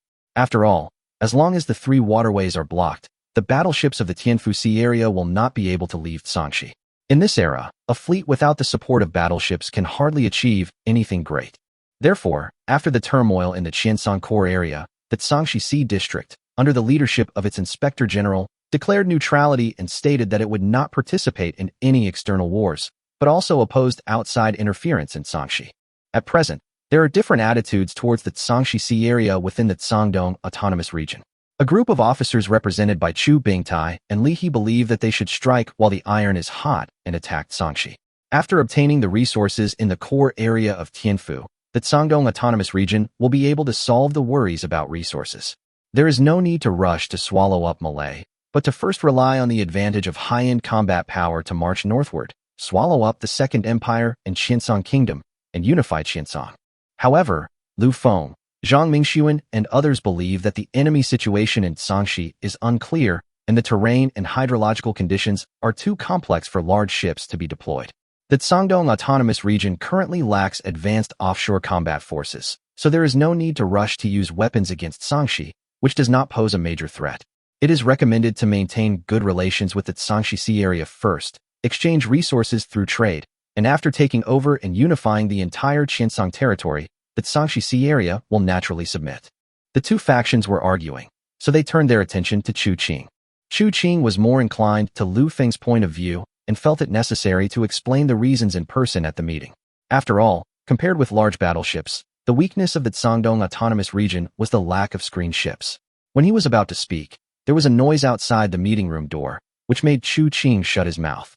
The senior officials present at the meeting were a little surprised, because no one was allowed to make noise near the meeting room of the governor's mansion, and no one was allowed to approach. Who was so bold as to make a scene here? The wired telephone connected to the outside rang, and the captain of the guard's helpless voice came from the receiver. Governor, the head of the telecommunications interception department said that there is urgent military information that must be reported to you and the other superiors in person. Chu Qing and Lu Feng looked at each other and realized that the intelligence this time might be extraordinary. Otherwise, the people in the eavesdropping department would not have risked violating the ban and breaking into the meeting room. A moment later, the guards who had received special permission from Chu Qing opened the door of the conference room. The intelligence officer who rushed in immediately handed the information to Chu Qing. Governor, this is the telegram that was intercepted 15 minutes ago. It should have been sent by a Dongying merchant ship from the southern waters of the Ryukyu Islands. Fukui Maru. 45 nautical miles south of Ryukyu.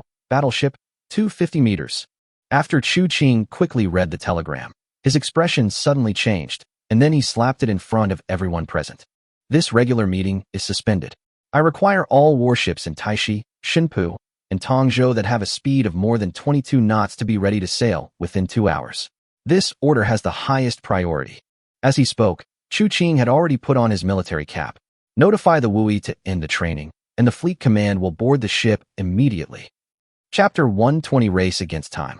There once was a civilization on the now deserted Ryukyu Islands, but the geological changes 100 years ago completely destroyed it. The original large tracts of land are now fragmented and no longer suitable for human habitation. The original archipelago has actually turned into a few reefs, becoming a no-man's land on the high seas, with no human habitation except for the occasional merchant ships passing by. At this moment, 45 nautical miles south of the Ryukyu Islands, there were two figures, one large and one small, parked. Hey, Uncle Fukui, you are really lucky this time. The reward from the military will definitely be huge. On the Fukui Maru of the Tosakura merchant ship, Inoue, a sailor who had just been on the ship for less than a year, shouted to the old Captain Fukui Shirzwa, who was sitting on the bridge. Once I get the money from the military, I'll take everyone to Zexia to watch Kabuki. Really? Don't lie, uncle. Ha ha ha. Shirzwa Fukui smiled triumphantly. Discovering an ownerless miracle battleship on the high seas and reporting it to the Navy Department was a huge achievement. The Navy Department's reply had clearly stated that it would reward Fukui, as long as Fukui successfully handed over the battleship to the Imperial Navy. He looked up at the big guy next to Fukui Maru and felt itchy in his heart. Yes, this was a miracle battleship, and according to the estimates of Fukui and the crew, its length was at least 250 meters. As an old captain who has been drifting on the sea for half his life, Fukui knows very well what this means. Even the most powerful Fuso-class ship in the Imperial Navy was only a little over 200 meters long. Although Fukui is not a naval officer and does not know much about warships, he understands that the bigger the stronger. The captain of the fishing boat that discovered the Fuso class received a reward of 1 million yen from the Imperial Navy. Not to mention becoming rich overnight. This family will have no worries about food and clothing for the rest of their lives. The battleship in front of him was obviously much stronger than the Fuso class. If the commissioner from the Navy Department were present, he would definitely be shocked, and his reward would definitely not be less. What would he do with the money? Build a new house? Buy a new boat? Or something else? Fukui was already immersed in the fantasy of becoming rich. Captain, look over there. A big storm is coming. The sailor on the lookout shouted to the captain hastily, pulling Fukui back to reality from his fantasy. Now he could see dark clouds slowly creeping in the distant sky. Damn it! He cursed inwardly. It seemed that his road to wealth would not be so smooth. This storm was not the miracle storm that did not live up to its name, but was obviously a real storm that could create 10-meter-high waves. Tie it tight. Tie it tight. At the same time, the Navy Department of the East Sakura Empire, Chief Shipbuilding Inspector Kondo Motoki and Chief of the Naval General Staff Goro Ijuin were both extremely excited at this moment. He repeatedly ordered his men to confirm the size of this miracle battleship with Fukui Maru, and the feedback they received was that it was indeed 250 meters long and 30 to 31 meters wide, and 5 twin main turrets were observed. Admiral Ijuin, according to my calculations, if the data provided by Fukui Maru is correct, the standard displacement of this miracle battleship will reach 40,000 tons, and the full load displacement should be between 45,000 and 50,000 tons, Kondo Motoki calculated quickly on the rough paper. Moreover, the main guns of a miracle battleship of this tonnage are likely to be unprecedented 16-inch level. She is undoubtedly the world's #1 battleship. Kondo Motoki put down his pencil and looked at Ijuin Goro excitedly. After listening to this, Ijuin was also excited. The war in the North Song Sea area was at a stalemate, the Caucasus fleet was retreating, and the Navy Department was discussing which warships should be dispatched to provide support. Now that the Imperial Navy has obtained the world's top-notch super battleship, then the Qiancang Kingdom, the White Eagle Federation, and the Caucasus Empire are all like chickens and clay dogs that can be easily vulnerable. General Ijuin, I'm only worried about one thing now. That is, the news will be leaked and other powers will get there first. General Kondo looked at Ijuin Goro with fanatical eyes, making the latter feel numb. This is a reward bestowed by Amaterasu to the Empire. We can't lose it. Please rest assured, Kondo-kun, I have announced in the name of the Imperial Navy that a live-fire exercise will be conducted in the Ryukyu Sea, and passing ships are required to give way.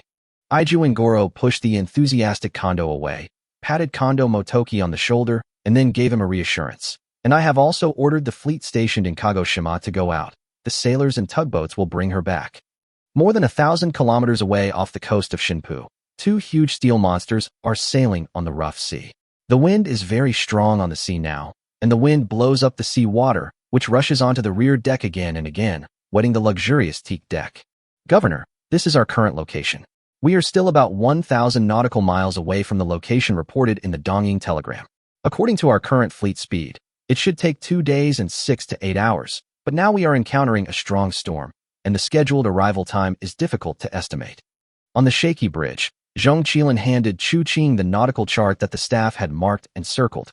According to your instructions, Chief of Staff Li is leading the 4 Queen-class battleships and other guard ships of the Eastern Fleet to approach the Wui and Qixia at full speed. It was calm in the territorial waters of Tsangdong Autonomous Territory, but the weather changed drastically once out of the seas off Shinpu. Chu Qing frowned.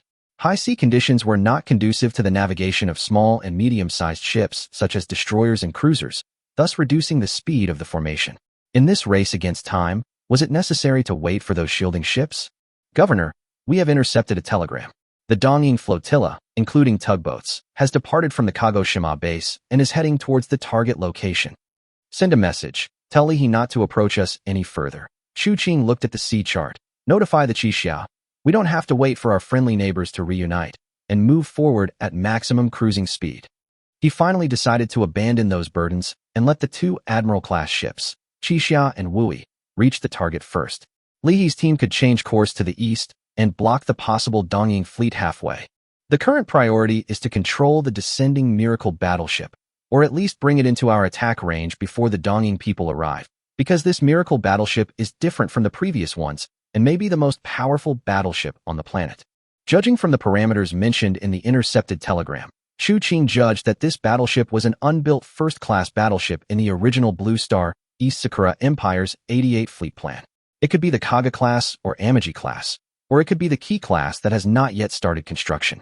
But no matter which warship it is, its strength is very strong, and its combat power is definitely above the admiral level in his hands.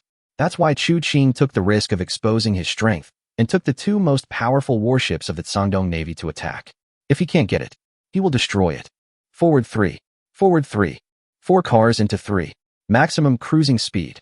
Chapter 121 Breakout. Did you notice? When the Dongying people left, they took a lot of tugboats with them.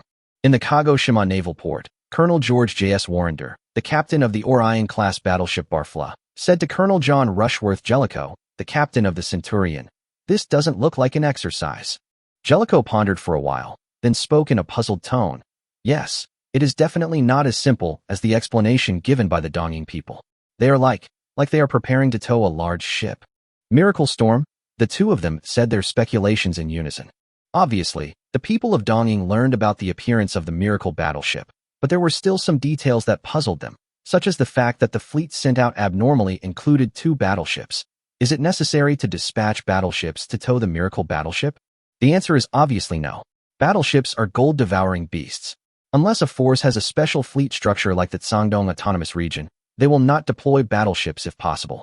Moreover, for the East Sakura Empire, which is currently short of manpower, it is unreasonable to use 2 battleships at once.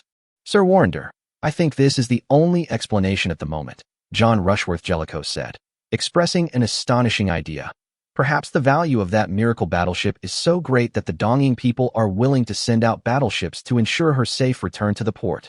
Well, John, I think this is indeed the most reasonable explanation at the moment, George J.S. Warrender nodded. But we have no way to verify it now because they are on the ship. As he spoke, Warrender glanced at the East Sakura Navy sailors who were observing and learning on the deck. Britain had reached a secret agreement with the East Sakura Empire and would soon hand over 3 battleships, including the 2 Orion-class super-dreadnought battleships, to the East Sakura Navy. I will report this inference to the Navy Department, and the verification will be handed over to the Far East Fleet. Colonel Jellicoe took out a pen and paper and began to write down something. But the problem is that we don't know where the Dongying people are going. Captain, the open telegram from the Dongying people claims that a live-fire exercise will be held in the southern waters of the Ryukyu Islands. Direction. The signalman came to the bridge and reported the latest news. The two smiled at each other. It seems that the Dongying people have pointed out the direction for us. At 8 p.m. on June 21, 1665, in the Baitsang Sea area, Qiancang Islands. Your Excellency Lieutenant General, the Coastal Artillery Unit reports that the remaining ammunition is less than a quarter. On the 12 Apostles, the flagship of the Amur fleet of the Caucasus Empire in the Qiancang Islands of the Baitsang Sea region, the adjutant reported bad news to Lieutenant General Dubasov. Dubasov waved his hand without saying much. He had received enough bad news in recent days. First, the Empire told him that a Queen Maria-class battleship was forced to return due to mechanical failure. Then, the Qiancang country's airship airstrike hit the reserve oil depot in the port. The third was the ammunition shortage just reported by the Coastal Artillery Unit. In the past few days, Qiancang and Dongying have not stopped attacking Qiancang. Every night, they sent ships to lay mines or try to block the waterway. However, thanks to the searchlights shipped from the Amur Sea, the coalition's actions were thwarted by Qiancang's coastal artillery units every time. Moreover, due to the deployment of sufficient rapid-fire firepower, the airstrikes launched by the airships on the artillery positions had little effect, forcing the airship forces of Qiancang to rise to high altitudes for bombing. This was originally a good thing, but due to poor accuracy, the bombs aimed at the coastal defense artillery positions fell near the hidden reserve oil depots, and the shock waves collapsed the tanks, resulting in the loss of 10,000 tons of heavy oil in the oil depots. To make matters worse, the coalition forces have blockaded the Qiancang Islands, cutting off the traffic lines between Qiancang and the Amur Sea area. The main battleships of the Amur Sea area had previously been transferred to Qiancang. Now it is impossible to break through the blockade with just some small and medium-sized ships. The coastal artillery units were running out of ammunition and fuel reserves. It seemed unrealistic to stay in Qiancang. If the waterway was really blocked by the coalition forces, even if a support fleet from across the Caucasus Empire arrived, they would have no way to cooperate with the reinforcements. However, he also knew the details of the destruction of the Iberian fleet in the Battle of Santiago. The Iberians were severely beaten and annihilated by the White Eagle Federation during their departure from the port. The sailors were already very tired from preparing for battle for days. If they were asked to break out of the port at this time, who knew if there would be any trouble? Can they successfully break through with the 1 battlecruiser and 4 battleships they have now? Dubasov was not sure and fell into hesitation and entanglement. Boom. The loud noise was particularly clear in the dark night. Based on the volume of the sound, Dubasov judged that it was an explosion coming from the sea outside the port. Soon, the adjutant came to report the exciting news to Dubasov. It seems that a large Allied warship hit a mine and sank outside the port. Upon hearing this, Dubasov quickly climbed to the commanding heights of the Qiancang Islands and saw a huge ship burning in the dark night. Boom, boom. The coastal artillery, upon receiving the news, fired again to prevent other Allied warships from coming to the rescue. Soon, the unfortunate ship completely disappeared on the sea. When Dubasov first entered Qiancang, he had laid stockpile mines in that area. Due to the small number and small scope, he did not expect the minefield to be effective. Unexpectedly, it actually achieved results. This unexpected surprise boosted the morale of the sailors in the port and gave Dubasov a little confidence to break out of the port. Start boiler fires on all battleships in the fleet to accumulate steam and be ready to break out within 6 hours. Chapter 122 is missing. Governor, Chief of Staff Li's fleet is maneuvering towards the central Ryukyu Islands. It will take 12 hours to reach the scheduled interception position. The two Admiral-class ships that broke out of the storm had entered the full-speed sailing stage and were rushing towards the target location. The previous wind and waves swept away 2 lifeboats and brought all the unsecured debris on the deck into the water. When the waves were the strongest, they even completely swallowed up the stern of the Qiancang. The lights on the navigation bridge have been turned off. Only in the drawing room, busy staff are drawing the sailing routes of their 3 fleets on the wide nautical chart. The commander of the Southern Fleet, Zhang Mingxuan, has ordered the flagship Toyosu to leave Ingzhou Island and move closer to the southern Ryukyu Islands. Chu Qing stood with his hands behind his back, scanning the colorful markings on the nautical chart. According to the plan, the Qixia and Wui ships would approach the position of the Fukui Maru at maximum speed, while the 2nd Battleship Division, led by Li He, would head towards Kakai Island to intercept the Tuing tugboat fleet. Although in terms of spatial distance, the distance from Kagoshima to southern Ryukyu is about the same as that from Shinpu, but considering that the speed of the Tosakura people with tugboats cannot be faster than their own warships, after discussion, it was decided to split the troops into 2 groups, sending 4 Queen-class ships to destroy the first wave of Tosakura fleet and block possible reinforcements, while the 2 Admiral-class ships that can maintain high speed, even in high sea conditions, will go straight for the Miracle Battleship. In order to save time, Chu Qing did not bring a tugboat, but instead carried a new batch of cadets from the Tsangdong Naval Academy, about 1,200 people in excess. Although this number was not enough for a large ship of more than 40,000 tons to operate normally, it was enough to get her moving. As for the proficiency of the crew, you can ask the intelligent computer. This is the advantage of the Golden Finger. Otherwise, Chu Qing would have to sail with a tugboat like the Dongying people. According to the existing intelligence and the judgment of the staff, in addition to the main team where the tugboat fleet is located, the Dongying people should have also dispatched a vanguard fleet composed of fast ships, probably including 3 destroyers and possibly a light cruiser. The sea was shrouded in thick darkness. The storm that had just passed through had swept away the dark clouds in the sky that blocked the moonlight. Under the reflection of the moonlight, the waves on the sea rolled and flashed thousands of silver lights. Chu Qing had no mood to appreciate the scenery. He just kept thinking about his next move in his mind. Governor, news from the Fengzhou monitoring station. After receiving the telegram, Chu Qing realized that he did not have much time, because the Fengzhou monitoring station reported that it had intercepted the British Navy's fleet in the Qiancang Islands and had sent ships to approach Ryukyu. Although Chu Qing was confident that he could control the Miracle Battleship before the British arrived, it would take a lot of time to restart a large battleship with its boiler extinguished. It would take several hours just to accumulate steam, during which time the battleship would still be unable to move. Inform the Toyosu to sail 70 nautical miles due east and then cruise at a low speed to avoid the British route first. Wait until I issue new instructions before approaching Ryukyu. After thinking for a while, Chu Qing decided to let the British in first, and then let the Toyosu block the opponent's retreat. If the opponent really arrived near Ryukyu before he set off for return, then at that time he would use the intelligent computer's radio to suppress and block the opponent's communications, and finally kill them to prevent the news from leaking. Chu Qing was not afraid of fighting with the British, but was worried that the British would discover the true strength of the Tsangdong Autonomous Region too early. These 2 Admiral-class ships alone were enough to drive the British Navy crazy. The current strength of the Tsangdong Autonomous Territory is not enough to confront the British Empire head-on. Although Chu Qing now has 11 battleships and battlecruisers, including 9 super dreadnoughts, the British Empire now has a huge colony and naturally has more Miracle battleships. The total number of dreadnoughts and super dreadnoughts in the open reached 60 ships, which was twice the number at the beginning of the First World War on Blue Star. Among them, there were at least 8 Queen-class and 8 Revenge-class battleships, and the number of 15-inch main gun-carrying ships was 10 more than the Iron Blood Empire, which ranked second. Also known as the R-class, a cheaper version of the Queen-class battleship, but with slightly better protection than the Queen. The British in this dimension's heyday are not people Chu Qing can easily provoke now. But as long as he waits for 2 years, Chu Qing will have enough naval talents in his hands. Then he naturally won't have to act so timidly as he is now. The foundation of the Guangdong Autonomous Territory is really too shallow. After the territory was greatly expanded, the prosperity also increased a lot, which solved the problem of time and space point consumption in training sailors. It takes about 1 to 2 months to quickly train 2,000 students in a batch, but the resulting problem of manpower source has restricted the expansion of the fleet. Since land is precious, fishing has replaced agriculture as the main industry in this plane. The deep sea and offshore fishing fleets guarantee the basic food supply for the people of the archipelago, and are also the foundation of many people's livelihood. Millions of boatmen depend on food and clothing.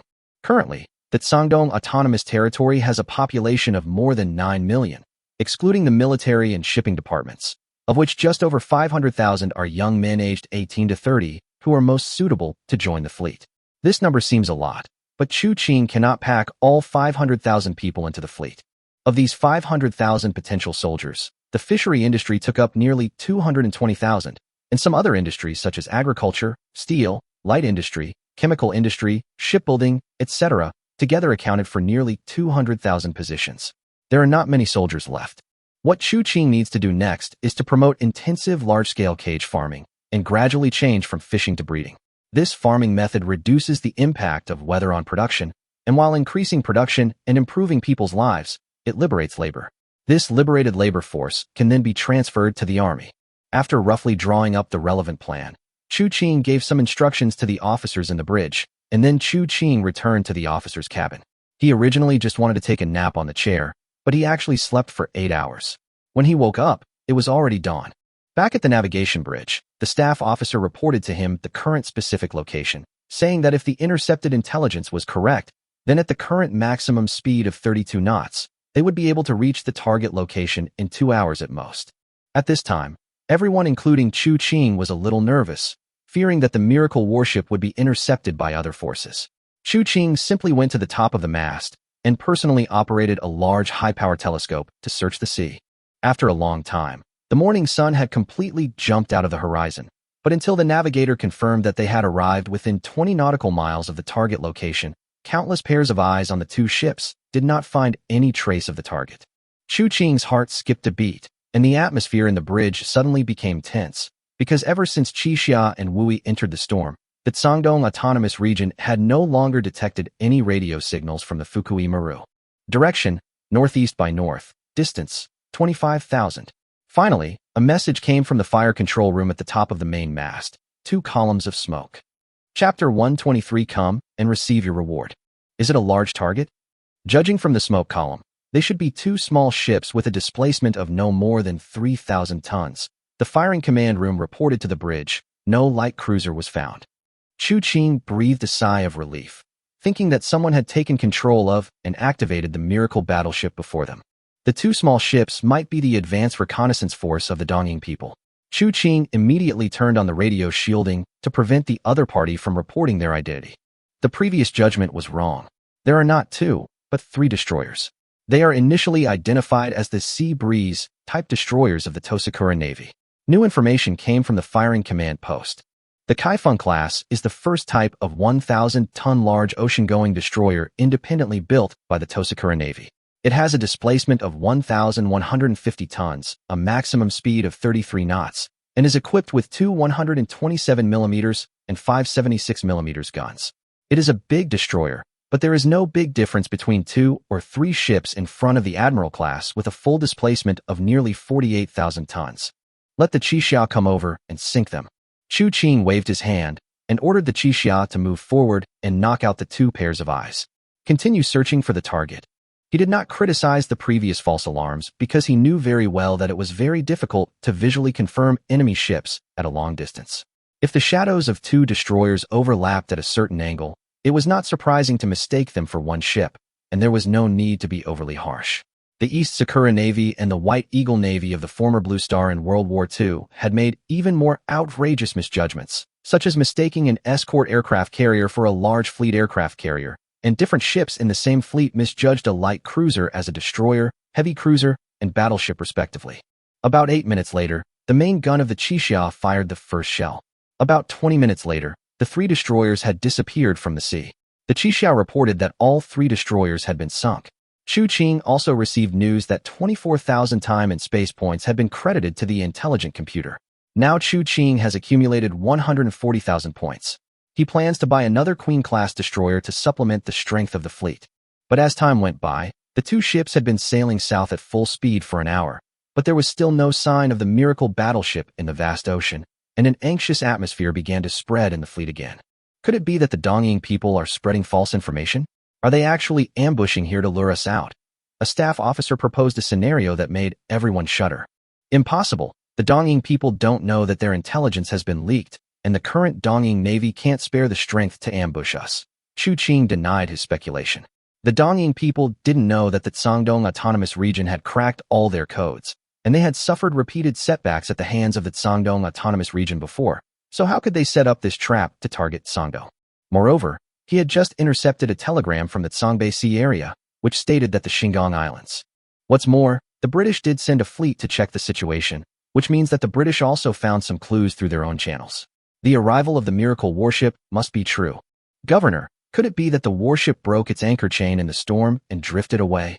A staff officer proposed a hypothesis. Chu Qing felt that perhaps this was the real answer, so he ordered someone to bring the nautical chart of the area and secretly turned on the intelligent brain-assisted calculation. Combining the ocean current information of the past 24 hours, changes in wind speed and direction, the approximate tonnage of the miracle battleship, etc., he calculated several approximate tracks. Navigator, turn left 47 degrees, change course to 147. After pondering for a while, Chu Qing raised his head and gave instructions to the navigator, who immediately executed the order. Sure enough, after turning and sailing for about 40 minutes, Chu Qing finally found the figure he had been looking for a long time.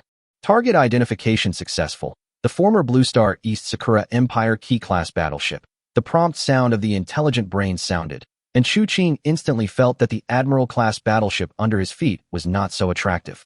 If it was Amaji or Kaga-class, Chu Qing might not have such a big reaction, but this is Key-class. Chu Qing looked at the huge figure looming in the distance and was deeply attracted. 10 410mm guns, a speed of 29.75 knots, a displacement of 45,000 tons, and decent protection capabilities. Chu Qing opened the Spacetime Mall and turned to the page for the Key-class ship, only to find that the selling price was as high as 500,000 Spacetime points. Since the Key-class ship had not actually been built on the original Blue Star and was a blueprint ship, the price was high. An early design drawing of the Key-class, with the chimney modified when the construction order was later issued. The Key-class was the last type of battleship of the 88 fleet to be named. It can be regarded as a high-speed Kaga-class or an Amaji-class with enhanced protection. Its vertical defense is 292 mm and inclined at 12 degrees, which is a level stronger than the 305 mm vertical armor of the Nagato class. It also inherited the tradition of the Kaga-class battleships to focus on horizontal protection. The main horizontal armor thickness is close to 117 mm, far exceeding other battleships of the same era. The Key-class's defense capabilities are not as weak as shown in a certain game. In fact, in a certain naval battle game, many warships including the Key-class are not set completely according to historical facts. Certain adjustments have been made for balance or other reasons. Order the Marines to prepare to board the ship. Chu Qing was giving the order, but the lookout's report interrupted him. The other party sent a light signal, asking us to identify ourselves. Chu Qing looked at the flashing lights of the huge battleship in the distance and almost thought that someone had already got there first. Later, he realized that it might be the crew of the Fukui Maru who boarded this miracle battleship. Now that someone has boarded the ship, the action plan has to be changed. If we try to seize the ship by force and these Dongying mermaids fail to gain control and open the sea valve, we will suffer a huge loss. Notify the Qianchang to hang up the Dongying flag.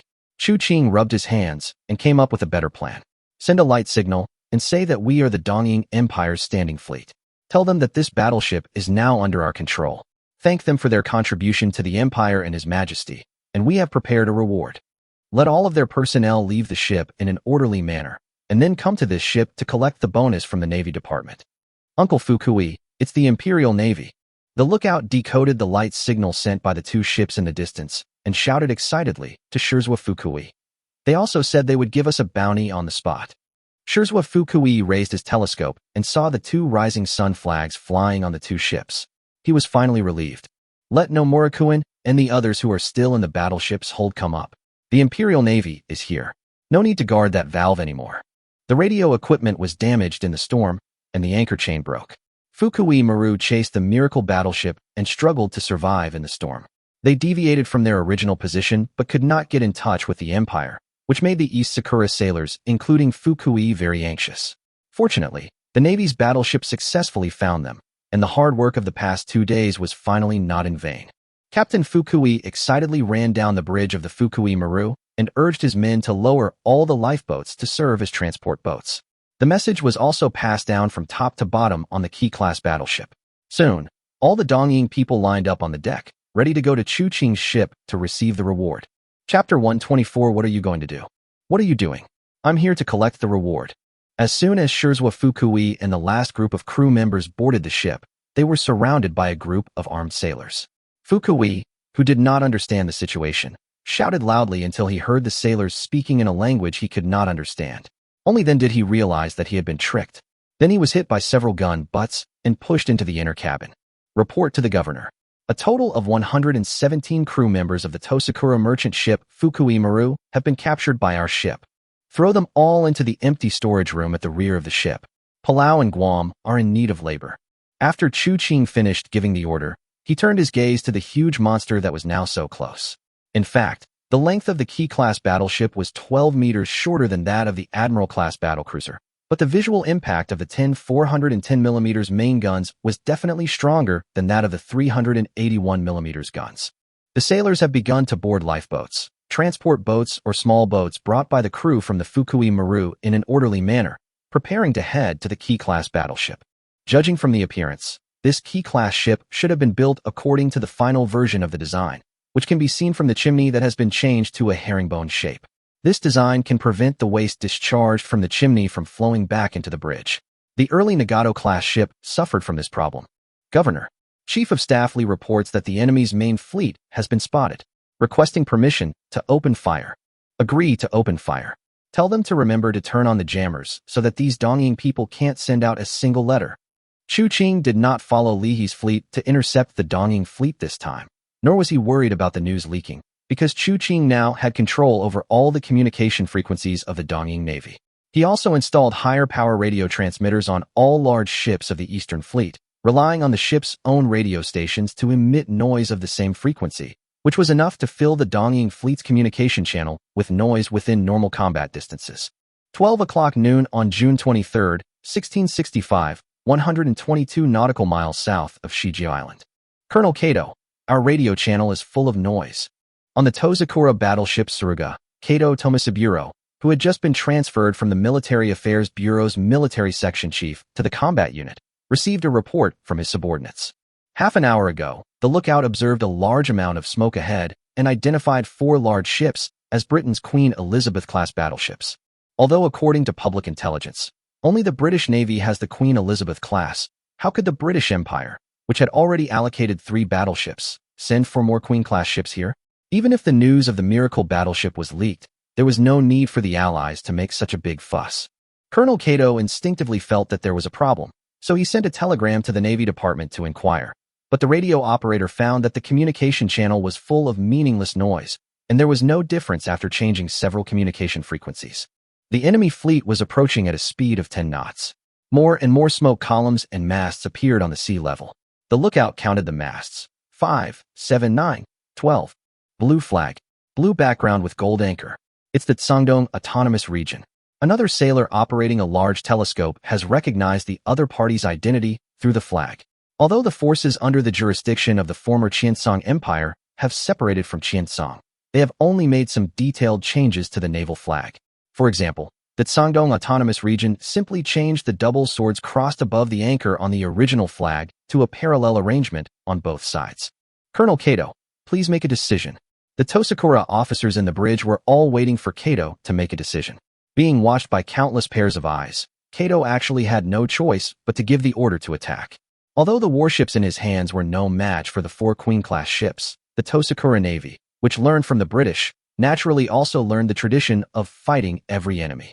2 enemy Kawachi-class ships, 2 Chikuma-class ships, and 6 tugboats are heading straight towards us. Li He on the bridge of the navigation ship listened to the reports from his men, and then told the staff to carry out the battle deployment according to the previous plan and to destroy the fleet as quickly as possible, and he would not interfere too much in the command. After several expansions, most of the staff officers in the Eastern Fleet were promoted from grassroots command positions and lack practical experience. So in this case, it is a good idea to let the staff officers practice. What? An unexpected situation? Although 2 Hanoi-class ships were enough to overwhelm the entire Tsangdong Sea area a year ago, facing the Tsangdong Autonomous Region a year later, any fleet picked at random could beat them to a pulp. Looking at the 32 381mm cannons in their hands, is there any reason for them to lose? In addition to the 4 Queen-class ships, the fleet that Li He brought this time also included 2 Longwei-class frigates, 2 Vulcan-class destroyers, and 3 Chatham-class light cruisers purchased from the Principality of Yangzhou. Distance, 17,500. The entire fleet accelerates to 24 knots. The destroyer force maneuvers forward and turns to the enemy's right wing. When it is 15,000 meters away, the main force will maneuver to the right at a constant speed. The remaining ships will take the flagships firing as a signal and fire in turn. The command was transmitted to every warship in the fleet via radio waves. The 2 destroyers originally on the left wing of the fleet began to speed up, surpassing other ships and heading straight for the flank of the Dongying fleet.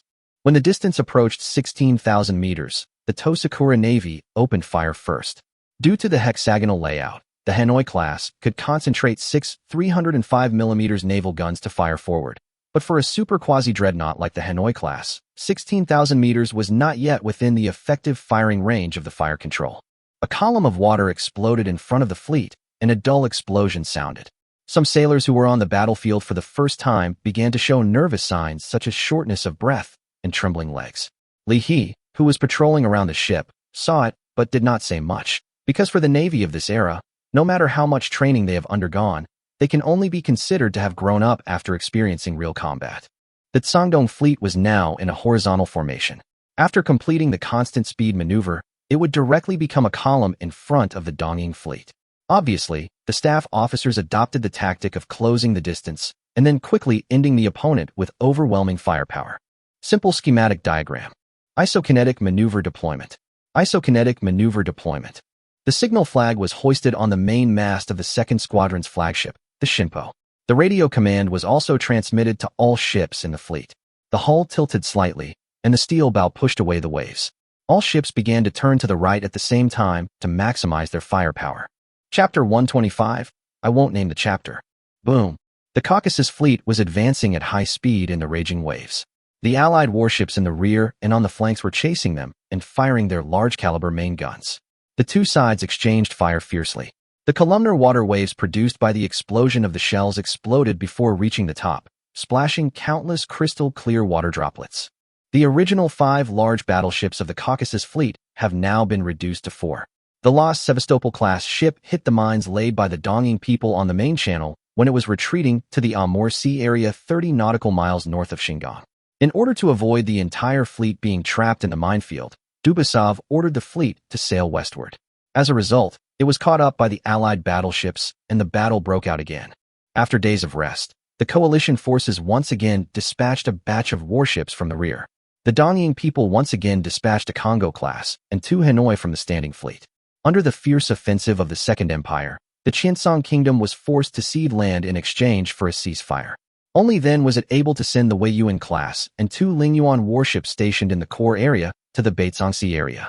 The current situation on the battlefield is that 4 high-speed battlecruisers are sticking to the Caucasus fleet, while the slightly slower Lingyuan class and Hanoi class battlecruisers with their armored patrols appear just in front of the left wing of the Caucasus fleet, intending to intercept it. The airship in the sky fed back ammunition impact data to the fleet. With the help of aviation correction, the coalition's artillery fire became more and more accurate. The coalition now had 4 super dreadnought battlecruisers and 6 dreadnoughts. The Dongying people also had 4 armored patrols. The huge gap in troop strength did not reduce the suspense in the battle. Although the coalition forces had the advantage in numbers, the dreadnoughts and battlecruisers equipped by the Caucasus fleet were more powerful than any other warship present in terms of artillery performance. Therefore, there were many variables in the fierce battle between the 2 sides. A random situation map with a paintbrush. 9 of the 12 main guns of Dubasov's flagship, the 12 Apostles, never stopped firing. This type of naval gun that fired heavy shells with a strong charge could penetrate 14 inches of armor with a 12-inch caliber. Only 9 of the 12 guns fired because of the special way of engaging the enemy from both sides. The main turret at the rear of the middle part of the Caucasus battleship could not function. Only the 3 triple-mounted main turrets at the front and rear and the middle position near the bow of the ship could exert their firepower, which invisibly weakened the strength of the fleet. The water column became denser and denser, and the St. Andrew's flag flying on the stern mast was shrouded in yellow-green smoke again and again. The most terrifying thing on the battlefield was the 356mm gun of the Ismail-class battlecruiser.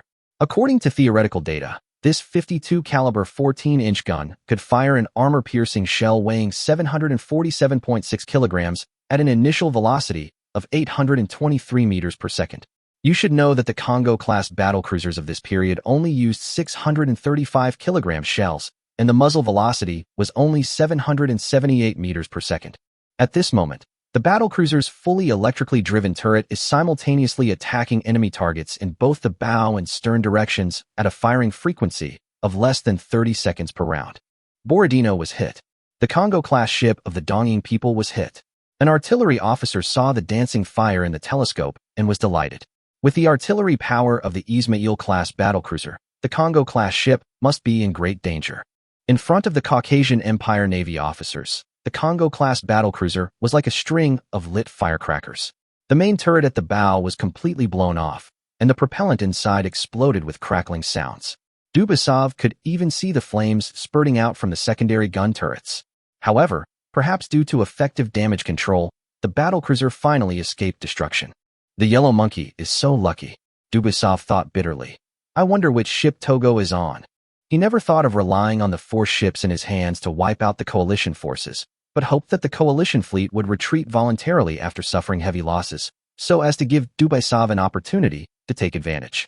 If Togo's flagship was the Congo-class ship that had just been hit, then perhaps the Tosakura Navy would retreat. 2 thunderous explosions came from the rear of the middle of the 12 Apostles. The battleship was hit again. The powerful kinetic energy of the 2 356mm heavy shells made every steel plate of the 12 Apostles tremble. Dubasov even heard the humming sound coming from the sound tube. Report the damage. The aft secondary battery is inoperable. Bridge. This is the engine room. The steam pipe of boiler number 2 is broken. We can't maintain the maximum speed.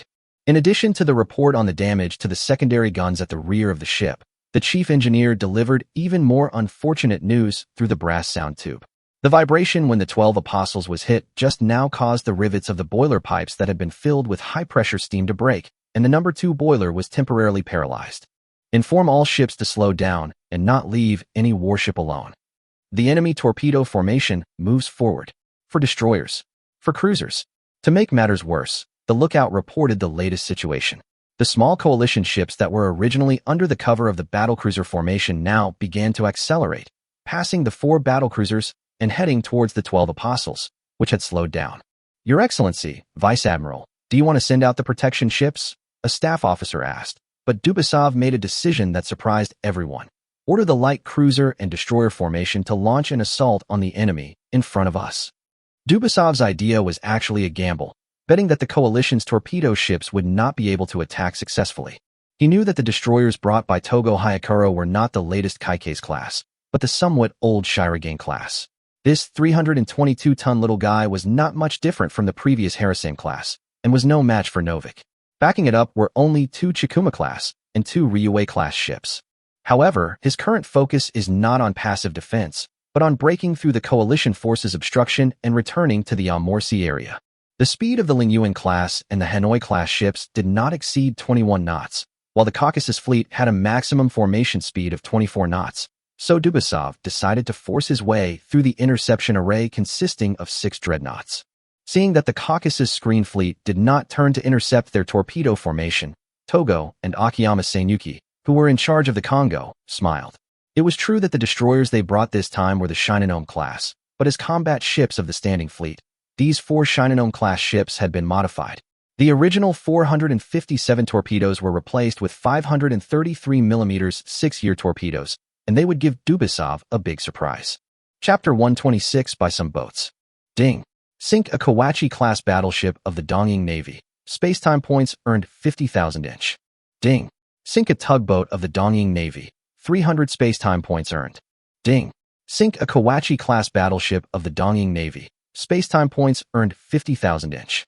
The total spacetime point income is 13,600 points, and the current spacetime point balance is 273,211 points. When the boiler of the quay was started up and black smoke was spewing out of the chimney, Qiancang also received an input notification from the intelligent computer that the main force of the reception ships sent by the Dongying Navy were all destroyed. After the intelligent brain was upgraded to the 3rd level, the original range limit for obtaining spacetime points disappeared, so Qiancang could receive the spacetime points even if he was 100 miles away. But why do these time and space points seem to be less than what I got before? Intelligent brain, didn't you get 100,000 spacetime points for sinking a Hanoi-class ship? Why is it only 50,000 now? Host, the Dongying Empire now has the ability to build and produce the Hanoi class, so the Hanoi class is no longer a warship that exceeds the current technological level of the Dongying Empire, and therefore no longer enjoys the original time and space point bonus. Well, okay. Qiancang then remembered that the intelligence he had heard before mentioned that the 2 Orion-class ships heading to Dongying were carrying a batch of technical data. It seemed that the teacher from the British Empire had done his best to teach the people of Dongying some new things. The same was true for the British from the original Blue Star. As an excellent teacher, they fully enlightened the Dongying people on their shipbuilding capabilities. Haven't you seen what kind of shabby ships the Dongying Empire produced before it obtained the Congo-class ships? Although it was unexpected for the British people that the student of the East Sakura Empire would turn around and beat up its teacher 20 or 30 years later. In any case, the 270,000 time and space points in hand are real. Excluding the 140,000 points prepared for the main battleship, the remaining points can be used to buy some screen ships. However, at this point in time in 1925, the performance of the small and medium-sized ships that could be purchased was not very good. Light cruisers such as Omaha, Tenryu, Kawachi, and Emden all had the shadow of the old light cruisers from the First World War. They were still using single-mounted guns or guns arranged in turrets, which were obviously lagging behind the development of the times. Facing the later generations equipped with fully enclosed twin and triple gun turrets that appeared a few years later, they had basically no ability to fight back. The paper data of the Yubari class is very good, but cramming 6 140mm guns into a 3,000-ton body has greatly sacrificed endurance and living space. Like the Ninghai and Pinghai, its endurance and seaworthiness are poor, and it is only suitable for nearshore activities. Moreover, in terms of hard power, these light cruisers may not even be able to defeat the new cruisers being built in Jinza shipyard, and it will take a lot of effort to transform them in the future, which is not cost-effective. Before the hull was completed, the power equipment of the new cruiser was replaced again. Originally, the Tsangdong Autonomous Territory could only produce a single 15,000 horsepower steam turbine, but now, thanks to new equipment and technical data, it can produce steam turbine units of the same volume, but with a power increased to 25,000 horsepower. With 50,000 horsepower, the new light cruiser can easily reach 30 knots with a displacement of 6,000 to 6,800 tons, so at the suggestion of Su Zhonghu, the side protection of the new cruiser was increased to 102 millimeters. Moreover, with Qiancang fully allocating resources and ensuring the supply of materials, the construction of this first batch of 4 light cruisers will not take too much time. Apart from the power equipment and turrets, a large number of ready-made equipment are used to significantly shorten the construction period. All the shipyard needs to do is assemble them. The fastest leading ship may even be completed within 1 year. 6 152mm guns plus mechanical automatic fire control, 102mm thick side-sloped armor, and a speed of 30 knots, no matter how you look at it. It is more advanced than those light cruisers that are still using single turrets, so the idea of buying a light cruiser was directly passed by Qiancang. So let's take a look at the destroyers. Sorry, destroyers before 1925 were in a similar situation to light cruisers. The Mitsuki class had not yet been born, the Tosakura people were still using the Kamikaze class, and the White Eagle people were using the Clemenceau class. It had 4 102mm guns and 12 533mm torpedo tubes, and a speed of 36 knots. It seemed that the theoretical performance was very powerful, but, in reality, it was terrible. Both its seaworthiness and maneuverability could be described as extremely poor. After much selection, Qiancang decided to buy 4 British-made Shakespeare-class destroyer leaders. This type of ship is equipped with 5 120mm rapid-fire guns, 2 triple-mounted 533mm torpedo tubes, 176mm anti-aircraft gun, and 4 12.7mm anti-aircraft machine guns, and has a maximum speed of 38.95 knots. The reasons why Qiancang chose this type of destroyer were, firstly, its high speed, secondly, its balanced performance and all the capabilities it possessed, and thirdly, it took this opportunity to upgrade the existing production lines of 120mm rapid-fire guns and 120mm artillery shells. The production of 120mm Armstrong rapid-fire guns that were previously available in all archipelagos had been stopped by Qiancang, and nearly 40 of the production lines had been dismantled, with the rest being sealed. Now was a good opportunity to add machinery and equipment to these production lines so that they could switch to producing new naval guns. Moreover, the Shidao class and this type of ships under construction both use the British Parsons power system, which will not increase logistical pressure too much. The 2,100-ton ship's surface artillery combat capability is not inferior to the Mitsuki class. In future operations, she can fight together with the 1,330-ton Snake Island class and the Vulcan-class destroyers that descended from the Miracle Storm and take on the task of suppressing enemy destroyers. The 4 Shakespeare-class ships are worth 60,000 spacetime points. After deducting the 140,000 points for the Queen class, Qiancang decided to use the remaining spacetime points to buy a few Hawkins-class ships. As the world's first heavy cruiser, the performance of the British-made Hawkins class is mediocre today, and can even be described as unsatisfactory. With a speed of 30 knots, a 76mm main side armor belt, and 7 190mm main guns, it is naturally incomparable to those later treaty-type and post-treaty heavy cruisers. But she was built earlier, and her price in the Spacetime Mall is relatively cheap, only 22,000 points.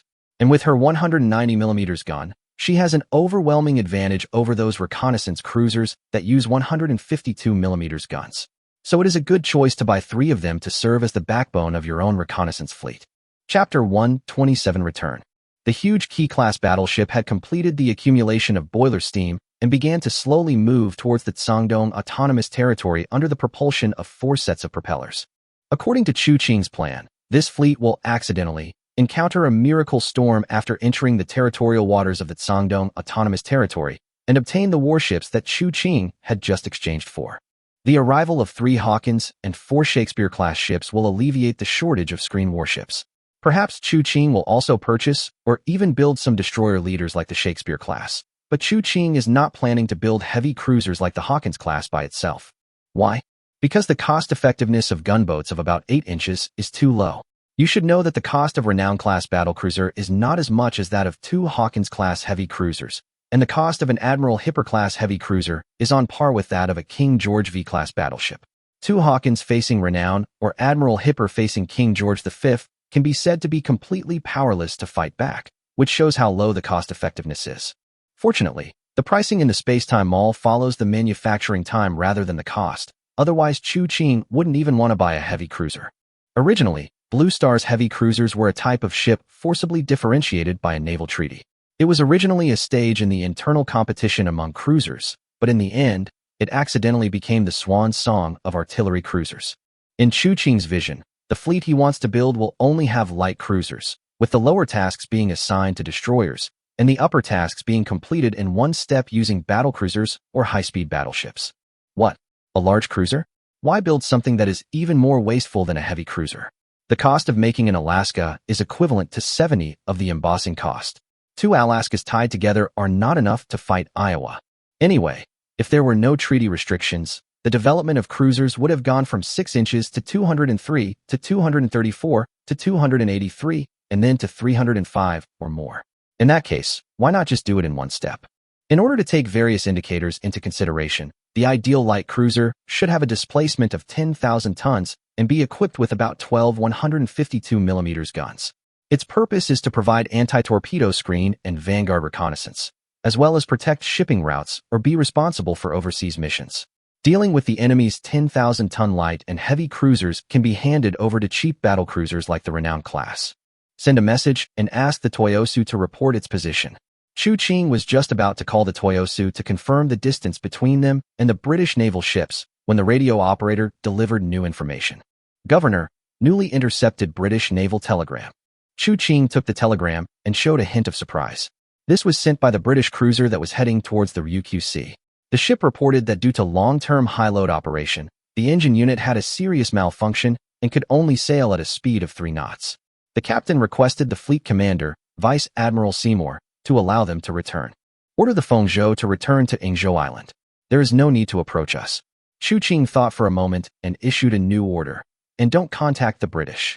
It was a good thing that something had happened to the British ship. The two sides didn't have to meet, which saved a lot of trouble. Although the Dongying people lost 2 battleships, they will not give up easily. But given the current situation, they probably cannot spare any troops to cause trouble for themselves, or they simply don't know who did it. According to the intelligence obtained from interception, the flagship of the Caucasus Empire fleet, the 12 Apostles, which had broken through, had been sunk by a torpedo fired by the destroyer Tosakura. Another Sevastopol-class battleship was damaged and then captured by the Allied forces. The remaining battleship was besieged and sunk by the Allied forces.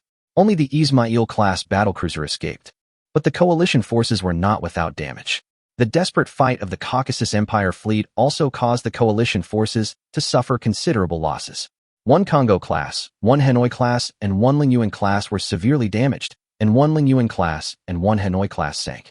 The Caucasian fleet has been temporarily out of the fight and will not be able to do anything at least until the reinforcement fleet arrives. Then the coalition forces now need to distribute the benefits. Judging from the call signs of each ship, the number of battleships on both sides is now the same. The Qiancang Kingdom still has 2 super dreadnought battlecruisers that retain their combat effectiveness, while the Dongying Empire has only 1 super dreadnought. The Lingyuan class is slightly better than the Hanoi class. On the surface, the Qiancang Kingdom's fleet in the Zhongbei Sea area is already stronger than the Dongying Empire. Qiancang felt that Qiancang would definitely not give up Baizhong easily, and the senior officers of the fleet also agreed that the two sides would probably fight over the issue of interest distribution again. For hours after the fleet set sail, Qiancang, who was resting in the officers' quarters, was suddenly awakened by his subordinates.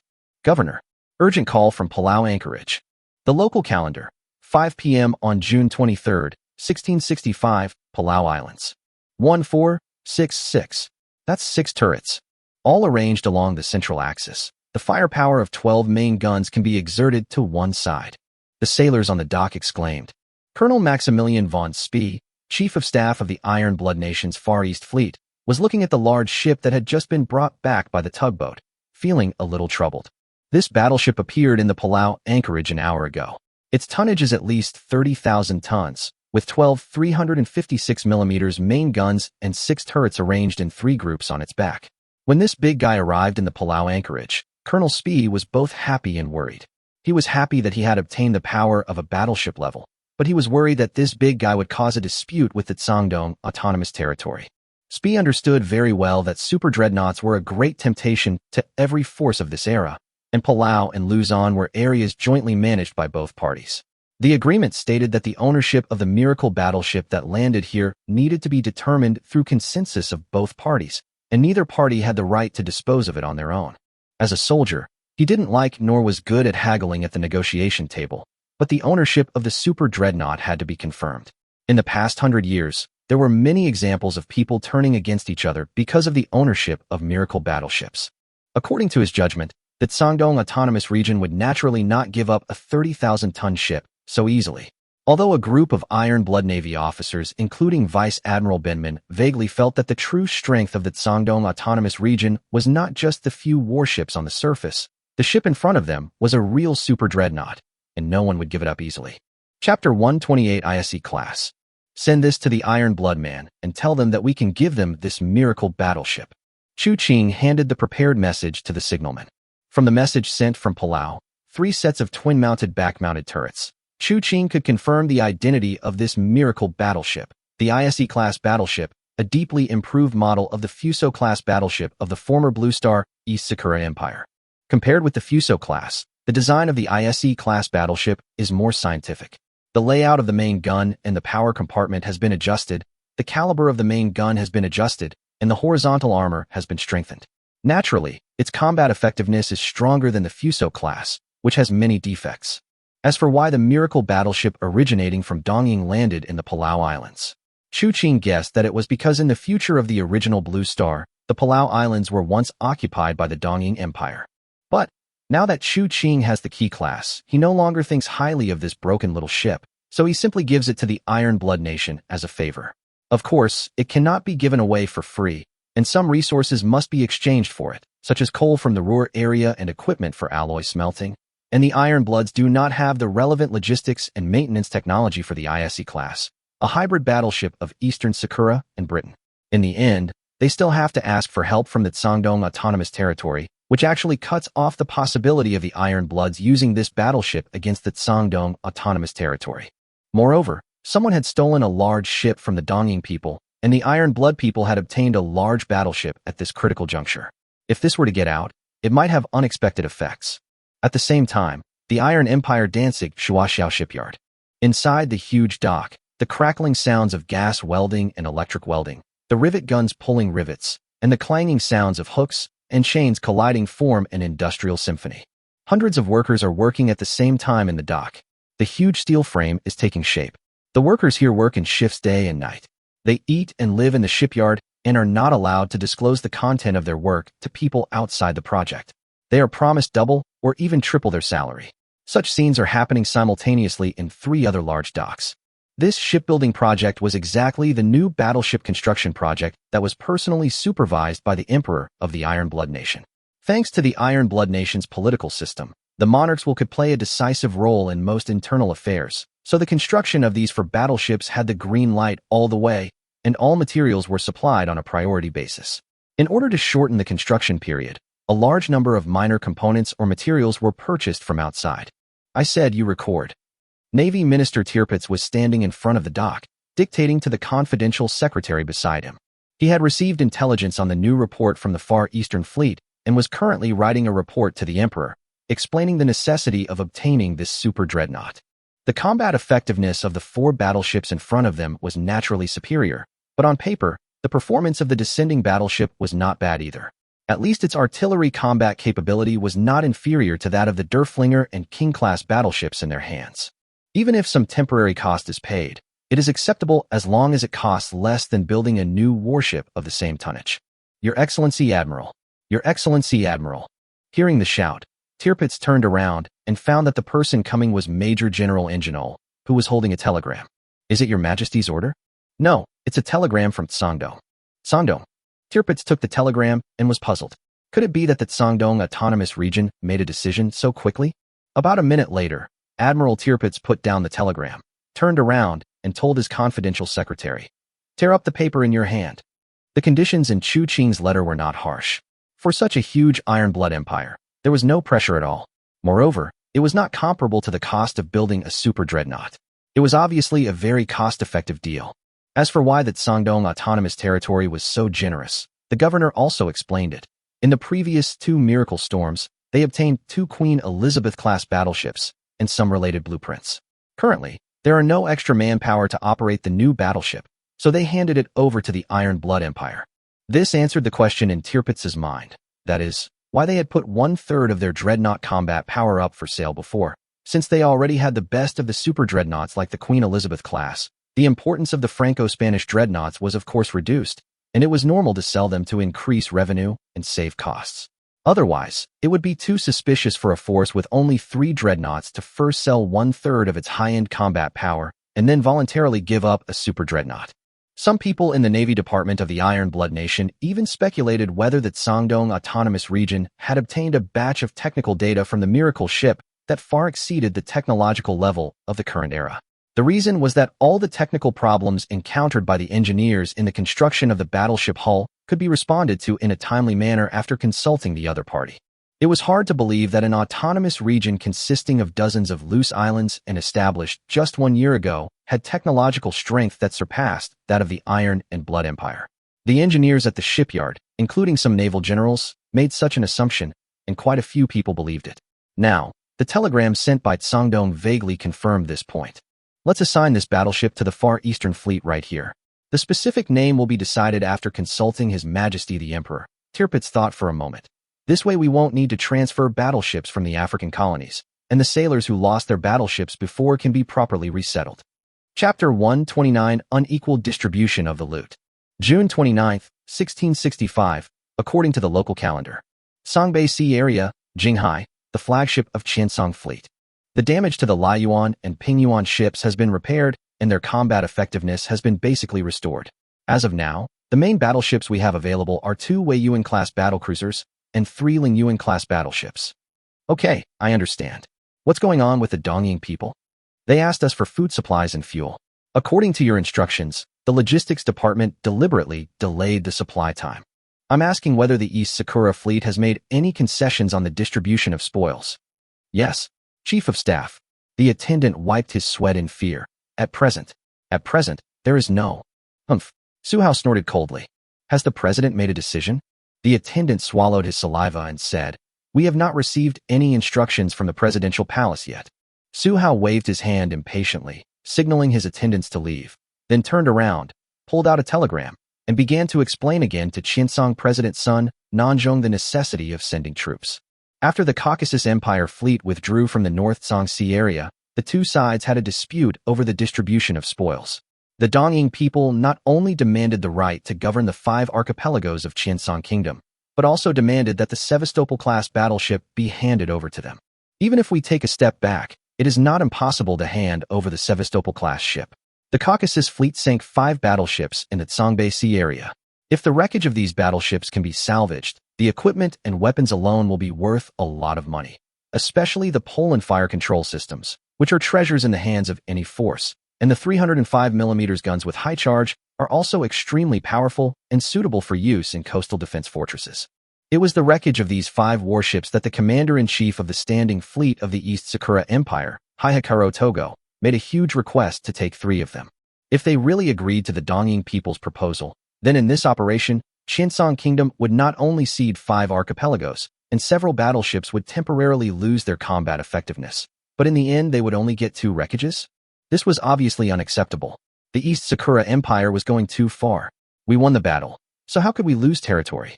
The Navy officers and soldiers were filled with righteous indignation and united to write a petition. Faced with such a situation, even the White Eagles urged Qiancang to send troops to drive out the Dongying people. After all, if the conditions proposed by the Dongying people were really accepted, then it would be unknown whether Qiancang could deliver resources to the White Eagle Federation as agreed. Major General Rogers also stated that the White Eagle Federation would condemn and pressure the Dongying people and consider mobilizing super dreadnoughts from the mainland to assist in the battle. However, Major General Rogers also said that in view of the heavy losses suffered by the Far East Fleet in Luzon, it would not be easy to convince Congress to mobilize the fleet to Qiancang again. It would require the Qiancang Navy to initiate action first and achieve certain results.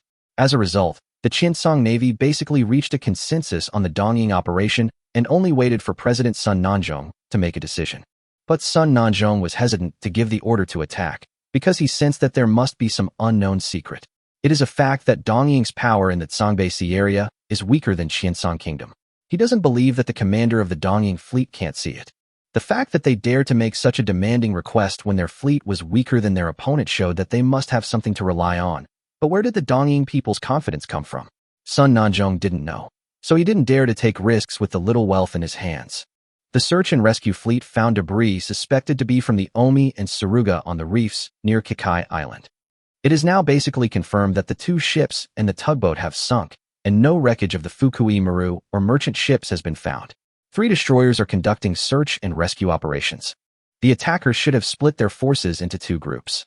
One group of the main force intercepted our support fleet, while the second group of enemies attacked Fukui Maru and stole our miracle battleship.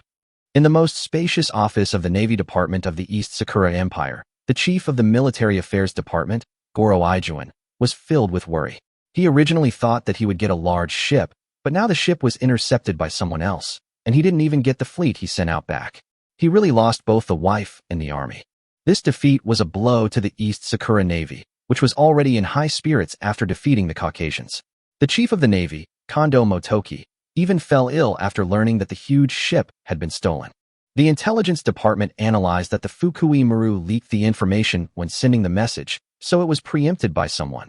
But the connecting fleet was swallowed up, which meant that the radio code used by the Tosakura Navy was cracked. Admiral Ijuan was surprised and quickly ordered the communication code to be changed. He also launched a self-examination within the radio department to try to find possible spies or leakers.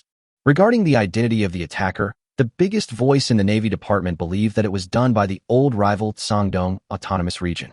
However, there were always some guys eyeing Ijuan's position as the chief of the military general staff, and they always wanted to find a reason to push Ijuan down.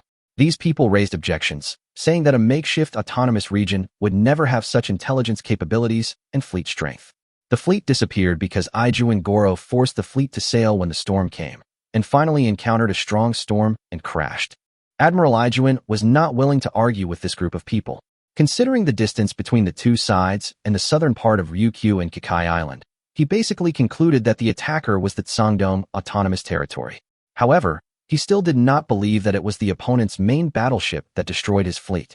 He felt that it was the ultra-long-range torpedo that was previously speculated.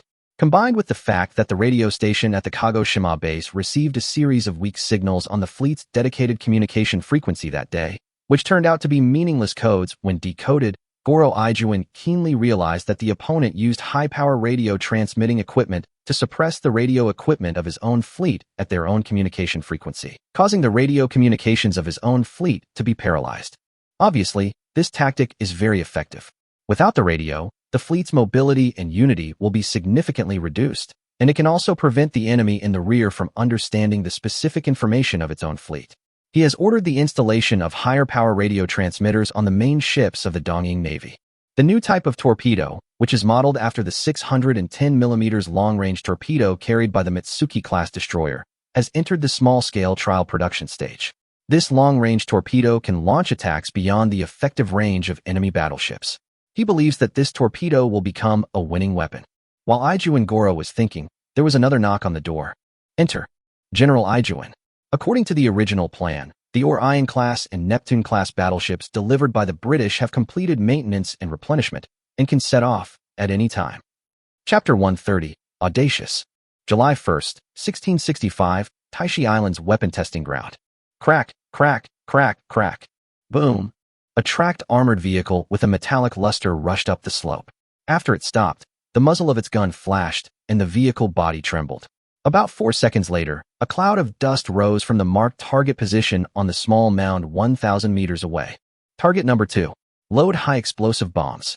Azimuth 270. Kala, Kala. Boom. Target number 2. Confirmed destroyed. Test completed. Shut down engine.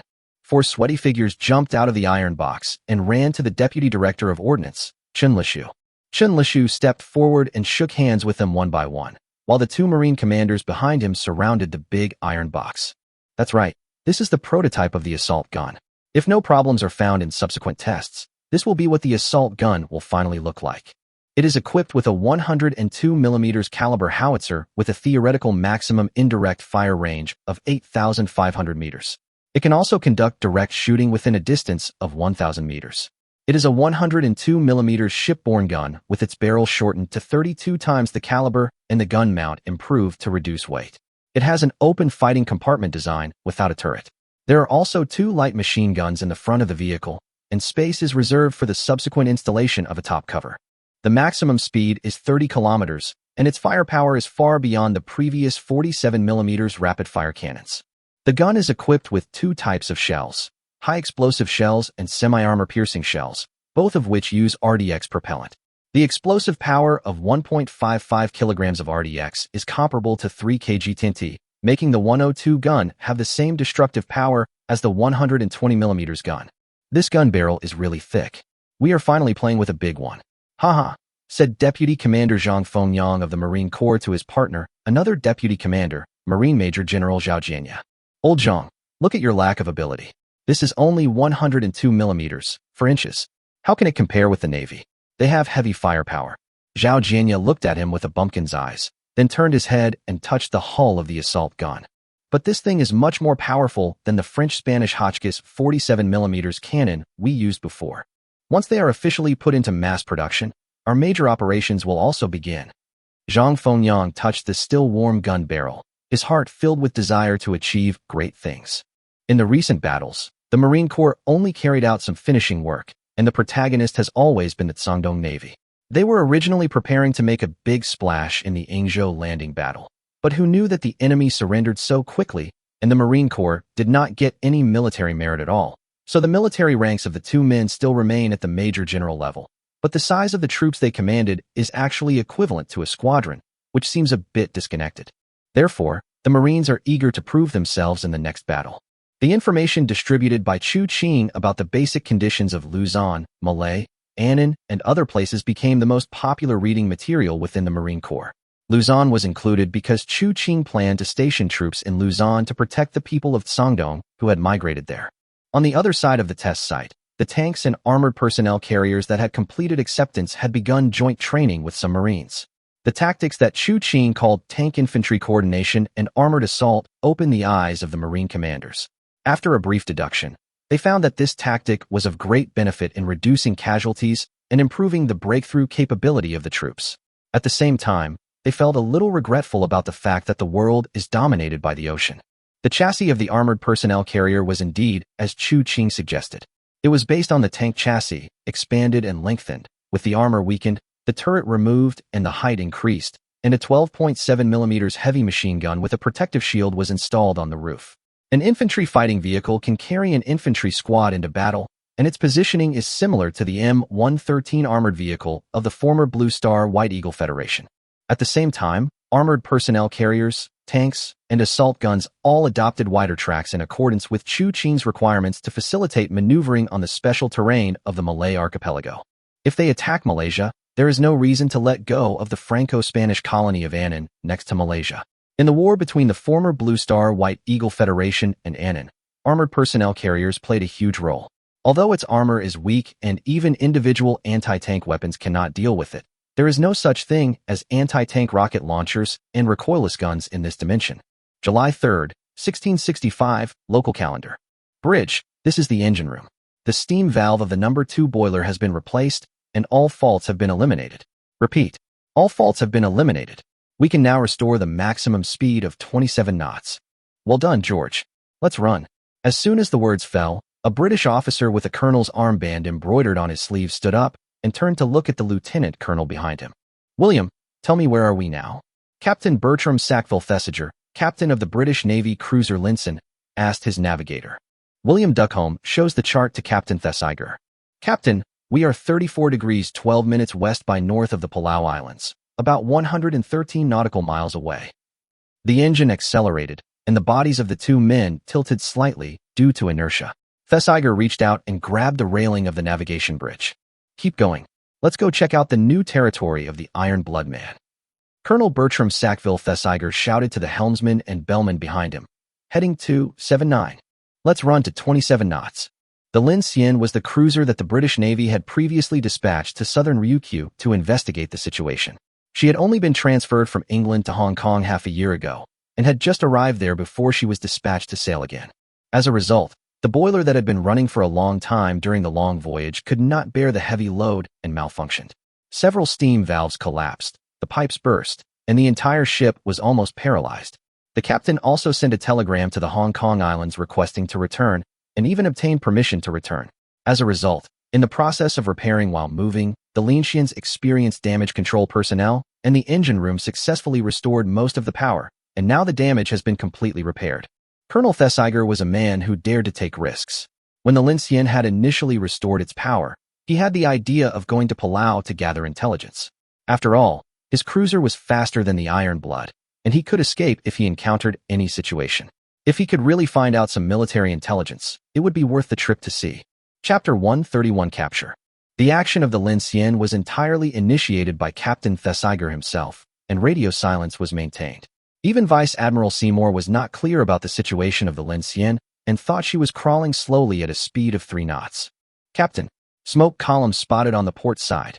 After sailing towards Palau for 2 hours, Thesiger finally waited for the report he wanted to hear. Confirm the target type and location immediately. A small fleet, but with at least 1 large ship. Large ship shadows. Upon hearing this, Colonel Thesiger began to operate the optical sighting equipment himself. He could only vaguely see 3 or 4 ship shadows looming on the sea in the distance. One of the ship's shadows was huge, at least 20,000 tons. Battleship. Colonel Thesiger immediately knew that the largest figure was a battleship. This was a huge discovery, because according to the existing intelligence, the Iron Bloods had not yet stationed battleships here. There were only plans to send a battleship from the African colony, but in terms of time, It should not appear here anyway. Come closer. I need to confirm her model. Colonel Taixi licked his lips cracked by the sea breeze and turned to give orders to the helmsman and signalman behind him. Telegraphist, prepare to send a telegram. Southwest. An airship has been spotted. The lookout on top of the main mast reported a new situation. Judging from the smoke, it should be coming towards us. We have been spotted. Damn it, Colonel Taixi cursed. Come closer. Then we'll leave quickly. The airship was already heading here, which meant that their whereabouts were exposed earlier. At this time, the intercepting ship was probably on the way. It was true that the Lin Xian could run 27 knots, but it had just been sailing at full speed for more than 2 hours. The engine unit that had just been repaired might cause problems if it ran at full capacity for a long time. According to the known intelligence, the Iron Blood country's Far East Fleet has a Blucher-class armored cruiser, and that guy who can run at 25 knots will not let him go easily. A column of smoke is spotted on the starboard side of our ship. Distance 22,000. A column of smoke is spotted on the port side. Distance 21,500. As the lookout on the mainmast reported again, everyone realized that the reckless Lin Xian was now in a dangerous situation of being surrounded. The other party is turning and driving away. Colonel Taixi saw that the fleet had begun to turn away, and the patrol fleet chasing behind was approaching, and he knew it was time to retreat. Turn left, let's get out of here. Taixi looked at the battleship going away with hatred. He estimated that the distance between the two sides was more than 24,000 meters. It was difficult to confirm the identity of the other party at this distance, and the Palau patrol fleet had also caught up. It was obvious that they could not get any closer. How far away is that airship? 18,000 meters. Has the telegram been sent? Colonel Taixi asked the signalman with concern. No matter what, discovering a battleship that was not mentioned in the intelligence was always a great achievement. I have received a receipt from the Qiancang base. Very good. Taixi breathed a sigh of relief. The Lin Xian was still nearly 50 nautical miles away from Palau, far from the territorial waters claimed by the Iron Blood Man. The Iron Blood Man could only expel him at most and could not use force against the Lin Xian. Captain, we have received a telegram from the iron-blooded people who are asking us to stop the ship, identify ourselves, and accept inspection. Humph, Taixi snorted coldly. As a member of the British Navy, he had never encountered any force that dared to order a ship flying the St. George's flag like this. Notify the anti-aircraft gun crew and prepare to fire warning shots. What about that British cruiser? At the Palau anchorage, Colonel Spee, Chief of Staff of the Iron Blood Far East Fleet, asked his men. It is confirmed to be the Linxing-class light cruiser Lin Xian. It has been controlled by our people and will be towed back soon. And, according to the preliminary interrogation results, this cruiser seems to have come to Palau on its own initiative. Spee nodded expressionlessly and then left the office. What happened today was beyond the expectations of the Far East Fleet. This British cruiser, which was supposed to be returning home, actually sneaked to Palau and almost collided with the Pomerania, which was on sea trials. According to the information provided by Tsangdong, the ship was an ISC-class battleship of the East Sakura Empire. Originally, the Far East Fleet organized a security circle with a radius of 50 nautical miles centered on Palau, but it happened that 2 cruisers were dispatched today to accompany the Pomerania on a sea trial, which caused a loophole and almost allowed the Lin Xian to sneak in. If it weren't for the malfunction of her boiler, she might have escaped after gathering intelligence.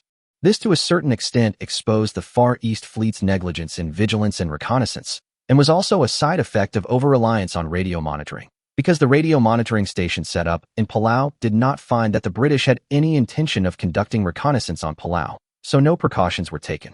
At the same time, the problem of insufficient power of existing jamming equipment was exposed. The radio transmitter carried on the airship could only suppress and interfere with the radio station equipped on the British cruiser within 15,000 meters.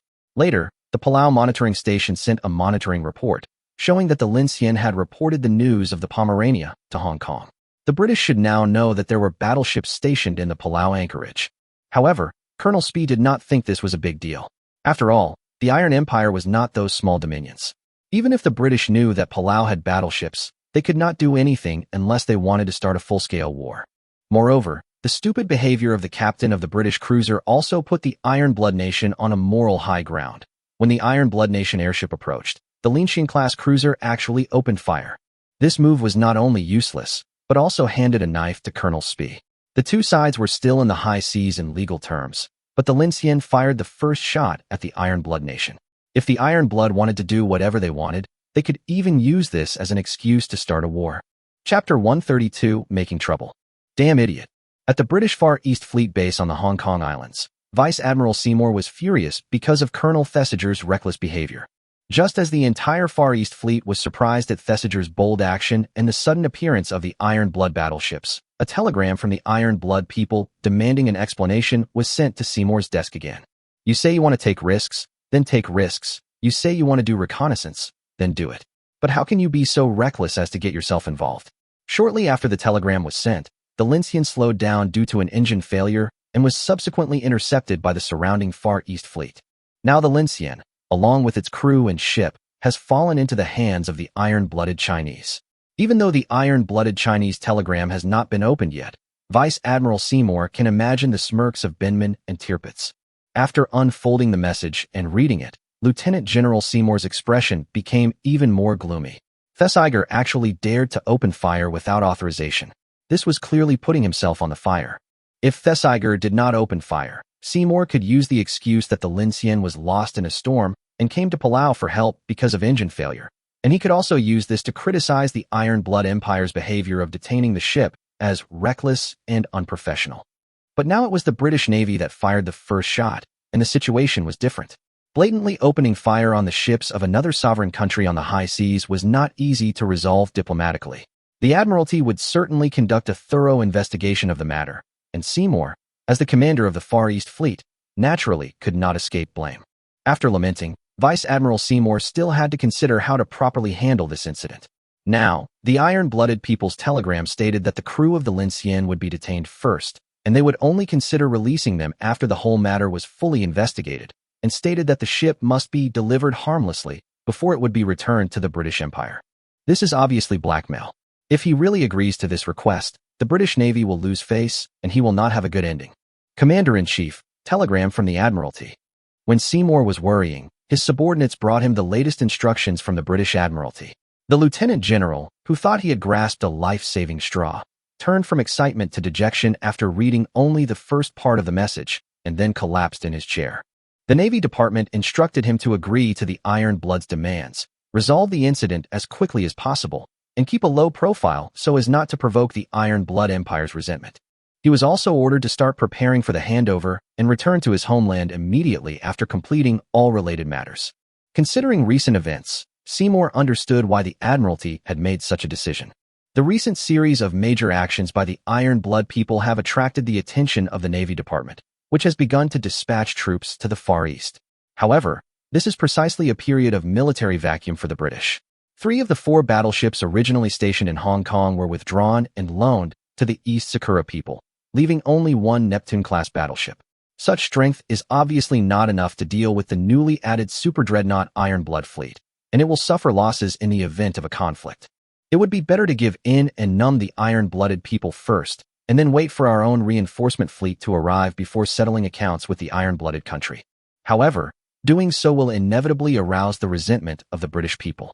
Those newspapers and people with bad intentions will definitely accuse the Navy of giving in to the iron-blooded Chinese people. At this time, Lieutenant General Seymour will have to take the blame. If you have no other opinions, then this document on labor protection and social relief will be issued to all islands except Luzon for implementation. As the sound of documents being packed up rang out, Chu Qing left the conference table and turned back to his office. The people who just attended the meeting are the administrative heads of each archipelago, who are responsible for administrative and livelihood-related matters on their respective islands. At the beginning of the merger, Chu Qing made a promise to each garrison commander, stating that he would only require absolute control over the military and would not interfere too much in the administration and personnel of the islands. Although he had the highest power of appointment and removal, he would also retain full autonomy for each island. Therefore, after evaluating and dismissing a few incompetent or unsuitable officers, the teams of each island were basically retained intact.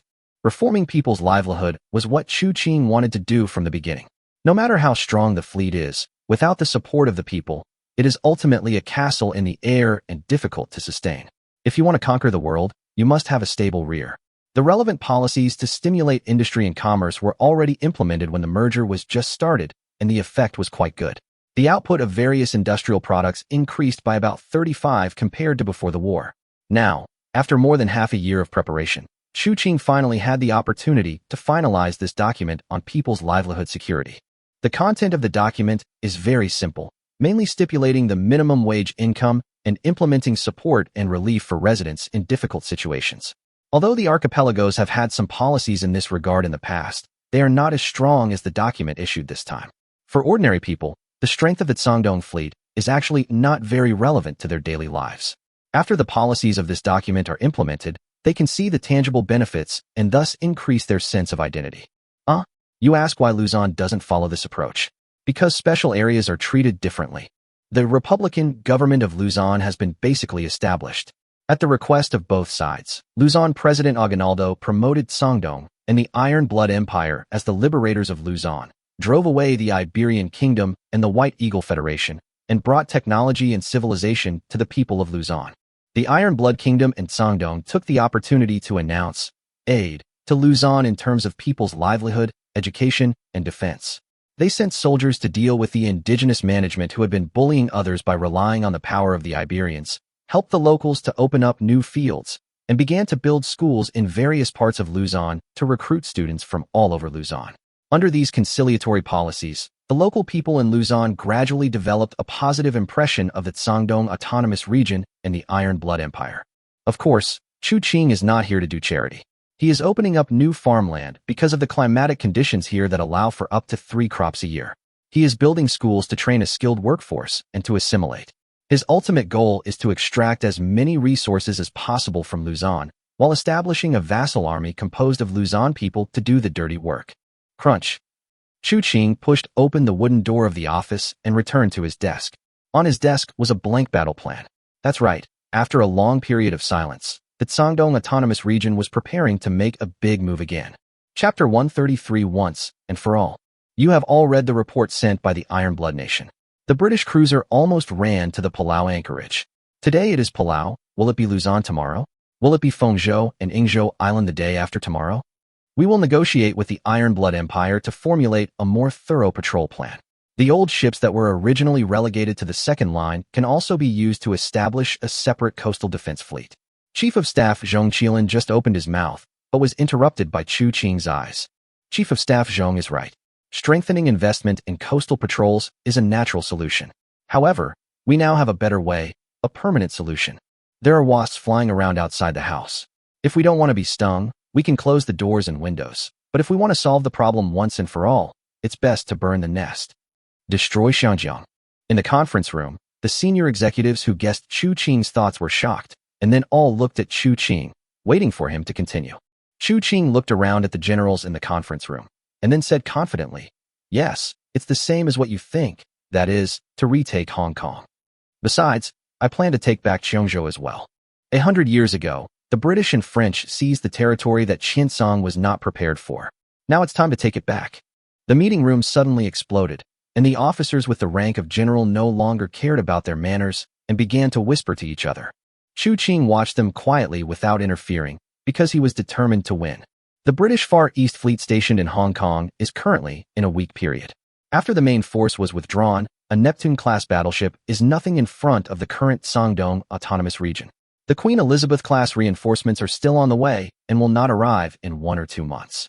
Now is the best time to take action. Qianzhou in the hands of the French and Spanish formed a pinnacle with the Hong Kong Islands controlled by Britain, which was also a hidden danger. Qing, who wanted to seize sea power from the British in the future, would naturally not tolerate the presence of spies from the great powers under his nose. Now that Luzon is in their pocket, they are sharpening their knives against Malaysia, and they must also pull out the thorn of the Qianzhou Islands. The fleets of the great powers use Xiangjiang as their base and roam around East Asia to show off their strength.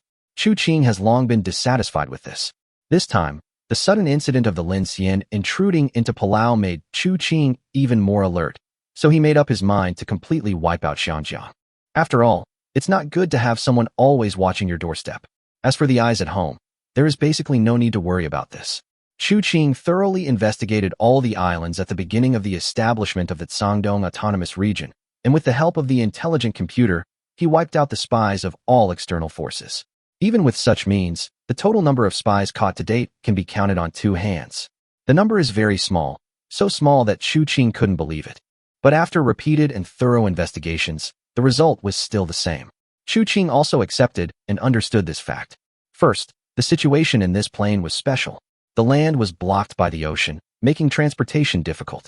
Moreover, the Shandong Autonomous Region is not a relatively open region like Hong Kong and Yangzhou. Ocean-going cargo ships not registered in Shandong are rarely approved to travel through Shandong, and ordinary people do not have much need to go out to sea, so the small number of outbound people makes management easier. Except for those working in the shipping and fishery industries, Shandong citizens who leave Shandong waters for personal reasons need approval before boarding the ship, and the review is very strict. Ships with ocean-going capabilities, like long-range radio equipment, were regulated during the period of the garrison commander. Even if an ordinary spy obtained intelligence, he would not be able to transmit it for a while, unless he rode a sampan out to sea and traveled thousands of miles to deliver the message in person. Therefore, the various forces did not send any personnel into Shandong. At most, they sent intelligence officers to sit on ocean-going merchant ships and wait for opportunities to take pictures of Shandong warships in order to find out the deployment situation. As for infiltrating and inciting rebellion among fishermen and crew members, during the original period of the garrison commander, the archipelagos offered huge rewards to the people who reported foreign spies. After the establishment of the Shandong Autonomous Region, the reward amount was increased. The maximum reward for a spy was 500,000 silver dollars, equivalent to 250,000 taels of silver. This reward is enough for fishermen to buy a large tonnage ocean-going fishing boat. It's really a walking treasure. The second reason is that before the establishment of the Shandong Autonomous Region, the Shandong Sea area had no intelligence value. Several archipelagos that didn't even have battleships were not considered a decent force, so naturally there was no valuable intelligence. The great powers felt that it would be simpler to directly support agents rather than setting up an intelligence network here. The few spies that were captured were all external remnants of the autonomous territories that had originally defected to Dongying or Faxi. None of them had been lurking in Shandong for a long time. Governor, Qiancang, Qiancang Islands, and the French-Spanish colony of Annan are very close. If we attack these two places, the French-Spanish people in the Annan colony will definitely come to our aid. The great powers are united in their common interests and will definitely unite to fight. And if the Dongying Empire to our east attacks us while we are at war with the great powers, we will be in danger of being attacked from both sides. Commander Zhang Mingxuan of the Southern Fleet spoke with great concerns. This was different from the scattered soldiers before. If they attacked Hong Kong now, Shandong would have to face the powers such as Britain. Now was the Shandong Autonomous Region, which had a shallow foundation, ready for a full-scale war with the powers? Once a war breaks out, the routes for purchasing fuel and metal minerals will be blocked. How long can the current inventory in the warehouse last? However, Chu Qing just smiled and said confidently, "We don't have to fight the British head-on. Most likely we only need to deal with the French. We don't even have to go to war with the British.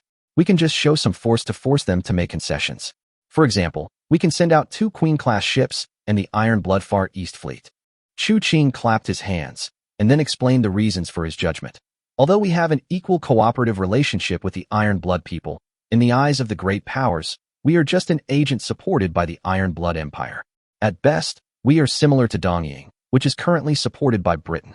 When the Iron Blood Empire was driven out of the Taixi Island base by the White Eagle, the Dongying people also came to step on it.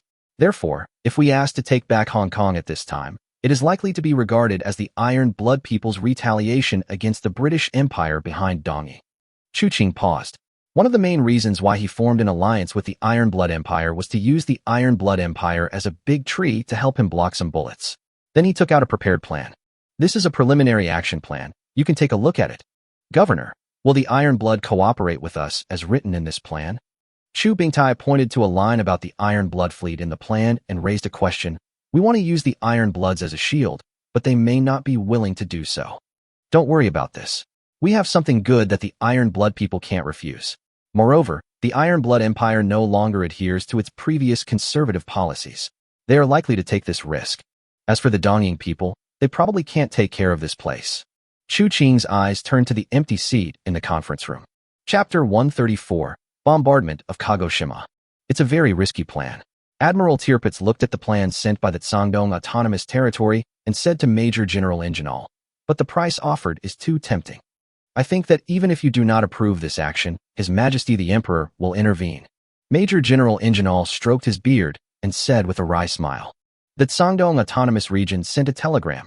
hoping that they could send a fleet to assist the Songdong Navy in going to the Qiancang Islands to put pressure on Britain, and hoped that the Iron Blood Empire would publicly express support for the Songdong Autonomous Region's claims.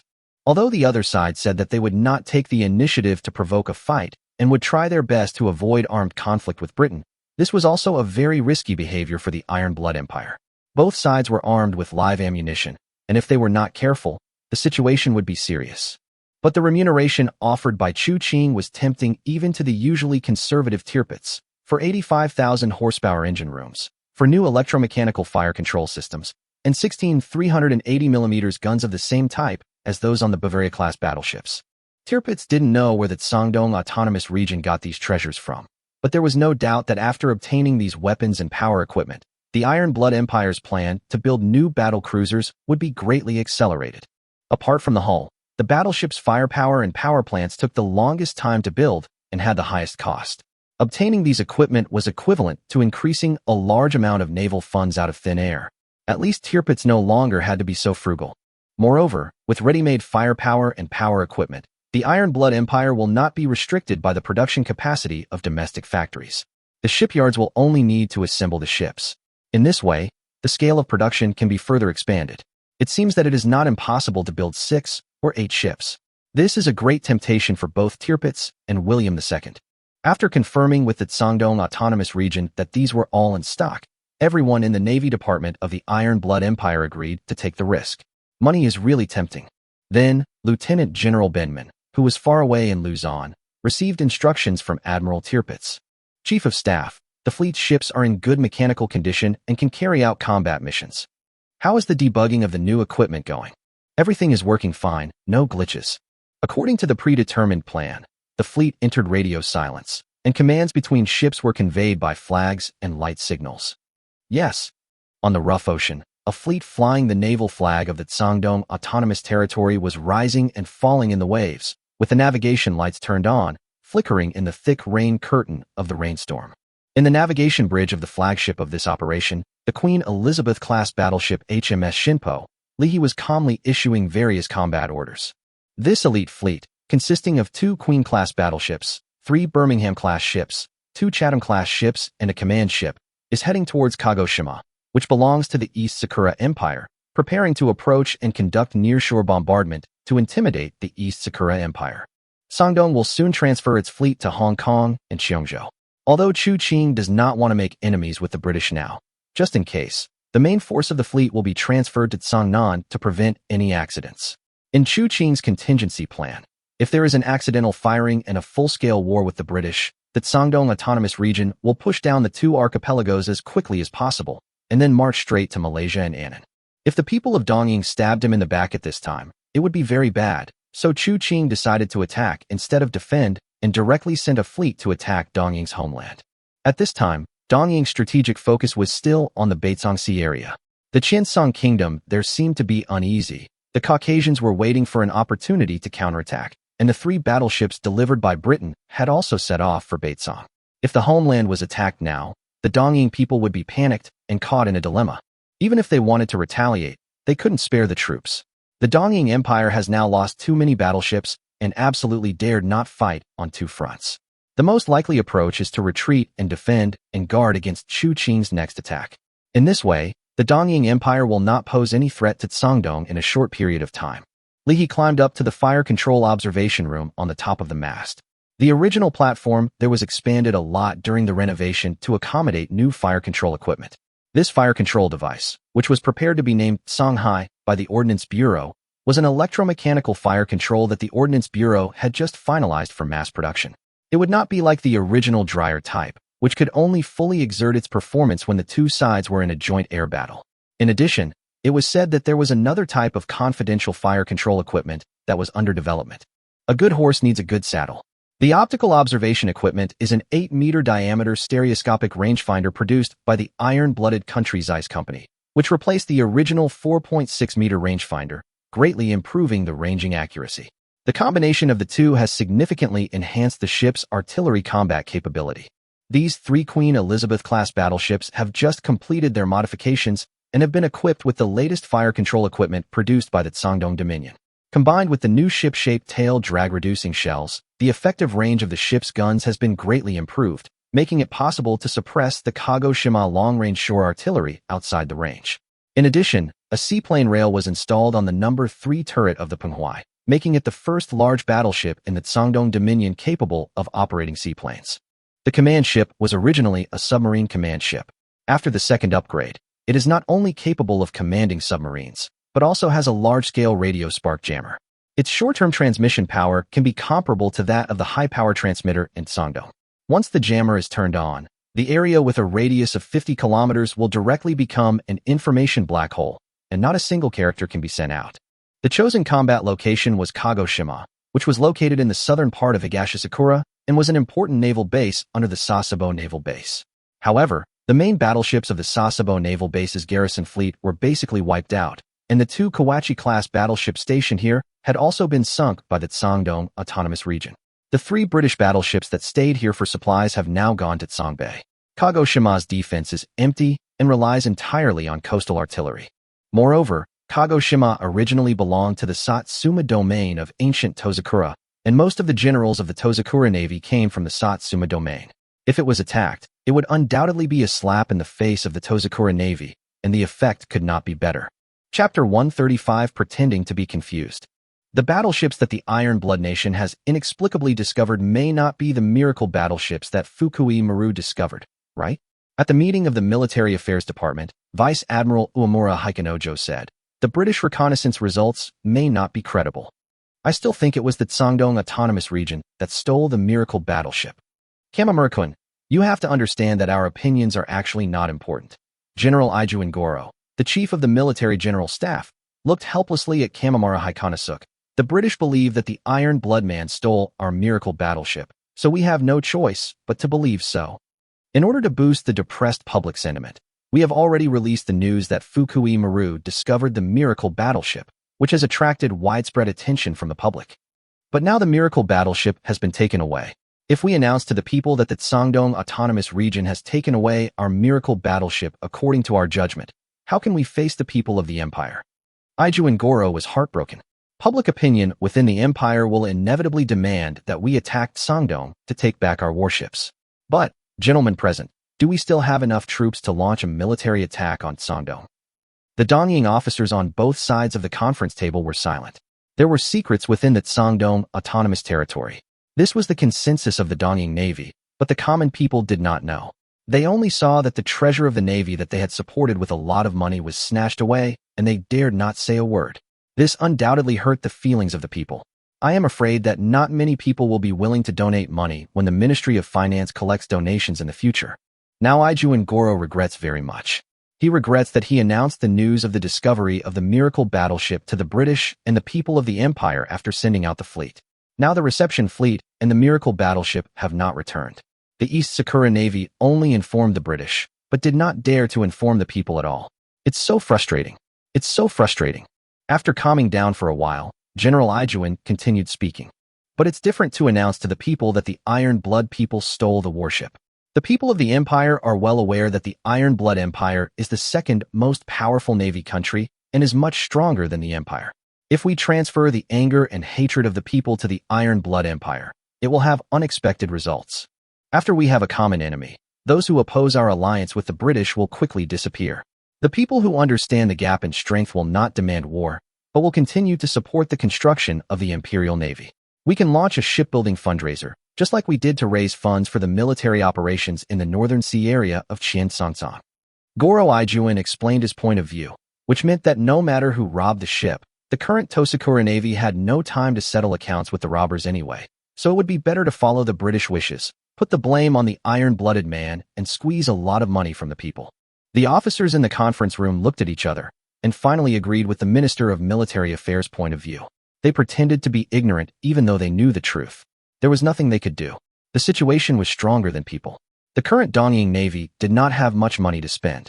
They could not invest more troops in the Sangdong Autonomous Territory before thoroughly understanding the specific situation there.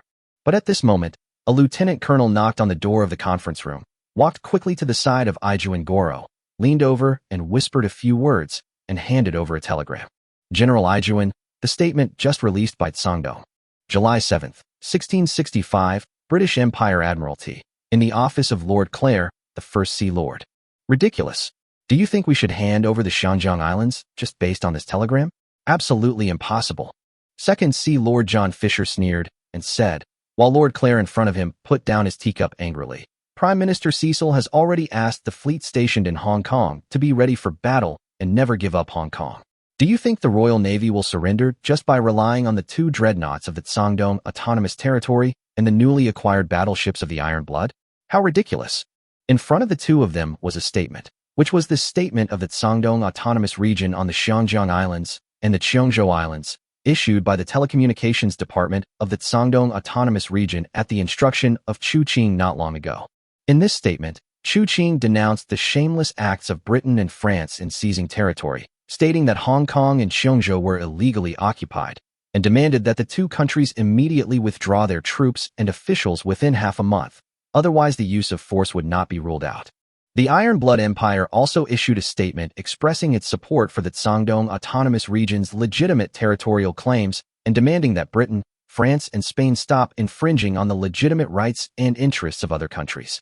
The British who received the news found it a little funny. A dominion that had just been established for less than a year had the courage to challenge the British Empire after winning a few battles. Moreover, Xianjiang and Qianzhou were the territories of the Qiancang Empire. What did Shandong have to do with them? Therefore, the British did not take Shandong's statement seriously at first. The British foreign minister clearly told reporters that Hong Kong did not belong to the territory of Shandong Autonomous Region in the past, and Shandong Autonomous Region was not the orthodox successor of Qiancang Empire. It had no right to inquire about the sovereignty of Hong Kong and suggested that the governor of Shandong get treatment for his paranoia. Who would have thought that the Second Empire and Qiancang Kingdom actually issued stern statements at the same time, supporting the Shandong Autonomous Region to take back Hong Kong and Qianzhou, saying that this was to safeguard the dignity of the Qiancang nation. After all, they claimed to be the orthodox Qiancang, so naturally they had to support the Shandong Autonomous Region at this time. The White Eagles chose to remain silent and transferred the remnants of the Dewey fleet back to their homeland because they had accepted the failure of the Dewey fleet and the loss of Luzon. Their strategic focus had also shifted to Qiancang Kingdom and the Havana colony. The British had refused to help the White Eagles attack Luzon, so naturally, the White Eagle Federation would help the British keep Hong Kong. It was at this time that the British people realized that the Shandong Autonomous Territory was serious and that there must be the iron-blooded man behind it. A meeting was hastily held 2 days ago. The members of Parliament unanimously agreed that they could not make concessions and could not show weakness in front of the iron-blooded man, but they did not reach a consensus on whether to use force first.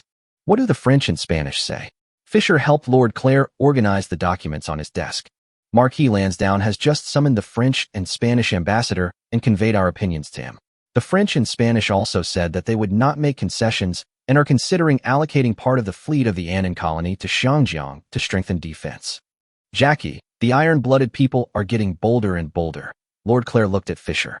First, they took away Luzon and the Pacific Islands from the Iberian Kingdom and the White Eagles, and now they want to take away our Xianjiang and French Qianzhou. This is a very dangerous signal. There is no doubt that the Iron Blood Nation has changed their previous naval strategy and has become more offensive. So, I think it's time to make some adjustments to our shipbuilding plan, Fisher nodded, his expression becoming serious, and then he took out a plan. Chapter 136, Line equipped with 381mm gun. Increase the caliber of the main guns of the Lion-class battlecruiser? Lord Clare's eyes widened. Are you sure?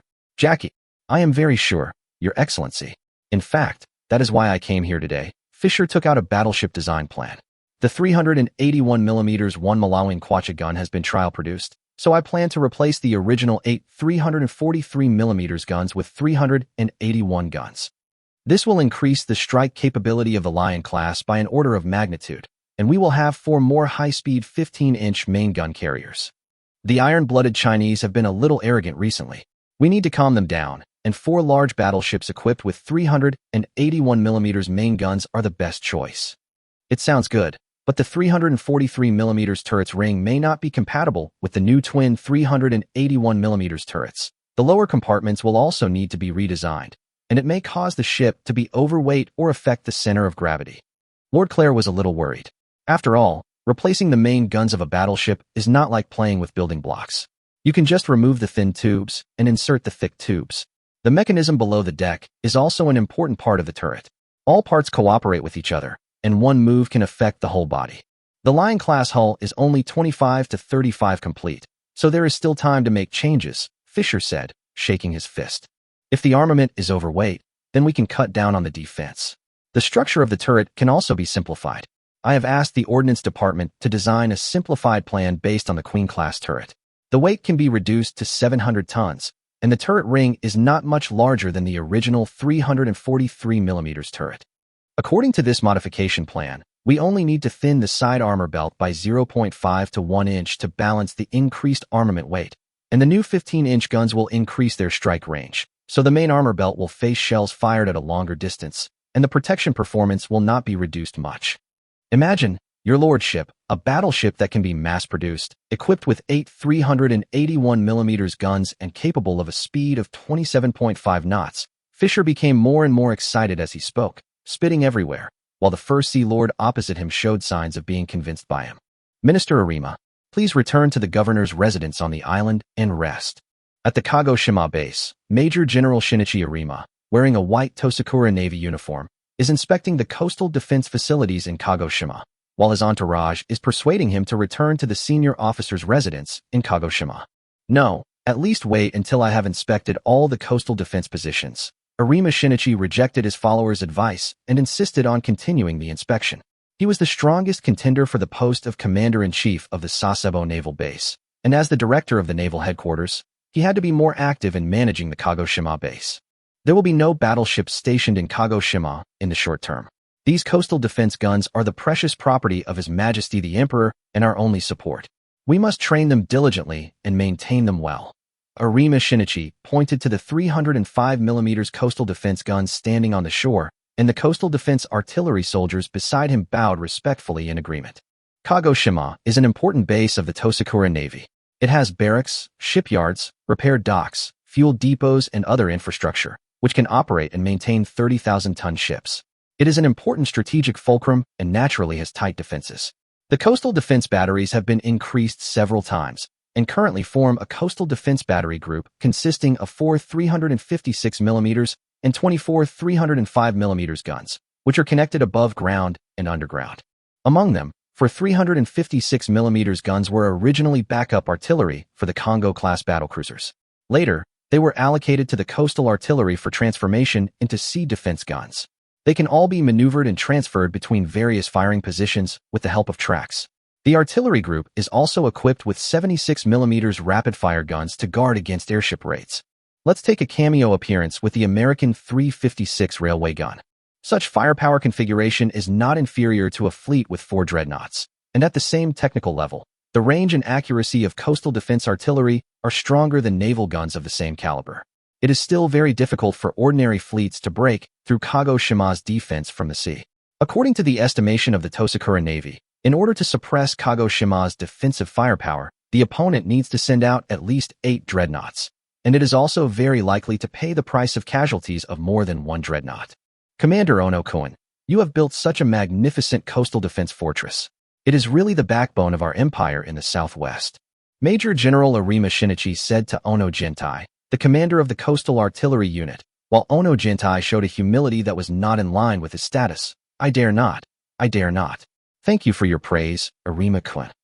Although both of them are now major generals, Ono Genyasu is very clear that Arima Shinichi, the current chief of the Naval Affairs Headquarters who is rotating at various bases within the Sasebo Naval District, will sooner or later be promoted to lieutenant general or even general and become the commander-in-chief of the Sasebo Naval District, so it is necessary to establish a good relationship with him in advance. Although the 3 battleships have already headed for the Baitsang Sea area, Major General Arima is still full of confidence when looking at the numerous gun barrels around him. Although there were rumors within the Navy that the Sangdong Autonomous Region would attack the Empire's homeland when the Imperial fleet confronted the Qiancang Kingdom, Arima Shinichi did not believe it. After Sangdong made a declaration about Xianjiang, he became more determined in his thoughts. After all, how could the Sangdong Autonomous Region, which relied on torpedo attacks to win near the coast, dare to attack the heavily guarded Dongying naval base? Even if they really seized the miracle battleship, they might be defeated in front of this powerful fortress. After about 3 hours, Arima Shinichi finally inspected all the coastal defense artillery positions on the island. Satisfied with everything here, he finally decided to go to the tallest building in the entire Kagoshima to attend the welcoming dinner that Ono had prepared early. After the generals left, the soldiers stationed on the artillery positions also relaxed. After receiving orders from the officers, they left their positions in 2s and 3s and went to the underground fortress to eat. Only a minimum number of people and prearranged lookouts were left. Ozawa Maruzo was one of them. He was assigned to guard the position, and now he could only gnaw on salty rice balls wrapped in pickled plums. However, he was already very content with such food. After all, before joining the army, he was just a poor child from a peasant family. In the Qiancang Empire, which devoted all its national strength to developing the navy, the treatment of ordinary people and the military was like heaven and earth. Even though the coastal defense artillerymen were not as good as the sailors on the battleships, their food was much better than that of ordinary workers and farmers. Before joining the army, Ozawa had only eaten refined rice a few times. Just as Xiaoza on the watchtower had just swallowed his second rice ball, he suddenly noticed that there seemed to be a few small black spots on the sea in the distance. Before he could carefully identify them, the shrill alarm sounded. Chapter 137 Sea of Fire. After the alarm sounded, most of the East Sakura soldiers did not realize that they were actually attacked. After all, in the minds of ordinary soldiers like them, they had not yet thought about the possibility of an attack on the East Sakura mainland. At first, some people thought that this was just a live-fire exercise organized by Minister Arima on a whim. Until clouds of gray smoke rose from the other side of the sea level, some older veterans even recalled the scene in the Battle of Toba-Fushimi when the Satsuma spearmen fired at the Tokugawa army behind Akiyama. Enemy attack! A sergeant was the first to react and shouted to the soldiers guarding the artillery. The soldiers immediately rushed to their positions, but the men left on the ground were not enough to operate these heavy artillery.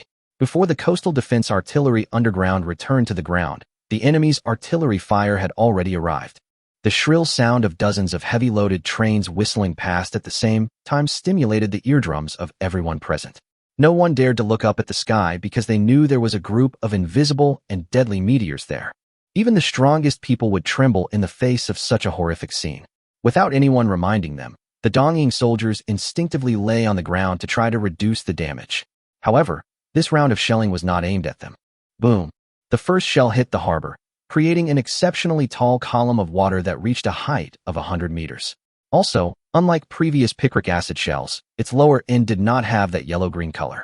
Then, within 3 seconds, 24 heavy shells all landed, setting off a series of earth-shattering explosions, shattering the glass windows of the port buildings, splattering gravel and shaking the earth, and the flashes emitted were actually scorching white. The stunned Dongying sailors had no time to react and were sent into the sea to feed the fish. The first round of shelling was mainly concentrated in the dock area behind the breakwater of Kagoshima port. Several destroyers and patrol ships anchored there suffered the most. One of the old patrol ships had the worst luck, and the front half of the hull was torn into pieces on the spot. Another destroyer was hit directly by heavy artillery and turned into metal fragments. The remaining small guys were also affected by near misses and kept swaying in this man-made storm. The sailors who reacted tried to turn the ship's guns towards the direction of the enemy's attack, but it was in vain because the Tsangdong Navy was 25 kilometers away. The battleship formation has completed a 10-degree right turn. The current course is 12 degrees north of due west, the speed is 3 knots, and the distance to the enemy port is 28,000 meters. Observation aircraft reports that the impact area of this round of shelling is about 500 meters to the south, and the landing points are all within the range of Pier 2 of the port. Our ship switched to effective firing according to the current firing parameters. Extend the Haijo and Penghuai artillery fire 500 meters forward to suppress the enemy's shore artillery. Main guns fire left and right. The chief gunner of the Shinpo conveyed orders to the entire fleet via radio. He was responsible for coordinating the artillery fire of all the battleships in this operation. The reason for using round-robin fire instead of salvo fire was that round-robin fire was more effective in damaging the morale of the enemy during the artillery fire on the opposite shore. 28,000 meters. Since it was only a minor modification and no changes were made to the elevation angle of the main gun, the upward angle of the main gun barrel almost reached the limit of 20 degrees, which was a shooting distance that had never been tried before. Although the maximum range of the MKI 381mm gun can reach 35,800 meters, in actual combat, No one can fire at this distance due to the limitations of fire control capabilities and the elevation angle of the main gun. Even if a new fire control system is installed, the operating regulations only allow for a few situations such as shelling from the opposite shore to start a battle from 25 kilometers away. In front of the fire control equipment in the top fire control room, several researchers from the Qiancang Ordnance Bureau stood in front of the porthole and took notes. They were researchers who came to confirm the destructive effect of the new type of shells. The shelling this time used the high-explosive shells with RDX charge that had recently been developed by the Ordnance Bureau. The ship-shaped tail drag reduction design of the 6CR8 shell increases its range by about 3 kilometers at an elevation angle of 20 degrees. The charge inherits the large charge characteristic of British naval shells. The 900 kilograms high-explosive shell is stuffed with 112 kilograms of RDX mixed with aluminum powder. The power of one shell is equivalent to that of 3 original 305mm shells, and the high temperature it generates is enough to melt steel.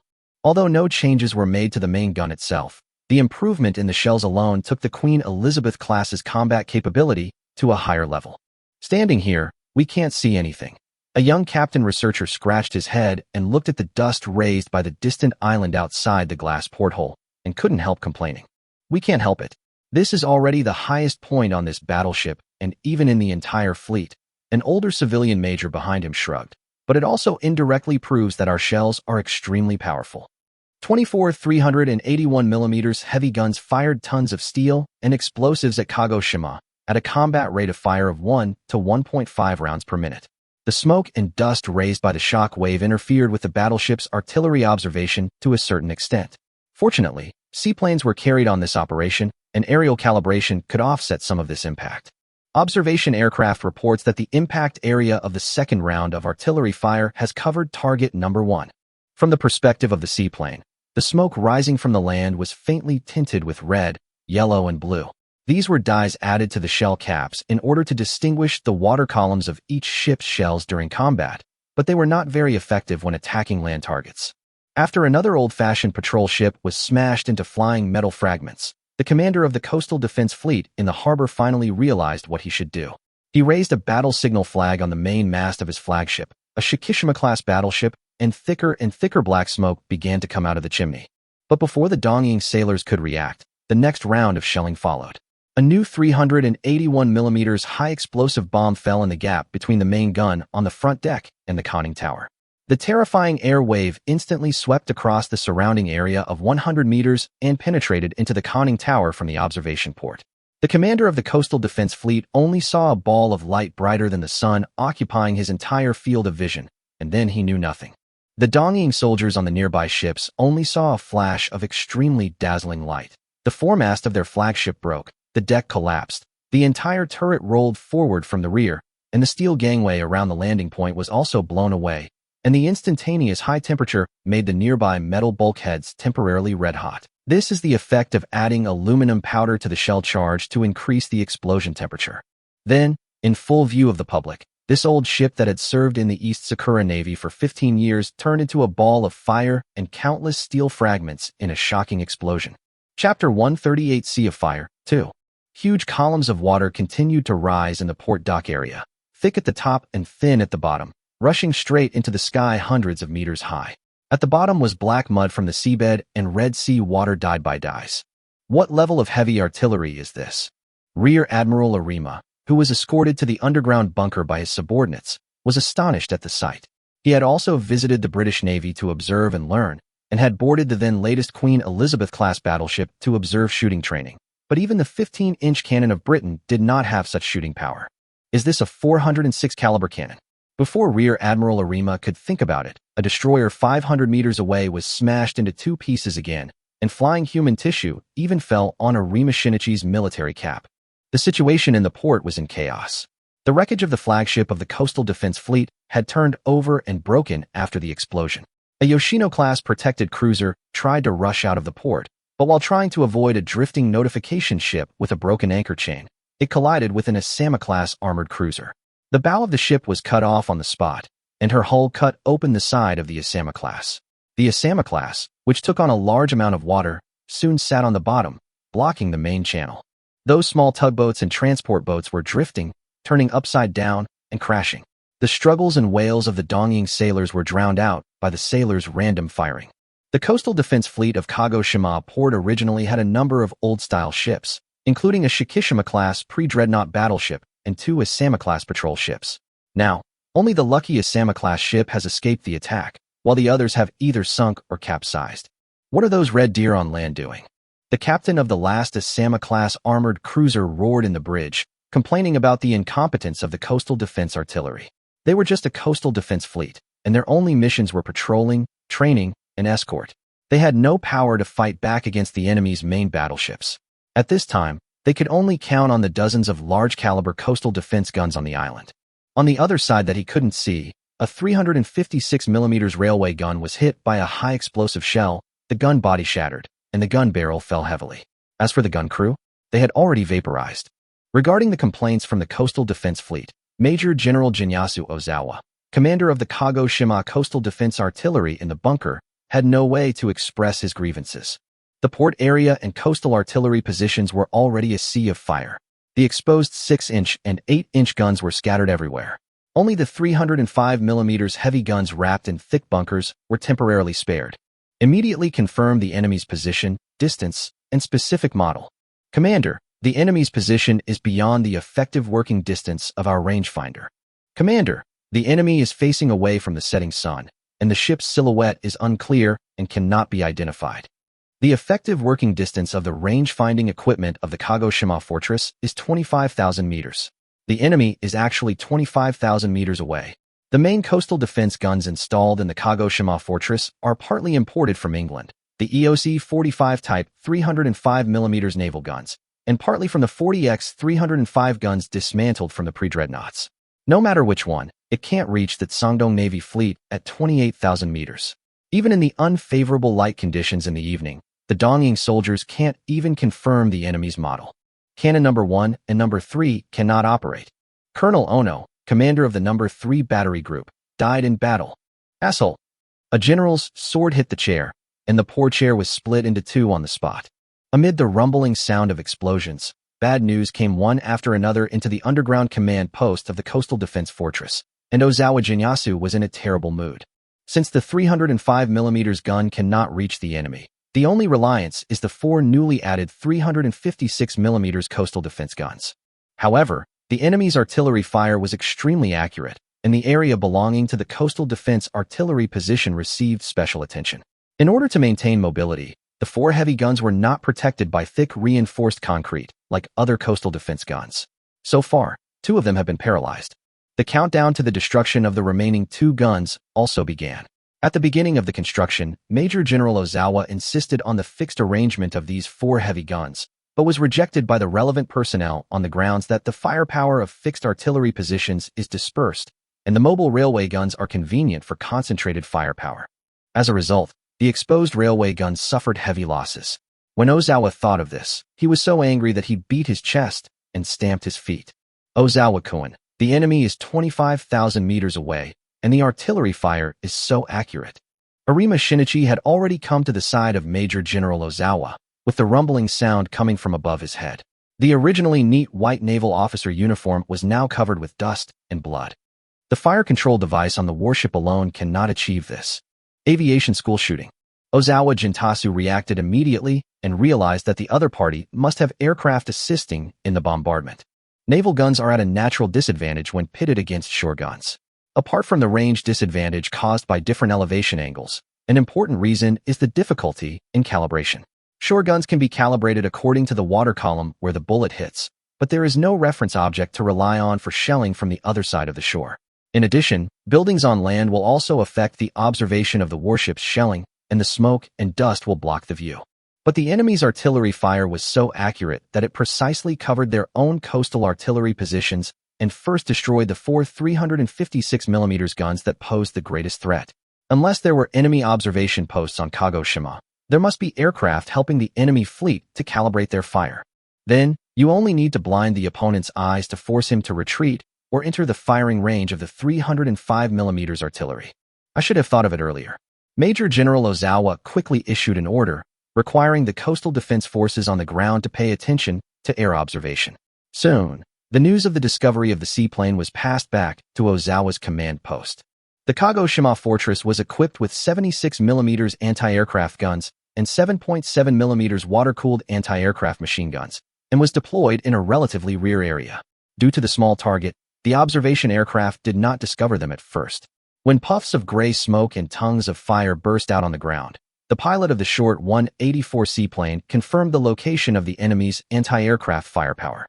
After transmitting the coordinates back to the fleet, the pilot shook the fuselage and pulled the plane up to an altitude of 1,500 meters to avoid anti-aircraft fire. For seaplanes, which are far more flexible than airships, these 76mm anti-aircraft guns do not pose much of a threat. They are designed to attack airships. Although they have a large caliber, their shooting accuracy and pitch and rotation rates are not very good.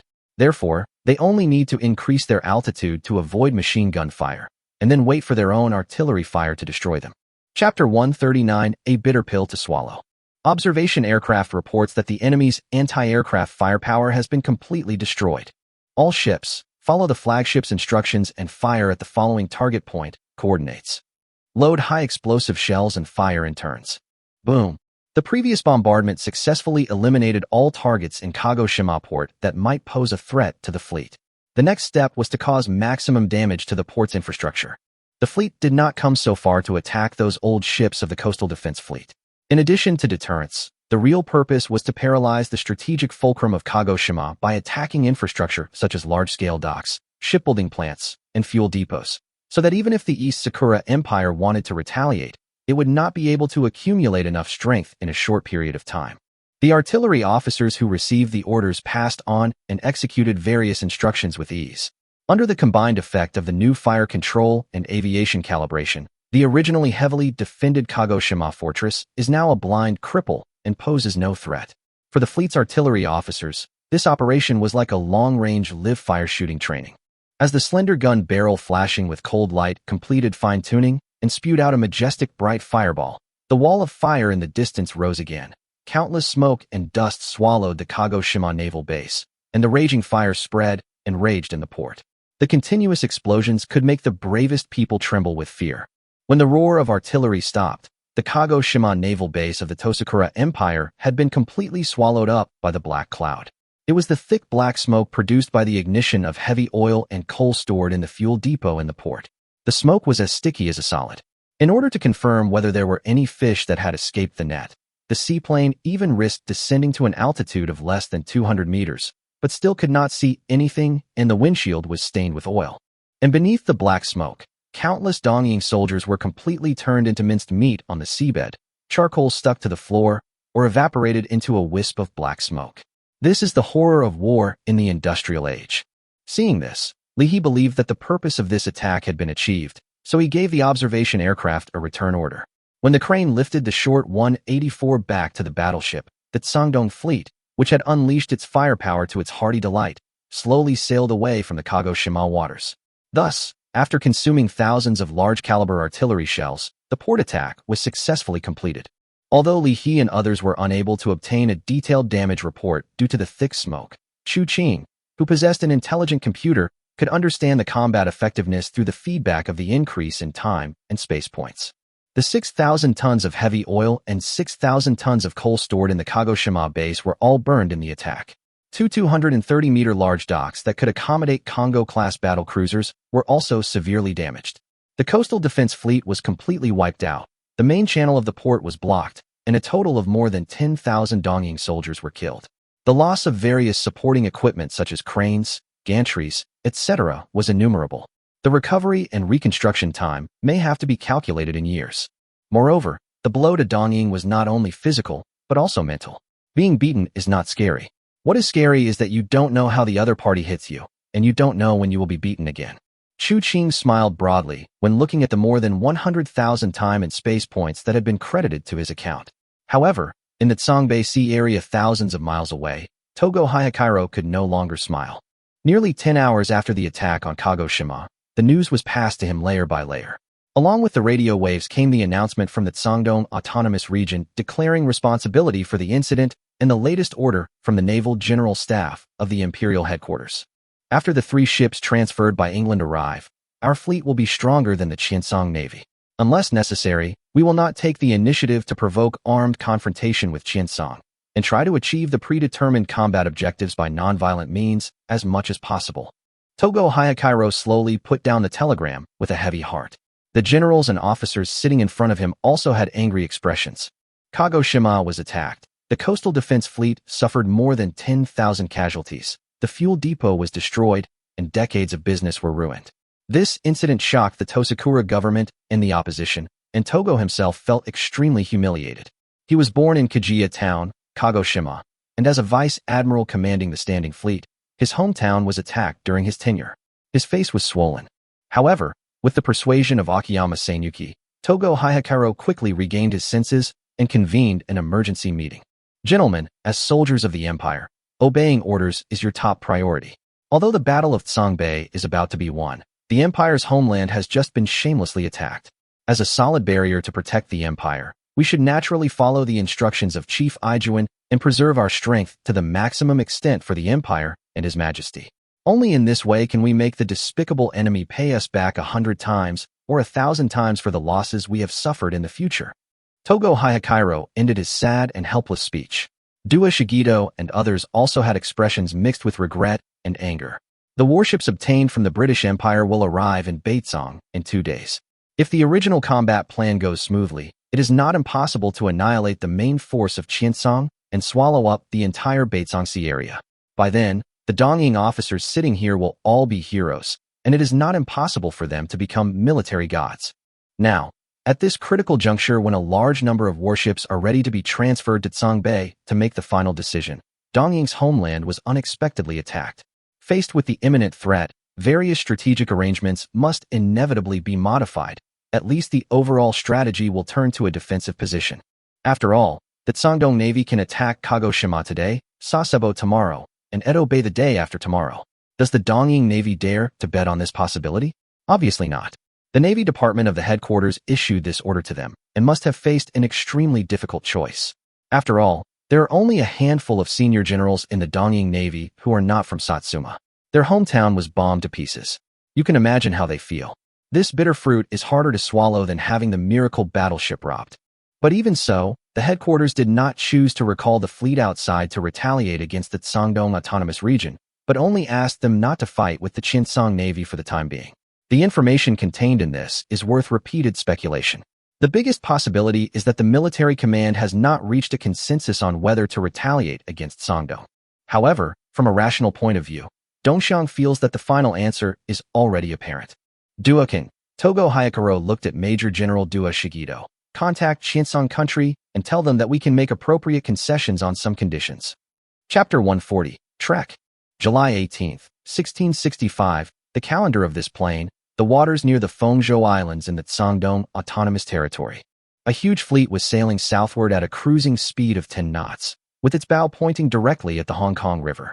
In the center of the fleet were 5 battleships, 3 Queen Elizabeth-class ships, 1 Dreadnought-class ship, and 1 Derflinger-class ship. The reason for adding an extra Queen-class ship was that Chu Qing felt that the impact of 2 ships was not enough and might not be able to control the situation. 3 of the 4 modified Queen-class battleships in the Tsangdong Autonomous Region fleet were taken by Li He to bombard Kagoshima, and the other one was the Luzhou, on which Chu Qing was currently riding. However, the Taixi and Shualong, which had been relegated to the second line, also had the opportunity to be transformed due to the reduction in their missions, so 3 of the 5 main battleships in this operation were equipped with new fire control and aviation facilities. In addition to the 3,000-ton Vulcan-class torpedo hunters, the surrounding screen ships included 4 Birminghams, 3 Chathams, 2 Loneway-class cruisers, and Lu Feng's Yinling. There were also several Haitian-class ships in better condition that were incorporated into the cruiser formation to undertake various auxiliary tasks. Of course, a torpedo boat carrier converted from the Haitian class was also following behind. A total of 22 warships of various types were pulled out at one time, most of which were new warships. This lineup was considered quite luxurious in the surrounding areas. Governor, the fleet led by Chief of Staff Li has just returned to Tsangdong's territorial waters. Notify them that the alert mission is still planned. Yes. Is Vice Commander Chu's fleet in place? Tell them that they don't need to enter the port. I will have the shipping bureau dispatch a cargo ship to supply them. Just avoid the merchant ship routes and follow behind us. Yes. Chu Qing on the bridge of the navigation ship did not even turn his head and continued to look at the undulating sea in the distance. According to the original plan, after the shelling mission was completed, the screen ships in Li He's hands would immediately sail at full speed to Fengzhou to meet up with Chu Qing, while the main battleship would return to Xinpu, and the defense of the Cangdong Autonomous Region would be handed over to the fleet in Li He's hands. Although Chu Qing only dispatched 3 Queen-class ships on the surface, in fact, except for the 3 battleships taken away by Li He and the Qi-class ship that was training in the eastern waters, the other battleships and battlecruisers in the 4 major fleets were mobilized by Chu Qing to the Cangnan Sea area, and together with the main force of the Marine Corps, they served as reserve forces, ready to attack Hong Kong and Qiancang at any time. Currently, 70 of the combat power of the Cangdong Navy has been transferred by Chu Qing, and the remaining 30 has to take into account the defense in 4 directions, which is actually only a little difficult. There are risks, but not much. The Second Empire in the north was busy consolidating the 2 captured archipelagos and repairing the damaged warships, and had no time to trouble Cangdong. What's more, they were still waiting for the Cangdong Autonomous Region to help solve the various problems encountered in the construction of the castrated version of the Brave-class light battlecruiser. Before setting sail, Chu Qing contacted the Cangxi Sea area and reached a cooperation agreement with the other party. The 2 sides would not invade each other for 3 years. Cangxi would use its coal, steel, and other minerals in exchange for the Cangdong Autonomous Region to build a batch of shallow-water heavy gunboats for it. Therefore, the defense in the west is not tense, and the Qiancang Kingdom is busy confronting the Dongying fleet that is staying in Songbei, and will not provoke the Cangdong Autonomous Region at this time. So the only one that needs to be careful is the Dongying Empire. However, judging from the intelligence intercepted, the attack on the Kagoshima base caused a greater shock to the East Sakura Empire than Chu Qing had expected. Under pressure, the Chief of Naval Affairs Goro Ijuin submitted his resignation to the Minister of the Navy Yamamoto Gonbiai. Various factions within the East Sakura Navy are vying for this valuable position, and the internal situation is not very stable. For the needs of the plot, Goro Ijuin's birth time was moved forward by about 20 years. In history, when Yamamoto Gonbiai was the Minister of the Navy, the Minister of National Defense was Ito Yuang. Moreover, the generals of the Tosakura Navy generally believed that Sangdong's attack on Kagoshima was probably just the beginning, and that other cities in Tosakura's homeland would be attacked next, so the limited fleet forces on hand should be used to protect the homeland. Except for the fleet taken away by Vice Admiral Togo, all the main battleships of each garrison were transferred to the vicinity of important places such as Edo, and together with the originally stationed Tosakura standing fleet ships, they patrolled the nearby waters continuously. Therefore, the fleet's top brass judged that it was unlikely that Dongying would attack at this time. Moreover, even if the Dongying people attacked, in terms of nearshore defense, the high-speed torpedo boats that were currently deployed on various islands would definitely teach the Dongying people another lesson. In this situation, the power in Li He's hands was sufficient to deal with possible emergencies, so Chu Qing naturally led the fleet to sail with peace of mind. Are there any new reactions from the British and the French? No, the British are still as stubborn as before, saying that their sovereignty over the Qiancang Islands is an established fact. France and Spain even declared that they would never take a step back and would resolutely defend Qiancang. Chu Qing sneered, don't worry. When the agreed date comes, we will use the ship's guns to force them to hit their own faces.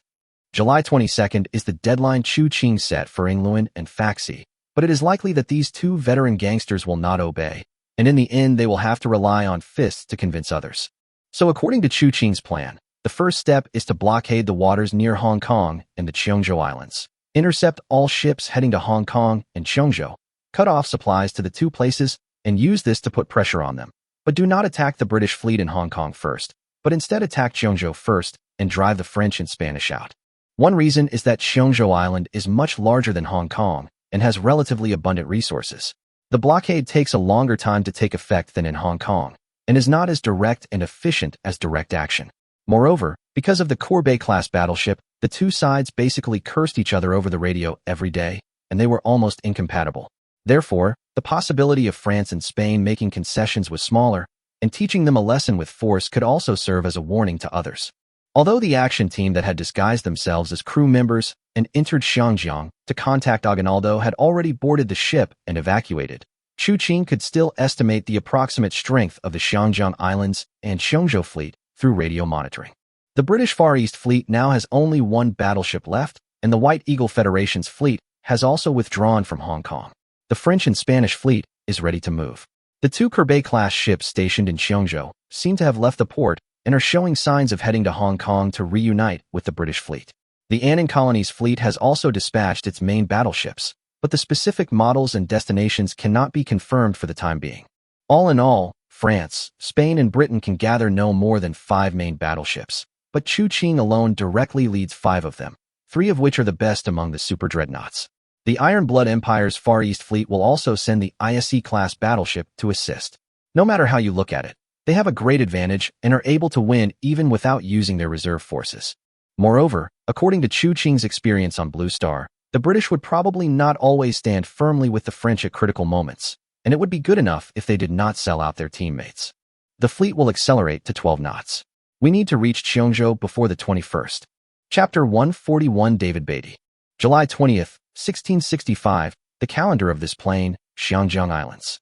Hey William, how was your time with SBHY last night? A Marine lieutenant greeted Second Lieutenant William. The freight terminal in the northwest of Victoria Harbour is currently the largest freight terminal in Hong Kong. 8 10,000-ton cargo ships are currently anchored here. These are a batch of materials purchased by the Hong Kong authorities from outside before the situation worsened. A forest of cranes and hoists are loading and unloading the goods, which will be transported away by manpower or animal power after being unloaded from the ship.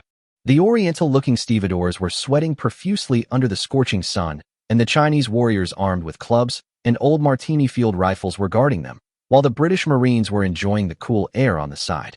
Don't mention it. She avoids me as much as possible. The gifts that were secretly sent to her were thrown out of the room. Lieutenant William had a bitter face, obviously frustrated in love, while the lieutenant laughed with glee, and the laughter made the Qiancang porters couldn't help but look up to see what the two foreigners were whispering about. William was about to explode when Hua Yong, who was standing beside him, drew his stick and stepped forward to startle him. At this moment, 3 loud whistles were heard from the channel on the other side of the cargo terminal, followed by the huge shadow of a ship, which attracted everyone's attention. This big guy finally set sail. The lieutenant looked at the battleship towed by the leading tugboat and said, "I heard that it has been grounded for nearly half a month. The Qiancang people are coming, and it is finally repaired."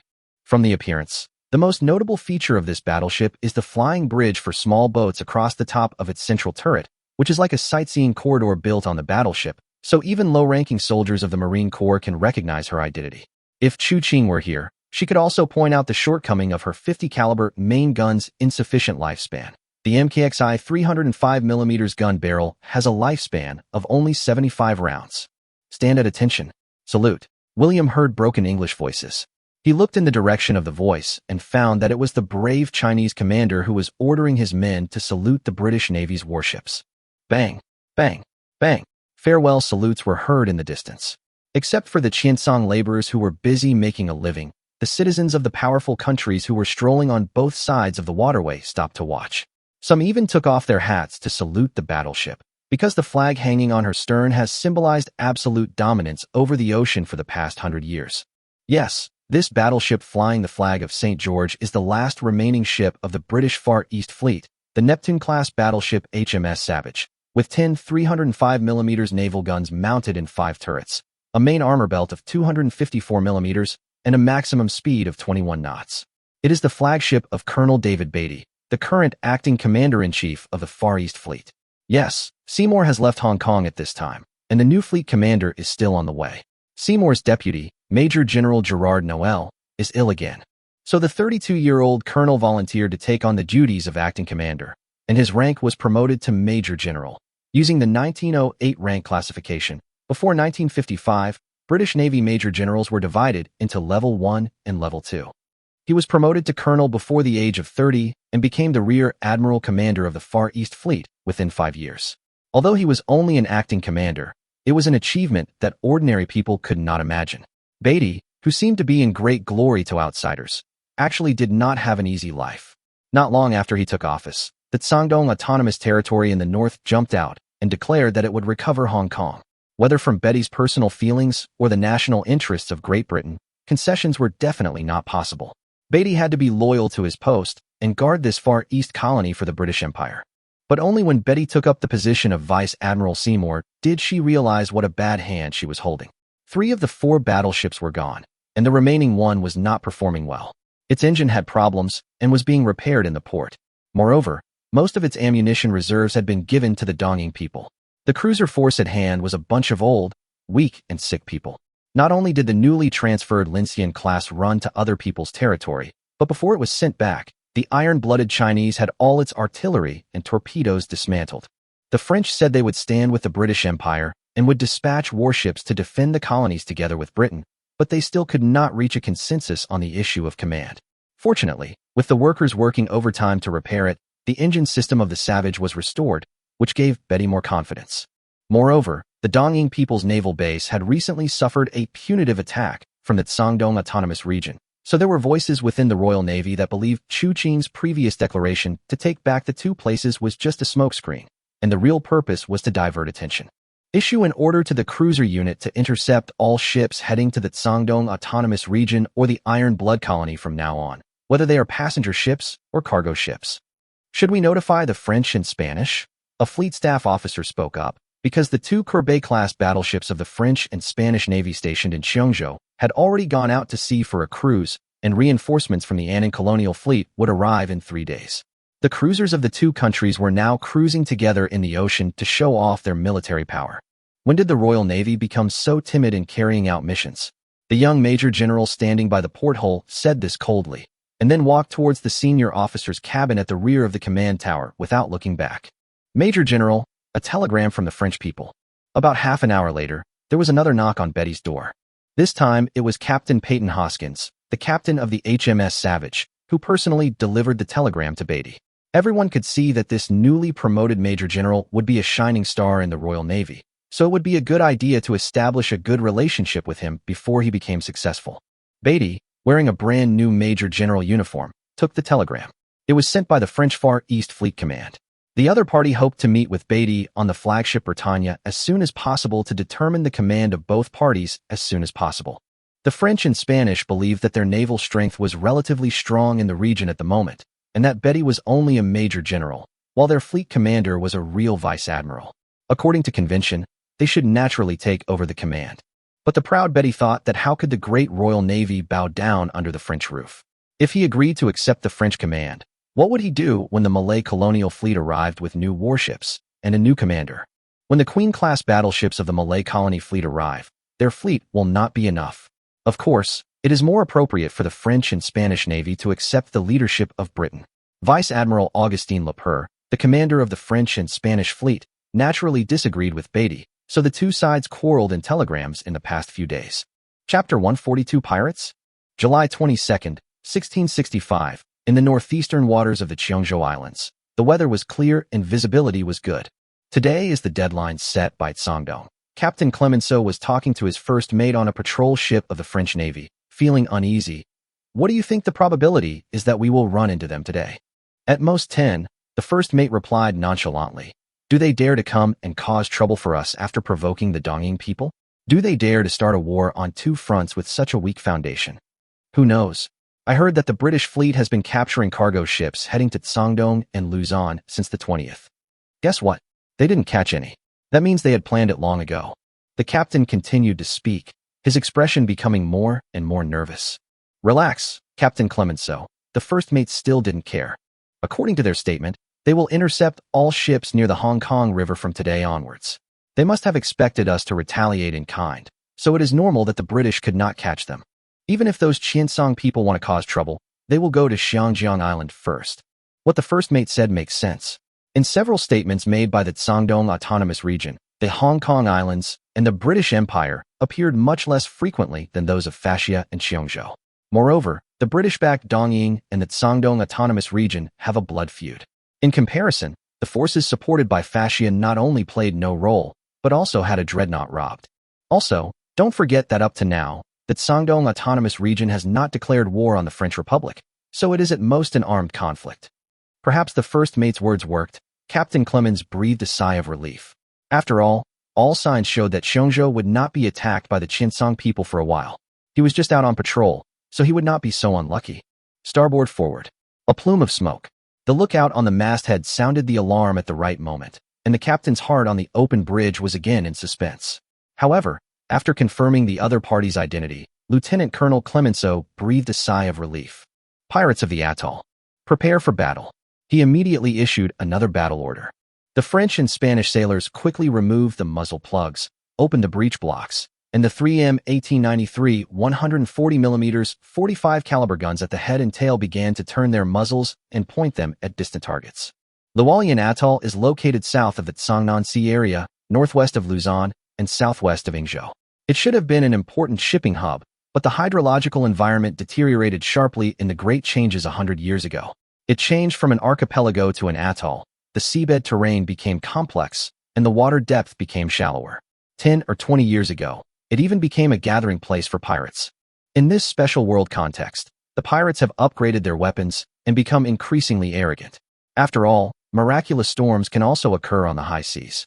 Are you afraid of pirates driving warships? About 50 to 80 years ago, pirates were still very rampant, but later order was re-established and countries began to organize the annihilation or recruitment of pirates. So since then, pirate activities have fallen silent. Only small-scale fleets like the one entrenched in the Luolian Atoll still exist sporadically, becoming a hiding place for some desperate criminals. However, unlike other pirates, the main body of this pirate fleet is the remnants of a fleet that escaped during the internal strife of the Qiancang Empire 18 years ago. By some strange coincidence, they ran to the Luolian Atoll and became bandits. They often robbed passing merchant ships of the great powers. The Far East fleets of the great powers had also discussed carrying out a cleanup operation, but finally gave up because of the complex environment of the Luolian Atoll and the difficulty of large ships to play a role. Countries turned to equipping merchant ships with escort ships and began to consciously stay away from this place, defending instead of attacking. After all, even if pirates can grow crops, they do not have the ability to maintain large and medium-sized ships or produce weapons and ammunition. They can only come out to steal equipment and ammunition. If you hide at home, I can't do anything to you. But if you come to the high seas, can I deal with you? As expected, the entrenched fleet was forced to go out to sea, and as a result suffered heavy losses, essentially becoming the prey of the British and Franco-Spanish naval fleets, with the frequency of their appearances dropping to just once or twice a year in recent years. Lieutenant Colonel Clemenceau was suddenly excited when he met them this time, and his previous nervousness was swept away. After all, who wouldn't want the credit that comes to his doorstep? The distance is 17,000 meters. It looks like a Guangyi-class torpedo gunboat. The first mate's excited shout came from behind the rangefinder. The main battery is ready, Lieutenant Colonel. We are ready to sink these yellow monkeys' old ships. The chief gunnery officer excitedly boarded the bridge to report that although the performance of this patrol ship was not very strong, it was only equipped with 3 140mm rapid-fire guns and 2 100mm rapid-fire guns, had no armor, and had a speed of barely 19 knots.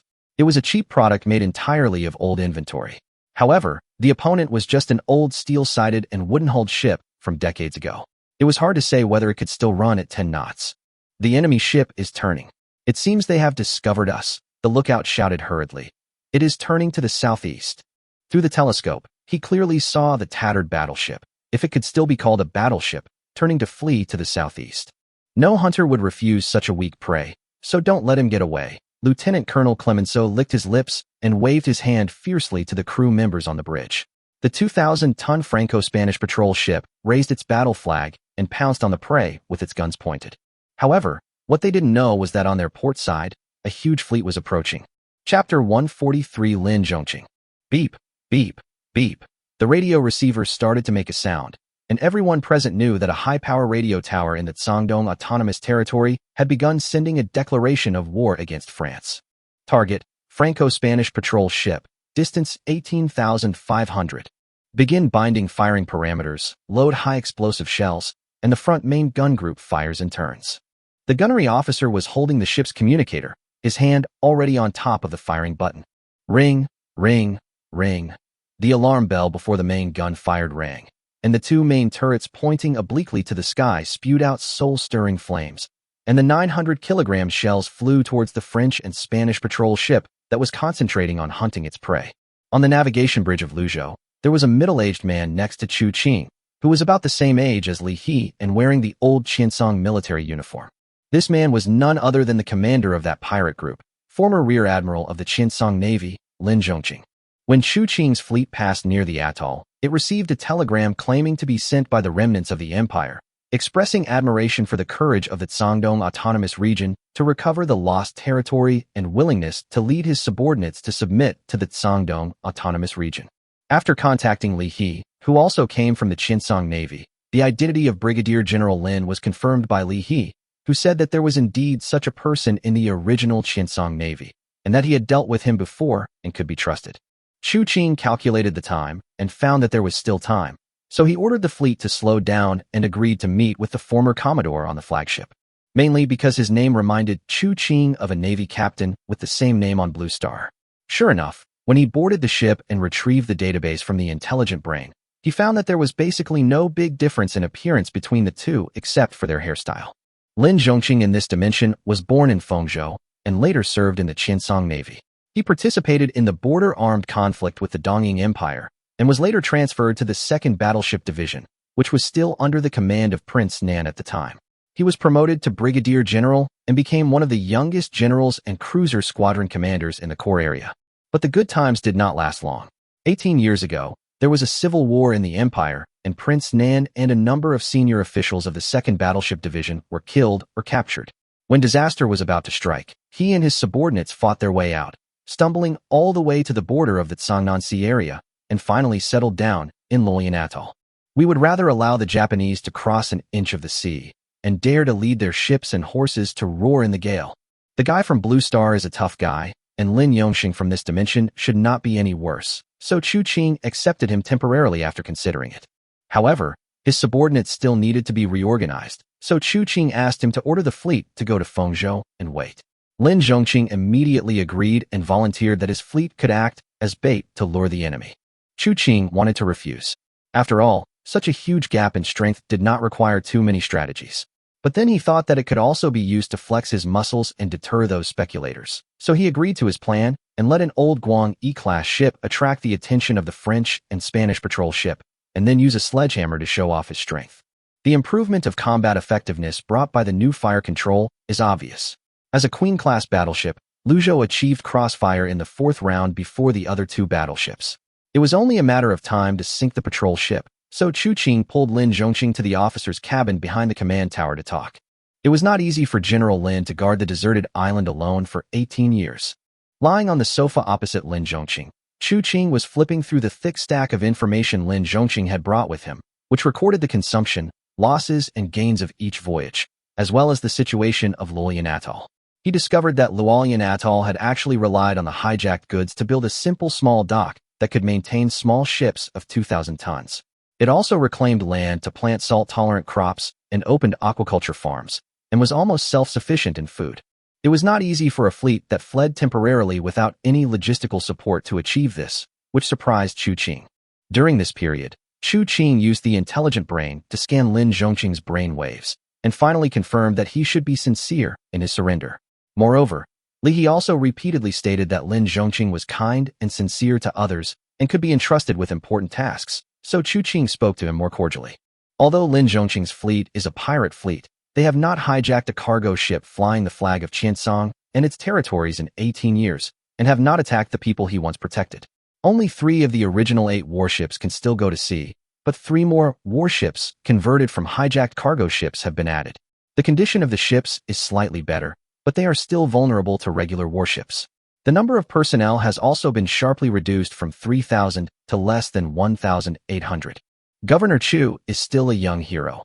Governor Chu has good military management and understands the righteousness. I am convinced. Lin Zhongqing had taken off the worn-out Qiancang Navy uniform and put on the new uniform prepared by Chu Qing. Governor Chu and the fleet under his command are a blessing for the people of Qiancang. Lin has been in the military for more than 30 years and has deeply realized the importance of stability to development. The Qiancang Empire was originally so huge, with vast territory and rich mineral resources, it could have become a powerful country that was not inferior to Britain. Lin Zhongqing sighed. The great foundation was destroyed by internal strife.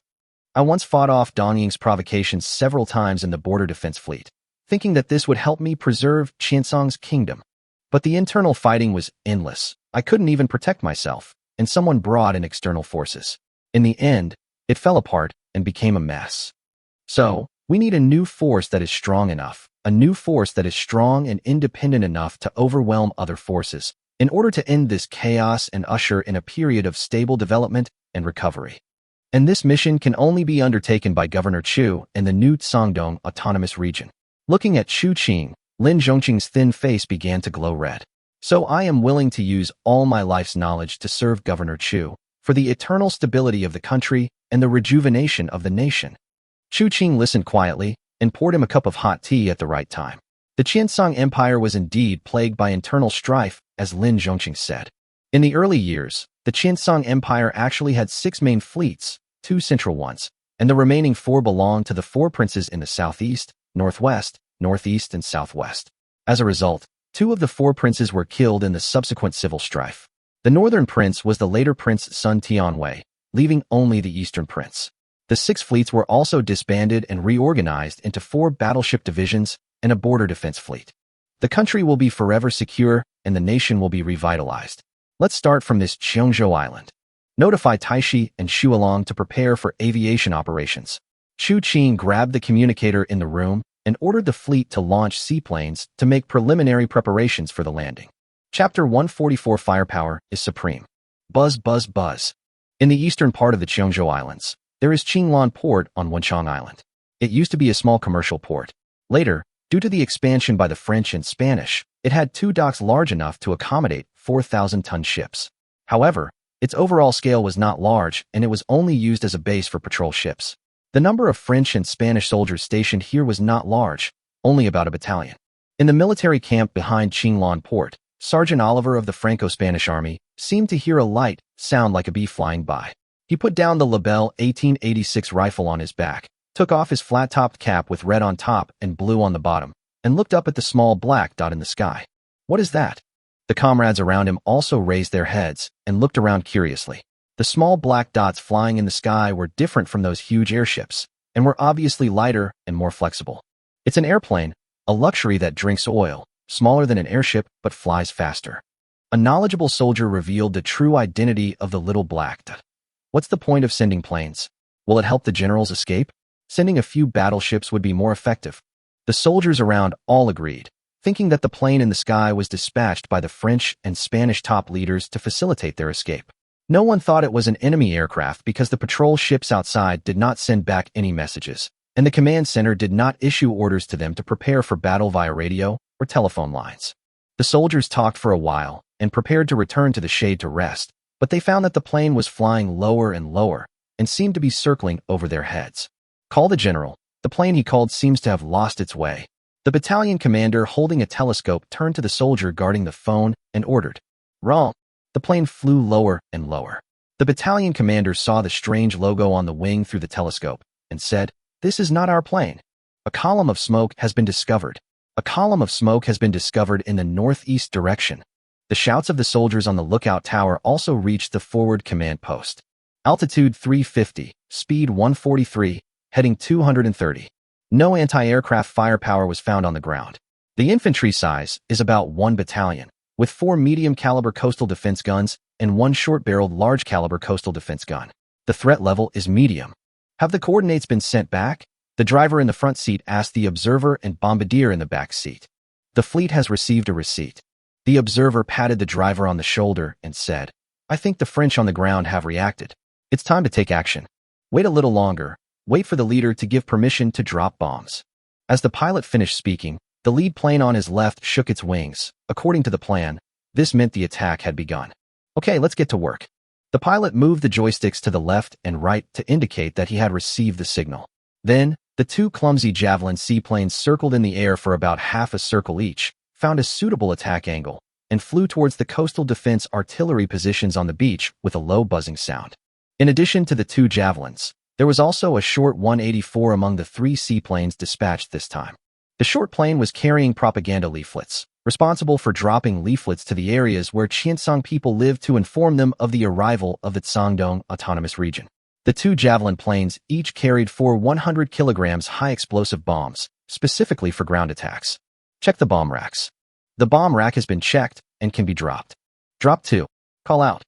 The fuselage became lighter, and 2 high-explosive bombs the size of sweet potatoes landed on the ground. They exploded about half a second after landing. The high temperature and metal fragments generated by the explosion of the aluminum-containing RDX killed the lives of the French and Spanish soldiers around the landing point. The air wave also blew away the soldiers near the artillery position, and it was unknown whether they were dead or alive. No matter how lazy the French and Spanish troops on the ground were, they should have reacted and fired into the sky. However, the hit rate of using rifles to shoot into the air without organization was basically negligible, so the javelin shook its wings, turned around again, and swooped back, dropping the remaining 2 bombs above the forward command post, and then increased its altitude to get out of the rifle's fire range. The enemy's large-caliber coastal defense artillery has been paralyzed. Notify the fleet to close in and fire. Cough, cough, cough. The French Army battalion commander climbed out of the ruins of the command post with the help of his men. The bomb dropped by the plane just now did not hit the target, so he had a chance to escape. Get out of here, boys. Quick.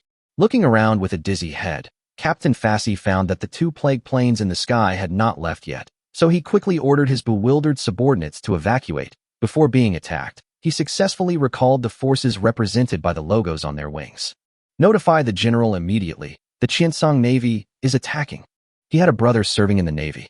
He had heard that the Navy was practicing using hot air balloons, airships, and airplanes to help warships calibrate their guns, and that the plague god above his head was obviously used for the same purpose.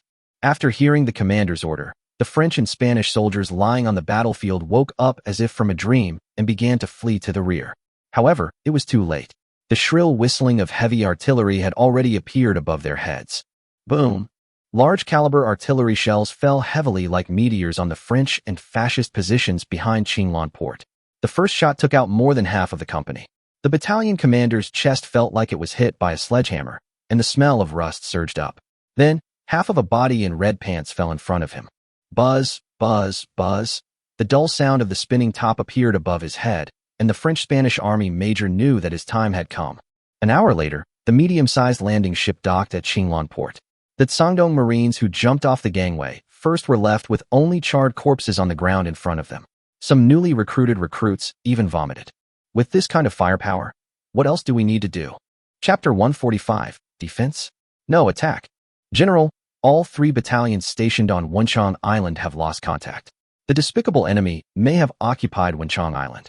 After receiving the report of the attack, the French and Spanish garrison commander of Qiancang Island, Major General Henry Nicholas Fry, hurried to his headquarters. After seeing the airdropped leaflet on the table, he realized that things were much worse than he had imagined. Qiancang Island had been occupied, and the 1,000 French and Spanish troops on it were wiped out within 2 hours. In addition, the radio equipment was completely out of order, making it impossible to directly contact the French and Spanish Far East Fleet that had already set out to sea to obtain naval assistance. For a time, the entire Qiancang Islands was isolated and helpless. Contact Xiangjiang immediately and tell them that the despicable Qiancang people have launched a war without declaration. Then ask them to contact the Far East Fleet Command to report the situation here and request assistance. Major General Fry quickly made the decision to seek help from the British. The radio equipment was suppressed by unknown means, but the underwater submarine cables were not affected. There was just such a submarine cable between Hong Kong and Qiangshu. General, the British said they have informed General Laperal, but also said that the Sangdong Autonomous Region officially declared war on the French Republic before launching an attack on us. What? Major General Fry was stunned for a moment, but then he realized that the other side had blocked radio communications, so they didn't know that the 2 sides had already started fighting. How despicable! Major General Fry cursed in his heart. So, my dear gentlemen, what should we do next? The Major General turned to his staff and waited for their response.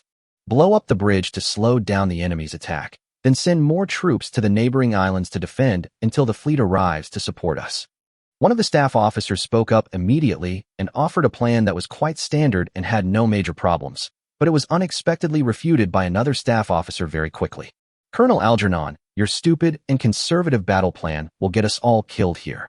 Major Robert Georges Nivelle's shocking remarks surprised the others present, who were all waiting to hear what the staff officer, who had just arrived in Qiangshu from Tunisia, would say. The enemy's naval power is obviously in an absolute advantage at the moment. Our coastal defense weapons cannot pose a threat to them. Hiding on other islands is just courting destruction, waiting to be wiped out one by one in the bunkers by the superior navy. Even if they don't attack us and choose to fight us, we may not win. He looked at Major General Fry and found that Major General Fry was signaling him to continue speaking with his eyes, so he swallowed and said, "This place is very close to Luzon, which is controlled by the Iron Blood Nation. If the Iron Blood Nation sends a fleet to intervene, the Far East Fleet may not be able to break the situation in a short time. They have enough time to re-strengthen their positions and defenses. If we want to take it back, we will suffer several times more casualties. Our only way out now is to launch a counterattack and attack Qiancang Island, while they are still not firmly established and have not yet completely controlled the roads leading to the islands. Major Robert, I must remind you that we know nothing about the enemy's situation right now, but we rashly put our main force into Qiancang. In Qiancang's words, it's like a moth flying into a flame." Colonel Algernon smiled disdainfully. "Colonel, we still have 3 regiments of troops. Our French and Spanish army also has the world's best accompanying firepower and fearless courage. Under normal circumstances, the enemy will never gain any advantage. How many troops can a self-governing state that has only been established for a year have? It is already difficult to maintain a fleet, so how many people can be mobilized to attack Cheongzhou? The reason we lost Qiancang Island was that the enemy relied on the firepower of their naval guns to suppress us near the beach, giving them the upper hand." Major Robert Georges Nivelle clenched his fists and said, "Are you questioning the fighting ability of the French warriors? As long as our soldiers are mixed with the enemy, they will not dare to use naval gun support casually, thereby offsetting their current naval advantage. Under these circumstances, there is no enemy that cannot be dealt with by a bayonet charge by the French warriors." Major Robert Georges Nivelle's voice hurt the eardrums of everyone present, but Major General Fry actually began to seriously consider his proposal. After all, the water between the islands of the Cheongzhou Islands is so shallow that you can almost wade through it. At low tide, the seabed can even be exposed above the water, so there are 2 roads between the islands. One is a bridge 3 meters above the high tide sea level, and the other is a wide road that is raised by more than 1 meter, but it will be submerged under the water at high tide. Bombing the bridge cannot completely stop the attack of the Tsangdong Autonomous Territory. Moreover, once the Tsangdong army has gained a firm foothold on Qiancang Island, it will soon be in an advantageous position where it can attack or defend. It can rely on bunkers to hold its ground, and use Qiancang Island as a forward base to attack other areas. Major General Fry does not want to see such a situation. Release the reconnaissance balloons, have the remaining regiments gather in the direction of Dingen Island, prepare for an attack in the direction of Qiancang, and have the torpedo boat formations prepare for a night attack. Soon, Major General Fry issued the next action order. The confidence of Major General Fry and Nivea was not created out of thin air.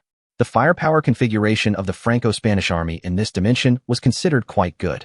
While other countries only equipped their land forces with small-caliber rapid-fire guns such as 37mm and 47mm, the French and Spanish army has equipped its army with the famous 75mm field gun with a hydraulic recoil and recovery mechanism, intending to completely suppress the opponent's small-caliber guns and cover the attack of its own infantry. An infantry division was equipped with 36 MiS-75 guns. In extreme cases, the French and Spanish army would even push the 75mm rapid-fire guns to the front line of the enemy position 800 meters away, firing shrapnel at the maximum rate of fire, suffocating the enemy's firepower with a very considerable projection volume, and then resolve the battle with the infantry's bayonet charge. This set of tactics was always effective in suppressing the indigenous peoples of the colonies. In the eyes of Major General Fry, the land combat force of the Tsangdong Autonomous Territory was just a group of newly recruited fishermen and workers, at best a group of militia. Without any cover, they would definitely not be able to hold out for long against the strong attack of the French and Spanish regular army. Soon, the order was transmitted through the telephone lines to every Franco-Spanish army unit stationed in Cheongzhou. The 75mm guns, towed by steam tractors, merged with the red and blue torrent, while the people of Qiancang on the island watched anxiously as these tall and strong Franco-Spanish people rushed to the battlefield in a menacing manner. Chapter 146 Bloody Assault 1. Lao Zhang, go on. The Marine sergeant who was called turned around and took the hard biscuits and canned pickled bamboo shoots thrown to him by his comrades. He tore open the paper packaging of the hard biscuits, skillfully pried open the lid of the can with his bayonet, then threw the biscuits in and had dinner with the juice. These foods were part of the wartime rations, and of course, they tasted a lot worse than a proper hot meal. To Chu Qing's surprise, the canned fish and meat in the rations given to the Marines were not the most popular. The canned pickles and canned fruits were the most popular among the soldiers. Such a result surprised Chu Qing at first, but it was understandable considering the reality of this plain. After all, people live by the sea, and there is no shortage of protein sources such as fish in this plain. The canned pickles and canned fruits are rich in fiber and juice, which can enrich the taste and make the biscuits easier to eat, so they are naturally popular with the soldiers. After eating and drinking, the sergeant secretly stuck his head out to take a look across. The place where they were stationed was a camp originally left by the French and Spanish army, located near the cross-sea bridge in the north of Qiancang Island. Qiancang Island is a large island, nearly 15 kilometers wide from north to south. To its north is Dingin Island, about 3 kilometers away from their garrison position. Squad leader, do you think that France and Spain can really be considered a great power? The new recruits in the squad quietly approached squad leader Zhang and asked, "How did we fight so easily, just now? Don't you see what the French and Spanish are using over there?" The squad leader curled his lips at the pile of captured equipment a few dozen meters away and said, "Look at what you are holding in your hands. If we can't win, our Marine Corps can be disbanded. Don't underestimate the enemy. They were supported by naval artillery just now and were caught off guard. Now they are prepared. The next battle will not be so easy." The sergeant turned his head and warned the soldiers in the class. Boom, boom, boom. The gray-blue painted bird flew over their heads and flew away in the direction of Dingin Island. The one regiment of the Marine Corps that landed earlier has arrived at the north side of Qiancang Island for a temporary rest. Another regiment is stationed in the middle of Qiancang. The wounded are being evacuated. All ships are ready to receive the wounded. According to statistics, the next low tide should be at 1812 this evening. The Special Armored Brigade is fully prepared and can attack at any time. On the navigation bridge of Luzhou, Chu Qing was listening to the reports from his men. According to the original plan, after their side quickly captured Qiancang Island, the panicked French and Spanish would most likely choose to retreat and defend, or even blow up the bridges connecting the islands to avoid fighting. The Shandong Navy would take advantage of its rest and annihilate the British and French fleets that came to support, while using the armored forces as the vanguard to break through the defenses of the French and Spanish army. The key to the plan is to preserve the well-developed network of bridges. Only in this way can the armored forces launch a rapid assault. Therefore, Chu Qing has ordered the reconnaissance plane to take off to observe whether the French and Spanish have any intention of blowing up the bridge. Unit 1 reports that the French and Spanish troops are concentrating on Dingin through the bridge. The intelligence chief hurriedly boarded the navigation bridge with the reports sent back by the reconnaissance plane. How many troops are there? Not sure. According to the reconnaissance aircraft's visual observation report, at least 3 enemy regiments are approaching Dingin through the bridge, and black smoke was observed from steam vehicles. Combined with the previous investigation, these are most likely the enemy's artillery units. What do the French and Spanish want to do by mobilizing such a large number of troops at this time? Said Zhang Fengyang, deputy commander of the Marine Corps, puzzled. The French and Spanish field artillery has strong firepower, but given the current situation, wouldn't it be better to build positions and arrange defenses on the spot? What are they thinking? Order Unit 1 to return and bring back the reconnaissance film. Units 2 and 3 continue to monitor and investigate. Chu Qing quickly issued an order. In order to avoid being affected by anti-aircraft fire, the 3 seaplanes did not fly at low altitudes, so the visual observation effect was generally poor. The specific details could only be seen after the film was developed and enlarged. About 2 hours later, the development and enlargement of the reconnaissance film was completed, and it was finally confirmed that almost all of the Franco-Spanish Army's forces, including cavalry and 36 field artillery pieces, were moving towards Dingin. The situation was very obvious, and they wanted to launch an attack on Qiancang Island. 3 regiments of troops. The French are going out in full force. Zhang Fengyang stroked his chin and sighed. Where do they get their confidence from? The deputy commander really couldn't figure out how these French and Spanish people would fight against his Marines who were armed to the teeth. They might not be able to stop his attack even with their fortifications, and now they dared to jump out and fight back? We know the firepower configuration of the Marine Corps, but the French and Spanish may not know it. They may think that our combat effectiveness and equipment level are similar to those of the islands in the Cangnan Sea area before. Chu Qing shrugged his shoulders. It's better this way, so that they don't hide in residential areas and fight street battles with us. With such a large-scale mobilization of troops, they certainly would not rely solely on the cross-sea bridge during the attack. Otherwise, the troops would not be able to deploy at all. Moreover, they also mobilized cavalry units. It is very likely that they will wait until the tide recedes to attack Qiancang Island from the exposed seabed and that road. So, Chu Qing looked at the watch. We still have about an hour and a half to prepare for the battle. Deputy Commander Zhang, In order to prevent unnecessary casualties from the enemy's artillery fire, I suggest that the Marines be withdrawn a certain distance. Chu Qing turned to Zhang Fengyang. Taking into account the considerable projection power of Mis-75, Chu Qing decided to gather the army troops and withdraw them a certain distance, out of the sight of the French and Spanish observation posts to avoid losses. Yes, I will have the reconnaissance planes continue to monitor the movements of the enemy artillery. Once the exact location is confirmed, the assault artillery units will destroy those field artillery pieces. It's time to mobilize the steel monsters of the armored forces and give these arrogant fascists a head-on blow. This time, the Marine Corps brought 8 assault guns, 8 tanks, and 8 armored vehicles. These new equipment will test their combat effectiveness in the Qiancang Islands. Chapter 147 Bloody Assault 3. Da-da-da-da-da. Give me a new springboard. Click, click. French and Spanish soldiers mounted 2 M1897 heavy machine guns on a horse-drawn carriage and fired into the sky to drive away the Sangdong reconnaissance planes hovering overhead. These buzzing flies had been hovering overhead for nearly an hour. A box of ammunition had been used up and the machine guns had overheated several times, but the plane still looked unharmed. In front of the carriage was a steam tractor, used to tow the powerful M1897 field gun. The small horses produced in Qiancang were not suitable for towing such a big guy, so this coal-fired tractor was still needed. Coal dust wrapped in hot air flew straight into the faces of the fascist machine gunners, and mixed with the smoke and smell of gun oil, it made them feel extremely uncomfortable. Moreover, they were drawn from the infantry units and had not received any training in anti-aircraft shooting, so the bullets they fired were completely inaccurate. Hey, Plessin, stop wasting your energy and save some ammunition to cover our charge. The soldiers marching along the road recognized one of the machine gunners and couldn't help but speak up to stop him, but Plessin didn't respond to him. Instead, he pressed the trigger again. He knew that once he stopped shooting, the seemingly indifferent fly would most likely drop an aerial bomb filled with explosives over their heads. Woo! A flat surface appeared on the side of the road, and the driver of the steam traction vehicle blew the whistle to tell the carriage behind it that it was approaching the designated location and to prepare to slow down and stop. Should we lower our altitude a bit and give them a hard time with the weapon I have?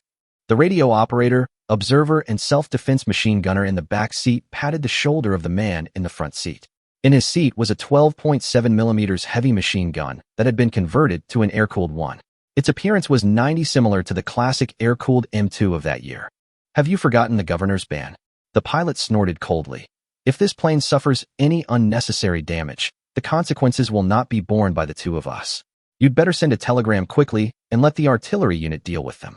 The man in the back seat turned around angrily and started fiddling with the aviation radio. Coordinates 232, 141. It is suspected to be a field artillery position, with 6 field artillery pieces and 2 anti-aircraft machine guns. There are no civilian buildings around it. The target has anti-aircraft firepower. The hit rate of bombs dropped above the safe altitude is low. It is recommended to strike with artillery. The tractor formation had stopped in an open space. The French and Spanish artillerymen began to build artillery positions and deploy artillery. The reconnaissance aircraft quickly transmitted the location of the area back to the Marine Corps Forward Command and the elite armored brigade on Qiancang Island via radio waves. In fact, the 2 small-caliber air-cooled machine guns do not pose much threat to the Javelin. The enhanced power Javelin's front-firing firepower and rear-seat self-defense machine guns are both 12.7 mm caliber, which are more than enough to deal with unprotected targets. However, in order to protect the precious aircraft and the more precious pilots, Chu Qing currently still strictly prohibits the Air Force from launching independent strikes on ground targets with anti-aircraft firepower. Soon, the Forward Command received the exact coordinates and quickly approved the strike. 4 of the 8 self-propelled artillery pieces lifted the tarpaulins on the vehicle bodies and slowly raised the muzzles. Target number 102. Enemy artillery position. Rear sight 250, left 1 to 15, base direction 0-05. Grenade. Instantaneous fuse. Number 2 charge. Test fire 1 round from each gun. Load. Hurry, hurry, hurry. Aiming point independent house in front left, direction 2450, sight 208. Grenade. 3 rounds, 10 seconds apart. Load. The French and Spanish gunners skillfully followed their superiors' orders, pulled open the breech block of the 75 mm gun, stuffed the 75 mm grenade loaded with picric acid into the barrel, and prepared to launch a sudden fire attack on the opposite bank to clear obstacles for the infantry attack. This is an open area, about 4,300 meters away from Qiancang Island, with no obstructions in front. The French and Spanish artillery chose to set up their artillery positions here because of the range advantage of the 75mm artillery. After all, the 37mm, 47mm, and other light artillery equipped by the land combat units of other forces in this plane rarely reach this distance. So the French and Spanish dared to set up artillery positions under the noses of reconnaissance aircraft without any scruples. The mountains of ammunition boxes showed the French and Spanish's determination to attack. According to the idea of the top leaders of the Qiancang Garrison Command, this artillery preparation would last for an hour, which would be enough to destroy all the temporary fortifications built by the Shandong army. However, the confident French and Spanish did not know that their opponents this time had more mobile and more powerful support firepower. Swoosh! The dull sound above their heads startled everyone. 33. The French and Spanish artillerymen reacted quickly, but before they could move, the first 102mm shell had already hit the ground and exploded. Boom! The high temperature and strong air waves generated by the explosion of aluminum-containing RDX instantly killed all life within a radius of 20 meters from the landing point, and then detonated the ammunition piled up around it. Under the surprised gaze of the reconnaissance aircraft, the entire artillery position turned into a huge cloud of smoke. What is the French and Spanish fleet thinking? Are they so confident that they can deal with Shandong's main fleet? On the flagship HMS Savage, Major General Beatty looked at the telegram in his hand with a look of disbelief. After receiving the news of the attack on Qiancang, both sides responded quickly.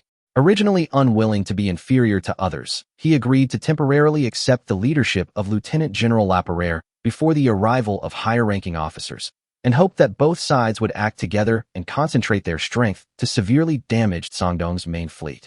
However, Lieutenant General Laperere refused to act together with the British fleet, saying that this would leave Hong Kong empty and the enemy might take advantage of the situation. However, the main fleet of the Shandong Autonomous Region has already appeared in Qiancang. At this time, the best option is to concentrate forces to severely damage the enemy. Dividing the troops into two routes will only reduce the chance of victory in the battle. Even if the Shandong Autonomous Region still has enough strength to harass Hong Kong, Hong Kong's own defense is enough to keep small fleets out. It is clear that relying solely on two Kerbet-class ships is not enough to defeat the Shandong Navy. Perhaps the two Breton-class ships that the French and Spanish have transferred from the Annan colony will soon arrive.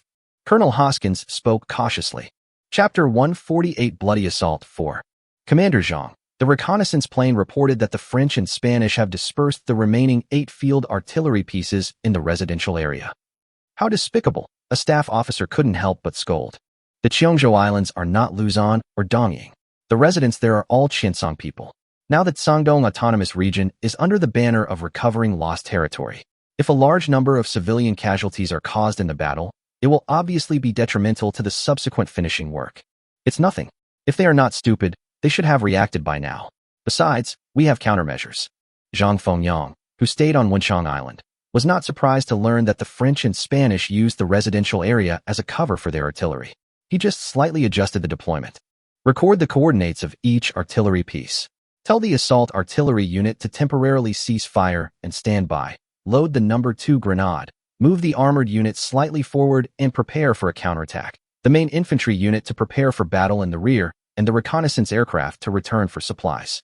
The French deployed artillery positions in the residential areas in the rear, which certainly made the Marines cautious to a certain extent, but also sacrificed the ability to support infantry attacks.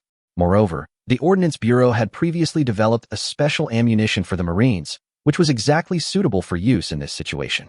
In any case, without the cooperation of forward observers, the field artillery positions deployed 5 kilometers away would not play much of a role. In fact, the French artillery firepower advantage had been offset, and their own combat objectives had been basically achieved. Well, it wouldn't hurt to let the French bombard the deserted first-line defense positions for a while, and those that slipped through the net could be dealt with later with new ammunition. Moreover, Zhang Fengyang judged that in order to offset his own air advantage, the French commander would definitely choose to launch an attack at night. On the southern beach side of Dinghan Island, 3 regiments of the French and Spanish army were quietly lurking here, waiting for the final order for the general attack. Since the original artillery support was likely to be ineffective and the enemy had more artillery firepower than expected, the command temporarily changed the plan and decided to put 2 regiments into battle at once. The tide had begun to recede, the sky had darkened, and the annoying buzzing sound in the sky had finally disappeared. The French and Spanish soldiers looked at the vague flames that occasionally popped up on the opposite bank and did not feel reassured. Anyone could see that this was just aimless artillery fire, and its purpose was probably to give the superiors some psychological comfort. The 3 earth-shaking explosions just now were heard clearly by the entire Dingen Island. 3 field artillery positions along with 28 75mm field guns have now all disappeared. This told the French and Spanish soldiers that the enemy had more terrifying and accurate artillery fire than their own. There is no worse news than this. The main planner of this operational plan, Major Nivelle, was still in high spirits at this time. He enjoyed the feeling of having such powerful force in his control. Under the financial offensive, Major General Fry gave him full autonomy. Such firepower looks like a 120mm caliber artillery used on ships. Major Nivelle made a preliminary assessment. The enemy only had a few sampan guns. Our only mistake was that we didn't expect them to have the ability to use aircraft to guide artillery fire. The Iron Blood Nation is really a good teacher. Major Nivelle looked up at the darkening sky and then checked his pocket watch. At 7:15, according to the planned attack plan, launch a general attack on Shoal number 3. Antoine, a short French-Spanish army soldier, looked at Antoine, who was left as a reserve, and handed him a stack of papers in a cigarette box. If I can't go back, please keep this for me. Antoine reached out to take it and stuffed it directly into his pocket. His pocket was now bulging with many similar things. The short soldier never looked back, but carried a box of ammunition and followed his squad leader into the darkness. According to the French-Spanish Army infantry regulations, the infantry will attack in columns, giving priority to attacking the enemy's flanks, and before the general attack is launched, a part of the vanguard will quickly move forward to seize the offensive fulcrum. On this coastline that is more than 1 kilometer long, there are many small teams like this one moving forward in the darkness. The seabed between the islands of the Qiancang archipelago is mainly made of rock. If it is daytime, small rocks on the bottom of the water can be seen under the sunlight, which is a pleasant sight. At this time, when the tide recedes, the seabed covered with pebbles is completely exposed. Such an environment is not friendly to the attacking party. It is difficult to dig trenches and machine gun bunkers on the ground, and there is no cover. Once discovered, it is a dead end. Hurry up, urged by the sergeant beside him. The short soldier and his comrades pushed the Hotchkiss heavy machine gun on a wheeled gun mount and rushed for more than a kilometer on the path on the rocky beach. Finally exhausted, the squad leader looked at the watch and found that there were less than 20 minutes left before the general attack. The main infantry force is coming up. Let's move forward a little, the squad leader said to his soldiers. In order to prevent the enemy's radio monitoring, the French and Spanish army abandoned the radio stations. The battalion-level units used wired telephones, and the method of messaging below them returned to the primitive manual transmission. In order to speed up the pace of the attack, it was planned that 15 minutes after the vanguard advanced, the covering artillery would cease fire, and the main infantry force in the rear would also begin to advance forward synchronously. The small steel wheels made a slight creaking sound as they rolled over the gravel ground. The light from the last 75mm grenade explosion had disappeared. Call out. A red flare rose from the rear, signaling the start of the attack. Attack! The French and Spanish infantry of the brigade rushed towards Qiancang Island in a column, one route past the beach, while the other route attacked along the cross-sea bridge with cavalry as the vanguard. According to infantry regulations, the skirmish line composed of the 2 regiments should be about 2 kilometers wide when deployed, but the width of the number 3 shoal was only 1 kilometer, which meant twice the troop strength and firepower density. Sure enough, notify the governor. The French and Spanish have launched an attack. Zhang Fengyang looked at the slowly falling flare, pulled out his flare gun, and fired a green flare into the sky, deploying 2 infantry regiments at once. What a big deal. Order the assault artillery unit to fire the number 2 grenade at the marked coordinate point. All units enter their positions to block the attack as planned. Grenade number 2. Air burst fuse. Charge number 3. 2 rounds from each gun. Fire. Boom. Chapter 149 Bloody Assault 5.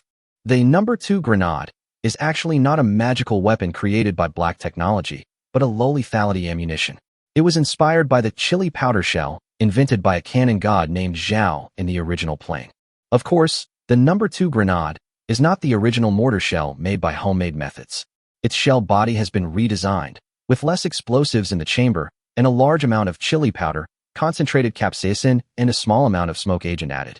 Such a specially designed grenade will only produce 2 large fragments when it explodes in the air, and the chili powder in it will be scattered over a large area. The capsaicin evaporates when heated, and the effect produced is like an oversized pepper spray. People near the impact point will definitely not be able to recover their combat capability in a short period of time. Coupled with the yellow-green smoke produced by a small amount of smoke agent, it looks like a poison gas shell and has an equally huge psychological deterrent effect on the French and Spanish artillery. Yellow-green gas, intense burning sensation on the skin and respiratory tract. If this isn't a poison gas bomb, what is it? With a poison gas bomb coming, who would dare to stay on the battlefield? Of course, they would run away. After this round of shelling, the remaining artillery pieces of the Franco-Spanish army would be silenced for at least an hour, and this hour was enough for the Marines to kill all the Franco-Spanish army that were charging. Get into defensive positions immediately. Open machine gun fire to suppress enemy fire points. Boom, boom. Several rapid-fire cannons fired several flares into the sky, roughly illuminating the direction of the French and Spanish army's attack. The Marines who had been hiding in the rear poured out of the streets and returned to their original defensive positions. Light and heavy machine guns were quickly set up, ready to weave an impenetrable metal net at any time. Forward, in the black night, 3 creaking metal monsters appeared under the pale yellow light, drove across the shallows, and the turrets slowly turned to the other side of the bridge, where a French and Spanish infantry was launching an attack in this direction. Call out. Several brighter flares floated up into the sky with small parachutes. The large caliber flares used for naval battle lighting were indeed extraordinary, making the battlefield as bright as day. These were flares fired by the battleship's main guns. Although the error of the battleship's main guns launching long-range artillery fire on the opposite shore was large in a night battle environment, it was still possible to fire a few flares at the battlefield. In the eyes of the Marines, the Franco-Spanish troops advancing in columns with gleaming bayonets were like living targets, and the crossfire points that had been set up were already eager to show their strength. Antoine was shocked to find that the firepower point he had seized was completely exposed to the flares. Then, many fire whips suddenly appeared on the beach position 1,000 meters away and came straight towards him. Get down and hide. The sergeant was quick to order the machine gun crew to lie down, and then quickly turned over to the back of the heavy machine gun shield, trying to resist the bullet attack. But the 12.7mm heavy machine gun bullet was not comparable to those 7.7/7.92mm small water pipes. The fire whip easily turned the 5mm thick shield and the 5-man machine gun crew into a pile of rags. Most of the firepower points established by the vanguard of the French and Spanish army collapsed in an instant, and they did not even hold out until the arrival of the infantry in the rear. After being attacked, the French and Spanish army quickly deployed skirmish lines from columns in accordance with tactical regulations and launched an attack on the Qiancang Island beach in 3 lines. Although this action successfully avoided excessive casualties, the dense heavy machine gun fire on the beach prevented them from making any progress. The single-shot Lebel rifle was powerless in the face of such horrific firepower. Thousands of infantrymen were pinned down in front of an uncovered space between the 2 islands. After sacrificing hundreds of lives, they could only advance about 30 meters. At this point, even if the officers raised their pistols to supervise the battle, they could no longer drive the soldiers off the ground to charge. The infantry could lie on the ground to hide and save their lives, but the 2 cavalry companies that attacked from the flanks in a dense formation were not so lucky. They were faced with a dense barrage of bullets head-on, and the effect could only be described as both the men and the horses were shattered. Damn it, where did they get so much machine gun firepower? Major General Fry, who was watching the battle in the rear, was extremely anxious as he watched the tense fighting in front of him. Currently, the heavy machine guns of the French and Spanish army were only assigned to the battalion level, while the light machine guns that were fed by magazines were not assigned to overseas colonial troops like them at all. On the other hand, the machine gun fire points on the enemy's positions were so numerous that they could not even be counted. But after Major Nivelle used his telescope to observe carefully, he came to a conclusion that reassured Major General Fry. Although the troops stationed on the beach have increased their machine gun firepower, overall, their number will not exceed 2 battalions. We have an absolute advantage in numbers. If we can launch another charge and shorten the combat distance to the effective range of rifles, we may be able to break the situation. General, please send the reserve troops to the battlefield. It will be too late once the 2 regiments on the battlefield are completely consumed by the enemy. Looking at the tragic fighting situation on the battlefield, Major General Fry finally made up his mind to send the last regiment in his hands to the battlefield. The French-Spanish infantry battalion that was rushing along the bridge also discovered that a low wall seemed to have appeared inexplicably 800 meters ahead. What was going on? They had walked across this bridge countless times and had never heard of a low wall being built on the other side of the bridge. It had only been a few hours, so even if they built one on site, it would be too late, right? Wait, what's that thing on the wall? Why is it spinning? Before the Franco-Spanish soldiers could figure out what that was, a torrential rain of bullets came towards them. 3 light tanks equipped with twin 12.7mm machine guns blocked the bridge tightly. The 10-meter width of the bridge left no room for the Franco-Spanish soldiers who wanted to take a shortcut to escape. This attacking infantry battalion was like hitting an invisible wall. The offensive was abruptly halted. Even at a distance of 800 meters, the residual kinetic energy of a 12.7mm heavy machine gun bullet was enough to smash several layers of human body into pieces. This cross-sea bridge instantly turned into a slaughterhouse. Internal organs, severed limbs, and heads smashed into pieces. After the ceasefire, no standing creatures could be seen. 6 large-caliber heavy machine guns were arranged within 10 meters. Such a density of firepower made it impossible for any carbon-based life to survive such a blow. Chapter 150 Bloody Assault 6. The French and Spanish actually sent all 3 regiments into the battlefield? In the officer's cabin of Luzhou, Qiancang received news from the Marine Corps that the desperate French and Spanish had actually put almost all their forces into the landing battle, which meant that there would no longer be any suspense in this battle. This was exactly what Zhang Fengyang had planned in order to win a quick victory and reduce casualties. He hid a considerable portion of his firepower. For example, he only used heavy machine guns, and the light machine guns only fired single shots. Only 3 riflemen in a squad opened fire, etc. This gave the French and Spanish the illusion that we can win by investing more troops. And then he wiped out the French and Spanish army on the island in one fell swoop. Currently, in this dimension, as far as light weapons are concerned, the Marines with full firepower can crush the army units of any force. The war in the Qiancang Islands will end soon. At least the Navy fleet's anti-land artillery support will no longer be needed. Since the war is progressing faster than planned, then there is no need for the fleet he leads to stay in Qiancang any longer. Radio monitoring shows that the panicked Franco-Spanish fleet has abandoned the British Navy and is heading towards Qiancang at full speed. This is a great opportunity for the Shandong Navy, which does not want to have a head-on conflict with Britain too early. Although the 2 Breton-class battleships transferred from Annan were about to meet up with the 2 Courbet-class battleships of the Franco-Spanish Far East Fleet, they had 3 Queen-class battleships equipped with new shells, which were more than enough to defeat them. Tell Deputy Commander Zhang to fight as hard as you can and don't worry about ammunition consumption, but try to capture the senior French officers alive. Before leaving, Qiancang made a special instruction. After all, such opponents are rare. If they are accidentally killed, it will definitely be a big loss for their side.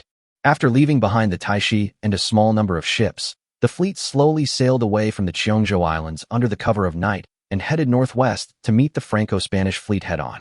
Looking at the waves of people attacking like a tide on the other side of the river, the Marines were extremely excited. Now, they could let go and reap the lives of the French and Spanish army without restraint. Wait a little longer, get closer. Wait until they rush within 600 meters before firing. Seeing the excitement on the faces of the soldiers around him, the commander on the front line quickly told his soldiers to fire slowly so as not to scare away the French and Spanish army. Seeing the reserve troops being deployed to the battlefield from the rear, the 2 Franco-Spanish infantry regiments that had been suppressed mustered up their remaining courage and charged forward. They advanced about 200 meters despite heavy casualties, leaving behind at least 400 bodies. Just as the reinforcements in the rear were about to approach within 200 meters of the attacking force in the front, a red flare rose from the front, and the Qiancang Island position suddenly erupted with firepower several times more intense than before. The thousands of semi-automatic rifles and hundreds of light and heavy machine guns of the regiment-level units of the Marine Corps could finally unleash their terrifying power without any scruples. The offensive of the French and Spanish army was once again forcibly stopped. This was not over yet. With the sound of creaking tracks, 8 assault guns appeared at the front of the position, with their muzzles leveled, firing shrapnel at the skirmish line formed by the infantry regiment in the rear for support. The deafening sound of artillery fire and earth-shaking explosions soon attracted the attention of the French and Spanish army leaders on the other side. My God, this is really a 120mm artillery, and it is definitely not that old sampan gun. Major Nivelle cried out in surprise when he saw the sudden burst of fire on the battlefield. Only then did he realize that his opponent also possessed an extremely powerful and efficient artillery force. The equipment they were equipped with was definitely not the sampan guns removed from temporary ships, but a large-caliber gun with high mobility. As for why those cannons spewing deadly fireballs were covered with a large iron box, his understanding was that it was a new type of defensive shield installed to protect the precious artillery force. But no matter how he understood it, this battlefield with countless steel bullets flying everywhere had become the most efficient slaughtering machine in the world. No matter what posture the soldiers were in, standing, lying down, or squatting, they could not escape being strangled. For a moment, blood and flesh flew everywhere between Qiancang Island and Dingin Island, and it was impossible to confirm how many people had fallen in front of this shallow beach.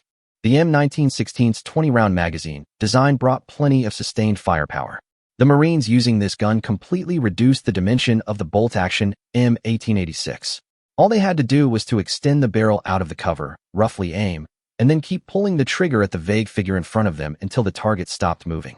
Anyway, the 20-round magazine was enough to waste, and the French and Spanish soldiers in red and blue uniforms were more conspicuous than targets under the muzzle of the gun.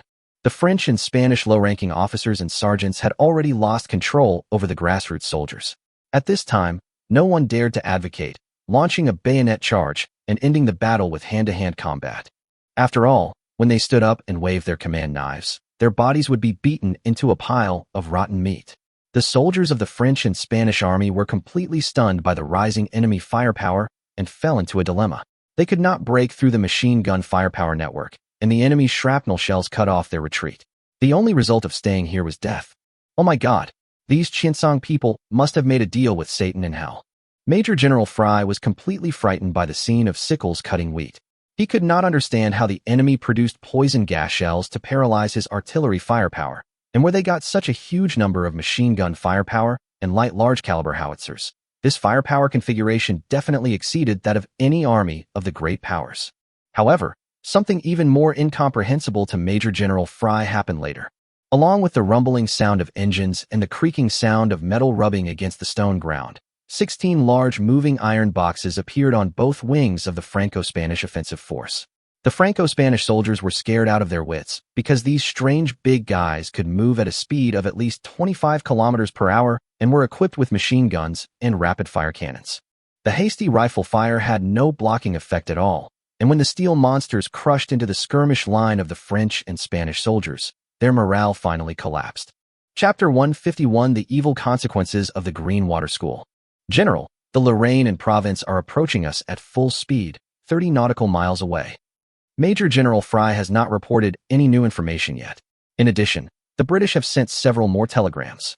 New news flew to the commander of the Franco-Spanish Far East Fleet, Laperere, one after another, and Lieutenant General Laperere paced anxiously on his flagship, Paris. He led all the usable warships in the Franco-Spanish Far East Fleet, 2 Courbet-class dreadnoughts, 2 Charlemagne-class pre-dreadnought battleships, 4 Renneburg-class protected cruisers, and a number of staggering gunboats and torpedo boats. General, the Pelican gunboat has reported engine failure and requests to withdraw from the formation. The bow of the Lion gunboat has been torn apart and is taking in water. Let them leave the formation to repair. The general waved his hand and cursed inwardly. Stupid Theophil. Damn Green Water School. The bad news came one after another, making the lieutenant general even more annoyed. The seaworthiness of these offshore gunboats was not very good. At most, they could intercept merchant ships in the near sea. They were also poorly maintained, and now problems occurred one after another during navigation. Paris and Courbet were also sailing at full speed or even over speed at this time, forced to accelerate to 22 knots. Even on the navigation bridge, one could feel the huge vibration of the overloaded engine room. The waves on the bow, which already had an overweight problem, became even more serious, and the seawater could directly hit the number 1 main turret. For a short while, Laperere cursed the Green Water School in his heart. If it weren't for the wrong ideas of this group of people, he wouldn't have had so few warships under his command. The current embarrassing situation of the French and Spanish navies is ultimately due to the fact that about 30 years ago, the Green Water School, headed by Théophile Obi, advocated the vigorous development of nearshore ships, such as torpedo boats, in an attempt to balance the large ships of the British Navy. But in the end, it was proved that the practice of only focusing on ships close to the shore and neglecting large ships and ocean-going fleets was extremely wrong. Generals represented by Laperere successfully corrected the mistake, but there was too much homework to be done. Even if the French and Spanish Republic were to build ships at full capacity now, it would be difficult to make up for the lack of capital ships in a short time. At least the current French and Spanish Far East Fleet can't wait. Send a message to the Brittany to rendezvous at the number 2 assembly point in the north of Qiancang, and then go into radio silence. We have to speed up. Lieutenant General Laperere decided to rendezvous with the Brittany-class reinforcements from the Annan colony before making any plans. In the telegram sent from Qiancang before, it was reported that the Shandong Autonomous Region Fleet had at least 4 large battleships, and its strength definitely exceeded the level of the 2 battleships and battlecruisers on the surface, so it would be difficult to defeat the opponent with just the power in their hands. The lieutenant general had his own reasons for finally choosing to reunite with the Annan colonial fleet instead of acting together with the British fleet. First, he knew that the British were unwilling to be subordinate to others and might not obey his command at critical moments. Second, considering that the Iron Blood people were on the side of the Qiancang people this time, they had fleets stationed in Palau and Luzon and might also join in the fun, so the British needed to stay in the Qiancang Islands to confront the possible Iron Blood fleet. Lieutenant General Laperere was still extremely anxious. He knew that Major General Fry was not very capable, but was very greedy for money. Naturally, he could not expect him to hold out for long against an enemy with superior naval support. If the enemy occupied the entire island before his fleet arrived, the situation would be irreversible. Commander-in-Chief Togo, congratulations on your promotion to Chief of the Military General Staff. In the Tsangbe Sea area, on the deck of Congo, the flagship of the Tosakura Task Force, Major General Dua Shigeto congratulated the newly appointed Chief of the Naval General Staff, Haikaro Togo. After the 3 large battleships that the Dongying Empire obtained from the British arrived at the Tsangbe Sea area, the Qiancang fleet, which had been ready to move, suddenly stopped. The president of Qiancang, Sun Nanzhong, even went to Baitsong in person to negotiate with the Dongying Empire. Although the Dongying Empire gave up a planned resource archipelago due to the interference of the White Eagle Federation, it also won the ownership of the wreckage of 4 sunken battleships. For the generals and officers, including Togo Haikaro, this was undoubtedly a tremendous achievement, which swept away the shadows of several previous failures. Togo's personal prestige also reached its peak. He gained the title of military god and became the minister of the Naval General Staff. It was only a matter of time before he was promoted to general. For the current Dongying Empire, such a result is enough. They have suffered heavy losses and need to recuperate. A new batch of Congo-class battlecruisers have been launched and are being fitted out. In order to balance the power of the Shandong Autonomous Region, the British gave great support to the Dongying Empire.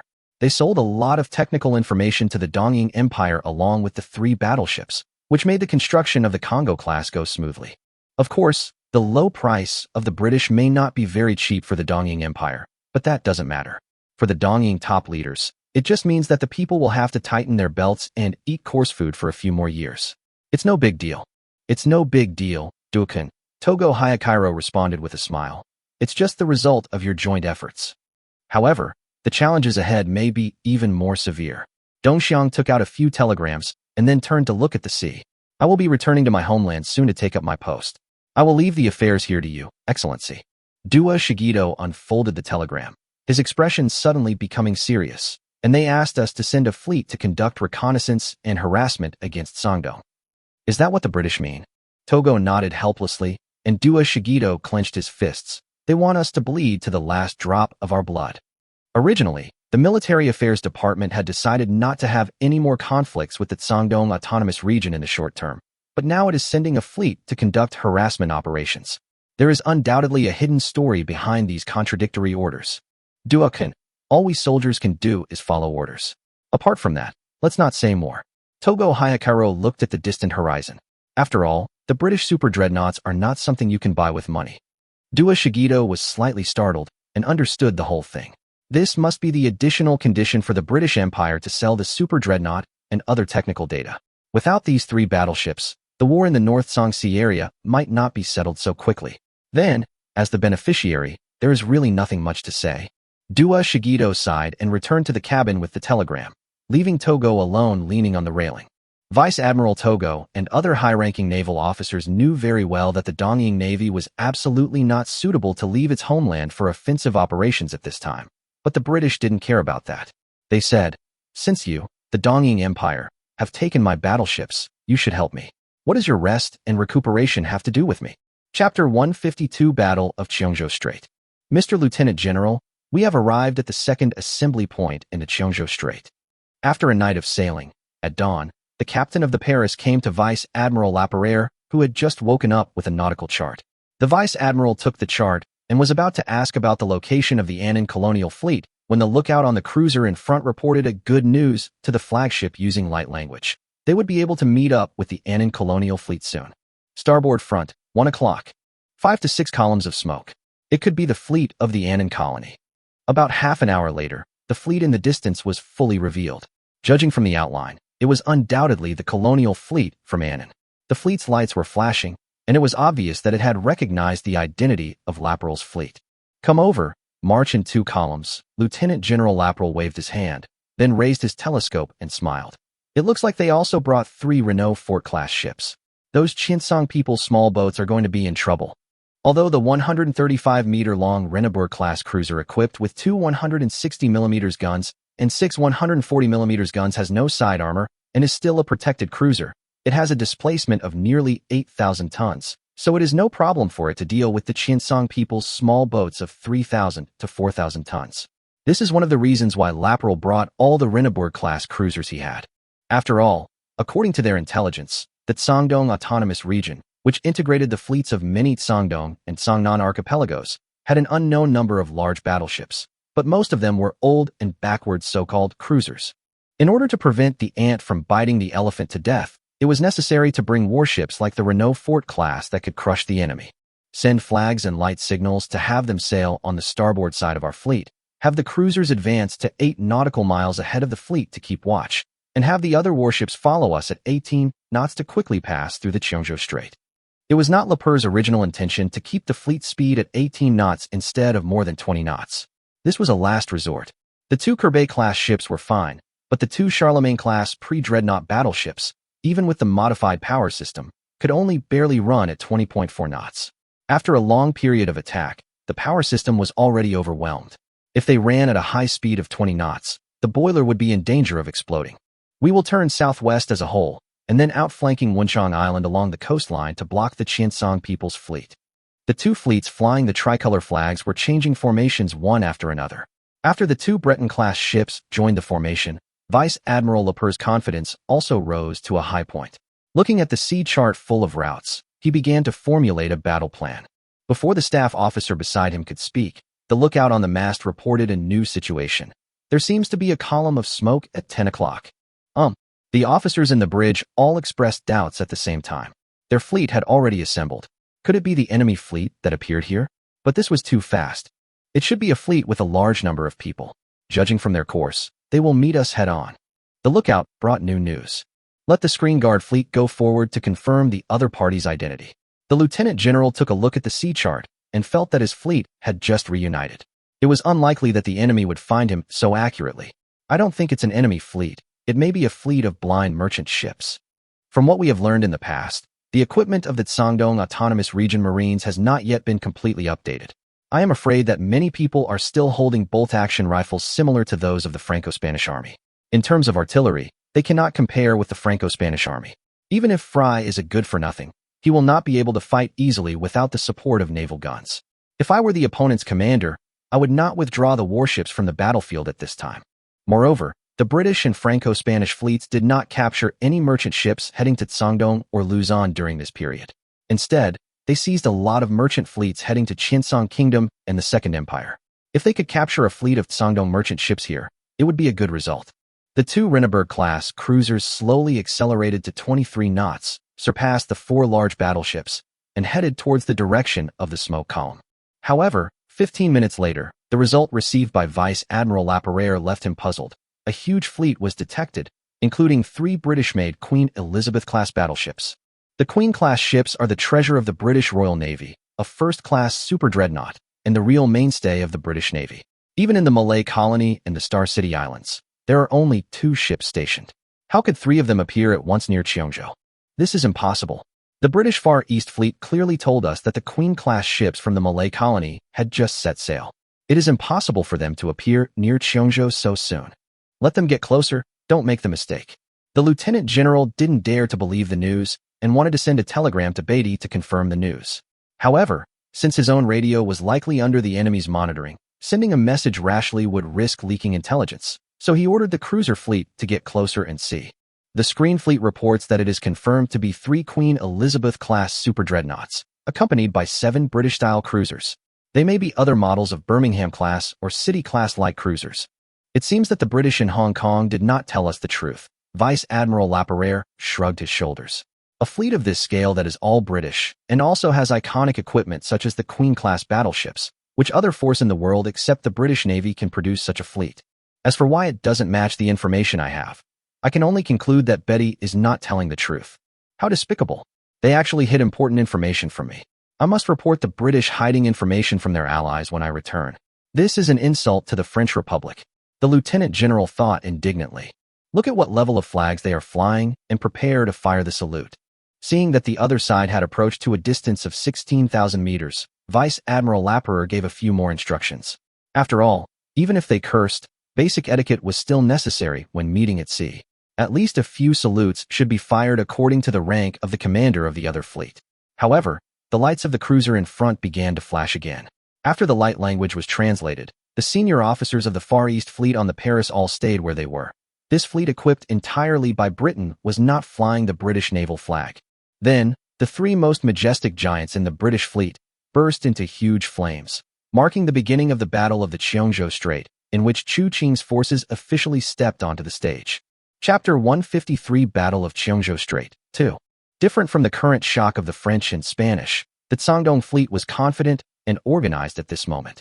Thanks to Chu Qing's presence and the auxiliary intelligent brain acting as radar, the exact position of the French and Spanish fleet could be found even if it entered radio silence. Therefore, there was no need to disperse the cruiser forces for reconnaissance and search, and the main force could be led directly to intercept them head-on. May our operation be a success. A series of signal flags were raised on the fleet's flagship Luzhou, and then Chu Qing issued the order to formally engage in battle. All ships in our fleet turn right 5 compass points and deploy the battle line. Eliminate them as quickly as possible. The fleet, with 2 golden swords on a blue background, turned in unison under the command of the radio, while a dazzling fire broke out in the core of the Franco-Spanish fleet 16,000 meters away. The Breton-class battleship Lorraine in the center of the Franco-Spanish fleet was hit by 3 new 381mm shells at the same time.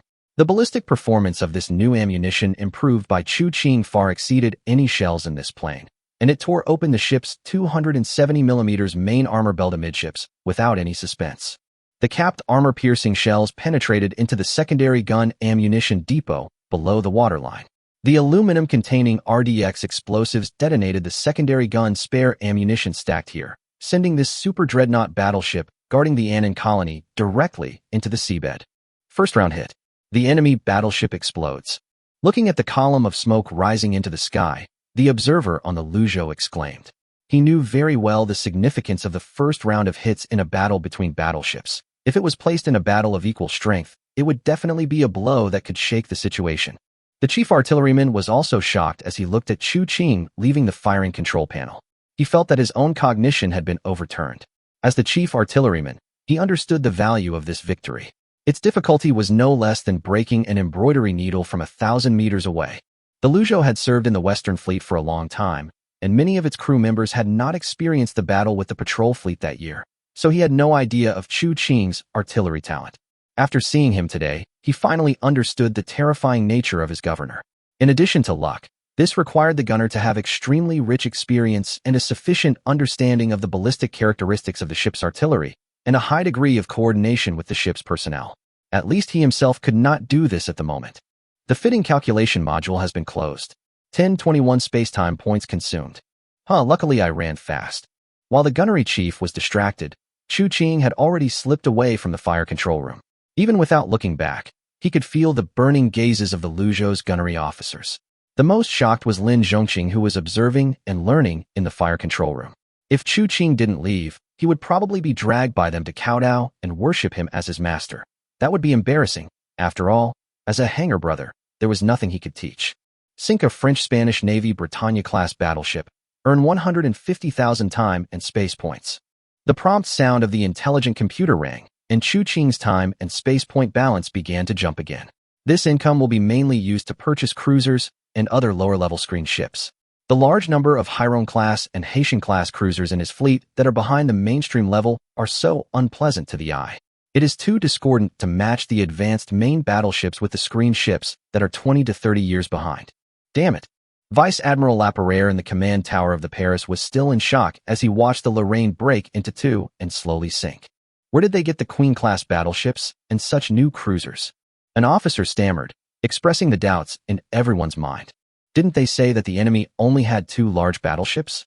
Didn't they say that at most they had a few dreadnoughts secretly aided by the Iron Blood Nation? Aren't they all old protective ships? Look at these all-British equipment, powerful super dreadnought battleships, and new cruisers. Even the fleet of the Malay colony would not be able to handle them.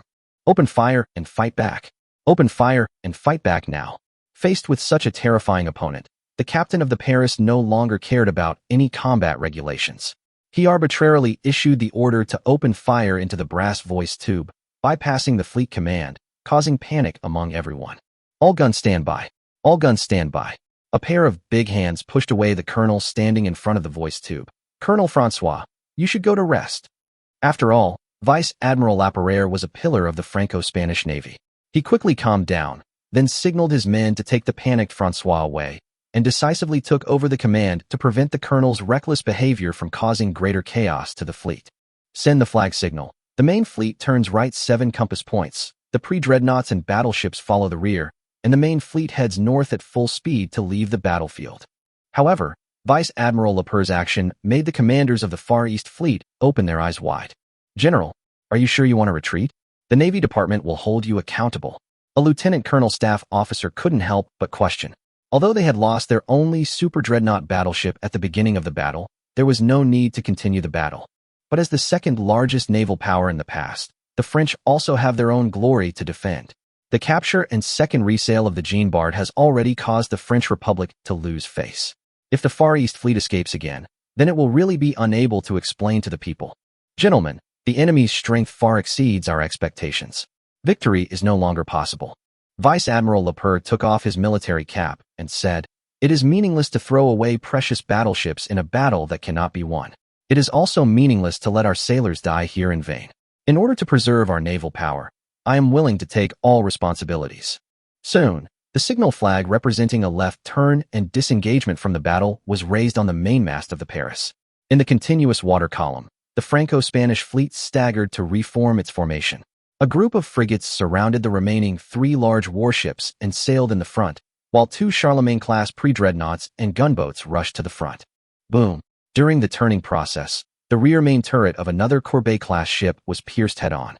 Fortunately, the damage was quickly controlled, avoiding a repeat of the fate of the Lorraine. The Guangdong Navy certainly noticed the actions of the Franco-Spanish fleet, but it only slightly adjusted the target allocation, allowing the 2 unmodified Queen-class ships to suppress the advancing pre-dreadnoughts, while the Lujo named the fleeing Franco-Spanish warships one by one. After all, at a distance of 15,000 meters, the new fire control was already able to support this level of moving-on-moving shooting. The performance of the Lujo was quite impressive, with successive hits, focusing on the remaining battleship Britannia, which allowed the Paris and other 2 Courbet-class ships to escape the disaster temporarily. However, the poor Britannia was already powerless under the attack of the 381 heavy guns, and a fire that could not be extinguished broke out throughout the ship. She was hit by 4 consecutive hits within 10 minutes, just like the Battle of Mers El Kir in the original plane. 15 minutes after the Franco-Spanish fleet began to turn, the Britannia, with power outage, number 3 turret paralyzed, and engine failure, also sank to the bottom of the sea. At this time, it was less than an hour before the 2 super dreadnoughts reunited with the Far East Fleet. Chapter 154, Déjà Vu. The enemy ship is approaching within 12,000 meters of us. Governor, if the enemy's pre-dreadnoughts come any closer, we will be within the effective range of their 305mm main guns. As the lookout sent out a warning, the captain of the Lujo reminded, "These pre-dreadnoughts have been equipped with unified fire control equipment, which may cause us some trouble." "Let's do as you say." Chu Qing nodded, agreeing to destroy the French and Spanish warships that were charging towards them first. Anyway, the Xuelong has already reached the interception position, and the French and Spanish can't escape. The French and Spanish fleet had already rushed to a distance of 12,000 meters.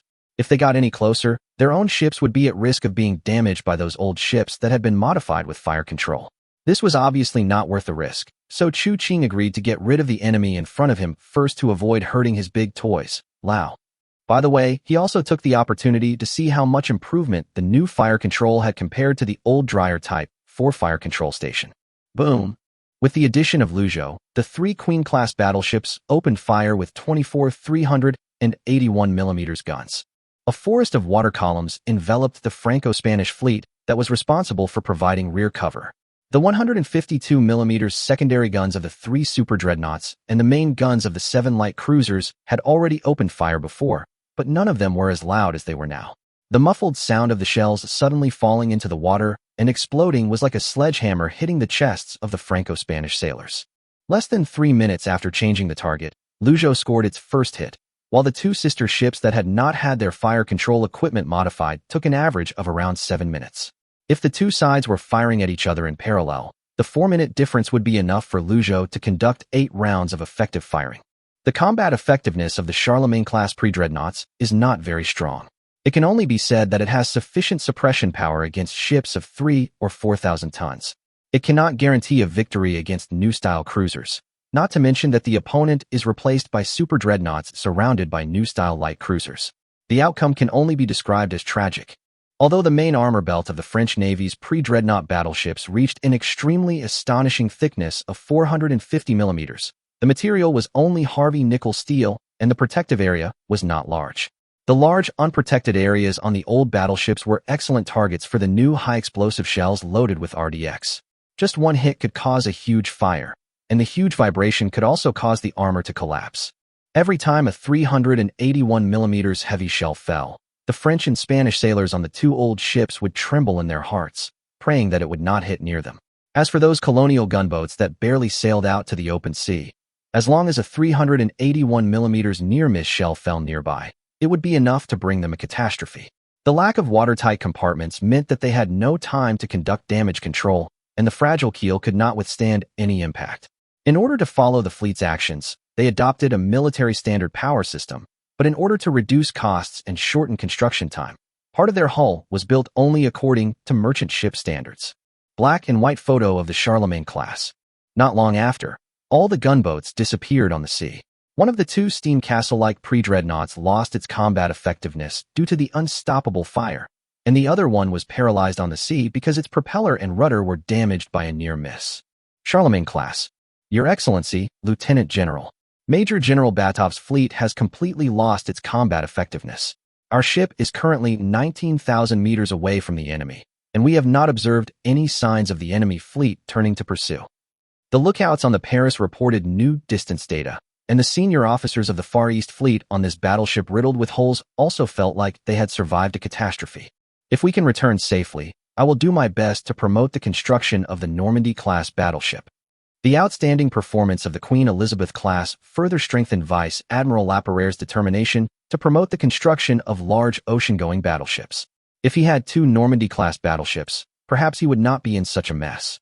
In order to prevent the enemy's fierce artillery fire from turning the 2 Courbet-class battleships into fireworks, the fleet's senior leaders who had no intention of fighting ordered the injection of water into the ammunition depot under the turret when the 2 Breton-class battleships were destroyed. So now the 2 battleships are nothing more than toothless tigers and a target to be beaten. In a little while, we will be out of the enemy's effective firing range. The officers wiped the cold sweat from their sweat. Despite the heavy losses, they finally saved the 2 battleships, right? A large amount of smoke was detected ahead. On the afternoon of July 23, 1665, in the calendar of this plane, a fleet flying the St. George naval flag gathered in the waters near the Qiancang Islands. Since no Sangdong merchant ship was captured, Major General Beatty had ordered the main battleships to regroup. General, we have already sent the news of the fall of Qiongzhou via radio. However, according to the information provided by the Dongying allies, the radio of the Franco-Spanish fleet may have been blocked and interfered by the enemy. Captain Hoskins, the captain of the HMS Savage, reported to Beatty at a very fast pace, trying his best to hide his inner horror. Not long ago, Hong Kong received a message from Qiongzhou via the submarine cable. Major General Fry, the commander of the French and Spanish army stationed in Qiongzhou, said that the enemy's strength was stronger than imagined, and they were equipped with a huge number of automatic weapons and artillery firepower. They could not resist and were forced to surrender to the other side. They hoped that the British side could ask Lieutenant General Laperere to give up the rescue of Qiancang. "It's okay. Please calm down, Mr. Peyton." Major General Betty looked at the urgent telegram on the table and leisurely lit a cigar. "I have reported the situation here to the mainland. As long as the 2 Queen-class battleships from the Malay colony arrive, the initiative will be back in our hands. Even if they have the support of the Iron Bloods, it won't be easy for them to destroy the French and Spanish fleet with 2 super dreadnoughts. Taking into account the time it takes to recover after the fierce battle, I don't think the enemy will arrive faster than the reinforcements." "General." A telegram from the iron-blooded people. Betty reached out to take the telegram handed over by the chief telecommunications officer, glanced at the content, and her face became very strange. This content. Why does it seem so familiar? Chapter 155. The enemy is at the gate, but the identity is reversed. I hope your country will respect the legitimate claims of the Guangdong Autonomous Region for territory. For the sake of peace, stability, and common interests in the region, withdraw from the Qiancang Islands as scheduled. Felix von Bendman, commander of the Far East Fleet of the Iron Blood Empire. The content of this telegram is extremely similar to the one that the Taixi Empire had previously sent at the behest of Britain to take advantage of the Iron Blood Fleet at the Qiancang Island base. It was almost as if they were carved out of the same template, except that the identities were reversed. Its purpose, of course, was to discuss the senior officials of the British Far East Fleet. Of course, what arrived in Hong Kong was not only this telegram, but also the main force of the Iron Blood country's Far East Fleet. "Hubert, how long do you think we have to confront the British?" "I bet half a month's salary, at least a week," said Lieutenant General Bendman, commander of the Iron Blood country's Far East Fleet, who made a bet with his chief of staff on the flagship Scharnhorst armored cruiser. "Mr. Lieutenant General, I'm afraid I cannot agree with you. I expect the British to leave Hong Kong in 3 days at most," replied Rear Admiral Maximilian Hubert von Spee, looking at the land gradually growing larger in the distance. "General, a telegram from Guangdong. Oh well, it seems you have 1/2 a month's salary from me." Lieutenant General Bendman shrugged. In the telegram just sent by his subordinates, Chu Qing informed them of the news that the Franco-Spanish fleet was annihilated and Lieutenant General Laperere was captured alive. In addition, the Qiancang Islands were already under the control of the Guangdong Autonomous Region, so it was unlikely that the British fleet here would cause any trouble. According to the pre-agreed plan, after completely annihilating the Franco-Spanish fleet, Chu Qing will lead the main force of the fleet to the waters of Hong Kong to reunite with the Iron Blood country. By then, even if the Malay colonial fleet on the way was blown to Hong Kong by the storm, it would not be able to withstand the combined fleet of both sides. Regardless of whether they will retaliate later, facing such an opponent, the British, unless they are mentally ill, will choose to temporarily avoid the attack and withdraw from Hong Kong. According to the assessment, before the new shells produced in Guangdong arrive, the combat effectiveness of the Polamnia is slightly lower than that of the Bavaria and Queen Elizabeth classes, but it is no problem to deal with those dreadnoughts and general super dreadnoughts. Vice Admiral Bendman was intoxicated by the majestic ship's silhouette outside the porthole. "This is a full 6 main turrets. What an unparalleled firepower." Rear Admiral Spee on the side had become accustomed to his boss's behavior. Ever since the Polaroid was commissioned, the Vice Admiral had been fascinated by her. Whenever he had free time, he would come to the Polaroid for inspection. If the ship had not lacked the iron-blooded German-style command equipment as a flagship, Rear Admiral Spee had no doubt that his boss would move the headquarters to the Polaroid. "Your Excellency, Vice Admiral, I think we have been discovered." Spee stepped forward, pointed at a wisp of black smoke outside the porthole, and said to Vice Admiral Bendman, "That should be a reconnaissance ship of the British Navy. Don't worry about him. Let's continue to move towards Hong Kong. The sooner the British come, the better. I would like to meet the Major General Commander who took office in a hurry," Lieutenant General Bendman said with a smile. "I wonder what his expression is at this time." All fleets, advance at maximum speed. 2 Scharnhorst-class armored cruisers escorted the battleship Polamnia in the center of the fleet, leading a group of Bremen-class cruisers to cut through the waves and head straight for the Qiancang Islands, whose outlines were gradually becoming clear. 4 o'clock. A large column of smoke. "I think that's the Barbarian." The British acted quickly. In about half an hour, the lookout reported the arrival of the British fleet. Looking at the commander's flag and the Major General's flag flying on the battleship, Lieutenant General Bendman concluded that this was the main force of the British Far East Fleet. "I think that's the Savage." Benderman stroked his chin and carefully observed the battleship of the British Navy opposite. I didn't expect it to be repaired on time. Do we need to fire a salute, General? The captain of the Scharnhorst asked, but was reprimanded by the vice admiral. Don't you see that the savage is only flying the flag of a rear admiral? According to convention, they should be the first to fire the salute.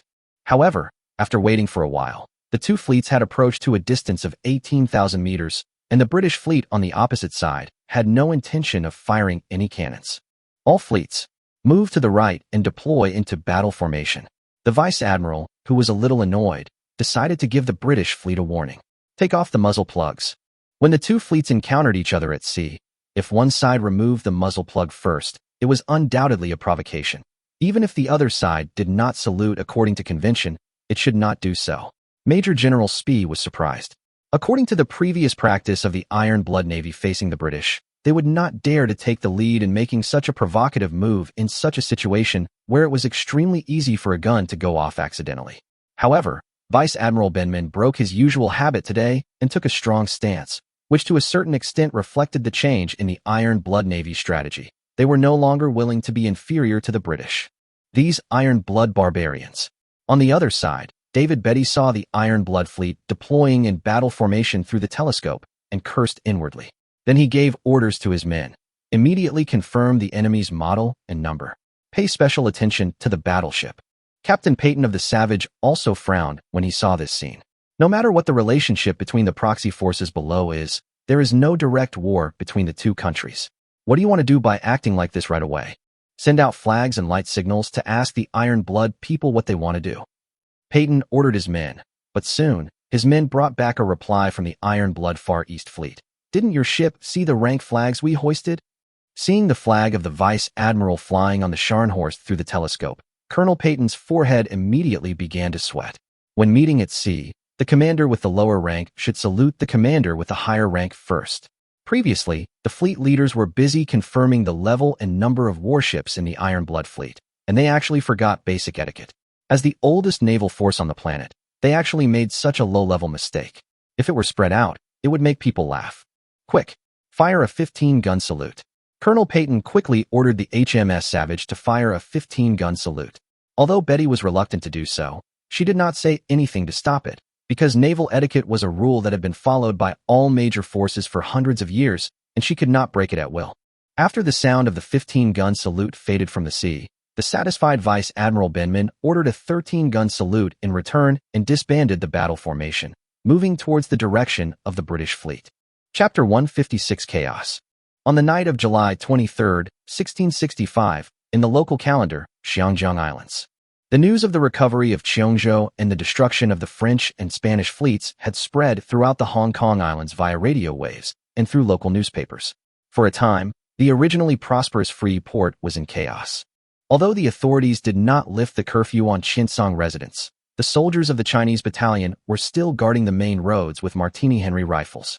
They were originally so powerful, but now they were nervous, fearing that the Qiancang workers would take to the streets for another strike.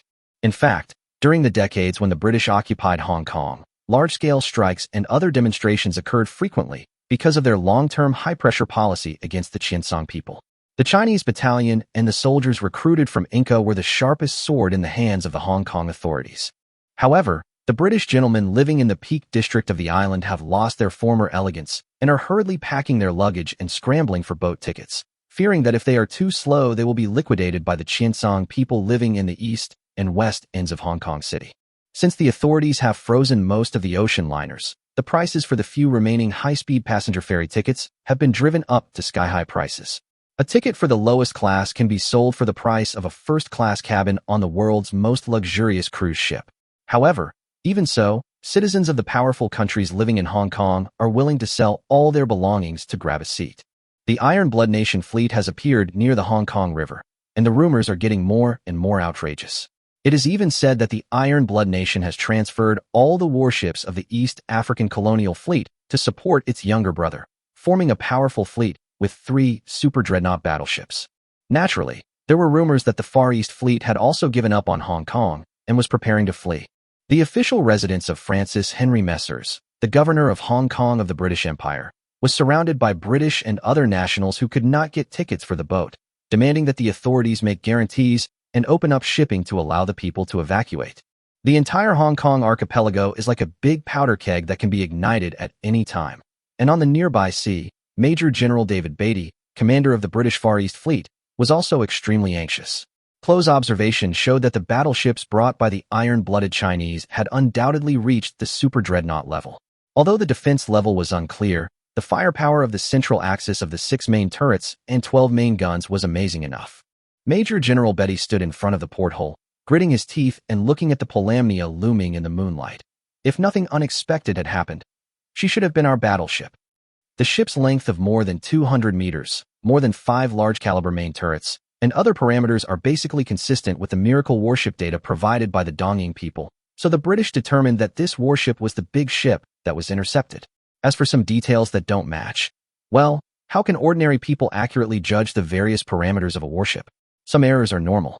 When the two sides were confronting each other, the Iron Blood Nation battleship also ran at a speed of 22 knots, indicating that its mobility was by no means bad, and at least the Far East Fleet could not escape the other side's grasp. Not counting auxiliary ships under 5,000 tons, the other side also has a super dreadnought and 2 large armored cruisers, while the 2 first-class cruisers of the Qiancang class in their hands have a tonnage of 10,000 tons, but are actually just anti-patrols, and are only equipped with 152mm main guns.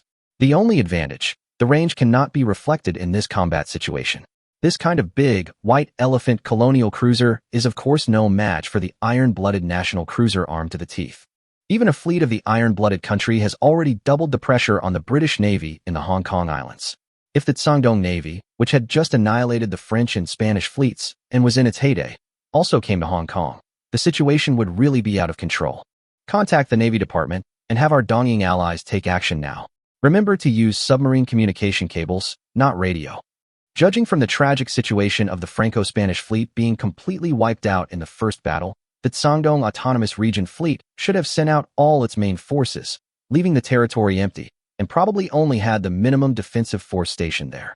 After careful consideration, Major General Beatty decided to let the Dongying people attack the border of the Guangdong Autonomous Territory in order to force Chu Qing to lead his troops back for support, thus buying time for the arrival of the Malay colonial fleet.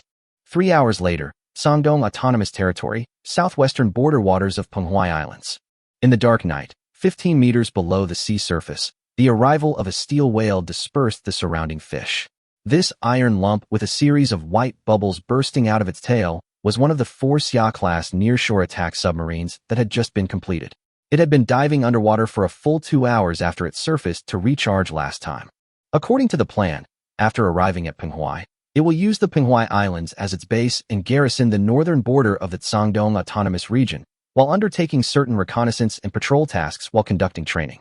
The lights in the distance were faintly visible in the periscope, and the crew operating the periscope knew that they were patrol ships of the Northern Fleet. The aging Haitian-class and Hairon-class ships had all withdrawn from frontline combat and were instead used for border patrols. Captain, we received a message from Chief of Staff Lee, asking us to help keep an eye on the northern waters. Taixi intercepted a short telegram from the Dongying people. They seem to be moving, but their specific whereabouts are unknown. A crew member came to the command desk and handed the latest telegram to the captain. Auxiliary reconnaissance, rather than a strike mission, the captain muttered softly. How is the debugging of the sonar equipment going? There are still some minor glitches, but the people at the ordnance department said they can fix it in less than half an hour. Okay, tell them to stop fiddling with the launch module. Just make sure the passive detection can work. Put away the periscope, dive to 50 meters, left rudder 20 half thrust. We're heading north. Captain Chen Kreiji waved his hand and told his men to stop messing with the unreliable new equipment. He was a capable young man who was originally the navigator of a Hairon-class ship. Later he was selected to join the submarine force as a captain. This Xia-class submarine is different from its sisters. It was experimentally modified with a submarine sonar. Only the upper 2 of the original 4 torpedo tubes at the bow remained, and the positions of the 2 lower torpedo tubes were occupied by the sonar. This experimental sonar was actually a product of a temporary rush by the Ordnance Bureau, and the purpose of the modification was to prepare for the installation of detection equipment on 2 ocean-going submarines that were about to be built. Compared with the hydrophones previously equipped on the command ship, the equipment on this Xia-class submarine has added active detection capabilities, but the effect does not seem to be very good. The effective range of active detection is only over 2 kilometers, and the reliability is not very good. It is barely enough to detect underwater mountains, but it cannot be expected to find enemy ships for the time being, and it still has to rely on passive sonar. Long. About an hour later, a series of rhythmic engine roars came from the sonar operator's headset, which shocked the sleepy sonar operator. He immediately confirmed the direction and source of the sound. 11 o'clock. 5 kilometers away. Large battleship. Chapter 157 being underestimated. More than one, at least 3 10,000-ton warships were sailing at a speed of 22 knots at a distance of 5,000 meters. The initial calculation of their course showed that they were heading directly towards the Taixi Islands. The sonar operator's report was quickly handed over to the captain, and this news made the entire boat active. Surface to periscope depth and prepare to report to Taixi. After quickly drawing a few strokes on the nautical chart under the dim red light, Qiancang turned his head and looked at the torpedo officer with fiery eyes. The intelligence showed that there were not many large warships in the Dongying Navy that could reach a speed of 22 knots. He might have encountered a big fish. Are you sure? The torpedo officer looked at the mark on the chart, then looked at the crew who were looking forward to it, and shook his head helplessly. It's very difficult. The enemy's speed is twice ours, and our current position is not in a favorable firing position. At most, we can get as close as 3,000 meters. And firing torpedoes at a high-speed maneuvering target at a distance of 3,000 meters. The hit rate is almost negligible. Upon hearing this, Qiancang did not force an attack, but the order he issued surprised the crew even more than launching an attack. Surface immediately, exit submersible, start the diesel engine, and go at full speed. Captain, is there a risk of being exposed? The navigator was the first to stand up and raise an objection, but Qiancang told him firmly to follow the order. The modified Xia-class submarine quietly appeared on the dark sea, and the Dongying fleet was approaching it without knowing it. Afterwards, Qiancang explained to his crew members, the patrol ships of the Northern Fleet had obviously entered the enemy's firing range, but the enemy had no intention of opening fire at all, which showed that the enemy acted in a hurry, was fully focused on the breakthrough, and had no intention of fighting, and would inevitably neglect observation. Now it was a dark night covered by dark clouds. Even if a submarine-sized target appeared quietly, the soldiers on the East Sakura battleship would not be able to see it hiding in the dark. Only above the water surface could the submarine track and confirm the target's position at a maximum speed of 13 knots. Moreover, the signal attenuation of underwater shortwave radio stations is too serious, and the frequency of medium and long-wave radio stations sending messages is pitifully low, so it is acceptable to surface in order to report the enemy's coordinates to Taixi more accurately. The target is approaching. The distance is 4,500 meters, 4,000 meters, 3,800 meters, 3,600 meters. The sea breeze whistled over the hull of the command platform. Qiancang crouched down, staring at the enemy's approximate position through the telescope. The dark clouds seemed to cooperate with them. When the fleet approached the closest distance of 3,000 meters, they dispersed a little, revealing a ray of moonlight, revealing the outlines of the 3 warships. Target comparison confirmed. 3 Satsuma-class pre-dreadnought battleships, advancing at a high speed of 22 knots. It's really the Satsuma class. After hearing the navigator beside him report the same identification conclusion, Qiancang put down the telescope in disappointment. The outline of the hull and the appearance features of the 2 main turrets at the bow and stern were too obvious under the moonlight. It was hard to make a mistake. The abnormal speed might be because the Dongying people had modified their power system. The Northern Fleet Command, which received Qiancang's report that 3 suspected improved Satsuma-class battleships were approaching, also made rapid deployments, mobilizing the Haizhou and Xinpu and the fleet battleships to intercept head-on, and ordered the torpedo boat mothership to lead the torpedo boat force to outflank from the flank. Moreover, with the approval of Northern Fleet Commander-in-Chief of Staff Li He, Northern Fleet Deputy Commander Bai Hong also loaned an Admiral-class ship from the Eastern Fleet to Haizhou and Taixi to provide support and alert, and wait for an opportunity to launch another counterattack against Dongying's homeland. On the other side, on the ship of General Beatty, commander of the British Far East Fleet, telegrams were presented to his conference room like snowflakes. Colonial Secretary Joseph Chamberlain hopes that we will make emergency plans to protect the overseas interests and security of the citizens of the British Empire to the greatest extent possible in extreme moments. Governor of Hong Kong. The Admiralty instructed us to withstand the pressure from the iron-blooded Chinese and hold out at least until the Malay colony fleet arrives. Gentlemen, the young general sitting at the end of the conference table, wearing a crooked navy hat, tapped the table. The iron-blooded people are coming with great force, but the situation is not as serious as it should be. The chess players will not play in person, but the chess pieces on the board will fight for victory, so everyone present here does not need to worry about their lives for now. Unless the psychopathic emperor of the Iron Blood Kingdom is really crazy and is willing to fight a full-scale war with the British Empire for his younger brother. In short, Betty shrugged and picked up her pipe. We just need to stay here and wait for the Dongying people to take action. Governor, Chief of Staff Li reports that 3 Satsuma-class battleships have been spotted in the Penghua waters, and the interception fleet has headed out to meet the enemy. Has the monitoring station detected any unusual movements of the Dongying people in other locations? Chu Qing continued to ask. For now, not yet. Chu Qing waved his hand and asked the signalman to leave the bridge. Even if the Dongying people find out about our monitoring and switch to wired communications, they still have to use radio to issue orders to the fleet at sea. This shows that the Dongying people really only deployed 3 secondary battleships like the Satsuma class, said Fleet Chief of Staff Zhong Qilan. However, facing our strength, what effect can such an offensive force have? Haven't the Dongying people suffered enough at our hands? Perhaps this is not what the Dongying people intended. Zhong Qilan pondered for a moment. This fleet is not strong, but it is not weak either. It seems like a discarded pawn with certain combat effectiveness that was forced to attack. Besiege way to save Zhao. The two looked at each other, understood what the other party was thinking, and then laughed together. This move was not very clever, but if Sangdong itself was weak, there would be no good way to crack it. 3 improved Satsuma-class battleships, at least 2 dreadnoughts would be needed to win in night battle conditions. I guess this is the last trump card of the Sangdong Autonomous Region in the British prediction. Since the British underestimate us, let's give them a big surprise. Speed up the fleet and reach the Xiangjiang River before noon. Chapter 158, From Heaven to Hell. Colonel Horii, the engine system has been overloaded for 2 hours. If it continues like this, the life of the engine system will be seriously reduced.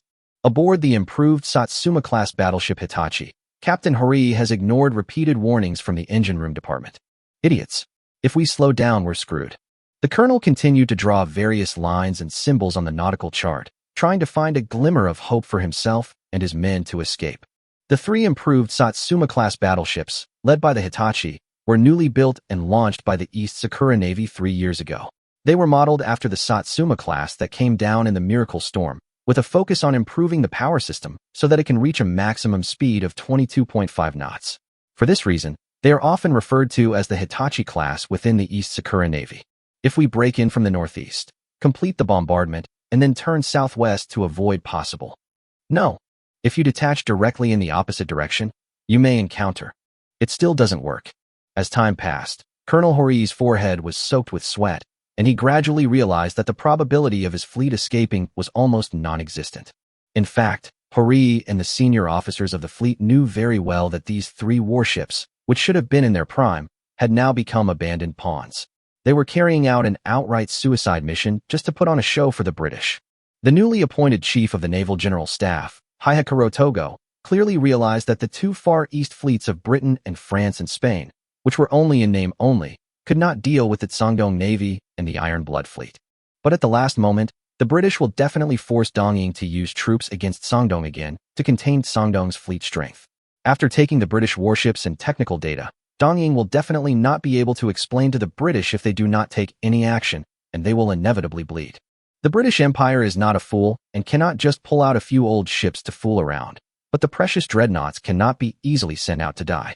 So these 3 high-speed quasi-dreadnoughts that were once highly anticipated, the improved Satsuma-class battleships, are just the right choice. Therefore, after Togo succeeded as the Minister of the Naval Affairs Commission and replaced the entire set of Tosakura Navy communication codes, the first order he issued was to dispatch these 3 warships to a combat readiness cruise near the territorial waters of Sangdo. At the same time, he issued a feint order to various naval bases through submarine cables to contain the Sangdong fleet. These 3 warships will secretly penetrate into Sangdong's territorial waters, and then lift radio silence in the waters near the Penghua Islands to clearly announce their presence to attract attention, and then carry out suicidal retaliatory bombardment on the Penghua Islands. Therefore, the number of crew members on these 3 ships is only the minimum to maintain combat, and they only carry half of the basic ammunition. Even the secondary gun ammunition has been completely removed. Obviously, they cannot cope with high-intensity combat. Despite this, Captain Horii also hoped to bring the 3 warships and their crews back to Tosakura, so he racked his brains to plan the route. Because he was the supervising officer and the first captain of the Hitachi, he had a special feeling for the warship and did not want to see it go from being the first domestically produced warship in Tosakura to being abandoned. Of course, all his efforts were in vain at this moment, because the Xia-class submarine that was being left further and further behind had already reported their whereabouts to the Northern Fleet Command in advance. "Captain, the radio direction-finding equipment is responding." The signalman ran into the bridge in panic. "It's a high-power ship radio station, the frequency band commonly used by the Shandong Navy, within 10 kilometers in the southwest direction." 10 kilometers. Colonel Hori's heart trembled. The plaintext message to lure the enemy had only been sent out for 5 minutes. How could the enemy come here so quickly? The radio direction finder is a newly developed device. Its principle is to monitor the radio waves emitted by the enemy to roughly determine the direction and distance of the enemy when sending a message, so as to indirectly infer the enemy's position. In this era, ships equipped with high-power radios can basically be identified as battleships and battlecruisers. Such fuel-guzzling ships will not wander out to sea for no reason, but can approach within 10 kilometers of their own side. Colonel Hori looked out of the porthole. 10 kilometers was already the visual distance, but the sea was still quiet and dark. If it was just a patrol ship, there was no need to maintain a blackout in their own waters. So, his fleet had been exposed long ago, and it was coming for him. Captain Diggingwell's hair stood on end immediately, as if he was being stared at by a vicious beast. After the Kagoshima base was bombarded, a group of experts from the Navy Ministry conducted a field survey and, based on the damage effects, speculated that the Shandong Navy had 15-inch or even 16-inch naval guns. Although this news was not told to the British, a consensus had been reached within the Dongying Navy. Notify Tamba and Iwami immediately. Disband the formation and disperse. However, before the colonel could finish his words, a series of dazzling flashes appeared on the sea in the southwest. July 24, 1665, 10 a.m., Qiancang Islands. General, the fleet that broke into the city from the East Sakura people was annihilated. The 3 quasi-dreadnoughts were completely destroyed. The captain of the Savage delivered the announcement telegram just issued by the Shandong Autonomous Territory to Betty's desk. The acting commander of the fleet quickly read the report with a frown on his face. To defeat 3 quasi-dreadnoughts, perhaps 2 dreadnoughts would be enough, but to wipe them out so cleanly and efficiently, at least 1 super dreadnought and 2 dreadnoughts would be needed. It seems that the strength of the Qiancang people has far exceeded our expectations. Betty used a cigar cutter to cut off the burned part of the cigar, then slowly placed it on the ashtray. The Iron Blood Nation fleet has 1 super dreadnought. The fleet coming from the Qiancang Islands may have at least 2 super dreadnoughts, and there is also at least 1 super dreadnought stationed in Shandong. Betty was shocked to find that the power in the Far East had completely lost its balance. Southwest direction. Large smoke columns spotted. The lookout shouts made the senior officials of the Far East Fleet even more nervous. However, after they raised their telescopes and saw clearly who was coming, many of them breathed a sigh of relief. It's the Queen-class battleship. It must be the Malay colony fleet. A staff officer shouted excitedly. Chapter 159 Meeting. How come the Malay colonial fleet arrived so quickly? Betty was surprised when she saw the fleet emitting faint white smoke outside the porthole, because according to the information provided by the Malay side, the colonial fleet would arrive in Hong Kong at least 18 hours later. Quick, speed up to 20 knots. Ignore the iron-blooded Chinese over there. Fire the salute, and get ready to stand on the side to salute. The captain of the HMS Savage, under the instruction of Beatty, issued an order to prepare to welcome reinforcements. The British sailors, who had been suppressed by the iron-blooded Chinese, ran onto the deck with cheerful steps and stood in a row proudly, looking at the fleet in the distance that was heading towards the Hong Kong River. However, what made some British sailors feel a little strange was that a similar scene was happening on the Iron Blood fleet that was confronting the British Far East Fleet 2 kilometers away. One by one, the Iron Blood sailors began to line up on the deck, and on the Iron Blood Super Dreadnought, flags were hung on steel cables under the linkage of rigging, and it looked like the ship was full of flags. What are they doing? Are they frightened by the might of the Royal Navy? Captain Peyton of the HMS Savage put down his telescope, feeling happy but also a little confused. This seems to have gone beyond the scope of ordinary naval etiquette. Boys, cheer up. Show our allies the outstanding qualities of the Iron Blood Navy. On the deck of the Iron Blood warship, sergeants and low-ranking officers ran and shouted to the soldiers. Soon, colorful flags hung all over the ship fluttered in the wind, decorating the warship as if it was welcoming a major festival. The Iron Blood Country sailors who already knew the inside story couldn't wait to see the British people on the opposite side make a fool of themselves. On the bridge of the Palamonia, Vice Admiral Benman straightened his uniform and looked at Rear Admiral Spee beside him. What a terrible fleet. If they say they have God's help, I think I have to believe it. With such a fleet, even if the East African colony fleet plus us were combined, they would not be a match. This should be enough to shut up those people in the Empire, right? Major General Spee nodded in affirmation. Previously, although it was jointly led by the Emperor and Tirpitz, there were still some voices within the Iron Blood Empire that were not optimistic about equal cooperation with Sangdong. Some even believed that the frequency of miracle storms in the Sangdong waters was so high and the patterns were inconsistent with the known ones, so they might as well eliminate the Sangdong Navy and let the Iron Blood Empire take control of it itself. Therefore, even though the Iron Blood Empire has announced its recognition of the Sangdong autonomous territory, the diplomatic envoys heading to Sangdong have yet to finalize their selection. But now, the strength displayed by the Sangdong autonomous region is no longer something that the iron-blooded empire can easily shake. So those voices will naturally die down as the news spreads back, and no one will dare to say anything cold and sarcastic. Look, the Savage is heading over there. Vice Admiral Benman noticed that the battleship flying the St. George flag was spewing out even thicker smoke. Bang! Bang! A puff of smoke rose from the side of the Savage. After 15 gun salutes were fired, the fleet coming from afar became clearer and clearer. It was close enough that the flags flying on the opponent's large warships could be seen through a telescope. Finally, someone noticed something was wrong. The flag they are flying is not the St. George flag. What a joke. Betty suddenly had the urge to teach the lookouts how to identify flags. With all this advanced British equipment, you're telling me that this isn't a British flag? Did the gentleman in Parliament secretly sell off the entire fleet? Then, the exclamations coming from the bridge made him realize that the situation might be unusual. After raising the telescope himself, he saw the blue and gold flag in disbelief. And then he couldn't help but utter a verb starting with F. The sailors on the deck were dumbfounded, and the British officers on the bridge seemed to have fallen from heaven to hell. Their brains instantly went into a collective shutdown. However, things did not end there. Another fleet also appeared in the sight of the British sailors. At 3 o'clock, a large number of smoke columns were spotted. It contains a large battleship. It is suspected to be the Iron Blood Nation's Derflinger class. Colonel Peyton was the first to react. It's the Qiancang People's Fleet. Quick! All crew members return to their posts immediately. Prepare for battle. Prepare for battle. Stop, Peyton. If they wanted to engage us, they would have opened fire long ago. Beatty patted the colonel on the shoulder and asked him to withdraw the order he had just issued.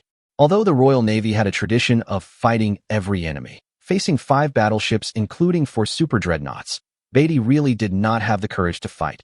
What's more, he had just become the youngest major general in Britain, and he still had a long way to go. Fire the 17-gun salute again to contact the other side, show that we are willing to solve the problem by non-violent means, and then report the situation here to London immediately. Let the Admiralty and Parliament make the decision. The British want to talk to us?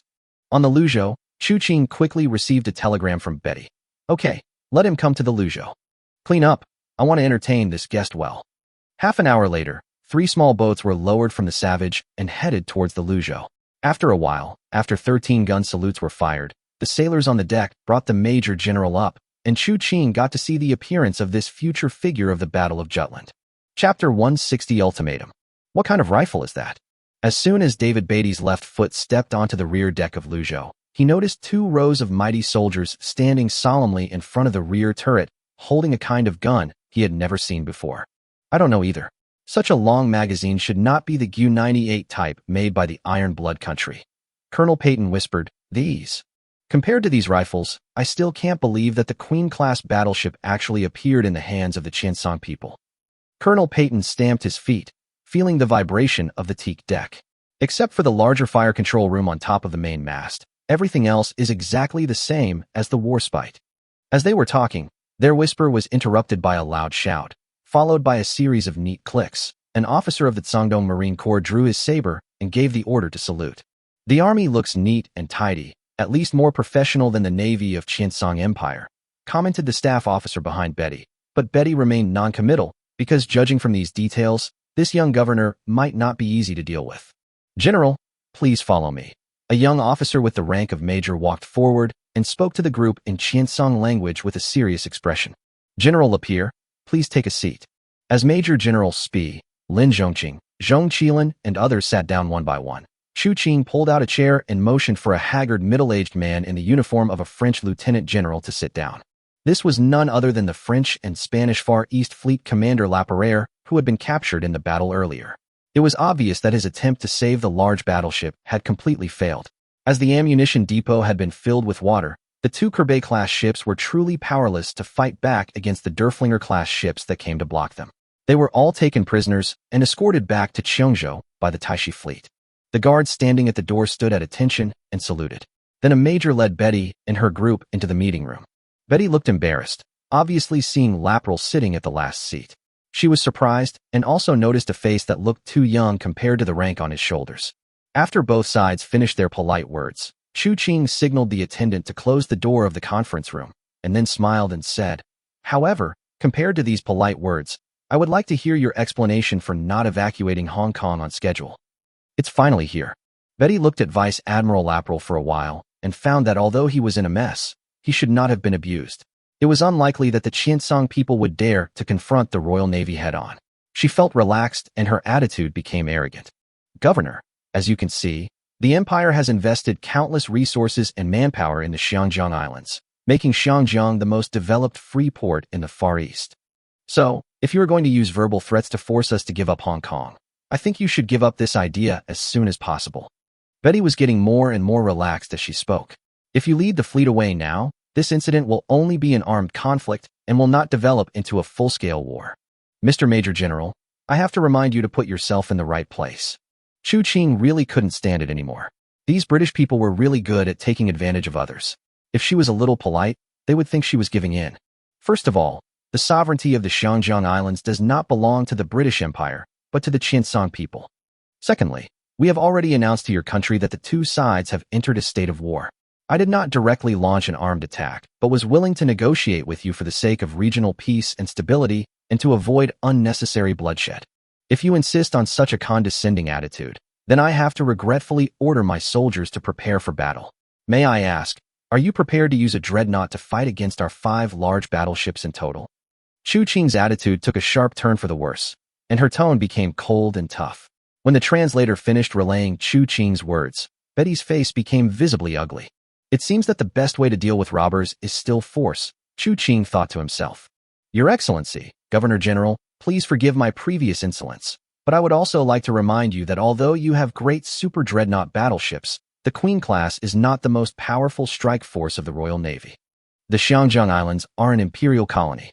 Once you take military action against the Qiancang Islands, it will be a direct confrontation with the British Empire and the Royal Navy." Betty's pride was also aroused. "Although the power of the Far East Fleet cannot match yours now, the most powerful British Empire Royal Navy in the world stands behind me. The Queen-class battleship is indeed powerful, but it is only the backbone of the Royal Navy. The real top combat power of the Royal Navy is the high-speed strike fleet composed of the newly arrived Admiral-class battlecruiser and 2 Renown-class ships." Unexpectedly, Chu Qing laughed instead of getting angry. "General, I admit that the Royal Navy is indeed much stronger than us, but if a full-scale war really breaks out, I can also guarantee that the British Empire will lose the trident of Poseidon that controls the sea power. Besides, who said that what you saw was our most powerful battleship in the Cangnan Sea area?" Betty and his group keenly realized that something was unusual, but before they could think about it any further, Chu Qing directly asked them to leave the meeting room. Betty was thinking in the swaying boat. After a frank and sincere communication, the situation became even more tense. Sangdong has issued an ultimatum, requiring them to make a decision to evacuate within 4 hours, otherwise an armed attack will be launched. "General, do you think they really have battleships more powerful than the Queen class?" Colonel Peyton expressed doubts about Chu Qing's words. "Who knows? It's already amazing that they can get the Queen class," Betty said worriedly. "Who can guarantee that these Qiancang people won't really take out more powerful warships?" The Dongying people's fleet was just destroyed. 15 minutes later, in the British Empire, at 10 Downing Street, the Prime Minister's residence. The emergency cabinet meeting chaired by Prime Minister Cecil had lasted for 2 hours and had generally reached an uncompromising decision, but a telegram from the Far East once again stirred up a storm. "It seems that we really underestimated this new force in the Far East." Lord Clare, the first Admiral of the Empire, finished reading the report of the Far East Fleet. Even the most radical estimate of the original forecast of Sangdong's military strength greatly underestimated them. Chapter 161 Goodbye. We originally thought that the Sangdong Autonomous Territory was just a white glove supported by the Iron Blood Empire. Now it seems that we are completely wrong. The construction of Sangdong's fleet is almost independent of the Iron Blood Empire. If this is the case, we may really have to prepare to accept the fact that we will lose Hong Kong. Before Lord Clare finished speaking, Colonial Secretary Chamberlain jumped up to object. When we lost control of Oceania in the early years, our influence on the Far East was severely weakened. If we lose the Hong Kong colony now, the Empire's control over the Far East will be completely over. My Lord Clare, are you and the Admiralty intimidated by the enemy's warships? Shouldn't the Royal Navy continue to fight to safeguard the Empire's overseas interests? The Colonial Secretary's voice echoed in the conference room, making people's eardrums hurt. On the contrary, Joseph, in this situation, evacuating Hong Kong is the most beneficial option for the Empire. The enemy's 3 extra superdreadnoughts are not an irreversible change. Even if they have warships more powerful than the Queen class, if we can afford the losses, we can send the entire Sangdong Navy to the bottom of the sea in half a year to a year, Lord Clare said helplessly. But our main battleships are in the hands of the enemy. It's not that simple. Everyone knows that the Qiancang people and the Iron Blood Nation have formed an alliance, so the information about our main battleships must have been provided to the Iron Blood Nation. Just think about it. What a terrible thing this is. The 8 Queen-class battleships are our backbone, and the remaining 8 Revenge-class battleships are also modifications based on the design of the Queen Elizabeth-class battleships. Lord Clare's expression became increasingly grim. This means that apart from the 3 high-speed battlecruisers of the 2 levels we have, the remaining 16 ships carrying 381mm guns have been completely ripped apart by the iron-blooded Chinese. They now know the parameters, advantages, and disadvantages of our main battleships better than you do. Dear Prime Minister Cecil and colleagues, I have to provide you with the latest intelligence. Lord Clare took out an investigation report. The large shipyards in the Iron Blood country have been under martial law for several months, and no foreign merchant ships are allowed to approach. Moreover, in recent times, the shipbuilding materials in the Principality of Yangzhou and the European market have been almost cleared out by the Iron Blood people. Based on various signs and our calculations, it is clear that the Iron Blood people are carrying out an extremely large-scale shipbuilding plan, and it is expected that there will be no less than 5 super-dreadnoughts and 5 dreadnoughts. Although we have no way of knowing the details due to the destruction of the intelligence network, I think you can guess that these warships were carefully designed by the Iron Blood people after they obtained intelligence, specifically targeting us. When the Iron Blood fleet is formed, the British mainland will be seriously threatened. Therefore, I think the Far East can be temporarily abandoned and the East Sakura people can be supported to contain Qiancang. We need to avoid unnecessary losses and shift the focus back to the Iron Blood Nation first. Lord Clare signaled that the document be presented to the ministers present, and then waited quietly for Prime Minister Cecil's response. Sure enough, Prime Minister Cecil's brows were getting tighter and tighter, realizing the seriousness of the problem. Britain was founded on sea power, and if it loses sea power, it will inevitably decline. In order to safeguard global interests, the huge fleet cannot just hide in the homeland. When war breaks out, it is only the 2 main fleets that can deal with the attack of the Iron Blood country. If the Iron Blood man really built a naval force capable of confronting the home fleet and the Mediterranean fleet, the British Empire would inevitably be in unrest. Compared with the foundation of the British Empire, the Hong Kong Islands and the temporary face seem to be less important. Moreover, the situation in South Africa has always been turbulent. It would be even worse if the iron-blooded empire took advantage of Britain's focus on the Far East to establish contact with the Boers in the South African colonies. As Prime Minister Cecil fell into deep thought, the ministers present also keenly felt the change in the wind direction in the conference room. I think I need to withdraw my previous views on taking a tough stance in the Far East. Prime Minister Cecil said helplessly, what we urgently need now is a larger fleet to curb the restless, iron-blooded people. Hello, Mr. Major General. It's nice to see you again. In the meeting room of Luzhou, Chu Qing was sitting in the main seat with a big smile on her face, while Betty on her right was trying her best to keep a normal expression. Your Excellency the Governor, the Royal Navy's Malay colonial fleet has received orders not to go to Hong Kong again, and the Empire has decided to return the Hong Kong Islands to you. However, it will take time for the British Empire's citizens and property in Hong Kong to be evacuated. The staff officer behind Betty spoke up. So I hope you can give us a week to complete the aftermath. Of course, and we can give your people a month to evacuate Hong Kong. We only require your relevant agencies and military personnel to evacuate within a week. Chu Qing narrowed his eyes. However, even if you withdraw now, it has exceeded the deadline for us to issue a statement. Do you? We can provide a certain amount of military compensation according to the date. Betty said this with gritted teeth, and Chu Qing nodded with satisfaction. It's a pleasant conversation, General. Then he signaled his men to present 2 agreement documents that had been prepared long ago. After Zhong Qilan stood up and watched Betty and her party leave the Luzhou, Chu Qing turned to look at Lieutenant General Laperal, who remained silent. Your Excellency, we also have good news to inform you and your subordinates. Lieutenant General Laperal shook his scraggly beard, and his heart trembled with it. Please rest assured, Your Excellency, the French government has contacted us and expressed its willingness to pay a price in exchange for the captured officers and soldiers of the Far East Fleet, which is about 3 million taels of silver worth of supplies and materials. As for the 2 captured warships, well, we will allow you to redeem one at most. Chu Qing raised a finger and shook it. As for the price, 10 million taels of silver or precious metals of equal value, or 15 million taels of silver worth of resources and materials. After all, the ship is in good condition. Moreover, in order to quickly exchange you and other officers and soldiers of the Far East Fleet, the French and Spanish government has also issued a statement recognizing the legal status of the Guangdong Autonomous Region in the international community. So, I want to congratulate you, Your Excellency. Now you can leave here with your subordinates. Chapter 162, Export Income. August 24, 1665 in the local calendar, 1 month after the recovery of Hong Kong. The failure of the 2 great powers, Britain and France and Spain, in the Far East shocked the world. After the 2 countries were forced to recognize the legitimate international status of the Dominion of Guangdong, Lieutenant General Laperal and the captured officers and soldiers of the French and Spanish Far East Fleet also boarded 2 disarmed patriots and headed for the Yan'an colony. In exchange, they received a batch of resources and materials as well as spare parts for the Courbet-class battleships. The captured battleships and cruisers of the French and Spanish Navy squeezed a total of 20 million taels of silver and other equivalents from the French and Spanish. Originally, Li He was preparing to launch a second attack on Dongying, but was stopped by Chu Qing before the action began, because not only did the fleet that was pulled out need to be rebuilt, but the main ship configurations of the 4 major fleets also needed to be optimized and reorganized according to the situation.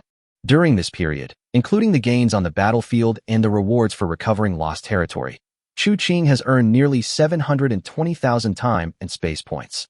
This money was exchanged for a new Queen Elizabeth-class battleship, a new Admiral-class battlecruiser, 16 Birmingham-class light cruisers, for Shakespeare-class destroyers, and 3 Hawkins-class heavy cruisers, which were distributed to the 4 major fleets to ensure that each large fleet could put forward a combat formation composed entirely of advanced ships. 2 dreadnoughts, 9 Queen Elizabeths, 3 Admiral-class battlecruisers, and 1 Qi-class, plus the original 1 Pinghai, 7 Chung-class light cruisers, for advanced destroyers, and 3 heavy cruisers. At least now that Guangdong Navy has made great strides into the top echelon in terms of equipment, and its paper strength is catching up with the Taixi Navy. It will not be the case that the original magical scene of advanced main battleships attacking with a group of screen ships that are 20 years behind will occur.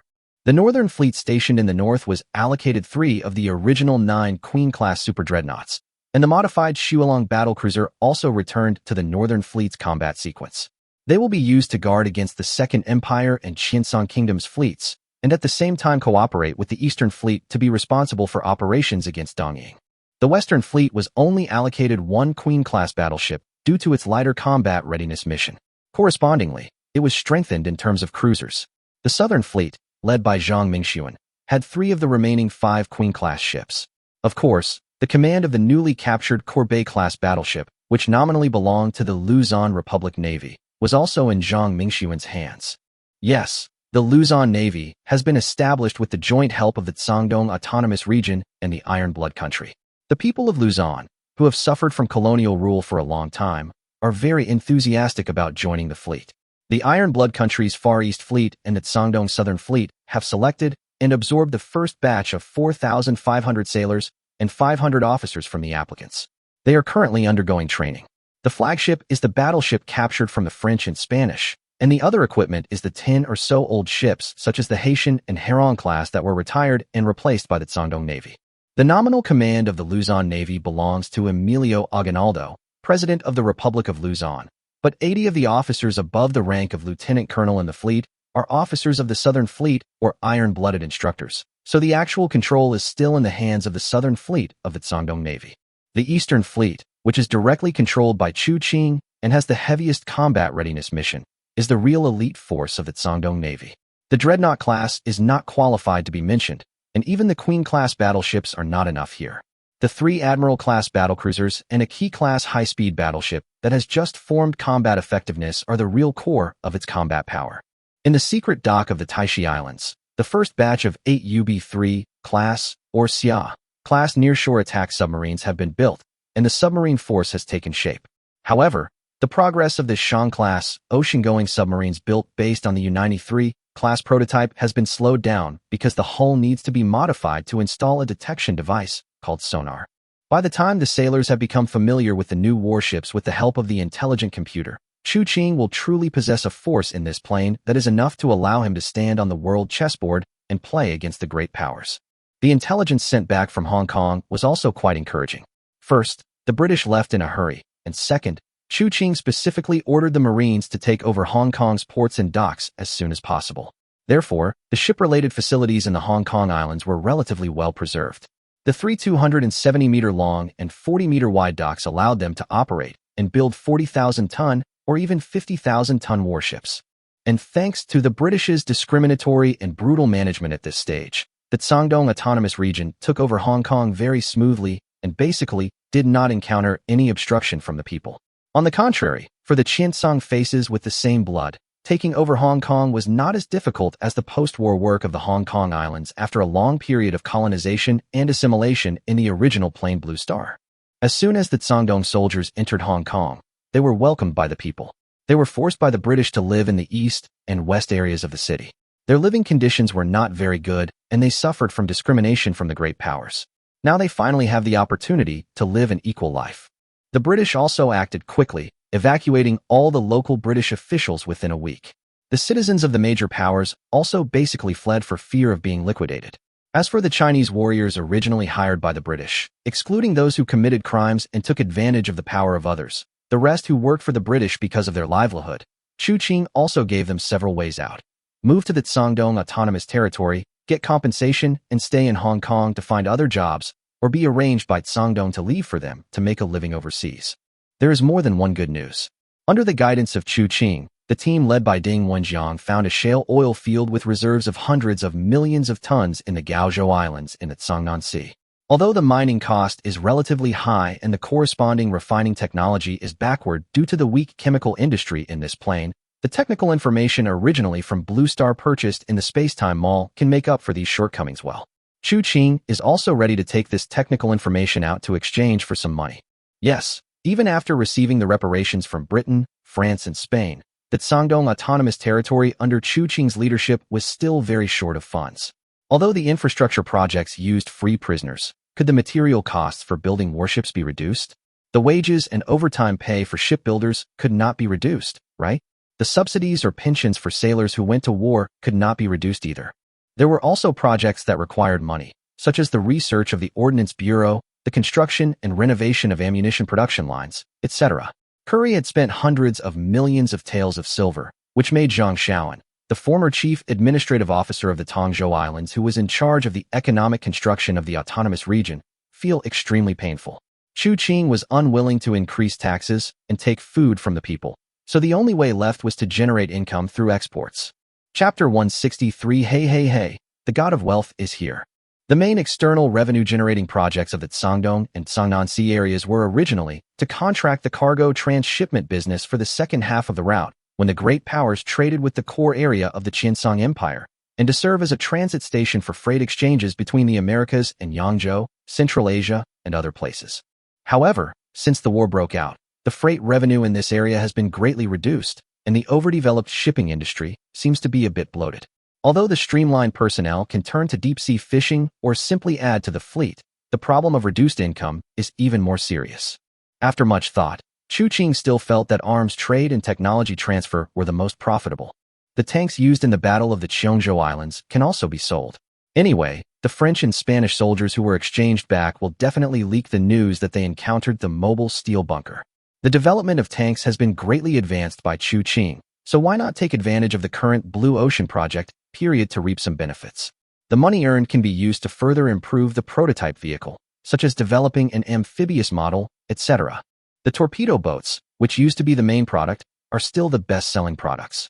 With the recent record of besieging and sinking a Satsuma-class quasi-dreadnought battleship, its sales have been greatly expanded. The Principality of Yangzhou placed an order for 120 boats in one go half a month ago, and the Caucasus Empire also ordered 60 boats to protect the ports on the front line. The Second Empire and Qiancang Kingdom bought 50 boats each in a tit-for-tat manner.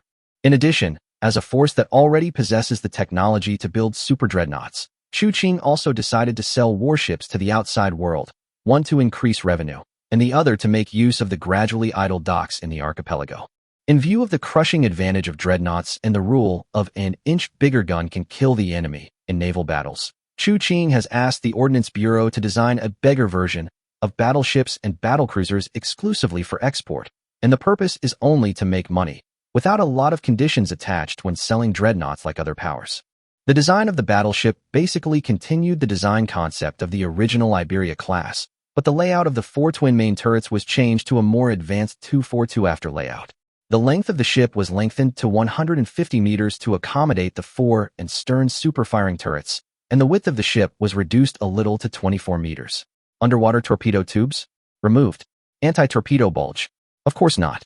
4 vertical armor defense. A 203 mm main armor belt installed at an angle of 12 degrees is used, which is just above the passing line.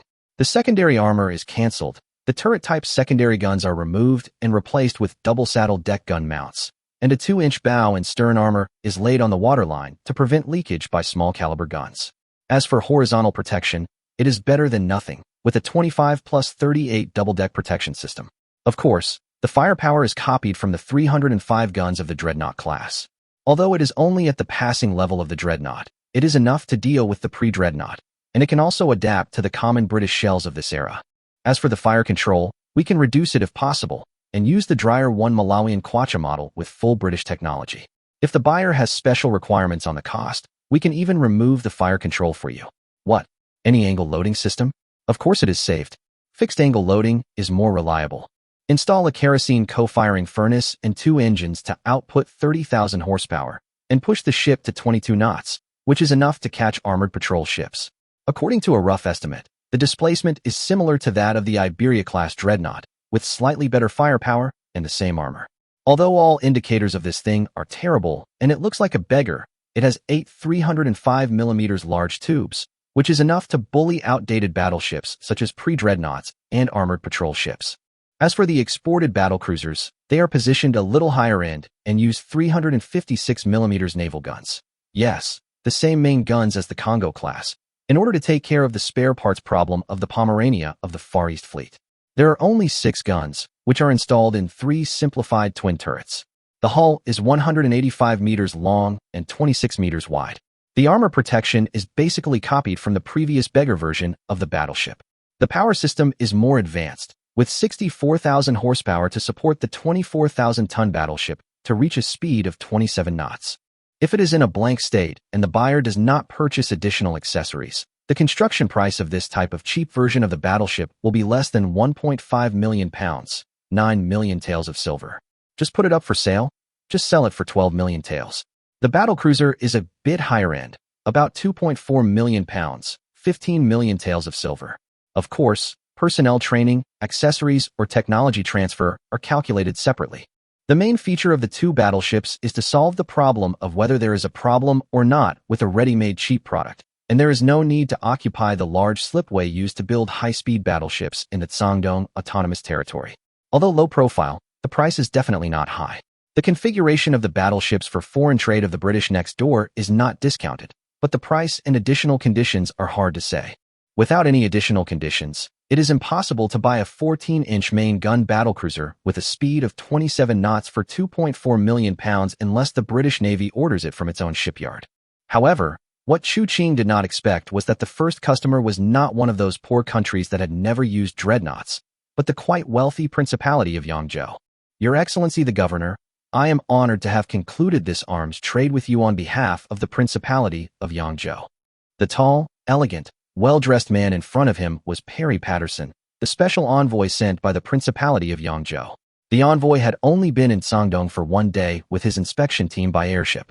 He had not even carefully checked the drawings. After a visit to the Xinpu shipyard, he placed an order for 2 battlecruisers and requested special customization based on the original plan, with further upgrades to the armor protection and power systems. Of course, Chu Qing welcomed the god of wealth with open arms and hosted a banquet with his chief of staff Li He and the second-in-command of the Ordnance Bureau Chen Lishu. Both sides toasted and chatted, and both hosts and guests had a great time. Not counting the subsequent personnel training costs, the 35 million taels of silver only covered the price of the ship and armaments. The special envoy paid 30 immediately after the contract was signed. Such a high advance payment ratio is not common, even if the relationship between the two parties is relatively friendly. Without Li He's hint, Chu Qing also understood the intention of the Principality of Yangzhou. They hoped to obtain technology transfer. Our country is very interested in your shipbuilding technology. If you are willing to provide us with some technical assistance to help us build advanced battleships. Sure enough, halfway through the banquet, Special Envoy Perry Patterson spoke tentatively. I can pay another 10 of the total contract price on behalf of the Principality of Yangzhou and purchase all the main components of an additional battlecruiser. Chapter 164 Big Purchase. Hiss. The people present from Sangdong all took a deep breath in their hearts, and Chu Qing was even more amazed at the wealth of these businessmen. As for technology transfer, it depends on the object. If it is a country like the Kingdom of Iberia, which is still quite a distance away from producing its own dreadnoughts, Chu Qing is not very willing to provide technical assistance. After all, finished products are the most profitable. If I sell you the technology, you will not come to me to buy again. However, the situation of the Principality of Yangzhou is a bit special. Yangzhou itself is extremely rich in mineral resources. As the largest free trade market on the Blue Star in this plane, it has huge funds, but it does not have a fleet strength to match it. The only large battleships it has are 3 Indefatigable-class battlecruisers that came down in the Miracle Storm. The plan to build its own dreadnoughts has been implemented for a long time, but there has been no news of any major progress. Faced with this very wealthy buyer who lacks a little bit of technical skills, after exchanging glances, a few people decided to add the icing on the cake. Indefatigable-class battlecruiser Australia. I don't know why I can illustrate again. After receiving Chu Qing's affirmative answer, Special Envoy Perry Patterson immediately smiled happily. In fact, the main purpose of the trip to Sangdong was to obtain the construction technology of advanced large battleships. The 8 305mm naval guns of the Indefatigable-class battlecruiser of the Yangzhou Navy were quite powerful in the past, but now that super dreadnoughts are becoming more and more popular, they are no longer so powerful. The East Sakura Empire is rising strongly. The contradiction between Britain and the Iron Blood Kingdom is becoming more and more acute, and the White Eagle Federation and the Iberian Kingdom are fighting in Luzon. The surrounding situation is becoming increasingly tense, and the Principality of Yangzhou also feels the urgent need to strengthen its armaments to protect itself. In fact, Yangzhou had already begun seeking to purchase or build dreadnoughts, or even super dreadnoughts to strengthen its fleet. However, the conditions for exporting dreadnoughts from various powers were very harsh, and they also had strict control over related technologies and were unwilling to leak any information. They also did not have relevant shipbuilding industry talents, so even if they invested a lot of money, they had not yet achieved full success. However, its actual progress is faster than the outside world knows. By reverse engineering a tireless-class battlecruiser in poor condition and purchasing related equipment at high prices, the USS Canada is now able to produce major components such as 305mm guns and steam turbines. However, it is still unable to produce the most advanced Krupp-style carboized armor steel and lacks further integration and design capabilities. In general, it is missing the last few pieces of the puzzle. Yangzhou hopes to obtain technology transfer through cooperation with the rising Sangdong, crossing the threshold of large battleships in one fell swoop, and at the same time further deepen the connection and cooperation between the two sides. If they really can't get the technology transfer, it's no big deal, because in fact, the Principality of Yangzhou has already stepped on the threshold of the dreadnought. Even without Sangdong's help, they will definitely be able to break through in time. If it doesn't work, they can retire an Indefatigable-class battlecruiser and conduct a thorough reverse engineering and copy the design again. Anyway, they have already ordered new ships to fill the gap in the fleet strength. For the complete set of blueprints for this type of battlecruiser you ordered, you only need to pay an additional 8 million taels of silver. Chu Qing made an 8 gesture, Of course, if you need us to provide additional technical guidance during the construction process, the cost is 4 million taels, and we will also give you the blueprints for another type of foreign trade dreadnought. As for the price of all the main components of this class of battlecruiser, I will calculate it as soon as possible and give you a quote. What do you think, Mr. Envoy? Deal. Perry Patterson shook Qiancang's outstretched hand. I will prepare the subsequent specific contracts as soon as possible. Happy cooperation. It's a pleasure to work with you. The people present shook hands with the special envoy in celebration. After another round of toasts, Qiancang suddenly thought of whether he could take the special envoy to the weapons testing ground of the Ordnance Bureau to see the tanks. Maybe he could do another business deal. Boom. The tank prototype, which retains its original metallic color and shines silver, drove on the large washboard road and tidal flat terrain of the weapons test site, demonstrating good maneuverability and terrain adaptability. The 12.7mm large-caliber machine gun, it was equipped with also easily penetrated common breastwork bunkers, showing good breakthrough capabilities overall. Washboard road used to test the performance of tank suspension systems. However, these did not seem to attract the attention of Special Envoy Perry Patterson. He just nodded in praise out of courtesy. After all, as a naval officer, he was accustomed to heavy firepower, and machine guns were nothing. The subsequent artillery firing test aroused his interest. After seeing that the 47mm artillery failed to penetrate the front sloped armor of the tank at a distance of 100 meters, he looked at Chun Leshu, who was receiving him, and said, "This weapon called tank is indeed a good mobile fortress. It is difficult to destroy for the land forces of most forces in this world. If it is used as equipment for the beach garrison troops, it can effectively delay the enemy's landing process. It can also effectively support weak points when placed behind the defense line." Qiancang could only smile bitterly in his heart after hearing this. Mobile bunker? It seems that the tank's breakthrough ability is not reflected at all. In fact, it is not Perry Patterson's fault. After all, there are very few large-scale land conflicts in this dimension. Most of the land battles are landing battles and close-range street fighting. Tanks without amphibious capabilities will find it difficult to complete the task of covering the infantry in the first wave of attack. In this dimension, only medium-sized and larger cargo ships can carry large land combat equipment, such as tanks, into the landing site. If this type of equipment can dock, it means that the port has been taken, and then the necessity of tanks will not be so great. It seems like it's time to bring out another type of equipment. Mr. Special Envoy, do you think that tanks cannot play a role in landing offensive operations? Seeing that Perry Patterson did not comment, Su Zhonghu took out a design sketch and said, "You can take a look at this.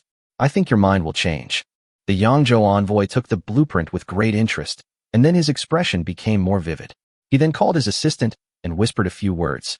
Smiles also crept up on Qiancang and the other's eyebrows. The amphibious tanks under development were naturally not taken out. What Qiancang took out was the first tank landing ship in this plane. According to the classification of later generations, it was medium-sized, with a displacement of 130 tons.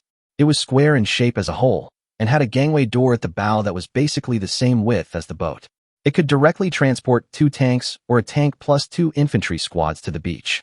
The only drawback was that it used a coal-fired boiler due to economic reasons, which affected the space and carrying capacity inside the boat to a certain extent. "I will order 50 tanks on behalf of the Principality of Yangzhou." Perry Patterson turned around with a smile. "As for the landing craft, we will finalize the specific purchase plan later." Chapter 165, Mr. Holland. Although the Principality of Yangzhou itself does not have much demand for this obviously offensive equipment combination, it is different for other powers. Even though the envoy didn't know much about land warfare, he could see that the combination of landing ships and tanks could completely determine the outcome of a landing operation. This new equipment certainly contained huge business opportunities. That evening, Special Envoy Perry Patterson delivered a contract, which included 50 tanks and 30 medium-sized landing craft. With the battlecruiser contract as an example, the total price of 6 million taels did not seem too surprising. Yangzhou wanted to buy more, but the production capacity of the Sangdong Autonomous Territory was limited, and it had to give priority to ensuring its own equipment. The configuration of foreign trade warships is not very good, and the foreign trade tank models have naturally been reduced. For example, the engine horsepower is smaller than the original. In order to ensure the supply of high-strength and high-toughness steel for the torsion bar suspension of domestic tanks, the suspension of foreign trade tanks has also become a leaf spring type. However, the thickness of the front armor has also been weakened to 25 millimeters, so the maneuverability is not much different. Of course, the main weapon is only equipped with a machine gun. When everyone from Yangzhou left the next day, Qiancang personally led the autonomous region's senior officials to watch them board the airship, grinning from ear to ear. The total amount of this arms transaction with the Principality of Yangzhou was approaching a terrifying 60 million taels of silver, of which the advance payment reached 20 million taels. Who wouldn't be happy to see so much silver flowing into their pockets? However, Qiancang's excitement did not last long. An uninvited guest came to his office and asked for money. Uncle Zhang is here to lobby for Mr. Ma again, Qiancang said with a wry smile, looking at Zhang Shaoan, the Minister of Finance, who had fiery eyes in front of him. Zhang Shaoan was the original top scholar in the Blue Star Plane, and the old ma mentioned by Qiancang was Ma Xiangbua, the current Minister of Education of Cangdong Autonomous Region. They both agreed that although Cangdong now has a large number of skilled technicians and junior and mid-level engineers, as well as a naval academy, if it wants to continue to develop, it still has to establish a new comprehensive institution of higher learning to cultivate high-level talents and engage in scientific research. Therefore, they often come to persuade Qiancang to set up a university. However, due to continuous wars and financial difficulties, the plan to run a school was temporarily shelved and was rejected every time by Qiancang on the grounds of immature timing and insufficient funds. Now that he saw that the Principality of Yangzhou had contributed a large sum of money and the financial accounts had become more affluent, Zhang Shaoan went to Qiancang's office again. In fact, Qiancang also understood that science and technology are the primary productive forces, and scientific and technological talents are also an extremely important part of competition, and this is precisely Cangdong's weakness. Although he owns the Spacetime Mall and can unlock the technology of the original plane Blue Star, the technological development speed of Blue Star may not be much faster than this plane, and the technological development trajectory of this plane may not necessarily overlap with that of Blue Star. Institutions of higher learning not only cultivate their own talents, but also attract outstanding talents from outside. Qiancang also hopes to use the excuse of running a university to lure a few good talents from the Iron Blood country to Cangdong. Moreover, some of the technologies that are ahead of their time and can be exchanged in the Spacetime Mall cannot appear out of thin air. It would be more reasonable to have a university to cover them up. Now that we have money, the wars in Cangdong and Cangnan have been settled, and the powers such as Britain have withdrawn, the situation has stabilized. It is a rare development opportunity, and it is time to open a university. Well, I can see clearly the sincerity of the two directors. Qiancang took out a blank order template and began to write and draw on it. Right now, it is indeed time for Cangdong to develop education. Choose Shinpu as the site to establish Cangdong University. Special approval is given for the first batch of school funding, which is 5 million taels of silver. The funds will be used exclusively for the purpose. While Cangdong was seizing the opportunity to develop intensively, the White Eagle Federation on the other side of the ocean was also not idle. Mr. President, the fleet bound for Qiancang has set sail. President McKinley's assistant handed a report to his desk. In addition, the battle in Havana is drawing to a close, and the stars and stripes are flying on the top of Mount Cantero. McKinley opened the report, which contained information about the Second Fleet heading to the Qiancang Sea. Britain and France withdrew their tentacles from the waters of the former Qiancang Empire, while the Cangdong Autonomous Region and the Iron Blood Kingdom are in full swing. Now the eyes of the great powers are on the weak Second Empire. Previously, due to insufficient troops, the White Eagle Federation Task Force could only play a supporting role in the war in the North Zhangxi area, so that a large piece of the pie was snatched away by the Dongying Empire, which made Congress very dissatisfied.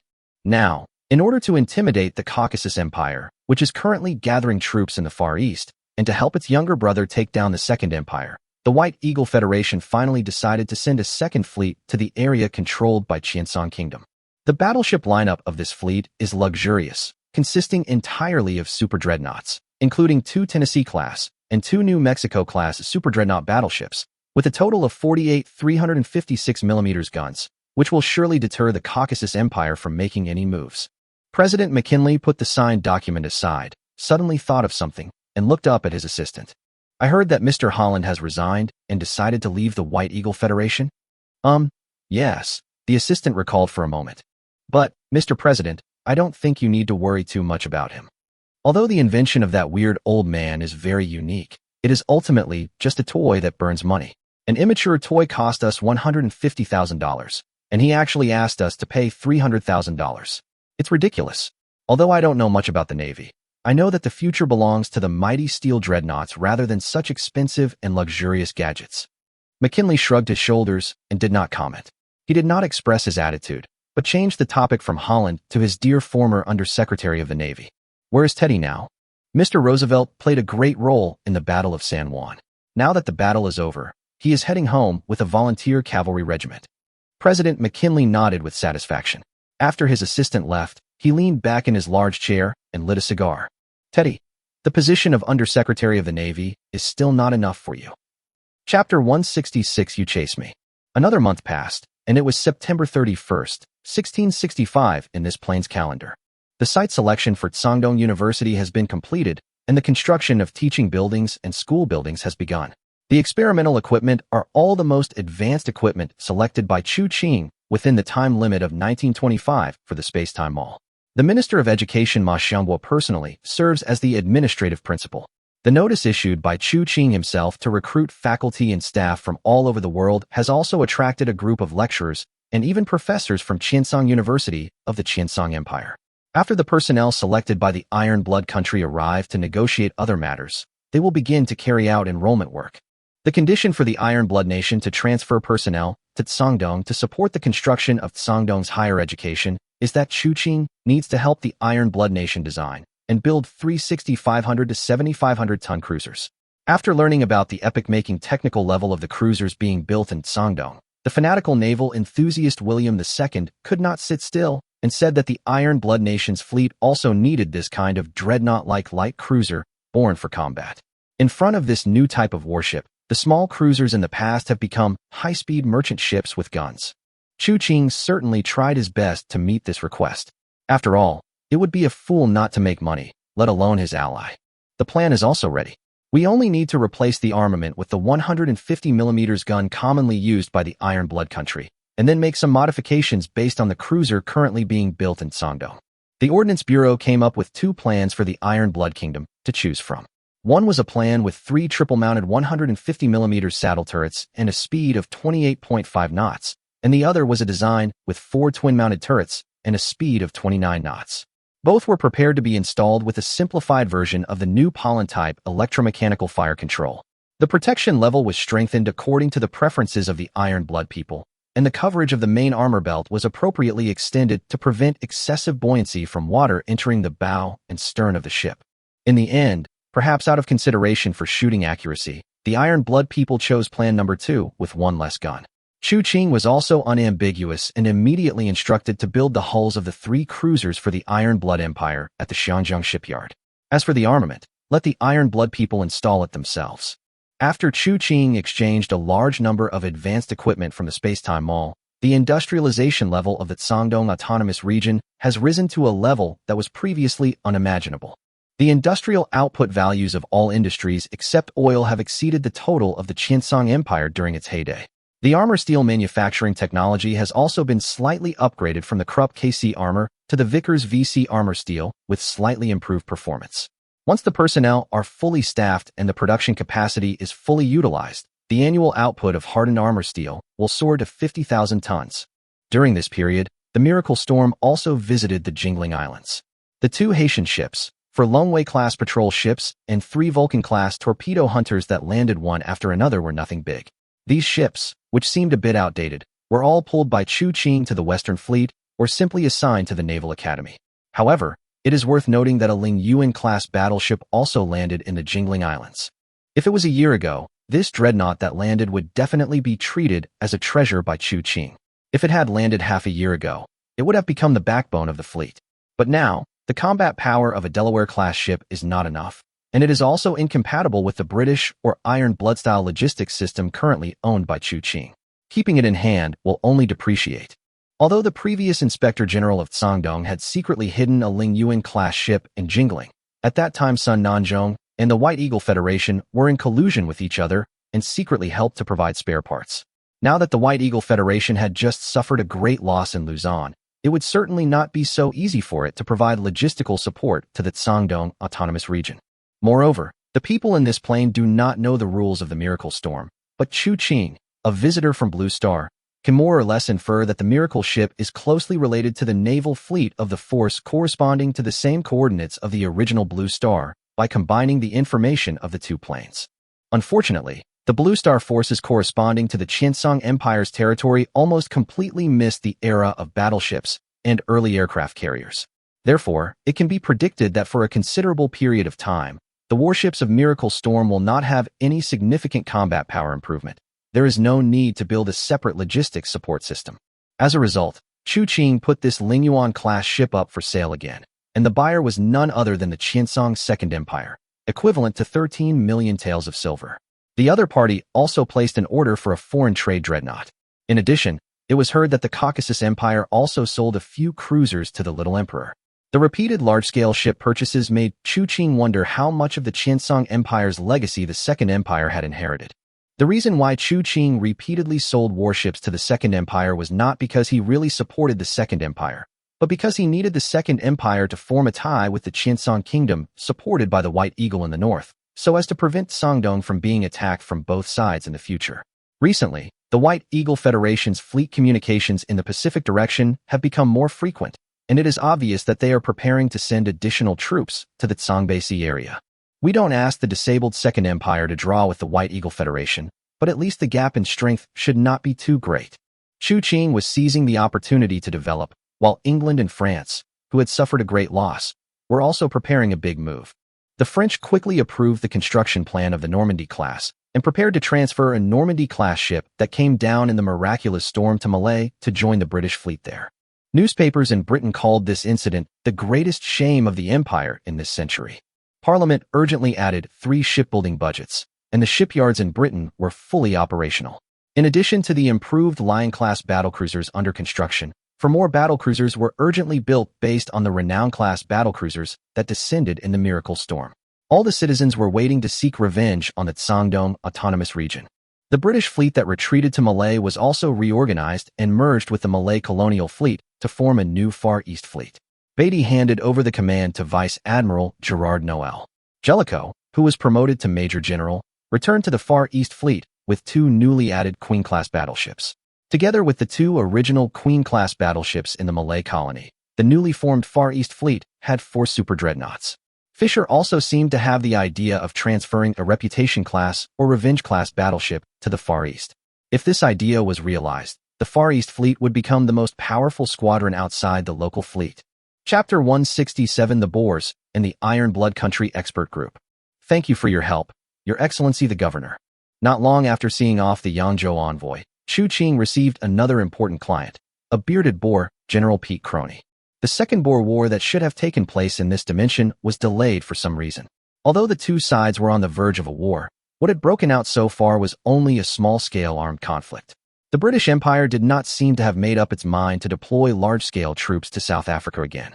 However, the Far East had already suffered a failure, and the British would certainly not be willing to lose control of the huge wealth of South Africa. War was imminent, and General Pete Crony, one of the senior commanders of the Boer armed forces, had to come to Sangdong in person to purchase weapons. Compared with naval equipment, the Boers went to Sangdong to buy light firepower such as rifles and light and heavy machine guns. General Crony asked for 70,000 rifles and 2,500 light and heavy machine guns. However, when Qiancang placed the quotation in front of General Crony, the dark-skinned General Bull frowned and whispered something in the translator's ear. Your Excellency the Governor, is the offer you made too insincere? Crony pointed to the price of the rifle on the quotation sheet, which was 80 taels of silver, and shook his head in dissatisfaction. Even the Mauser Q-98 rifle originally produced in the Iron Blood Empire only costs 20 taels of silver in the market. You are selling the same product for 4 times the price. According to your words, this should be called taking advantage of others' misfortune and raising the price, right? Qiancang looked at General Crony with a frown on his face and couldn't help but laugh. Your Excellency, the General may not know that our rifles use 7.92 mm ammunition, but they are not the Q-98 type used by the Iron Blood Nation. Please follow me. Arriving at the underground shooting range of the official residence's guard platoon, Qiancang reached out and took the guard's semi-automatic rifle and handed it to General Crony. It is 2 levels stronger than the British Lee Enfield rifle. The latter has been in battle for a long time, so he can naturally see that this gun is very different from the Q-98. Bang! Bang! After pulling the trigger twice, 2 bullet holes appeared in the small circle of 10 on the target board. General Crony's frown was completely relaxed, and Qiancang also released the resonance amplification field. It is indeed a semi-automatic rifle, and it is surprisingly easy to use. Governor, please forgive me for my rudeness just now. Such a rifle is indeed worth 80 taels of silver. We need 70,000 pieces. When can you deliver them? Well, because our own armed forces are also waiting for replacement equipment, and the production capacity is limited, so. I understand. Friends in Qiancang, please rest assured that funds are not a problem. We can use gold for settlement. Pay a 30 deposit first, and after the delivery is completed, we will settle all the payments at the agreed port in Yangzhou. With a magnanimous wave of his hand, General Crony controlled the Orange Free State and the Transvaal Republic, which were controlled by the Boer armed forces and had large reserves of gold and diamond mines, and the thing they had the most was precious metals. After happily reaching a purchase intention, General Crony went to the Ordnance Bureau's test site to observe the shooting demonstration of the 12.7mm heavy machine gun. He fell in love with the air-cooled version of Lao Gan Ma at first sight and purchased 500 of them. However, when inspecting the light machine gun, General Crony did not show much enthusiasm and even only ordered 500 of them. This is not surprising. The light machine guns currently used by the Shandong Autonomous Territory are not very good. The light machine guns converted from semi-automatic rifles have an inherent defect of low rate of fire. In addition, the weight has increased significantly due to the thickening of the barrel, the addition of heat dissipation components, and the use of drum magazines to increase firepower sustainability. Compared with semi-automatic rifles, the firepower improvement is limited and the mobility is greatly reduced. No wonder the Boers don't want to buy it. General Crony, I think this weapon should also meet your needs. After a brief thought, Chu Qing took a Thompson from the guard of the Ordnance Bureau. It is now called the Type 65 submachine gun within the Shandong Autonomous Territory. Correspondingly, firearms such as the M1916 semi-automatic and the Lao Gan Ma like 12.7mm heavy machine gun have all been given the code named Type 65.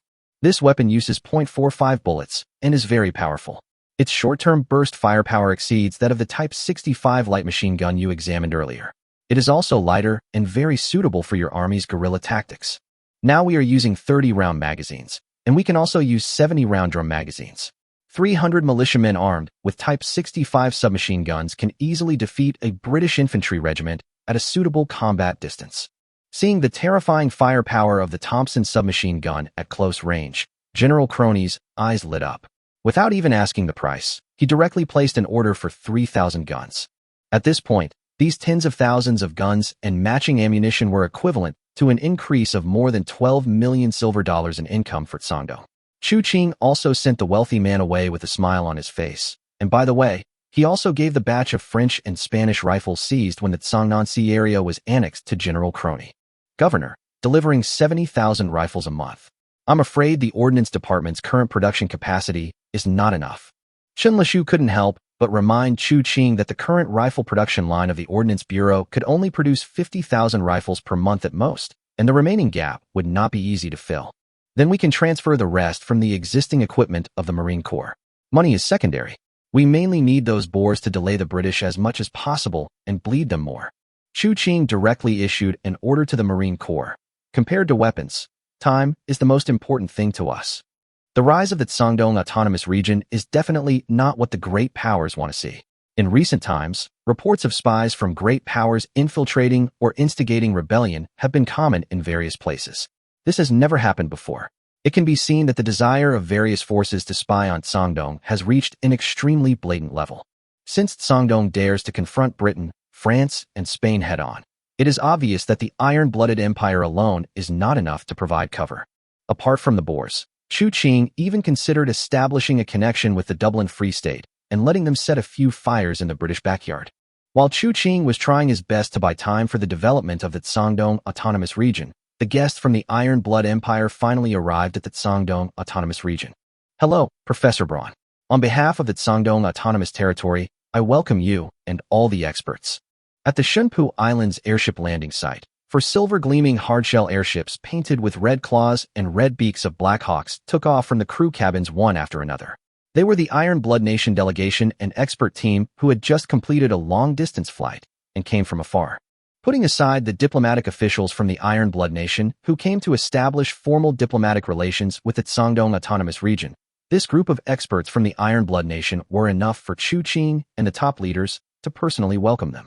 The first batch of experts and professors to provide assistance were directly transferred from various universities and other related research institutions of the Iron Blood country. They were mainly from engineering and science fields. The team was led by electrical and radio experts, Carl Ferdinand Braun, the inventor of the cathode ray tube, who also won the Nobel Prize on Blue Star for his outstanding contributions to the field of radio. The next morning, Professor Brown and others were taken to the warehouse where the experimental equipment was stored to see the research equipment prepared by the Sangdong Autonomous Territory. Professor Brown and his colleagues knew little about the distant country of Qiancang. They only knew that it was once quite prosperous hundreds of years ago, but had gradually declined in the past 100 years due to internal strife. It had made basically no achievements during the period of modern technological explosion, so it needed assistance from the Iron Blood Empire. However, the various instruments stored in the warehouse seemed to be behind the current most advanced level, and many of the brand new equipment were things that even these professors had never seen before. How is this different from the rumors? Chapter 168, Shocking Change. Chu Qing waved his hand, signaling his men not to stop this group of professors from touching the instruments. Although he had a blank expression on his face, he was secretly very happy in his heart. The prices of these devices in the Spacetime Mall were very expensive, and he would not be able to fail to shock you natives. For this group of experts from the Iron Blood country, Chu Qing not only expected them to teach students, but also hoped that they could use these equipment to make some technologies appear in this dimension in advance, such as radar. Professor Braun and another engineer, Christian Hausmayer, were both specifically requested by Chu Qing from the iron-blooded Chinese people in order to pave the way for the emergence of radar.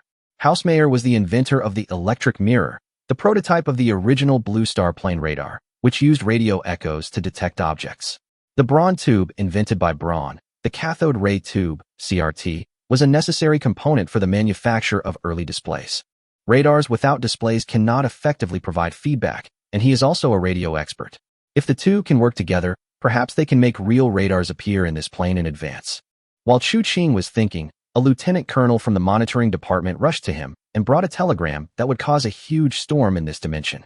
At the same time, the Kyoto Bay waters of Tateyama. Boom! An old, disarmed Matsushima-class ship was lifted off the water in a violent explosion. The hull was torn apart by the vibration and quickly sank to the bottom of the sea. On the Tenryu-class light cruiser observing from a distance, the Tosakura officials from the Naval General Staff and the Naval Headquarters cheered. Yes, this was the scene of the last test of the Dongying Empire's first practical oxygen torpedo. The Dongying Empire in this dimension was very lucky. After only a few explosions, they found the trick of first letting in air and then pure oxygen. Later, based on the 8th year Type 610mm torpedo, they successfully developed this prototype oxygen torpedo. The indicators of this type of torpedo are terrifying. It can carry a 500 kilograms warhead and travel 20,000 meters at a speed of 50 knots. If the speed is reduced, its range can even exceed the main gun of a battleship and reach 40 kilometers. Captain Kishimoto has made a great contribution to the creation of such a powerful weapon. The head of the second section of the first department of the Naval General Staff looked at Captain Kishimoto Kakaharu, who had just joined the Naval General Staff, with satisfaction. It was he who discovered the compromise method of passing air first, and then passing pure oxygen after the air was exhausted.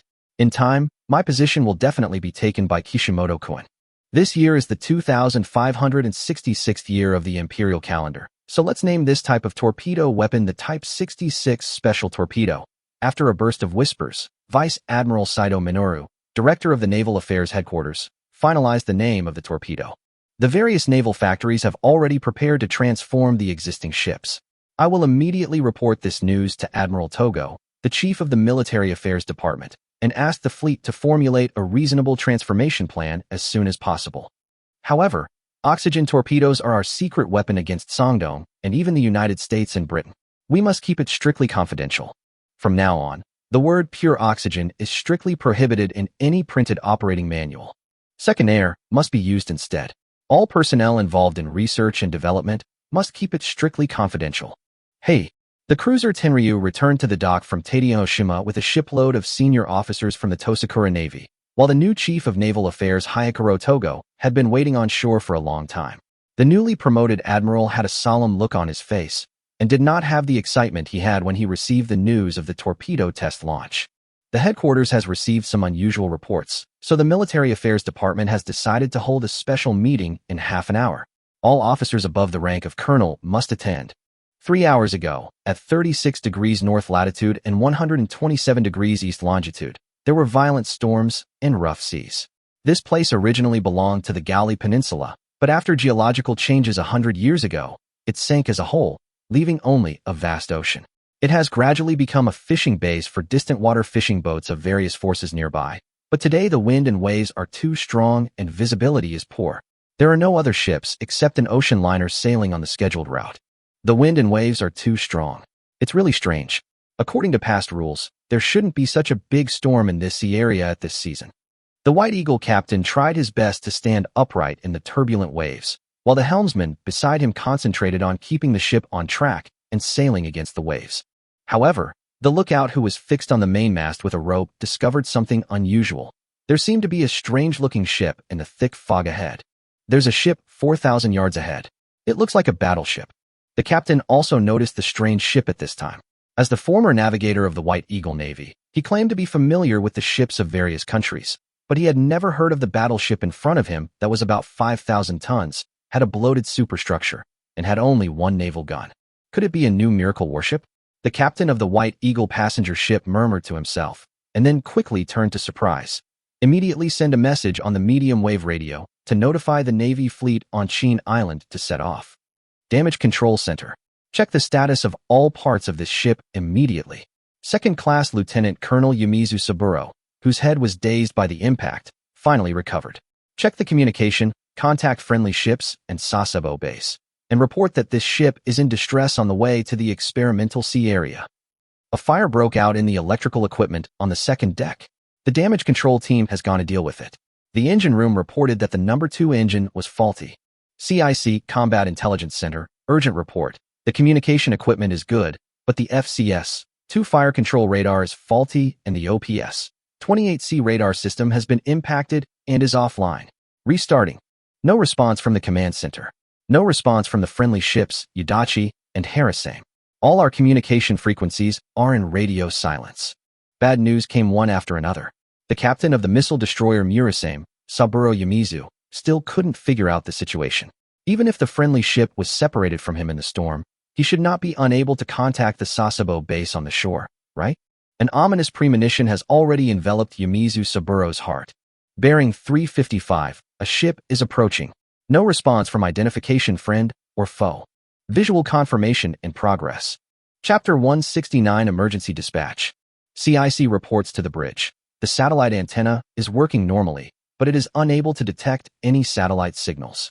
The communication device in the bridge sounded again, but still did not bring good news. Inside the bridge of the Murasame, a group of self-defense force officers were holding up binoculars and carefully observing the old antique passenger ship that passed closely by the Murasame. The more they looked, the more confused they became. This type of passenger ship is still in operation and is so well maintained. It should have been phased out long ago. The crew's clothing is also wrong. Navigation Chief Katakawa Seiichi couldn't help but complain. Are we really going to another world like in those light novels? Maybe it's true.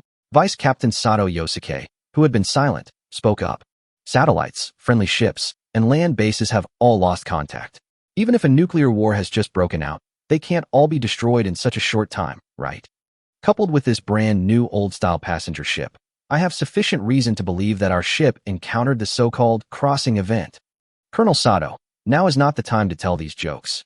Yumizu, sitting in the captain's seat, propped up his head and spoke, but was immediately interrupted by Sato. Look at the report from the sextant of the lookout team. Captain Yumizu, we are now more than 300 kilometers away from our original position. We have now reached the waters of the Galley Peninsula. Is this normal?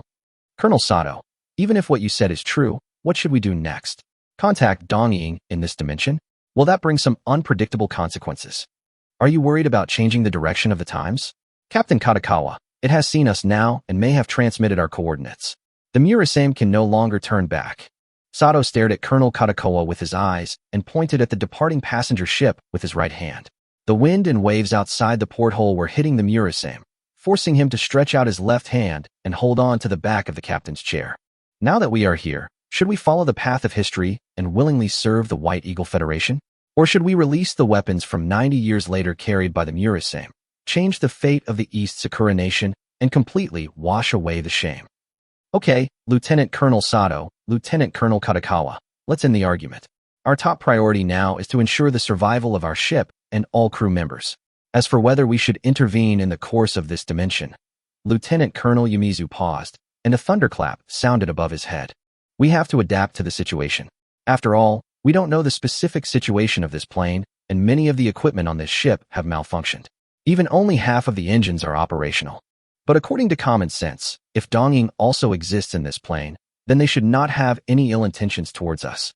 In order to obtain fuel and supplies, I suggest that we immediately send a message according to the recorded communication frequency and code of the old Dongying Navy, and give priority to contacting the Dongying forces in this plane. The merchant ship was flying a flag with 45 white stars, which corresponds to the style of the White Eagle Federation from 1890 to 1908. It is speculated that the technological level of this plane should have reached the early 20th century, and diesel should have appeared at least. Yumizu cleared his throat. Turn on the microphone inside the ship. I want to speak to the entire ship. Gentlemen, if the contents of this telegram are accurate, then we are undoubtedly facing an enemy that far exceeds our current understanding. At the fleet's emergency meeting, Qiancang faced a group of senior officials with a serious expression, while the attendants quickly distributed the enemy situation briefing written by Qiancang himself to everyone. Based on these 3 pieces of intelligence, we can be sure that this miracle battleship that has landed is already under the control of the Dongying people, and the White Eagle Federation has learned of this news. The communications at the Qingdao base have also become active, so they are very likely to be involved.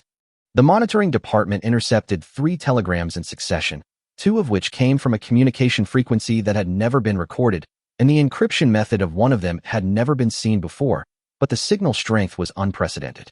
Qiancang used the intelligent brain to analyze the encrypted telegram and combined it with the other 2 intercepted telegrams. A sense of crisis instantly surged in his heart, and he immediately convened an emergency meeting and ordered the fleet to prepare for battle. A damaged Murasame-class guided missile destroyer appeared in the waters of the original Gaoli Peninsula, with crew members from the East Sakura Maritime Self-Defense Force from another time and space on board. The most important thing is that the ship has also tried to contact the East Sakura Empire. The threat behind this is self-evident. The Qiancang Autonomous Region and the Dongying Empire are in a hostile relationship, and as warships from another dimension, the Dongying Maritime Self-Defense Force will never have a friendly attitude towards the Qiancang Navy. Once the ship successfully arrives at the Dongying Empire, Qiancang cannot imagine how terrifyingly high the technological level of the latter will be pushed to by the technological products that are decades ahead and the basic scientific knowledge of the crew. A device that can overcome the curvature of the blue planet and search for targets 100 kilometers away, an anti-ship weapon with a range of over 100 kilometers and a very high hit rate, and a torpedo that can autonomously seek out targets to attack. Compared with these terrifying weapons, its speed of over 30 knots and excellent acceleration performance seem mediocre. Is this the level of technology that is 80 years ahead of the current era? Chief of Staff Zhong Qilin looked at Qiancang in disbelief. After receiving a positive answer, he sighed, I really can't imagine what the Dongying people will do with it. Fortunately, it is not at full combat capability right now. Judging from the message, it has lost half of its power, and its weapon system also seems to have some problems. Qiancang comforted everyone. It's not that we can't deal with it in this situation, but if it reaches the Dongying Empire and regains its full combat capability, it will cost a huge price even if we sink it. Notify Chief of Staff Li that all surface warships of the Northern Fleet with a speed of more than 24 knots leave port and head to Gaoli Sea to search for targets. The Eastern Fleets Qixia, Wui, and Tianzhu will finish formation training and head to Tongzhou to join up with the 1st Destroyer Squadron. I will personally command from Tianzhu later and issue specific action rules. We must intercept it outside Dongying's territorial waters at all costs. Also, unless there is a direct order from me, seaplanes and submarines must not be deployed. Yes. The Murasame-class guided missile destroyer originally launched by the East Sakura Sea of the Blue Star in 1996 is the first destroyer equipped with an active phased array radar. Its situational awareness capability is unparalleled in this dimension, and its air defense and anti-submarine capabilities are its strengths. It is basically wishful thinking to confront it with the baby-like air and underwater forces of the Qiancang Autonomous Territory. The rapid-fire artillery on it is not something that 1 or 2 small and medium-sized ships can easily deal with.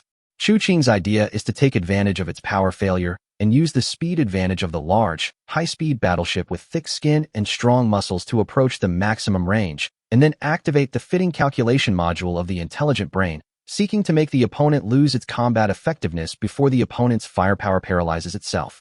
Chapter 170 Chasing. Chris, tell me how long this voyage will take.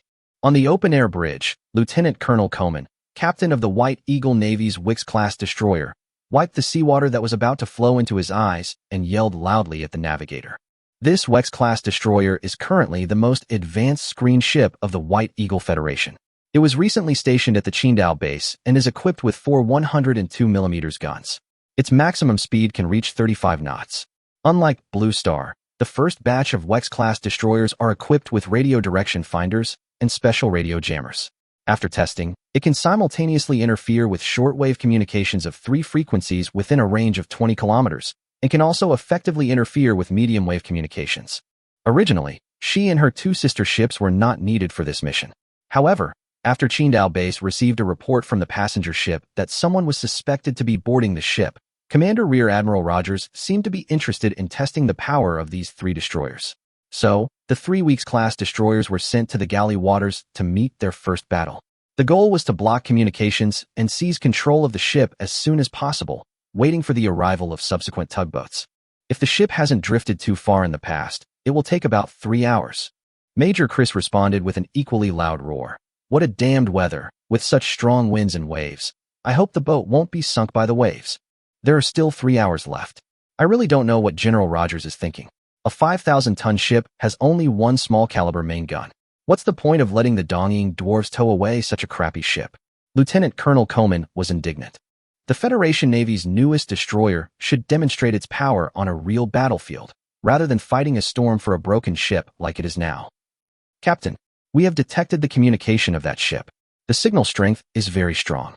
It is still using the communication frequency of the East Sakura Navy, but the content is coded and cannot be deciphered. The direction finder determines that the other party is located in our southwest direction.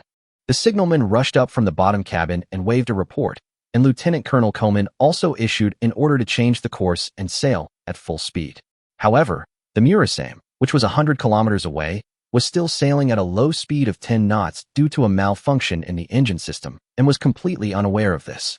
Damage Control Center reports to the bridge. Inspection found that some circuit components of the Type 90 missile launch tube and Mk-41 VLS were damaged and temporarily unable to work. However, the OPS-28 search radar system is expected to be back online within 4 hours. The navigation radar and FCS-2 fire control radar have also returned to normal. It's good news. If the launch device is repaired, we will regain full combat capability. Captain Yamizu straightened his white Maritime Self-Defense Force uniform, a hint of joy finally showing on his face. Although the most powerful Type 90 anti-ship missiles cannot be used for the time being, the auto-naval guns and ESSM missiles can be used. Coupled with the 16 ASROCs loaded in the VLS, vertical launch system, it can also carry out anti-ship strikes in emergencies. Once the repairs are completed, the Murasame will be invincible in this space and time. Agreed, Colonel Katakawa. The warhead of the ASROC anti-submarine missile is a lightweight 46 Malawian Quachis torpedo. Although it has a small caliber and light weight, the warships in this dimension should not be able to avoid the attack of this acoustic homing torpedo. Katakawa, you should know something about the Navy of the old times, right? Which is the most powerful battleship in this plane now. Judging from the flag flying on the White Eagle passenger ship, the time of this plane is no later than 1908. Combined with the tonnage and style of the passenger ship, the most powerful warship at present should be the British Navy's Dreadnought-class battleship. Captain Katakawa answered the captain's question confidently. As a fan of big ships and big guns, he knew all about early battleships. Although 10-12-inch cannons are powerful, they are far less swift and accurate than the Murasame. Since this dimension is different from our history, the Mikasa may not have encountered that accident and is still serving in the old Navy. I really want to see her heroic appearance as a battleship. When he thought of these famous ships in the history of Tosakura, Captain Sato, who was standing in front of the porthole, could not control his desire in his heart. Don't be so excited, Lieutenant Colonel Sato. Judging from the information we have, we may not be welcome even if we arrive at Sasebo port. Second Lieutenant Colonel Yamizu interrupted Sato's daydreaming in time. In the previous communications with the Dongying Empire of this dimension, the other party was very cautious and only asked Murasame to go to Sasebo port with the reception fleet, and to be careful of the White Eagle Navy fleet stationed at the Qingdao base and the Qiancang Navy in the south. All other information was no comment. Although the command of Murasame did not know why the Gali Peninsula no longer existed, why there were White Eagles on Qin Island, and did not know what the weak Qiancang Navy needed to pay attention to at this time, they could judge that this plane was obviously different from Blue Star. CIC calling the bridge. CIC calling the bridge.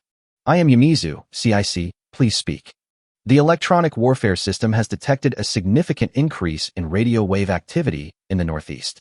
Based on the intelligence provided by the Qiancang Empire in this plane, it is determined to be a military frequency of the White Eagle Federation. The direction of the signal source is being determined.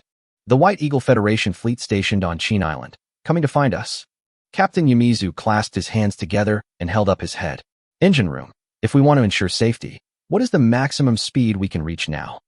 Engine room reports to the bridge. Half of the ship's engine group is out of order. The maximum speed is expected to be no more than 20 knots. 20 knots. Yamizu looked at the navigator Katakawa, who told him with certainty that this speed was not enough to outrun the Blue Star's 1908 level reconnaissance ships. Okay then. Increase the speed to 16 knots. Get the sea radar back to work as soon as possible. Turn on the air search radar and mobilize the entire lookout team to be on full alert for both the air and the sea. Yamizu stood up and left the red captain's seat, walked to the porthole, looked at the Oto Malara 76mm naval gun with a maximum firing rate of 120 rounds per minute and the 16-unit 41 Malawian Kwacha's vertical launch system on the front deck, and thought for a moment. Have the Seahawk ready for takeoff and provide aerial reconnaissance for this ship. If it is confirmed that the other side is hostile and may pose a threat to our ship and our 160 crew members, the use of force in self-defense is allowed. Chapter 171 Hellfire. On October 3, 1665 of the calendar of this plane, in the waters of Uing Peninsula, the weather of raging winds, raging waves, and heavy rains has passed, and the fleet of the Shandong Navy is advancing at full speed. The giant ship in the middle that towers like a mountain is the Qi-class battleship Tenju, accompanied by 2 Admiral-class battlecruisers. The previous bad sea conditions made the wave problem on the rear deck of this class of ships even more serious. Originally, as a battleship, it should have been named after the archipelago instead of the mountain named Tianju. However, the old-fashioned people in the fleet stubbornly believed that this high-speed battleship with a maximum speed of nearly 30 knots belonged to the category of battlecruisers. Coupled with the support of the officers and soldiers of the ship, this high-speed battleship was given the title of battlecruiser in a confused manner. Since it was not a fleet-decisive battle between battleships, the deployment of the fleet was different from normal circumstances. Chu Qing took into account the gap in technological levels and knew that it was almost impossible for destroyers and cruisers to cause any damage to the Murasame class. Therefore, the 4 Shakespeare-class destroyers and 4 Hawkins-class heavy cruisers dispatched by the 2 fleets did not serve as the vanguard in front of the main battleships, but together with the rest of the Northern Fleet ships, conducted search and reconnaissance of the Donging-Jing fleet in the waters south of the Gali Peninsula. The main fleet consisting of 3 high-speed large warships headed straight for the coordinates reported by the White Eagle passenger ship, while 2 slower Queen-class battleships followed behind the light ships to prevent the White Eagle Federation Qingdao fleet from launching a surprise attack or annihilating the Donging reception fleet. Governor, this is the report from the monitoring station. After sorting out the deciphered telegrams, we can conclude that the Qingdao base of the White Eagle Federation Navy dispatched 3 new destroyers to Gali, and they seem to have discovered the Donging battleship. So, she's probably here. 10 o'clock on our current course. Lieutenant General Zhong Qilan quickly marked the approximate location of the Donging battleship on the nautical chart. It looks like the White Eagles will make contact with this battleship before us, 4 hours earlier. That may not be a bad thing. Anyway, it is impossible for these 3 destroyers to take it down. Every time we consume its ammunition, our chances of winning will increase. Should we recall other warships? Zhong Qilan asked. No, don't break the radio silence. This will expose our presence in advance. If our 3 high-speed battleships can't solve the problem, then even if we recall the screen fleet, it will be of little use. As a time traveler, Chu Qing clearly remembered that the Murasame was equipped with the NOLQ-9B electronic warfare system. With the electronic technology of decades later, it could easily determine the direction of the radio waves and suppress the communication equipment in his hands, which was only at the level of the 1920s. Chu Qing put down the teacup in his hand and said, "Send flags and light signals to all ships in the fleet. Change course to 341, and move forward at maximum speed. Yes, the radio wave detection module of the auxiliary intelligent brain has been turned on, and no radar signal operating in the C-band has been detected. It can be inferred that the Murasame has not turned on its sea surface radar, or its sea surface radar has been damaged. This is good news, indicating that Qiancang's fleet is not at risk of being exposed for the time being. Before launching, the Type 90 anti-ship missile needs to input the target direction and characteristics determined by the radar, and then the sea anticipation radar provides line-of-sight guidance. In the middle stage, it uses inertial guidance to reach the vicinity of the target, and finally turns on the active radar to autonomously search for the enemy and attack. If the sea anticipation radar cannot be used, then the threat will be greatly reduced. Although the Type 90 anti-ship missile with a smaller warhead and flying at subsonic speed is unlikely to penetrate the main armor belt of a battleship, it can still cause damage to the superstructure and unprotected areas.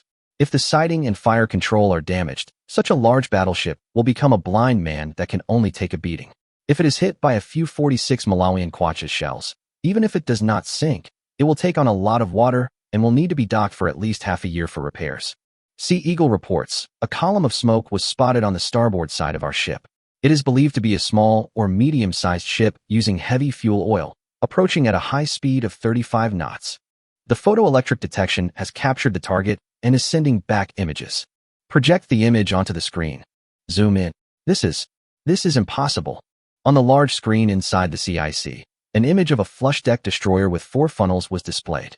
Colonel Katakawa's exclamation was still echoing in the CIC, and the artillery chief Miyazu looked at him with concern. What's wrong, Colonel Katakawa? This battleship shouldn't belong to this time point. Katakawa was shocked. From the outside, this should be a flush-deck destroyer built in large quantities by the White Eagle Navy during the interwar period. Although the specific model cannot be determined, it is definitely not a product before 1908.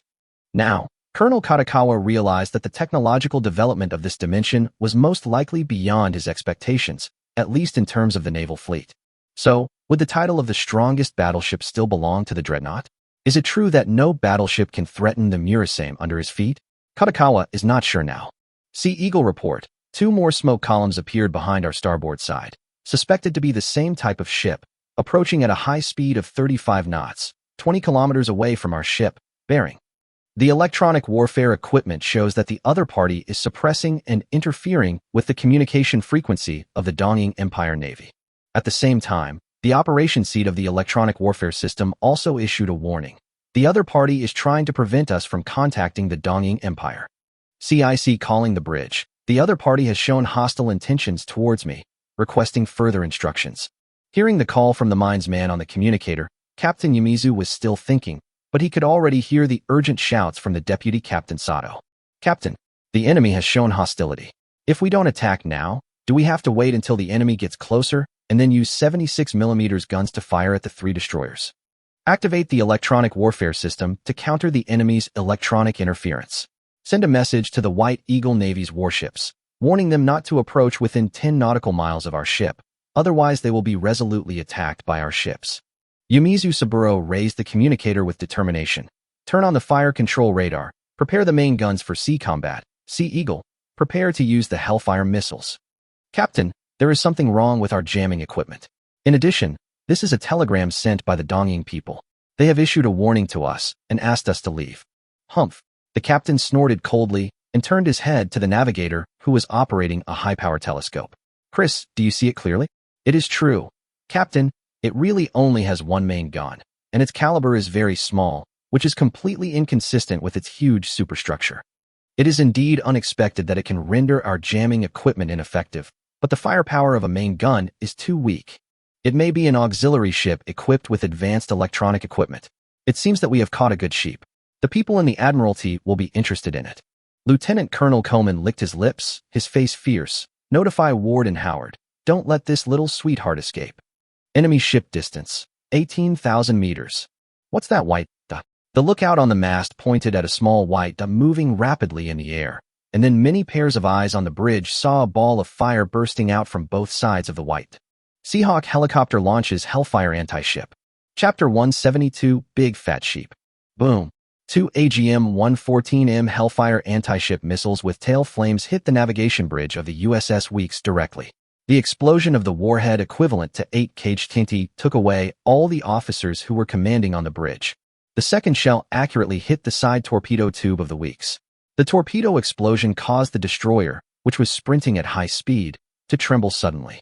The chaos caused by the loss of command greatly hindered the damage control, and a chain explosion occurred again. In the end, the White Eagle Navy's cutting-edge destroyer turned into a floating volcano.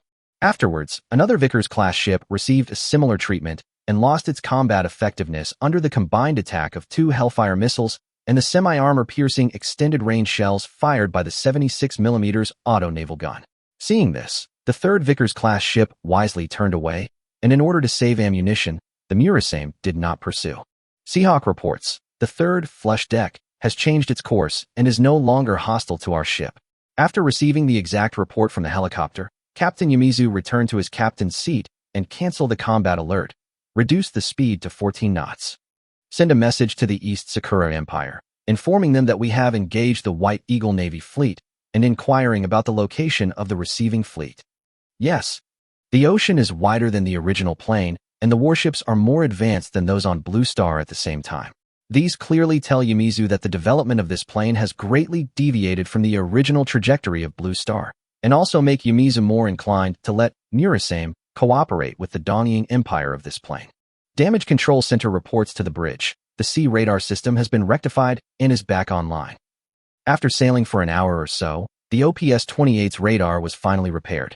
But before Yamizu could be happy, the artillery chief, Miyazu, called out urgently on the communicator. CIC urgent call. Behind the port side of our ship, bearing 274, distance 40 nautical miles, 3 large ships approaching at 30 knots have been spotted. At least they are battleships. 2,000-ton White Eagle destroyers sank in battle, and 1 escaped. The whole process took no more than 10 minutes from the start of the battle. The captain of the Tianju was surprised as he looked at the report in his hand. The signalman on the Tianju has distributed the monitoring reports to every senior officer on the bridge, mainly the reports sent by the White Eagle destroyer to the Qingdao base before and after the battle, and Chuqing once again issued in order to correct the course. Equipped with a 3 to 4-inch rapid-fire cannon with a range of 15,000 meters, extremely fast firing rate, and extremely high accuracy. Zhong Qilan frowned. A weapon launched by an aircraft, with a tail flame, and capable of autonomous attack. Such advanced technology does not conform to the laws of Miracle Storm at all. One ship is fine, but if another fleet comes, we will be too busy to deal with it. Maybe it's just an accident. Chuqing laughed as he marked on the nautical chart. And this may not be a bad opportunity. If we can obtain the finished weapons on it, it will be of great benefit to the improvement of our scientific and technological level. After Chuqing made the last course correction on the nautical chart, the Auxiliary Intelligent Computers Telegraph Monitoring also issued a C-band radio wave scanning warning. Has the anti-sea radar been repaired by now? Chuqing thought to himself, but it's too late. Now, the Murasame, sailing at 14 knots, was like a turtle in front of its Sangdong fleet, which was advancing at 30 knots. The distance between the two sides had been shortened to 40 nautical miles. The Auxiliary Intelligent Brain has a detection function. At this level, it can consume time and space points to conduct a scan with a range of 120 kilometers.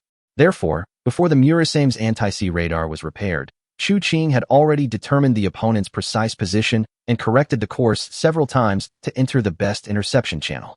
At this time, a young lieutenant standing next to the captain of the Tianju looked at Chuqing, wanting to speak but hesitant, and finally spoke with Chuqing's encouragement. Governor, I have a guess. I wonder if you would be willing to give me some advice. Tell me about it. The captain of Tianju was about to stop the lieutenant's bold action when Chuqing came to him. Since rocket weapons carried by aircraft have a very high hit rate and can destroy small ships, will larger similar weapons carried by ships have more powerful power and longer range? Naval guns have become more like auxiliary weapons and are moving towards miniaturization. Will this be the development direction of future warships? It is very likely that this is the case. Chuqing straightened his face and pretended to be deep. So I have already asked the Ordnance Bureau to start researching rocket propulsion technology. As for the guidance method and so on, we will be able to solve the mystery after we capture it. By the way, what's your name? Chuqing was quite surprised that he could predict the missile development trend of warships in the future, so he asked him casually. The answer was Yi Naifan. This name seems familiar. The original designer of the Blue Star Yixian was called Yi. Before Chuqing could think about it, the lookout's voice was heard back on the bridge. Enemy air target approaching. Governor, are we going to prepare for air combat? The captain of the Tianju asked. No, withdraw the anti-aircraft guns. Our anti-aircraft firepower cannot deal with it. All bridge crew members move to the armored command tower. Secondary gun crew members withdraw to the inner cabin, and all secondary gun ammunition is emptied. Chu Qing looked up at the buzzing white dot in the sky that was getting closer and closer. Although the maneuverability of the Seahawk helicopter cannot be compared with that of fixed-wing aircraft, the anti-aircraft firepower on the Tianju is limited to intercepting airships and early biplanes. Also, tell Qixia and Wui to close the fire doors and prepare for a starboard artillery battle. Chu Qing adjusted the brim of his hat and issued various instructions. Although the Murasame-class missile destroyer had decades-leading technology, its expertise was in air-to-air and anti-submarine warfare, and it was still a little weak in anti-ship warfare. It also did not have land attack cruise missiles like the Tomahawk, so it would take a lot of effort to sink the Qi and Admiral-class destroyers. The most important thing is that Chu Qing spent a huge amount of time and space points to conduct a detailed directional scan at a distance of 75 kilometers. The results showed that the weapon system of Murasame had malfunctioned. The two most powerful quadruple anti-ship missile launchers and ASROC rocket-assisted torpedoes could not be used. Isn't this a big fat sheep? Chapter 173, A Showdown Across Time and Space. Those two are the famous Admiral-class battlecruisers. The British Royal Navy only commissioned one HMS Hood in 1920, and there are two of them here. And that 5-turret battleship is the unbuilt Amaji, Kaga, or Ki. Everyone in the CIC could hear Katakawa's voice trembling, and their hearts sank to the bottom. It wasn't that they were scared by the images of the battleships on the screen, but they were afraid of this unknown dimension. The more ships that shouldn't appear, the greater the difference between this plane and the original Blue Planet will probably be. A plane that has been completely changed is what scares the Self-Defense Force officers. The Qiancang Empire's reception fleet sent a telegram. Read, yes, our unit has arrived 80 nautical miles southeast of your ship and encountered harassment from the Qiancang Navy fleet. We are currently engaged in combat. We believe that the enemy your ship encountered is also the Qiancang main fleet. Have the Seahawk maintain high reconnaissance, and this ship is ready to engage the enemy. Captain Mei Jin, who was in charge of CIC, suddenly looked unhappy.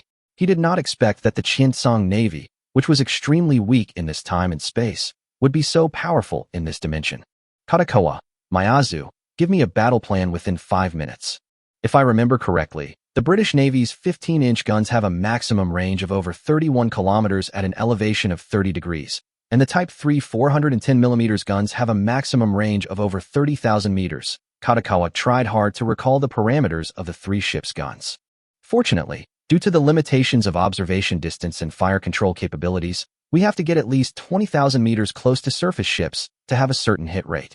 If the enemy does not use seaplanes to calibrate, the effective range will be even closer. But our 76mm auto naval guns firing semi-armor piercing extended range shells only have a range of 23 kilometers. Moreover, the power of the 76mm guns is not enough to cause fatal damage to the tough battleships, said the artillery and minesman Miyazu helplessly, looking at the flashing radar screen. Without anti-ship missiles, our anti-ship capabilities are really stretched. We also have 46 Malawian Quach's triple launch tubes. As long as we get within 11 kilometers, the acoustic homing torpedoes will definitely cause them trouble. 11 kilometers? Even for a battleship of this era, 11 kilometers is a very dangerous distance, right? Lieutenant Colonel Miyazu, the Murasame, under our feet has excellent maneuvering and evasive capabilities. Even the Admiral-class ship, with its fire control system, can hardly strike a constantly maneuvering light cruiser, Katakawa said hastily. We can completely evade the enemy's artillery fire by destroying the measured firing parameters, just like the Yukikes of the old Navy did back then. Then let's do it. Use our maneuverability to get close to the enemy, and then launch a homing torpedo attack. Miyazu adjusted the communicator and pulled out the gun firing handle. Prepare for sea battle. Turn on the fire control radar. Full left rudder. Attack at maximum speed. Full left. Speed, 20. As the alarm bells rang inside the ship, all the crew members of the Murasame became nervous under the red lights. As the 76mm auto gun turned, the OPS, 24 in the middle of the quadrangular mast, and the fire control radar that had just been shut down began to operate again, preparing to guide the guns and ESSM, Advanced Sea Sparrow, to launch an attack. Distance, 40 km. Distance, 35 km, 30 km. The optical equipment has detected a column of smoke. Lookout report. Target ship spotted, 28 kilometers to starboard. Since seaplanes could not take off for reconnaissance, they could only rely on the Q-class's towering masts and shipboard observation equipment to detect targets, which resulted in the inability to start shooting at the maximum range of artillery ballistics, which was a small disadvantage. However, with the help of the cheating AI, Qiancang had arranged the fleet in a vertical formation, seized the advantageous position where they could exert all their firepower, and had already sent the firing parameters of the artillery to the 3 ships, waiting for the countdown to end before pressing the launch button. 3, 2, 1. Boom. With violent tremors, the Q-class ship Tenju blasted 10 orange-red flames at a target 28,000 meters away with the force of thunder. The muzzle wind instantly caused the surrounding sea surface to churn like boiling water, and the huge momentum of the 410 heavy artillery made the crew in the observation room at the masthead tremble. Immediately afterwards, a total of 16 15-inch guns on the Qixia and Wui ships also fired salvos. The sound waves from the double-digit large-caliber naval guns echoed on the sea, and the seabirds surrounding the fleet were directly stunned and fell into the sea. Key. Admiral fire. All guns fire. Bearing 350. 26 high-speed targets. Attacking me. 50 seconds left to hit. At the same time, in the CIC of Murasame, the operator at the control seat quickly reported the direction and source of the threat. The target trajectory is fixed. The trajectory calculation is complete. 8 targets are located near our ship, and the remaining targets pose no threat.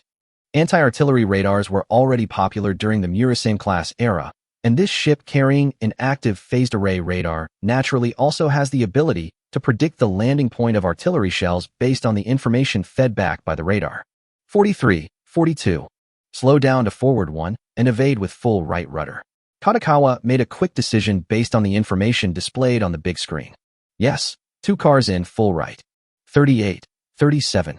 The ship tilted greatly due to the rapid deceleration and turning. The display screen projected the position of the 2 ships and the flight trajectory of the shells. Katakawa seemed to hear the screaming of the falling shells from the buzzing noise of the gas turbine.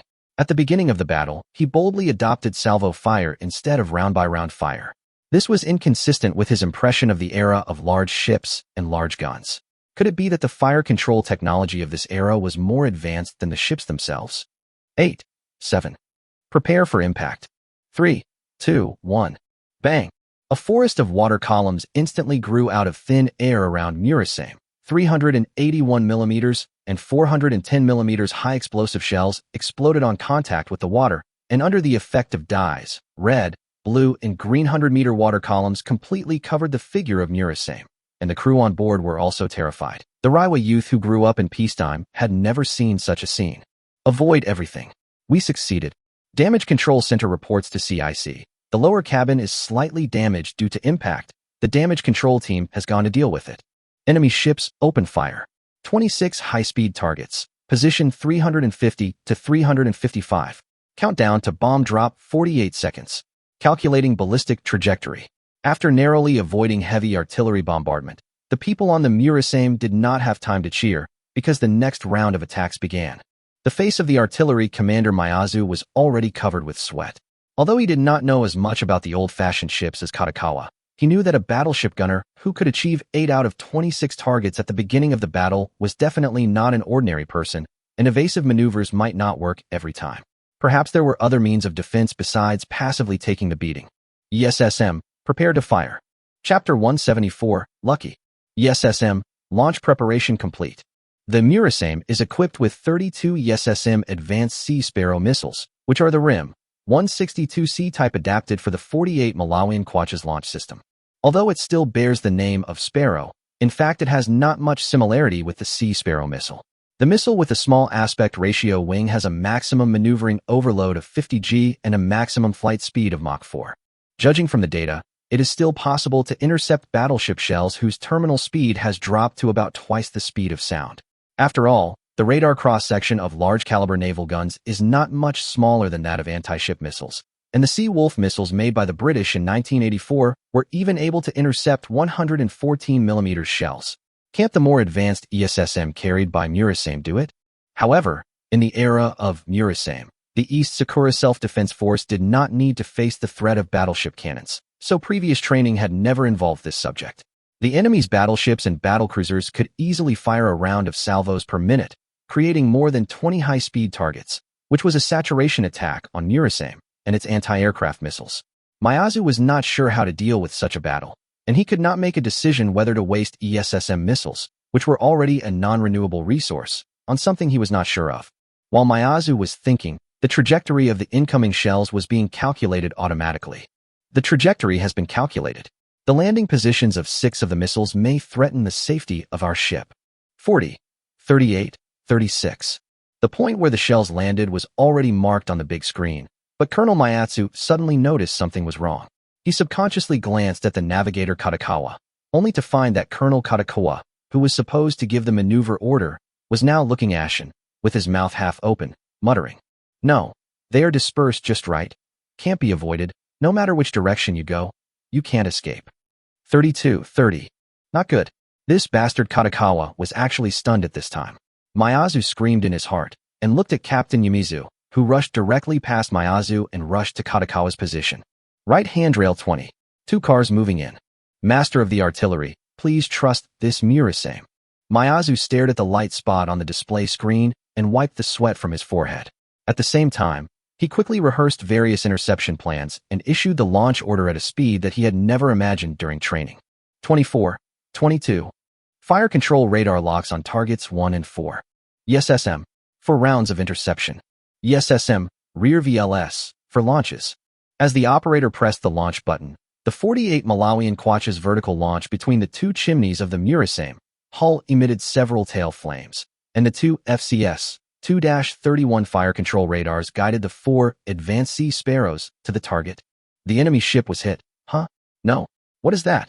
On the Tenju, 20,000 meters away, a fleet staff officer thought that the sudden fire on the Murasame was caused by a bullet, but the next second he was shocked to see 4 tail flames rising from the Murasame through the telescope and then turning in the air.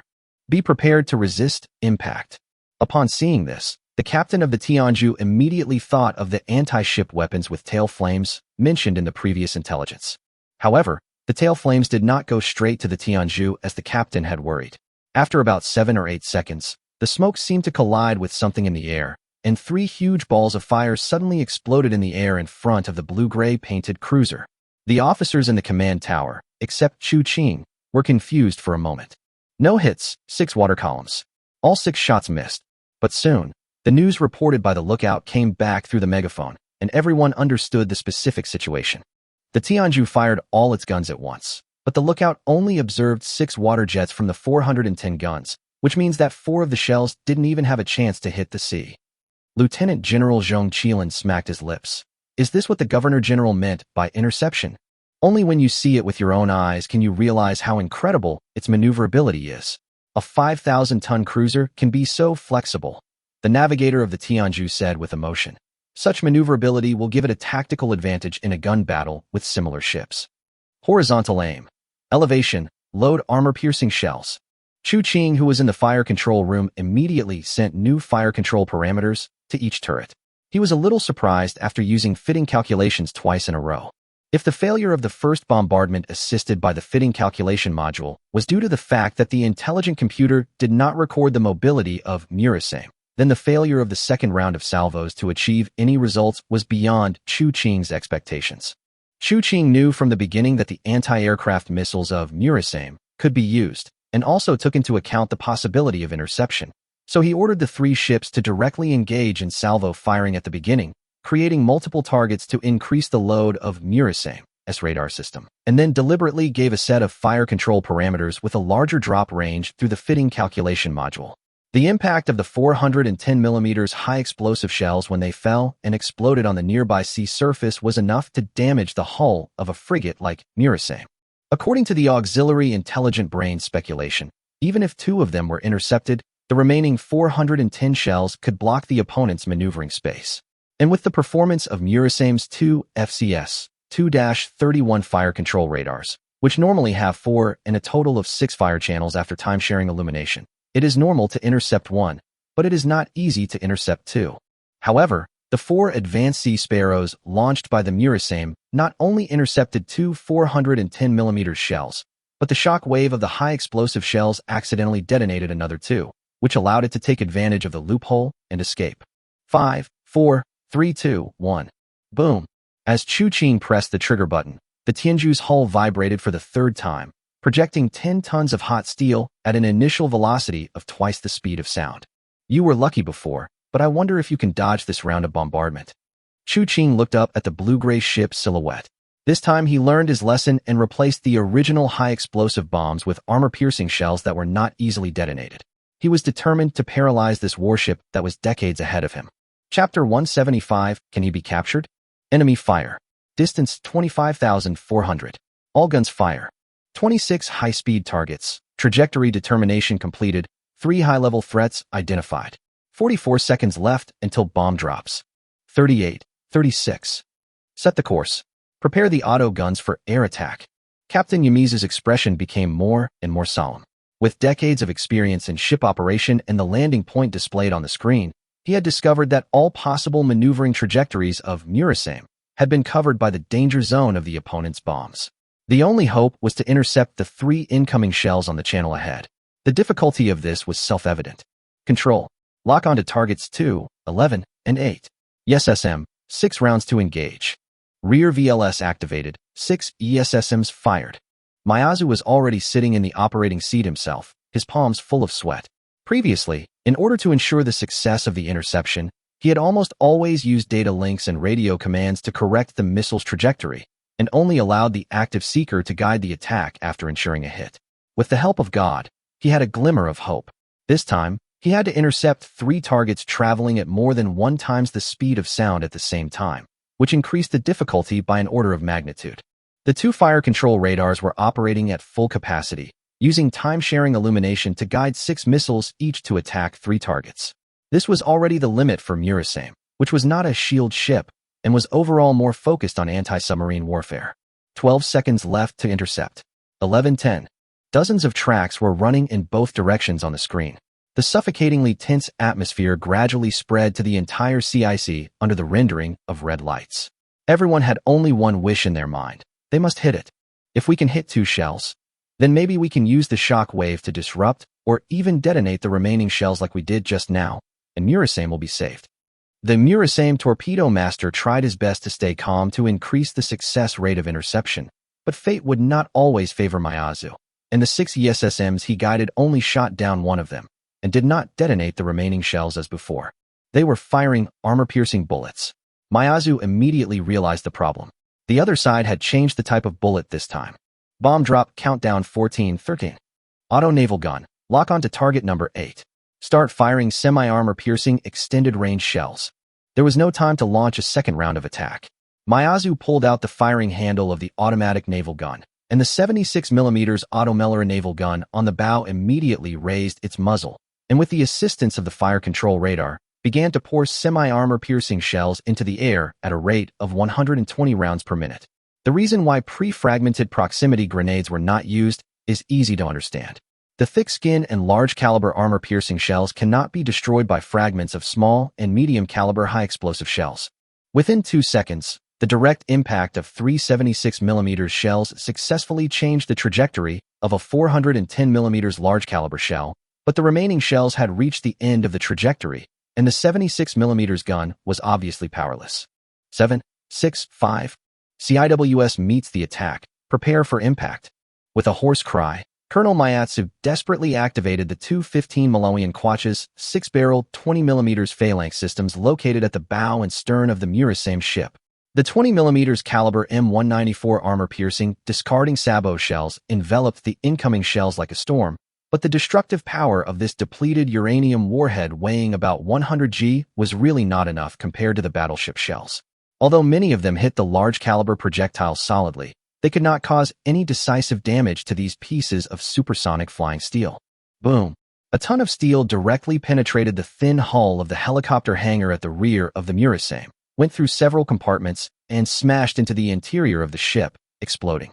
The impact caused the rear of the Murasame to bulge and the skin to crack, and even a set of phalanx systems above the hangar were shaken out. But the most serious damage was to the engine room.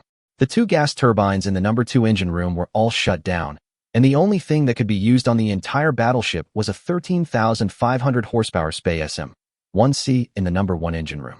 This is because the incoming armor-piercing shell had a small amount of explosive. If it had been a high-explosive shell, the Murasame would have already capsized and sunk by now. Hit the rear of the enemy ship. Smoke detected. Enemy ship slows down. The observer's report made all the crew members of Tianju extremely excited. In this battle, if their side was the first to hit the target, it would mean victory. I don't think it will have the chance to launch that kind of ultra-long-range attack on us again, Qiancang said to the officers with a smile after returning to the armored command tower. We have already put the lasso around the neck of this big fat sheep. Signalman, send a message to the enemy ship and the aircraft hovering in the air. If they are willing to lay down their weapons and surrender, and do not deliberately destroy their equipment, we can guarantee the safety of all their lives, Qiancang called the signalman. Governor, the Dongying people will never let such an advanced warship fall into our hands. We might as well sink it directly. The captain of the Tianju interrupted. Anyway, it's already in our hands. We can destroy it at any time, but if there's a chance to capture it, we have to fight for it even if there's a slight chance. Qiancang put away his smile and looked at the veteran colonel. Captain Qin, don't you want your Tianju to be equipped with rocket-propelled weapons? The captain of the Tianju immediately understood and expressed his support for Qiancang's decision. According to Qiancang's estimation, if he sank the Murasame directly, he should be able to obtain a large number of time and space points, and he could make a big step forward in upgrading his intelligence level. But compared to the current nearly 2,000 time and space points he earned every day, Qiancang still felt that the advanced weapons and radar, sonar, gas turbines, and other equipment on the Murasame were more attractive. Those are equipment and weapons that are decades advanced. Anti-ship missiles similar to the Harpoon, advanced sonar, active phased array radar, 46 Malawian Quaches acoustic self-guided torpedoes, and LM-2500 and Spay gas turbines are all equipment that require the brain to upgrade several levels to obtain. If we can obtain them as completely as possible and reverse engineer them, even if we can copy 20 or 30, it will bring a terrible leap in our own technological level. Even if we cannot copy it, we can dismantle the usable equipment and install it on our existing warships. I just want to ask you, are you afraid of the missile battleships that can fight and resist in this plane? Chapter 176 Accidental Error. Ahem. The CIC was filled with choking smoke and crackling sparks. Captain Yamizu staggered to his feet from the floor. Several screens and red lights that had just gone out lit up again, apparently indicating that the backup power generation equipment had started working. The minefield commander Miyazu had fainted due to the impact, and the deputy captain Sato had just woken up, so he carried Miyazu out on his back. Damage Control Center reports to CIC. There is a fire in the rear cabin, the engine is damaged, and the rear CIWS. All departments, report the number of casualties immediately. Mei Jin looked at the chaotic CIC and felt a pang of fear in his heart. This was the deepest part of the entire battleship and the most strongly protected part of the entire battleship. If there was a power outage and casualties here, there was no need to say more about the situation in other departments. Sea Eagle reports that the other party is trying to persuade them to surrender. The other side sent a message to our ship. After taking the telegram and quickly scanning its contents, Yumizu's brows slightly furrowed. This fleet, claiming to be the Sangdong Autonomous Navy under Qiancang, said that it could guarantee the personal safety of all crew members of Murasame if Murasame voluntarily laid down its weapons. To show our sincerity, we will unilaterally cease fire for 5 minutes to allow you to make a decision. The lives of all your crew members depend on your decision. The words at the end of the telegram lingered in Captain Yumizu's mind, and he began to hesitate as he looked at the devastated CIC. The 410mm caliber cannon attack is absolutely fatal to a 5,000-ton warship, and judging from the 3 salvos with an astonishing hit rate since the start of the battle, it is only a matter of time before the enemy wants to sink the Murasame. The fate of the Murasame and its crew is also foreseeable. As a self-defense force officer, it goes without saying that he has to fight for the East Sakura Empire, but the East Sakura Empire doesn't seem to be very friendly to him. So is it worth it for this Murasame to sacrifice everything for them? Damage Control Center reports to CIC. Water inflow has basically stopped. The ship is trimmed 2 meters by the stern and is being reversed for balance. The power generated by the engine is used to supply energy to the electronic equipment on board, so the ship is currently in a floating state without power. According to preliminary statistics, 5 crew members of this ship died, 11 were seriously injured and unconscious, 34 were slightly injured, the engine room lost contact, and the casualties are unknown. The communicator rang again, and the damage control report was delivered to Yamizu. If the unknown situation of the engine room was included, the casualties of the Murasame class with a quota of more than 160 people had exceeded nearly one-third. Fortunately, most of the lightly injured were contusions and abrasions caused by the impact. The bow fire control radar is back online. The enemy ship is 20,950 meters away and within the ship's gun range. Lock on the target. Load semi-armor-piercing extended-range rounds target key, requesting permission to fire. The soldier at the gun operating seat had already grasped the firing handle, waiting for Yamizu's order to fire. Damage Control Center reports to CIC that they have re-established contact with the engine department. Chief Engineer 3rd Class Lieutenant Commander Yamaguchi and 11 other Self-Defense Force officers have been killed, 8 have been seriously injured, and the rest of the engine department members have been slightly injured. The engine department cannot operate. This news was the last straw that broke the camel's back, prompting Yamizu to change his mind. Don't shoot. Raise the muzzle to show that we have no hostility. Turn off sea, air, and navigation radars to save energy. Captain. The sailor who noticed Yamizu's intention looked back in surprise, but saw an old and helpless face. As you can see, we are facing an enemy we have never seen before. Murasame's most powerful weapon cannot be used. You have fulfilled your duty as self-defense force officers by fighting so hard in this special, urgent, and helpless situation. It will not be beneficial to the war if we continue to hold on. Besides, the Dongying that belongs to us does not exist in this plane. We don't need to fight to the death for this Dongying Empire with all our might. Captain Yamizu paused. Therefore, for the sake of the safety of all the self-defense force officers on this ship, I, Captain Yamizu of the Murasame, have decided to start negotiations with the Qiancang Navy. Suddenly, Captain Yamizu felt a hard object pressed against his left waist, and then Sato's angry shout rang in his ears. Yamizu, you are defecting. Defecting. This is cowardice. This is surrender to the enemy.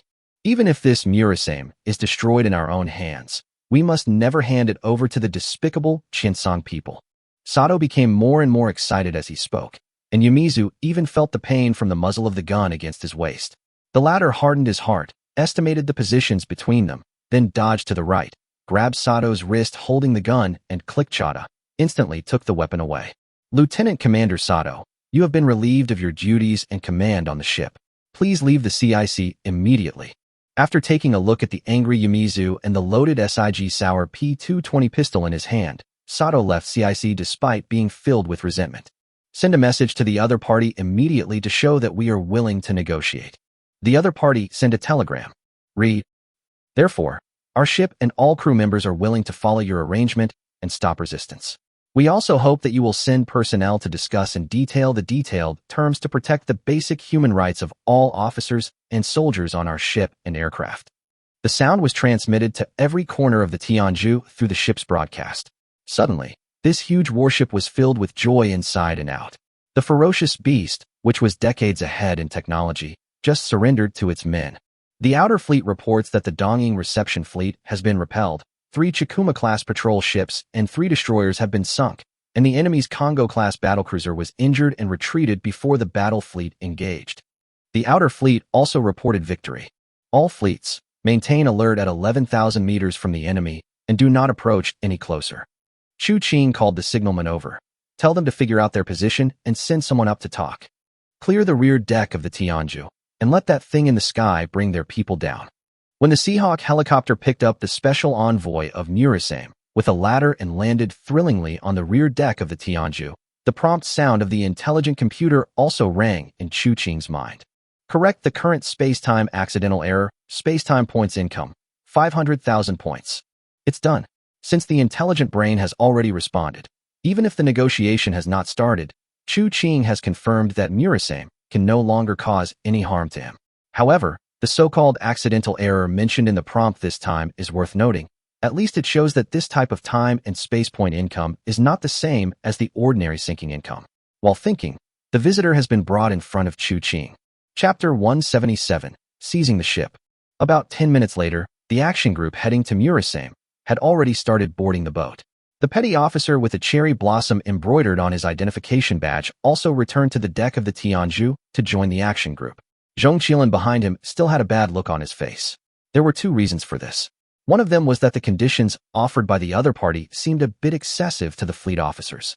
The second reason is that I think the other side's military rank is too low.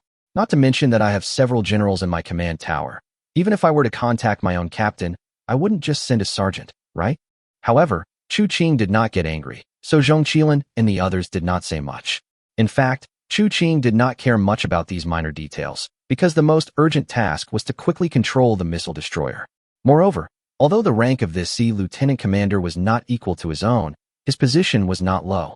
The cherry blossom identification badge on his chest indicates that he is the former corporal on this missile destroyer, that is, the most senior petty officer, who has a special office on the ship and has the power to veto the decisions of the heads of the navigation and engineering departments and directly make suggestions to the captain. From another perspective, the dispatch of such a senior chief petty officer also reflects to some extent that there is a vacancy in the command level of the ship, and there is absolutely no one available. As for the preferential treatment he offered, of course, we can accept it reluctantly first, and then we can get the methods of operating and maintaining the equipment on the ship. Prepare to shut down the combat command system. Check the bottom sea valves and cabin watertight doors. Do not damage equipment and operating manuals. All crew members prepare to leave the ship. Commander Yumizu put down the ship's communicator, took off his headphones, and prepared to leave the CIC. But at this moment, a crew member reported an abnormal situation. Captain, there is no surveillance footage in the weapons depot. Also, please look at this.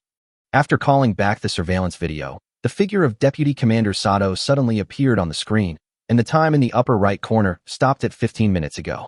Yumizu's pupils shrank, and he instantly realized the seriousness of the matter. Sato, you idiot. The ship's armory contains not only light weapons such as rifles and light machine guns, but also explosives such as grenades and plastic explosives. What good can Sato, who was dismissed for refusing to surrender to Qiancang, do by going to the armory at this time? Quick, go to the main turret. It is impossible to destroy this carefully designed 5,000-ton battleship with just a few pieces of plastic explosives in the armory. Sato must either detonate torpedoes and anti-ship missiles, or detonate the main gun's ready ammunition. Judging from the distance, it is obviously most likely that he will go to the main gun ammunition hoist under the main deck. If Sato succeeds, even if the Murasame doesn't sink, they will still be doomed to die if they lay down their weapons and face the angry Qiancang people of this dimension. Realizing the seriousness of the situation, several veterans and Captain Yumizu immediately prepared to go under the main gun. However, the next second, Sato with 4 pieces of plastic explosives wrapped around his waist appeared on the surveillance screen in front of the watertight door leading to the compartment where the ammunition supply system under the main gun was located. Boom. Yumizu. Colonel, given that your subordinates' actions were so reckless and violated the agreement between the two parties, we can only regretfully declare that some of the preferential conditions previously granted to you are invalid. Before docking, your subordinates will be detained and guarded separately. Now we ask you to hand over a roster for our management. In the storage room of the Tianju, a Sangdong Navy Lieutenant Colonel coldly threw down a notice from the fleet's top brass, leaving behind a frightened Yumizu and several self-defense force sailors. The plastic bomb detonated by Sato 2 hours ago caused serious damage to the front hull compartment of Murasame, and the Oto Malara 76mm rapid-fire naval gun system became worthless to repair. Fortunately, a large amount of ammunition was consumed in the previous attack on the White Eagle destroyer and air defense, and the few remaining rounds on the bomb hoist below were semi-armor-piercing extended-range shells with less explosive charge, which prevented a chain explosion from affecting the front 41 Malawian Quachas launch system and the ASROC anti-submarine missiles therein. The cable has been secured. You can try towing it. Forward 1. 2 cars in, 1 in, advance at a slow speed. Behind the slowly accelerating Tianju battleship, the long-suffering Murasame was being towed by more than a dozen steel cables. Chu Qing stood alone next to the Seahawk helicopter tied by cables on the stern deck, silently watching this battleship that, like herself, should not belong here. The intelligent computer has reported to him the detailed scan results of Murasame. Although it was damaged due to the bombardment, and the main gun was damaged by an error before receiving it, there are still many well-preserved parts on this missile destroyer that need further research, such as various radars, the Spey gas turbine, the 46 Malawian Quachas torpedo, etc., and their value is needless to say. The difficult part is the crew members. Except for some temporary consultants and seriously injured personnel, the The surviving hundreds of Maritime Self-Defense Force crew members have been detained in 3 warships with 10 people in each warehouse. Qiancang has also issued a strict order that no one is allowed to contact them without authorization, but he still can't make up his mind how to deal with these people. It is impossible to let them go. After all, we cannot reveal our identity as someone who does not belong to this dimension. So the safest way is to throw them and the secrets of Blue Star into the sea to feed the fish. But if we kill these Dongying people, who will we turn to if any problems arise? Governor, Commander Liu has asked when we can dock. A signalman ran up behind Qiancang and stood at attention to salute. Yes, old Liu must have a way. Qiancang slapped his forehead, almost forgetting this way. Over the past few decades, the Taixi Islands have developed a set of unique methods to deal with spies, especially Yanling and Jingling. With a large-scale memory recovery technique, how many of these Maritime Self-Defense Force members who grew up in peacetime can withstand it? It just so happened that Lu Feng had come in person with people to receive the new Admiral-class warship. Readers who had doubts about this warship that was waiting for the crew to take it and had not yet entered service could refer to the description of the fleet organization in Chapter 162. The first version uploaded previously mistakenly stated that there were 2 Admiral-class warships in the paragraph about the strength of the Taixi fleet, but combined with the above, there should be 3, and it was subsequently revised, and also to participate in the launching ceremony of the self-made cruiser. So it would be a good idea to say hello to Lu Feng and throw these troublesome guys to him to help educate them. As for the strange words that may come out of these sailors' mouths and do not exist in this plane, well, they must have developed some kind of psychological illness or mental disorder caused by the heavy artillery bombardment in the battle. Chapter 178 Launching Ceremony. On October 10th, 1665 of the local calendar, in the Shenpu Islands, in the shipyard office of the Shenpu branch of the Taixi shipyard, Qiancang stood in front of the floor-to-ceiling window and looked at the 4 full-scale cruisers in the dock. Governor, this is the report from Section B of the Security Bureau. In addition, Chief Liu said he will be in charge of the Security Bureau, so he will not attend the launching ceremony today. Section B of the Security Bureau is a department that specializes in targeting external spy infiltration and interrogation and screening of prisoners, and what the attendant delivered was the interrogation report of those Maritime Self-Defense Force crew members. At the beginning, the treatment of these 100 crew members was quite good. Although the guards did not respond to any of their questions, they were still polite to them. But since the arrival of a skinny old man, their treatment took a sharp turn for the worse. It is said that when the second-class Marine surnamed Mei Jin was taken away, he cursed Qiancang for being untrustworthy. After 7 days of high-intensity and fancy interrogation, more than 10 of the hundreds of crew members died suddenly. 16 became completely crazy, and the rest entered the next stage of brainwashing and then completed the big memory reset technique. Alas, this is against the harmony of nature. This is against the harmony of nature. Qiancang closed the report and asked his servants to take it away and seal it. He sighed in his heart that among the hundreds of crew members, only a small half would be able to survive in the end. This method of destroying the spirit is different from the hard kill of guns and artillery on the battlefield. It is another level of cruelty. In fact, if there were other ways, Qiancang, who had been an honest student since childhood, would not be willing to use such despicable tricks. However, in order to eliminate the risk of exposure and pry out the information from his mouth, he could only use this ruthless trick. What's more, what their predecessors did on the Qiancang land of the original Blue Star were much more excessive than these. The wall clock was about to reach 10, and Qiancang estimated that the launching ceremony was about to begin. He adjusted his military cap, straightened his dress in front of the mirror, and returned the office to the person in charge of Shenpu shipyard. In any case, today's main agenda is to watch the launching ceremony of the new cruiser. Although this 6,000-ton light cruiser is not large in tonnage, it is of great significance. It is not an exaggeration to say that it is a milestone in Shandong's shipbuilding industry. Although the submarines or destroyers built in the past have some modifications to the original designs, they were generally built according to the drawings purchased from the Spacetime Mall. This light cruiser is different. It is a combat ship independently designed and built by the Shandong Autonomous Region after digesting and absorbing many technologies from the Spacetime Mall. It is also the first light cruiser in this plane to adopt a full central axis layout with twin main turrets. The construction progress of the 4 cruisers built in the Shenpu Islands was basically the same. So Qiancang directly ordered that the 4 ships be launched on the same day and invited representatives from all walks of life to participate in the launching ceremony. One purpose was to demonstrate military power and strength, deter foreign enemies, and appease the people. The other was to demonstrate the strength of Sangdong's shipbuilding industry and attract more potential customers. Governor. Hello, Governor. Governor. When Chu Qing and his party arrived at the venue surrounded by frontline workers, the technical officers with purple shoulder straps on the left viewing stand also stood up and saluted them. Chu Qing returned the salutes one by one and ordered the Ordnance Bureau and the shipyard leaders to commend all the personnel involved in the project and pay overtime wages of 5 times the normal salary. Whether it is the middle and senior technical personnel or the grassroots employees of the cruiser project, they have been working day and night in the shipyard since the first keel was laid, working day and night, and have made great contributions, and they deserve to be rewarded. Your Excellency, Governor, you have set a precedent in the field of shipbuilding this time, said Colonel Reichman, the liaison officer of the Far East Fleet of the Iron Blood Nation in Sangdong, speaking in a half-familiar Qiancang dialect, and walked forward enthusiastically. I think she will definitely leave a strong mark in the history of the Navy like the Dreadnought. Chu Qing smiled slightly. Colonel Reichman, you are too kind. And as far as I know, the 3 cruisers at Qianzhou shipyard are also great cruisers. Colonel Raymond immediately understood and laughed, then came to Su Zhonghu, who held the rank of Technical Lieutenant General, and took out an exquisite velvet box. The 3 cruisers at the Qianzhou shipyard were built for the Iron Blood Kingdom under the leadership of Su Zhonghu, and the weapons to be installed had already been transported from the Iron Blood Empire. General Su, on behalf of His Majesty the Emperor, I would like to express the Iron Empire's most sincere gratitude to you. The colonel opened the velvet box, and inside was an iron cross medal, but Su Zhonghu could not tell the rank. It's just my duty.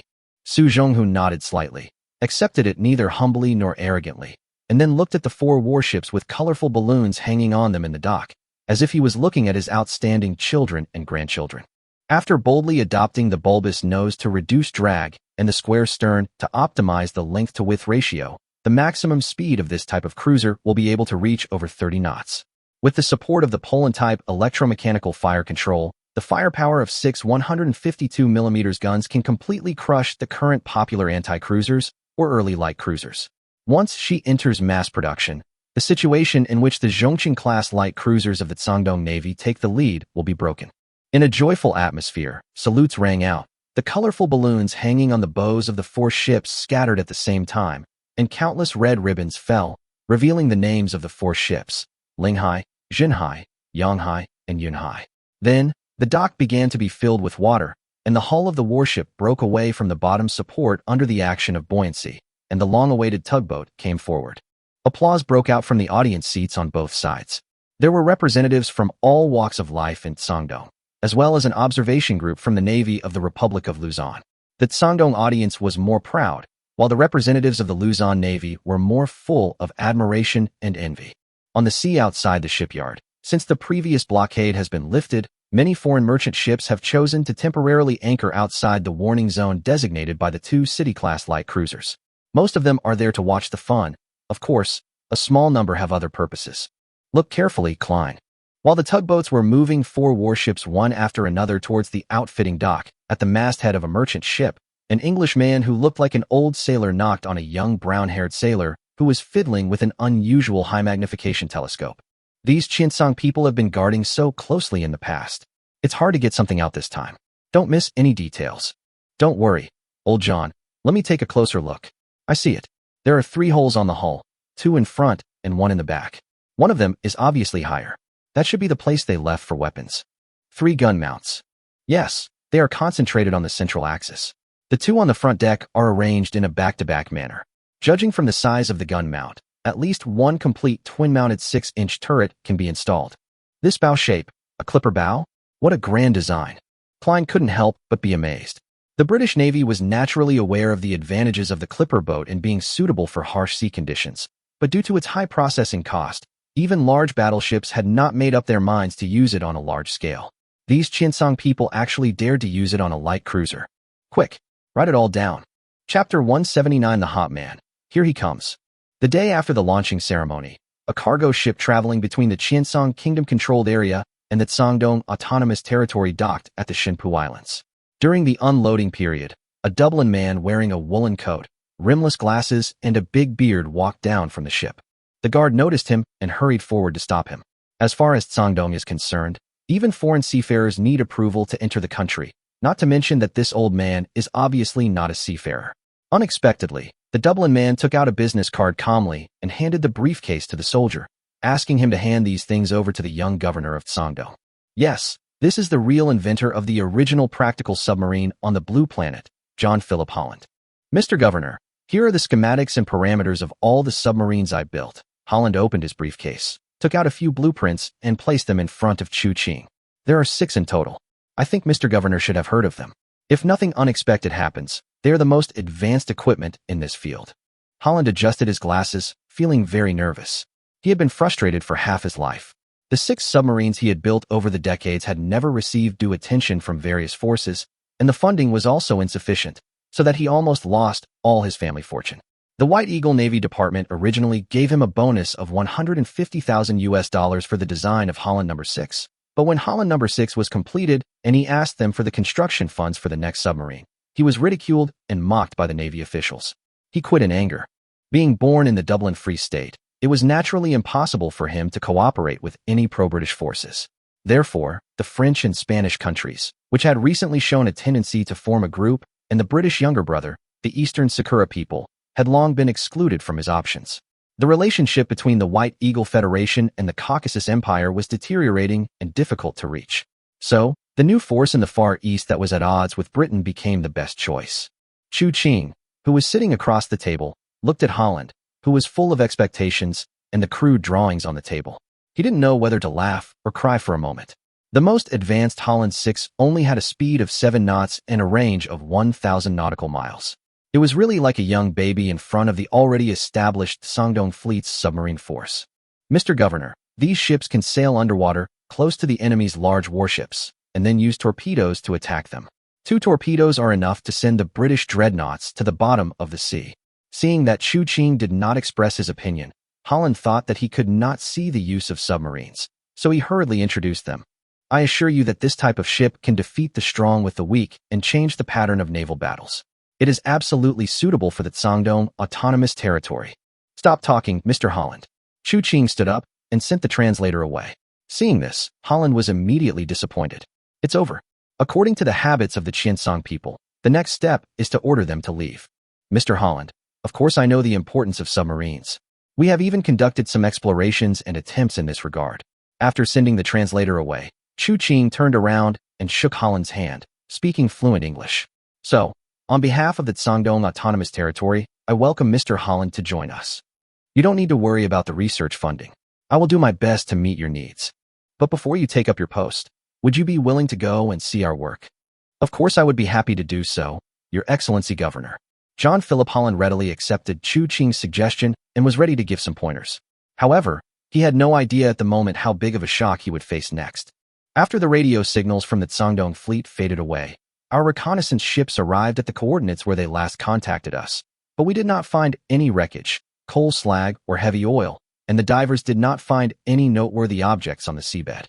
In the office of the Chief of the Naval General Staff of Tosakura, Haihakuro Togo was listening to the reports of his subordinates. His situation has been very difficult these days. The identity of the ship that appeared and disappeared inexplicably has become a mystery. The so-called East Sakura Maritime Self-Defense Force frigate, possessing powerful weapons for the future and key information to change the fate of East Sakura and other mysterious things in the telegram, are probably too mysterious for a junior high school student to believe. But Dongxiang's intuition told him that this might be a rare opportunity, and it was worth the risk of contacting the other party. He sent a fleet to greet and escort them against all odds. What if it's true? Then the Qiancang Empire would have technological weapons that are decades ahead. As a result, the Jiaying fleet encountered strong resistance from the Sangdong Navy, suffered heavy losses in its cruisers, and almost lost its precious Congo-class battlecruisers in the Galley Sea. When the disgraced Tosakura fleet returned to Sasebo port, the generals within the Tosakura Navy who opposed Togo dispatching the fleet unanimously demanded his resignation, accusing him of being whimsical, greedy for merit and reckless, and falling into the trap set by the Qiancang people, causing the imperial warriors to bleed in vain. Some even directly criticized him for having secret communication with Qiancang and demanded that he commit seppuku to apologize. The only way to silence the dissenting voices would be to find the battleship or any trace of her existence. But this report basically cut off any hope of that. Could it be that the mysterious warship was really just a trap set by the Sangdong Navy? Dongxiang himself began to doubt himself. After all, if the Murasame really had weapons from 80 years ago, even if it was sunk by the Sangdong Navy, it would still be able to tear off a piece of their flesh. Now there is nothing on the seabed. Was it salvaged? Impossible. It is true that the water in the Galley Sea is not deep, but it is impossible to salvage and transfer a cruiser-level ship in just a few days. Could it be that Murasame, who was equipped with advanced weapons, surrendered without much resistance when facing the enemy? Dongxiang rejected this speculation. After all, the soldiers of the Qiancang Empire were known for their tenacity. How could they surrender to the enemy when they had enough strength to spare? Waving his hand to let his men leave, Dongxiang opened another report on the table, information about Sangdong's newly launched cruiser. At this moment, the guards outside the door saluted with a click of a gun, and a powerful voice came in. Togo-kun, is the identity of that mysterious ship still unclear? The person who came out of the door was the current Tosakura Navy Minister, Admiral Ito Yuing. Seeing that Togo was silent, he comforted him. Togo-kun, don't worry. The current big changes are coming, and the Empire must ensure stability. There will be no major changes in personnel. The official production of special torpedoes has begun. However, due to their huge size, they are not suitable for installation on some old ships. Therefore, the naval headquarters decided to build a special warship to carry out torpedo attacks. Does Togo have any suggestions? As he spoke, Ito Yuing took out a design draft. Chapter 180 Malay. It's a luxury to use such a design on a light cruiser. Ship designer George Thurston put out his cigar.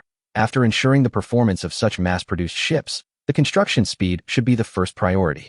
Blindly pursuing the quality of a single ship is completely a small country mentality. After receiving reports from overseas observers scattered on merchant ships, the Royal Navy designers had different opinions on this newly launched light cruiser in Sangdong, which was similar in concept to a smaller version of a dreadnought.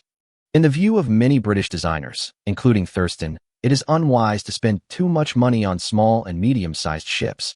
No matter how you pile up advanced equipment, these four Qiancang cruisers combined cannot beat a Royal Navy Invincible-class battlecruiser. Moreover, the 6 152mm main guns with unified fire control look very good and are indeed stronger than those City-class light cruisers.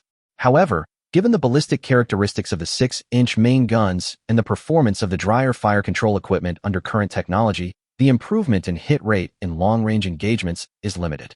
Moreover, cruisers are not those battleships that stay in the battle line. They often face close-range melee with the enemy's vanguard fleet. The enemy's position and distance are uncertain. Therefore, the current light cruiser design of the Royal Navy and even the world is all about artillery arrangement, and they want to fill both sides with artillery. However, Philip Watts, the director of warship construction of the British Royal Navy, has a slightly different view. But it uses a complete twin-mounted turret. With the assistance of mechanical equipment, the rate of fire and firepower sustainability will undoubtedly overwhelm the single-mounted turret or even the deck gun mount. She is undoubtedly an excellent and forward-looking design. If she is used in large-scale concentrated groups in future battles, she will definitely be able to easily cause a devastating blow to the vanguard fleet that lacks high-speed battleships. Sir Watts first affirmed her design, and then changed the subject. However, the Royal Navy is not short of high-speed battleships now. Jazz lit up a cigar. There will be no shortage now, and there will be no shortage in the future. A new budget plan was slammed on the table by the night. The new additional shipbuilding budget of the Parliament is £9 million, and 4 more battlecruisers will be built within 2 years. Come on, gentlemen, let's talk about the design of the new battlecruiser. Excuse me, Your Excellency the Governor, your progress is really... John Holland was speechless in the secret dock of the Taixi Islands Ordnance Bureau. It's really incredible. Compared to your submarine, the ones I made before were really just toys. After seeing the 2 Xia-class nearshore attack submarines and a newly built transport submarine assembled in the dock and reading their performance descriptions, he truly felt his own short-sightedness. I originally thought that the 1,000 nautical mile range of Holland 6 was already astonishing, but who knew that other people's nearshore attack submarines have a range nearly 10 times that of Holland 6, and their armament and speed are even higher. It's really annoying to compare with others. Seeing the complete submarine industry of the Sangdong Autonomous Territory, Holland even felt that he could not play any role at all now.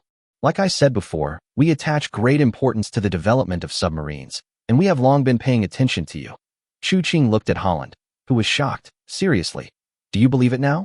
Whether it is sufficient funds or necessary resources, we can provide them. Our ship design team is just short of a full-time submarine designer. If Mr. Holland has no objection, you can serve as a senior researcher at the Ordnance Bureau.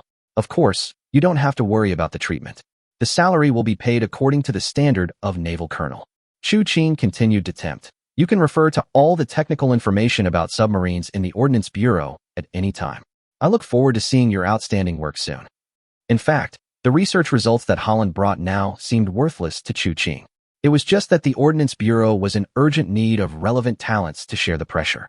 Chen Lishu, Su Zhonghu, Zheng Jingxi, Wei Jizhu and their design team had all been deeply involved in the field of surface ships in the past. It was inevitable that it would be a bit difficult for them to switch to studying submarines. Previously, the work of installing sonar on the Xia-class submarine had encountered difficulties, and Wei Jizhu had to postpone further modifications to the submarine design because he had to preside over the analysis, research, and repair work of the Murasame. As a result, the construction of ocean-going submarines was slowed down. Now, the arrival of Holland, who has been in the submarine field for most of his life, has made up for this. Thank you for your generosity. Holland bowed deeply to Chu Qing, accepting Chu Qing's olive branch. Today in the secret dock, he saw the completed near-shore attack submarines and transport submarines, as well as the ocean-going submarines under construction. For him, who has been engaged in the submarine business for most of his life, it is not an exaggeration to call the current Sangdong Ordnance Bureau a holy place.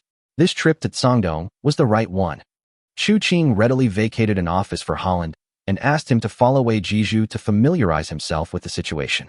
Then he came to the director's office on the top floor of the Ordnance Bureau headquarters, ready to discuss with Su Zhonghu about the relevant matters of introducing foreign talents to the Ordnance Bureau. After all, the Spacetime Mall can purchase blueprints, but it cannot buy the flashes of inspiration from these outstanding designers. All technological advances need to be accomplished by people, and not every relevant expert dares to go to the highly closed Sangdong Sea like Holland. So the autonomous region needs to come forward to regulate and publicly announce relevant regulations and rules. The two talked for about an hour and preliminarily finalized the types of talents to be introduced, as well as the incentive measures and salary arrangements. When they were about to discuss the specific procedures, the office phone on Su Zhonghu's desk rang. Hello, this is Su Zhonghu. Yes, the governor is in my office now. Hearing that it was Chu Qing who was calling, Su Zhonghu directly handed the receiver to him. It's from our garrison in Luzon. I'm Chu Qing, what's going on? What? Okay, arrange treatment immediately and do your best. I will arrange for a specialist to go to Luzon to contact him as soon as possible. Something happened in the Luzon Islands. Su Zhonghu could tell from Chu Qing's face that something was unusual. It's not Luzon, it's North Borneo. Chu Qing took a deep breath. An offshore fishing boat from North Borneo just entered the waters of Luzon. The entire ship was riddled with bullet holes, with only one person left alive. The Qiancang captain fainted after saying a few words. Our opportunity to intervene in Malaya and Qiancang Island may be coming soon. Chapter 181: The Disaster of Qiancang. Sandakan is a port city on the northeast side of Kalimantan Island and the capital of the British colony of North Borneo. The Qiancang people living here account for about 35% of the total population. Some of them have lived here for hundreds of years, while others have fled here due to the unstable situation in recent decades and run plantations or business and shipping industries. Unfortunately, the Qiancang people, whose population and wealth cannot be underestimated, have always been third-class citizens on these islands.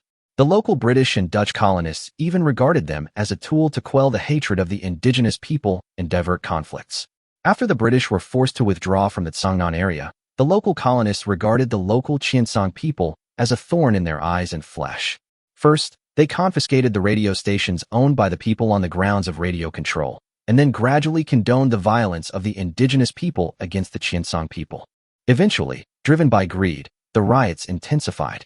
The situation in several states on the Malay Peninsula was relatively good, but it is no exaggeration to say that the recent days on the island of Qiancang are a purgatory for the Qiancang residents. Mom. In a store, the child's cry suddenly appeared and stopped, as if it was covered by something. The young Qiancang woman covered the child's mouth and nose to prevent the thugs who had just left from noticing that there were still people alive in the room. Behind the counter, separated by a wall, her husband had been shot in the back of the head by a .450-inch rifle bullet. She and her child were lucky. The thugs were so busy looting that they did not search the house carefully. There was a charred corpse curled up at the door of her shop. No one could tell that this was a Qiancang girl who had been assaulted. The colonial military and police who were supposed to maintain order were nowhere to be seen, and they even deliberately discarded their weapons to fuel the atrocities. This was also the source of the martini rifles in the hands of the thugs. The whole street was filled with thick smoke. A large number of Qiancang residents' houses and properties were all burned down in the riots. Their charred bodies were scattered in every corner of the streets. Among these charred corpses, there were pregnant women with their abdomens cut open and young children with their heads cut off. In the distance, one could hear the cheers of the rioters as they burned, killed, and looted. Countless tragedies took place in countless corners. Of course, the Qiancang residents did not fail to resist. A few hundred kilometers away, near Mount Kinabalu, there was a self-defense force composed of the remnants of the former Lanfang Republic. Their leader was Lu Ingwen, the last governor of the Lanfang Republic. In the northwest of Qiancang Island, the descendants of King Wu of the Daiyan Kingdom also spontaneously organized a resistance force to fight against the thugs and the colonial forces of the great powers. The Lanfang Republic was a country founded by the Qiancang people 100 years ago. Its predecessor was the Lanfang Company, founded by the wealthy Luo family in the Qiangnanxi area, and its leader was called the Great Commander. The Daiyan Kingdom was founded by the Wu family, a fellow villager of the founder of the Lanfang Republic. The domestic order of the two countries was severely damaged in that geological movement, and because they did not have a strong navy, they were both taken advantage of by the Kingdom of the Netherlands and destroyed. Therefore, these resistance forces, which were spontaneously organized by the remnants of their homeland, had limited numbers and poor equipment, and found it particularly difficult to face the large number of indigenous mobs supported by the colonial authorities. Unable to obtain high-power radio communication equipment, they were unable to contact Sangdong, so they had to take the risk of sending people to Luzon by boat for help. However, they were intercepted by indigenous armed forces halfway. Only one crew member who pretended to be dead escaped and successfully entered the waters of Luzon. The thugs have looted and raped, and the people of Brahma have suffered.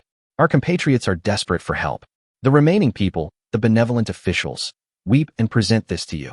Chen Gyus, commander of the Sangdong Autonomous Territories Luzon Task Force, chief of staff / military advisor of the Luzon Republic Navy, and former Liandu garrison commander, opened a letter written in blood and 2 maps, both of which were found on the unconscious Qiancang man. They recorded the atrocities committed by the natives of Qiancang Island against the Qiancang residents. With every sentence he read, Chen Gyus' hands clenched tighter. As a former garrison commander of the Qiangnanxi area, he had heard about the difficult situation of the Qiancang people in Southeast Asia, but he could not imagine that the lazy local natives could do such a thing. He was also angry that the great powers, after levying heavy taxes, would do such a thing to the overseas Qiancang people. He was previously under house arrest by Lu Wuming, the inspector general supported by the French and Spanish, so he hated the great powers to the core. Now seeing his compatriots suffering, his anger was even greater. Send the entire text of this blood letter to Taixi. Chen Gyus suppressed his anger and called his secretary. Make sure it's word for word. General Chen, that man is awake. Seeing Chen Gyus, a general with a star on his shoulders, walk into the ward, the man with gauze wrapped around his right chest knelt down in front of him with a plop, ignoring the medical staff's obstruction, and said, I, Su Xing, a remnant of the country, kneel down and ask the army of my homeland to save my life. I have seen Mr. Lu's letter. Governor Chu will certainly not sit idly by when our compatriots on Qiancang Island suffer this disaster. Chen Gyus gently helped him up and said firmly, no need to say more.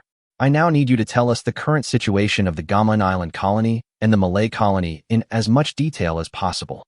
Good. The scale of the riots on the Malay Peninsula is nothing compared to the riots on Qiancang Island.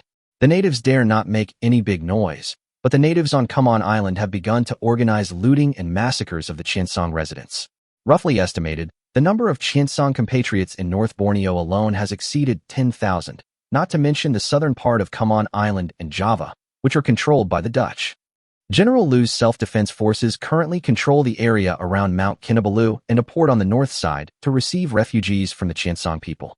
However, apart from wooden boats, there are only a few steam fishing boats near the coast. The offshore area is also surrounded by armed fishing boats of the indigenous people. The northwest of Qiancang Island is a refuge area for the Qiancang people established by the Wu family's armed forces, which is also being surrounded and intercepted. Although there is no shortage of food supplies, in terms of weapons, apart from homemade guns, there are only more than 300 rifles seized from the local police station. Moreover, the British and Dutch authorities will definitely not tolerate Lanfang's restoration in any form. I believe that it won't be long before the self-defense forces resisting the thugs will be declared mobs. More than 1,000 of the 2,000 self-defense forces only have cold weapons, and most of them are untrained. The situation in Pontianak is even worse. If they are strangled by the British and Dutch armies, they will definitely not be able to hold out for long. Cough, cough, cough. Mr. Su, thank you for the information you provided. Chen Gyus helped Su Xing lie down slowly and looked at the clerk behind him. Have you written down everything? Send a copy to Cangdong immediately. Wait for the governor's decision. Chapter 182. Send out troops. Send out troops. The struggle history of the Qiancang people in Nanyang is a history of blood and tears. Chu Qing sighed. He had finished reading the report sent by Luzon. In another dimension, in the future Blue Star, the local natives also used despicable and shameless means to exclude and even attack and massacre the unarmed Qiancang people many times, and the cruelty of the means was outrageous to both humans and gods. Publicize the contents of this letter and the atrocities committed by the local natives to the entire army. Since Cangdong now has the spare capacity, and it is in line with the current strategy, then why should we sit back and do nothing? Chu Qing immediately decided to send troops to rescue. Governor, are we too hasty to send troops to the Nanyang region now? Zhang Qilan was aware of Chu Qing's intention and was a little worried. The Eastern and Southern fleets have both been through a tough battle recently, and both their personnel and equipment need to be repaired. Moreover, whether it is intervening in the Gaman Islands or Malaysia, it will once again intensify the conflict with the British and other powers. Last time we took advantage of the information gap and the opponent's underestimation to easily win, but this time we have to face the British Empire, who is going all out. Zhang Qilan's worries are not without reason. The Dutch Navy is still okay, but since the British retreated to Malaya, they have spared no effort to strengthen the colonial fleet in the past 3 months. Even the French and Spanish in the Annan colony are desperately strengthening their defenses. The news from the Iron Blood Empire is even more terrifying. At least 3 super dreadnoughts and 2 super dreadnought battlecruisers have once again set out from Britain and the Mediterranean fleet to support the reorganized Far East fleet. I am worried that the riots that broke out in the 2 places are the great powers deliberately luring us into a decisive battle, and they may have already made full preparations for the Cangdong Navy to intervene. Indeed, at this critical juncture when the 2 sides are on the verge of a war, the governor of the British colony still dares to allow the natives to do whatever they want. In addition to venting his anger, he may also be deliberately trying to lure Cangdong to launch a long expedition. Your worries are reasonable, but even if it is a British strategy to lure the enemy, what does it matter? Chu Qing leaned back in his chair slowly. If they have accumulated enough troops, even if we don't take the initiative to attack now, they will come to our door in a while. I have seen the intelligence from the Iron Blood Nation. Currently, there are 14 large battleships in the Southeast Asian waters, accounting for less than a quarter of the total British Navy. We can still handle it. If the British Navy is ruthless, even if they are on guard against the Iron Blood Nation, it will only take 3 months to double this number, and then it will be difficult to deal with it. We must strike first to prevent 100 blows. If we can destroy more than 10 of their large ships here, the British Navy may not dare to mobilize a fleet of this size to our doorstep again in the face of the iron-blooded people's containment. Zhang Qilan fell silent and began to weigh the pros and cons, seeming to be convinced. If the Eastern Fleet and the Southern Fleet cannot win the battle, what about the main force of the Western Fleet? Commander Liu always complains to me that the Zhangxi Sea is too peaceful and he is too bored. Chu Qing continued to pursue the victory. Besides, we previously fought to retake Hong Kong under the banner of all the Qiancang people. Now our compatriots overseas are in trouble, and we sit back and do nothing. What will happen when the news spreads? Also, fighting to protect compatriots and fighting for Malay resources are 2 different concepts. Moreover, the overseas remnants of the Lanfang Republic are distributed in Malay and Khammon Island. We can also gain their support under the name of helping the Lanfang to restore its country, which is beneficial to our future management. Chu Qing turned his chair towards the map hanging on the wall. Of course, our direct forces will not intervene so quickly, so as not to arouse excessive vigilance of the great powers, and also to buy time for the fleet to mobilize. Zhang Qilan immediately understood Chu Qing's meaning. The transport submarine has already gone out to sea for sea trials. I will immediately order several boats in the open sea to go to Luzon to pick up supplies. Chen Gyus is also counting the remaining supplies in Luzon and preparing to provide assistance. Chu Qing nodded with satisfaction and first sent some weapons and radio equipment to the local Qiancang armed forces. He didn't ask them to counterattack, but at least they had to hold out until the arrival of the Cangdong Autonomous Territory Army, and also protect as many compatriots as possible. After completing their transport mission, the submarine forces do not need to return to port, but will directly advance to the Strait of Malacca, ready to ambush and harass the British transport lines at any time. Let the Luzon Republican Army begin to move to the south. Let them be the first to land and lead the charge. After training for several months, it's time to send the soldiers out to test the results. The British think that they can wipe out the Qiancang Navy by placing these super dreadnoughts in Malaysia? What a joke! Since they are willing to use this fertile land as bait, we have no choice but to accept it.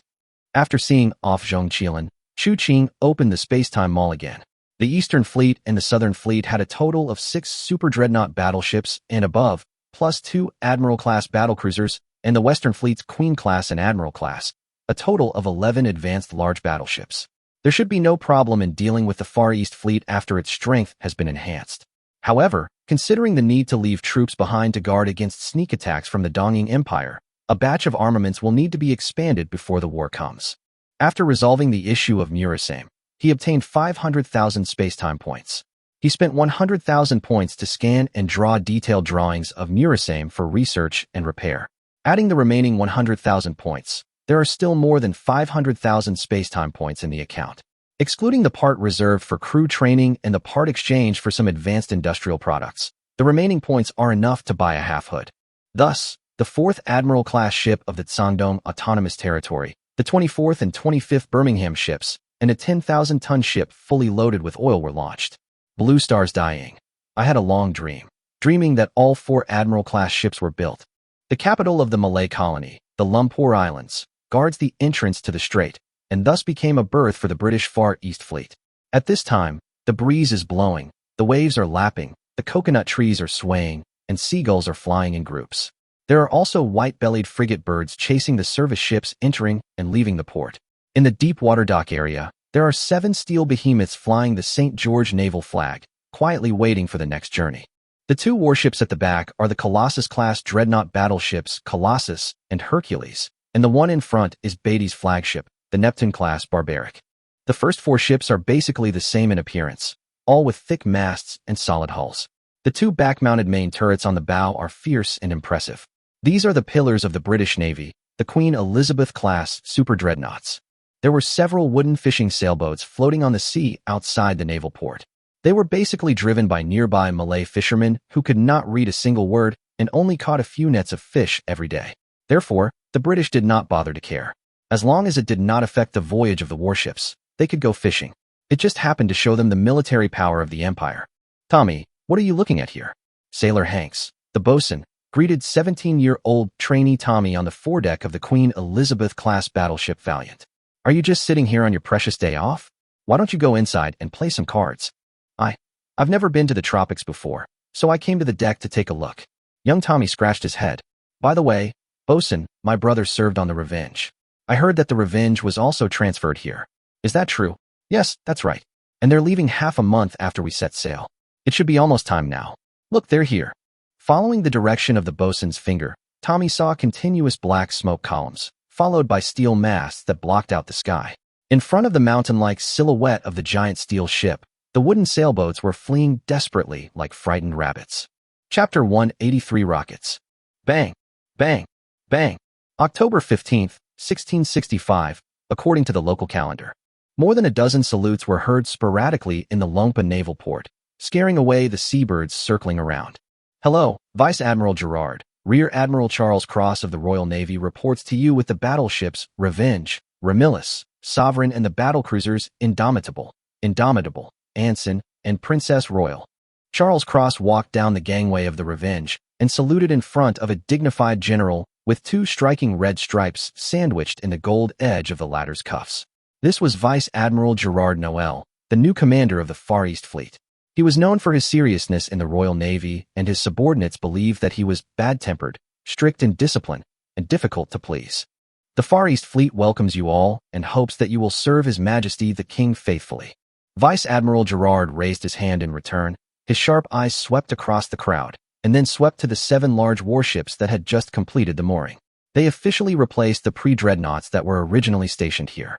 Now, after stationing 14 large warships, the British naval base on Longpa Island has reached its maximum design capacity. The cruisers that came with these capital ships can only go to the Star City Islands further east for stationing. Vice Admiral Gerard felt a surge of pride in his heart. If such a large fleet was pulled to the Atlantic Ocean, even the iron-blooded Chinese would tremble in fear. But this was only 1/4 of the combat power of the Royal Navy. The Royal Navy's century-old foundation was evident, and it was definitely not something that could be challenged by any villain. Originally, he disdained the plan of luring the enemy formulated by the British high-level officials, and even accused the colonial governor Sir John Anderson of letting the mob go, which humiliated the honor of the British aristocracy.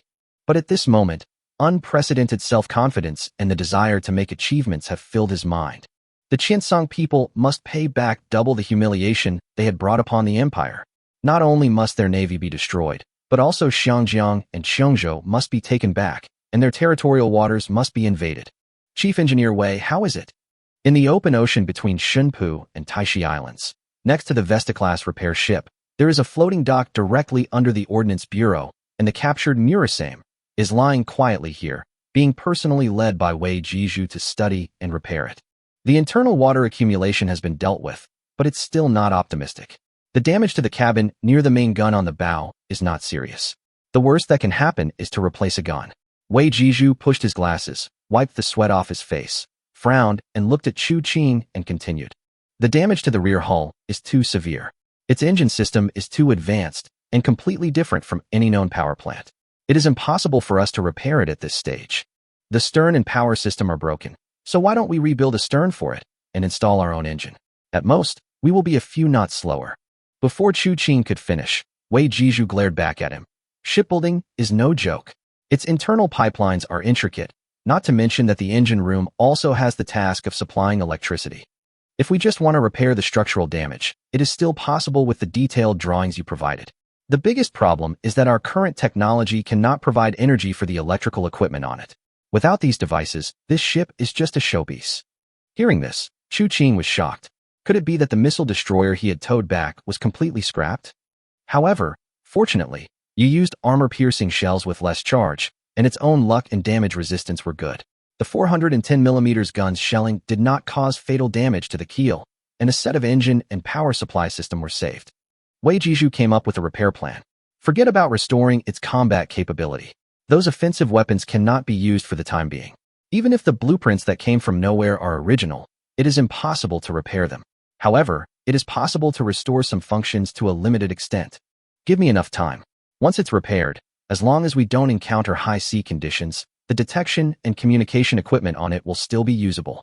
Don't ask me how long it will take. Anyway, it will be unable to move within half a year, and it's hard to say if it will be more than a year. The chief shipbuilder of the Cangdong Ordnance Bureau saw what Chu Qing wanted to ask next. If that foreigner hadn't come, it would have taken even longer. Well, it seems that we really can't rely on it in the Malay campaign. Chu Qing was about to board the ship and leave when Wei Jizhu called him back. However, Chun Lishu has made some progress. The rocket has already made some progress. On an uninhabited island within the Taixi Islands stands a row of residential-like buildings, like a street that appeared out of thin air on the island. There is also a tall and sturdy blockhouse in the middle of it. Closer to the shore are trenches and other fortifications. An old Hai-Rong-class ship is lingering near the shore. This is a weapons testing site of the Ordnance Bureau. This cruiser is also a test ship allocated to the Ordnance Bureau to test new weapons. It was renamed Dolphin. Its original main guns have now been removed and replaced by an iron cage-like device with a rotating mechanism. 3, 2, 1. Clusters of flames shot out from the iron cage-like device, and a row of blockhouse-shaped targets and trenches built in advance on the coast immediately disappeared in the smoke and dust. Boom, boom. When the smoke cleared, only ruins remained of several buildings, including the concrete blockhouse. Dolphin reports, all rockets have been fired. The building target has been destroyed. Please ask the ground observation team to go forward and confirm the impact of the attack. On the Hai-Rong class, the technician who was crouching in front of the high-power telescope put down the communicator, and at this time the iron cage was also surrounded by researchers who were recording the impact of the rocket launch on the launch device. At the same time, a group of Ordnance Bureau technicians also came out from the other side of the uninhabited island. Some of them entered the ruins, while others jumped into the trench. After a long time, the communicator on the Dolphin rang. The ground observation team reports that all test animals in the trench and building targets have no signs of life. The launcher ignition function is normal, the structure is not damaged, and there are no overall abnormalities. Qiancang, standing on the bridge of the navigation ship, showed a gratified expression. The previous test of the thermite warhead rocket had been successful, and today the experiment of the high-explosive warhead was completed. The rocket used for attacking the other side can be said to have been basically developed. Chapter 184 Lanfang Self-Defense Force. October 19, 1665, according to the local calendar. Amin, hold on. Goddess Mazu bless me, if Ming can survive. I will definitely offer 3 animals to fulfill my wish in the future. At night, fires flickered in the mangroves on the coastal mudflats north of Mount Kinabalu. This was a garrison of the self-defense forces under Liu Ingwen, with about 500 people scattered around, most of them wounded, wailing everywhere. More than 30,000 Qiancang refugees and their belongings have been gathered around Mount Kinabalu, and the low house in the port not far away is Liu Ingwen's command center, where several staff officers from the former Ministry of National Defense of the Lanfang Republic are responsible for commanding the operations. General, today we seized another 10 guns and dozens of Pamo knives. The team that went to the east rescued another 100 people, including more than 20 strong men. Ada, what are the casualties among the brothers? More than 70 brothers were killed, and more than 130 were injured. In the east of Kota Kinabalu, more than 50 brothers were killed. There were too many natives. The brothers couldn't rush in at all. The damn British people helped them. The man called Ada spoke in a lower and lower voice, and gradually he began to sob. Liu Ingwen sighed and helped him sit down. The biggest problem facing the self-defense forces at present is the lack of weapons. It is difficult to deal with large numbers of armed thugs. The elite forces only have 50 second-hand French and Spanish 1886 rifles that were secretly purchased from the Principality of Oceania. The remaining hundreds of standard rifles are mostly Martini Henry captured from the colonial military and police. Below that are a variety of homemade guns and cold weapons. It seems that we can't enter Kota Kinabalu. Let's send more people to Sandakan in the east tomorrow. Another man ran in from outside the door and shouted in panic. General, look at this. The British are about to intervene. After taking the stack of papers from the man, Liu Ingwen's frown deepened. These were leaflets that the British instructed the natives to throw around to persuade them to surrender. The leaflets said that Liu Ingwen's self-defense forces had been declared rebels by the colonial authorities, and that the colonial military and police would be dispatched to clear them out. Those who came down the mountain with the leaflets would be exempted from punishment. These British people are so shameless. They allow the natives to attack us and don't allow us to resist. The man who delivered the leaflets was indignant. Do they want us to lie on our backs in bed and wait for them to come and chop off our heads? A song. It's no use talking about these things now. Liu Ingwen rubbed his temple. Tomorrow, place more spies at the foot of the mountain and look for evacuation ships. The colonial armies of the great powers are not comparable to those unorganized mobs. At that time, all the people of the Lanfang Republic were soldiers, and tens of thousands of armed forces were easily defeated by the Dutch army. The British colonial army would only be more brutal and ferocious, and the fate of his 2,000 self-defense soldiers could be foreseen. When the Lanfang kingdom was destroyed, Liu Ingwen was still an adult and therefore powerless. Now he is over 40 and in the prime of his life. He risks being killed by the colonists and raises the Lanfang flag again to protect his compatriots, but judging from the current situation, it seems to be the same story as more than 10 years ago. I hope that Staff Officer Su can successfully contact Sangdong. Liu Ingwen prayed silently in his heart. Although he still had his old subordinates in the Malay region, judging from the current situation, it was impossible for the Qiancang people to travel between Qiancang Island and Malaysia, so naturally they could not wait for their support.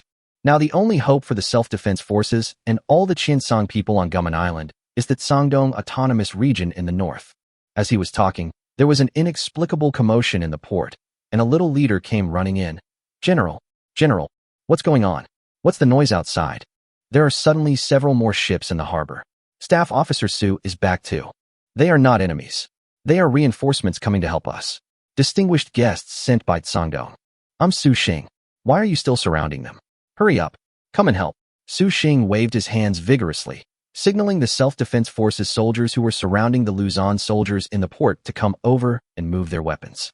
After seeing Su Xing's face, the self-defense soldiers believed that the armed men in front of them, who did not look like Qiancang people but were different from the local natives, had no hostility. They dropped the wooden sticks and iron bars in their hands and took over the heavy wooden boxes. In the distance, a man in his 40s came to the shore with a few torches. Su Xing saluted and pointed at the 40 or so Luzon people and said, General Liu, Su Xing has fulfilled his mission. The Qiancang Autonomous Region has agreed to send troops to Gumen Island and has sent a platoon of Luzon troops and a batch of equipment to support us. Then he looked at an officer on the ship who was fiddling with the radio. This is Lieutenant Colonel Li Fong, the liaison officer from Qiancang. The lieutenant colonel will be responsible for our follow-up contact with Qiancang. Thank you for your hard work, distinguished guest. Lu Ingwen clasped his fists and signaled his men to take Li Fong and his party downstairs to rest. Then he opened a large wooden box, which contained some firearms he was not familiar with, short barrels with long magazines, wooden stocks, and front and rear grips. General, this is a new firearm developed by Qiancang.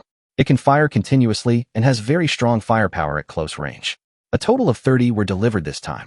The rest are all French-Spanish standard Lebel 1886 rifles, more than 300. Su Xing rubbed his hands and introduced excitedly. There is a larger batch of aid on the way, which will arrive within 3 days. Make sure our self-defense soldiers have a gun in every hand. We don't have to be afraid of those natives anymore. The frown on Lu Ingwen's face finally relaxed. The channel to Luzon has been opened, and Qiancang has also made it clear that it will send troops to provide assistance. So there is no need to worry too much about the land battlefield. The compatriots on Gumen Island have also been saved. However, in terms of naval power, can the young Qiancang Dominion really cope with the strongest British Navy in the world? Lu Ingwen became worried again. General Laperal, all 3 warships have been repaired and resupplied. These big guys are in the best mechanical condition. In the port of Vung Tau, the largest deep-water port in the Annan colony of the French-Spanish Republic, 3 of the 8 steel giants that originally flew the red, white, and blue naval ensign now fly the flag of St. George. On the Normandy-class battleship Gascogne, flying the Vice Admiral's flag, British Rear Admiral Jellicoe is bidding farewell to General Laperoire. The British Empire thanks the French Republic for the helping hand it has extended. Chapter 185, Leased Ships. May God bless you, Mr. Jericho, Lieutenant General Laperal replied as a matter of routine. Give my regards to General Gerard. Your Excellency Vice Admiral, has the Franco-Spanish Navy really decided not to participate in the joint operation? Jericho hesitated but finally spoke. I'm sorry, Mr. Jericho. General Laperal spread his hands and shook his beard. This is the decision of the conservatives in the Navy Department. I have no right to interfere. All I and my fleet can do now is wait for your good news in Vung Tau port. Yes, the Franco-Spanish Navy, which had suffered a great loss together with the British at the hands of the Qiancang Autonomous Region, decided not to follow the British this time. The reason was very simple. That is, the Franco-Spanish Navy had no surplus food. There were really only a few ships left. Unlike the British Navy, which had more than 60 dreadnought-class battleships, the Franco-Spanish Navy, which was led astray by the Green Water School, did not have such abundant resources. It also lost several large battleships at the hands of the Qiancang Autonomous Region. After dispatching 1 Normandy-class and 2 Brittany-class ships, it could no longer dispatch a super dreadnought battleship, while taking into account the vast colonies in the Mediterranean and Africa. Moreover, after seeing the horrific hit rate of the Qiancang Autonomous Navy, Vice Admiral Laperal really didn't want to stand opposite the guns of the Qiancang fleet again. So, when the British began to advise France and Spain to fight together to retake Qiancang, the Vice Admiral suppressed the colonial governor's eagerness to try, and at the same time, he explained the pros and cons to the French and Spanish Navy Department, and strongly promoted the idea of preserving the existing dreadnoughts and avoiding unnecessary battles. He also mobilized almost all of his connections, and finally made the Navy Department decide to wait and see for the time being, and then invest in the fleet to add icing on the cake when the situation became completely clear. However, the British were not satisfied with this and began to put pressure on the French and Spanish, demanding a temporary lease of 3 Dannon-class quasi-dreadnought battleships to further expand their fleet strength.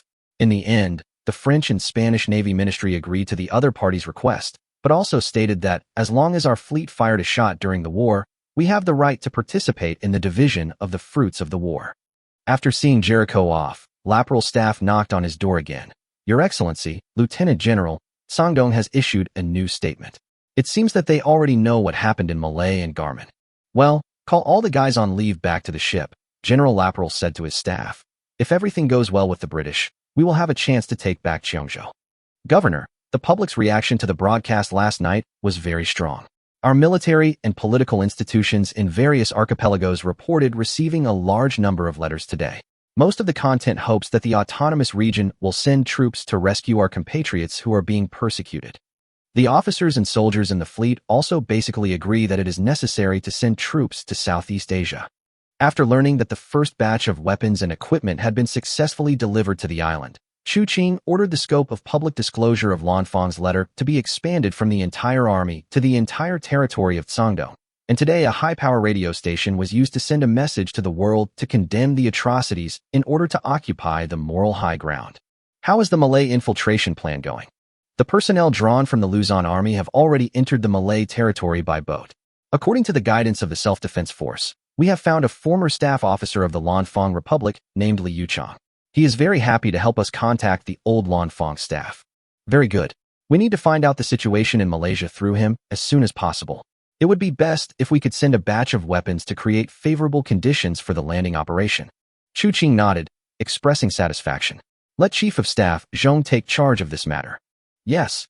After deciding to provide assistance to the Qiancang Armed Forces on Guman Island, Qiancang naturally thought of sending Marines to infiltrate the Nanyang region as an insider. However, given the current tense situation, even if there would be no accidental conflict with the local rioting natives in advance, it would be difficult for these large numbers of unfamiliar Qiancang faces entering Nanyang without attracting the attention of interested parties, which would be bad if they alerted the enemy. Therefore, Zhong Qilan proposed that the Luzon Republican Army send reliable soldiers to infiltrate. Although the Luzon race is slightly different from that of Malays, it is not as eye-catching as Qiancang's face. However, the Luzon Republican Army has a short training time, and the available personnel are not enough to create riots independently. Then, it is necessary to use the power of the former Lanfang general. After the attendants left, Qiancang stood up and looked at the warship in the port outside the building that stood out among the merchant ships. Yes, this was the newly exchanged battlecruiser, the 4th Admiral-class battlecruiser, Yindang, of the Cangdong Navy. So far, the scale of the Cangdong Navy has reached a bottleneck, and the main limiting factor is personnel. In order to crew this battleship, not only were key personnel drawn from the old ships, but a group of cadets were also allowed to graduate early from the Naval Academy, and a group of sailors were recruited through the Shipping Bureau. Only then was this big guy able to go out to sea. The next step was to activate the resonance amplification field to accelerate the crews running in. It is probably too late to modify the fire control equipment and add seaplane slides, so we have to use the old Dryer 5 Malawian Quach's fire control station for the time being. After all, no one knows when the battle will break out. According to the call signs of the British warships provided by the Iron Blood country, Qiancang has determined that the number of British large warships that have arrived in the South Seas is 14. Compared with the 12 ships that can be mobilized by the other side has an advantage in quantity, but the Cangdong Navy is far superior in quality, at least in terms of super dreadnoughts. The side has an overwhelming advantage. According to the results of previous intelligence monitoring, the British Navy should not have replaced its equipment with new hard-capped armor-piercing shells on a large scale. So the armor-piercing ammunition currently fired by these British warships is still the old-fashioned soft-cap shells that have the problem of premature explosion. On the other hand, Cangdong had developed new ammunition with better performance than Greenbowie under Qiancang's instructions. Even if it was the same 42 caliber 15-inch heirloom, the combat effectiveness of the two sides was very different. In this way, it should not be a big problem to defeat the current size of the British fleet. The only variable is the French. Their fleet in the Annan colony also has 3 or 4 super dreadnoughts. If they are deployed to the battlefield together, what changes will it bring to the war situation? No one can say for sure. Just look at the reaction of the French to this statement. Chapter 186. The New Look of the Sea Rhino. On October 21st, 1665 in the calendar of this plane, in Wilhelm Harbor in the Hanover province of the Iron Blood Empire, the sky was clear and a dazzling golden light wave flashed on the sea outside the harbor. Inside the 4 large docks of the naval shipyard, machines roared, rivet guns clicked, and 4 steel behemoths had taken shape. My dear Alfred, the York class is making good progress. The hull is 85 complete, and the power system provided by Cangdong has also arrived in the Empire. We will see her enter service soon. Admiral Tirpitz accompanied William II in inspecting the naval shipyard. Thanks to the highest priority investment and the 3-shift work of the shipyard, the construction of the 4 warships was unusually fast. The construction of submarines was also very smooth. 25 submarines have been launched and 16 have been put into service. Alfred, have you read Qiancang's friend's statement before? William II suddenly stopped and asked, what kind of response do you think we should take? The British behavior is indeed not glorious, and we should naturally condemn it. Admiral Tirpitz paused. Your Majesty, are you still considering sending troops to help? Our friends are now facing a direct military threat from the British, including 14 large battleships, including 9 super dreadnoughts. Wouldn't it be unreasonable if we just stood by and watched? William II now pays special attention to the power in the Far East. After all, the naval strength of the Qiancang Empire does not match its territorial waters, and often has to rely on the assistance of the Iron Blood Empire. The Shandong Autonomous Territory always has some surprising designs or technical equipment. There is a very high possibility that Iron Blood and Shandong will support each other and bring the British Navy down from the altar. Now that the Shandong Autonomous Region is facing an armed attack, it is not appropriate for them to remain silent, both morally and in terms of interests. At the Emperor's instruction, the Iron Blood side contacted the Shandong Autonomous Region as soon as they received the news of the British naval mobilization, expressing their willingness to provide military assistance if necessary. But Chu Qing at that time politely declined the Emperor's kindness, and the assistance was left unresolved. Now, after confirming the current strength of the British Empire's Far East Fleet, Emperor William was in a dilemma. If he sent a fleet to provide direct assistance, he was afraid of dragging the entire Iron Blood Empire into the war too early. But if he did not send a fleet and Shandong was defeated, the Iron Blood Empire would have to fight the pressure of the British alone again.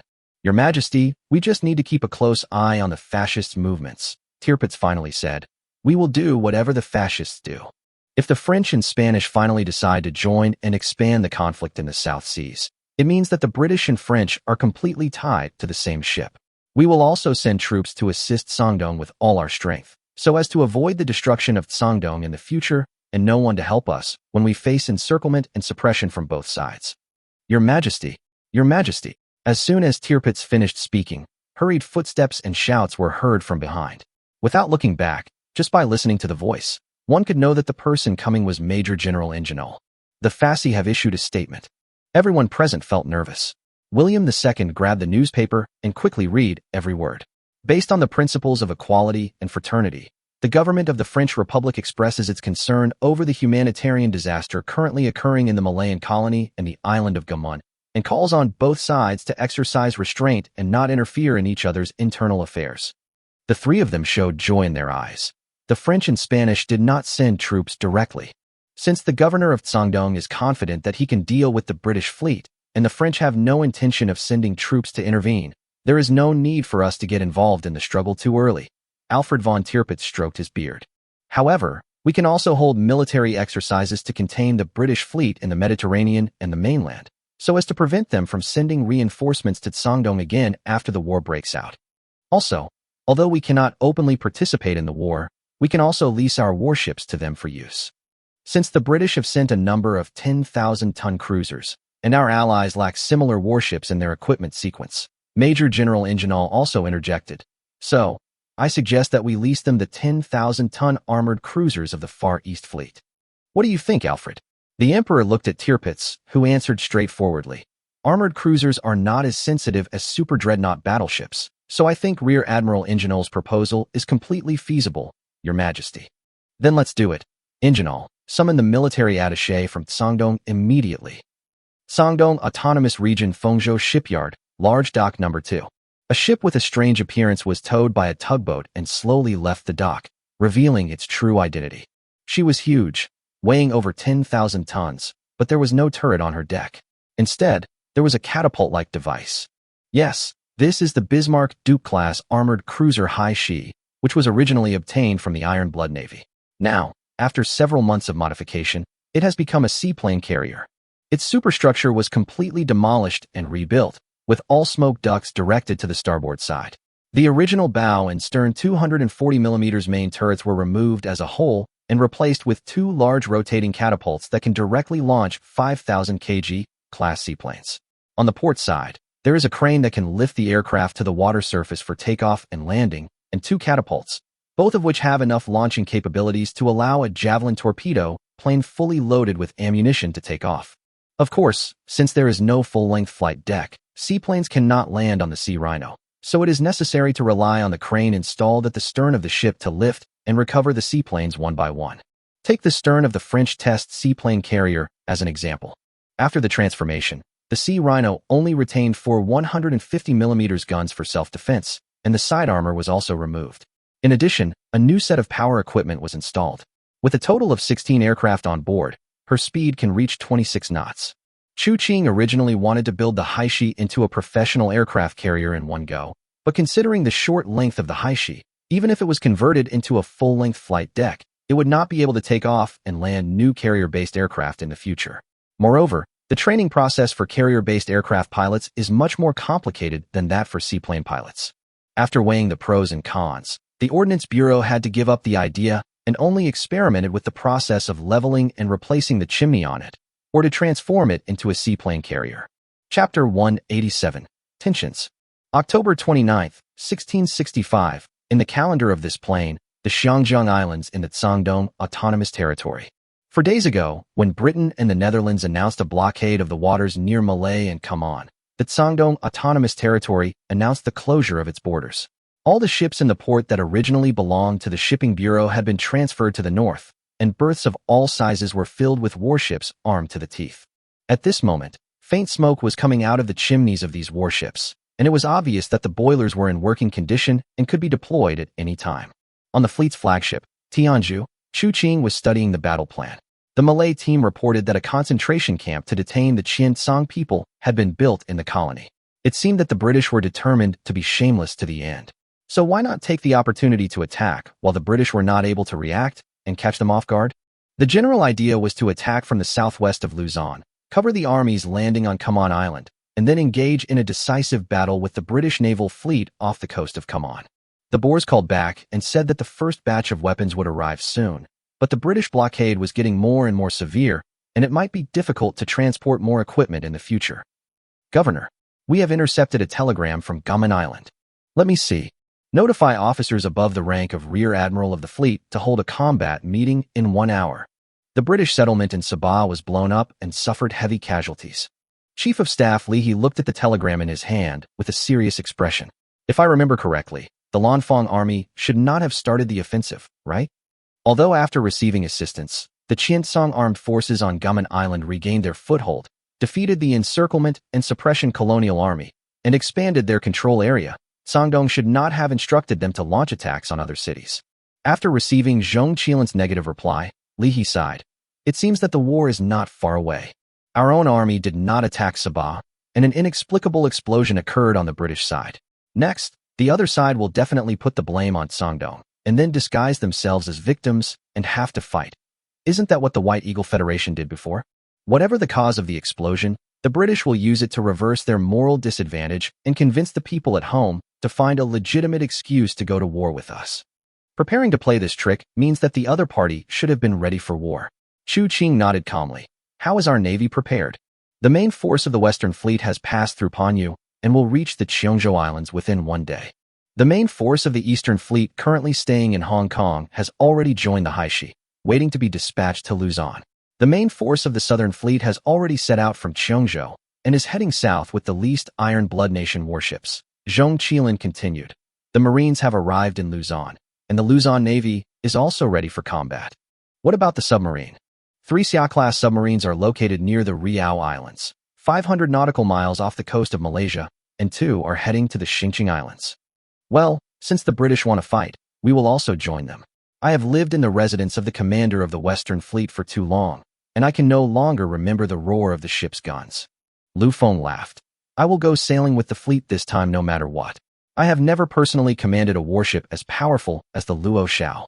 Qiancang understood that Lu Feng was determined to attack personally this time, so he did not bother to stop him. His face became serious. The Southern Fleet will strengthen patrols, focus on southwest Luzon, and be ready to respond to the British at any time. Notify the iron-blooded people that their exercise can begin. However, the previous plan to go to Luzon needs to be changed. The cruiser forces will move forward on both wings, and the main fleet will be on standby near the Qiancang Islands. The Luzon Navy's plan will not be changed. Qiancang said after thinking about it. The original plan was based on the assumption that the British Navy would take a passive defensive stance when they were sure that they could seize the strategic initiative. However, the current intelligence showed that both the British and themselves were mainly offensive, so some changes needed to be made to facilitate the British to take an unconventional approach and not attack Luzon, but go straight to Qiancang. The Qiancang Islands are located between Malay and Luzon, bordering Luzon to the east, Qiancang to the south, and the only passage from Malay to Qiancang to the west. If the main fleet is allowed to sail towards Shitanjiu, then no matter what the British do, they will have enough time to react. 48 hours later, the news of the attack on the British settlement in the North Borneo colony had spread throughout the British Empire through radio waves. In the capital of the British Empire, in the Palace of Westminster on the west bank of the Thames next to Westminster Bridge, Prime Minister Cecil was giving an impassioned speech. Gentlemen, I am here to inform you of a sad news. Just yesterday morning, Great Britain's sacred overseas colonies were attacked by the Qiancang Dominion in a despicable and shameless surprise attack. Before this, we respected the territorial sovereignty of the Qiancang Dominion and made concessions in the Taixi Islands. However, unfortunately, the Qiancang Dominion still regards us as an obstacle to their rule over the Southeast Asian waters, and our peace-loving residents have become victims of their evil war. Therefore, they brazenly supported the mob to massacre innocent British citizens. This surprise attack was well planned and executed, proving that the interference of the Dominion of Qiancang in the internal affairs of the colonies was premeditated. In this attack, 14 unarmed British citizens were killed. 14 families were destroyed and ruined. We must ensure the safety of our people's lives and property, and ensure that the good British people will never be persecuted like this again.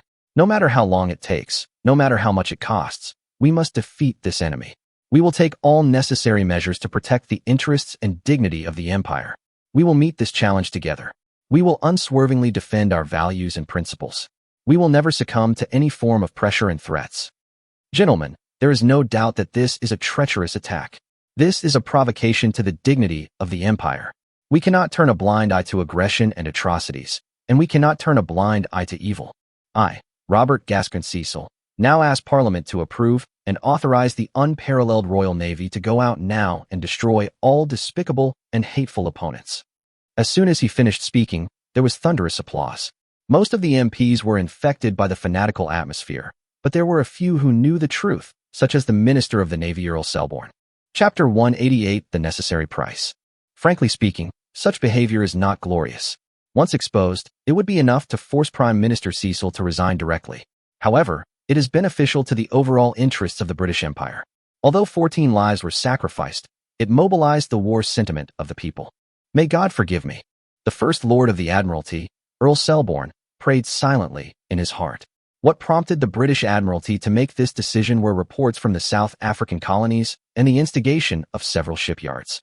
The report stated that the local Boer armed forces were defeated under the attack of the Great British Imperial Army, and the Marines also seized the strategic mistakes of the Boer Army and fought several beautiful annihilation battles. After calculation, it was found that the Boer armed forces would not be able to hold out for long under the iron hoof of the empire, and victory in South Africa was in sight. In order to prevent complications and eliminate the possibility of interference from external forces. At this time, the Qiancang Autonomous Territory, which was selling arms on a large scale, was again targeted by the Colonial Ministry and the Admiralty.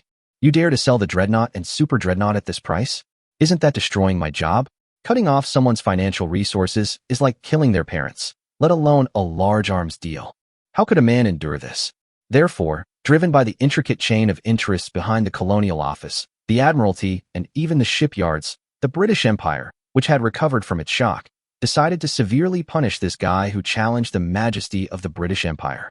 However, the British people and French and Spanish public opinion were dissatisfied with the actions of the British colonial army in the Boer-controlled areas. Moreover, without any substantial evidence, the Parliament might not approve it. Moreover, a rash attack on Qiancang might lead to an outbreak of anti-war sentiment at home and abroad. In this way, Earl Selborne and Colonial Secretary Chamberlain jointly took the lead in formulating a strategy that combined provocation with self-torture. If the Qiancang Autonomous Region took the bait, they could take the opportunity to completely defeat the Qiancang Navy and cut off the Iron Blood Man's idea of challenging sea power. Even if they failed, they could plunder the wealth of all the Qiancang people in the colony and disgust the Qiancang Autonomous Region. The speech in the Palace of Westminster has ended, and all the MPs shouted, "Take up arms." The fanatical emotion almost broke the roof of the Parliament building. On the other side of the earth, a huge naval fleet has made all preparations for sailing. In the southern part of the Malay colony, at the anchorage of the Star City Islands, on the British Far East Fleet's flagship battleship Valiant, Vice Admiral Gerard Noel was pacing back and forth in the officer's cabin, waiting for a telegram, a formal order to attack. Your Excellency, Vice Admiral, a telegram from the Admiralty. Read, urgent telegram from London. The British Empire and the Qiancang Autonomous Territory are officially at war. Order the Royal Navy's Far East Fleet to attack immediately and completely destroy the Qiancang Naval Fleet. Long live His Majesty the King. Let's go. Let's head to the bridge and beat up those Qiancang monkeys. Vice Admiral Gerard put out the cigar in his mouth in the ashtray with one hand and called to his adjutant with the other hand. Tell Major General Edmund to search for the Qiancang people's main fleet with all your strength, and then we will send them to the bottom of the sea as quickly as possible. Yes. The morning after Britain and the Kingdom of the Netherlands officially declared war on Qiancang, Riau Islands Province, Natuna Islands. The sea in the mist sparkled with light blue. On the white sand beach of an unknown island, sea turtles lay lazily on it. Silver pigeons and green broadbills flew across the sky from time to time. There were also a few leaf monkeys resting on the tall palm trees. This territorial waters belonging to the Kingdom of the Netherlands was originally a gathering area for pirates and was also the only way to go to Luzon or Qiangdong and Qiangnan. However, after the joint attack by several major forces, the pirates have disappeared, leaving only the primitive tribes that are still nomadic in the ocean. In the deep waters outside the archipelago, 3 nearshore attack submarines of the Qiancang Navy have been quietly ambushed. Tang Zhou, the captain of Xia-07, was leaning on the threshold of the watertight door of the chart room, sipping a cup of Qiancang-style green tea, and the command of the submarine was currently handed over to the deputy captain. Although it is a luxury to consume precious battery power to boil water for making tea, Tang Zhou believes it is worth it because the aroma of tea can free people from the dirty smell of engine oil in the boat, making the brain more clear-headed and sensitive. Hold depth, right rudder 15, half thrust, advance to 1,000 meters, fill torpedo tubes 1, 2, 3, and 4 with water, set depth to 2 meters, set speed to maximum, small target number 2, torpedo tubes 1 and 2 launch. While sipping tea, the young captain calculated the attack plans for different targets in his mind.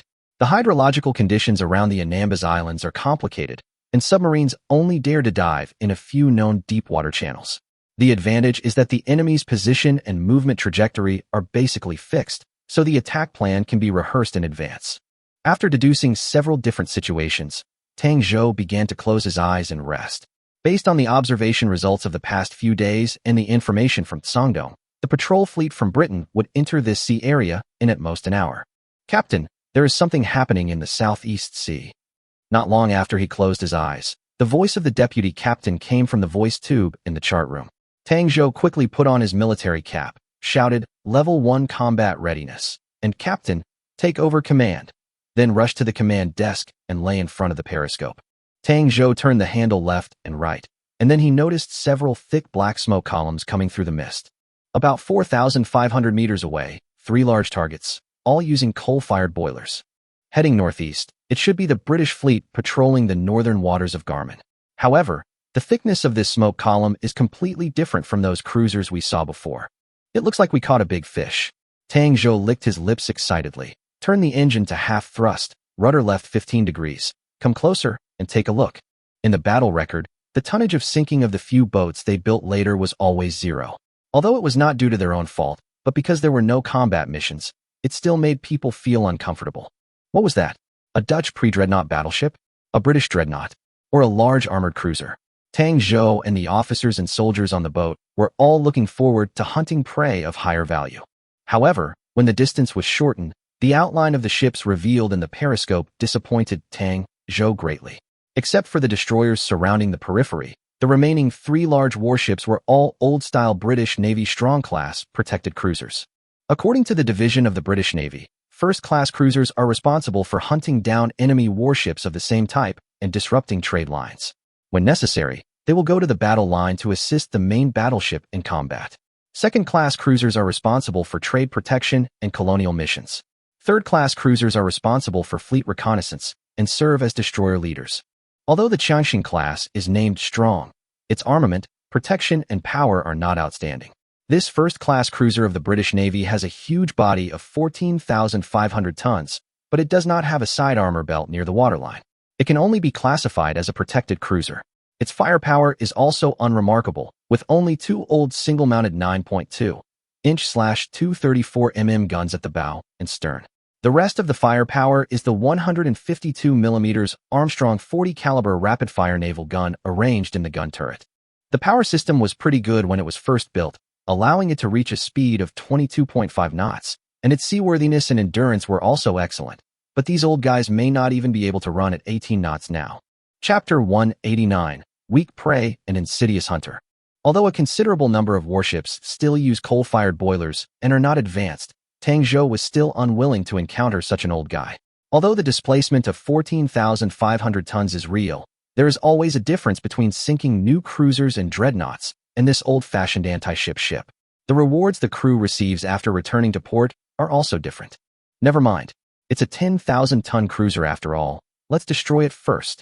Tang Zhou thought of two similar silent hunters hovering in the nearby waters, so he decided to take down the enemy first to avoid being snatched away by other submarines. The two submarines before attacked the Dongying people. Today we will have a taste of the world's #1 British Navy. Target confirmed. Position 251. 3 strong-class protected cruisers. 3 small targets following behind are believed to be British Navy tribal-class destroyers, advancing at 14 knots. Hit the guy who hits you first. Maximum thrust. Left rudder 5, approach to 2,000 meters to seize the launch position. Launch tubes 1, 2, 3 for loaded. The 508mm submarine-launched torpedo equipped on the Xia-07 has a range of 4,000 meters at a maximum speed of 38 knots. For an old-fashioned 10,000-ton cruiser with a slow speed and sluggish movements, launching it at 2,000 meters can completely cut off her possibility of escape. Maximum speed. 5 meters depth. Set speed to maximum. Set depth to 5 meters. Torpedoes loaded. Launch tubes filled with water. The narrow space of Xia-07 seemed particularly depressing under the illumination of the red light, but the crew's fighting spirit had been high. After lurking in the dark water for so long, wasn't they waiting for the moment to harvest their prey? 3,400. 3,300. 2,700. In the bow torpedo compartment, the torpedo commander pricked up his ears and listened to the distance information coming from the sound tube above, waiting for the captain's order to pull down the launch handle. 2,500. Open the launch tube cover. 2,100. 2,000. Torpedo tubes 1 and 2 launched. The torpedo captain quickly and forcefully pulled down the launch handle. The Xia-class nearshore attack submarine trembled slightly, and 2 white lines appeared below the sea surface. Inside the silent submarine, all the crew members were counting down silently. It would take about 100 seconds for a torpedo to sprint at full speed to cover a distance of 2,000 meters. Finally, the hopes of all the officers and soldiers on the boat were not dashed. 2 dull, rumbling noises were heard from the front, and Tang Zhou also saw in the periscope a towering water column rising from the starboard side of the stern of the leading British cruiser 2,000 meters away. The stern of the 10,000-ton Qiancang was displaced as a whole by the explosion, and after the water column fell, the stern of the old cruiser was completely torn apart and completely separated from the front half of the battleship. The sailors on the battleship were completely unprepared, and many of them were thrown directly into the sea. As the lifeboats were lowered, the aging ship began to tilt from the stern, and the sailors who did not have time to board the lifeboats jumped directly from the deck into the sea. Beautiful. She's done. Tang Zhou moved his head away from the periscope and signaled the deputy captain to record in the combat log. November 1st, 1665, at 7:21 in the morning, a British Navy's strong-class cruiser was sunk. Boom. Another dull explosion was heard from the front of the boat. Tang Zhou quickly moved his head back to the periscope and saw a British destroyer arching upward from the middle of the hull. It was swaying constantly due to the impact force like a fallen leaf in the raging waves, and finally broke directly from the middle. As for the crew, Tang Zhou did not see anyone abandoning the ship. Most of them were trapped inside the ship and sank with it. After all, for a small ship weighing less than 1,000 tons, the only outcome for it was to sink on the spot when faced with a torpedo attack of this level. It looks like other submarines have taken action, Tang Zhou thought to himself. It seemed that more than one submarine was targeting this British patrol fleet. Soon, the noise here would attract all the submarines in this sea area. The remaining British warships would definitely be in danger. This foggy sea area has become a hunting ground for Sangdong submarines. Hurry! Second large target. Torpedo tubes 3 and 4 fire. Reload tubes 1 and 2. On the British Navy cruiser, terribly, Captain Colonel Arthur Stewart was extremely terrified. In front of him, the bow of the sister ship, Gibraltar, had just sunk into the sea, and the surviving officers and soldiers were struggling on the sea. As a soldier, he was not afraid of being attacked by the enemy in war, but was afraid of the attack coming from unknown sources and by whom. Within 2 minutes, a 10,000-ton cruiser and a destroyer of our side were attacked and sunk, but no one in the entire fleet saw the attackers. The fleet's radio communication channel was extremely lively. Some claimed to have been attacked by torpedoes, some said they had seen mines, and the most exaggerated was a destroyer that actually reported that it was bombarded by a battleship. What the hell? Have we entered a minefield? I remember there are no mines laid in this area. Colonel Stewart was puzzled. The Terrible and the accompanying destroyers gradually slowed down. It is not a good idea to sail at high speed in a minefield. However, in another direction that he had not noticed, 2 deadly white tracks were heading straight for the Terrible. There is a torpedo track at 9 o'clock. Speed up. Turn left to avoid it. Full left. It's unavoidable. The chimney of the Terrible spewed out much thicker coal smoke than before, indicating that the sailors in the boiler room had tried their best to add coal into the furnace. However, the acceleration process of this battleship was too slow, and the rudder effect was not so obvious at low speed. In the end, it was hit on the port side by 2 submarine-launched torpedoes. With the help of Topek's charge, the power of the torpedoes almost doubled, the keel of the hull was broken, and the huge impact force almost overturned this 10,000-ton ship. The remaining cruiser in the fleet finally discovered that it was attacked by torpedo weapons. The signalman immediately reported to the British Navy headquarters that they were under torpedo attack. The remaining 2 destroyers also began to try to maneuver. However, the 3 submarines of the Qiancang Navy had completed a round of loading and launch fan-shaped attacks, blocking their maneuvering path. A few minutes later, all 3 destroyers sank to the bottom of the sea, and the British main force in the rear also received the torpedo attack report from the cruiser. A large number of cruisers and destroyers patrolling around began to gather in this sea area to encircle the so-called Qiancang Navy torpedo-struck ships. Chapter 190. A tiger among the flock of sheep. Quick, quick, quick. Put away the periscope. We can't stay in the Taixi Islands any longer. Don't run into the British Army. Tang Zhou jumped off the command platform swiftly, and the sailors behind him also performed their duties. The water pump made a rumbling sound until the depth gauge stopped at the 35-meter mark. The electric motor is propelled at maximum power. Go faster and don't get blocked by the British. Tang Zhou was already satisfied with taking down 2 10,000-ton cruisers. An entire fleet was lost here, and the British would inevitably surround them. Although the existence of the submarine had not been exposed, if the British fleet refused to leave, the submarine would not be able to surface for air. The periscope lowered, and the propeller stirred up more and more bubbles. The 3 hidden hunters chose to leave at the same time, leaving the battlefield to the surface ships. Half an hour after the 3 submarines left, a patrolling British fleet arrived first in the waters of Qiancang Islands province, southeast of the Taixi Islands. They were the destroyer fleet responsible for carrying out the task of blockading Garmin. They were led by a Weymouth-class destroyer and 3 old-style destroyers of less than 1,000 tons. The commander was Colonel John D. Edwards, captain of the Weymouth-class light cruiser Falmouth. Report to Major General Edmund that we have arrived at Taixi. Colonel Edwards shouted to his signalman, then turned to the lookout on the mast. Strengthen the lookout and find the Qiancang People's torpedo fleet. The patrol fleet led by the 3 Qiancang-class ships has not responded since they reported the torpedo attack, so they must have been annihilated. The main fleet of the Qiancang Autonomous Territory would not appear here at this time, because the patrol fleet reported a torpedo attack, and the monitoring equipment equipped by the British Navy did not detect a large number of radio communications. Although the combat power of the Qiancang-class ships is outdated, the 152mm naval guns installed all over their bodies are not something that ordinary destroyers can easily challenge. The fleet with 3 Qiancang-class ships was destroyed in an instant. It could only be that they encountered a large number of Qiancang torpedo ships hidden in the fog. If we can sink or disable one, maybe we can crack the legendary secret of ultra-long-range high-speed torpedo, Colonel Edwards thought to himself. But what happened next disappointed him greatly. The fleet led by Falmouth spread out and searched for a long time. More and more British cruisers and destroyers entered the waters of the Qiancang Islands, but no one found anything. These Qiancang monkeys are really good at hiding, Colonel Edwards' deputy said hatefully. The fog is about to dissipate. They can't hide for much longer. Colonel Edwards looked up at the sun. The fog on the sea had dissipated visibly. There's something going on in the northwest. 4 columns of smoke. Speed 13 knots. The lookout's report shocked everyone on the navigation bridge. But when the high-powered telescope moved to the northwest, The ship's silhouettes that appeared were an adventure-class reconnaissance cruiser and 3 small destroyers. The other side sent a light signal. This ship is the attacker belonging to the 3rd Scouting Fleet. It looks like it's just a destroyer squadron. Colonel Edwards looked away from the telescope. Wait, what is that? The colonel spotted an unusual plume of smoke in the northeast. Watch the northeast.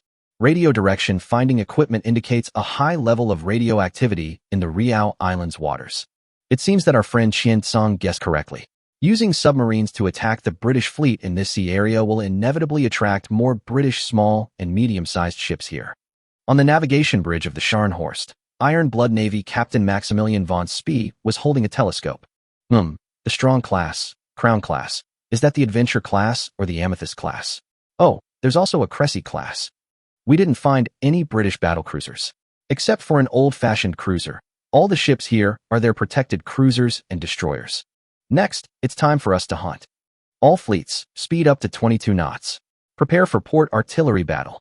As the smoke grew thicker, the blue and gold anchor flag flying on the mast fluttered in the wind. Accompanied by the metallic clatter of the watertight door closing, the white-skinned sailors in the cabin, wearing unmarked uniforms, quickly went to their battle positions. Yes, the Iron Blood Navy has leased the 3 armored cruisers Scharnhorst, Gneisenau, and Blücher to the Zhangdong Autonomous Territory. Together with the 4 Hawkins-class ships, 8 Birminghams, for Shakespeare's, and 4 newly completed Snake Island-class ships of the Southern and Eastern Fleets, they have formed this mixed reconnaissance formation. It is called a reconnaissance formation, but from its organizational structure it can be seen that it is actually specially created to hunt down enemy small and medium-sized ships. Since armored cruisers were eliminated by battlecruisers early on in the original dimension of Blue Star, there was no place for them in Chu Qing's fleet planning. However, facing the large number of large colonial cruisers and old-style armored cruisers under the British, even the Hawkins class may not be their opponent. However, Chu Qing felt that it was not cost-effective to buy large, slow-moving armored cruisers that would be eliminated soon. The 3 armored cruisers added by the Iron Blood Navy could just make up for this shortcoming. Signalman, send out a light signal. The destroyer squadron is on standby behind the right rear of the cruiser fleet, and the cruiser formation is in a line formation on the port side to engage the enemy. If a melee occurs, the Hawkins formation, this ship, and the Gneisenau and Blücher will act together, giving priority to attacking armored cruisers and larger British first-class defense cruisers. The Birmingham formation will attack the enemy's 3rd-class reconnaissance cruisers, and the destroyer division will pursue and destroy the enemy's high-speed ships. Next to Colonel Spee was Major General Ernst Fritz, who was calmly issuing orders. Boys, I know this is the first time the Imperial Navy will fight against its future adversaries. You don't need to be too nervous. You just need to demonstrate your skills from daily training. The commander of the task force is also the deputy commander of the Iron Blood Nation's Far East Fleet, so his command ability is certainly guaranteed. In fact, their original mission was to search for the British naval fleet in the waterway west of the Taixi Islands and destroy as many British cruisers and destroyers as possible. But when Chu Qing learned the news of the successful ambush of the submarines from the British, the fleet's top brass decided to go with the flow and do something big, concentrate the British's screen ships and annihilate them, and preferably lure out their precious battlecruiser formation as well. Chapter 191, pretending to patrol and show off his power. The order is wrong. Don't read it yet. Okay, it's fixed and you can watch it now. As a result, this task force temporarily took on the dual tasks of annihilating and luring the enemy. So, who will find the English main force? No need to look for them. If the plan goes well, they will jump out on their own, Chu Qing said. A fleet with 3 Iron Blood armored cruisers attacked these small and medium-sized ships. Chu Qing didn't believe that the British battlecruiser squadron could hold back. If the British battlecruiser squadron dared to come, then the 4 Admiral-class ships on his side would teach the world's #1 Navy a lesson. Facing 4 high-speed warships equipped with 381mm guns, no matter how calm the commander of the British Royal Navy was, he couldn't help but join the battleship formation. Even if things do not develop according to this trend, the Sea Rhino seaplane carrier has completed the task of launching seaplanes, and she can largely replace the cruisers to complete the forward reconnaissance and search tasks. The smoke column is getting denser and denser. It seems that the British have noticed us too. Tell our friend Qiancang that the special reconnaissance formation is about to engage the enemy. Rear Admiral Fritz straightened his clothes and put on all the medals he had won on his chest. I have been looking forward to the confrontation with the world's #1 Navy for too long. 20, 21, 22, 23. 23 columns of smoke. That's a massive fleet. Oh my god. There are 3 large ships inside.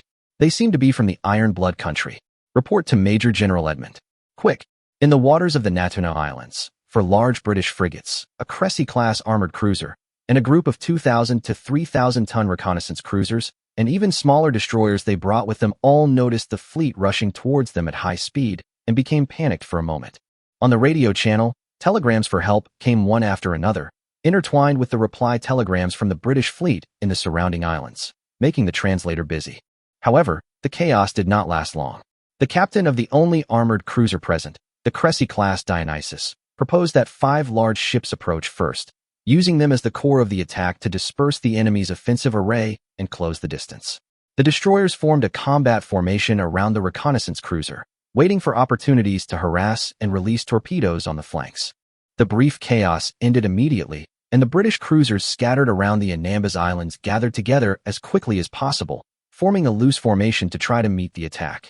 However, the Shandong Navy's Task Force reconnaissance, which had been well prepared, had already approached to a distance of 14,000 meters. All the British sailors on the deck could clearly see the solemn figures of the 3 iron-blooded armored cruisers flying the Shandong Navy's flag. Major General Edmund is called back, and the support fleet is coming soon. What we need to do now is to delay time. Although the enemy is powerful, the Royal Navy will never surrender to any opponent at any time. All the British ships nearby received a telegram from Captain Christopher G.F. Craddock, the captain of the Cressy-class armored cruiser HMS Dionysus. Then, the iron-blood British armored cruiser in the distance fired the first shot of this naval battle. Turn complete. All fleets open fire from Blucher in turn, maintain a speed of 15 knots, and each select the nearest target. The port artillery battle begins. As soon as the order to open fire was given to the Scharnhorst, the Blucher, at the head of the formation, fired a port side and a half salvo with the 2 twin 210mm guns on the port side and the 2 forward and aft twin 210mm guns on the central axis. The speed of the formation was reduced in order to reduce the vibration and swaying of the ship and improve the accuracy of shooting. Taking the firing of Blucher as a signal, the 2 armored cruisers, Scharnhorst and Gneisenau, and 4 Hawkins-class heavy cruisers all launched attacks on their opponents using their long-range main guns. Although the 1 Qiancang and 1 Cressy-class ships present were equipped with the largest caliber main guns in the field, 234mm, 9.2 inches, their fire control equipment was outdated and could not support engagements at a distance of more than 10,000 meters. The fire control equipment of the Weymouth-class ships was slightly better, but the gun range was not as good as these 210mm and 7.5-inch, 190mm, main guns.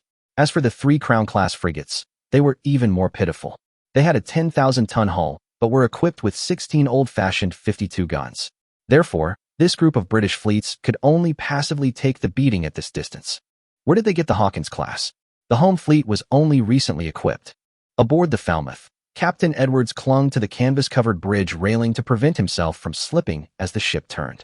Dozens of water columns rose up around the British fleet, scattered and irregular, but no one dared to relax. They're firing again. As flames rose in the distance, the lookout issued another warning, and this time the bomb landed a little closer. Colonel Edwards looked back and saw several of his own large ships stumbling in the water column. Left rudder 15, accelerate to 25 knots. Go forward at maximum speed. Captain, the Andromeda requires us to approach her. The signalman sent a telegram, and the colonel glanced at the position of the Crown-class patrol ship and found that she was covered by the water column fired by the Iron Blood 210 naval gun at the other end of the formation. Tell them to shut up, we won't be shields. Colonel Edwards spat. Now that Shandong fleet with the participation of the Iron Blood nation has begun the attack, and their own large ships have not yet joined. If the British fleet continues to develop this momentum, they only end up being killed and dispersed.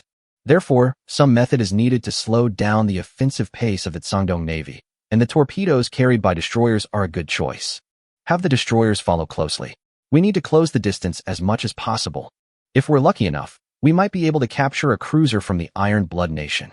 In addition to the Falmouth, 3 other cruisers in the British fleet made the same decision, a City-class cruiser like the Falmouth and 2 Adventure-class reconnaissance cruisers. The 4 cruisers, either alone or with their destroyers, rushed towards the aggressive task force. The patrol squadron opened fire at full force. Don't worry about these little guys. Have the Birminghams be prepared to intercept them. Don't let them get within 5,000 meters. Major General Fritz immediately made a response deployment. The main guns of the 8 Birmingham-class ships in the formation were generally ineffective against large-scale anti-patrol ships of 10,000 tons, but they were very good at this kind of work. Chapter 192. The battle is intense. Round 6. Too far, too close, straddle shot. Good job. Switch to effective shooting. The battle continued. Blucher took the lead in achieving a crossfire on Cressy with the 5th half salvo. At this time, the distance between the two sides was 12,700 meters, and this old-style cruiser could not reach her at all.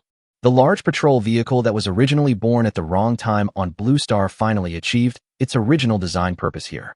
The gun crew members on the Blucher skillfully completed a series of actions of lifting bullets, pushing bullets, and closing the bolt, allowing the 8 main guns to fire 108 kilograms armor-piercing warheads at a maximum rate of fire of 6 rounds per minute. Although this blue and yellow painted armor-piercing shell is classified as a light bullet according to its parameters, and its long-range accuracy and armor-piercing ability are reduced, it has the advantage of a large projection volume. In the 3rd round of salvo, it achieved the first hit of this naval battle, hitting the gun turret on the side of the Bacchus Priest and destroying 2 152mm main guns.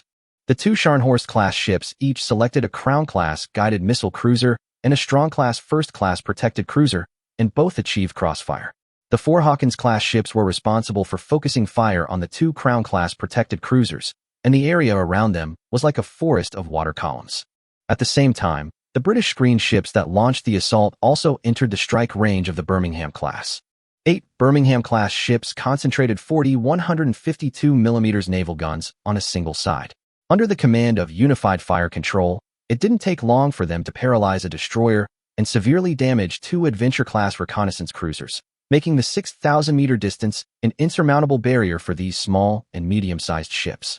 They had to turn back to the first-class cruisers, and in the process of turning to escape, 2 unlucky destroyers lost power and became sitting ducks.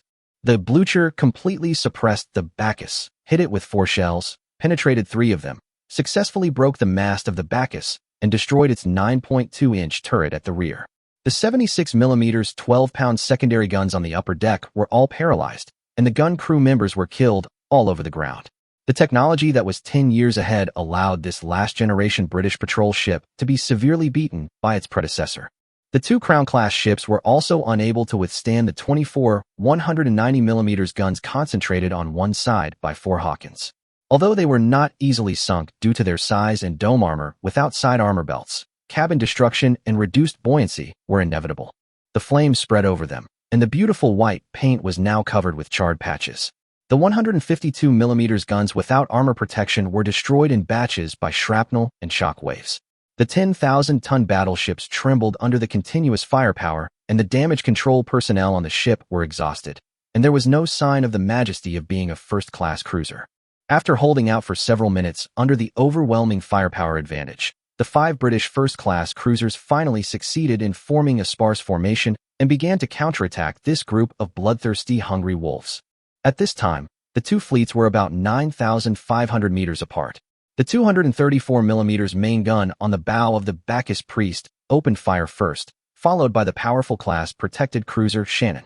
The rumbling of the cannons was full of anger, but the law will not be changed by human will.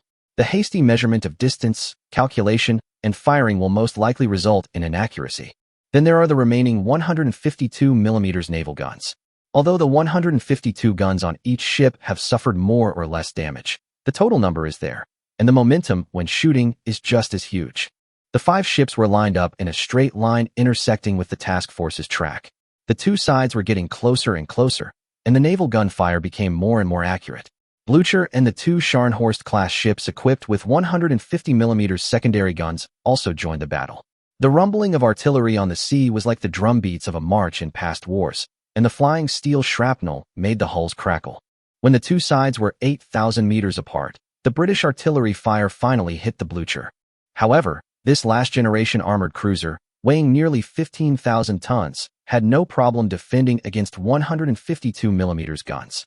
The 170mm Krupp-hardened armor at the waterline was enough to resist the high-explosive and semi-armor piercing shells of the 6-inch guns, and the explosion of the shells did not even leave a dent.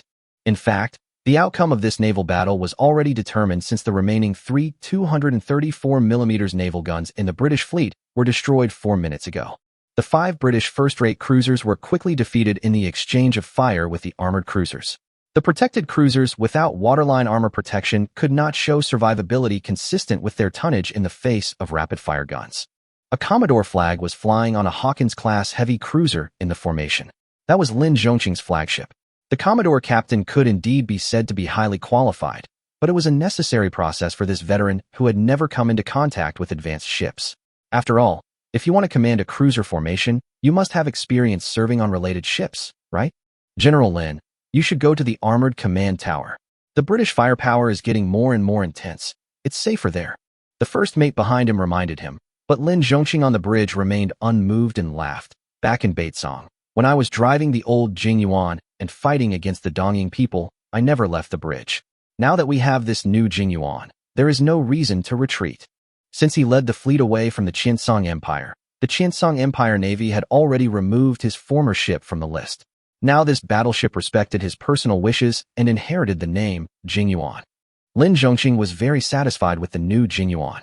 After all, compared with the old Jingyuan, this 10,000-ton battleship under his feet had a serious problem with the waves when sailing at high speed, but its speed and firepower were unquestionable. The 6 190mm guns on a single side were enough to overwhelm all light cruisers in this dimension. Boom. A hit. Hit the enemy ship amidships. The second deck of this ship has been damaged, and the damage control team has gone to deal with it. As the enemy's bullets and water columns fell, our side artillery opened fire again. The thick smoke from the muzzles, the smoke from the explosion of explosives, and the exhaust gas from the chimney gathered together and lingered over the battlefield for a long time.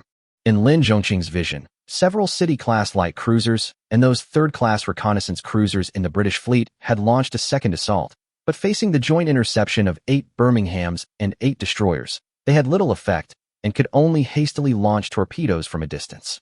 A Crown-class frigate became the first large warship to fall.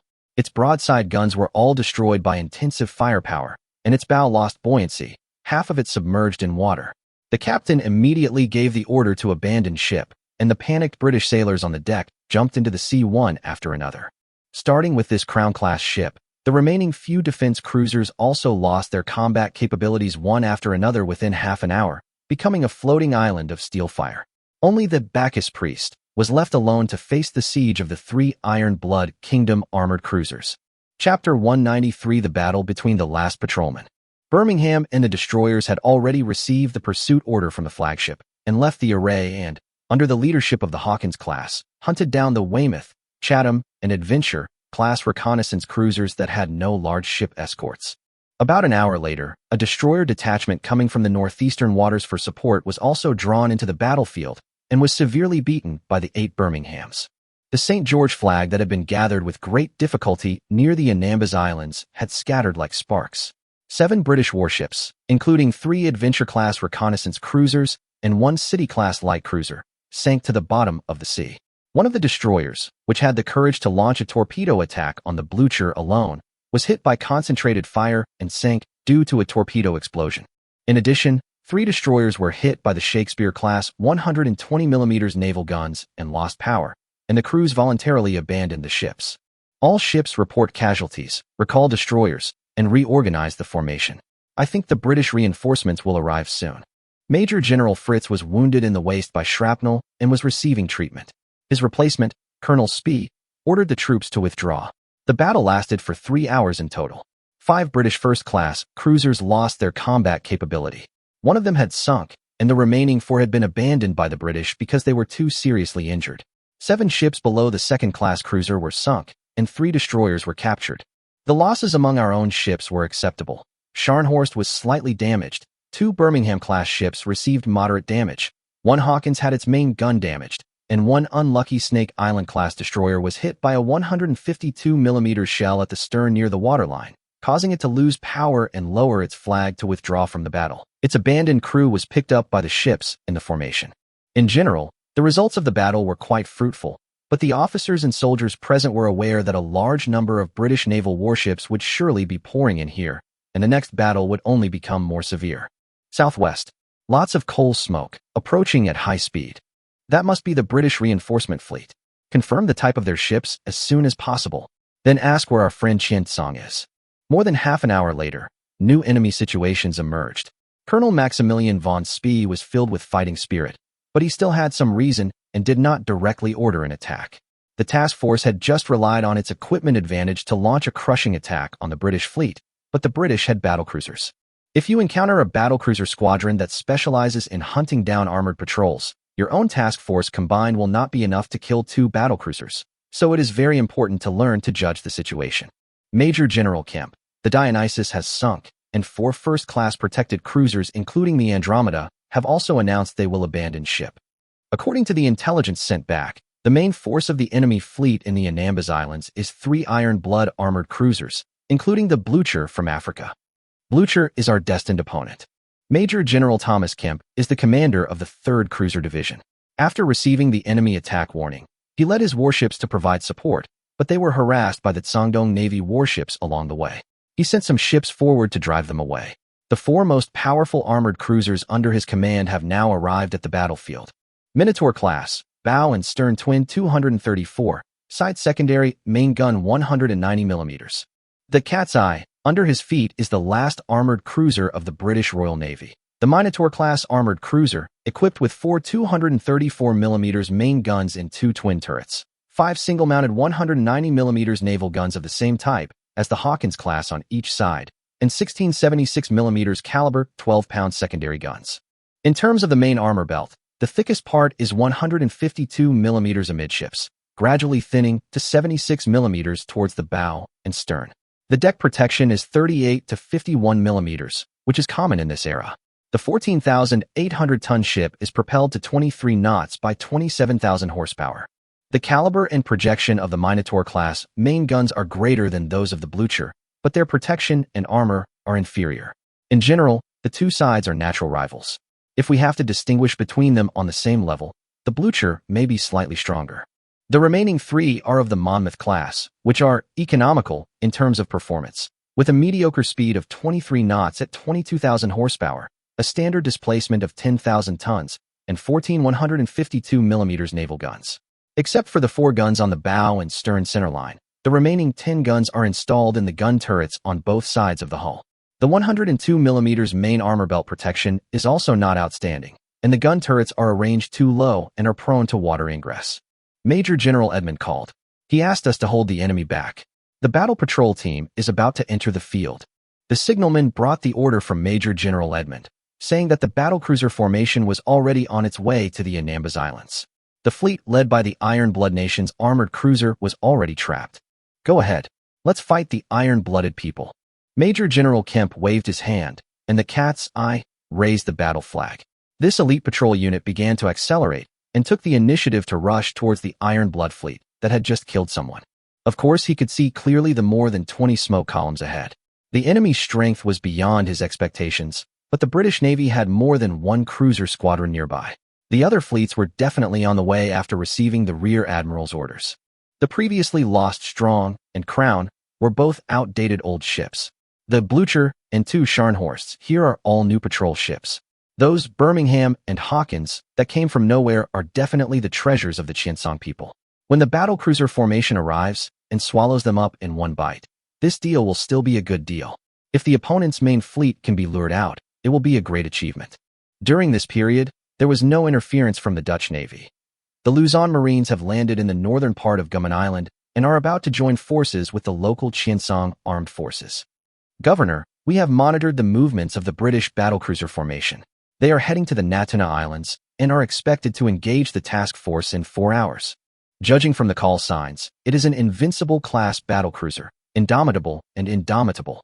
In the Shandong Navy's task force, on the Shandong Navy's flagship Tianju, intelligence from all sides is gathered here. Chu Qing and the fleet staff are analyzing the enemy situation and issuing orders in the chart room. It's a pity that the Invincible-class ship didn't attract those 2 lions, said a staff officer with a slightly regretful tone. Don't be too greedy. Those 2 lions should be following the British main force. The speaker was Chief of Staff Zhong Qilan. Send the intelligence to the Special Reconnaissance Team and ask them to complete the mission of luring the enemy and not to leave the battle too early. Each ship should activate the radio direction finding equipment to determine the location of the British Navy Patrol Squadron as soon as possible, and then send it to Chief Liu. Chuqing put a red scissors icon on the map. I caught a small fish. Are you seeing any signs of the big fish? The British team should be in radio silence. The monitoring department did not find out. The seaplane of the Sea Rhino has already set off to search.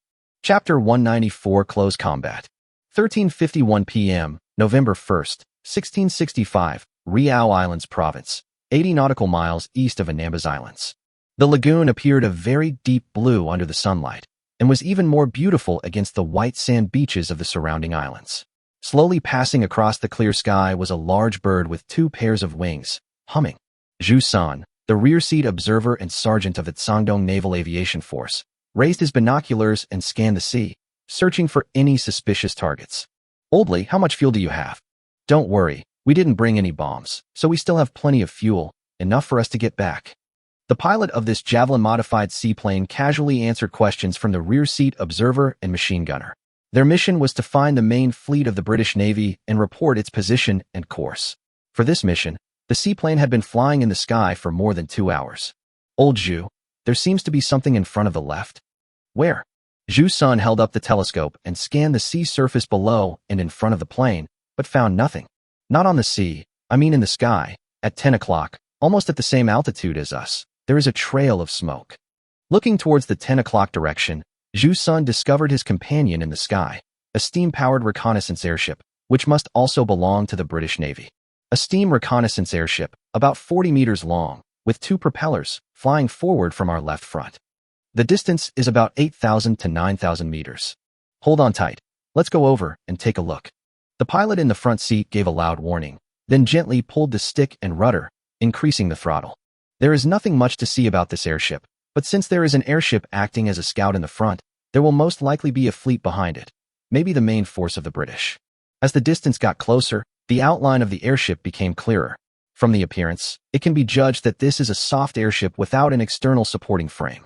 There is a machine gun position above the elliptical airbag, and the machine gunner goes up and down through the soft ladder. Below the airbag is the ship-shaped crew cabin equipped with 3 machine guns, and outside the crew cabin are 2 propellers. The chimney at the rear emits black coal smoke. The Javelin passed the airship at a distance of about 2,000 meters, and then Zhu Sun noticed a series of thick smoke columns near the junction of the sea and the sky. 1, 2, 3, 7, 9, 11, 15. 75 nautical miles east of the Anambas Islands, 15 large ships, 15 medium and small ships, a reconnaissance airship above. No seaplanes, sailing westward, coordinates 2K, 3F, speed. The sergeant's eyes were fixed on the telescope, his gaze fixed on the waves stirred up by the bow of the British battleship. After training, the observer could judge the approximate speed of the ship by the waves raised by the bow. Come closer, I want to confirm the specific model. 16 knot speed. In front of the fleet are a group of City-class cruisers and Line-class battlecruisers. In the back are Queen Elizabeth-class or Revenge, and Neptune-class. The last 3 are Dantons. Fasky ships. After the seaplane flew over the British fleet at an altitude of 400 meters, Zhu Sun immediately confirmed the model of the British warship and quickly tapped the keys to send relevant information back to the fleet, but he never received a reply from the fleet, and there was a chaotic beeping sound in his headphones. No, we can't send it out. There's interference here. Lowly, we have to fly farther. The sergeant soon realized that he was encountering the enemy's radio interference. It is obviously irrational to use limited power airborne equipment to fight against high-power shipborne jamming equipment. At this time, the best strategy is of course to retreat. We are in trouble. The pilot in the front seat had just finished speaking in the headset when sporadic anti-aircraft fire from the British fleet below came over. The 47mm rapid-fire guns and the machine guns on the sides were adjusted to the maximum elevation angle to shoot at the reckless seaplane.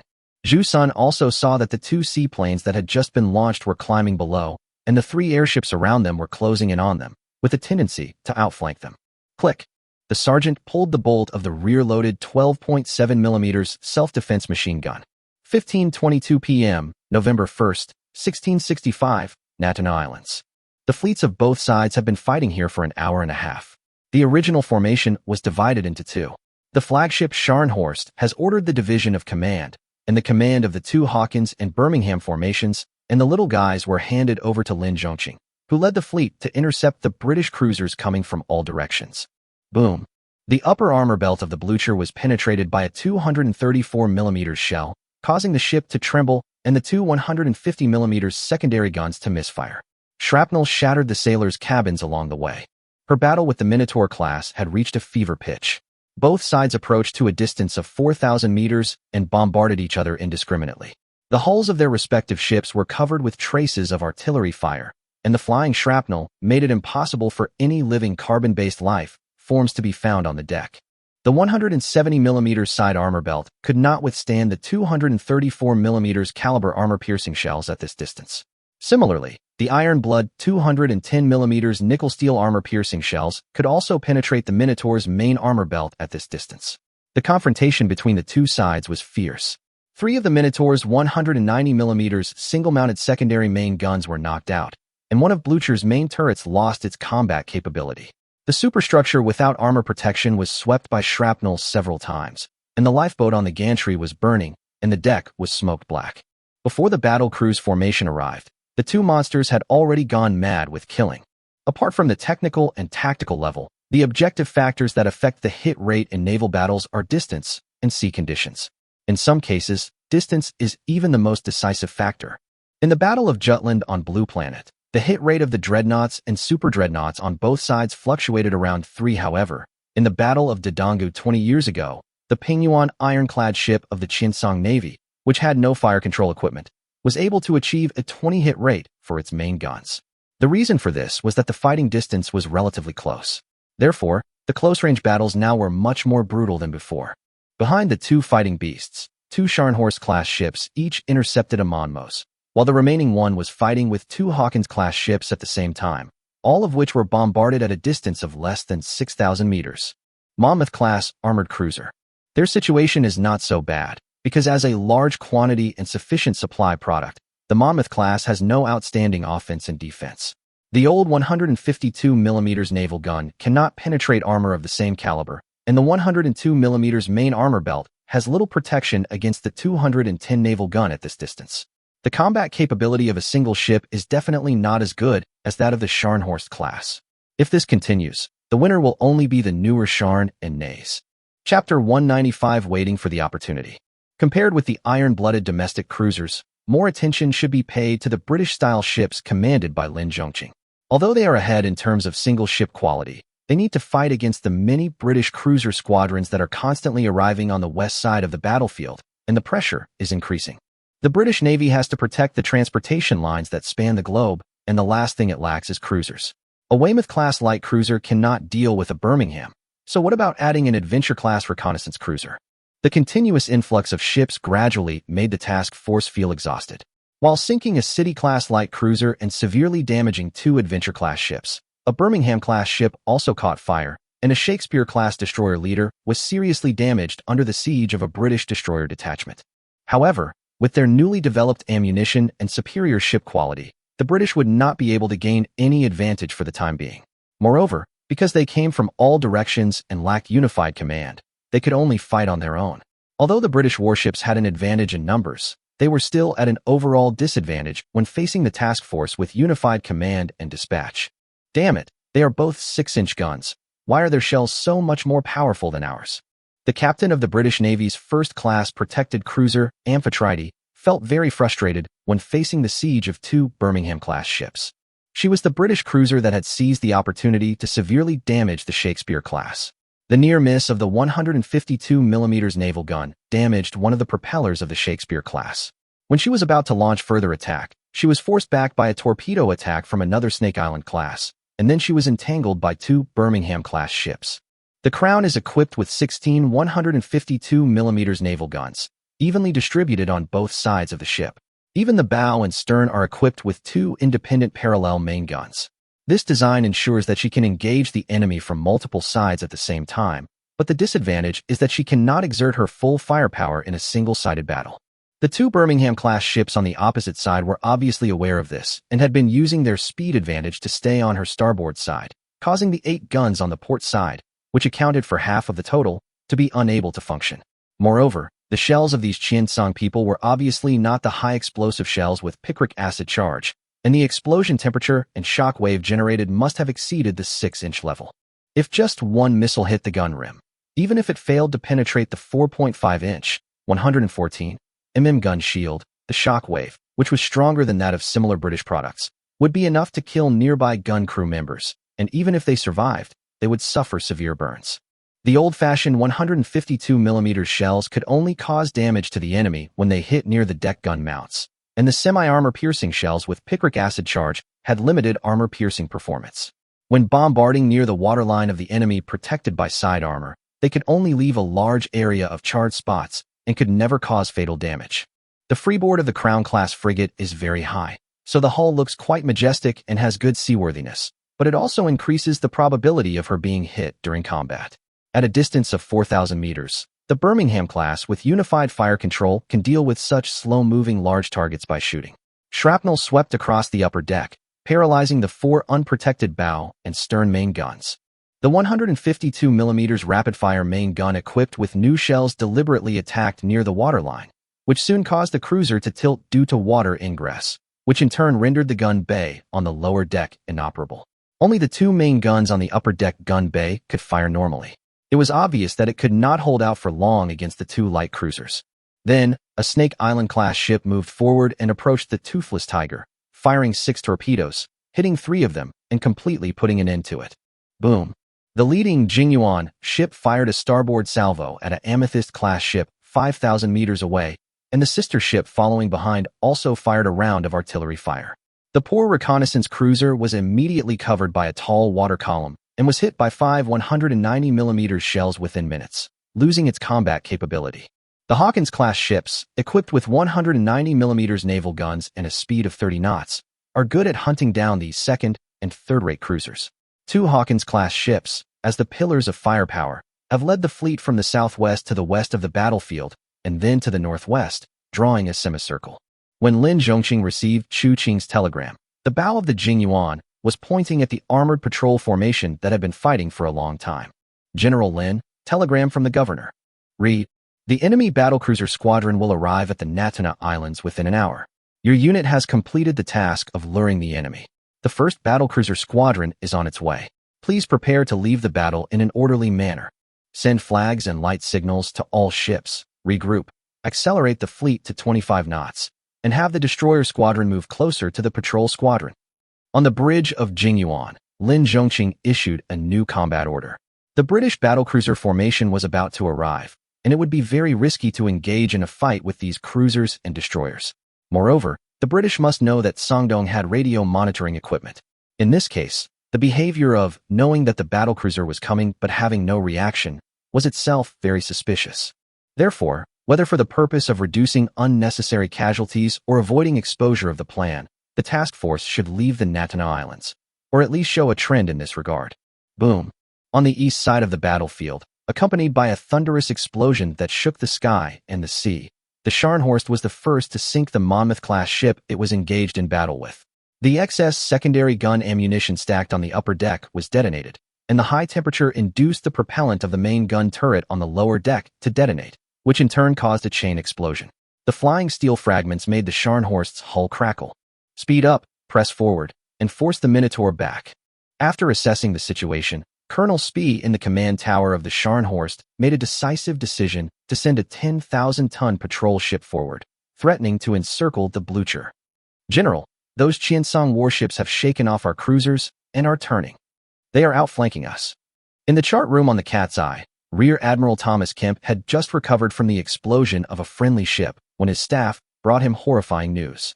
Amid everyone's panic, Rear Admiral Kemp remained calm, glanced at the chart, and immediately issued the order to withdraw from the battle. Turn to escape the battle. Whether they want to escape or fight to the death with us, we have already delayed them long enough. It will be the battlecruiser formation's job to kill them. Cat's Eye is worthy of being the last generation of cruiser-equipped battleships and the cruiser-equipped version of the Lord Nelson-class battleship. It was hit by at least 100 shells, but the main armor belt with good coverage and the side coal bunkers absorbed the aftereffects of the shells, reducing the destructive power to the minimum as much as possible. In addition, as the flagship of the cruiser division, its damage control personnel were well trained, so the battle with Blucher lasted for a long time without a clear outcome. Instead, It stopped Blucher's two twin main turrets at the cost of 3 side-level main guns. The Cat's Eye, which was still powered, began to speed up and release torpedoes from its underwater torpedo tubes, forcing Blucher to turn the rudder to avoid it, thus escaping. This seemed to be a signal, and the British ships that had been fighting with the Shandong Navy gradually withdrew from the battle, and Spee also took the opportunity to command his ships to reunite with Lin Zhongqing. After that, the task force began to leave Natuna at a speed of 20 knots to the east.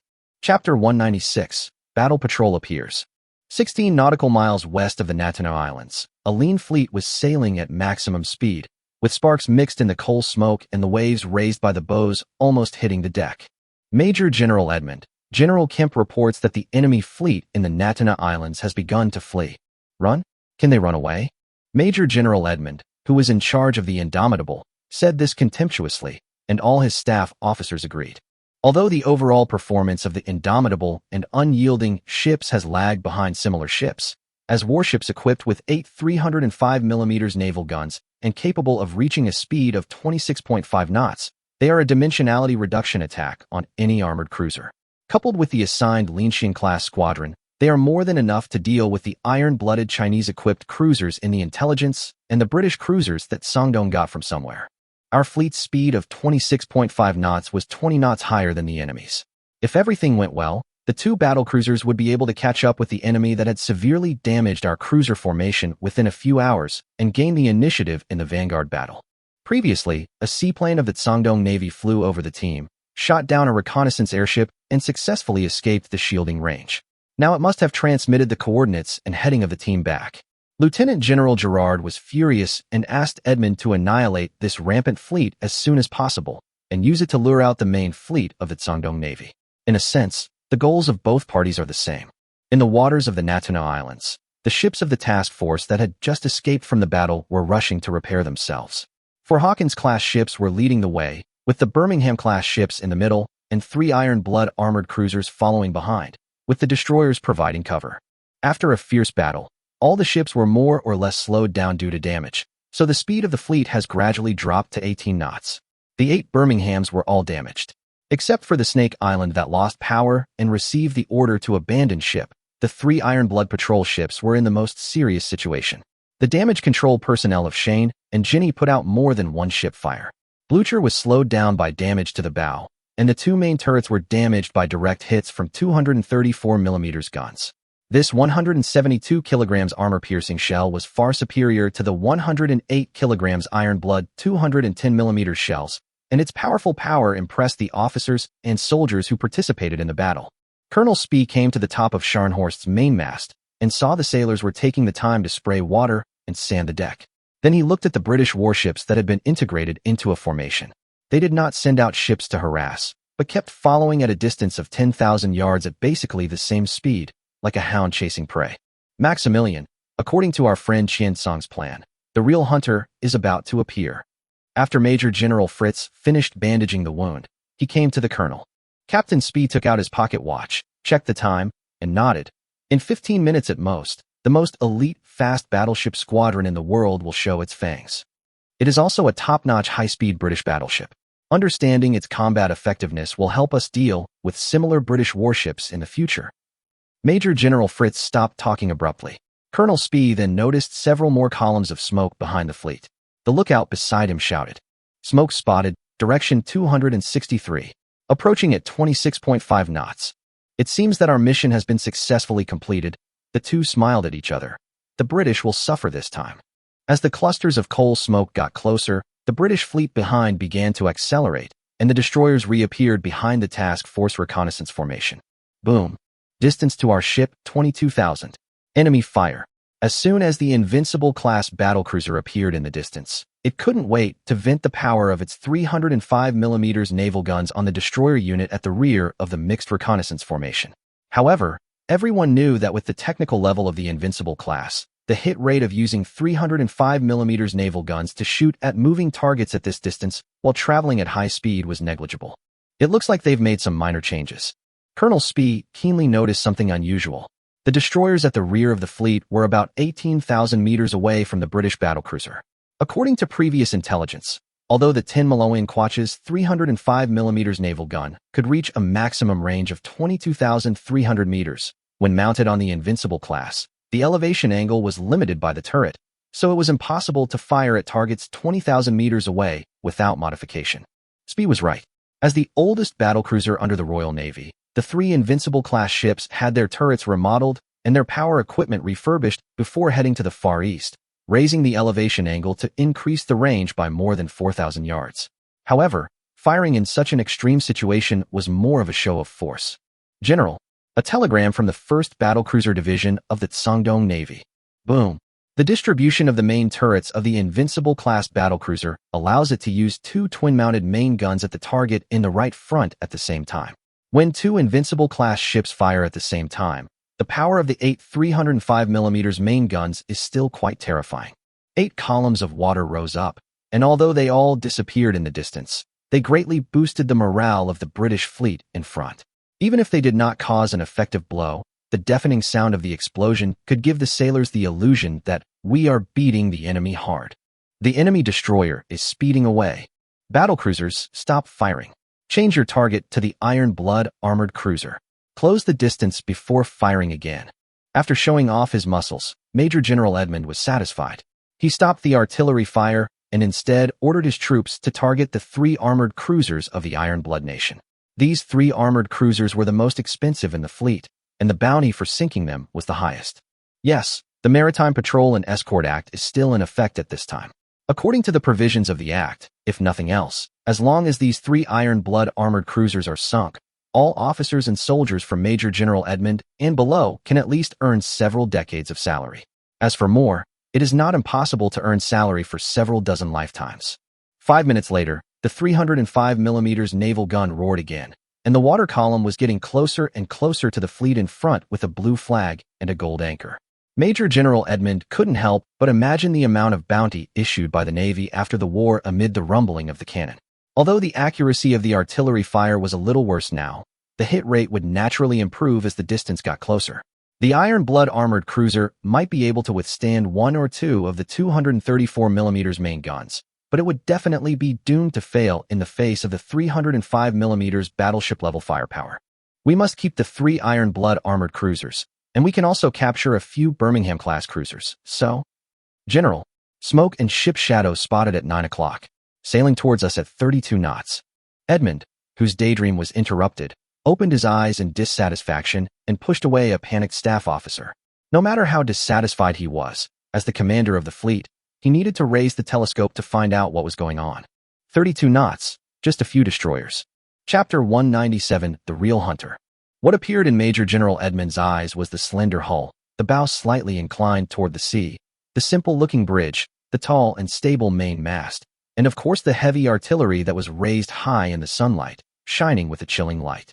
When 4 Admiral-class battlecruisers appeared in a trapezoidal formation on the north side of the British fleet chasing its prey, the cat-and-mouse game entered a new stage, marking the real climax of the Taixi Islands from the brief calm just now. An orange-red flame flashed by, and a heavy artillery shell broke through the thick black smoke and flew 20,000 meters away, then fell into the water with a bang, stirring up thousands of white waves. This is impossible. Major General Edmund stared at the 4 huge, high-speed warships rushing towards him, his muttering becoming louder and louder. The staff officers were even more stunned. Some of them looked again and again through high-powered telescopes and could not believe this fact at all. The only Admiral-class battlecruiser is the treasure of the Royal Navy and is known as the glory of the Royal Navy. The 8th Battlecruiser Division formed by it, and the other 2 renowned-class battlecruisers, is the elite among the elites, and the division commander is a position that countless people dream of. And now, in the Far East thousands of miles away, 4 ships appeared at once.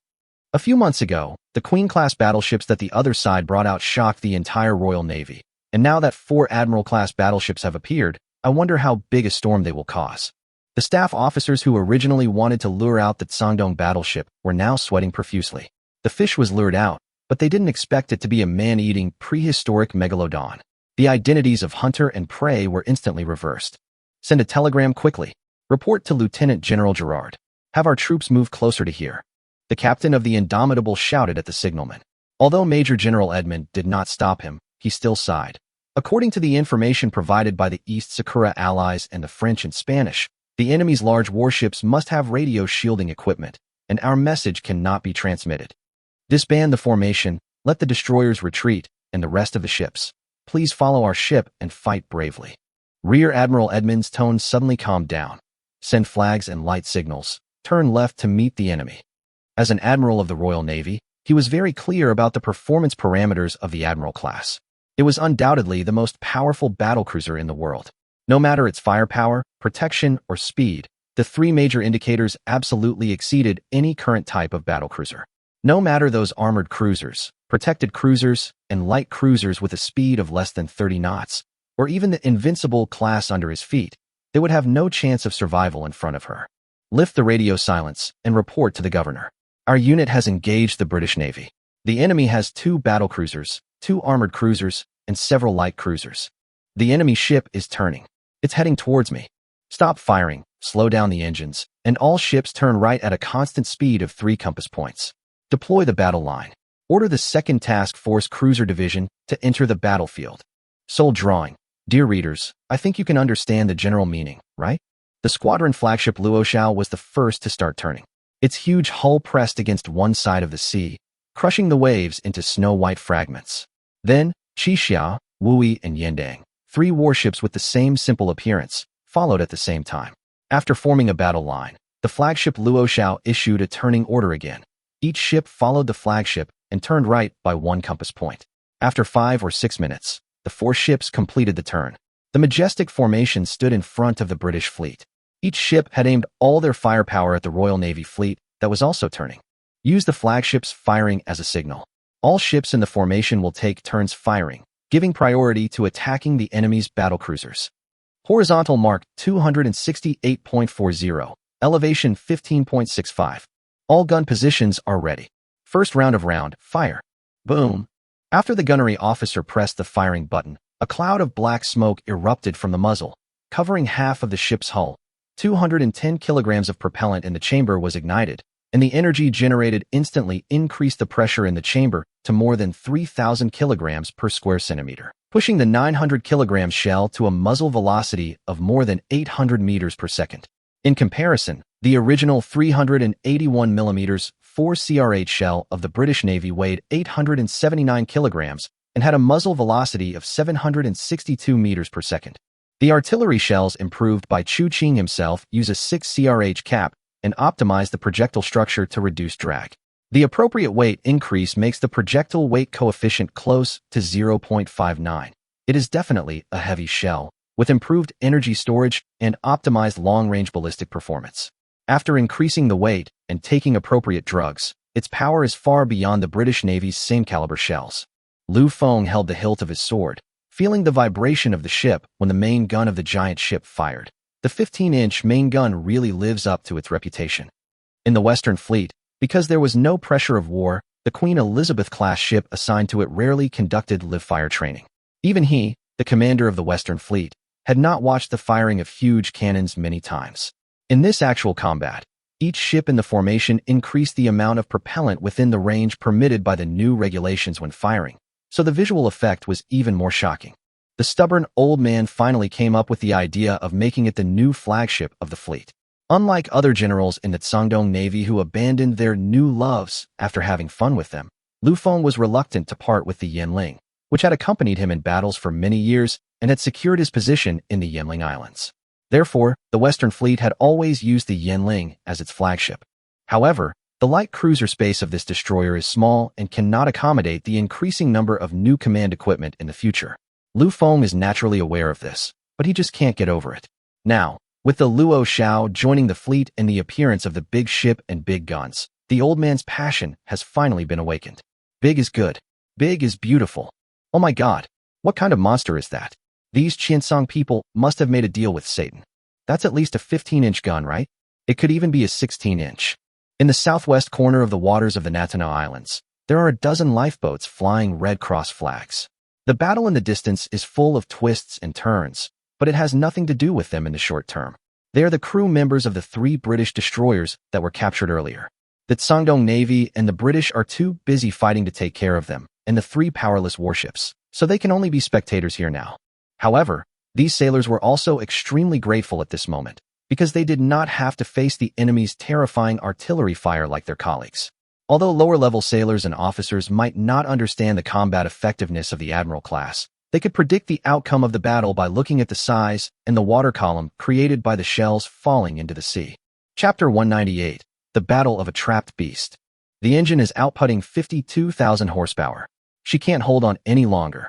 After receiving the warning from the engine department, the captain of the Indomitable, Colonel Herbert King Hall, instead of reducing the speed and ensuring safety as required by the regulations, simply replied, "Don't tell me that.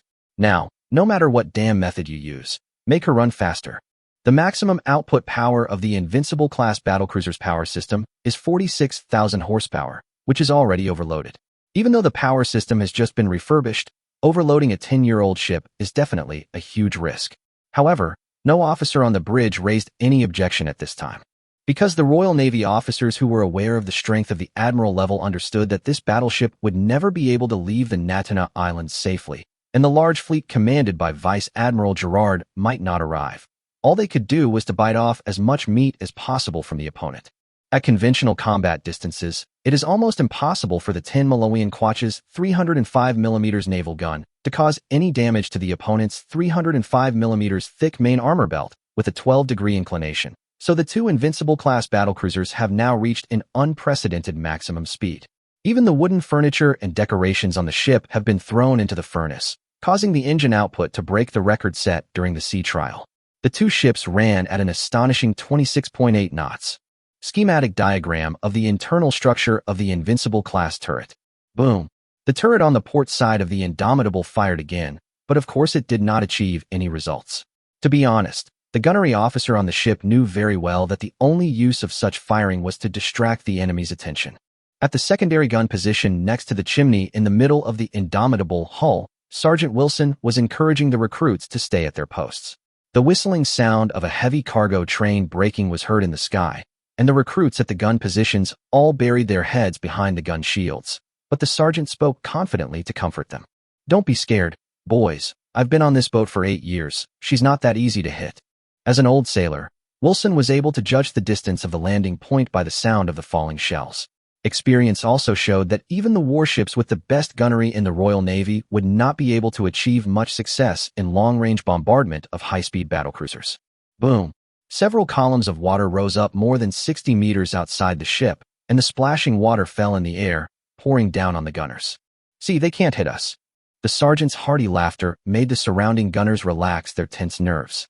However, another column of water rose up more than 20 meters in front of their left.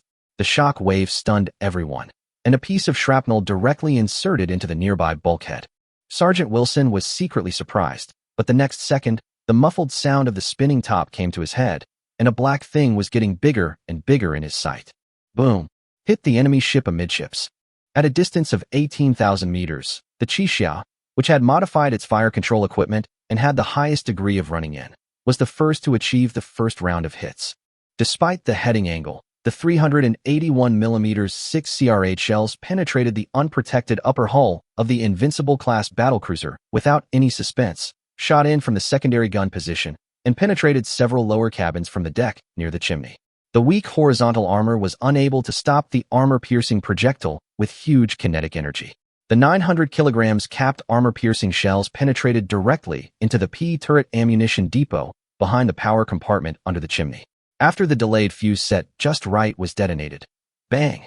A bright yellow light ball with a radius of tens of meters appeared in the middle of unyielding, and then countless fragments were ejected into the sky by the impact force of the ammunition explosion. Perhaps there were also fragments of human limbs. To the Tsangdong sailors in the distance, it looked like a volcanic eruption. The 17,000-ton hull was thrown out of the water and then slammed into the sea under the action of gravity. The keel that could not bear the weight was twisted and broken under the impact. Many crew members inside the battlecruiser were squeezed into meat paste by the bulkheads twisting like waves before they could react. More people were trapped in bulkheads due to the broken watertight doors and the influx of seawater. Looking back from the Indomitable, the sister ship that was originally moving at high speed was now like a toy that was broken in half by a titan, with its bow and stern raised high, and it completely capsized within 2 minutes. The demise of the battlecruiser Inflexible came as a huge shock to the Royal Navy officers and men on the bridge. Major General Edmund was well aware of this and knew what he should do. "Boys," the Major General stepped forward, "our fight is not in vain. In half an hour at most, Vice Admiral Gerard's fleet will realize that we have encountered a strong enemy and will come to reinforce. The 4 Admiral-class ships are powerful, but they are not invincible. Even if we can't do it, the battleship fleet led by the Vice Admiral will definitely be able to destroy them. What we have to do now is to hold back these brutal Qiancang people and buy time for the battleship formation. Send flags and lights to the entire fleet. Britain expects each of us to do our duty." Major General Edmund soon found a solution and decided to emulate Nelson's story to boost morale. The lights of the Indomitable were flashing, and a Z flag was flying on the top of the mast. The message was gradually spread to all the warships in the fleet. Inspired by the well-known story in the Royal Navy, morale rose again, and even the sound of artillery fire became a little more frequent. Many warships also raised the Z flag. At this time, the distance between the two sides was shortened to 17,000 meters. The increasing density of the British fleet's artillery fire made Lu Feng look sideways. At this time, another column of smoke appeared in the southeast direction of the battlefield. When Major General Edmund and the Royal Navy staff were puzzled, Lu Feng, who was commanding on the Luo Shao, realized that the last force had arrived. He immediately ordered the Special Reconnaissance Fleet to return and, together with the Battlecruiser Division and the 2nd Cruiser Division, launched a pincer attack on the trapped British fleet. 16 compass points to left, let's go back. After his injury improved slightly, Major General Fritz took over the command again. The track of the Task Force Reconnaissance Formation drew many arcs on the sea and rushed towards the British fleet again. In the southeast corner of the battlefield, a fresh force consisting of 8 Loneway-class armored cruisers joined the battlefield. Although the Loneway class, equipped with 4 203mm guns and a speed of 28 knots, could not keep up with the battlecruiser squadron, it was still sufficient to serve as a mobile reserve force. If the battle was unfavorable, it would cover the evacuation of the Task Force Reconnaissance Squadron, and if the battle was going well, it would give the task force a good beating. Chapter 199, Fierce Battle with Garmin. On the north side of Qiancang Island in Sabah, on the west side of Mount Kinabalu, outside the city of Kota Kinabalu, a reconnaissance airship appeared in the sky, causing a commotion among the natives on the ground. They had no channels to obtain information from the outside world, so they didn't know what the big guy in the sky was doing. Naturally, they were completely unaware of the coming danger, nor did they notice the panic expressions of the foreign faces in the city. These days, although the Qiancang people outside the city no longer came to harass, the number of British colonial troops increased. The local natives were a little scared at first, but when they found out that the purpose of the colonial army was not to stop their carnival, and instead threw the remaining Qiancang people in the city into a concentration camp southwest of Kota Kinabalu and hired them as guards, some of the natives who were previously wavering and dared not participate in the atrocities also joined in, and the entire Kota Kinabalu city became an absolute Shura purgatory. At this time, a 50-man Lanfang self-defense force was advancing rapidly on both sides of the jungle trail, and behind them was a platoon-level unit composed mainly of Luzon soldiers. Perhaps because they were not familiar with the terrain, their marching speed was a little slower. "Hurry! Follow me! Check your weapons! Load them!" The outline of Kota Kinabalu city ahead had already appeared. The sound of bolts being pulled could be heard. Su Xing held the Type 65 0.45-inch caliber pistol that Chen Gyus had given him. He checked the gun one last time and crouched behind a low plant, quietly waiting for the general attack to begin. His previous wound had healed not long ago and was still a little itchy. This time, he was here to take revenge. Next to him were 50 self-defense force soldiers, each armed with a French-Spanish 1886 rifle. A small number of veterans with combat experience used submachine guns. The platoon-level unit behind him belonged to the Marine Corps of the Republic of Luzon. According to previous intelligence, there is a British checkpoint at the intersection ahead. It is called a checkpoint, but in recent days it has been reinforced into a stronghold. It has all the necessary fortifications such as trenches and breastworks, and even an earthen bunker. It is guarded by about 20 Inca soldiers and a few British.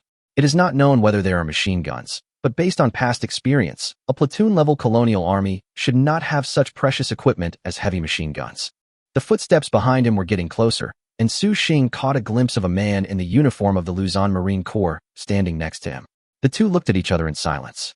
In a moment, the better-equipped Luzon Marine Corps would suppress from the front, while the self-defense forces would be responsible for attacking from the flanks. There are dozens of teams like theirs lurking around Kota Kinabalu. It is obvious that the self-defense forces are determined to take over this city today. Su Xing took out his pocket watch and the minute hand moved to 7. According to the prior agreement, in 3 minutes, when the reconnaissance airship dropped the first bomb, the general attack would begin. At checkpoint 13 outside Kota Kinabalu, in a reinforced, roofless bunker made of earth and wood, Lieutenant McCree Bruce of the 6th Punjab Infantry Regiment stared at the big thing in the sky with worry. Compared to the ignorant natives in the city, he, who was born in Edinburgh, could certainly recognize that it was an airship, and his past military training also told him that this airship was of the Iron Blood type. Combined with the previous news that Luzon people forcibly landed in Sabah port, the words "the battle is about to begin" were almost glued to his eyes. He just didn't know which direction the other side was preparing to launch the attack. In order to resist for as long as possible, he had ordered his Inca soldiers to prepare for battle and load the machine gun bullets. The number of checkpoint 13 was not auspicious, and he was also very clear about the combat effectiveness of this army, which was mainly composed of Incas. Most of them were equipped with obsolete Lee Metford magazine rifles, and there were even a few Martini Henry. It was okay to bully the natives, but it would be difficult to deal with the Qiancang ethnic resistance army supported by external forces. Fortunately, he managed to get a Vickers water-cooled heavy machine gun from the regiment through some means. Coincidentally, the quartermaster of the 6th Punjab Regiment was his uncle, so he allocated a Vickers that had just been refurbished to his unfortunate nephew. With this Vickers, we can stop 100 Qiancang people without any problem, Lieutenant Bruce thought to himself.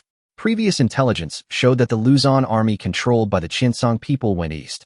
Although the Qiancang People's Resistance Army reported by other troops was equipped with French and Western weapons from Sangdong, there was little automatic firepower among them. A Vickers machine gun would definitely enhance the combat power of this checkpoint a lot. Just as I was thinking about it, a group of blue-winged leafbill flew out from the dense forest ahead, and then, the sound of bombs falling came from the direction of the airship, swoosh. Before the order to take up arms was given, a series of bullets came out from the dense forest ahead. With a few puffs, the 2 Inca soldiers standing in front of the checkpoint began to tremble like sieved sugar and then fell to the ground. The Inca soldiers in the trenches hurriedly pulled the triggers in all directions, but the jungles of Southeast Asia were quite dense even in the autumn and winter, and it was difficult to see the inside from the outside, so the hit rate was quite low. In addition, due to the numerical disadvantage, these 20 or so rifles could not suppress the well-prepared Luzon army and the self-defense forces. Shoot! Shoot! Lieutenant Bruce lowered his head and waved the Weberle revolver in the direction of the machine gun group. This weapon was loaded with 6 rounds of 0.455-inch bullets, which had a very good stopping effect on the human body. It also had a sturdy structure and was very reliable. Every British officer was equipped with one, but it did not play a big role in the current battle. What are you doing? Shoot! After being hit by the butt of a gun, the 3 Inca soldiers at the Vickers machine gun position finally loaded the gun with their unfamiliar skills. The rattling sound of the heavy machine gun was heard, and the offensive from the opposite side weakened a little. Pooh! Su Xing spat, rolled over and lay down, avoiding a series of heavy machine gun bullets. He was secretly surprised. There is a heavy machine gun in this small stronghold. However, although they were surprised, this close-range, exposed machine gun fire point was not difficult to deal with. Luzon had an equipment that could deal with this kind of fire point. He called on his men to concentrate 4 or 5 submachine guns and fire at the firing port of the earthen bunker. After a short period of suppression, Su Xing saw several small black things falling near the earthen bunker. One of them seemed to have smashed into the wall made of logs, sandbags, and rammed earth. Chapter 200 Bad Weather. After a burst of explosions, the machine gun bunker and the lieutenant were destroyed, and then more than a dozen submachine guns swept the remaining Inca soldiers in the trenches into pieces like fallen leaves in the autumn wind. At this point, more than 20 Inca soldiers, 3 British soldiers, and a lieutenant were all killed. The only casualty in the battle was a soldier of the Luzon Marine Corps who was hit in the left arm by a machine gun bullet and was seriously injured. It can be said that the victory was a great victory, and such scenes were happening simultaneously in many places outside the city. At the position of the 6th Punjab Infantry Regiment of the British Inca Infantry outside the city of Kota Kinabalu, several double-mounted heavy machine guns using anti-aircraft gun mounts were firing to drive away the airships in the sky. It was this big guy who dropped the bomb that completely paralyzed the artillery positions behind the city of Kota Kinabalu. Commander Colonel Charles James William Grant stood in front of the position outside the city, looking coldly at several Inca soldiers who ran back. while the staff were frantically sending distress telegrams to Star City and the capital of the Malay colony, Lumpur, through submarine cables to report that Kota Kinabalu was under attack. Unlike those staff officers, Grant, as one of the highest-ranking commanders of the British colonial army in Borneo, and his chief of staff were very clear that from the moment the Luzon Republic Marines landed, Qiancang Island had been temporarily abandoned by the British high-level officials. A large number of land combat forces were concentrated on the Malay Peninsula and the Star City Fortress in the Star City Islands, and there was no plan to send out reinforcements for the time being. The only order received by his 6th Punjab Infantry Regiment and the 15th Punjab Infantry Regiment in Sandakan City was to delay the enemy's attack as much as possible and save as many large cities as possible before the Royal Navy defeated the Sangdong fleet. Under this operational guiding ideology, he cleared the city of Qiancang residents in advance to prevent chaos and ordered the soldiers to dig 3 trenches outside the city of Kota Kinabalu and concentrate most of the heavy machine guns. It was a pity that the British Empire had not learned how to lay barbed wire at this time. Otherwise, he would have to build 3 layers of enclosure in front of the position. All the checkpoints outside the city have lost contact. Based on this rough estimate, the other side should be at least a regimental-level unit. Colonel Grant's chief of staff has come to his side. As long as that terrifying Qiancang direct land combat force is not deployed to the battlefield, we don't have to worry too much. Even if 2 regiments of Luzon troops come, they can't take us down so quickly. Colonel Grant was confident, because the British Army had laid a large number of mines in the waters bordering Luzon in advance. It would be difficult for the other side to clear multiple waterways so quickly in a short period of time, and the number of troops that could be deployed was also limited. How powerful could the limited number of colonial troops be? Colonel Grant, who was also the commander of the colonial army, thought he knew it very well. Second-line defense was fine, but rushing to the front line as the spearhead of the attack was absolutely not acceptable. Therefore, the war here should become tense, and the key to victory lies in the sea. As long as the Royal Navy takes control of the sea, no matter how many enemies there are on the island, they will be trapped like turtles in a jar. Governor, do you want to launch a torpedo attack on the British Navy?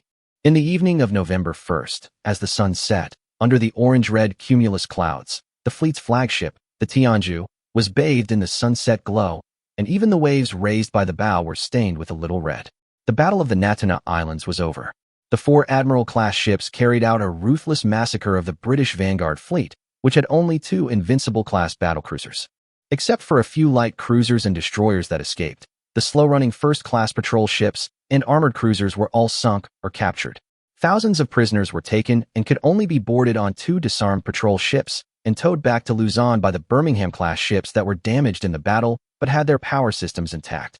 In the chart room, Zhang Qilan looked at the telegram in front of him and excitedly asked Chu Qing for his opinion. A few hours ago, a seaplane carried by the Sea Rhino broke through the radio shielding and successfully transmitted back the location and formation information of the British Navy headquarters. However, perhaps due to limited timeliness and the subsequent evasive maneuvers by the other party, the subsequent seaplanes did not find the British Navy headquarters at first. However, after the reinforcements were sent, the subsequent seaplanes learned from their mistakes and increased their flight altitude, so they saw a British Navy battleship formation with smoke columns outside the range of the British Navy jammers. According to a rough estimate, it was about 75 nautical miles away from the large fleet commanded by Chu Qing, only about 50 nautical miles away from the battlecruiser squadron commanded by Lu Feng, and about 60 nautical miles away from the Sea Rhino. The fleet's weak anti-aircraft firepower made Zhang Qilan eager to try. He couldn't wait to use aerial torpedoes to weaken the strength of the British Navy before the battle. Of course, I will have the aviation launch a torpedo attack. But not now. Chu Qing paused. Because our goal is not only to defeat the British Navy, but to completely hurt them. Even if we cannot completely annihilate them, we must inflict heavy damage on them. Chu Qing continued. If we rashly launch an attack with torpedo planes, we might be able to achieve some results and sink 1 or 2 dreadnoughts. But considering the number and performance of the seaplanes carried by the Sea Rhino, it is still not enough to cause a devastating blow to this large fleet. Not only will this level of attack fail to inflict heavy damage on the enemy, it may also cause them to give up the decisive battle and retreat to wait for help, leading to even worse consequences. After all, the Vanguard battle has been lost. They lost 2 battlecruisers, and we have this beyond visual range attack method in our hands. Without knowing the specific situation, the British will take the initiative to delay the decisive battle or even retreat to the naval base in Malaysia to wait for reinforcements from other colonies. This is not good for us. Also, there is a very important condition that you have overlooked. Chu Qing pulled open the curtains of the porthole in the chart room and looked out the window. Zhong Qilan was a smart man. He quickly followed Chu Qing's gaze and discovered the problem: cumulonimbus clouds. The cauliflower-shaped cumulonimbus clouds in the sky are a prerequisite for cumulonimbus clouds. If the updraft continues to develop, it will become larger and higher, eventually becoming a cumulonimbus cloud, and then bringing a hearty thunderstorm. Therefore, it is indeed inappropriate to take off a seaplane under such weather conditions. I stole a picture from outside. I think it is very vivid. Our naval fleet lacks experience in ocean-going operations, so it is normal that you are a little inconsiderate in this regard. Just pay more attention to it in the future. Chu Qing straightened his face, and then spoke to comfort Zhong Qilan. Of course, as a time traveler, he actually had no ocean-going experience, and he had almost forgotten what he learned in his Chinese textbook when he was a child about observing the clouds and knowing the weather. This was all thanks to the weather forecast function of the auxiliary intelligent brain.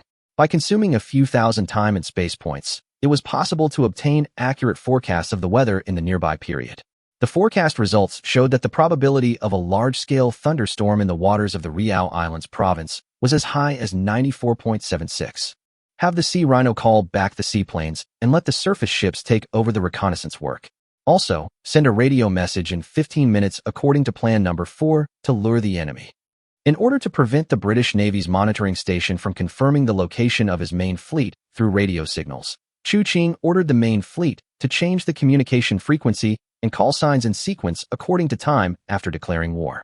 However, he also formulated a plan numbered 4 to meet the possible need of actively exposing to lure the British Navy.